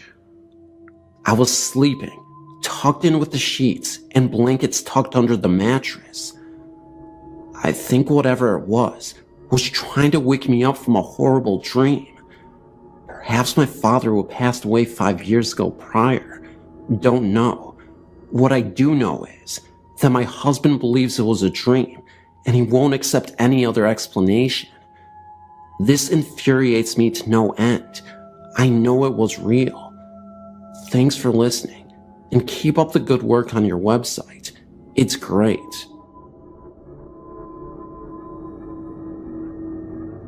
I've got another experience I thought you might find interesting. In October of 2006, I got orders to move from Earlson Air Force Base, Alaska, to Peterson Air Force Base, Colorado. My ex-wife and I decided to drive because we didn't want to get to the next station and not have a car. We spent the weekend with her relatives in Wasilla, then made the drive to Haines Junction and stayed the night. We really didn't sleep well that night. The room was rather uncomfortable. So we left at like 500 and began the trip to Canada. We took the Alcan, Alaska-Canada highway and pushed into the Yukon Territory, stopped and had a rather awful lunch, but my daughter, who was a year old, needed to get out of the car for a while. We pulled into White House around 1800 and decided to stop for the night. We chose the Best Western Hotel, mostly due to the military giving us a list of which hotels were best for us to stay in, and that was one. As we were checking in, I noticed a rather cold spot by a cartoony statue of a Canadian Mountie. Mind you, this was October, and things were getting cooler, but not that cold. I believe we had a room on the 6th floor, and let my ex-wife and my daughter get settled, while I brought in the things we needed for the night. While I was making the trips to the car and back to the room, I learned that this Best Western was once a saloon and brothel. I'd mentioned the cold spot to my ex-wife, and she had stated that once she had made the trip to Alaska in 2002. This was 2 years before our marriage, and I did not know her before 2003. That she had stayed on the 4th floor and experienced similar cold spots and orbs. Well, we decided to have dinner, then turn in. We had been in the car for over 12 hours, and we sorely needed a seat after the awful night before. My ex-wife said she had forgotten something in the car, and for me to get it, as she was going to give our daughter a bath and put her to bed. I went out from the restaurant in the hotel, and as I was walking in the entrance to the hotel, I kept feeling cold spots in various places. I also felt like someone had brushed up against me, and like a hand on my shoulder. Of course, no one else was around, except the front desk clerk. It got stranger as I came back in after getting what it was. I have since forgotten, and got on the elevator again. I got this feeling like I was being watched, or something was there with me. Now, I was the only one in the elevator, but for some reason, it stopped on the 4th floor, and when the doors opened, an odor of tobacco filled the area. This is a non-smoking hotel, and what can be best described as a wet dog smell filtered through the hallway. When I finally got back to the 6th floor, these cold spots seemed more spread out than before, and I swear I saw some floating orbs in the window overlooking Whitehorse. By this time, it was around 1930 to 2000 at night. Of course, when I looked again, nothing was there. I also heard something that sounded like someone banging pots and pans. Obviously, there was no one there, and you weren't allowed to bring such things into the hotel. I got back to her room and told my ex-wife about it, and she said she had a similar experience in 2002, without the pots and pans banging noise. We slept the rest of the night without any further disturbances, and decided to head out at 6:30. While I was loading the car, it was still kinda dark outside. I swear, I saw what looked like a prospector from the latter part of the 1890s. Of course, when I looked up, he was gone. When I went back into the lobby near that cartoony Canadian Mountie statue, the cold spot really intensified, and when I got to the area where the elevator was, I saw someone out the window, and I thought nothing of it. But once I got closer to the elevator, I noticed that the person was wearing Victorian-era clothing. He passed by the window and disappeared. Again, I told my ex-wife, and she by now was picking up on animal spirits, as she called them, and she was telling me it was time to get moving. But she noticed the intense cold spot by the statue as well, and like our trip to Rika's Roadhouse in Alaska back in 2004, She was quick to get out of the hotel with our daughter and get to the car, while I checked out and brought the bags out. Again, I felt something brush against me, and something touched my shoulder. However, this time, the hand felt cold and clammy almost. Of course, I turn around, and no one is there. Just that cartoony Mountie statue. We get out of there okay, without any further strangeness, save for a feeling of sorrow. Then, of course, I found out it was a saloon and brothel from the Alaskan Canadian gold rush of 1898, which could explain several things, but it was the first time I actually feared spirits and ghosts, and that was because of my daughter, who was a year old at the time. Again, my ex-wife and I would talk about this till our divorce. It was probably the first time I've ever felt animal spirits.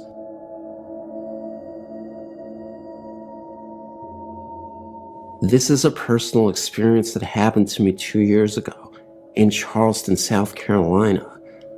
I'm in the Navy and had just got off the swing shift on base, leaving at approximately 11:45 p.m. from the base. The base I was at is on an old plantation's land, but I never thought anything of it. The part where I worked at was on the water of the nearby river, and the road back passed along the river for about a half mile before turning inland. Fog had a tendency to build up on the river in the fall and winter months, and the fog had rolled across the road on this particular night. As I was driving along the road coming back from work, I saw a man running on the side of the road. This was nothing special on a military base. People run all the time to keep up physical condition. But this was almost at midnight, which I found strange, and he was wearing nothing reflective at all, seemingly wearing all dark clothing. As my car came up on him, he immediately darted out in front of the car at a speed I'd never seen before. I slammed on the brakes, but it was too late. I expected to hear and feel a massive thud as I hit this poor fellow, but as the car passed through him, he vanished without a trace. I got out of the car, brights on, searching with my flashlight for a person anywhere around my car, but I was the only one as far as I could see on this road. It scared the living daylights out of me, to the point at which I started searching inside of the car to ensure I did not have a hitchhiker with me now. After getting into the car, I drove as fast as I could, with interior lights on in the car, to the nearest well-lit area, locked the doors, left the lights on, and called my father to relate the incident. After some 20 minutes of consoling me, I finally got my wits about me to drive home. However, it did not end here. From this night on, something was different about my apartment. There was a presence in that place that I haven't felt the months before the incident. I began to review sitting in the living room alone altogether because of feeling like someone was watching me. Out of the corner of my eye, I would see the bathroom light on, clear as day, but when I looked over, it would be off again.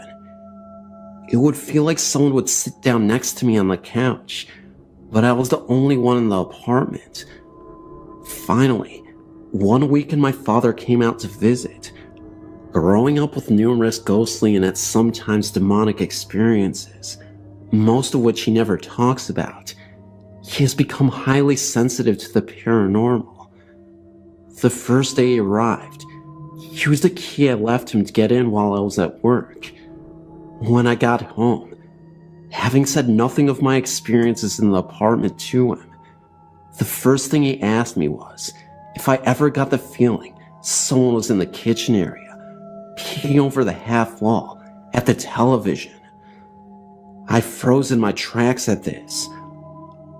Over the course of his week-long visit, he said he also thought he saw the bathroom light turning itself on and off, and felt someone else sit down on the couch next to him, as well as seeing a shadow of a man mainly around the kitchen area. who would periodically lean over the half wall like he was looking at what was on the television. But he said he never saw or felt anything or anyone in the bedrooms. I now had a reason for my seemingly unfounded paranoia of being in the living room alone. I continued living with this feeling from the night of the incident, driving home through the following few months until I received orders to leave Charleston, and have not felt the presence of the running man since then.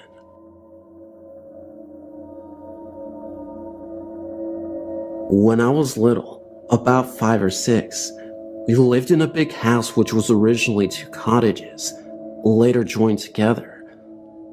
Although myself and my sister were young at the time and had no personal experiences, my parents told us stories about what happened there when we moved house some years later, as well as the familiar cold spots, creaks and groans. Some other stuff went on too. One day, my mom was in the downstairs bathroom when she heard a man's cough coming from outside the door. Thinking it was my dad going into the study room, which was opposite the bathroom, she thought nothing of it. When she came out of the bathroom, however, the study was empty and no one was outside. She went back to the kitchen and found my dad where she'd left him, sitting at the table. She asked him if he had come out the bathroom and coughed. He hadn't moved the whole time. Another time, my mom, my dad, and one of their friends were sitting at the kitchen table when they all heard a massive crash come directly from upstairs where my bedroom was. My mom described it as the sound of a wardrobe falling over or a full-grown male adult being thrown to the floor. They rushed upstairs to find me fast asleep and nothing out of place in my room. We even had the fireplace in my room checked in case a stone had fallen down the chimney. Nothing was found, and there was no explanation. Everyone in the house was accounted for. One night my parents were in bed when they heard the sound of a woman gently humming and singing. The sound came from the end of the corridor and continued downstairs, then eventually stopped. Again, this could not be explained. Myself and my sister were asleep, and even if we did get up, we certainly would have walked down the corridor singing. My second story is based in my grandmother's house, a manor house which is around 200 years old. My grandmother has a story which even to this day she swears was true. She was walking upstairs when in front of her she saw a pair of women's shoes on the step above. She looked up to see a skirt, blouse, and before she could see the woman's face, she vanished. My dad's family all grew up in the house, and my uncle mentioned that from his bedroom, he used to hear the sound of gravel crunching outside, like someone walking towards the house. On several occasions, he even recounts seeing 2 big black dogs sitting by his bed. Although I like the house, I always get that feeling of being watched whenever I go over.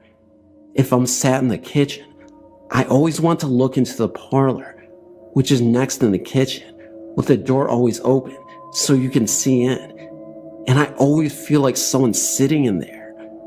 Even to this day, I refuse to go upstairs by myself, as well as seeing a key moving in a locked door from the inside when no one was in there. Myself and my sister had a weird experience. We were sat outside. The garden is kind of placed on a hill, very sloped, that you could reach by climbing some steps. From where we were sitting, we could just see into my grandmother's bedroom. She had gone out shopping and had left her 2 dogs on her bed. We were just watching them, talking, when suddenly, one of the dogs started barking at the corner of the room at something we couldn't see. She, the dog, then jumped onto the bed and started barking directly at us. Then, at the exact same time, We both saw a white mist, sort of in the form of a hand, move gently over the dog's head. He then stopped barking. My sister and I both looked at each other in surprise. We'd both seen it, but could not understand it. It was daylight, but not sunny, quite cloudyless. There was no reflections on the glass or anything like that, because there was nothing to reflect, no trees or anything behind us, and we quite clearly seen the mist from the inside of the window.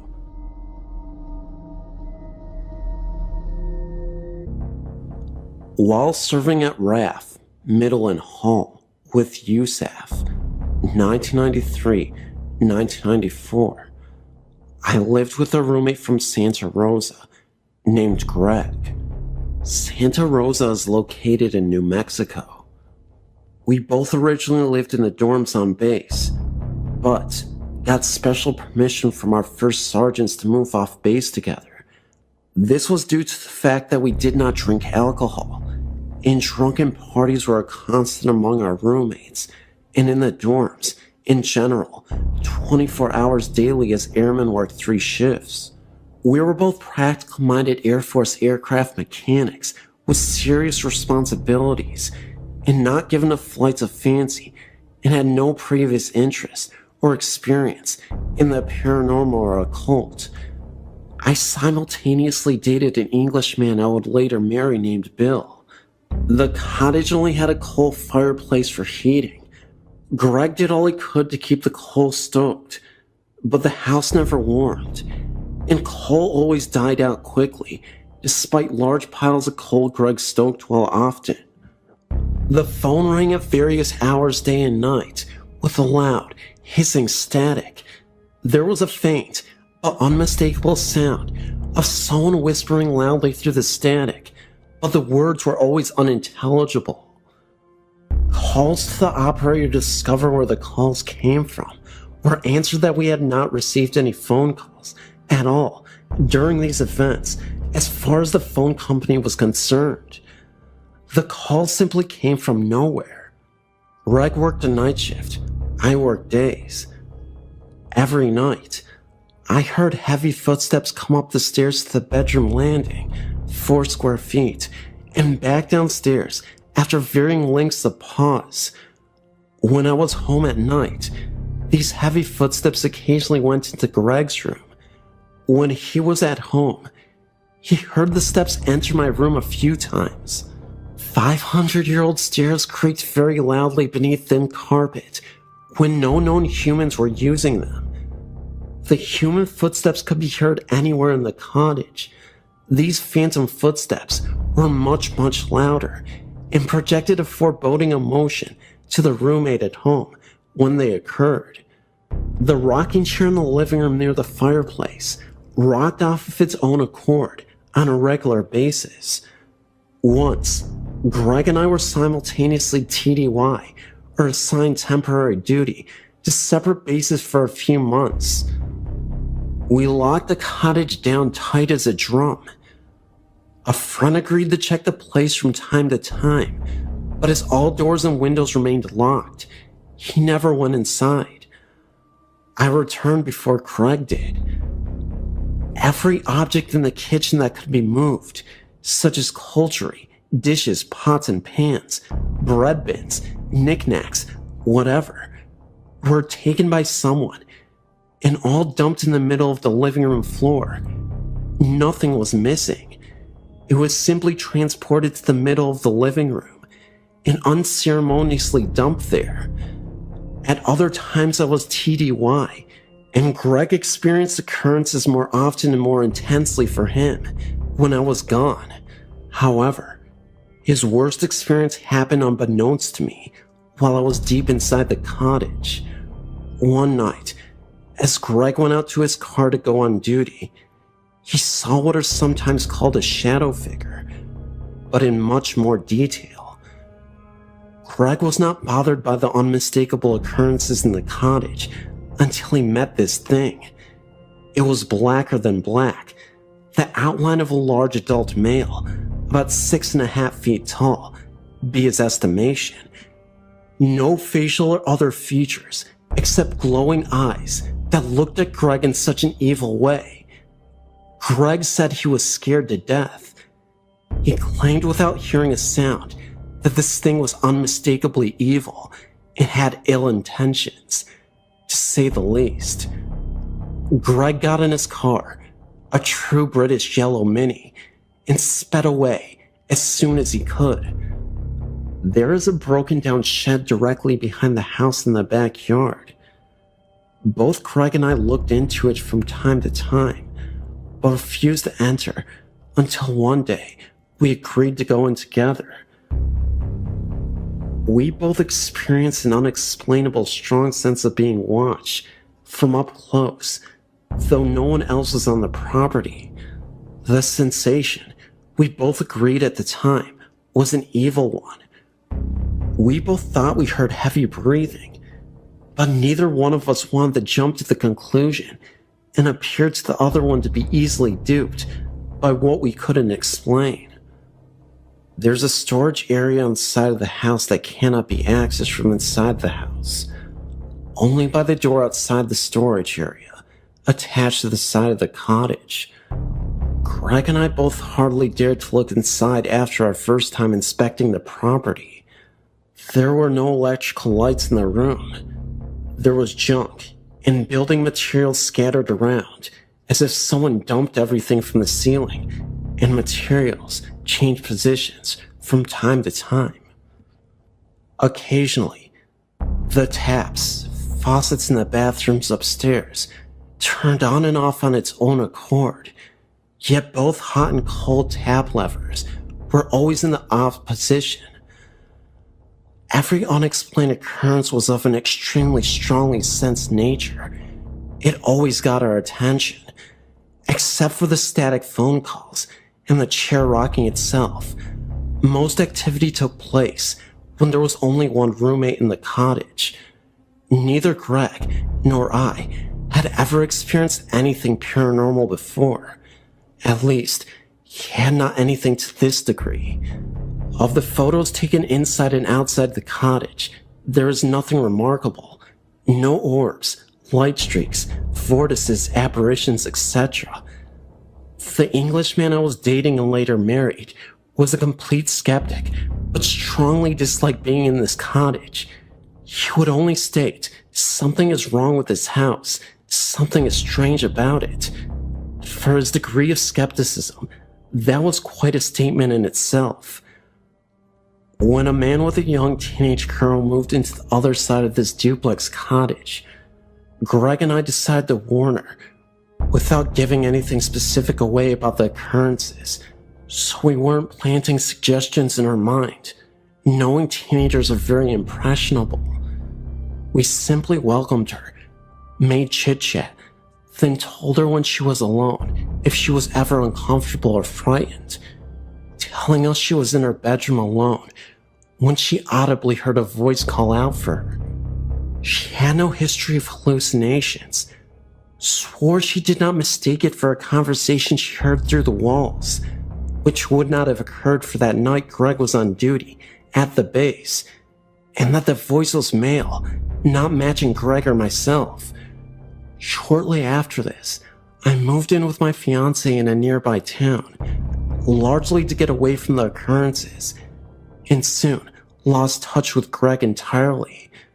The paranormal occurrences in the cottage were constant, in one form or another, and experienced intensely. It carried a heavy pull of fear or, at times, dread or terror everywhere in that cottage that never ever left. Never anything that could be called benign or benevolent.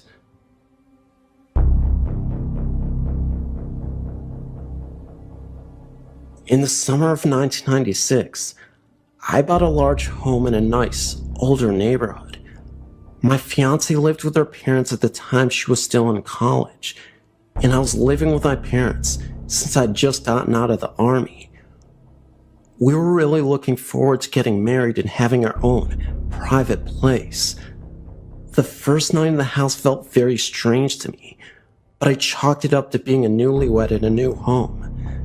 As time went by, the strange feelings did not abate as they thought it would. I felt more and more apprehensive, especially when I was in the house alone. The house made very strange noises when I was there by myself that it didn't make while Sandy was home with me. Also, I asked Sandy if she heard any strange noises when she was there alone, and she said she didn't. I tried to ignore the noises in apprehension, but it was getting harder and harder from the upstairs. There were just the two of us in the house, and the bedrooms upstairs were only used for storage. The footsteps seemed to pace back and forth in the upstairs hallway. Sandy claimed she never heard any of the sounds and was calling me paranoid and crazy. At first, the footsteps were confined to the upstairs, but eventually they came downstairs and into our bedroom. Whatever was making the footstep noise would come up to my side of our bed and stand there for several minutes before walking straight out of her room. I heard other strange noises in the house, like the sound of an animal growling and scratching noises in the walls. Someone or something knocked on our front door one morning at 3 a.m. so loud that I thought the door was going to come off the hinges. Of course, Sandy never heard anything and accused me of trying to scare her. I began to see small, black humanoid figures darting in and out of the corner of my vision. They would shoot behind furniture or duck into some rooms when I tried to lay my eyes directly on them. I saw them during the night and day and began to see them more often and often. I would often get this odd feeling that someone was behind me, and if I quickly turned around, I could see one or more of those things run away. One day, when I turned around to try and see the little black things, I saw a large, black thing at the other end of the hallway. It was about 6 feet tall, and though I could not make out any features, I could tell that it was a human shape under a cloak, and it did not run away. It just stood there for several seconds to let me get a good look at it, and then it slowly disappeared. I saw that apparition several more times over the next few months, always standing some distance away and just looking at me. I was really getting scared, and it came to the point that I did not want to go home at night. The experiences were taking a huge toll on our marriage. Sandy would blame me for scaring her with reports of things that were not happening in her mind, just to cause trouble in our marriage. She would not begin to convince that I was truly scared and that something was really happening, even if she did not experience it. We stayed married for a total of 30 months before she moved out of the house and filed for divorce. But here's where the story gets even stranger. The day she moved out of the house, the frequency and intensity of the experiences began to diminish. That night, the footsteps did not come downstairs like they always had in the past. I saw the large black apparition only one time after she moved out, and that time it was translucent, as opposed to being completely opaque as it had been before. It also did not stick around as before. Once I saw it, it vanished. 4 months after she was gone, all the activity ceased. The house was quiet and still, and I no longer felt that apprehension I wrote about earlier. I've since remarried, and we live in the same house with our children. I thought that the experiences might return once I brought my new wife into the home, but they didn't. If they had, I would have sold the place. It had to be something associated with Sandy. Maybe she was into the occult or something. I spent plenty of nights with her in her parents' home when they were away, before we were married, and never experienced anything like what happened in the house. Perhaps it was the combination of her and the house that was the problem, but I hope not. If it were, then that means the same thing could happen again, and I don't want my family subjected to that.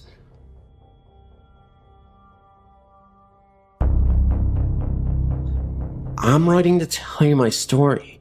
I was reading Dave's story, and it's so close to the experience that I had that it actually gave me chills. My first paranormal experience happened to me when I was 4 years old. All the experts say that things that happen to someone before the age of 5 is very hard to remember. The funny thing is that I can remember my experience like it was yesterday. My mother, sister, who's 3 years younger than me, and myself. I remember being asleep in my bed and waking up very suddenly. I looked at the doorway and I saw this full-bodied figure. The only thing is that it was completely white. I'm not talking like white, like a white wall. I'm talking white like energy. This figure to me was a child. The reason I believe this is actually because of its height. I mean, it did not have a face or anything like that. It walked towards me and got on my bed. I remember pulling the blanket up over my head because I was so scared, but I actually felt it on the bed. At that point, I ran screaming and crying into my mom's room. Her boyfriend got up and walked me back to bed to show me there was nothing to be scared of. When we got there, it was gone. Now let's fast forward to the age of 17. By this time in my life, my mom had gotten married, not the same guy from when I was 4, and they had bought a house. It was a tri-level with a full finished basement and a sub-basement. From day one, something felt very odd in the house, almost like a very heavy, unwelcome feeling. The sub-basement was probably the strangest. When you would walk in there, you could see spray paint all over the walls. I know that's not strange, but when you stood in the center of the room, you could see that the spray paint was actually covering up what looked like writing on the walls, and it was also on the floor, so that was kinda creepy. We had 2 dogs that both refused to go into my room and constantly would either stare at the wall and bark, or would stand at the stairs and bark up to the 2nd floor or down the stairs to the basement. The longer I lived in the house, the more I began to feel almost alone. It was like I was becoming isolated mentally from everything. In my room, it would constantly feel as though I was being watched. I would hear loud bangs and things sounding like they were hitting the floor, but nothing would be around. All the motion sensor lights around the outside of the house would turn on all at once for no reason. I mean, I actually began to think I was going crazy. Finally, I broke down and told my stepdad everything that had been going on. He looked at me very seriously. I remember thinking, oh crap, he thinks I'm nuts. He began to tell me about how one night, after I'd gotten home from work, he worked 2nd shift and didn't get home till around 1 a.m. We were sitting on the computer playing a game. At the time, our computer was in the front room, and you could see right up to the stairs and onto the landing where the bedrooms were. He said he saw a man walk out of my room. The man he saw was a taller man in a pair of jeans and a flannel shirt. At first, he thought it was me, because he only saw the man out of the corner of his eye. But then he asked how I was doing, and looked up, and realized the man wasn't me. The man turned and walked back into my room. My stepdad ran up the stairs and opened my door, and I was the only one in there, and I was asleep in a pair of boxers. After my stepdad told me this, I was convinced something was going on. One weekend, while my parents were out of town, I invited 2 of my friends over so we could try to catch stuff on film. Of course, we got absolutely nothing. That is, until we tried to go to sleep. We had all decided to sleep in the basement because there was more room there. We turned off the lights and started to go to sleep. My one friend, Chris, was already asleep, and myself and Dave were talking. All of a sudden, the light to the sub-basement turned on, and we could see what looked like a shadow under the door. You could actually hear what sounded like the work boots walking up the wooden stairs. We woke up Chris, and we all stood at the door. We really thought someone had broken into the house. We opened up the door, prepared to beat the crap out of someone, and there was no one there. We walked downstairs and looked around. We checked the windows and everything. The windows were shut and looked like no one was there. There are a lot of things that happened, but it would be like writing a novel to tell them all. I just thought it was kind of creepy how similar my story is to Dave's.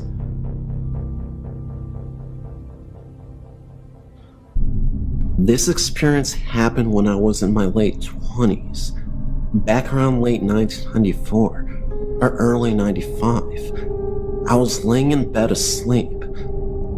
I felt something touch my face, and I woke up. I was face to face with a smiling old man.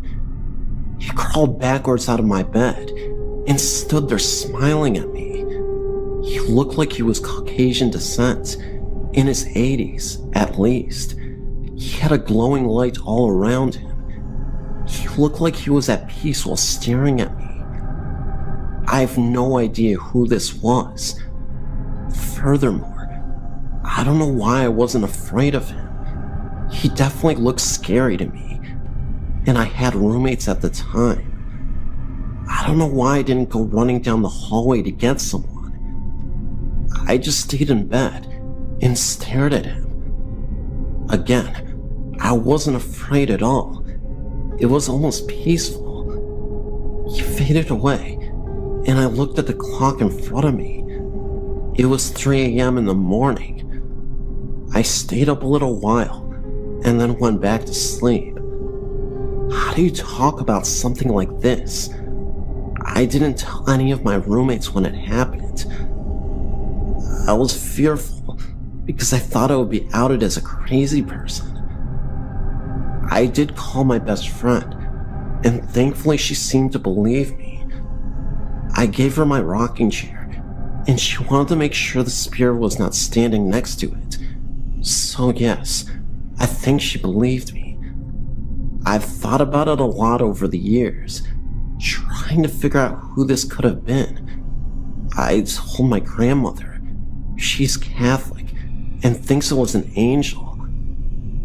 I've never met my father, and I have no pictures of him, so I don't know what he looked like. But perhaps, maybe this could have been my father? My mother is Spanish and French, and supposedly, my father was of Caucasian descent like the spirit of the old man. So again, maybe it was the father or grandfather that I never met. Who knows? Since then, I've now had a husband and children. I mentioned it once to my husband. He looked at me like I was crazy, and I'm not allowed to talk about it again. Anyway, thank you for reading my story. I know it sounds unbelievable, but it's the best I can do to tell you guys.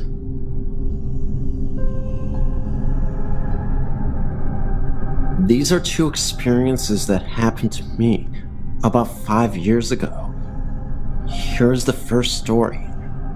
My house is 6 years old and has never been lived in by anyone else. This started about 2 months ago. I'm laying in my bed alone, with the door to the hall and the door to the bathroom open. I swear I see the door open a little bit and then go back to where it was. I then see black figures with little or no shape appear in the doorway. Then whoosh, they are gone. I also saw what looked like people I knew. who will stick their heads in the door and then turn and leave. Last night I was asleep when I felt something nudge me 2 times. I woke up to see this black form standing beside me. It stood there for about 2 seconds, then vanished out the door. The most interesting aspect of this all is that these figures have no legs. They are just a black oval shape with no faces or arms. Just a black form. Last night was the first time it really scared me. I felt like it was the Grim Reaper asking me to follow him. Now on to my next experience, which was even spookier, I might add. I was working in a gym at a hotel in Moodsburn near Glasgow. One night, I was getting ready to leave for the night. The route I had to take was down a dark corridor to the main door. This was a walk I had made many times before and had never any problems. But this night, as I was going along, I felt like I was being watched. As I got to the end of the corridor, I turned to close the door when I saw what looked like a white shape running towards me. Needless to say, I closed and locked the door very quickly and sprinted to the bus stop outside the hotel. The next night, I was working again and decided to see what could have caused it.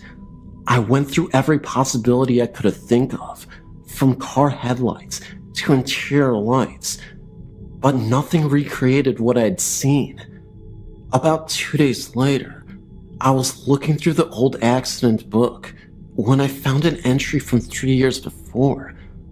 A man was running on the treadmill and died of a heart attack whilst using it. What was interesting was, it was the same date and time of when I saw this incident myself, of the running man.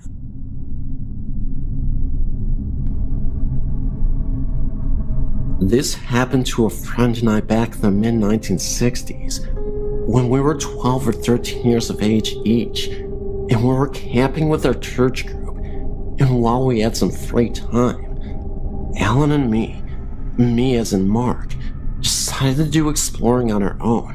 So we set off towards the perimeter of the park, where we found a fence that we could easily squeeze through, surrounding the park property. And bordering some large open cow pasture land was a grove of trees, right smack in the middle of it. We set off across the pasture land towards the grove of trees, and much to our delight, for it was a hot day, we found a meandering stream in the grove of trees that was about 6 feet deep and about 6 feet wide, and it wandered all throughout the grove.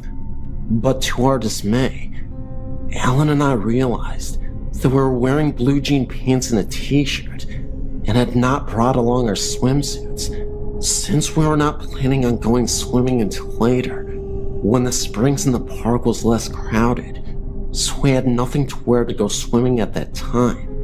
But Alan convinced me there was nobody around to see us, and we could go swimming like they used to do in the old days, by going swimming in the nude, or skinny dipping, and nobody could tell we had nothing on. Once we were in the water, and not wanting to be labeled a coward or chicken by my friend, I quickly got undressed, and we dove into the cool water. We swam around in the water for about 15 minutes, when we were startled to see a young boy, about our age, dressed in some dusty old-fashioned looking overalls, and barefoot, staring at Alan and me from the bushes. And even though he probably saw we were both skinny dipping, by our clothes hanging from the bushes, neither Alan or me felt embarrassed about it. After all of us were boys, and Alan got bold, but staying in the water, Alan said hi to him. The boy came out of the bushes, but didn't get near the banks, and he just stared at Alan and me for a solid 20 seconds. All we could think to do was ask him if he wanted to go swimming with us, but at this point, I don't think we realized it was a ghost at the moment. We just always thought it was a kid that always hung around this area, and just wanted to play because we were playing around. But then, it was like he had simply vanished again. Helen and I did not wear glasses, and our vision was perfect. And we were looking straight at the boy as we climbed out of the stream. And like I said, the boy just disappeared before our very eyes. Just kind of blinked out of sight. And Alan and I quickly got into our jeans and looked around for him, but he was nowhere to be found in the bushes. And if he wanted to play with us, why did he disappear? And if he had left the grove of trees, which he didn't, we would have seen him in the open pasture land. And afterwards, we talked about our experience between us, but Alan and I didn't tell anyone of this, knowing that no one would ever believe us. Alan and I both wondered if the boy might have fallen into the stream from the crumbling banks and drowned in that stream many years ago. And as the kids our age wouldn't be caught dead wearing old-fashioned looking overalls, when all the kids we knew were wearing the latest looking fashions, was it even remotely possible that perhaps Alan and me saw a ghost that day? One who was lonely and just wanted to play.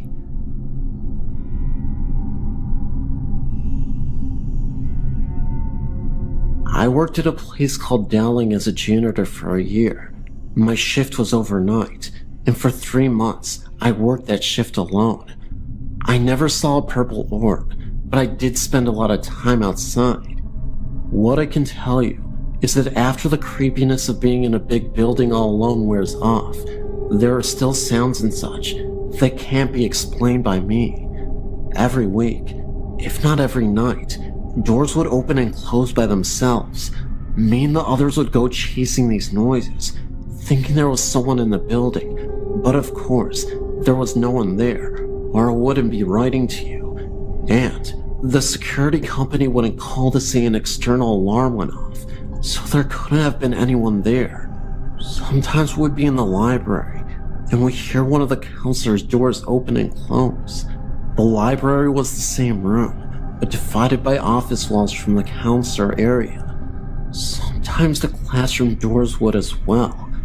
At times, I'd be in the gym and would chase the sound of footsteps. The place does make a lot of building noises.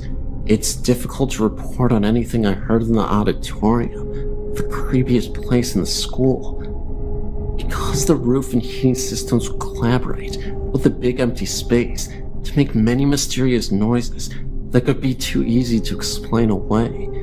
Plus, the auditorium was creepy because it was always dark until I would clean it, and there were so many access areas, such as backstage, or the lighting area above the stage, and the several doors, that would really just make me paranoid. Having said all that, I did sometimes get transfixed on the idea that an emaciated naked woman was watching me. I only got that feeling in or around that particular room. It makes no sense to me, but I did avoid it. The band room was also a little creepy. I would sometimes take my lunch there so I could listen to the radio, and the doors within would make noises like they were opening and shutting. There was one definitive time that I also couldn't explain. I went into the library and locked the door behind me because I was hearing so many noises around that door that night. Then, I climbed over the wall to the counselor's area and unlocked that door so I could rush through it when I heard the noise. Sure enough, the library door tried to open because I heard the deadbolt hit the door frame. So I ran to the hall and listened for footsteps, but there were none.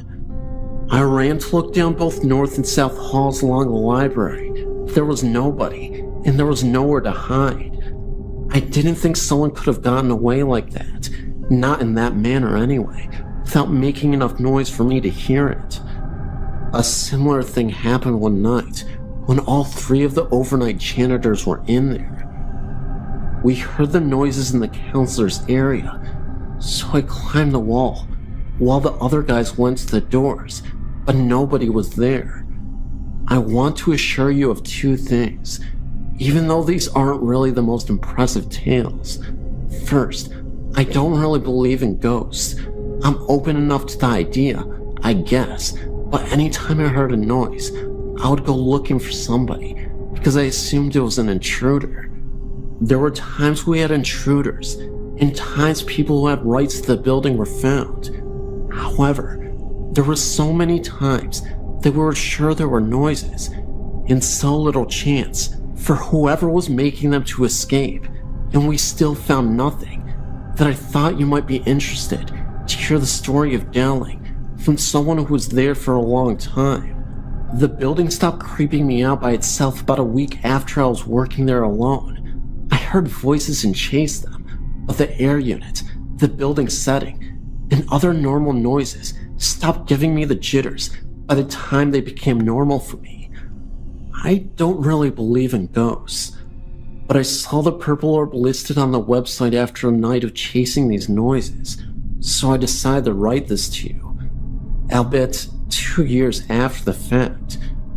Last thing I want to say, there are 2 creepy stories about the place from a source that I'm not sure I trust, but I'll tell you anyway. One time, this guy saw people in robes walking into the woods west of the building. Another time, a girl was taken advantage of in the auditorium. A funny, unbelievable, but true story from the overnight shift. Ninjas attacked the school one night and put one of the soccer goals in the atrium. The kids did this for their overnight prank. They seriously climbed onto the roof of the school with 2 of the school's regulation-sized soccer goals and dumped them into the atrium. I chased off a bunch of kids when they were trying to get on the roof a 3rd time. They were all dressed like ninjas. My name is Carly, and I used to live in a 100-year-old house on the Eastern Shore in Maryland. This house was on a street with about 10 other houses, all closely related in shape and size, except my friend's. She's my best friend, and the man who had built all the houses in our street lived in hers. They have never had any bad experiences in theirs, up until now. My friend's older sister came back for Thanksgiving, and she woke up in the middle of the night and saw a form of a giant man. The man closely resembled Andre the Giant, even though she thought it was her boyfriend. When she looked next to her, he was sleeping. She really didn't think too much more about it until the next day, where the rest of the family shared that they had been hearing and seeing things too. My house was only a few years younger than hers. My parents bought it at an auction because the whole thing had to be gutted and renewed. As my dad was working on it, he was putting in new windows one day and saw a man. He was crouched down with his face right up against the wall, looking at the window he had just put in. The man saw my dad get up and disappeared. I've had my own experiences too. Like, we used to hear someone running up and down the halls at night. My room was right at the end, and my bed looked out the door. When the person got to the end, you could hear them turn around and run back. That wasn't too bad though. I also remember going into my room and saw a crowd of people. They were all dark figures with the outline of a trench coat that were so long you couldn't see their feet. They slowly faded away, and I didn't go back in the room for weeks. I would stay in the other guest bedroom. I had a great aunt, and she was a psychic. I loved her. We had the strongest bond you could ever have with anyone. She died of cancer, and it was terribly hard on me. I ended up with some things of hers, like her tarot cards, but most importantly, her angel cards. I'd just gotten these, and I was up in my room playing with them when I pulled up one card that had a picture of a lady on it. This lady looked exactly like my aunt, and she was surrounded by animals. My aunt had a basement full of bunnies, birds, fish. She had 5 cats and 5 dogs. The message on the card said, "A message from your loved one. I'm fine, very happy now. Don't worry about me, and don't forget about me, but don't let me overtake your life." Then it said goodbye, and I love you on it too. After I read that, I teared up and ran downstairs. I showed my mom, and she couldn't even believe it. I couldn't believe it either, so I got scared and told my mom to take the cards out of my room, just in case. My mom put it on her dresser. They were there for about a week or two, and then they disappeared. My mom never moved them, and neither did anybody else. No one had touched them, and they had just vanished. I'm for sure that was her final message to me. Maybe not forever, but just so I wouldn't worry. It was her proper goodbye. The week before Thanksgiving, my son and I were emptying out a house that was to be torn down and this new one brought in. We were standing by my pickup truck, which we were loading, and he happened to look at a bright light in the sky and said, "Hey, look at that. Is it a plane?"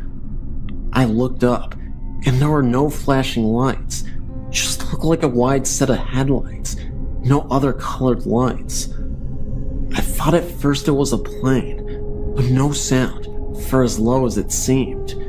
It came over slow and headed east, and I thought it would disappear, like over the trees, like the planes that come over do. But instead, it went up, and did so very quickly, until it was a speck that disappeared.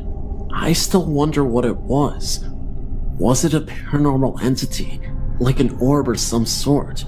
Or maybe something different, like even a UFO? It's hard to say. But, back in 1990, my husband and I were talking outside, and happened to look at the edge of our 40 acres. There, just above the trees, was a long cigar-shaped object that covered the entire line of the 40-acre parcel. It had flashing lights and looked like windows were along the side of it. It was reported in the newspaper, as a lot of people saw it that same night. It made no sound at all. My son passed away in August 2008, and I've had my grandson say that he sees him in my bathroom. I find that strange. Last week he came to me and his mother and said that there was a man in my bathroom and he needed to put his clothes on. When I found my son, he was naked. My grandson didn't see him that way, the way he passed away. He has told me many times that there are ghosts in my house. We have heard doors open and close, and sometimes the floor's creaking. Like last fall, I'd gone in my bathroom to turn off the lights the kids left on. I called out to him, thinking that maybe someone was still in the bathroom. Finally, I said loudly and impatiently, "Who is in here?" I heard a voice distinctly said, "I am," very quietly and clear. I didn't recognize the voice and thought one of the kids were playing a joke on me. But no one was near the bathroom, which is just off my master bedroom. It didn't scare me. There are other strange things that happen in my house. We hear little kids outside talking. Most of the time, it is indirect, and you can't make out what they say, and other times, something comes in clear. We just think the land is haunted. These incidents happened around 1984 or 1985 in Baltimore, Maryland. I was in my early 20s and on my way to meet a shuttle bus that would take me to my job in Washington, D.C. It was around 1 p.m. in the afternoon. I was driving down Windsor Mill Road, going towards Woodland, Maryland. As you drive down that hilly road, it kind of feels creepy because you pass an old graveyard that sits across the street from a small patch of old, single-family homes. As I drove, I looked over at one house in particular, and I saw a young girl. She appeared to be about 10 years of age. She was extremely pale, and her hair was long and bright red. She was alone, sitting on the steps. What really stood out, though, was the way she was dressed. She wore a long old-fashioned dress and black granny-style boots that buttoned up. The clothes looked like something people would have worn in the 1800s. She just kind of sat there, with no expression on her face, staring across the street at the graveyard. I was really puzzled seeing her. First, because of the clothes she was wearing, and second, because it was extremely hot that day. We were experiencing a heat wave. It was at least 85 to 90 degrees. I figured she was just a kid playing dress up, and maybe her parents weren't aware that she was outside in the oppressive heat, dressed in those heavy clothes. I went on to work and didn't think any more about it. I took the same route every day and didn't see her again until about 3 to 4 months later. I was driving down that same road, and when I came upon that house, I noticed a group of kids in front of the house playing a very lively game of tag, laughing and chasing each other. I looked closely, and there was the redhead girl running along as if she were playing with them. I say as if, because it seemed like the other kids were not playing with her. It looked like they didn't know she was even there. There was no direct interaction between her and the other kids. The kids would run one way, and she would run too, but not with them. She looked like she was playing by herself. I can't explain it any other way. It was just weird. She wore the same old-fashioned clothes that she had on the first time I saw her. I honestly thought my eyes were playing tricks on me. A year passed. I changed jobs and forgot about the sightings until one day I was having a discussion about the paranormal with my mother. She was born in the South and had experienced her fair share of paranormal sightings. I began to tell her about my sighting, and she quickly interrupted me and described what the girl looked like and what she was wearing. She told me that she had seen the girl before and assured me that my eyes were not playing tricks on me. That is because I had indeed seen a ghost. I've driven down that road several times since then, but I've never seen the red-haired girl again.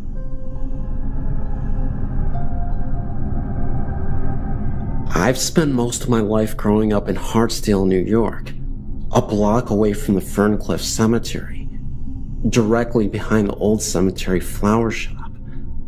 When I was younger, and our family first moved into the house, my mother would yell at my father, blaming him for leaving the door to the basement open, claiming that my sister and I could easily fall down the stairs and hurt ourselves. My father would always deny it was him who was opening the door. It couldn't have been my sister and I, because the bolt to keep the door closed was too high for us to reach at that age. My father wanted to test if it could be someone else.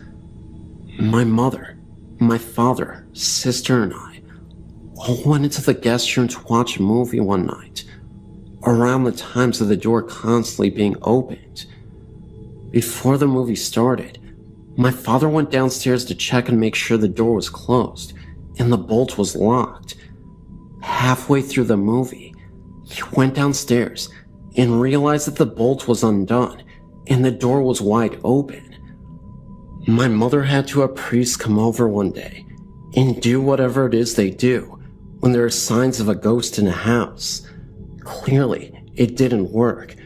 Or maybe there's different spirits because that instance isn't the only time. One day, around the time we were about to remodel the kitchen, I walked into the house and my mother was looking at me like she'd seen a ghost. That's because she actually saw this white form of a little girl running up the stairs and into my bedroom. Often, I've come home and heard voices or whispers. I would yell out that I'm home to inform whoever, thinking my mother or someone else was home, that I'd come back from school. I would then go around the house and realize no one was there.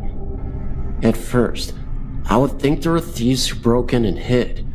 Eventually, I realized this was a common occurrence and did not want to be home alone by myself because of this. My mother has heard voices too. When I moved away for a while to live in New Jersey, I would get frantic phone calls from my mother to come home to visit her because she would constantly hear voices and objects would move on their own. One night, the most terrified I ever heard my mother. She said she did not get any sleep because she kept hearing things, objects moving about, and then the wireless doorbell she had recently installed went off at around 2 or 3 a.m. She went as far as to take the batteries out, but the bell continued ringing for a good half an hour or so. I believe she said her bed was shaking too before any of this happened. Books had flown off the shelves and across the room in my sister's bedroom. This has happened on several occasions. I also recall as a child my toys moving on their own and me just telling myself that it was all my imagination because I couldn't believe what I was seeing, resulting in me just hiding under my covers until sunrise. Finally, I know this is probably just a weird coincidence, but the day my old refrigerator died was ironically the same day the elderly grandmother of the previous owners died. She was very fond of that old fridge and was very upset that the family didn't take it with them to the next house they moved off to. I just considered it an odd occurrence, but whatever. The dang thing was as old as time, so I was surprised it even lasted as long as it did. Oh, and while we're on the subject of the paranormal, the Ferncliff Cemetery. Never had a problem with it until one night I was walking through. My friends and I would always cut through the cemetery to get to one another's houses, because it was safer than walking on the main and busy streets. Usually, we would go in packs, or if alone, during the daytime. I don't anymore because, well, besides the fact I can drive now, one night, when the moon was full, and you could clearly see that no one was around, except for the field of graves, I constantly heard voices whispering. I would constantly look around, thinking maybe it was some teenagers drinking. That's what kids used to do in town, drink in the cemetery, but no one was anywhere in sight. I know my house in this town and area near the cemetery is not the only one that has or is still being haunted. On the other side of the cemetery, in White Plains, there is another house near where my mom's friend lives. The mother thought the son was making up an imaginary friend that he would talk to, until one day she saw for herself an apparition of an elderly man. He rose up from the ground of the room she has her washer and dryer in, and then he vanished.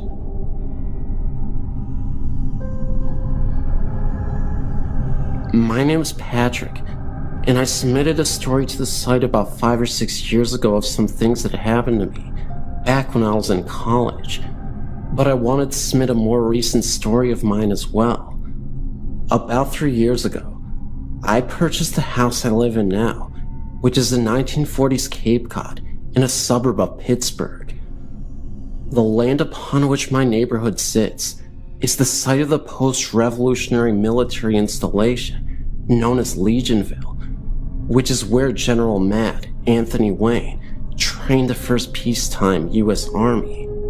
The first night I slept in my house, I woke up about 3 or 4 a.m. with the light next to my bed turned on. Now, I'm a light sleeper and need total dark to fall asleep. I figured I must have turned the light on in my sleep, so I turned it off and went back to sleep. The next night, I woke up again at 3 or 4 a.m. and the same light was turned on. I was a little weirded out with this occurrence, but shut the light off and went back to sleep. The next night I made sure I was going to sleep with the light off, moved the light all the way to the other side of the nightstand, and slept all the way on the opposite side of my queen-size bed. Sure enough, at 3 or 4 a.m., I woke up and the light was on. What weirded me out more than the experiences of waking up with the light on is the fact that it completely stopped after I confronted it. Fast forward about 3 months. I have a career which allows me to work from my office at home for much of the time. I was in the second bedroom, which I converted to my office, doing some paperwork around 3 p.m. I heard a door downstairs open and could sense that someone was in the house. I figured it was my parents, who have a habit of letting themselves in on unannounced visits. I called down, "I'm up here," to them, but received no response. I went to the top of the steps and yelled down, "Hello," and nobody answered. At that point, I heard the door to my kitchen slam shut, and loud, heavy footsteps run down into my basement. I ran outside of the house and called the police, as I was certain there was an intruder. From the sidewalk across the street, I observed the house while waiting for the cops to arrive. I have a front door, a garage door, and a side door, all of which are visible from the street. Nobody exited the house during this time. 2 police officers showed up and seared my house, but found nobody. The strangest part of this occurrence is that the door I heard slam, which is at the top of my basement steps in my kitchen, was locked. That door locks with a deadbolt. It is the type where you cannot lock it behind you and shut the door. You have to either lock it from the kitchen side or with a key on the basement steps side. I clearly heard the door slam shut, and then steps ran down to the basement, but the door was locked from the kitchen side. At that point, I decided to have a priest do a house blessing. For the next few months, nothing that degree would happen. However, I would be in bed late at night, just at the point where I'm about to doze off, and would hear a male and female talking. It's just like when you were a kid and were sent to bed when the adults are still up talking downstairs. I could hear voices back and forth, but could not make out what they were saying. I'd get up out of bed to listen closer, but the voices would stop. I made sure to check to see if I was catching the neighbors talking or left a TV or radio on, but never found an explanation. After those few months, all activity stopped altogether. I never really did figure things out, but as long as it stays quiet, I'm happy.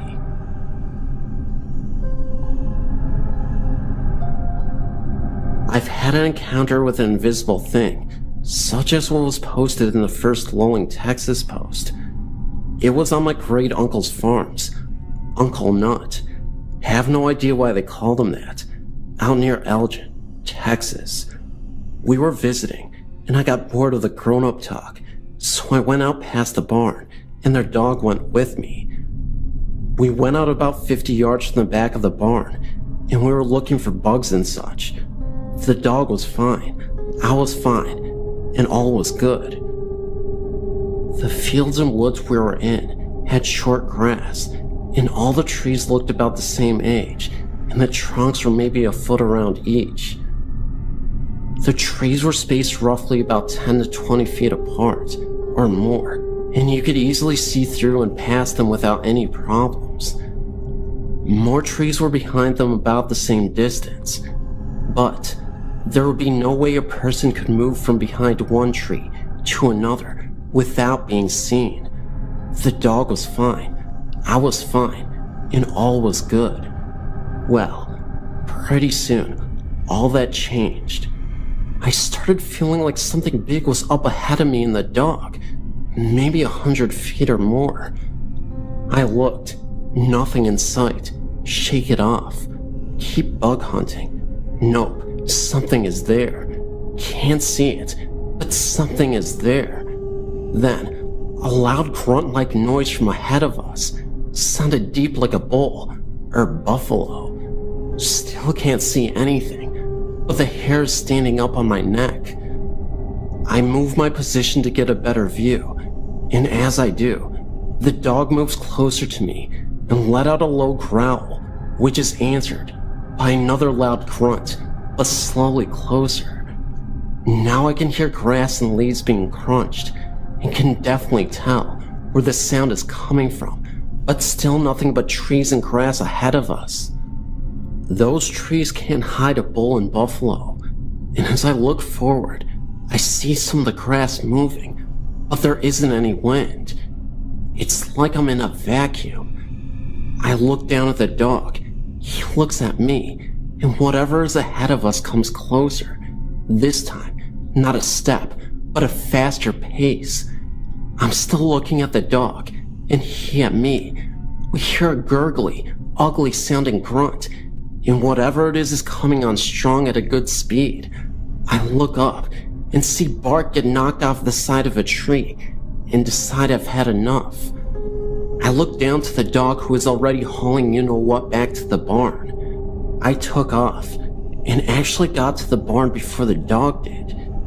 Neither one of us stopped at the barn, as we both headed straight to the house. Whatever that was in those woods was chasing after us, snorting and stomping as I was running after us. I've been chased by a bull before, and vividly remember the sounds associated with that experience, but stopped before it got to the barn. At least I think so. But it still sounded like a bulldozer crashing around out there when I turned back towards the field and woods once I got to the house. It was something. I went in and told my great uncle about what happened, and he got all worried and said, "Oh, we don't go out there," and that's all he said. I later looked, and on the back of the barn was painted this weird symbol, like a pair of glasses, like an infinity sign, but with some other marks as well. Nope, I didn't go out to the field again and press my luck, and the dog spent the rest of my stay under the old house.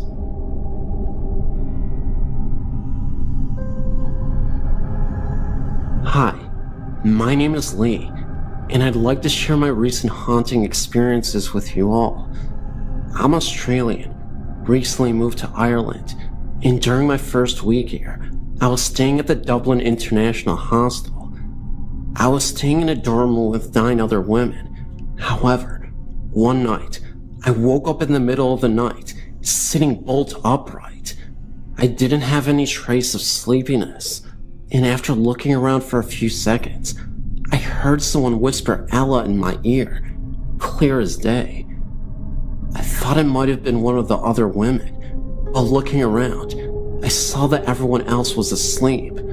The next day I asked at the front desk about the history of the hostel, and apparently it used to be an orphanage, go figure right, and a school for the local area, and the good folks at the front desk told me there's been a fair share of people reporting spooky things.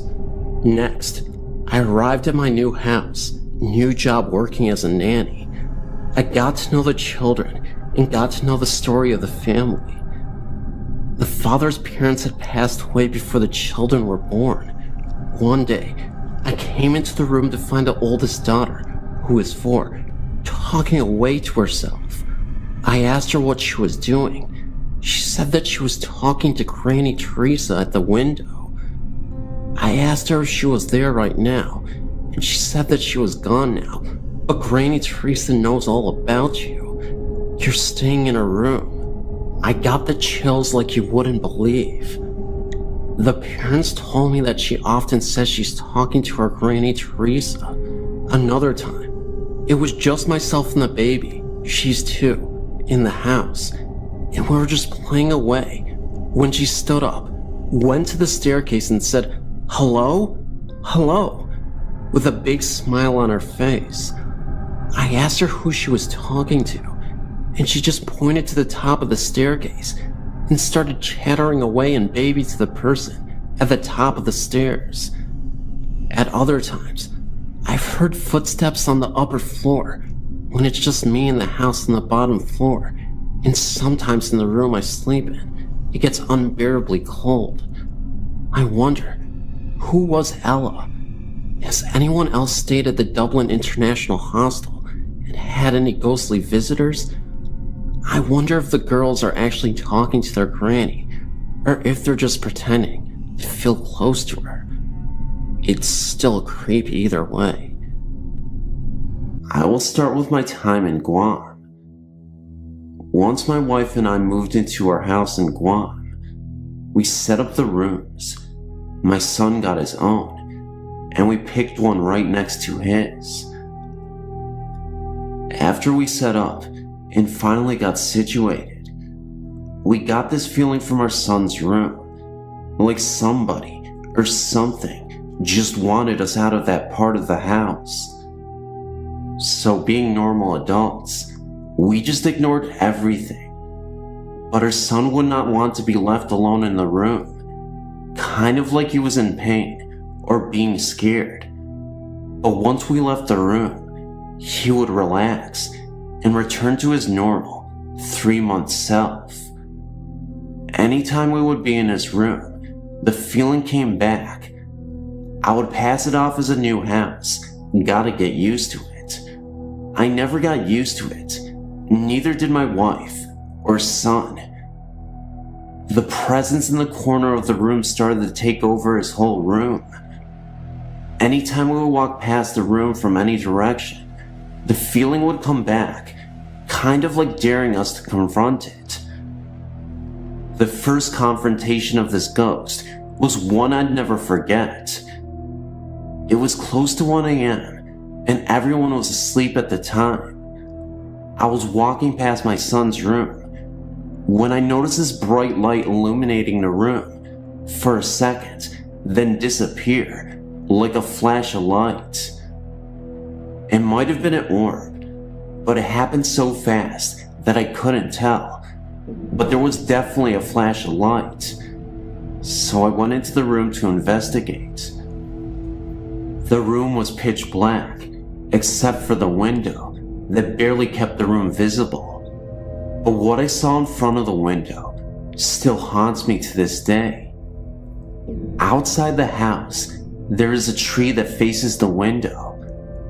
After making sure that I didn't wake up my son after walking into the room, my attention immediately turns to the tree outside the window. My heart was pounding. I could have sworn I saw a bearded man in a raincoat sitting on the tree, just staring at me. Instinctively, I ran to turn on the lights. My son wakes up crying, and I look out the window at the tree, and nobody is there. My first thought was that it was an intruder, so after calming my son down, I went to my room where my wife was sleeping, gently woke her, and handed her my son. I told her to stay quiet and calm, and I took a baseball bat and headed out the door. There was absolutely nobody on the property, and it was dead quiet. Nothing but the sounds of a calming wind. I even remember hearing owls, but that was it. I went back into our house, confused, but still alert. I remember I was so scared that someone was stalking us that I didn't sleep, and I stayed up the entire night as if I were a soldier. Finally, we get orders to leave, and we were happy to get off the island. Fast forward, and we get our house in New Jersey. My wife is at her mom's house. It's me and my son in the new house. I get the house set up. We had a baby a couple months before we left the island, so she gets her own room with the same crib from Guam. The first night my son and I finally get to relax, we hear the sounds of boxes shifting and stomping on the floor. I brush it off as something fell from a box. When I go up to the second floor room, I open the door. Right across the door is a window, and in the reflection is me and a bald guy that is smiling. I shut the door and thought it was my imagination, so I opened it again to make sure. Not surprisingly, nothing was there, but it freaked me out. I went back downstairs to shake it off, and as I sat back on the couch, I saw in the reflection of the entertainment center glass door that same bald guy just sitting on the stairs and watching me like a hawk. Well, I just shut my eyes and opened them again, and he disappeared. Later on down to our time in the house, my kids started complaining of a bald guy walking in their rooms, scaring them, and making them wake up. They came to us, wanting the bald mean guy to leave them alone. So I told them, if he comes back and scares them, to tell him to go away and leave them alone. So I wake up one night to the kids yelling, "Go away. We don't like you." And that was the last of the bald guy scaring the kids. I think that was the time I boxed up the crib from Guam and got rid of it.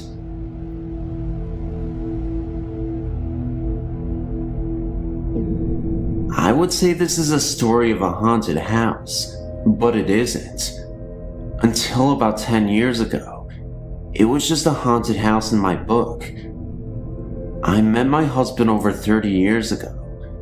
He told me about a house he used to live in that had some very strange happenings in it. It was local, but he never wanted to go anywhere near it. He said that it was very old and had been built by a young groom who had some of the wood and granite that made the fireplace sent from Ireland.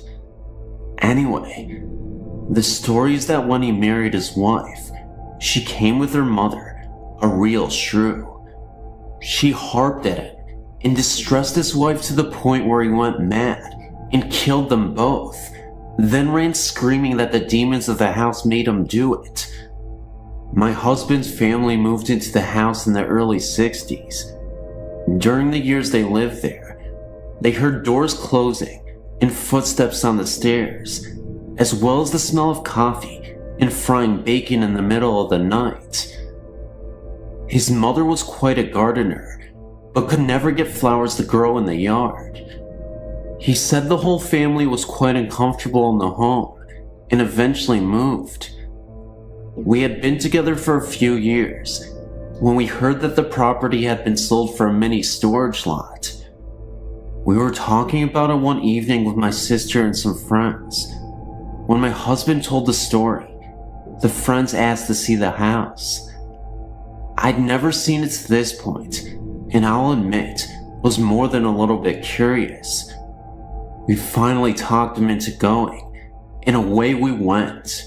When we turned onto the street, I got a really creepy feeling, but we pulled up to the house, and I was terrified. There was not a living blade of grass or anything else on that lot. We live in Washington State, and this was March. The house was dark and very ominous. I refused to get out of the car. So did my sister. The guys, 3 of them including my husband, took a flashlight and headed around to the back of the house to see what they could see. After a few minutes, we saw a flash of light on the second floor. In the window on the second floor, they all swear that they saw an old lady's face with long gray hair staring at them through the window. A few minutes later, we saw the front door open, but nobody came out. After a few minutes more, they returned to the car. We commented on the fact that we had seen the light, and they told us they had never turned it on. Then we asked them why they didn't come out the front door. They told us it was locked, and they had tried it before going around back. I was always skeptical about the stories connected with the house, but after they tore the house down, the mini storage was plagued by problems and eventually went out of business. The property sits abandoned and buried, still nothing lives there, and it's still as creepy as it was years ago.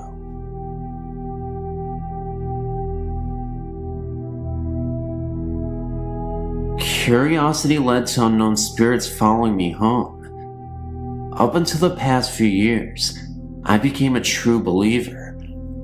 I've always felt that I had a special gift, or I could sense energy, especially waves, and other sorts of things. I've had countless moments where I've thought of something random that was about to happen, whether it was a thought, feeling, song, whatever. But aside from that, I know that there are several unexplained factors of this earth, such as life after death. Many of us feel as though we know everything, and are so easy to dismiss that ghosts, energies, and spirits exist.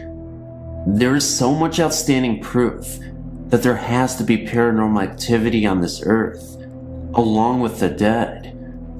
Anyway, I've visited some haunted sites, and one of them is in my hometown, and that's a whole different story. But this one time, I went to a place called Dudley Street in Bedford, Massachusetts. Supposedly, there were nuns that practiced witchcraft there about 100 years ago. These nuns were chased down by some guy who hung some of them, and others slit their throats. Legend has it that there was a house deep in the woods where these nuns practiced their witchcraft. Ever since these nuns' murders, the house started sinking into the ground. The second floor of the house is now at the ground level. The street begins very normal and thickly settled, with nice houses and fields. But as you keep going, the road gets darker and narrower. As you keep going, you get this creepy, eerie feeling. Ever since, I felt as though I was followed home with that fear. I've seen a few strange things happen there, but not so much until I got home. About 2 summers ago, I was relaxing in my room until I got this overwhelmingly uneasy feeling. I knew I wasn't alone. I tried to ignore this feeling and go to bed. Right when I was laying down, my bed faces the window. I see this huge orb, the width of my fist, floating around my window, then darting in through my room. Too big to be a firefly. I knew it wasn't a car. I knew it wasn't a reflection. I'm not the type of person to blow things out of proportion. I tried to debunk it, but I just couldn't. I freaked out after staying completely still in my room. A few nights later, it was about 3 a.m., and I felt this coldness come over me. I suddenly woke up, and I looked around my room. Then I looked at the corner of my room, and there was a tiny black shadow hovering remotely. It wasn't a shadow of anything, because there is nothing near that corner. I turned on the lights. Of course, nothing was there. Then I switched the lights back off, and no more shadow. I knew I was wide awake when I saw that shadow. Many times in the night, the room will originally be warm, but I will feel something stroking my hair, and a bitter coldness blow against my skin. I've seen images in my mind and in my room of angry faces that weren't just my imagination just before I'm going to bed. I sometimes hear very, very soft voices conversing. I know it's a woman's voice because I thought it was my mom, who was asleep. It was later when I found out that also according to legend, once you visit Dudley Street, you feel as though you're followed home. This is according to your website too. I didn't know that, but no, it makes sense. These occurrences are still happening today.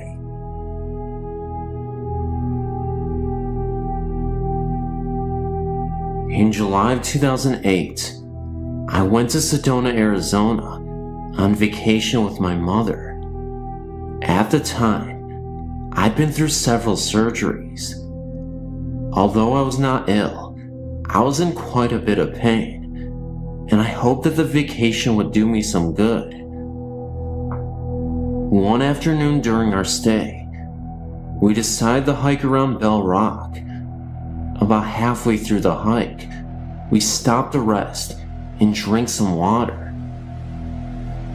We paused for several minutes to look at the view and catch our breath. I was facing away from the trail when we decided to continue on our way, and so I turned around to head back out. When I turned, there was a man standing very close to me in a long blue tunic type shirt. I turned and backed up to let him by me on the trail, but when I turned again, he was gone. I looked around and said to my mom, "That was odd. There was a man," and as I said the words, I felt the coldest chill pass through my body.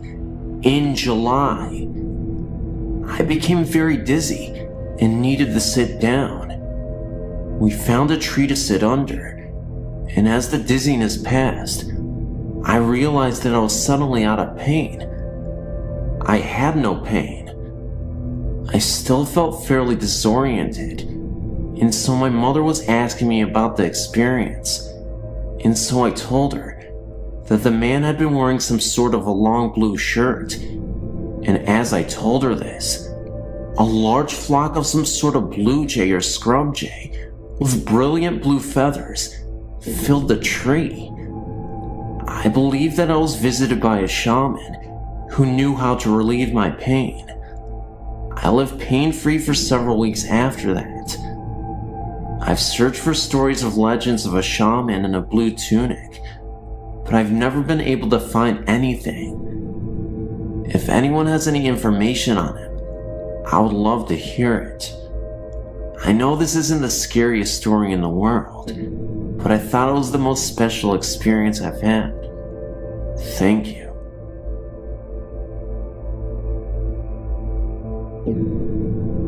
This is my first story here.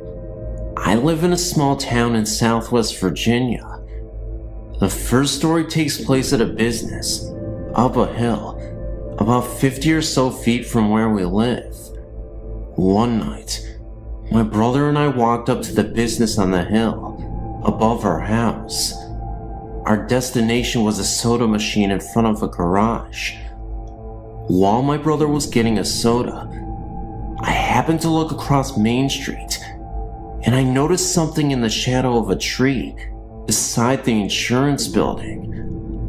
I swear, people, I'm not lying when I say it. It was huge.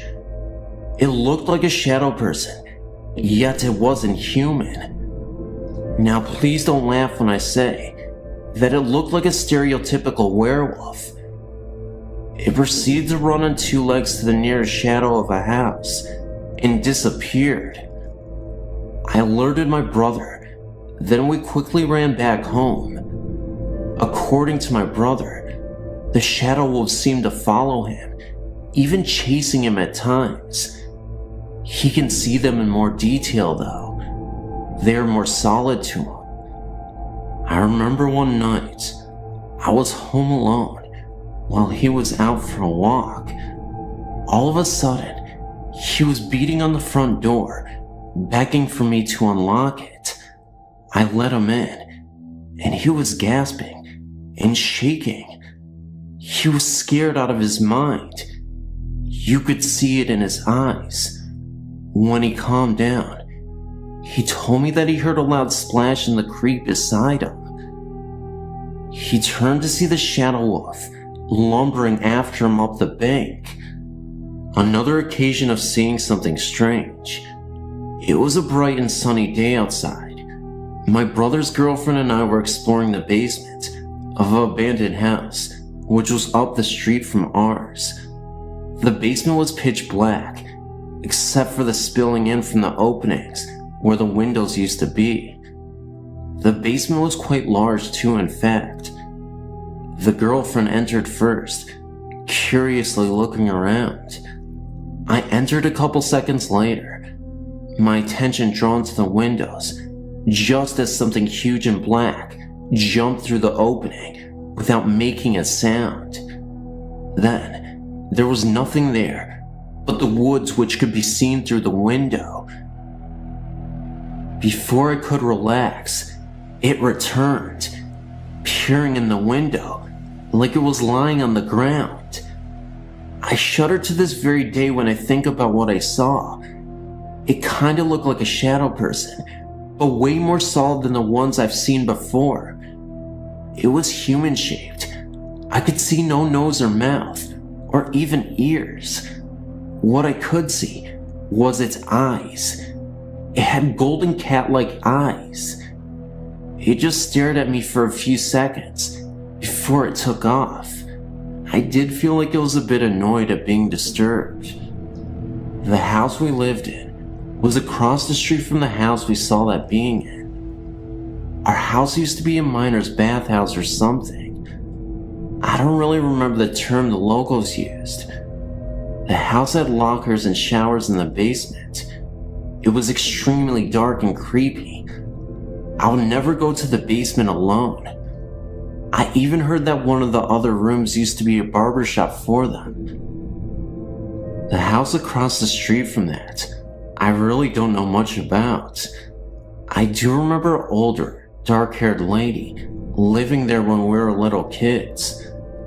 There was a store and an old post office in the building next door many years ago. My brother's boyfriend at the time helped run the store back in the 80s.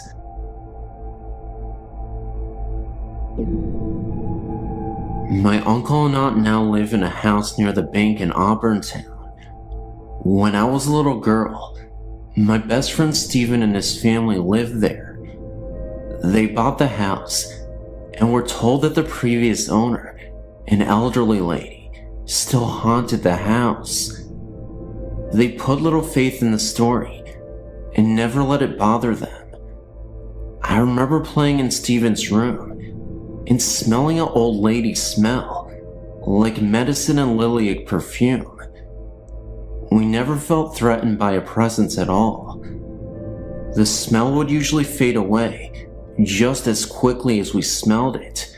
However, one night, after the family had gone to bed, Steven's mother was awakened by the sound of toys making noise in Steven's room. Steven had one problem. He was highly susceptible to nosebleeds. The slightest bump would set off a massive flow of blood.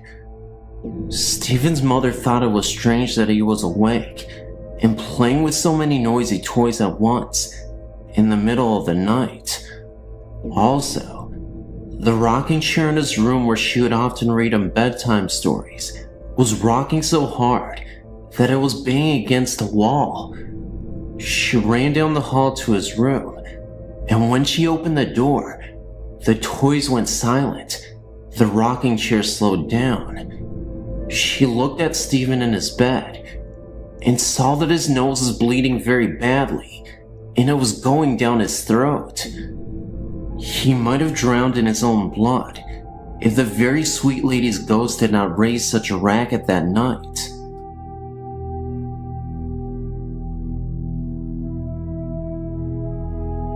About a year ago, when I was 16, I decided I was sick of sharing a room with my little sister.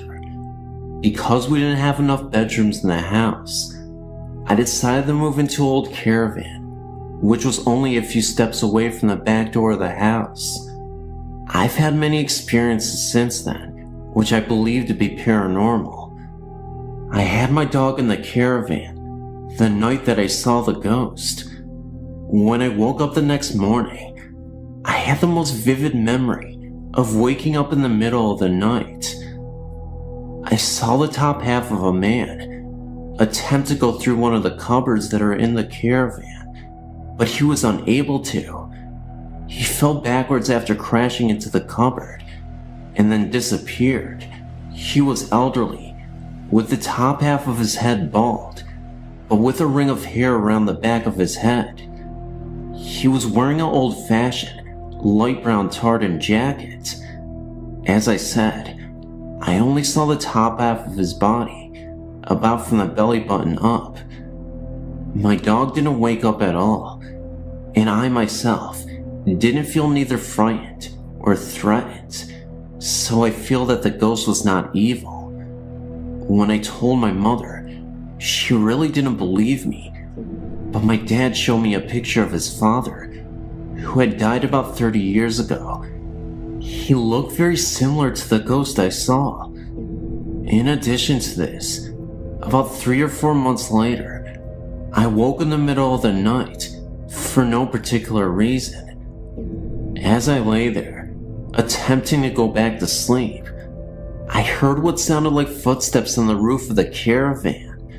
My parents gave the explanation of the heat or cold compressing the metal roof, but this doesn't explain why it sounded like human footsteps across the roof. There were about 5 steps, and it sounded sort of like someone was swaggering. This experience did frighten me, and even when the footsteps stopped, I couldn't sleep for hours afterwards. Another night, I woke at exactly 2 a.m. in the morning to the sound of a backfiring car. I pulled back the curtain to one of the windows, which faces the road. What I saw was the outline of an old pickup truck moving very slowly down the road in front of my house. This may sound normal, but it gave me an eerie feeling, and when I lay back down, I could hear the rumbling of the truck for a half hour after that, even though when I looked out the window again, the truck was gone. I found it odd that I could still hear the truck for at least a solid half hour, even after I had passed the house.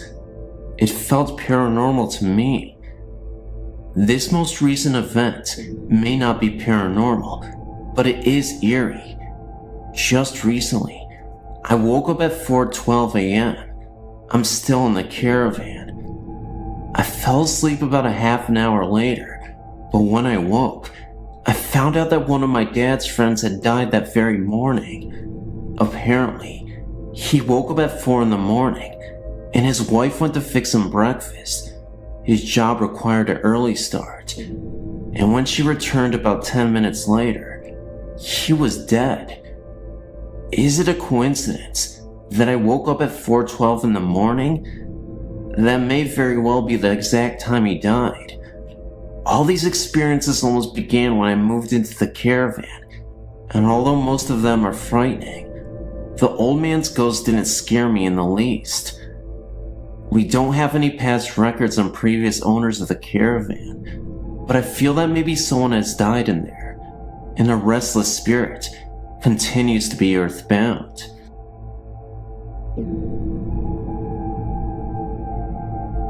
When I was 5, I slept in the old camper we owned, and my great-grandma slept in the camper with me. We had the stove light on.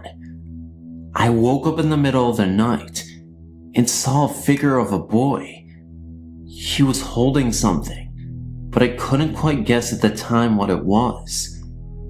Turns out, there was a pair of binoculars and a $2 bill, but it gets creepier. I woke my grandma up and told her that there was someone in the camper. The stove light was off and the doors were locked. She turned a flashlight on and looked around with it. She didn't see anything, so she told me I was dreaming and to go back to sleep. But she had a feeling, not a scared feeling, an odd feeling. The next morning I told my mom, my dad, and my great-grandpa. They just instantly dismissed me and said there was no box of any sort around the house, that they know where they put things and they're not going to believe a little 5-year-old kid. Now get this, and I can understand if some of you are skeptical, because it doesn't sound realistic at all, but I tell you, this did happen. My dad gets a phone call from some guy, but the creepiest part was, it was just a whisper. He just said he needed his box, and he hung up. It was a 15-second phone call, long enough to say that, and it was kind of staticky. I don't know what that meant, or if this means anything at all, but I wonder if that kid grew up and became a ghost, and as he became a ghost, he somehow transmitted his voice to the phone and actually spoke to us. I know this sounds ridiculous, but believe me, it actually happened. Or you may not believe me, but whatever the case, I know my truth, and that's exactly what happened. I live in a place called New Eton in England that has a lot of old history going back hundreds of years. It's also where George Eliot, the writer, was brought up. Well, because it is old, people around here say that there are quite a few haunted places to go to, including Arbury Hall, where she was brought up, and another place nearby called Adsley Castle that is supposed to be haunted by the young lady Jane Grey. You know, the one that was queen for only 11 days, and then got beheaded by the King of England. Well, anyway, here is my story. It must have been about 2.5 years ago now, when me and my friend couldn't get to sleep late at night, so we thought about having a late night jog into the country, towards the ruins of Adsley Castle. As we started jogging towards Adsley Castle, at about 1:30 in the morning, I started to feel somewhat scared at the thought of going towards the macabre ruins. Even in daylight hours, it looks eerie and oppressive. And with the 600-year-old church next to it, can you blame me for feeling nervous at the time? So, as we were jogging down these narrow country roads, I was starting to think back to the other times when I've been to the castle in the daytime, and the overpowering sadness of the place, and the cold spots too. Should I go back? I thought. But no, me and my buddy carried on towards the lake nearby, and then towards the old run-down empty village. We started to hear a faint hard tapping sound, like metal hitting metal, coming from somewhere in the village, or the church near the castle. Now, due to the situation, we started to feel somewhat scared and apprehensive about approaching anywhere near the village, let alone the castle, so we walked towards the phone box nearby, and played around on the phone for a while, until we felt more confident. Now, you must remember that this place is in the middle of the country, and there is nobody that lives nearby. It was just me and my friend, in the greenery of the fields, the darkness of the woods, and the closeness of the ruined castle, church, and village. Anyway, there we were, having a bit of fun on the phone, when all of a sudden, we felt as if somebody was watching us. At the same time, it got very cold in the phone booth. Me and my friend Simon looked out of the plain glass booth all around us, but could see nothing at all, but the feeling was still there. But me and my friend just laughed it off, and said it was all in our minds. So we started to play around on the phone again, until all of a sudden, we heard footsteps walking towards us, getting louder, as if somebody was wearing heavy leather boots, but nobody was there. The footsteps got louder and louder, until they went past the phone booth and on, until they stopped. Now, we were absolutely petrified and scared beyond belief. There was still nobody there. Now the footsteps were coming back again, and doing the same thing all over again. Plus, the sound of the footsteps was getting louder, no doubt about it. By the time we had the courage to run out of the booth and sprint all the way back home, it must have gone past us at least 4 times, and it was getting much louder too. However, just before the last time we heard the stomping, I could have sworn from the distance I saw a man in shining armor, but he looked very transparent and blurry. Like, it seemed like this person was slowly fading away, but you could see him just enough to make out it was a person, almost like a failing projector. It didn't last very long, and I asked my friend if he saw it, but he said no. This story is all true, and I can still remember every detail of that night, like it was only yesterday.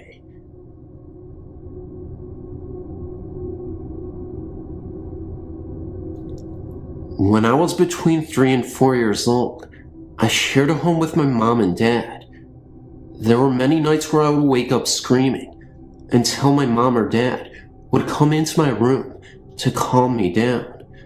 They were sure that it was my Spider-Man poster on the wall across from my bed that scared me. Maybe they were right. However, one night I will never forget. I was put to bed on the bottom bunk of my bunk bed. It was a hot night, so I leaned up against the wall for comfort because it was cool to the touch. As I was going to sleep, I slid my right hand and arm down between the wall and bed in order to get even closer to the wall. No sooner was my arm and hand dangling beneath the bed than something grabbed it and pulled very hard. I leapt up, freeing my hand and screaming bloody murder. My dad came into the room and eventually calmed me, convincing me that I'd imagined it all. Nothing else occurred that night. And the next day, when I persisted, my dad said it must have been a cat or bug hitting my hand. I assure you, I knew the difference, even then. Nothing else occurred in this house to me that I can recall. Years later, I was asking my mom about it to see if she recalled the incident. She did, and told me something she never had. She said one night, late, she had gotten up to go to the bathroom. She was pregnant with my sister, and having to go several times each night. She walked through the dining room in the darkness towards the bathroom. She said she saw something whitish and misty hovering over the dining room table. She immediately turned and hurried back to bed, scared to death, with the hair on her neck standing straight up. Years later, my friend Kevin was visiting here where I live now, and he brought this new guy along that I'd recently met. We hung out, and later that evening, we went to take him home. To my surprise, he lived in the same house that I used to, where all the strange things had happened. When we pulled into the drive, I asked him if there was anything weird that ever happened there, not telling him that I once lived there and what had happened. He asked me why I wanted to know that, and I told him that I used to live there and thought something strange had happened once. He then bluntly tells me that the house has a ghost and how it opens their back door at night after they shut and locked it. I then shared my tale and was very happy because then I didn't feel so crazy. This was my first encounter with the paranormal, but not the last, and certainly not the most frightening. I'll try to send those later, if you'd like.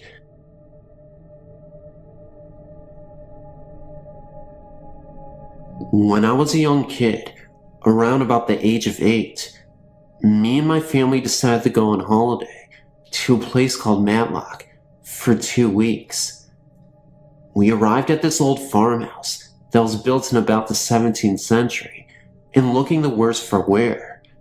Anyway, on about the second night we were there, we started to hear scratching sounds and furniture moving downstairs, but we just ignored it at first and tried to go to sleep. But on the third night, we couldn't ignore it because the floorboards upstairs started to vibrate and the whole farmhouse was literally shaking. It was more worse for me and my brother because we had to sleep on the floor and we could hear strange mumbling sounds coming from downstairs, and the horse in the field next to the farmhouse was making really weird sounds too. The next morning, My dad put it down to bad plumbing, even though my brother and me were getting nervous. Halfway through the day, I was starting to get bored, so I decided to read a few books from the bookcase in the living room. So I sat down at the table next to the bookcase that faced a window and started reading for a while. I remember at the time reading a book called The Iron Man. All of a sudden, I can remember seeing something standing in front of the window. So I looked up suddenly, and right in front of me was a young pale-looking lady smiling at me. She was wearing white Victorian clothes and a straw-looking hat with flowers in it. I remember sitting there, just looking at this lady for what seemed like ages, even though it must have been only a few seconds. So, thinking it was somebody from my mom or dad, I shouted for them to come downstairs. As I turned to confront my dad to tell him this lady wanted him, she had vanished. So my dad went outside and looked all around the field and at the end of the field towards the bog area, but there was no sign of her, even though we were in the middle of nowhere. Now, I think my dad was starting to get quite spooked as well, because now he kept asking me over and over again, and that I wasn't lying about the woman I had seen.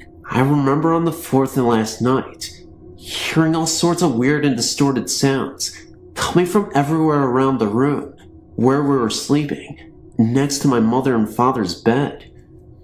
I can also remember my dad kept telling me it was a nearby highway that was causing the vibrations to the house, and there was nothing to be scared about. Funny, considering the nearest highway was about 10 miles away. When we woke up the next morning, my dad was starting to pack all our stuff away, ready for going back home. When I asked him why we were going back home so early, he just said that it was because he thought the place was haunted, and he wasn't going to spend another night there.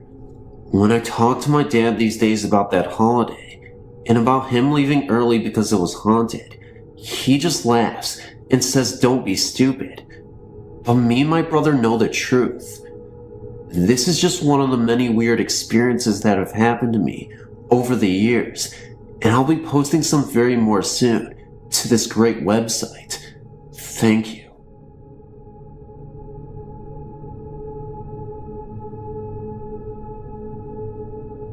I grew up in a very old house in Mason, Michigan.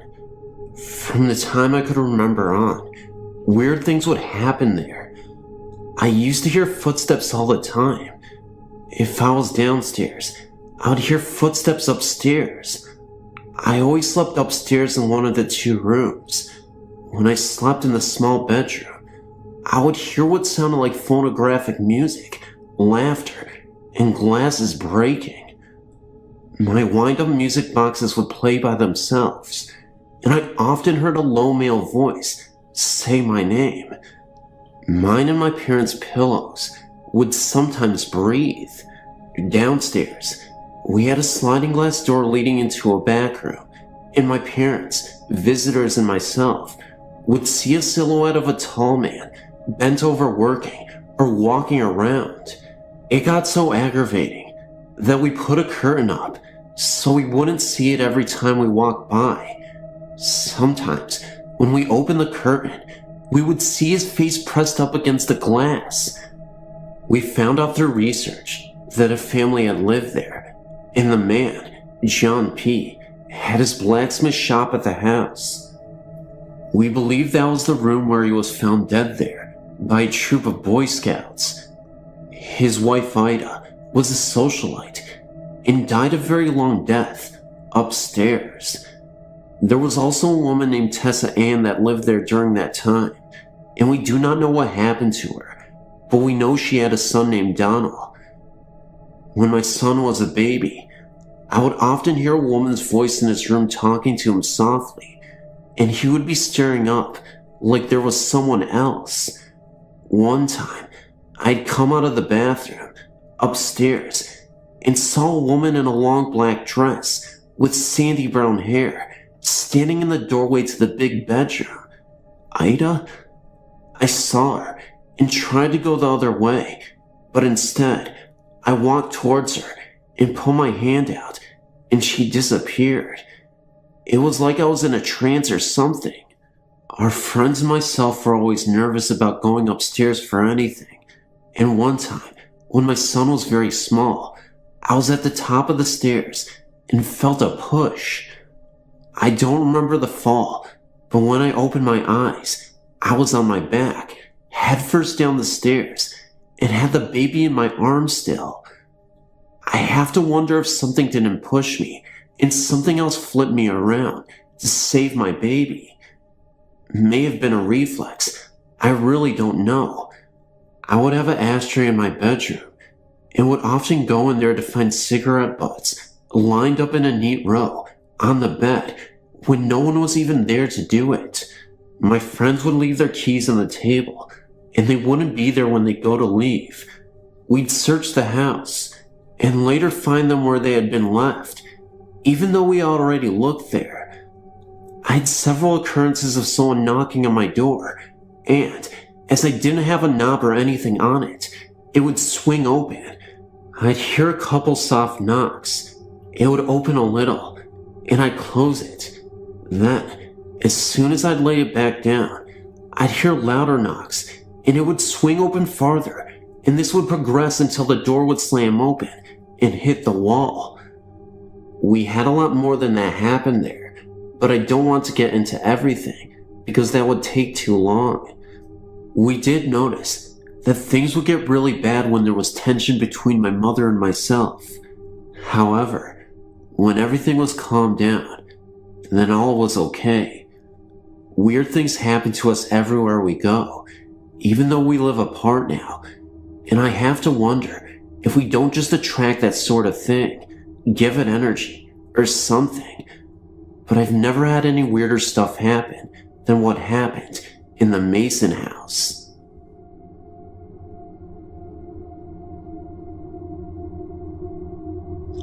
I've been raised with the belief that's supernatural. My family has had a long line of being able to see and hear ghosts, and I never really believed I had the ability until I was 10 years old. My mother and we had went down to Kentucky to visit some family that lives there. My mother is from there. We had spent most of the night talking and finally went to bed. Nothing happened throughout the night, but when I woke up in the morning, I saw a sight that I couldn't believe. I want to believe that this was only sleep paralysis, but I truly feel as though this was a ghost. I woke up and rolled over on my back with my eyes still closed. When I opened my eyes, I saw an elderly woman floating above me. She was wearing a white dress and had long flowing hair. I remember she was smiling at me. Well, being 10 years old, I was terrified, so I screamed for my mother. I told her about the woman that floated through the wall and then disappeared. My mother came in the room and felt the cold, but missed a woman. From this point on in my life, I felt and seen ghosts. I'm guessing that this woman was my great-grandmother. The only reason I believe that it is her is because I am named after her, and my mother said that when I was a toddler, I would talk to her. Now, I know this sounds hard to believe, but my mother said that I would say these things that only her and my great-grandmother knew, so I have no choice but to believe this. Thanks for reading, and if this doesn't give you nightmares, I don't know what will.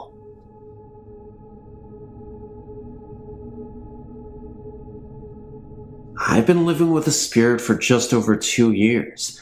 I'm an assistant superintendent on a part-time basis, an executive assistant for a recycle company, also a mother and wife. I guess I'm just telling you this so that you know that I'm not someone who has nothing better to do with my time.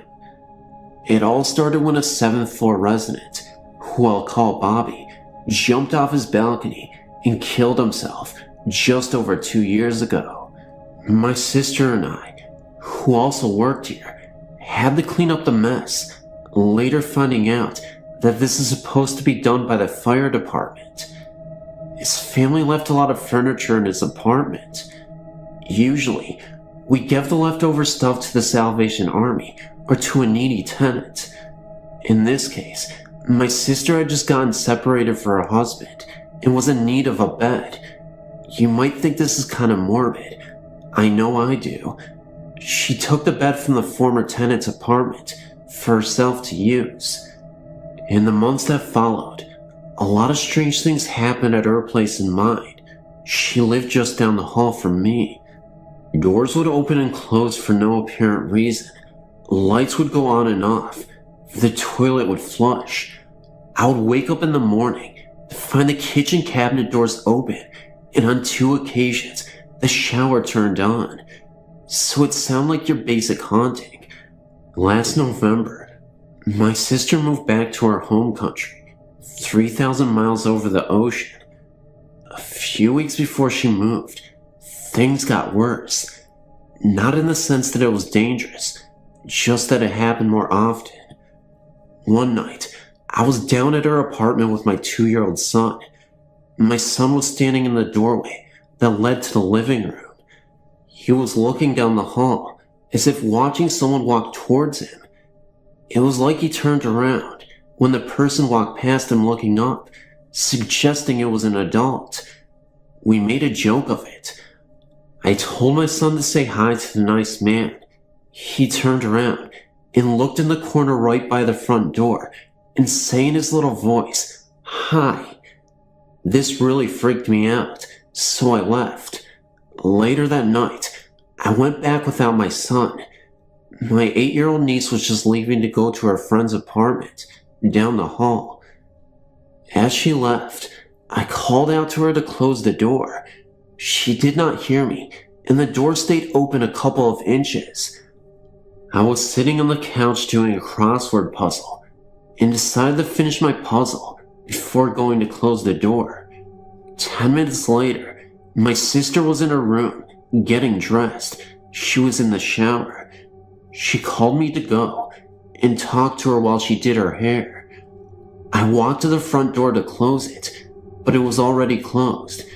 This is not unusual. Sometimes this happens. But what I cannot explain is the door was also locked. There is no explanation for this. My sister was in the shower. My niece did not hear me to call her, nor does she have a key or the knowledge to lock the door. It really spooked me. I told my sister, and she also got spooked. She told me she had been hearing noises that did not seem to be coming from anywhere. My sister and I chatted for a couple of hours until my niece came home. I asked her if she locked the door, and she looked at me and said, "Yeah, sure," with my finger, being 8 with a smart mouth. I left about an hour later to go home. At this time, it was approximately 10 p.m. My niece was sleeping on the couch, and my sister was going to finish some painting in the dining area, then go to bed. I'd been home for about 20 minutes when my sister calls me crying. She said that there was someone in her bedroom jumping on the bed. I told her to go and look. She took the phone with her and approached her bedroom. The noise stopped just as she got to the bathroom. When she turned to walk away, the noise started again. She put the phone on speaker so I could hear too. It really sounded like someone jumping on the bed. My sister, trying to make a joke of it, yelled, "Go away, Bobby. Go and spook someone else." 2 minutes later, I heard a noise in my hallway. I was sitting in my computer and looked down the hallway towards the kitchen, and there was Bobby standing just inside my front door. He had on a brown leather jacket and blue jeans, the clothes he was wearing when he died. I was really shocked. I told my sister what I saw and tried to pretend that I was not scared. I said to him, "It's okay, Bobby. You can go now." And then he was gone. My sister was laughing hysterically on the other end of the phone. I tried to calm her down by talking to her, but it did not work. I was kinda glad that she was freaking out, because it did not give me time to freak out myself. I went to my sister and sat with her until the sun came up. Neither of us slept that night. Later that day, we took the bed out to the dumpster at the back of the building, and since my sister only had a few days left in Canada, she slept on an air mattress. That seemed to solve the problem for her, but Bobby has never left my apartment. I do not feel threatened by this presence, but uncomfortable, and my cat is constantly having freak attacks, and my son talks of the man.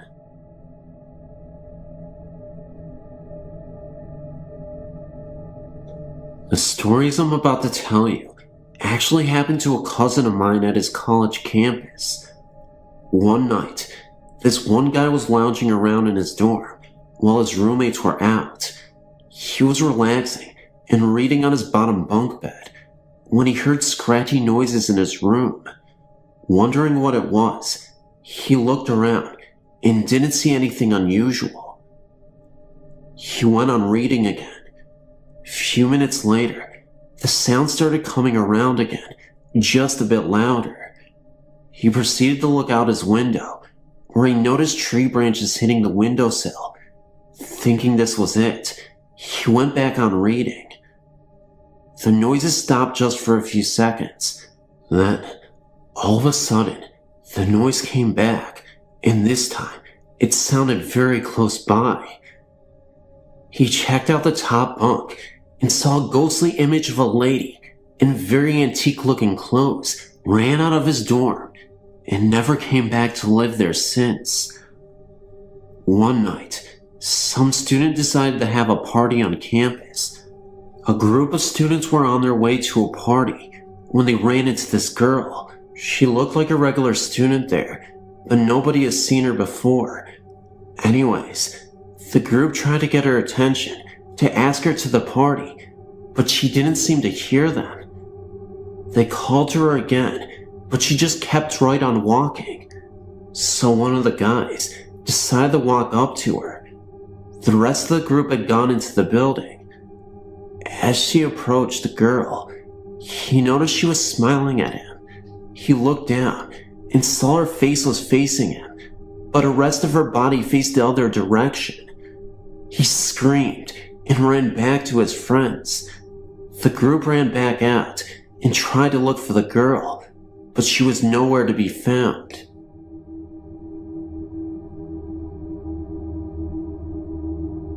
When I was little, I used to be able to see spirits. I was never scared of them though. I remember one spirit in particular. Her name was Mimi. Mimi always showed up at nighttime when I was supposed to be asleep. I had a habit of very bad nightmares of people dying, especially my parents. One night, I woke up sweating and in tears when I thought I saw someone standing in my doorway. At first I just saw a mist. That then turned into an old lady. I was able to see through her. At the moment I didn't realize it, but it was Mimi who came back to check up on me, and she had her little dog with her. I watched as she came near my bed. When she was standing right next to me, petting her dog, I felt calmness come over me, and I felt so safe with her there. As she sat down on the corner of my bed, she told me not to fear, that my parents were sound asleep, safe, and sound in their bed. I remember how I still couldn't calm down right away. I was still crying when she put her dog up on my bed with me. At the time, I used to call the dog Pinky, since you could see the pink of her skin under her white fur. I watched Mimi as she went into the hallway and then faded away. I heard from Mimi almost every single night since then, until my 10th or 11th birthday. I'd been playing games with my cousins when we decided to have a race to see who would get outside the fastest. They let me have a head start since it was my birthday. As I headed up the stairs, I heard them right behind me. All the grown-ups were right outside at the time. I ran through the kitchen and went to hit the door handle to go outside, but I missed it. Instead of opening the door, I went through the glass back door. Glass was everywhere. I had cuts all over the place and was bleeding. I ended up passing out, but before I even lost consciousness, I thought I saw a figure of Mimi. It was weird, but then I passed out. Then, when I regained consciousness, I was sitting in a hospital bed, and my family and friends were all around me. They were so concerned, and I was just wondering about what happened to Mimi. I screamed out Mimi, and they were so confused, like they didn't know what I was talking about. I tried to tell them in detail, but they just waved me off and dismissed me like it was stupid or something. They told me ghosts definitely don't exist, and that I was just seeing things because of my injury, but I had told them about the bed incident of me being in my room, and they still waved me off like I was nuts. So that's where the story ends. Nothing really came of it, and after that, I never saw Mimi again. I honestly don't know what she represents. Maybe she's a guardian angel. Maybe she appeared in my dreams and I was just imagining it all. Whatever it was definitely a special incident, and I'll never ever forget it. Hello, I'm Kylie, and I'm 14 years old. I'm going to try my best to tell you my entire story without making it too long to read. In the winter of 1980, my mom and her husband, at the time, moved into a house on a friendly, pleasant street. The first day they moved in there, numerous things happened wrong. First off, my sister Cindy ended up finding out that she had the measles. Secondly, my brother Todd had a very high fever and had to be taken to the hospital that night. The electricity in the house would not work, and this made my whole family rather upset. My mom began to resent the house for no particular reason. She complained to her husband about it so much that they end up violently arguing. He had an emotional attachment to the house in less than a week, while my mom, she was the exact opposite and felt she needed to leave.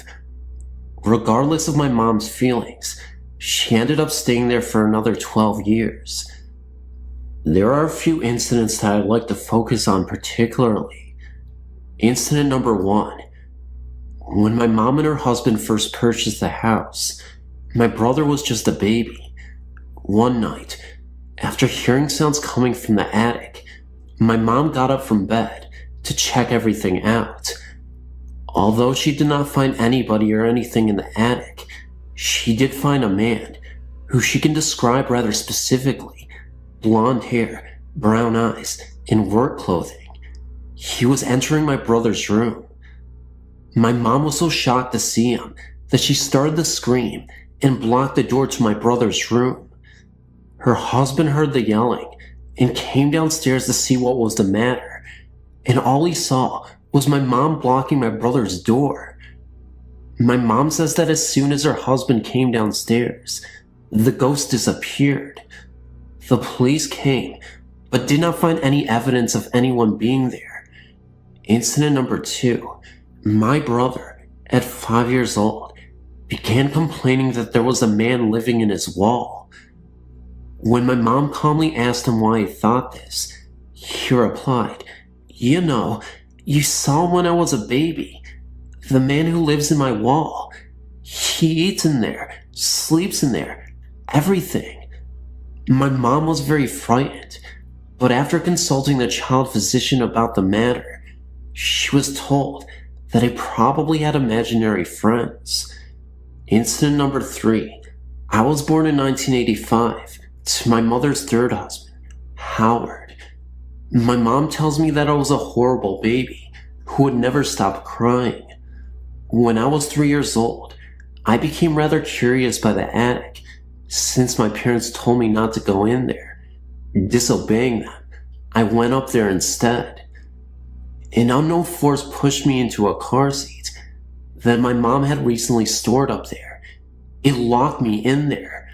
For an hour straight, I screamed my mother to unlock me, but she had been outside. When she came inside, she hurriedly ran upstairs and unlocked the seat. I'd never been able to use the lock on that car seat, and it would have been impossible for me to lock myself in there. Incident number 4. My cousin Heather and I go outside to look at the clouds. In these clouds, we spot 2 figures that barely resemble clouds, but instead drawn images.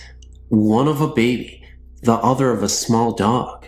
We saw them so clearly that we ran inside crying, only to see that our parents were watching the news. That same day, a baby and a dog died together. We had seen the images at the exact same time that the deaths were announced. Heather and I could always see the ghost. He was always around. He enjoyed watching us play with our Barbie dolls. He'd stand right by us as we played. We tried to get him to leave, but he never would. Eventually, we got used to him being there, and we were not frightened by it. We never told our parents about him, because we both felt that he wanted us to keep him a secret. One night, my family came running upstairs because they heard me screaming. My sister says that my screams were so violent, it's as if I was being murdered. When they asked me what was wrong, I told them that someone was in trouble. I told them that a ghost on the wall told me that someone was dying. I also told them that I kept seeing images of babies on my ceiling. My family was very frightened. I slept with my parents that night. The next day, I found out that my teacher, at the time, had been in a major car accident. She was pregnant at the time, which explains the images of the babies. The next incident. My older cousin and I dared my cousin Heather to come into the attic with us. She would not come up there, and so my older cousin pulled her into the attic with me, and once she was in there, she seemed fine. My older cousin headed downstairs, leaving me and Heather to search the attic for my missing doll. We looked everywhere until we heard a loud scream that sounded as if it was coming from a human. We ran downstairs. Our parents, trying to keep us calm, told us it was probably something we stepped on. Incident number 7. I continued to look for that doll in the weeks to come, only to find it outside, torn to shreds. In the other incidents, one night, while my sister was watching a late night movie, the rest of us heard her screaming and ran down to see if she was okay. There was a bat in the house, and it was attacking her. She had a towel over her head and was running from it, shaking and crying. My dad ran after it with a fishing net and luckily was able to get it trapped on our porch. My sister later told us that it appeared from out of nowhere. Later on, my mom runs into the lady who sold us the house. As soon as the lady sees my mother, tears fill up her eyes. She begins to cry and tells my mom how sorry she is for letting her buy that house. She too knew it was haunted and had many bad experiences with it. My mom and her had a big conversation concerning the whole thing, and the lady told my mother that she too had seen a man with blonde hair, brown eyes, and work clothing.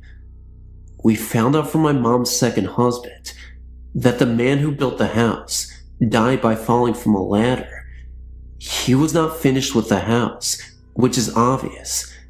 Now that we think back to the unfinished stairway, work clothes, I wonder if he had blonde hair and brown eyes.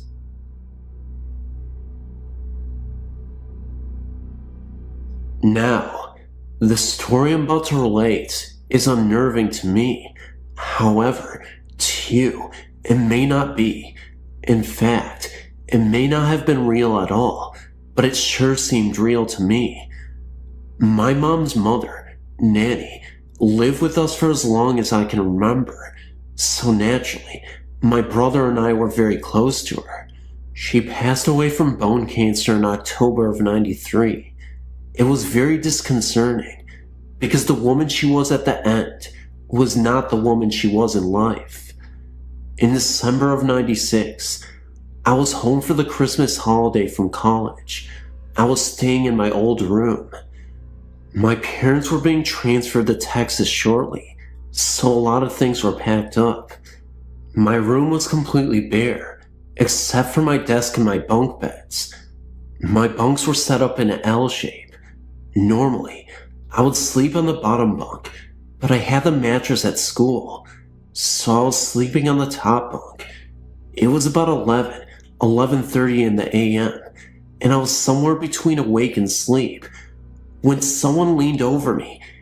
That's when I awoke to the most hideous sight I'd ever seen. It was my nanny, but she had the most messy hair in the world, long, dangly black hair, and it looked like her eyes were bulging out of her sockets. They were red. She was even bloodied on her face. She kept staring at me, and as she stared at me, she slowly opened her mouth, and bugs crawled out of it. A few seconds go by, and I'm finally awake. Or was I? At that moment, I could have sworn I was awake, but apparently I felt like I was sleeping. It might have been a sleep paralysis incident, but I'm not quite sure.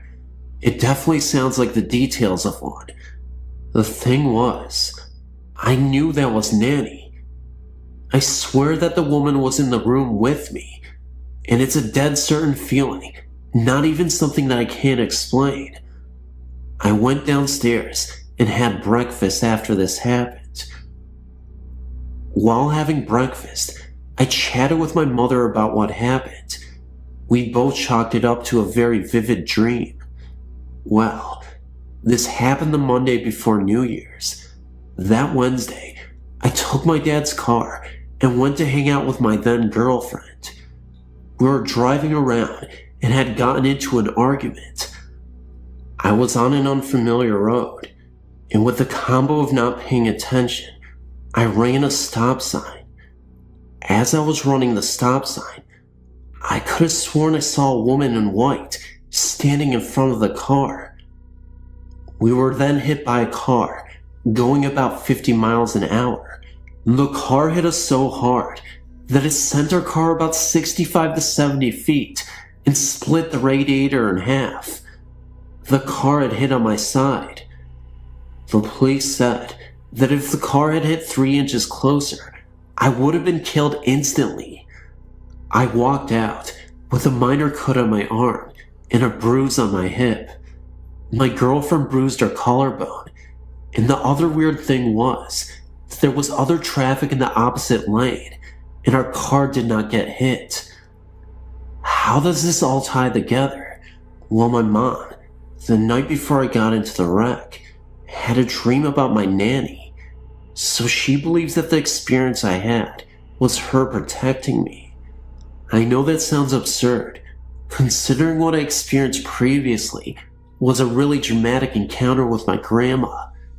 A little background though, my great Nana, my mom's Nana, was a very strong maternal presence. She had 8 children and raised them pretty much by herself. My mom and my Nana lived with her for a long time, so they were very close. My great Nana passed away the day before I was born in a hideous car accident. My interpretation of the facts is as follows. When I was having that experience in bed, and I saw that hideous woman, it was my nanny, and she was in the car crash, so she was showing her form to me. It was almost like a ghostly premonition, and she was warning me of what might come next. Of course, I had no idea what was coming next, and at the time, I was thinking how bizarre it was to have this experience, and how freaked out of my mind I was.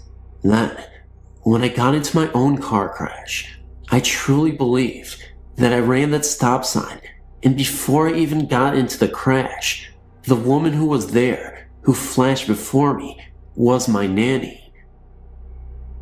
Well, anytime my mom or Nana dreamt of my great Nana, something bad would follow within a few days. So based on all of this, my mom thinks that my Nana protected me. I'm not sure what I think. I just know that she was in the room with me that day.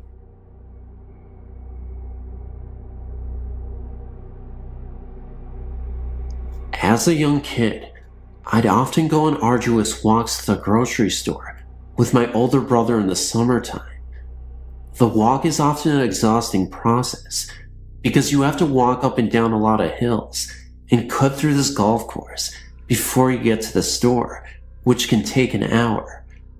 For someone 9 years old, this wasn't such a good idea, especially in July when the humidity around here is at an all-time high. My experience is highly unusual, and I'm not entirely sure what this experience could be classified as, but it's really creepy, and I genuinely believe that if I hadn't gone with this man, I wouldn't be alive today. Confused? Don't worry, you will understand soon enough. On this particular day, my brother and I decided to head out to the store for another one of our walks.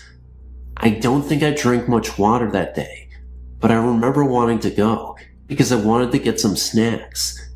Anyway, about 20 minutes into our walk, right before we had to pass through the golf course, I started to get extremely fatigued and weak. My brother looks back at me and asks if I'm okay. The heat was starting to take its toll on me, and I eventually collapsed. I don't remember how long I was knocked out for, but it definitely seemed like it was a while. But this is where it gets insane. For a second, I thought I had woken up and was just aimlessly staring at the sky. Suddenly, I was staring at this intimidating presence in the sky. It was a man from the early days. He was wearing Victorian-era clothing on, suit and tie, and a top hat. He also had a classic car with him that was also floating in the sky next to him. The car was from the same era as him. Anyway, the man started to reach out his arm for me, signaling me to get into the car with him. I don't remember speaking. All I remember was mouthing the words no, and he started to get increasingly agitated. You could see it in his eyes. Again, he waved his arms, but more violently. It really seemed as if this man really wanted me to get in the car with him, and I wasn't having any part of it. And that's when I figured out what he wanted me to do. This guy looked absolutely infuriated right now, because it seemed like he knew now that he couldn't convince me to get into the car with him. He looked at me one last time, pointed at me again with the most angry expression on his face, then simply gave up. He literally got back into his car, even noticed that he slammed the door. When he slammed the door, that's when I woke up. My brother was continuously shaking me, and I felt delirious as I slowly started to get back to reality.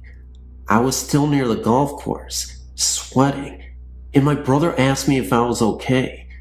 He said he had performed CPR on me because my heart had stopped beating. Even though he was only 14, his health class had given him CPR training. I believe the man in the sky was a fallen angel or some dark presence luring me into the afterlife. When I made this realization, it seems his plans to go get me to go with him were foiled, and so whoever had sent me to go get me would have been upset, and thus probably why he was upset as well. I believe this was a creepy near-death experience, and I highly believe it was paranormal, a ghost or entity of some sort. Some might say that this could be just a hallucination, but if my heart stopped beating, why did I have this vision? I'm not an expert on NDEs in the slightest, but what I do know is that many people report a series of calmness and peace. Here, however, I felt absolute dread and apprehension. Anyway, who really knows what this really was? But I truly believe that if I went with this mysterious figure, I would have died, and I wouldn't be writing about this encounter today.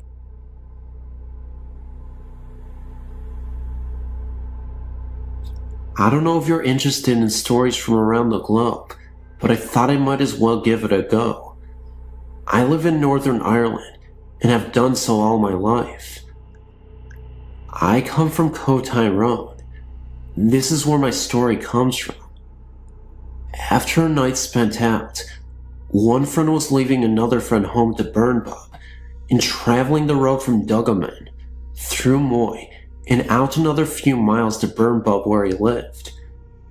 It was late and the road was windy, very rural, and old houses scattered around. The roads are bendy and prone to fog patches, and when wet, can be treacherous. The bloke who was driving the car suddenly swerved and screamed. They somehow got the Burnbub to my friend's house, and they set him down and tried to get him calm enough to get him talking. He was shaking and sweating, even though it was a winter's night and we aren't that warm over here in the summer. He eventually said that when he was driving, someone ran out in front of his car. The creepiest part was that he said this person was dressed like a nun.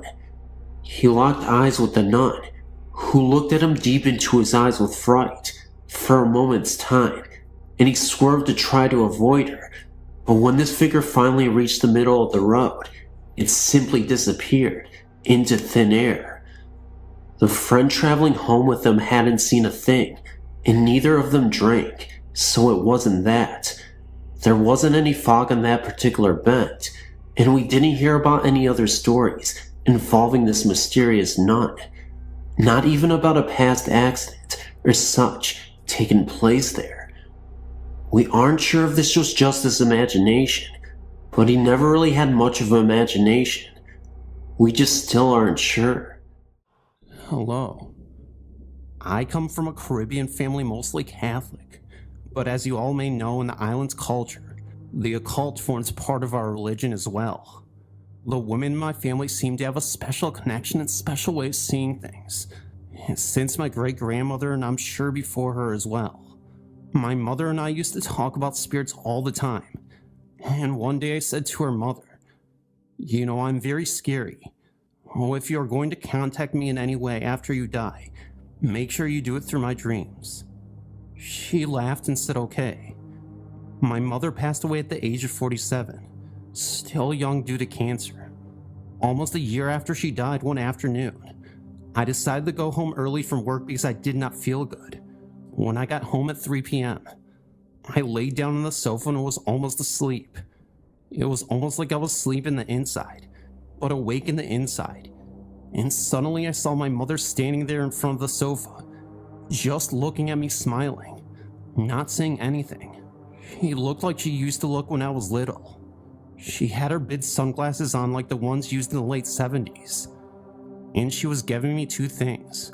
One was a triangular rock with a symbol on it, and a red, white, and turquoise feather. At the same time, I knew she was dead, but I was crying and trying to reach out for her from the couch. Suddenly I woke up. When my body slammed on the couch, I was suspended on the air. It was a very weird experience. All I could think of was that she wanted to contact me, and she did not want to scare me. But till this day, I don't know the meaning of my dream. I have had several dreams of past relatives that have passed, but this dream was reoccurring. Let me start from the beginning. My father-in-law and brother-in-law were fishermen for many years, and their boat was lost out at sea long before either my now husband were married. My husband, in fact, was in high school at the time. The boat or the bodies were never found. Oh, it left a lot of questions for the family. My husband never got over the guilt of not meeting them at a harbor somewhere down the coastline to make sure they got there, because before they left, they had to replace the fuel pump. Just keep in mind that even though I and my husband were married, I had never seen a pic of either of them. My mother-in-law kept them packed away. Well, years later of being married to my husband, I started having a dream about a man standing on the shore above the boats. He looked grotesque, and I knew he was not of the living, because his skin was green and slimy looking. He was wearing a black stocking cap, jeans, a flannel and fisherman thick jacket. I would get frightened and wake up. The same dream kept on happening, until finally through fear, I asked him what he wanted. Then suddenly, I was whisked away, which felt like an out-of-body experience, and I was standing on a rock in a hidden alcove along the shore. The tide was out, and there were several of these rocks that were sticking up out of the water. I looked around then down on the rock I was standing on, and I see two skeletons laying on the rock. Next thing I know, they came together and forming two skeletons, and awe and frightened. I started to see their mouths move, but heard nothing in my ears, but heard them speaking in my head. They told me to tell everyone that they are fine and happy, and to make sure I told the family to stop wondering, and to move on with their lives, and that one day they will see them again. Next thing I knew, I realized it was my father-in-law and my brother-in-law. After speaking to them and receiving the message, they fell apart and rested on the rock that they were standing, as if they never came together. Heart racing, I was shown path to a trail in order to climb up and out of the alcove. Then halfway up, I awoke. It took me a few days to sort things out and tell my husband what happened. At first, I described the man on the docks, the one with the black stocking hat, jeans, etc. He said that it described his dad the day he left for his final fishing trip. Remember, I'd not seen a picture of him yet. I told my husband what he told, that they were okay and happy now. I told him the details of where I was standing and what the alcove looked like. He said the ghost card looked in a spot as described in my dreams, but never found any bodies or the boat. After telling my husband, I've never had a dream like that again. I've always known I helped my husband close a chapter of guilt that had been eating him for years. I believe the main message was for my hubby. I just recently finally got a good picture of my father-in-law, and it was him in my dreams. Just looking at the picture took my breath away. Sorry for the long post, but all that I said is true.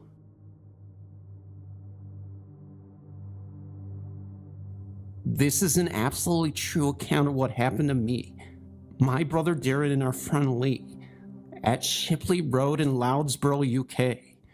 We were all sleeping on the floor of my room as Lee was staying over, because our moms were working at the local pub together. It was about 1 a.m. Darren and I were just getting to sleep when we heard the scraping coming from the bedroom of the adjoining house. It was like someone was digging a spike high up into the plaster on the other side, then dragging it down in the arc to the floorboards. This would just happen again constantly, to the point where you thought it might actually come through. Like I said, we were awake, but Lee, who was sleeping at our feet, was out cold. We tried to wake him by shaking him, but nothing worked. Then the smashing started. It was like a grown man throwing dinner plates at the wall, one after another. Then banging and crashing started. All the time the other noises continued, until it all built up to the crescendo of the noise. The next thing that happened would haunt me even to this day. We heard a very loud, piercing scream. The only way I can describe it is a scream that was in the film Trainspotting. In it, a woman's baby dies and it's cut, and when the mother finds it, she screams. Well, take that scream and times it by 100. Lee would still not wake up through all of this, which was strange on its own. Anyway, we were that worried. We got our mother up, who promptly rang the police, who arrived shortly after. They could hear all of this from the outside, but with all of their combined efforts to get somebody to the front door, nothing worked. They ended up breaking the door down, and that's when all of this got super spooky. They found nothing. The house was empty, and there was no smashed cutlery, no mark down the wall, nothing. The police left, and it all started again. This time Darren and I were terrified, and still Lee would not wake up. We just laid there wide awake waiting for sunrise. When it finally came, as if on cue, the first bird we heard that Sunday morning, all the noises stopped instantly, and at the very same time Lee woke up, wondering what all the fuss was about. This story is 100% true. Thanks for reading. I live in an old house in Lisbon. We occasionally hear strange noises. One person will hear other people having conversations when no one is around. We also have cold places in the house. On occasion, the living room or the downstairs bedroom will be 4 or 5 degrees colder than the other rooms of the home. And sometimes, my husband claims that he sees strange blurs and movements out of the corner of his eye. If we do have ghosts, I don't feel that any of them are threatening. The other day I was sitting in the living room watching TV when I swear I heard someone yell from the kitchen. They said, "I'm waiting," as if someone was in the kitchen and waiting for someone to finish getting ready to go. And they weren't moving fast enough, and they were getting fed up with waiting. I said, "What's your problem?"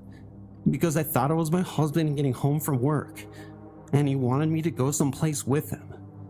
When I got up to check it out, there was no one in the kitchen, and my husband's motorcycle wasn't in the garage, as he had taken it to work that morning. My kids, 12 and 14, will come down from their rooms and asked us what we wanted, when neither my husband nor I have called them. We have a dog, and she doesn't seem bothered one way or another. My friends and family used to live in an apartment complex called Cape Meadows. During our 2 years of living there, we all experienced a number of unexplained experiences. In our building there were 6 units. However, only 4 were rented and livable. The other 2 were damaged severely. They were used there for storage of missed items through the years. In my particular apartment, my little girl started doing strange things. She was talking to her closet one night. I asked her who she was talking to, and she said Bobby. I asked her who Bobby was, and she told me he lived out back, by the bushes in the sandbox. Then soon after, my daughter's TV started turning on by itself. Even when she wasn't home, we would hear something coming from her bedroom. And when we opened the door, her TV would be on. So I turned it off and closed the door. Sure enough, I heard the noises again and went back to the room. The TV was on again. This happened quite often. Then there was another time. My husband and I were asleep and my daughter was sound asleep. And my husband thought he felt my daughter crawl in bed with us. When he turned over to get her and put her back to bed, she wasn't there. He went in to check in on her, and there she was out like a light. Later that night, our bedroom door slammed open, and we saw what we thought was my little girl running around on our bed. However, there was nobody there again. We got up to check on her again, and the gates in the hallway started rattling, and it was very cold in the hallway in my little girl's room. I checked the thermostat to see if the heat was on, and it was running, and set on like 70 like always, but the temp gauge read 35 degrees. My daughter was still sound asleep. Another incident was my husband was sitting in the living room with the front door wide open. He saw out of the door in the hallway a smoky figure of an old man wearing torn overalls. He turned to me and said, "Check this out." When he turned back, he was gone. That same night we went down to our neighbor's apartment and told him what my husband had seen, and described the same man sitting in his computer chair at that time, at that same neighbor's apartment. My family and friends from across the hall were visiting, and on the keychain holder next to the door was a keychain floating in the air, as if someone was taking it off the hook, but you couldn't see anyone. My neighbor said, "Hi, Bobby," and the keychain fell at my neighbor's apartment below me. She was sleeping one afternoon when her bedroom started knocking back and forth, and the door handle was shaking. That's when she thought the wind was circulating through the apartment causing this. But when she got up, on the outside of her door was what looked like little wet handprints, but you couldn't wipe them dry, and they never went away. At my other neighbor's apartment, it was a basement apartment, and the two apartments above them were the damaged apartments. But quite frequently we would hear footsteps and what sounded like people moving furniture up there. These apartments were always locked and never got into by anyone. At my apartment, we would sometimes leave for the weekend and then go to my parents'. When we leave, we turn out all the lights except for a lamp in the living room. When we would return home, all the lights would be on, except for the lamp we had left on, and we never locked our deadbolt because we had trusting neighbors. We would only lock the handle lock. However, when we returned, the deadbolt locked every time. I was babysitting my neighbor's daughter one day, and when her parents came to pick her up, we were looking for her shoes she took off in my daughter's bedroom. That's when she pointed to the middle of the floor by the bed, where she had left them, but they were not there. We looked under the bed, in the closet, all over the apartment. No shoes. I told them I would keep looking. They would turn up somewhere, and I would bring them down when I found them. Oh, they left and went home. I started looking again for her shoes in my daughter's bedroom, and sure enough, they were in the middle of the floor. They were not there 10 minutes prior. We had told our landlord about what we had experienced, and that little girl was always talking to this Bobby person, and that she told us he lived out by the bushes next to the sandbox. He told us that in the 70s, a little boy about 7 years old had drowned in the swimming pool, where the sandbox is now. He said that after the little boy drowned, the pool was filled with dirt and sand was laid out over it. We'll make a sandbox, and the little boy's name was Robert. We experienced a lot of unexplained occurrences here, but none life-threatening. Things happened when I was a very little boy. At the age of 4 it started, and I'd already felt that our house had something particular. Before I knew about the existence of monsters or ghosts, I already was scared in the house.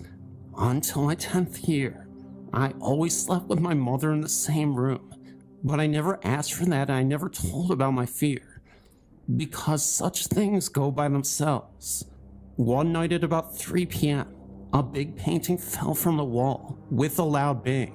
My father couldn't believe it, but yet it happened. In the dark, I spotted that the ceiling corners in the room that we slept in were not always in the same. In one of the 4 corners, once I spotted something having the shape of a human head with a cap. Other times in that same corner, it was not quite there. And sometimes I could perceive a faint light there if I concentrated painstakingly on that. Another time I couldn't find my mother in the home, although she was there. My father was at work.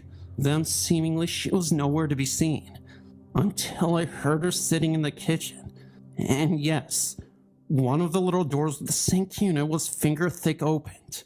I walked towards, opened the door, and there she was sitting, completely together underneath the sink drain. We'll never know what happened there. The only thing my mother cryingly said, she had bumped her head. Growing older, I thought to myself, hadn't there been another explanation? But you know as well that such things are taboo to talk about. After darkfall, I sometimes could hear faint noises on the stairs and on the upper gangway. And some months later, again after twilight, a thunder was coming up. There was this huge lightning strike right in front of the house, which was 10 meters in distance, with an indescribable loud blow. which made me promptly dive into bed in the room I was. Later, we moved out of the house and now I'm 61, having been returned to my birthplace. And I heard that the same house had been standing twice vacant for a long time, and the folks moving in didn't stay for too long. A broker did confirm this to me after telling him. The odd thing is, my fondest wish is to return into the house, but I can't get a mortgage. After moving out of the house, all the things in my life went wrong. Nothing but preventions and hardships. No job, no partner, etc. I think I arrived at the following conclusion. The ghosts in the house were harmless. Quite the contrary. They had been trying to warn me not to leave the house. My name is Helen, and I'm a rational wife and mother of 2. I've experienced psychic phenomenon ever since anybody can remember, saying things almost before I could talk. This is my most recent experience. We moved to our house in 1991. On the moment we moved in, I felt a presence. Occasionally, I would hear footsteps upstairs, light ones like a child running. My mother, when she was alone in the house, would also hear them. After the birth of my first child, a daughter, this increased. When my daughter started to talk, she would come into the night or cry out that Jamie had woken her up to play. Jamie is my niece. Oh, to Evie. Any girl of about 3 to 4 years with blonde hair was Jamie at that time. I wondered at this, but since she was not afraid, I didn't worry. When I was heavily pregnant with my son, I was resting in the evening. Daughter was asleep, and hubby was out, house was empty. Then I heard her wake up to get out of bed, run along the landing, jump onto the top step and call Mama.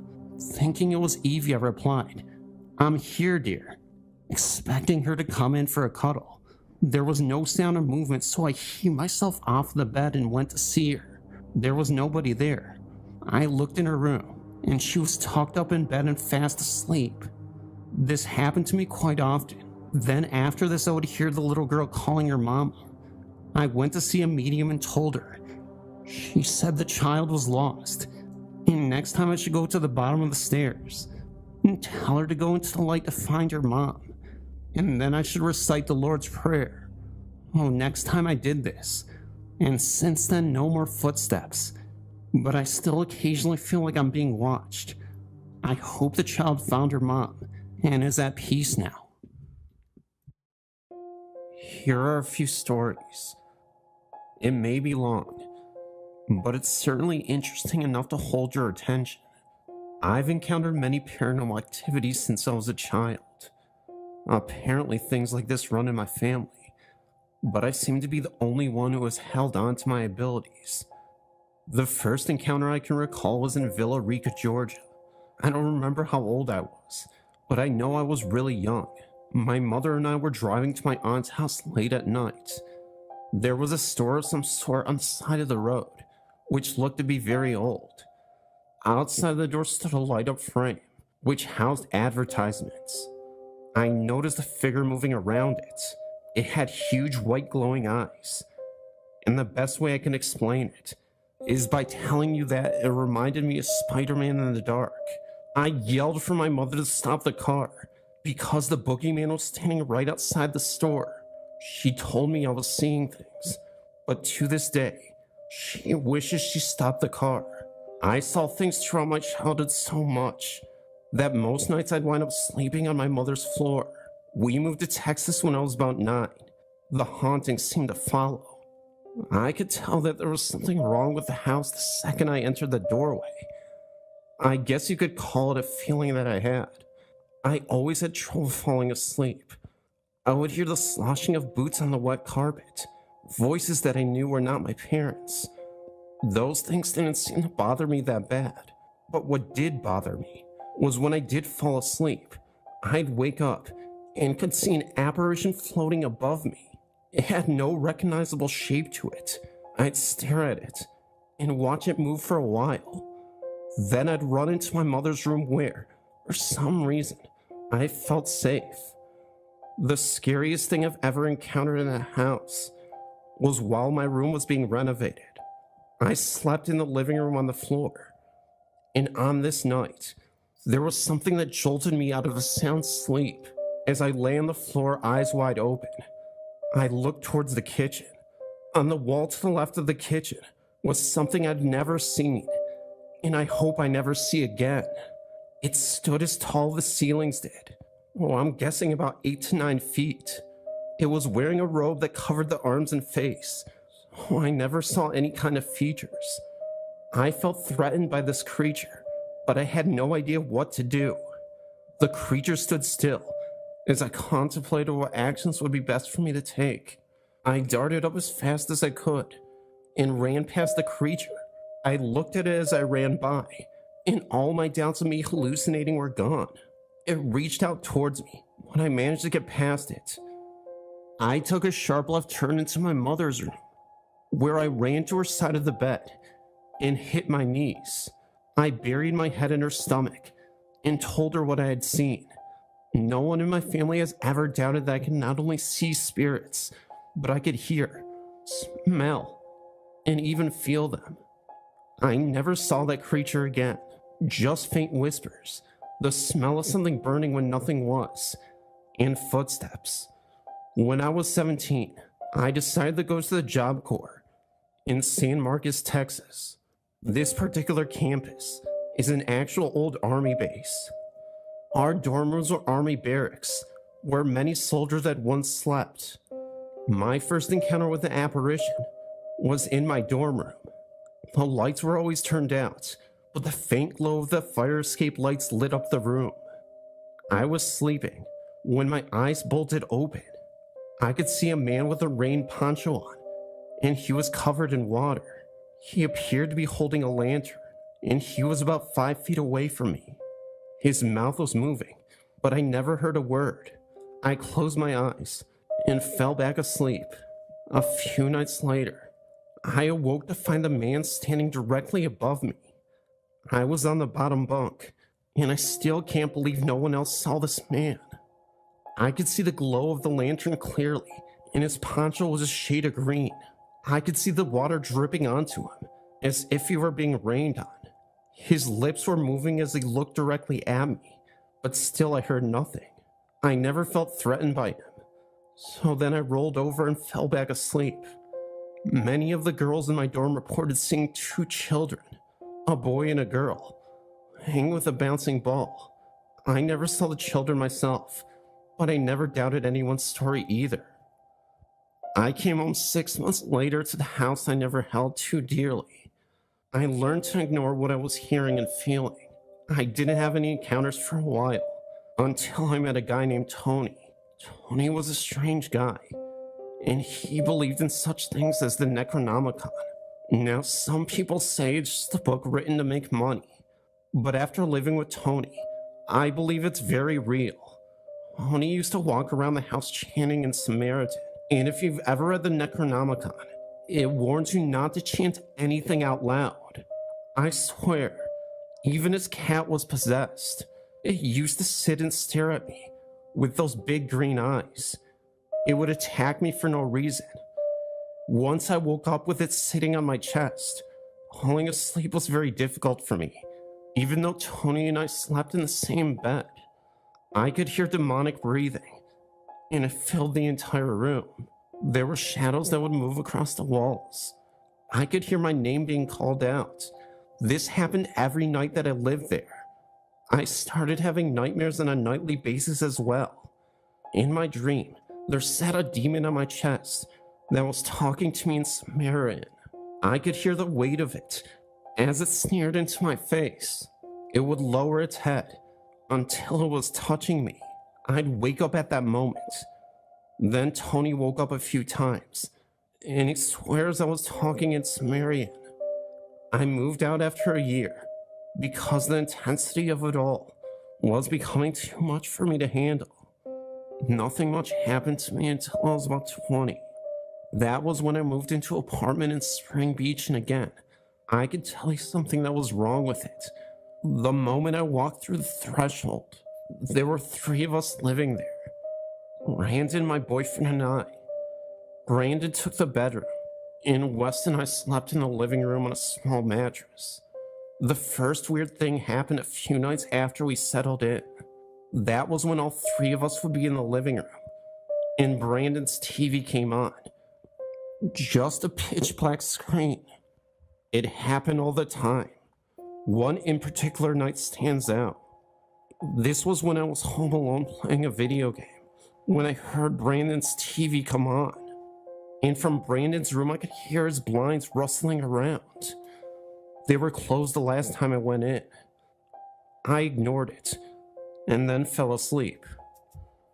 When I woke up in the morning, I decided to go look in his room. The TV was off, and the blinds were pulled up and severely tangled. That freaked me out really bad. It only happened once, but still, I'll never forget it. There would be a number of times when I would be in the bathroom, and I'd be fixing my hair, and I'd see someone walk by the door, even though I was alone. Once I even heard the front door open, and I heard a man call out my name, thinking it was one of the boys. No one answered back. I heard the door close, and I went to see what was going on. There was no one in my living room, nor was there anyone on my porch. My phone rang, and it was Wes, saying he and Brandon would be home in a few minutes. I moved out shortly after. I'm now 22, living in Blanesville, Georgia. I've learned to ignore the spirits that follow me. There are times when I see things, or even smell something funny, and I still hear my name being called out. I've started having extremely weird, but lucid dreams. Nothing really exciting is happening to me in this house, but if it does, you'll be the first to know. After my encounter one late night in August with my sister, I found out that we'd always been around ghosts. My family has moved around 5 times, and in every place, there have been at least one ghost there with us. When I lived in Texas, I moved from Houston to San Antonio. In that move, a ghost that we'd had for a year followed us to our new apartment. After living there for about a year, we discovered a new ghost. This one would hold the bathroom doors closed and knock over our memorabilia items we had on display. The event that completely changed my view of the paranormal happened in August of 2001. It was the early hours of the morning, about 4 a.m., and for some reason I couldn't sleep. My older sister was on her computer, and she found a bunch of old music files she had downloaded for her history of rock class. Then she came across a Britney Spears parody song, downloaded from a radio station's website. Well, the song itself was actually only a clip, about 30 to 40 seconds long. We played it, and the file for some reason was corrupt. The words were garbled, playing in a slow, deep, incomprehensible voice. I had chills listening to it play, and when I looked at the corner, it had been playing for over a minute. My sister finally turned it off. She was just as spooked as I was. We moved on, laughing about the look on the other's face. Then about 5 minutes later, we heard 3 soft, solid pounds on the back wall, in the far back of the apartment. Neither of us said a word. We just listened, trying to explain away in our minds. We lived on the 2nd floor and shared only one wall, and that was not it. Another couple of minutes passed by, and the banging jumped to the one long wall we shared, still towards the back of the apartment but getting closer. We couldn't help but stare at each other. After that one, we finally decided to ask the other if she'd heard that. Of course we heard the same thing, and not a minute later the banging jumped to the room next to us. On the same wall, 3 solid bangs escalating in amplitude. My heart was racing, waiting for the next set, afraid of where it would jump next. A couple minutes passed, and just as I began to calm down and blame the banging on the maintenance worker that we shared the wall with, the banging suddenly jumped forward to the wall behind the computer. I looked above me to see the ceiling light shaking. Moments later, the banging shot across the room to the balcony. It sounded as if the entire wall was pounded on with one giant fist. 3 echoing pounds later, everything stopped. I checked the sliding doors, and thankfully they were locked. We both ran into my mother's room, where she was still sleeping. She hadn't heard anything, That is something I will never understand. My baby brother was in the same room with her, door closed, and he heard a soft rumble and my mother heard nothing. After that experience, I've always been a little on edge. I always think about what would have happened if I'd left the sliding doors unlocked that night. And what was the thing trying to get in? One thing I know for sure is that my ghost from Houston left that night, and the one already there seemed to get more active. Everyone started to hear their name being called, even when there was nobody around. No one ever attempted to communicate with whatever it was. As a matter of fact, we rarely began to answer unless we saw the person who was calling us. 2 years later, after I finished high school, we moved to Iowa when I was accepted to college, and so far, we have not had any strange occurrences. The same thing followed me around until I finally left your father. My mom told me, after I'd finally told her about the strange experiences I'd been having. Since I was 13, something had been terrorizing me. Negative energy had latched onto me and followed me for years whenever I went. It is said that at that age, as a female, your emotions are so unstable. You become very vulnerable to the negative entities that sadly roam the earth in search of company. This entity was particularly depressed and angry. It was smothering and possessive, and sometimes lashed out at me for no apparent reason. It started one night when I awoke to breathing in my ear. It was hard and heavy, like emphysema patients sound when not on a breathing apparatus. Naturally, I was startled and tried to get up to run, but I couldn't move. I was paralyzed. No matter how hard I tried, I could not move a single muscle. The paralysis apparently affected my whole body. I couldn't even open my eyes to scream. By now, the breathing had stopped, but I still couldn't move. Finally, after what seemed like hours of malfunctioning, I jolted upright in bed, gulping in air. That was when I realized that I hadn't even been breathing during that episode. I was determined to stay up the rest of the night until daylight, but sleep took over and eventually, I was knocked out. I awoke again to the same scenario. This time I fought back even harder, and it lasted only less than a second. When I told my dad about this, he had assured me it was a night terror, but suggested I sprinkle holy water in the corners of my room and carry a cross. I later found out that he only said that to avoid scaring me. He actually believed that I was being followed by a supernatural force. From then on, although I had not experienced an attack, I continued to see a shadow of a very, very tall with wide man in my closet. I had a rough childhood from 13 until I moved out at 17. I endured a lot of emotional and verbal abuse by my father and hadn't spoken much to my mother in years. I felt very abandoned by both of my parents. I was rebelling to the extreme. I was at an all-time low in my life when I met my boyfriend Maurice. He gave me a reason to be happy again and I fell in love. I moved in with him when I was 17 to get as far away from the abuse as possible. I still saw this shadow figure standing in my closet at night in our new apartment. I refused to sleep alone. I became very dependent on Maurice's company. Maurice, being a skeptic, thought I was just seeing things. One night, as I sleepily crawled out of bed to go to the bathroom, I opened my eyes only to see blackness. Pure blackness. I panicked, thinking I had gone blind. When I realized this blackness was swirling, I looked way up and saw that the shadow was standing right in front of me. I screamed and jumped back onto the bed on top of my sleeping boyfriend. I was crying and covering my eyes. He panicked as well and was doing the best to console me without knowing what was wrong. I tried to explain it to him over my sobbing. He became angry and yelled into the thin air for the shadow to leave me alone. Then he turned on the light for me so I could complete my earlier mission. I didn't see the shadow for the rest of the night. On another occasion, I had made the mistake of sleeping alone. My boyfriend was playing video games with a friend. When I awoke, I noticed the room was lighted red. I tried to turn on the light, but it didn't work. I suddenly felt an overwhelming, impending doom that scared me so badly. I proceeded to run from the room. That's when I suddenly awoke again. Okay, it was suddenly a dream, I thought. Thank God. But again, I noticed the room lighted red as in the dream. This time I ran without attempting to turn the light on. I got to my boyfriend and lay down to sleep on the couch. I awoke later back in my room, in the same exact scenario. Finally, I started to cry, and I ran to my boyfriend, asking him to hold me until I fell asleep.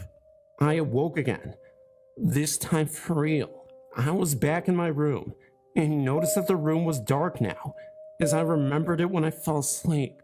I slept on the couch in the living room with my boyfriend, until he came to bed with me. We moved into another apartment a few months later, in a nicer neighborhood. It was here that the attacks became more frequent and more menacing. I had visions of terrible violence in that apartment that I believe left a lot of negative energy in that place. Then, coupled with the worsening violence between me and my boyfriend and the deeper depression I fell into, it made for a very unhappy home. Strange things occurred to me almost every night. I still saw the shadow in the closet at night. I would see things move in the corner of my eye. I felt someone watching me all the time. Once the water faucet turned on by itself, I was always losing things. I would hear footsteps coming towards me when I would go to sleep alone, only for them to stop when I turned to see who it was and saw no one there. I became very afraid of looking into mirrors at night. I started sleeping with the lights on and the TV blaring to block out the sound and to avoid seeing things in the dark. Eventually, I stopped sleeping in my bed altogether. When Marie started working the graveyard shift, my boyfriend complained of a corner of our bedroom that creeped him out, and he refused to go near it. One day in the throes of my depression, following a severe fight with my boyfriend, I decided I couldn't take life anymore. My boyfriend had left for hours, and I had no clue when he was coming back. I felt the presence of the shadow suffocating me. I opened a bottle of Excedrin migraine with sleep aid, and downed the entire bottle. Fortunately for me, I had taken in too much of the poison, and my body rejected it. I began vomiting profusely until I was dry heaving, so badly that I couldn't even breathe. I crawled out of the bathroom in immense pain. I began to feel the effects of what medicine did make into my bloodstream. The entire time I felt the shadow's presence so strongly, it literally suffocated me until I was gasping for air again. I was so high on sleep and I passed out on the floor. I vaguely remember my boyfriend picking me up and placing me in our bed and falling asleep with his arms around me. Not too long after that, my boyfriend and I had planned a movie night together. As I walked into the bathroom to join him, I suddenly noticed a look of terror on his face. I ran to see if he was okay. He just grabbed me and kissed me and said it was nothing. I badgered him to tell me what was wrong. Then finally he says, "I saw your shadow. It was hovering behind you while you were coming into the room." Then a chill ran up my spine, and I asked him to describe it to me. He then said it was a black cloudy mist that hovered over my head a foot behind me. In the blackness, he noticed that there were two holes that looked as though they were its eyes. He was so taken back by what he saw that he blinked hard to make sure it was real, which is when it disappeared. That's when he said, "I thought you were just exaggerating about this, that you were just seeing things, but now I know. I'm sorry I didn't take you so seriously." After a year lease was up, I wanted to get as far away as possible from that apartment. The last day in that apartment, we took my son's suggestion and saged the apartment and ourselves. Then we prayed for the shadow to leave and abandoned the apartment. I haven't seen the shadow since, nor have I suffered any more attacks. I have since improved my life drastically with the change in my outlook on life to help guide me. My mom believes that the shadow may have been an extension of my dad, attempting to watch over me. It makes perfect sense. It attacked me the most when my dad and I started drifting further apart from each other. In the midst of my depression, my dad succeeded in taking his life a couple of months after I had gotten rid of the shadow. Although I miss him with all of my heart and soul, I've not felt that negative energy around me since his passing. This to me confirms my mother's belief. Despite this, I sometimes fear the return of the worst thing to haunt me in my life, the shadow. All my life I've been dreaming of becoming an entertainer. It's something that I've always had a passion for, dancing, singing, and the like. And I thought I'd mention that because, well, it may bring more context to the story and possibly explain why I saw and experienced this very unusual paranormal phenomena. I'm incredibly nervous to share this because people won't believe my story. I know how the internet works, and I don't want to reveal myself because, well, I simply don't want to get bullied and harassed. It sounds ridiculous. It sounds like a cheesy plot to a terrible horror movie, but I don't know what else to say or do to prove that this is a legitimate encounter. Maybe it could have been a demon manifesting as him, you know. Truthfully, I don't even think it was MJ himself, but the encounter I had with him looked distinctly like him. He's the most recognizable man on the planet. Also, please note that this in no way is demeaning or disrespecting the man in any way, shape, or form. I'm not going to bash him or talk about his personal life and my personal opinions of the controversies. I've always seen him as an inspiration as an inspiring artist myself, and I have many dance videos of me practicing that I plan on uploading to YouTube over the years, so that hopefully I could be a background dancer for choreography for various pop artists in the industry.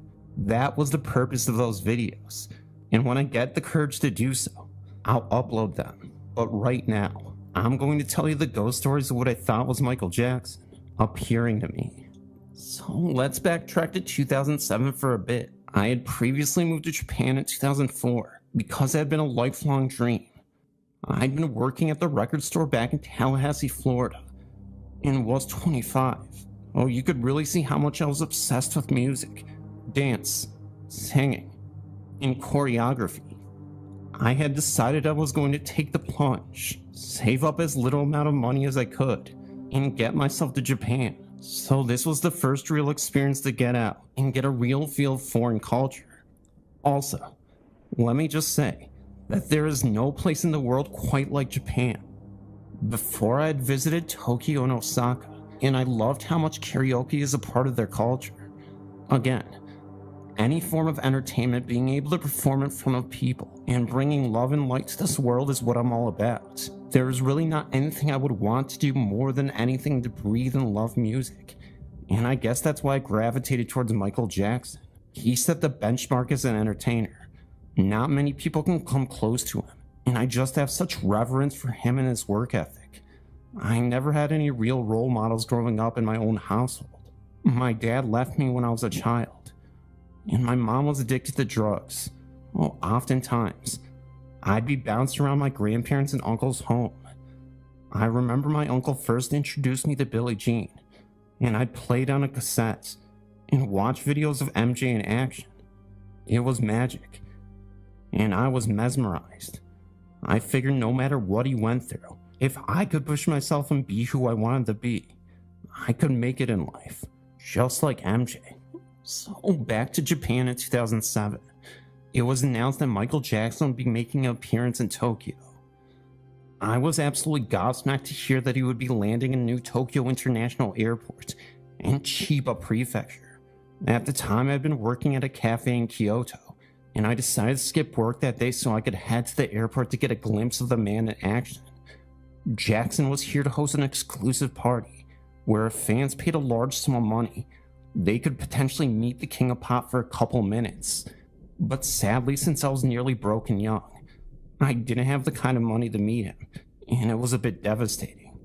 This was a big deal for Jackson, because of his acquittal in June of 2005. This was his first public appearance since the trials. There was still hope though, because he was hosting a fan art contest for Japanese who couldn't get tickets for the meet and greet, and 3 winners of the contest would be chosen to have dinner with him and a picture taken. The problem: I was no artist, just a dancer who loved to entertain and sing, and I wasn't Japanese, but I was living in Japan, and I didn't even know if I would qualify.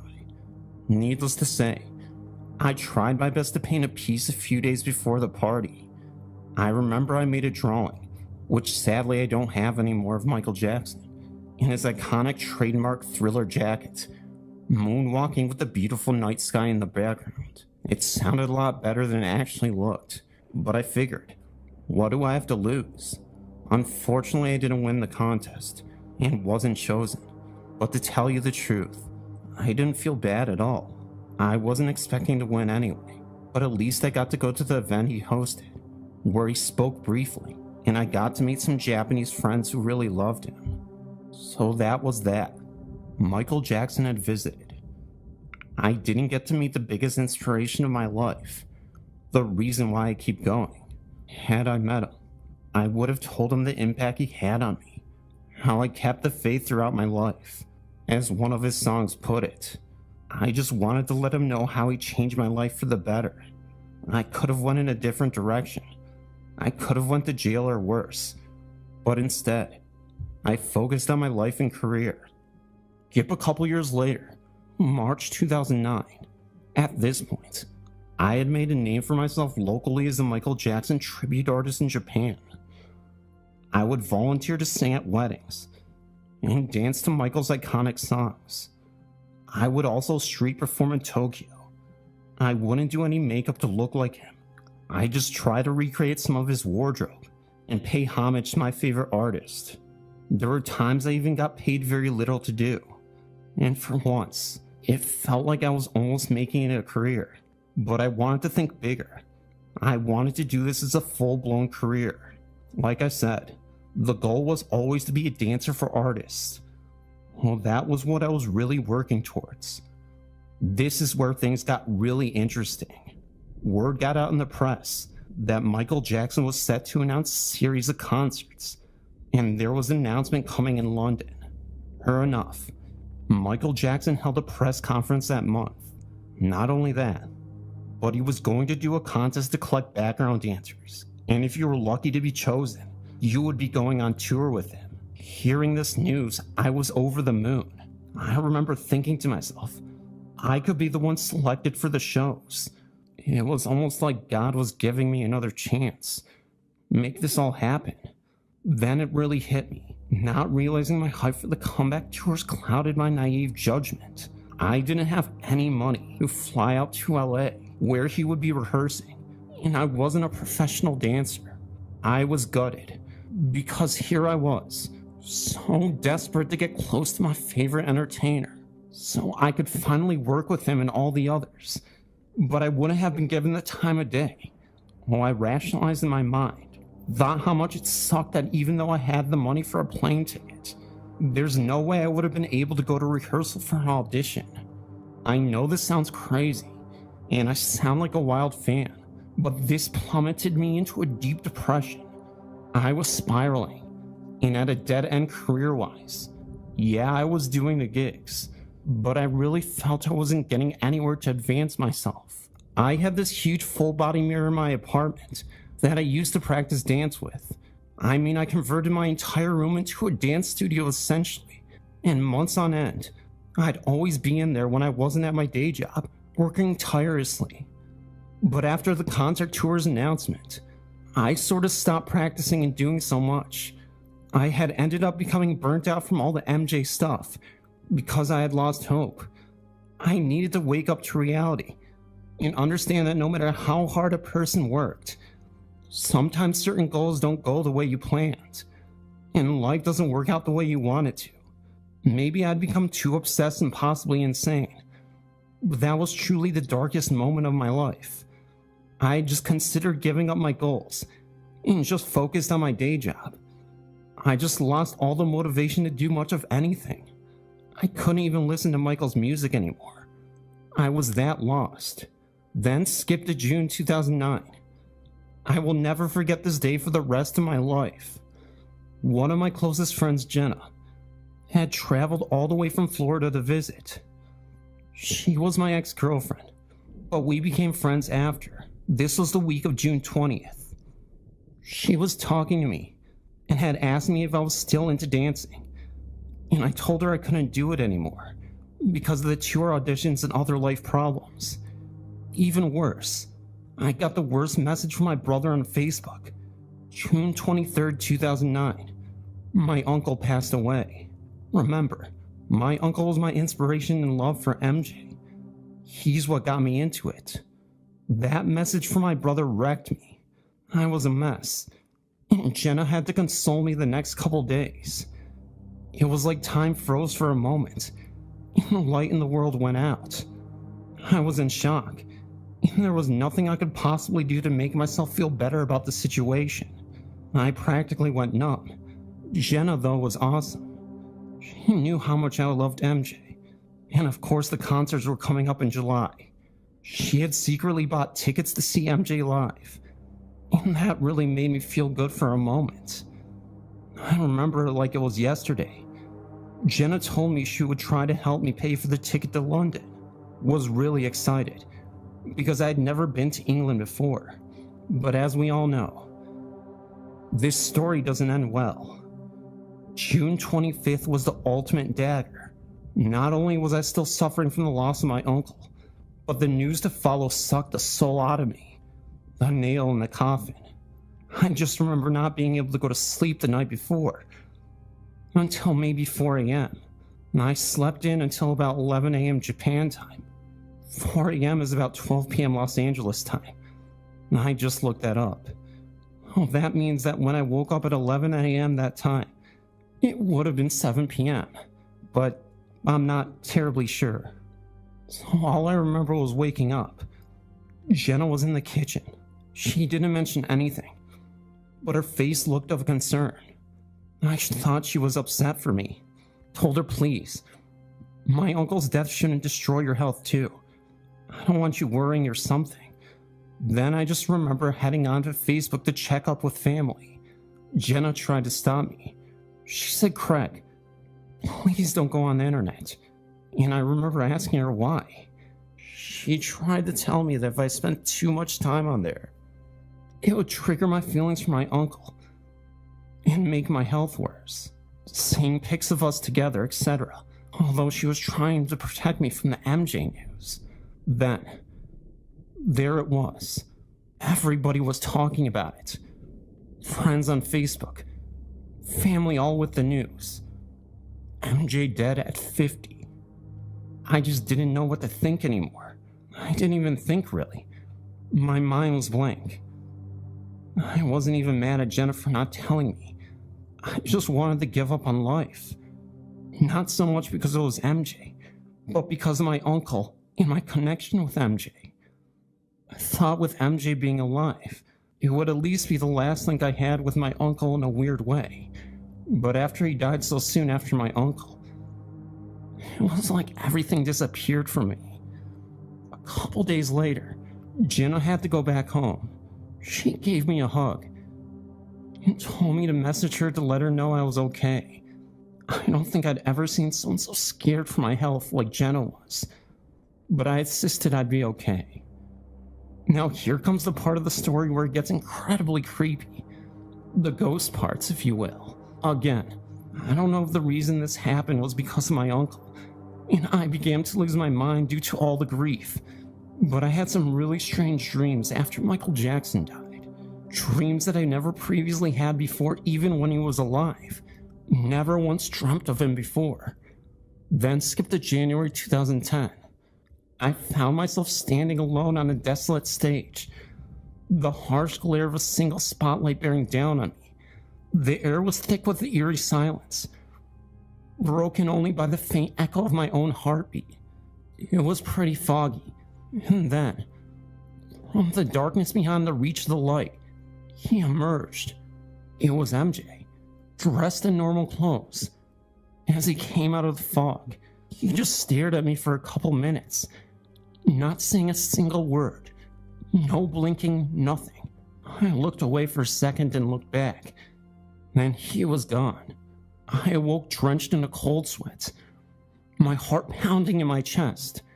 The dream had felt so real and so vivid that it took me a moment to gather my bearings and reassure myself that it was just a figment of my overwrought imagination.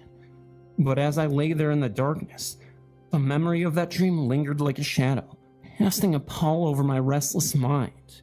What's weird is, I was thinking more about my uncle than I was MJ, and I had another dream where he was there. This time I was at a family reunion inside this huge mansion. We were talking about my uncle, but I just see Michael Jackson sitting in this chair, almost like he was just watching and observing me. It was getting really creepy. I thought about seeing a therapist, but I don't know if I was comfortable telling her about my dreams, even though they're used to hearing the craziest things. My story would have sent me to the mental asylum. I also didn't know how mental health programs worked in Japan. Oh, I just sort of put it off for a while. But things took a weird turn in the coming months. I remember one night, after a long day's work, I decided to clear my mind as best I could and go walking in the park. I know this sounds crazy, but what I'm about to tell you is 100% real and gives me the shivers to this day. The park was eerily quiet, the only sound being the rustling of the leaves and the gentle breeze from me walking over them. At this point, it was autumn 2010. The dim streetlights cast long wavering shadows, creating an atmosphere that felt both tranquil and unsettling. I was lost in thought, barely aware of my surroundings, when I noticed a figure standing by the swings, barely illuminated by the distant light. At first I thought it was just another late-night wanderer, but as I drew closer, there was something about the figure that seemed off. He was dressed in a familiar outfit, a black hat and a leather jacket, but I wasn't entirely sure because it was so vague. But my heart skipped a beat. Then I realized it couldn't be. I stopped dead in my tracks, my breath catching in my throat. The figure slowly turned to face me, and I was met with a sight that chilled me to my core. I swear to Jesus it was the face of Michael Jackson, or at least, it looked exactly like him. I sound so crazy saying this, but I don't know how else to put it. His face was pale, almost luminescent in the faint light, and his eyes tore into mine with an intensity that made my blood run cold. I tried my best to rationalize what I was seeing. It had to be a trick of the light, a figment of my imagination born from my obsession and grief. But the more I stared, the more real he became. He stood there motionless, watching me with an expression that was unreadable, yet deeply unsettling. I wanted to speak, call out to him, but my voice was trapped in my throat and I was trembling against every instinct, screaming at me to run. I literally just froze there in silence. Then suddenly, the figure began to fade, dissolving into the darkness like smoke. I blinked and he was gone, leaving me alone in the silent, empty park. The cold chill remained, lingering in the air. I stood there for what felt like an eternity, trying to make sense of it all. Was it a hallucination, a manifestation of my grief-stricken mind? Or was it something more? Had my deep connection to his music and my personal losses somehow conjured his spirit? Or was I simply losing my grip on reality? The encounter left me shaken, questioning everything I thought I knew about the world and the boundaries between life and death. Whether it was truly Michael's ghost or some figment of my imagination, it was as if, in that fleeting moment, I'd been given a glimpse into the realm beyond our understanding. I don't know if I'll ever fully understand what I saw that night in the park, but one thing is for certain, this event changed me. The fear, the awe, the inexplicable connection, the things I felt in those moments lingered with me, urging me to keep going, to push through the darkness and find its meaning. It had been months since the unsettling encounter in the park. The weight of my grief had lessened, but I carried a lingering sadness. I had avoided dancing, feeling disconnected from the passions that once drove me. My dance studio with its full-size mirror had become a place I rarely visited. One night, after a particularly restless evening, I decided to return to the studio.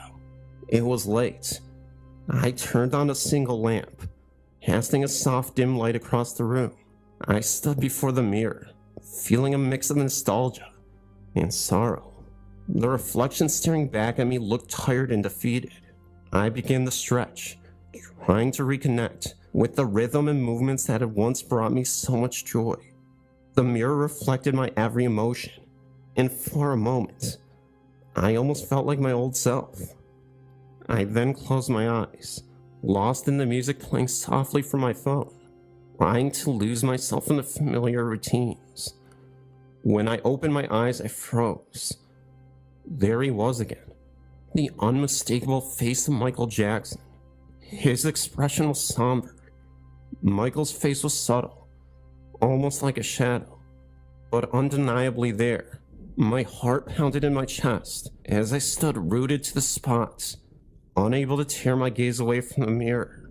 Michael didn't move, didn't speak, just watched me with an intensity that made my skin crawl. I don't even remember how long it was that I saw him for, but he was there. I stood there for a long time, just staring at my reflection, trying to make sense of what just happened. The encounter was brief but deeply disturbing. It was as if he had returned one last time to remind me of something important, that there was something that I yet had to fully understand. My honest feelings about this whole situation is that it was a demon taking the form of Michael Jackson. That's my gut instinct. I heard that negative spirits tend to attach themselves to you during your weakest moments. So for me, I think that the demon took the things that I looked up to the most and tried to scare me with it. One last encounter that I will share. There was one night when I drifted off to sleep. I found myself in a dream that felt so different, more vivid and unsettling. I was back in my childhood home, the one where I'd spent countless hours with my uncle. The home seemed like everything was normal. In the living room, there was a soft glow of the TV illuminated in the darkness. A Michael Jackson concert was playing. One of those classic performances my uncle and I used to watch together. I could hear the muffled sound of the music, and it drew me closer. As I approached the TV, the image flickered and sounded distorted, creating an eerie, otherworldly atmosphere. Then suddenly I felt a presence behind me. I turned slowly, and that's when I saw my uncle standing in the doorway. He looked just as he did before he passed, but there was something off. There was something unsettling in his gaze. His eyes were hollow, and his expression was a mix of sadness and something I couldn't quite place. "Uncle," I whispered, my voice trembling, but there was no response from him. Just stared at me with those empty eyes. The silence stretched on, just heavy and oppressive. Then, without warning, he moved towards me. His steps were slow and deliberate. I really wanted to speak. I said, "Uncle, what's going on? I miss you, Uncle." But there was no response from my uncle. Just a deep hollow glow, and the stare right back at me. Oh, that's where my stories have come to an end. Please don't judge me about any of the events that happened, or the last time. These were my real experiences. I'm not the type of person to exaggerate. My friends and family can back that up for you. But again, this is only my word. Thank you, Phantom, for letting me share this experience with you. I really can't wait to hear what you have for me. I'm 37 years old and was born on October 4th, 1968. On October 1st of the same year, my first cousin was born. Our parents were so excited because we were born so close together. It was my aunt and uncle's second child, and I am an only child. Our very first Christmas, the family gathered at my grandma's house. You see, my aunt and uncle were from out of town, so we were all to be at grandma's house on Christmas Eve. When we arrived, my mother realized that my cousin and I even had on the same outfits. My mother said it made sort of special after what happened. About 4 months later, my aunt had went into the hospital. My uncle, being at home with a small child and a baby, put the baby in bed with him. In the night, he rolled over on her and smothered her to death. When he awoke, it was too late. He called my grandmother, and all he could do was scream into the phone. She's gone. Having children myself, I can only imagine the heartache. The story has haunted me for years, but in a way I cannot explain. At about the age of 17, I started to realize that when I went on vacation or visited somewhere special, I had a feeling inside of me that I couldn't explain. All I knew was for some reason I would stand and stare and start to cry. Being young, I tried to hide it at first. Then I began to wonder what was wrong with me. As I got older, I would try to really ask myself why I was feeling this way. And one day I got an answer from the inside of me. That's the only way I know how to explain it, where it came from. I don't even remember where I was or what I was experiencing at the time, but I was getting emotional again. And I heard a voice in my head say, "Go, see for me, because I can't. Take me with you." I honestly believe that she was with me. In all the things I've experienced in my life, she had been here with me. I would like to tell my mother, but I'm not sure she would understand. I always feel her, and I feel connected to her, even though I never really knew her. This paranormal event happened at the Royden, Arizona House State Park. This is my testimony of the haunting. When the Roydens lived in that mansion, they had a rather large garden not far from the house. Where that garden used to be now stands a large entertainment superstore, Hastings Entertainment. Not too long ago, I was the assistant manager of this store. One night, another associate and I braved the attic to retrieve some DVD lock boxes. I was standing on the ladder with half of my body inside of the attic, while my associate held the ladder for me. I started to throw down some locked boxes when I suddenly heard a little girl's voice. I stopped, as I just thought I was hearing things. My associate informed me at this moment that I looked like I was about to vomit. I took a deep breath and continued my duty.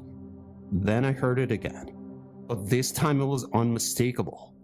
The little girl's voice said, "Get out." I was down that ladder faster than you could say white as a ghost. Because we had a duty to complete, I had my associate climb the ladder to retrieve the rest of the locked boxes.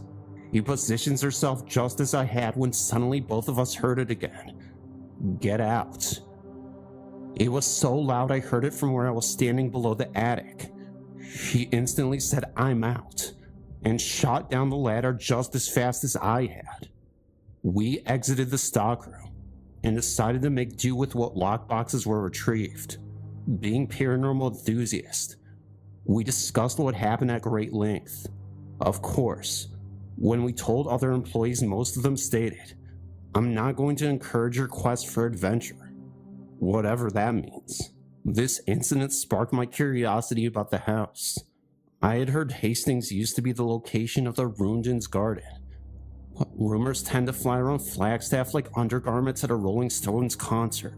I decided to look into it by taking the Royden Mansion tour, and the tour guide confirmed the rumor. He stated that the garden is where the daughters used to spend a lot of time. He also confirmed rumors of hauntings in the mansion.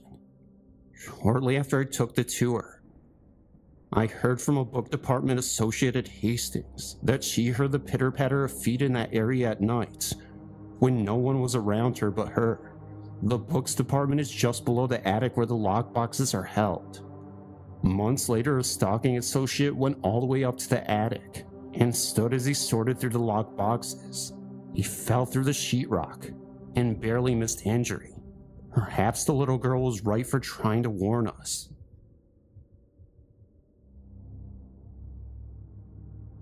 When I was about 4 or 5 years old, my sister and I were spending the night with my grandmother, who had just lost her husband 3 days earlier. My sister and I slept in the same room with our grandmother. In the middle of the night, a sound woke me up. It sounded like coffee percolating, so I got up to see what it was. I walked down the hall from the bedroom to the kitchen, and there he was sitting at the table, her husband.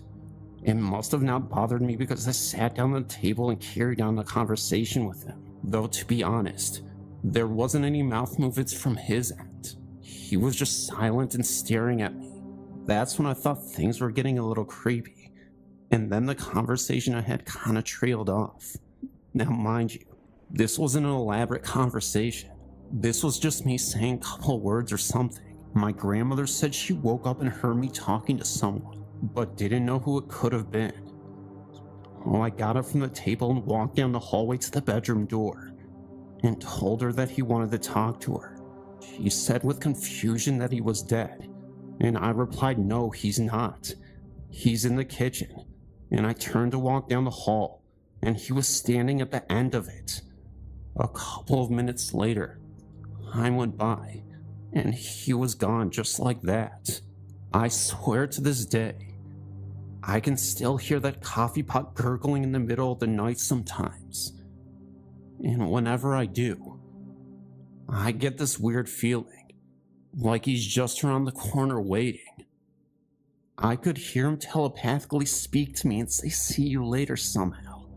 Not sure how or why, but it creeps me out. I went back to my sister, burying myself under the covers. The warmth of flimsy shield against the sudden cold that seeped into the room. But sleep couldn't come.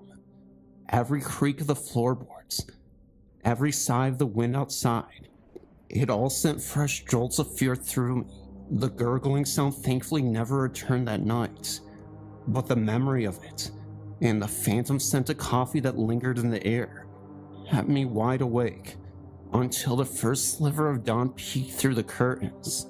My grandma, pale and drawn, had at the kitchen table a cup of untouched coffee growing cold beside her. She didn't mention Grandpa that morning, and neither did I, but a heavy silence hung in the air, a silent acknowledgement of what had transpired the night before. Years passed. The memory of that night faded, becoming a hazy anecdote I'd occasionally share with friends, always met with a mix of skepticism and amusement.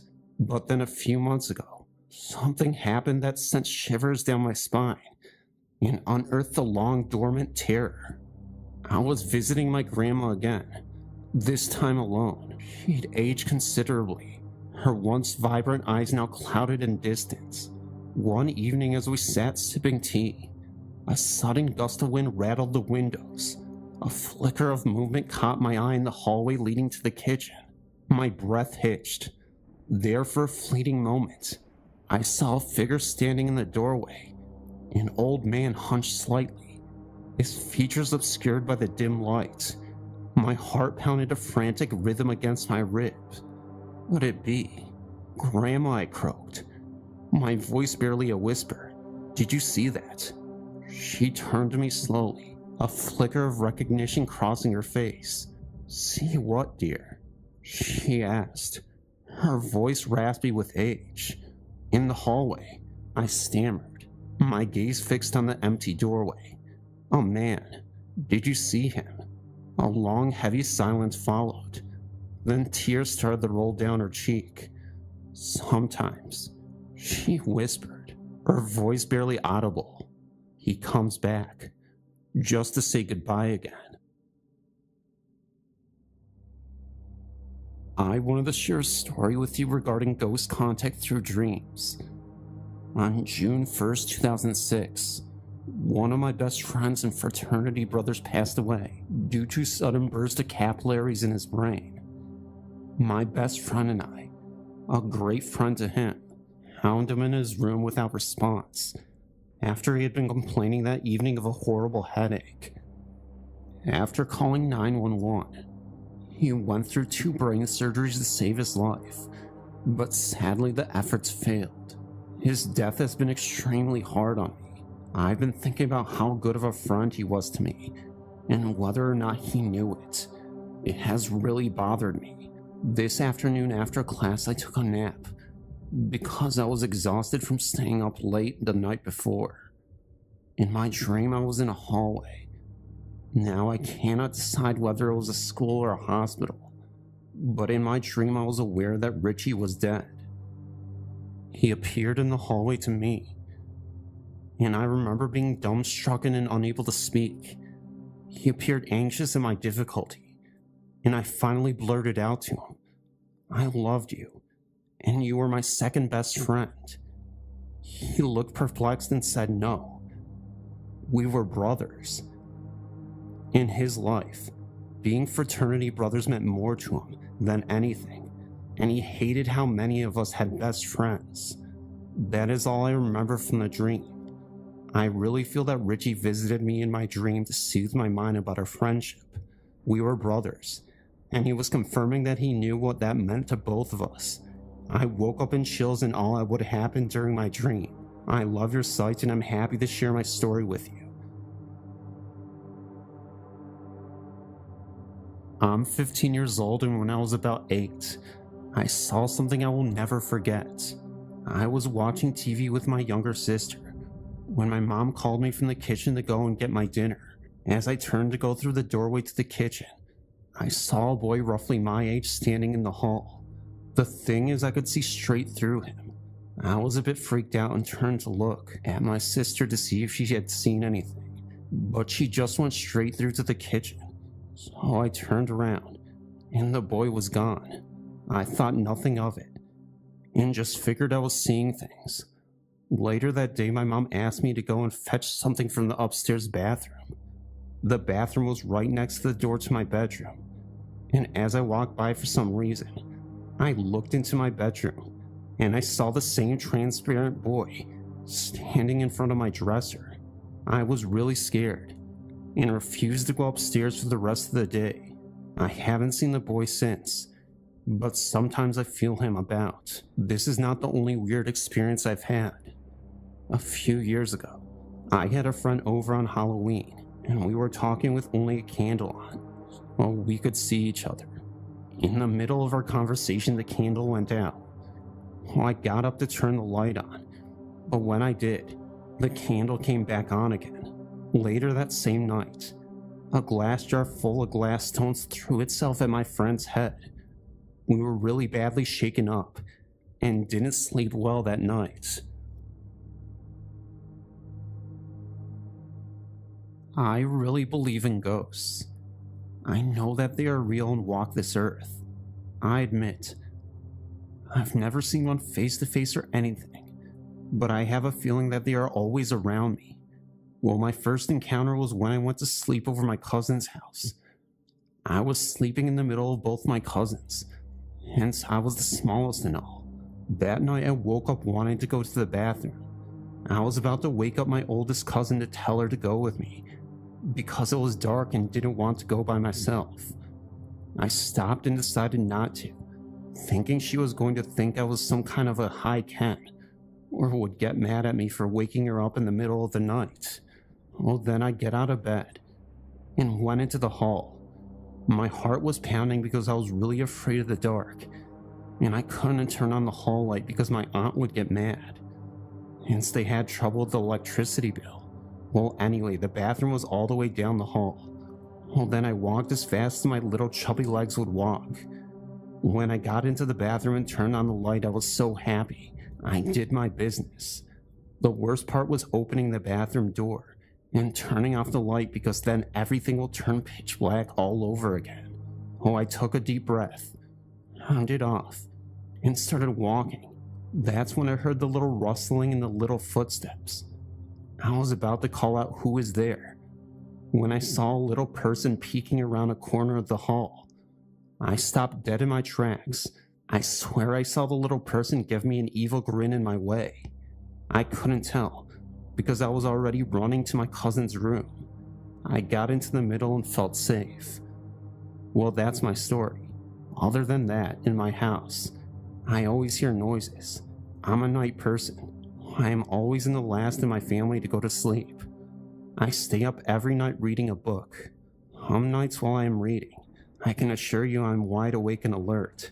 I hear someone in the kitchen getting water from the sink, or someone shuffling my parents' papers in the dining room. I'm the only one with a view of the living room, and the kitchen and the dining room. It's really weird hearing those sounds, hence I didn't really see anyone come down the hall of my past my room. Other times I hear footsteps in the hall going back and forth, but I don't see anyone. I don't think it's anything evil. I just think they are ghosts who are wandering around my house. or the ghost of the old lady who lived here before us.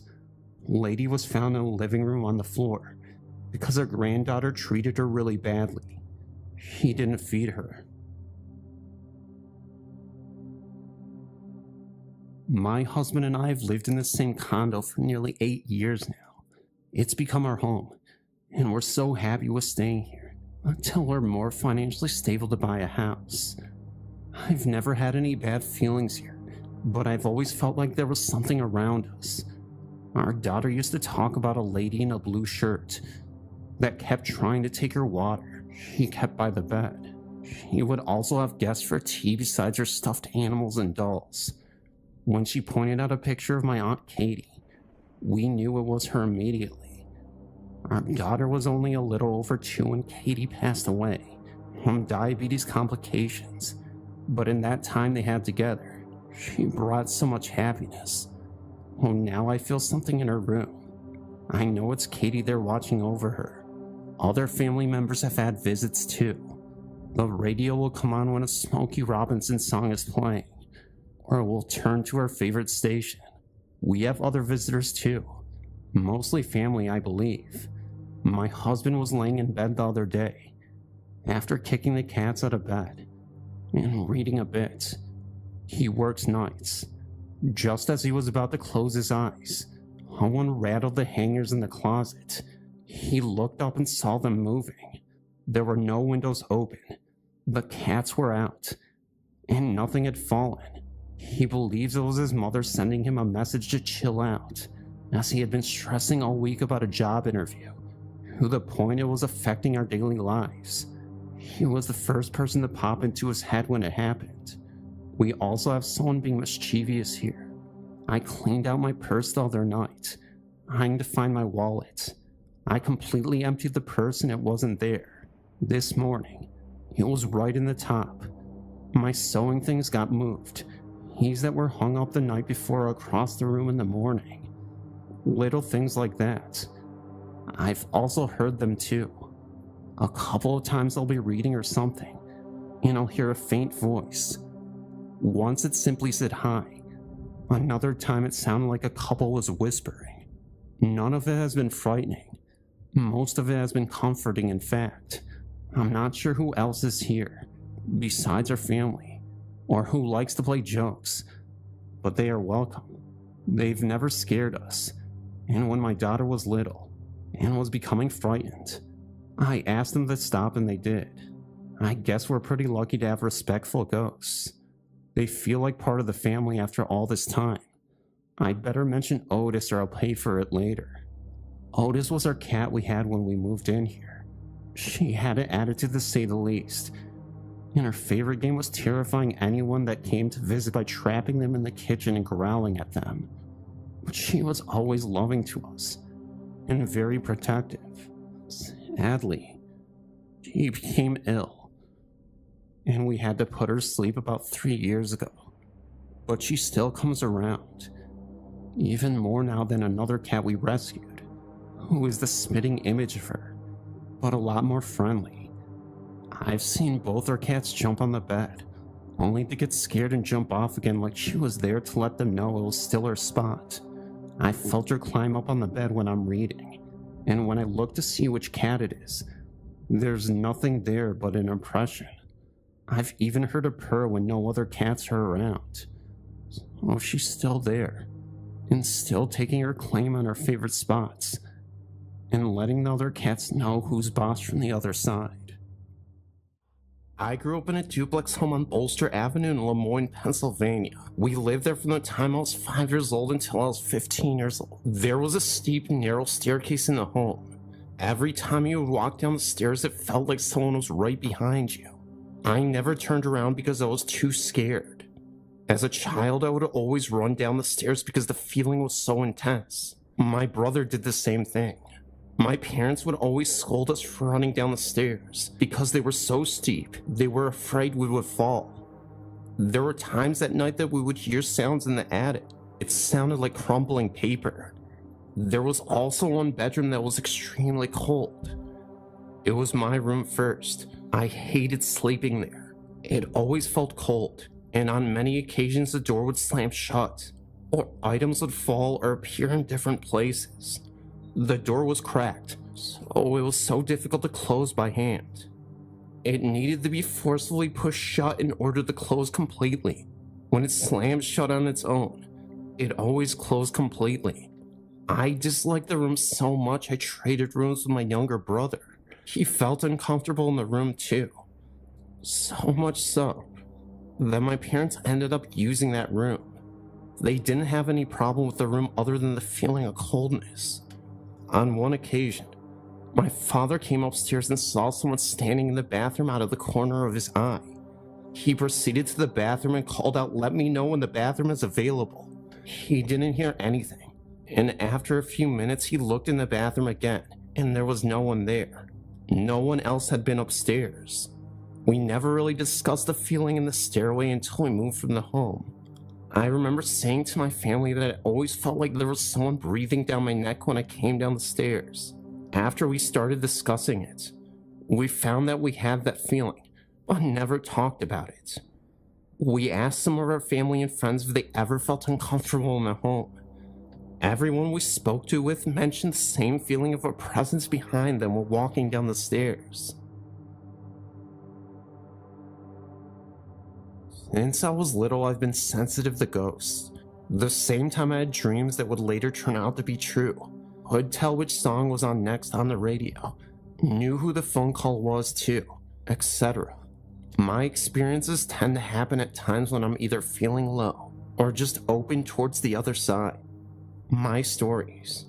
As a little girl, I didn't like being on my room after it got darker when it was summertime. I remember feeling being watched and something wasn't right. At the same time, I was very afraid for the door leading back to our house in the stables.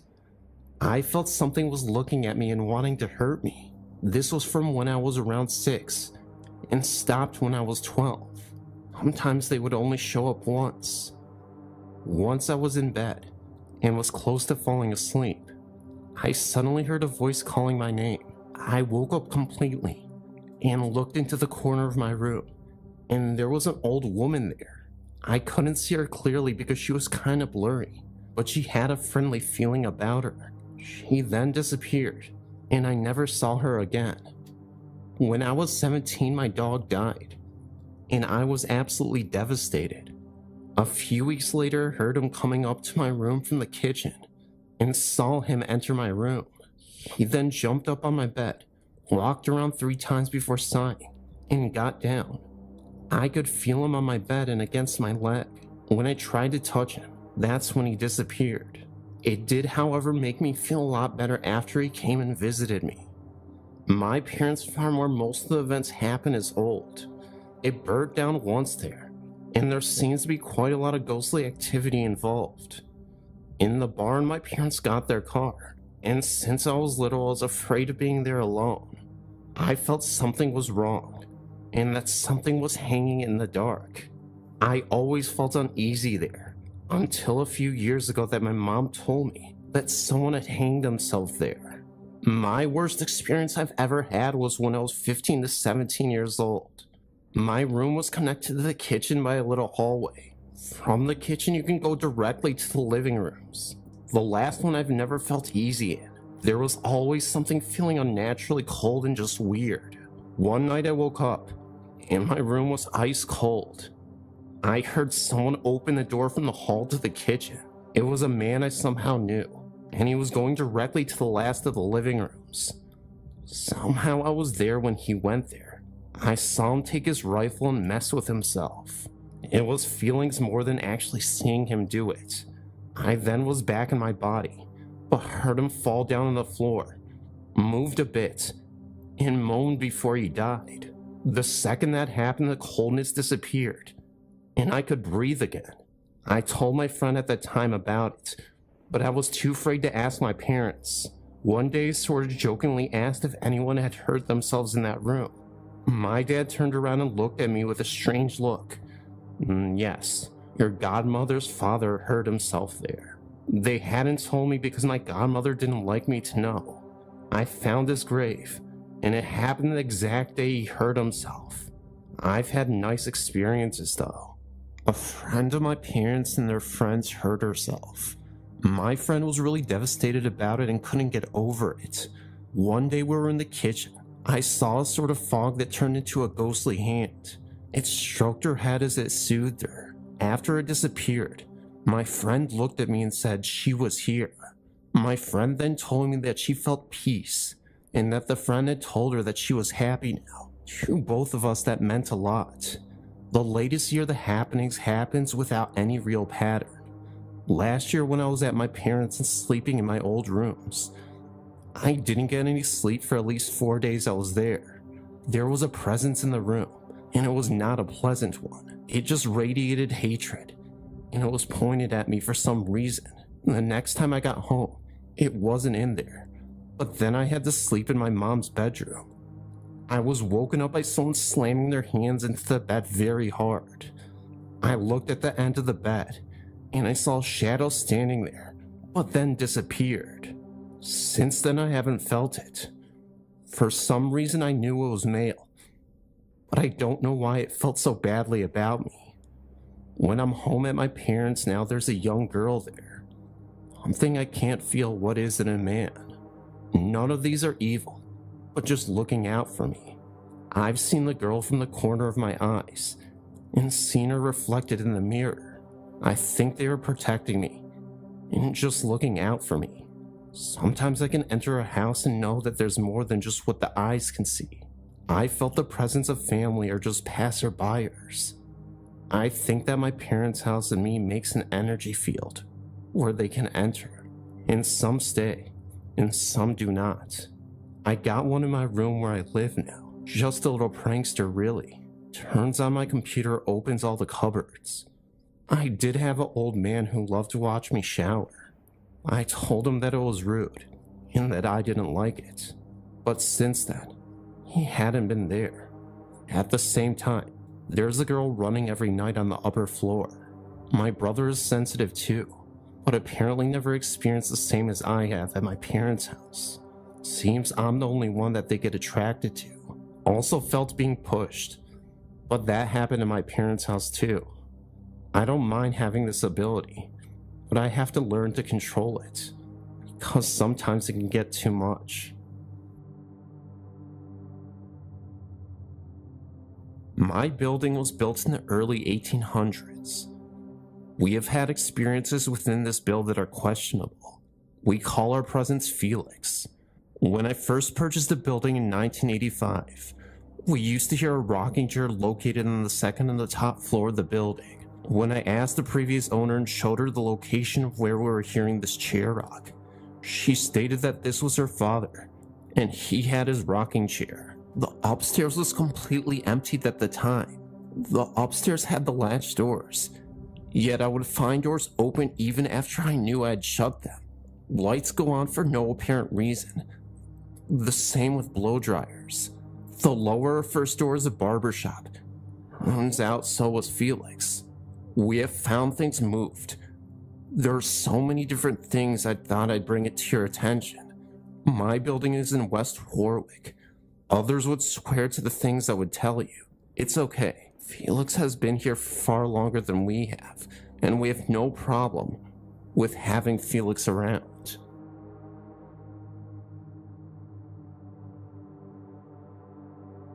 Well, my first experience of ghosts was when I was about 12 years old, and I had gone on school to Swanage in Dorset. I'm from England. The bed and breakfast we stayed in was beautiful.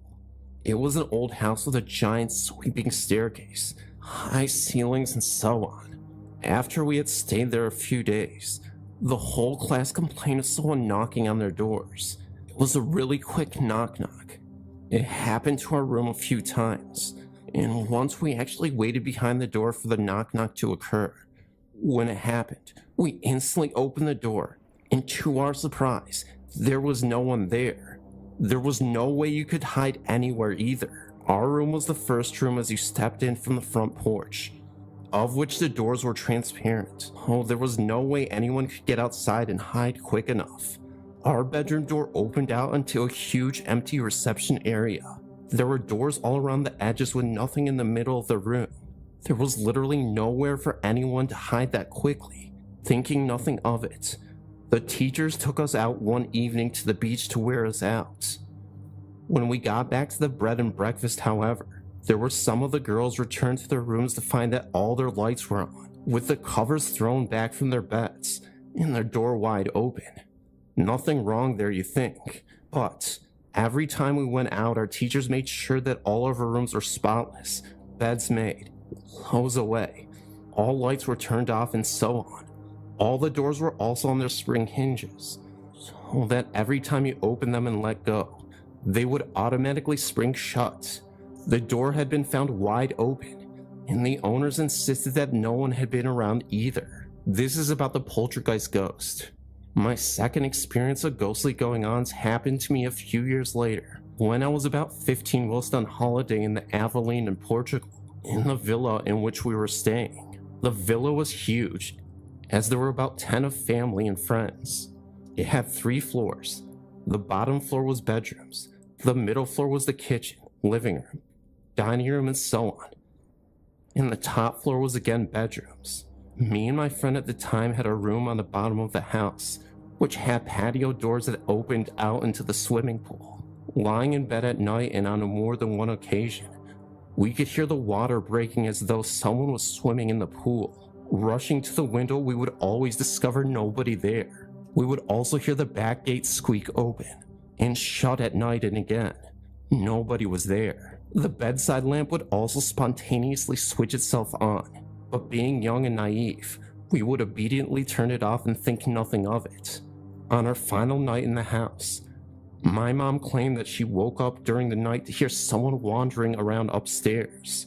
It was on the bottom floor also, opening and closing cupboards. Thinking that it was one of the 10 people in the house, she dozed off back to sleep.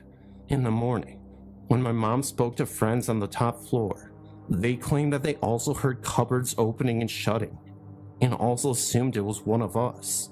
Only then did they realize that it wasn't actually any of us at all. And now, it was about 2 years ago in this other story, I was 19 then, that me and my mom went to see a medium. Derek Akura, for those of you in the UK. Not sure if he's known in the US. Think of him as a UK equivalent to Jonathan Edwards, who was performing on stage in Swindon, Wiltshire, southwest of England, by the way. I had insisted to my mom that we go to see him, as we had avidly watched him on Living TV's Most Haunted. So my mom came not expecting much, whereas I secretly hoped that something would happen, as I think everyone does who attends those kind of things, and I was not to be disappointed. Derek came on stage and introduced himself, and then he started to contact spirits on the other side, and lo and behold, it was my mom's great-grandmother, Nanny MYUU, who was the first in the queue to talk. I won't bore you and go into great detail with what Derek told us, but everything he mentioned was so accurate, and it was just amazing. This man who I'd only watched on TV was now standing a few feet away from me, and my mom in person, telling us personal things that had gone on within the 4 walls of our home that only we knew. He knew that my granddad, Nanny MYUU's son, was a bit down at that time, that he was on medication. He knew that my dad had injured his knee and so many other things. He also predicted that my mom would get a promotion by Friday. We went to see him on a Wednesday, and she did. Derek also made a reference to a conversation that my mom had with my dad on the way to see him, just a mere hour before. How weird is that? Just knowing that my mom's great-grandmother, although I never knew her, is around and watching over our lives is a comforting thought. Anyway, I think I've rambled for long enough.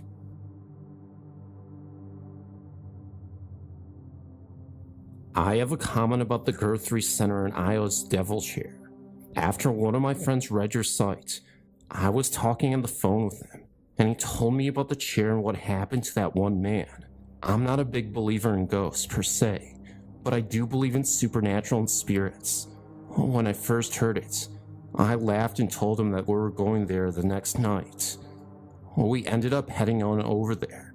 Him, my friend, and I at about 8:45 p.m. in the winter. It was pitch dark already. He was told where it was, You have to turn left on the second dirt road, and it's on the right towards the top of the hill. So then we went over there and I saw it. Momentarily I started getting chills, not just because of the story, but because of what it looked like, all in the cemetery. It's in the shape of logs with a drape or something over the top of it. Looked like Jesus' robe draped over the broken down cross. Along the bottom it appears to be the shape of ferns, although at first it looked like alligator tails in an old-fashioned cushioning-looking seat. The second we got out of the car, the wind seemed to have picked up, because my hair was whipping around. Just being around it was creepy, but soon enough, none of us would sit in it. So we got back in my car and drove around to the front to study it. After we sat there for a while, we soon found out we were all too scared to go sit in it. So we headed back to Panorama, 7 miles east of Guthrie. This is the scary part. That night my friend stayed at my house. Above my bed is a window, and on either side are 2 1-foot-1 mirrors, and many sharp pieces of broken mirror in between art, stuck on by mirror stickers. Very strong ones. I tried to pull them off, and they just ripped through the middle, if they even come off at all. Anyways, they've been on there for a few weeks. We finally went to bed around 12 a.m., and she fought and won the inside of the bed, near the windows and mirrors. We finally fell asleep about 2:30 a.m., and at some time in the night, the top mirror, approximately 5 to 6 feet from my bed, fell down, hit the inside corner of the bottom mirror, right above my friend's head, but ended up to the right of the bed. Weird, huh? Anyways, the alarm went off at about 6:45 a.m. She woke up and started getting ready. I fell back asleep and then woke up at 7:30 a.m. As I was lying there, I heard a weird sound and looked up at my wall to find the top mirror off the wall. The stickers unlatched themselves.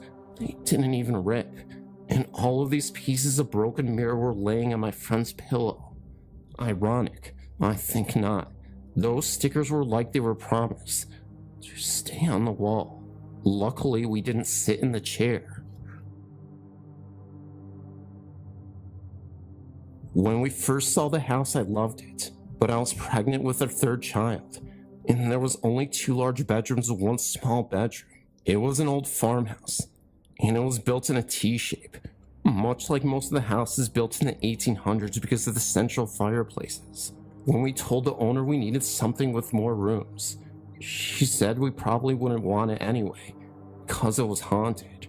She then went on to tell us that her husband was away on a business trip, and she was alone in the house except for her little dog. They were asleep one night when the dog started to bark. She then opened her eyes, and at the foot of her bed was a woman standing looking at her. When she rised up, the woman turned and went out the door. That incident frightened her so badly that she swore she would not stay in the house alone again. She eventually sold the house, and the new owners built a large addition onto the back of the home and did so many so-called improvements on it. After living there for several years, they went bankrupt. The house sat empty for many years. I happened to drive by it one day and saw the for sale in the yard. We went to the bank and bought it. The neighbors told us it was haunted, that they saw people in the windows and heard things coming from the home.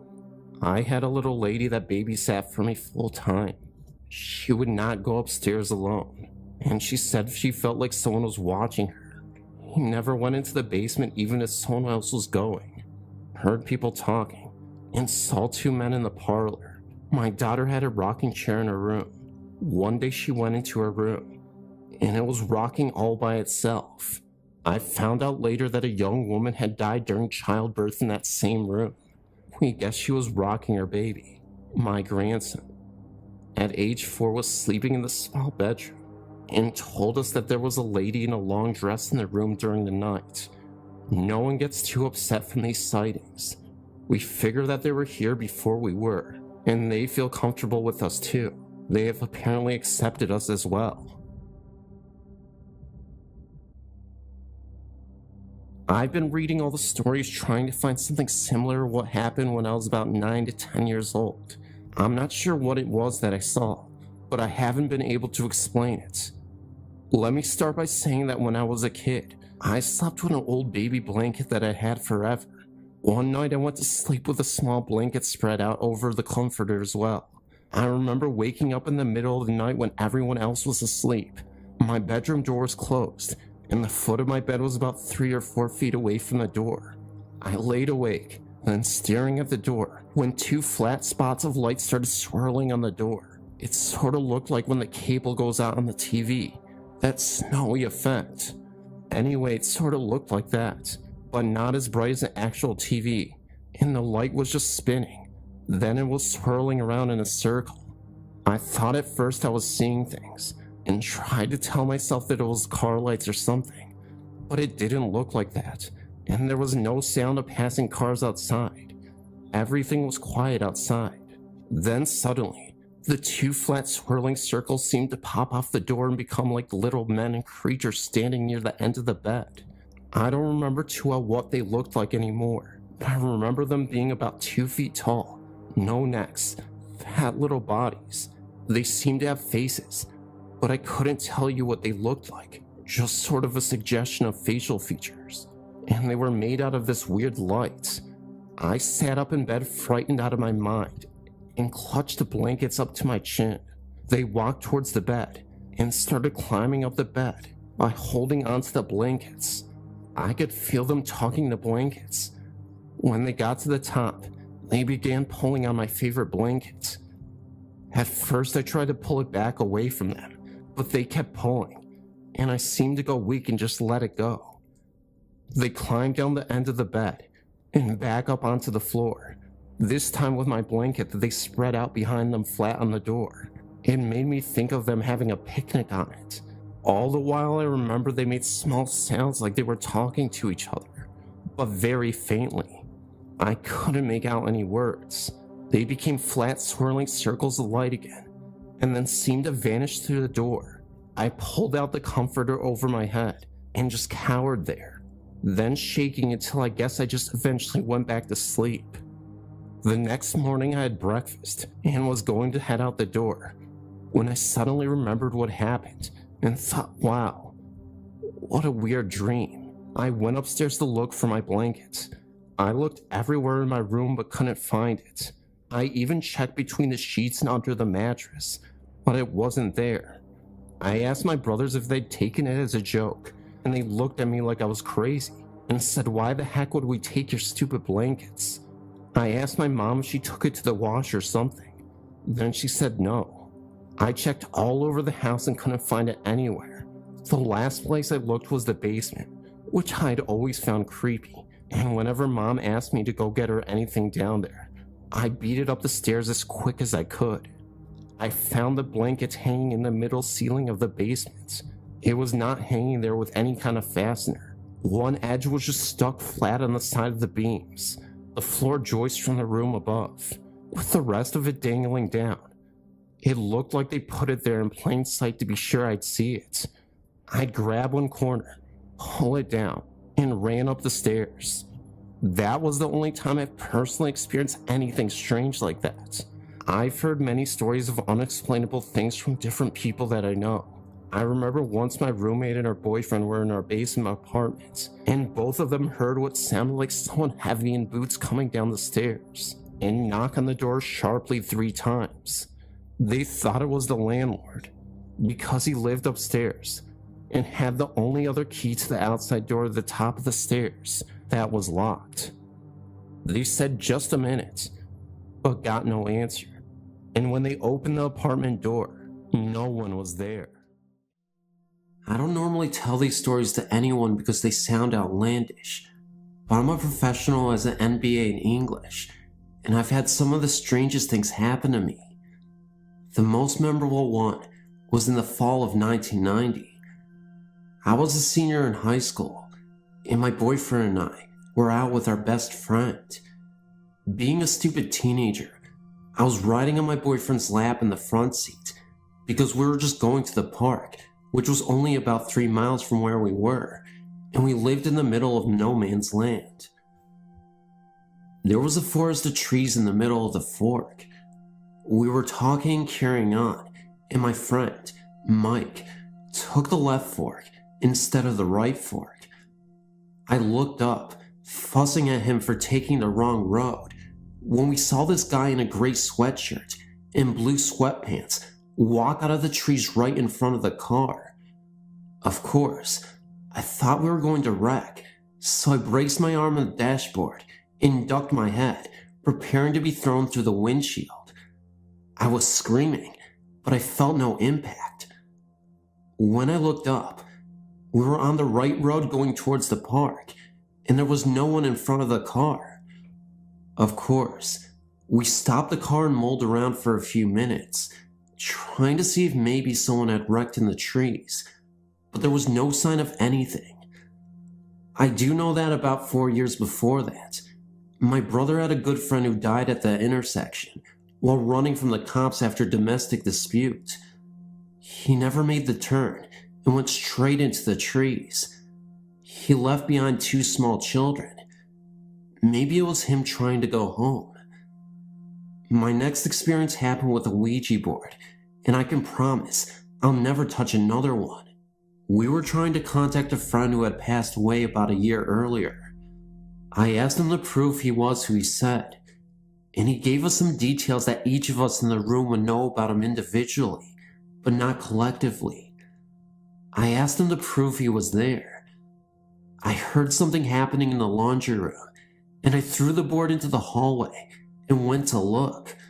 All the cabinets above the washer and dryer were open, and all the storage sheets were laying all over the floor. My cat's food and water had been pushed to the opposite side of the room. It was too scary for all of us. We camped out together in sleeping bags on the floor, as close to one another as we could. And this is my final story, because this one is happening presently. I had a daughter 2 years ago. I decided to pass on my middle name, which has been a family tradition for girls in our family for years, Grace. The wild thing is, my daughter was due on June 21st, which I thought was cool because it was my brother's birthday, but she was born on May 27th, 1996, exactly 1 year to the date of the death of my Aunt Grace, whom I loved during life. She was my godmother, and she never had any kids, and I felt it was a meaningful tribute to her. Anyways, getting to my point, my daughter was born very sick, but became healthy very quickly. She has grown into a radiant little girl. We have moved 5 times since she was born, my job and me traveling, and we finally decided to settle near one set of my grandparents, so she could have the loving support I never had. So we moved to Atlanta. The strange thing is, I've noticed that she always has the coldest room in the house. My husband makes a joke out of it, since he is always hot, that he doesn't know how we always do that. I believe it is my Aunt Grace watching over her, her guardian angel. I've been in her room, putting her to bed, reading her a story, and felt someone sit on the bed with us, with a great thud. My aunt was no little woman, but always a beautiful one. The strangest thing that has happened recently is that an old makeup case with a camo on it, with the powder still in it, has appeared in my home.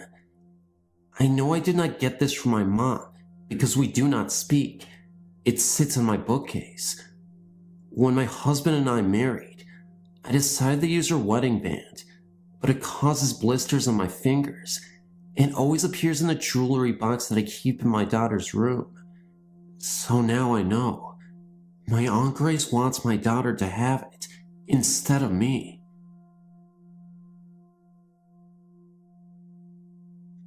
I've always wondered what was going on in the house I grew up in. It was only 20 years old when we bought it. We knew the builders. It had only one owner since then, an old woman who kept cats. My mother bought the house when I was 4, and from day one, I was terrified to be in there. It just felt wrong. It was a small house, only 2 bedrooms, all on one level, with the exception of an attic and a basement. There were definitely sections of the house that felt safe, and sections that did not. The back bedroom closet, the bathroom, and the short steps and hallway leading to the back door and basement were not.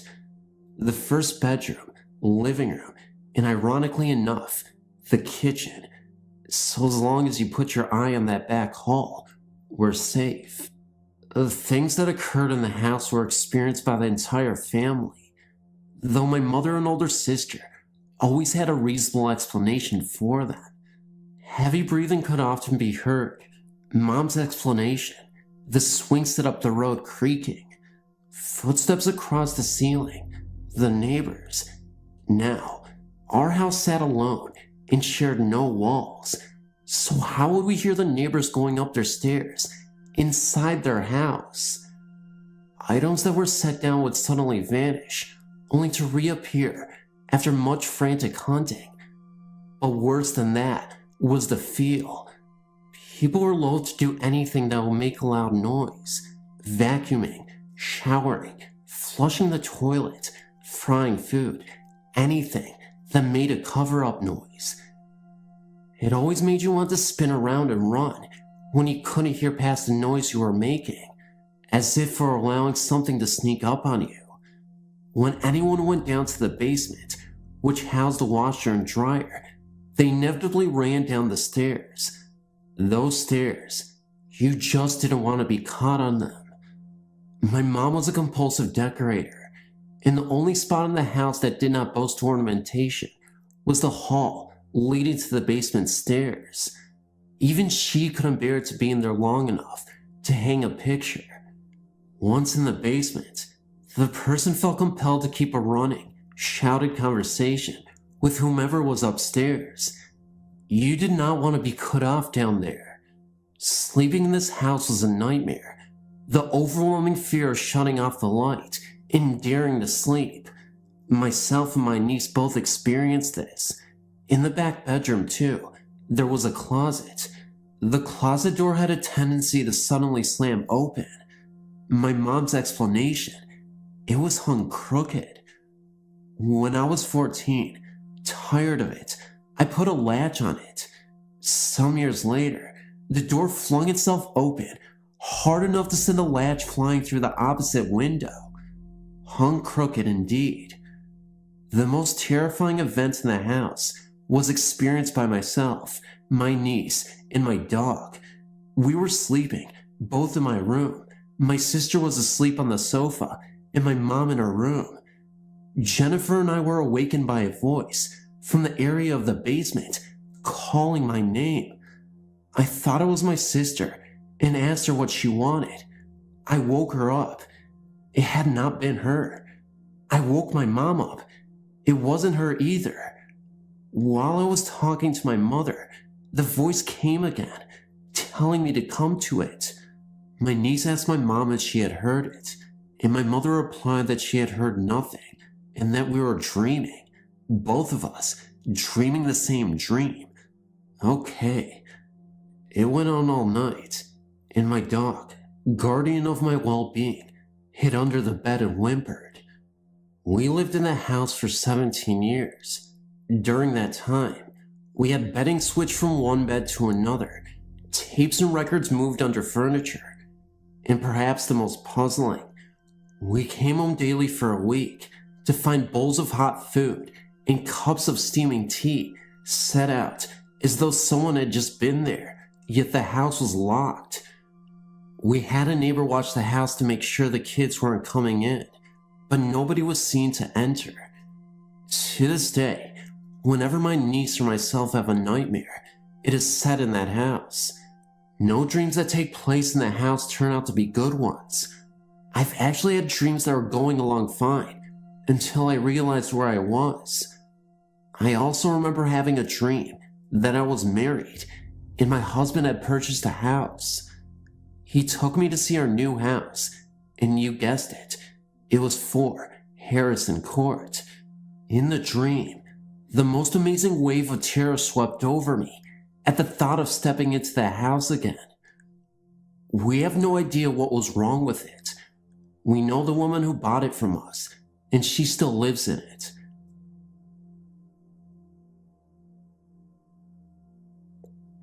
My children and I had a very bad experience with a demon in a house that we lived in. My son became very scared one night as he viewed the ghost of a man with a sword sticking out of its side. This ghost was standing in the doorway of my son's bedroom very late one night. He said that this thing was just giving him the feeling of such terrible hatred and dread. It made my son feel like it was going to kill us. My son started sleeping in my daughter's bedroom, and that thing started going from room to room, looking for my son, and so it started coming into our room and scaring the daylights out of me. I had felt the hatred and anger. I know that it would have killed us if we had not gotten our pastor out there. When our pastor pulled into our drive, he said he felt the anger and hatred just emanating from the house to the outside. He knew what we were up against, and we immediately started saying prayers and his army of saints to fight for us. Ultimately, it worked, so while we were living there, we had no more problems. But whenever we drive by, we cannot even look at the house.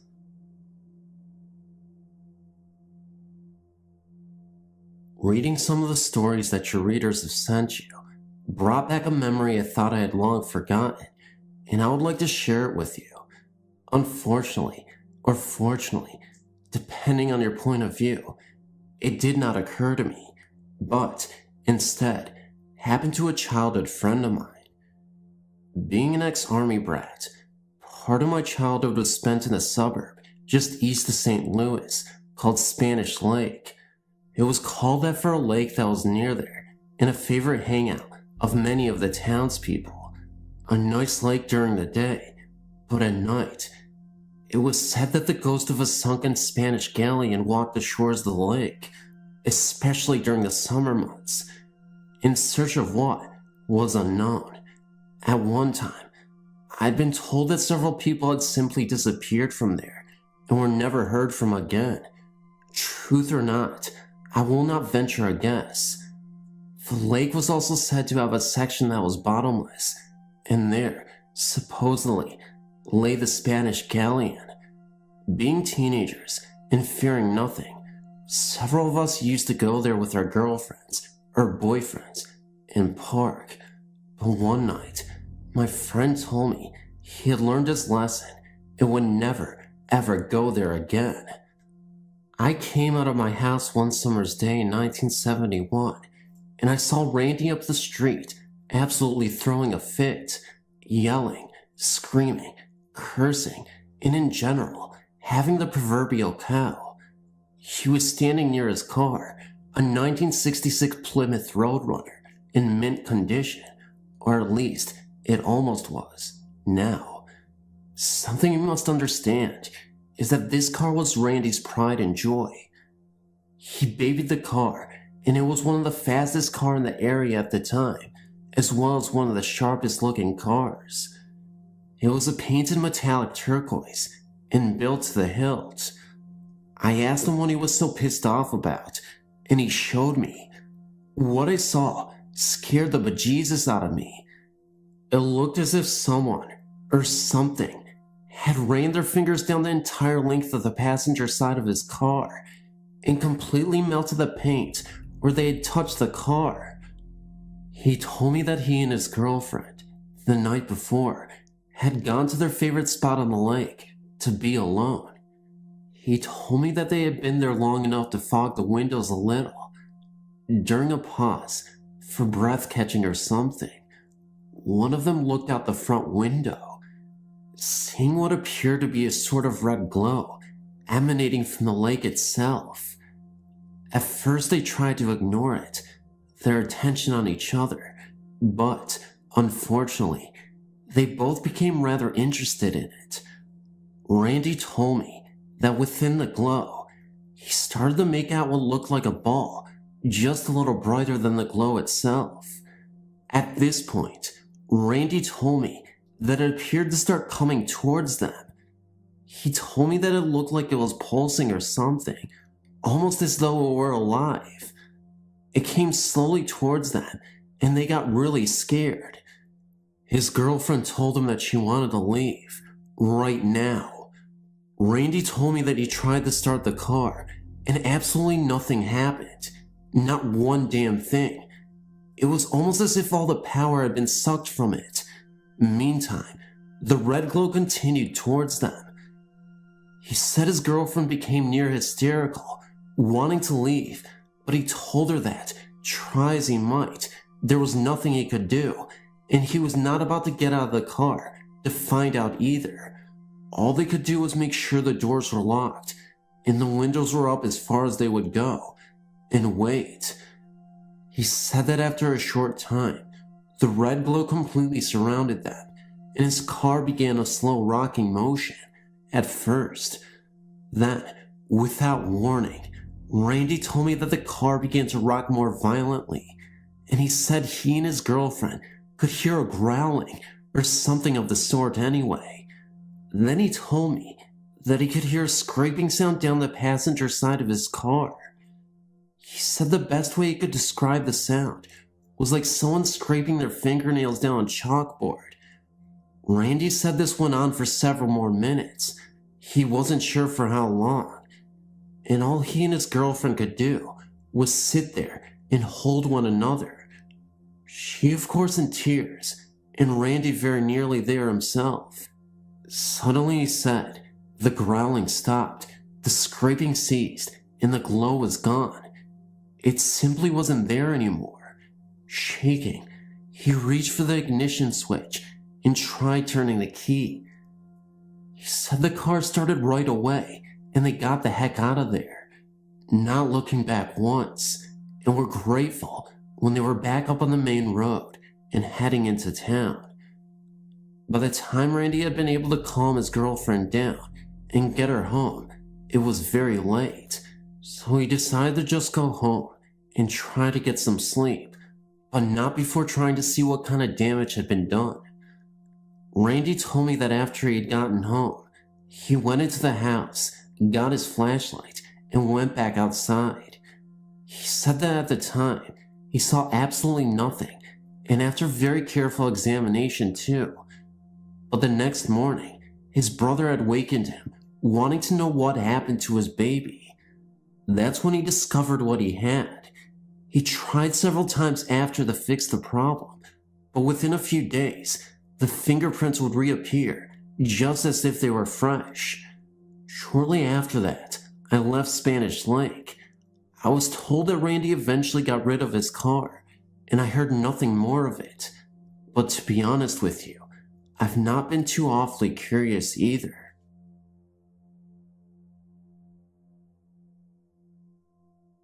When I was about 13 years old, I used to babysit quite a lot in my neighborhood. Back then, I didn't believe in ghosts or the paranormal. I lived in upstate New Jersey at the time. My foster family had recently moved into a new housing development in a small suburban town near the New York State border. The house next door to us was an old farmhouse. The housing development had been built on what had been the farm. The farmhouse had supposedly been built during the mid to late 1700s. When I came home from a babysitting job late one night, I looked out at the window for several minutes at the stars, trying to find the different constellations, as was my habit just about every night. Then, I saw a ball of mist, which appeared to be walking down the middle of the road. I thought that it must be some kind of gas or water vapor, although I'd never seen anything like it in my life. It seemed so deliberate. It never veered from the road. I watched it go to the end of the block and make a right into the woods that led to New York State. It was weird, but I figured that there must be some rational explanation for it.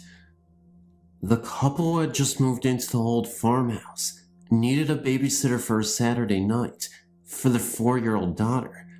I agreed to babysit. I arrived at the couple's house about 7 p.m. on a hot summer night. As soon as I entered their house, their Doberman Pinscher ran up to me and started barking at me and howling. He wouldn't stop regardless of what the couple tried to do. His howls became shrill and he began to growl at me. I'd never been afraid of animals, as I'd grown up around dogs and I like animals very much. This dog really scared me just the same. The husband put the dog down in the garage, where it finally stopped howling. I met the little girl, and then the mother put her to bed in her upstairs bedroom. When the couple left, I turned on the TV. Despite the hot night, there was not even as much as a fan in the house, yet the house was comfortably cool.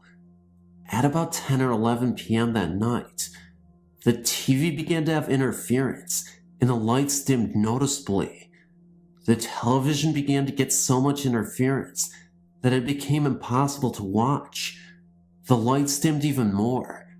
I thought that there must be something wrong with electrical wiring in the old house.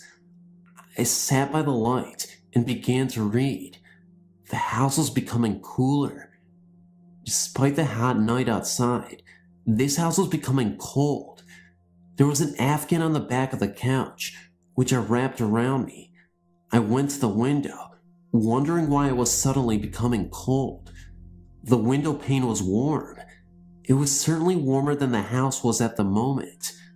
I tried to open the window to let the warm air in, but I could not budge any of the windows. The outside world looked so strange from inside the house, as though you were looking at something far away, or looking at a picture of something rather than reality. Then I began to hear what sounded like a light footfall at the top of the stairs. I could only hear them coming down, but not up, on about the top 1/3 of the stairway. I looked to see if this little girl had gotten up, but she was sound asleep, with her sheet tucked in around her. As I sat reading, the footfall became closer and got louder. I stood by the stairway and watched. I saw nothing, but could still hear the footfall. I thought that this old house must be still settling to be making all this noise. Then, the footfalls began a pounding and seemed to reach the end of the stairwell. They were closer together, loud and insistent, but always only descending the staircase, never ascending it. Then, I heard a loud bang from the room, directly in line with the stairway at the top. I raced to the room, thinking that I might find a little girl there, or a small animal which might have gotten into the house and knocked something over. I turned on the light to the room. The room was very cold, and the light was very dim. The child was not there, and nothing was out of place. I recalled promptly from the small frigid room.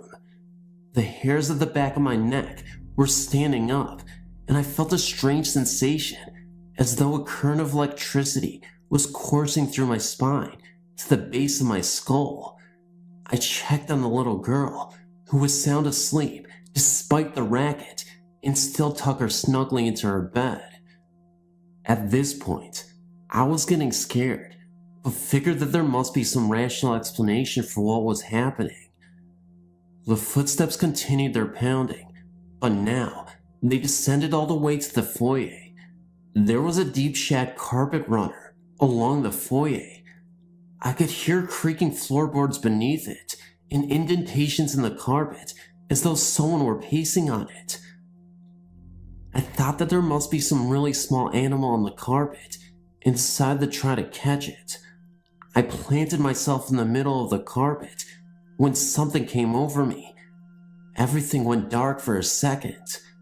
I felt as though someone had thrown something over my head, and for a few seconds, I couldn't breathe. This was no small animal.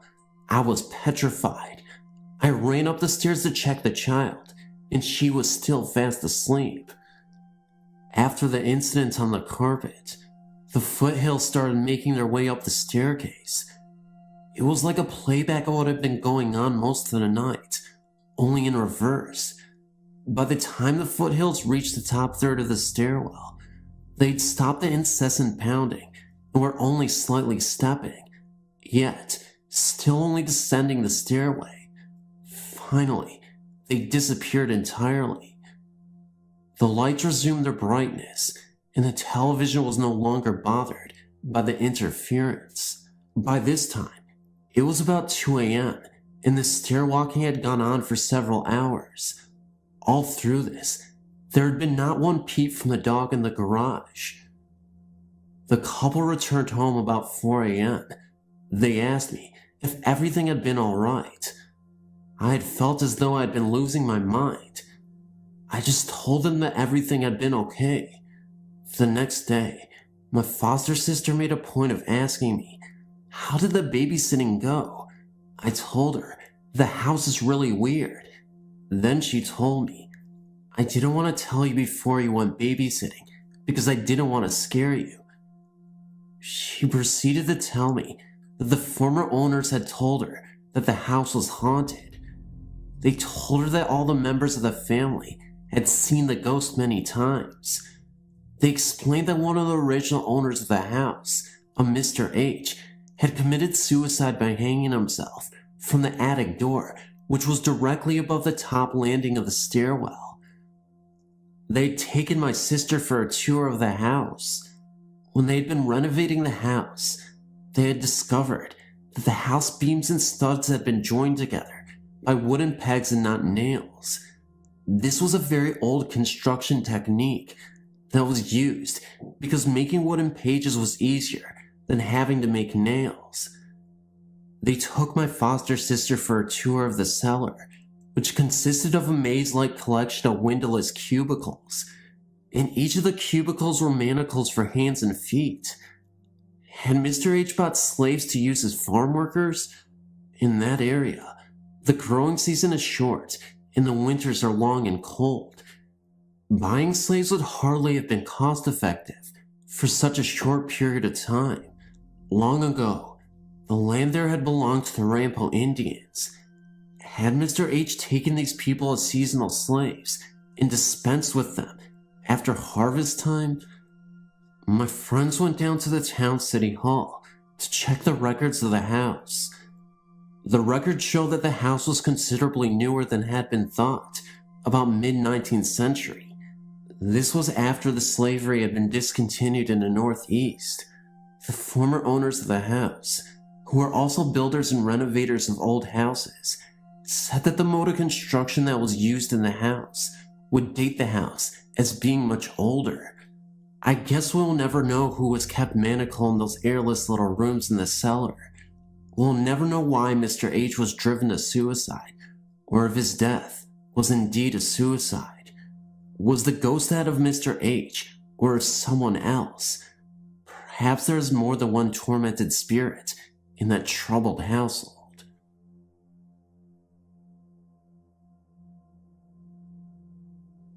I'm from a very small town in Madison Parish, Louisiana. One cold February night, my 5 sisters and I were going to visit my dad's brothers, as was a habit of ours to do, a couple of times during the week. My father had a work van in which the motor was encased on the inside of the van. Since it only had a driver's seat and a passenger seat, some of us had to sit on top of the motor case. This night, in particular, we took a different route to our uncle's home for some reason unknown. As we turned onto a side street, only one of my other sisters and I saw a woman with long flowing brown hair down to her waist in a long flowing white nightgown glide across the street about 1 or 2 blocks ahead of us. My sister and both looked at each other at the same time and said, "Did you see that?" 1 second she was to our left, and the next she was across the street and then just vanished. When we got home later that night, I told my mother what my sister and I had seen. She said that many years ago, I'm not sure if it was in the early 1900s, a young lady who lived in that area was to be married. On her wedding night, her fiancé was tragically killed before the wedding could take place. The bride, who was very much in love with her fiancé, pined away and died from the grief of her loss. My mother said that my sister and I were not the only ones who had seen this lady. I will never forget the apparition that I saw that night, and I truly believe that what I saw was a ghost from the past.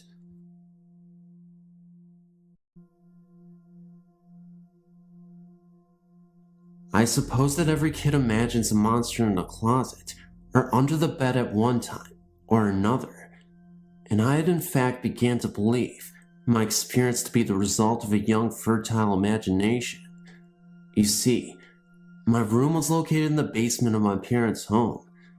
Located next to the basement stairs, my closet ran under the stair and had only an open doorway, no door. As I lay trying to sleep at night, I was sure I could discern a pair of glowing red eyes staring at me from the closet doorway. This always filled me with a sense of fear and trepidation. I could never quite make out the body of the apparition, more like having an idea of the shape and size, but never really seeing it. I also had the strange feeling that the apparition indeed wished me ill. Furthermore, there was some force that restricted it to the closet. However, as I said, I'd begun to doubt the evidence of my own experience. Until years after I'd left the family home, my cousin came to stay with my mom and dad due to family difficulties. She stayed in my former room. Mom informed me that she was having trouble sleeping. However, she could not seem to get her to give any reason as to her apparent insomnia. My mother asked me to talk to her, fearing her difficulties stemmed from the problems in the family. She further believed that being closer in age might make it easier for her to open up. She described to me exactly the same manifestation I had imagined when I slept in that room. After a room change, she was once again able to sleep comfortably at night.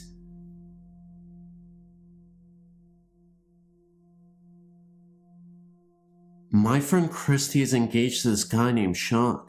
Sean has lived for most of his life at his parents' house in Cincinnati, Ohio. Sean's house is very old and just happens to be in a development that is situated over an old Indian burial ground. For as long as Sean can remember, there has been a ghost in the house. It imitates the voices of people who live in the house. There are many instances of Sean or his sisters being alone in the house and hearing one of their parents begging for help downstairs, only to go to the parent's aid and discover that the parent is not in the house. Sean even recorded it once while he was recording himself playing drums. In addition, there is a spirit that follows them and visitors around the house. It is a tall, dark figure wearing a hooded cloak. It has never harmed anyone, but merely made them feel uncomfortable. About a year ago, Christy made a trip out to Cincinnati to meet Sean's parents for the first time. He didn't want to tell her about the house because he didn't want to spook her. Sean's parents invited her to stay in the guest room, and Christy accepted.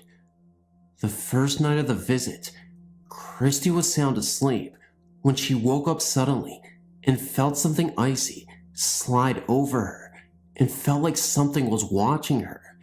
She got spooked and went over to Sean's room and slid into bed with him and stayed there for the rest of the night. Sean didn't tell her at the time, but the hooded figure followed her into the room. The same thing happened the next night, and Sean finally told her. She refused to stay in the house another night.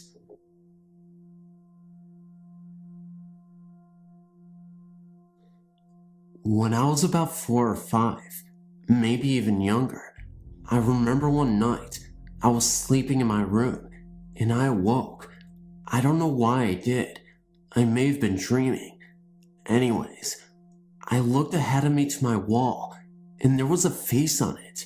It was blue, looked human, and this may sound strange, but I had a hat on that looked like one of those Arabian towels that they wrap their heads with.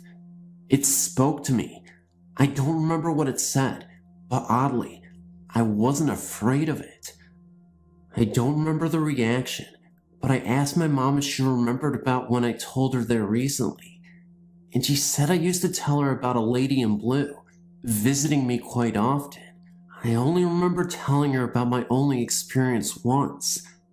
I might have seen the face more than I remember. I don't think it was a dream, because I don't think I would remember a dream I had when I was 5 or younger. I'm 15 now, so it was at least 10 or more years ago. That's my experience. If anyone has had an experience similar to mine, please write me about it.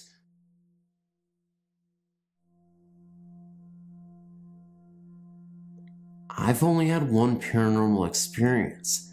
It happened last October when my boyfriend had temporarily rented a trailer.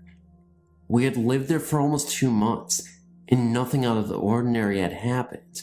One afternoon, he decided to take a nap and I was in the living room watching TV. I started hearing this really strange continuous screeching noise. It sounded like it was coming from inside the wall beside his bedroom door. When I walked over there, it stopped. I sat back down and started watching TV again, and it started back again. This time, I walked into the kitchen. The bedroom was right beside the kitchen, and I started opening the bottom cabinets, and once again, the screeching stopped. I never said anything about it to my boyfriend because I didn't think about it at the time. A couple of days later, we were in the kitchen eating breakfast, and he told me that the day before, when he was there by himself, that he had heard a weird, loud, screeching noise. He said he tried to find where it was coming from, and it would stop when he'd look. I told him that the same thing had happened to me while he was asleep a few days earlier. We both talked about ghosts and laughed about it, pretty much dismissing it as a joke.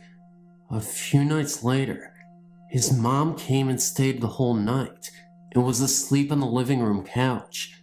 This particular night, we were sleeping in the bedroom on the opposite end of the trailer. It was really late, probably around 3 a.m., and we had been laying there talking when I started hearing this noise. It was kind of like the screeching, but much quieter, and screeched in intervals, like footsteps.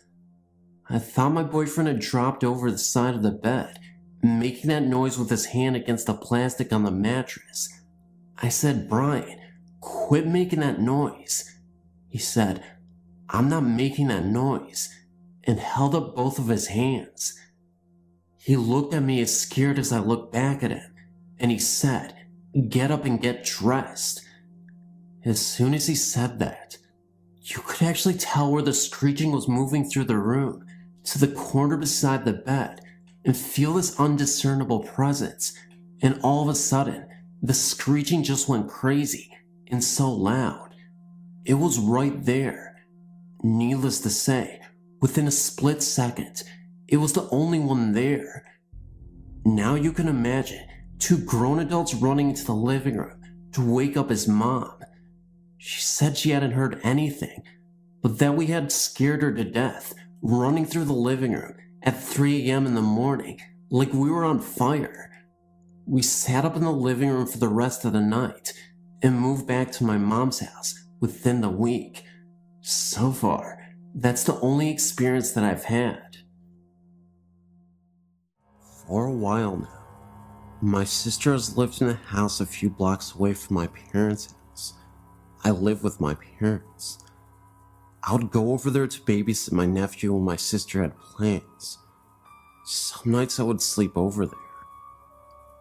Her house always had a creepy feeling to it, a thick feeling to the air.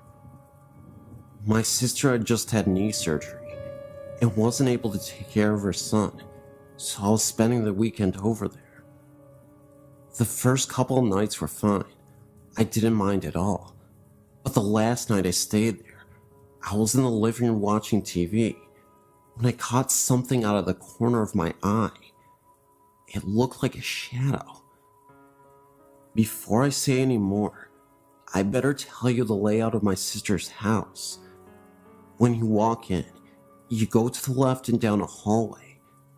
The open doorway to the left leads to the kitchen. The kitchen has another entry as well. The first door on the left is my sister's bedroom. The only door on the right is the bathroom, and the door at the other end of the hallway belongs to my eldest sister, when she's there, that is. On the other side of the kitchen is a set of French glass doors and let out into a game room, an add-on to the house. The doors are always kept closed and locked at night. The only people in the house that night were myself, my sister, the one on the mend, and her son. So anyway, I saw a shadow. At first I thought maybe it was my sister getting up to ask me to get her something. But the shadow simply vanished before I could get a closer look at it. I shrugged it off as me being tired. I lay down to go to sleep. I woke up a couple minutes later. It was around 5 in the morning. I didn't know what had woken me. I was sweating badly, and I felt like someone was sitting on my chest. I was propped up enough to see the French doors, which were across the room from the sofa. What I saw that night is engraved into my brain. There was an old woman outside the doors. She had her hands pressed against two of the glass panels and her face against another. Her mouth was open in a scream. I was scared beyond belief because I couldn't move, I couldn't speak, I couldn't do nothing but lay there. And then the door began rattling. The woman was shaking it. A shadow came out of the kitchen, and the woman vanished. The shadow vanished after that, and I could breathe again. I don't know what the shadow was, but it did make the woman go away. I like to think it was my guardian angel. Who knows? That's my story. Anyway, and yeah, it is true.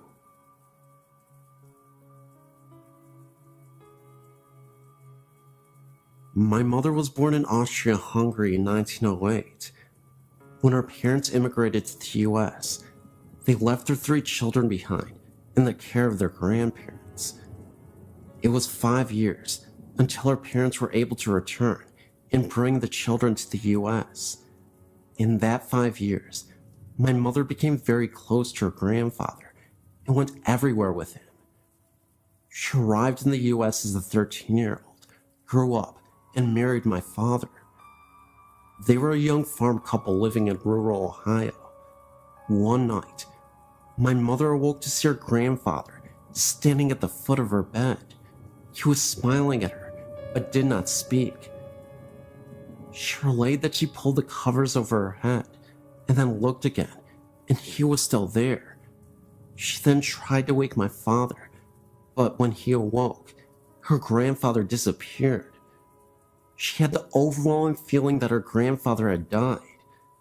This happened in the mid-1920s, and at that time, international long distance was only a thing for wealthy folks.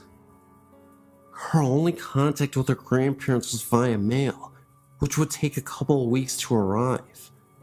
Sure enough, 2 weeks later, she received a letter from her grandmother verifying that her grandfather had passed away on the same day and approximately the same time that he appeared in her bedroom.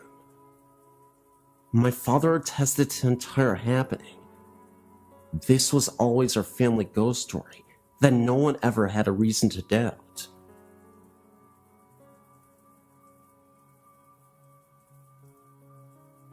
My parents live on a farm in Sugar Grove. My stepdad grew up here with his family as a child. On Christmas Eve in 1964, his dad went into town to pick up the grandma for the holiday. With him, he took a younger daughter and his younger son. On the way home, There was a terrible accident, and everybody died except the daughter. Over the years, the farmhouse was used as rental property until my mom met her husband. They have lived here now for 6 years and have had many experiences with the spirits of this home. I, too, have had some of the same. There are many voices that we hear. Marbles rolling down the hallway upstairs, foot noises walking up and down the stairway, clouds of light and dark smoke throughout the entire house, doors open and close, things come up missing, then are returned within days. If you are alone in the house and stand by the sink, you will soon hear a voice that asks you to go away. It will repeat until you walk away from the sink. Standing outside, if you look up into the window upstairs, sometimes you will see a vision of a woman standing in the window. This is believed to be Grandma. I have an 11-year-old daughter that has walked into the downstairs bathroom and ran out, stating there is a man standing at the bathroom sink.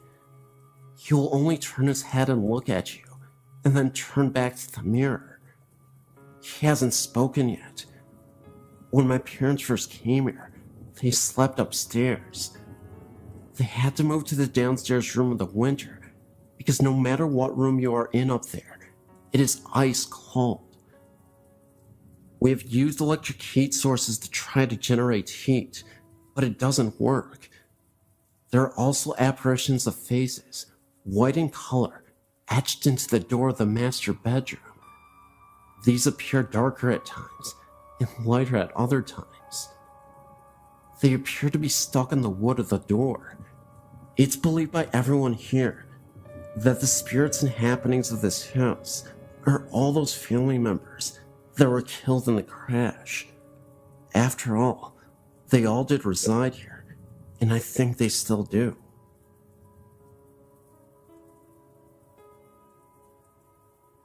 My mother passed away a little over 4 years ago.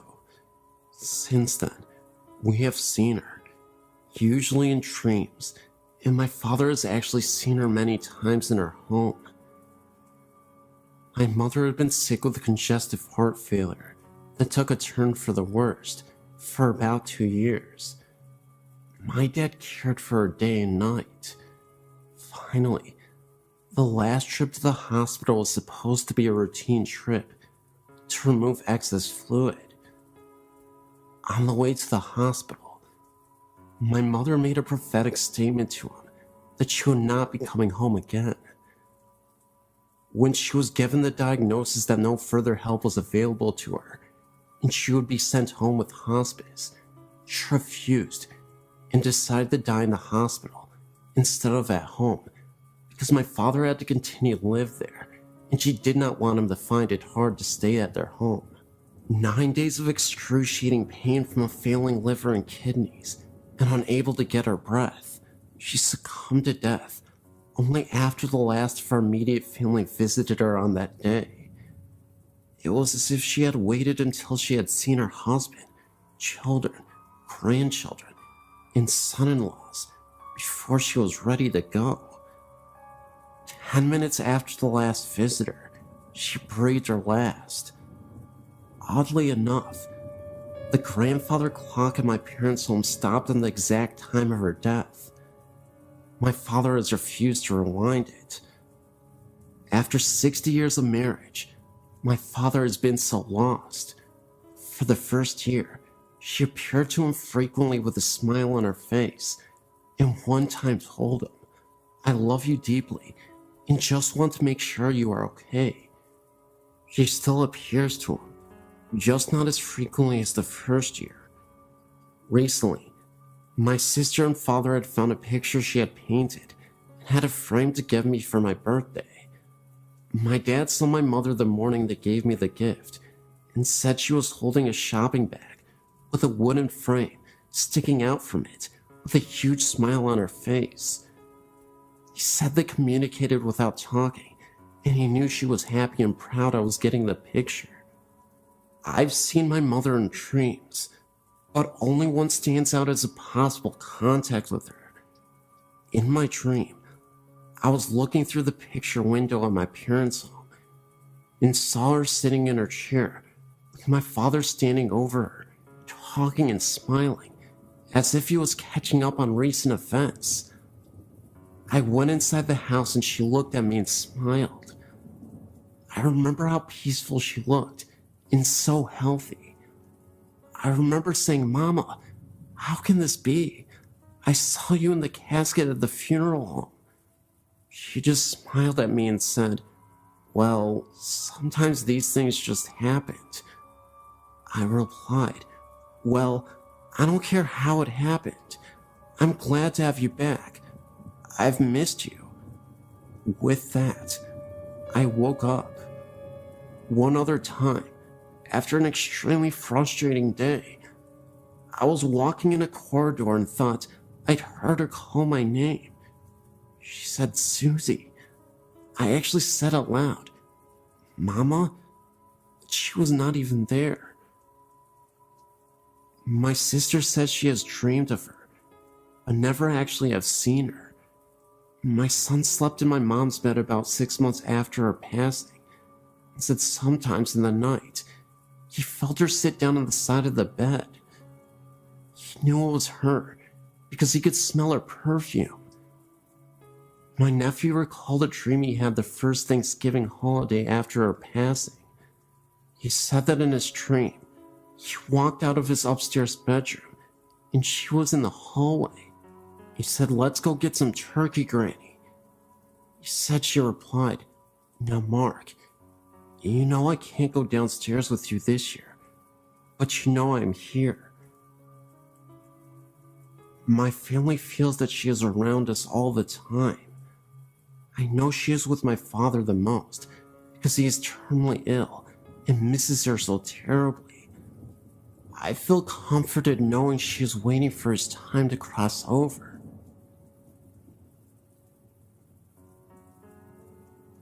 My mother is a current janitor working at Rockford College, and one of the buildings she is assigned to happens to be the Burpee building. There, she and some of the other ladies that work with her have lunch in that specific building every work night. A while back, she told us that during her lunch break, she saw what was a female figure walk past the room they were in. She said she wore a blue dress and had blonde hair. The room has a mirror that faced the only door of the small area. She said, and I quote, "I glanced at the mirror, a habit of doing when you're in that room a lot, and saw this thin, transparent figure walk past the door. I thought it was one of the other girls that was walking by, but it wasn't until I realized that no one that night was wearing a blue dress or had dyed their hair blonde. I walked out to see if it was a trespasser, but saw no one in the hall. I called security and asked them if they allowed any blonde, blue-dressed girl on the property. They denied doing so, confirming my suspicions that it was possibly a ghost. This is just one of the stories that she has told us during the last 2 years of her encounters with the Burpee ghosts.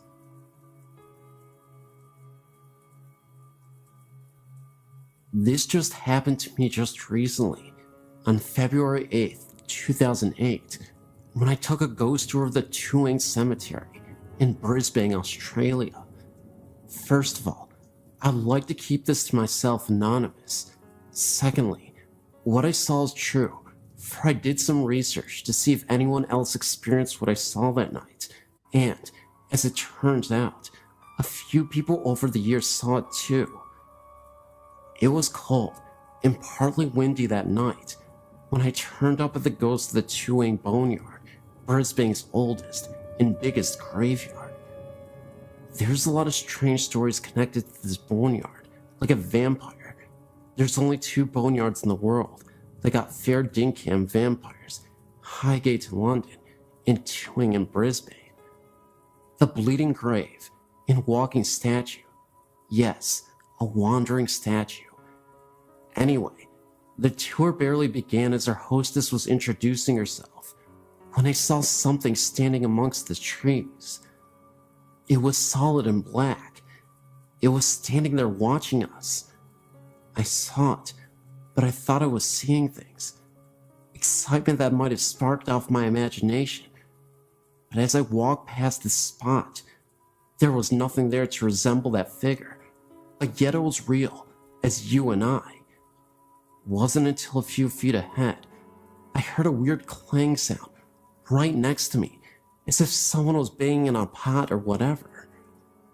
I thought it was the signpost rattling, but there was no signpost anywhere. Now that was frickin' weird, I thought, as I hurried on, looking behind me. Most of the night I felt we were being followed by something, as I was tailing Charlie. Best place to be on a ghost tour at the end of the line. Things started to get a bit stranger, like the cold wind I felt touching me if there was no wind blowing. The same thing happened again 2 nights later, when I felt something touching my neck in my own home, or seeing things at the corner of my eyes. When I turned around, there would be nothing there. I thought I was ready for the madhouse at one point. I know that I saw something, so I researched it, and as it turned out, others saw that same black figure at the same spot where I saw him or her, whatever the heck it was, and heard the same clanging sound I heard, so I didn't imagine it at all. I hope I didn't. That's my story.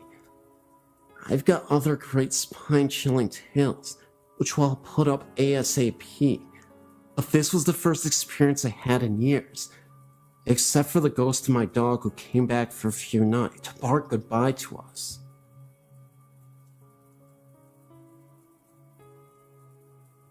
My name is Tina. I'm 33, and I have a story I would like to share with you and your readers. I've been experiencing strange things for many years now, but I've only been sharing them for just a few people who don't believe always have the need to find something wrong with the ones who do. My mom was one of those people. She would roll her eyes and say I was crazy or I had been drinking. The day she became a believer was one of the most beautiful moments we've ever shared. This is our story. My mom had surgery in her foot and was using a walker to get around. I was at her house helping her with her laundry and such, and had laid my son down in the bedroom down the hall for his nap. Mom was kicked back in the recliner and decided she would also take a nap. All my chores were done for the time. Everybody in the house was sleeping, so I went out to get into the pool.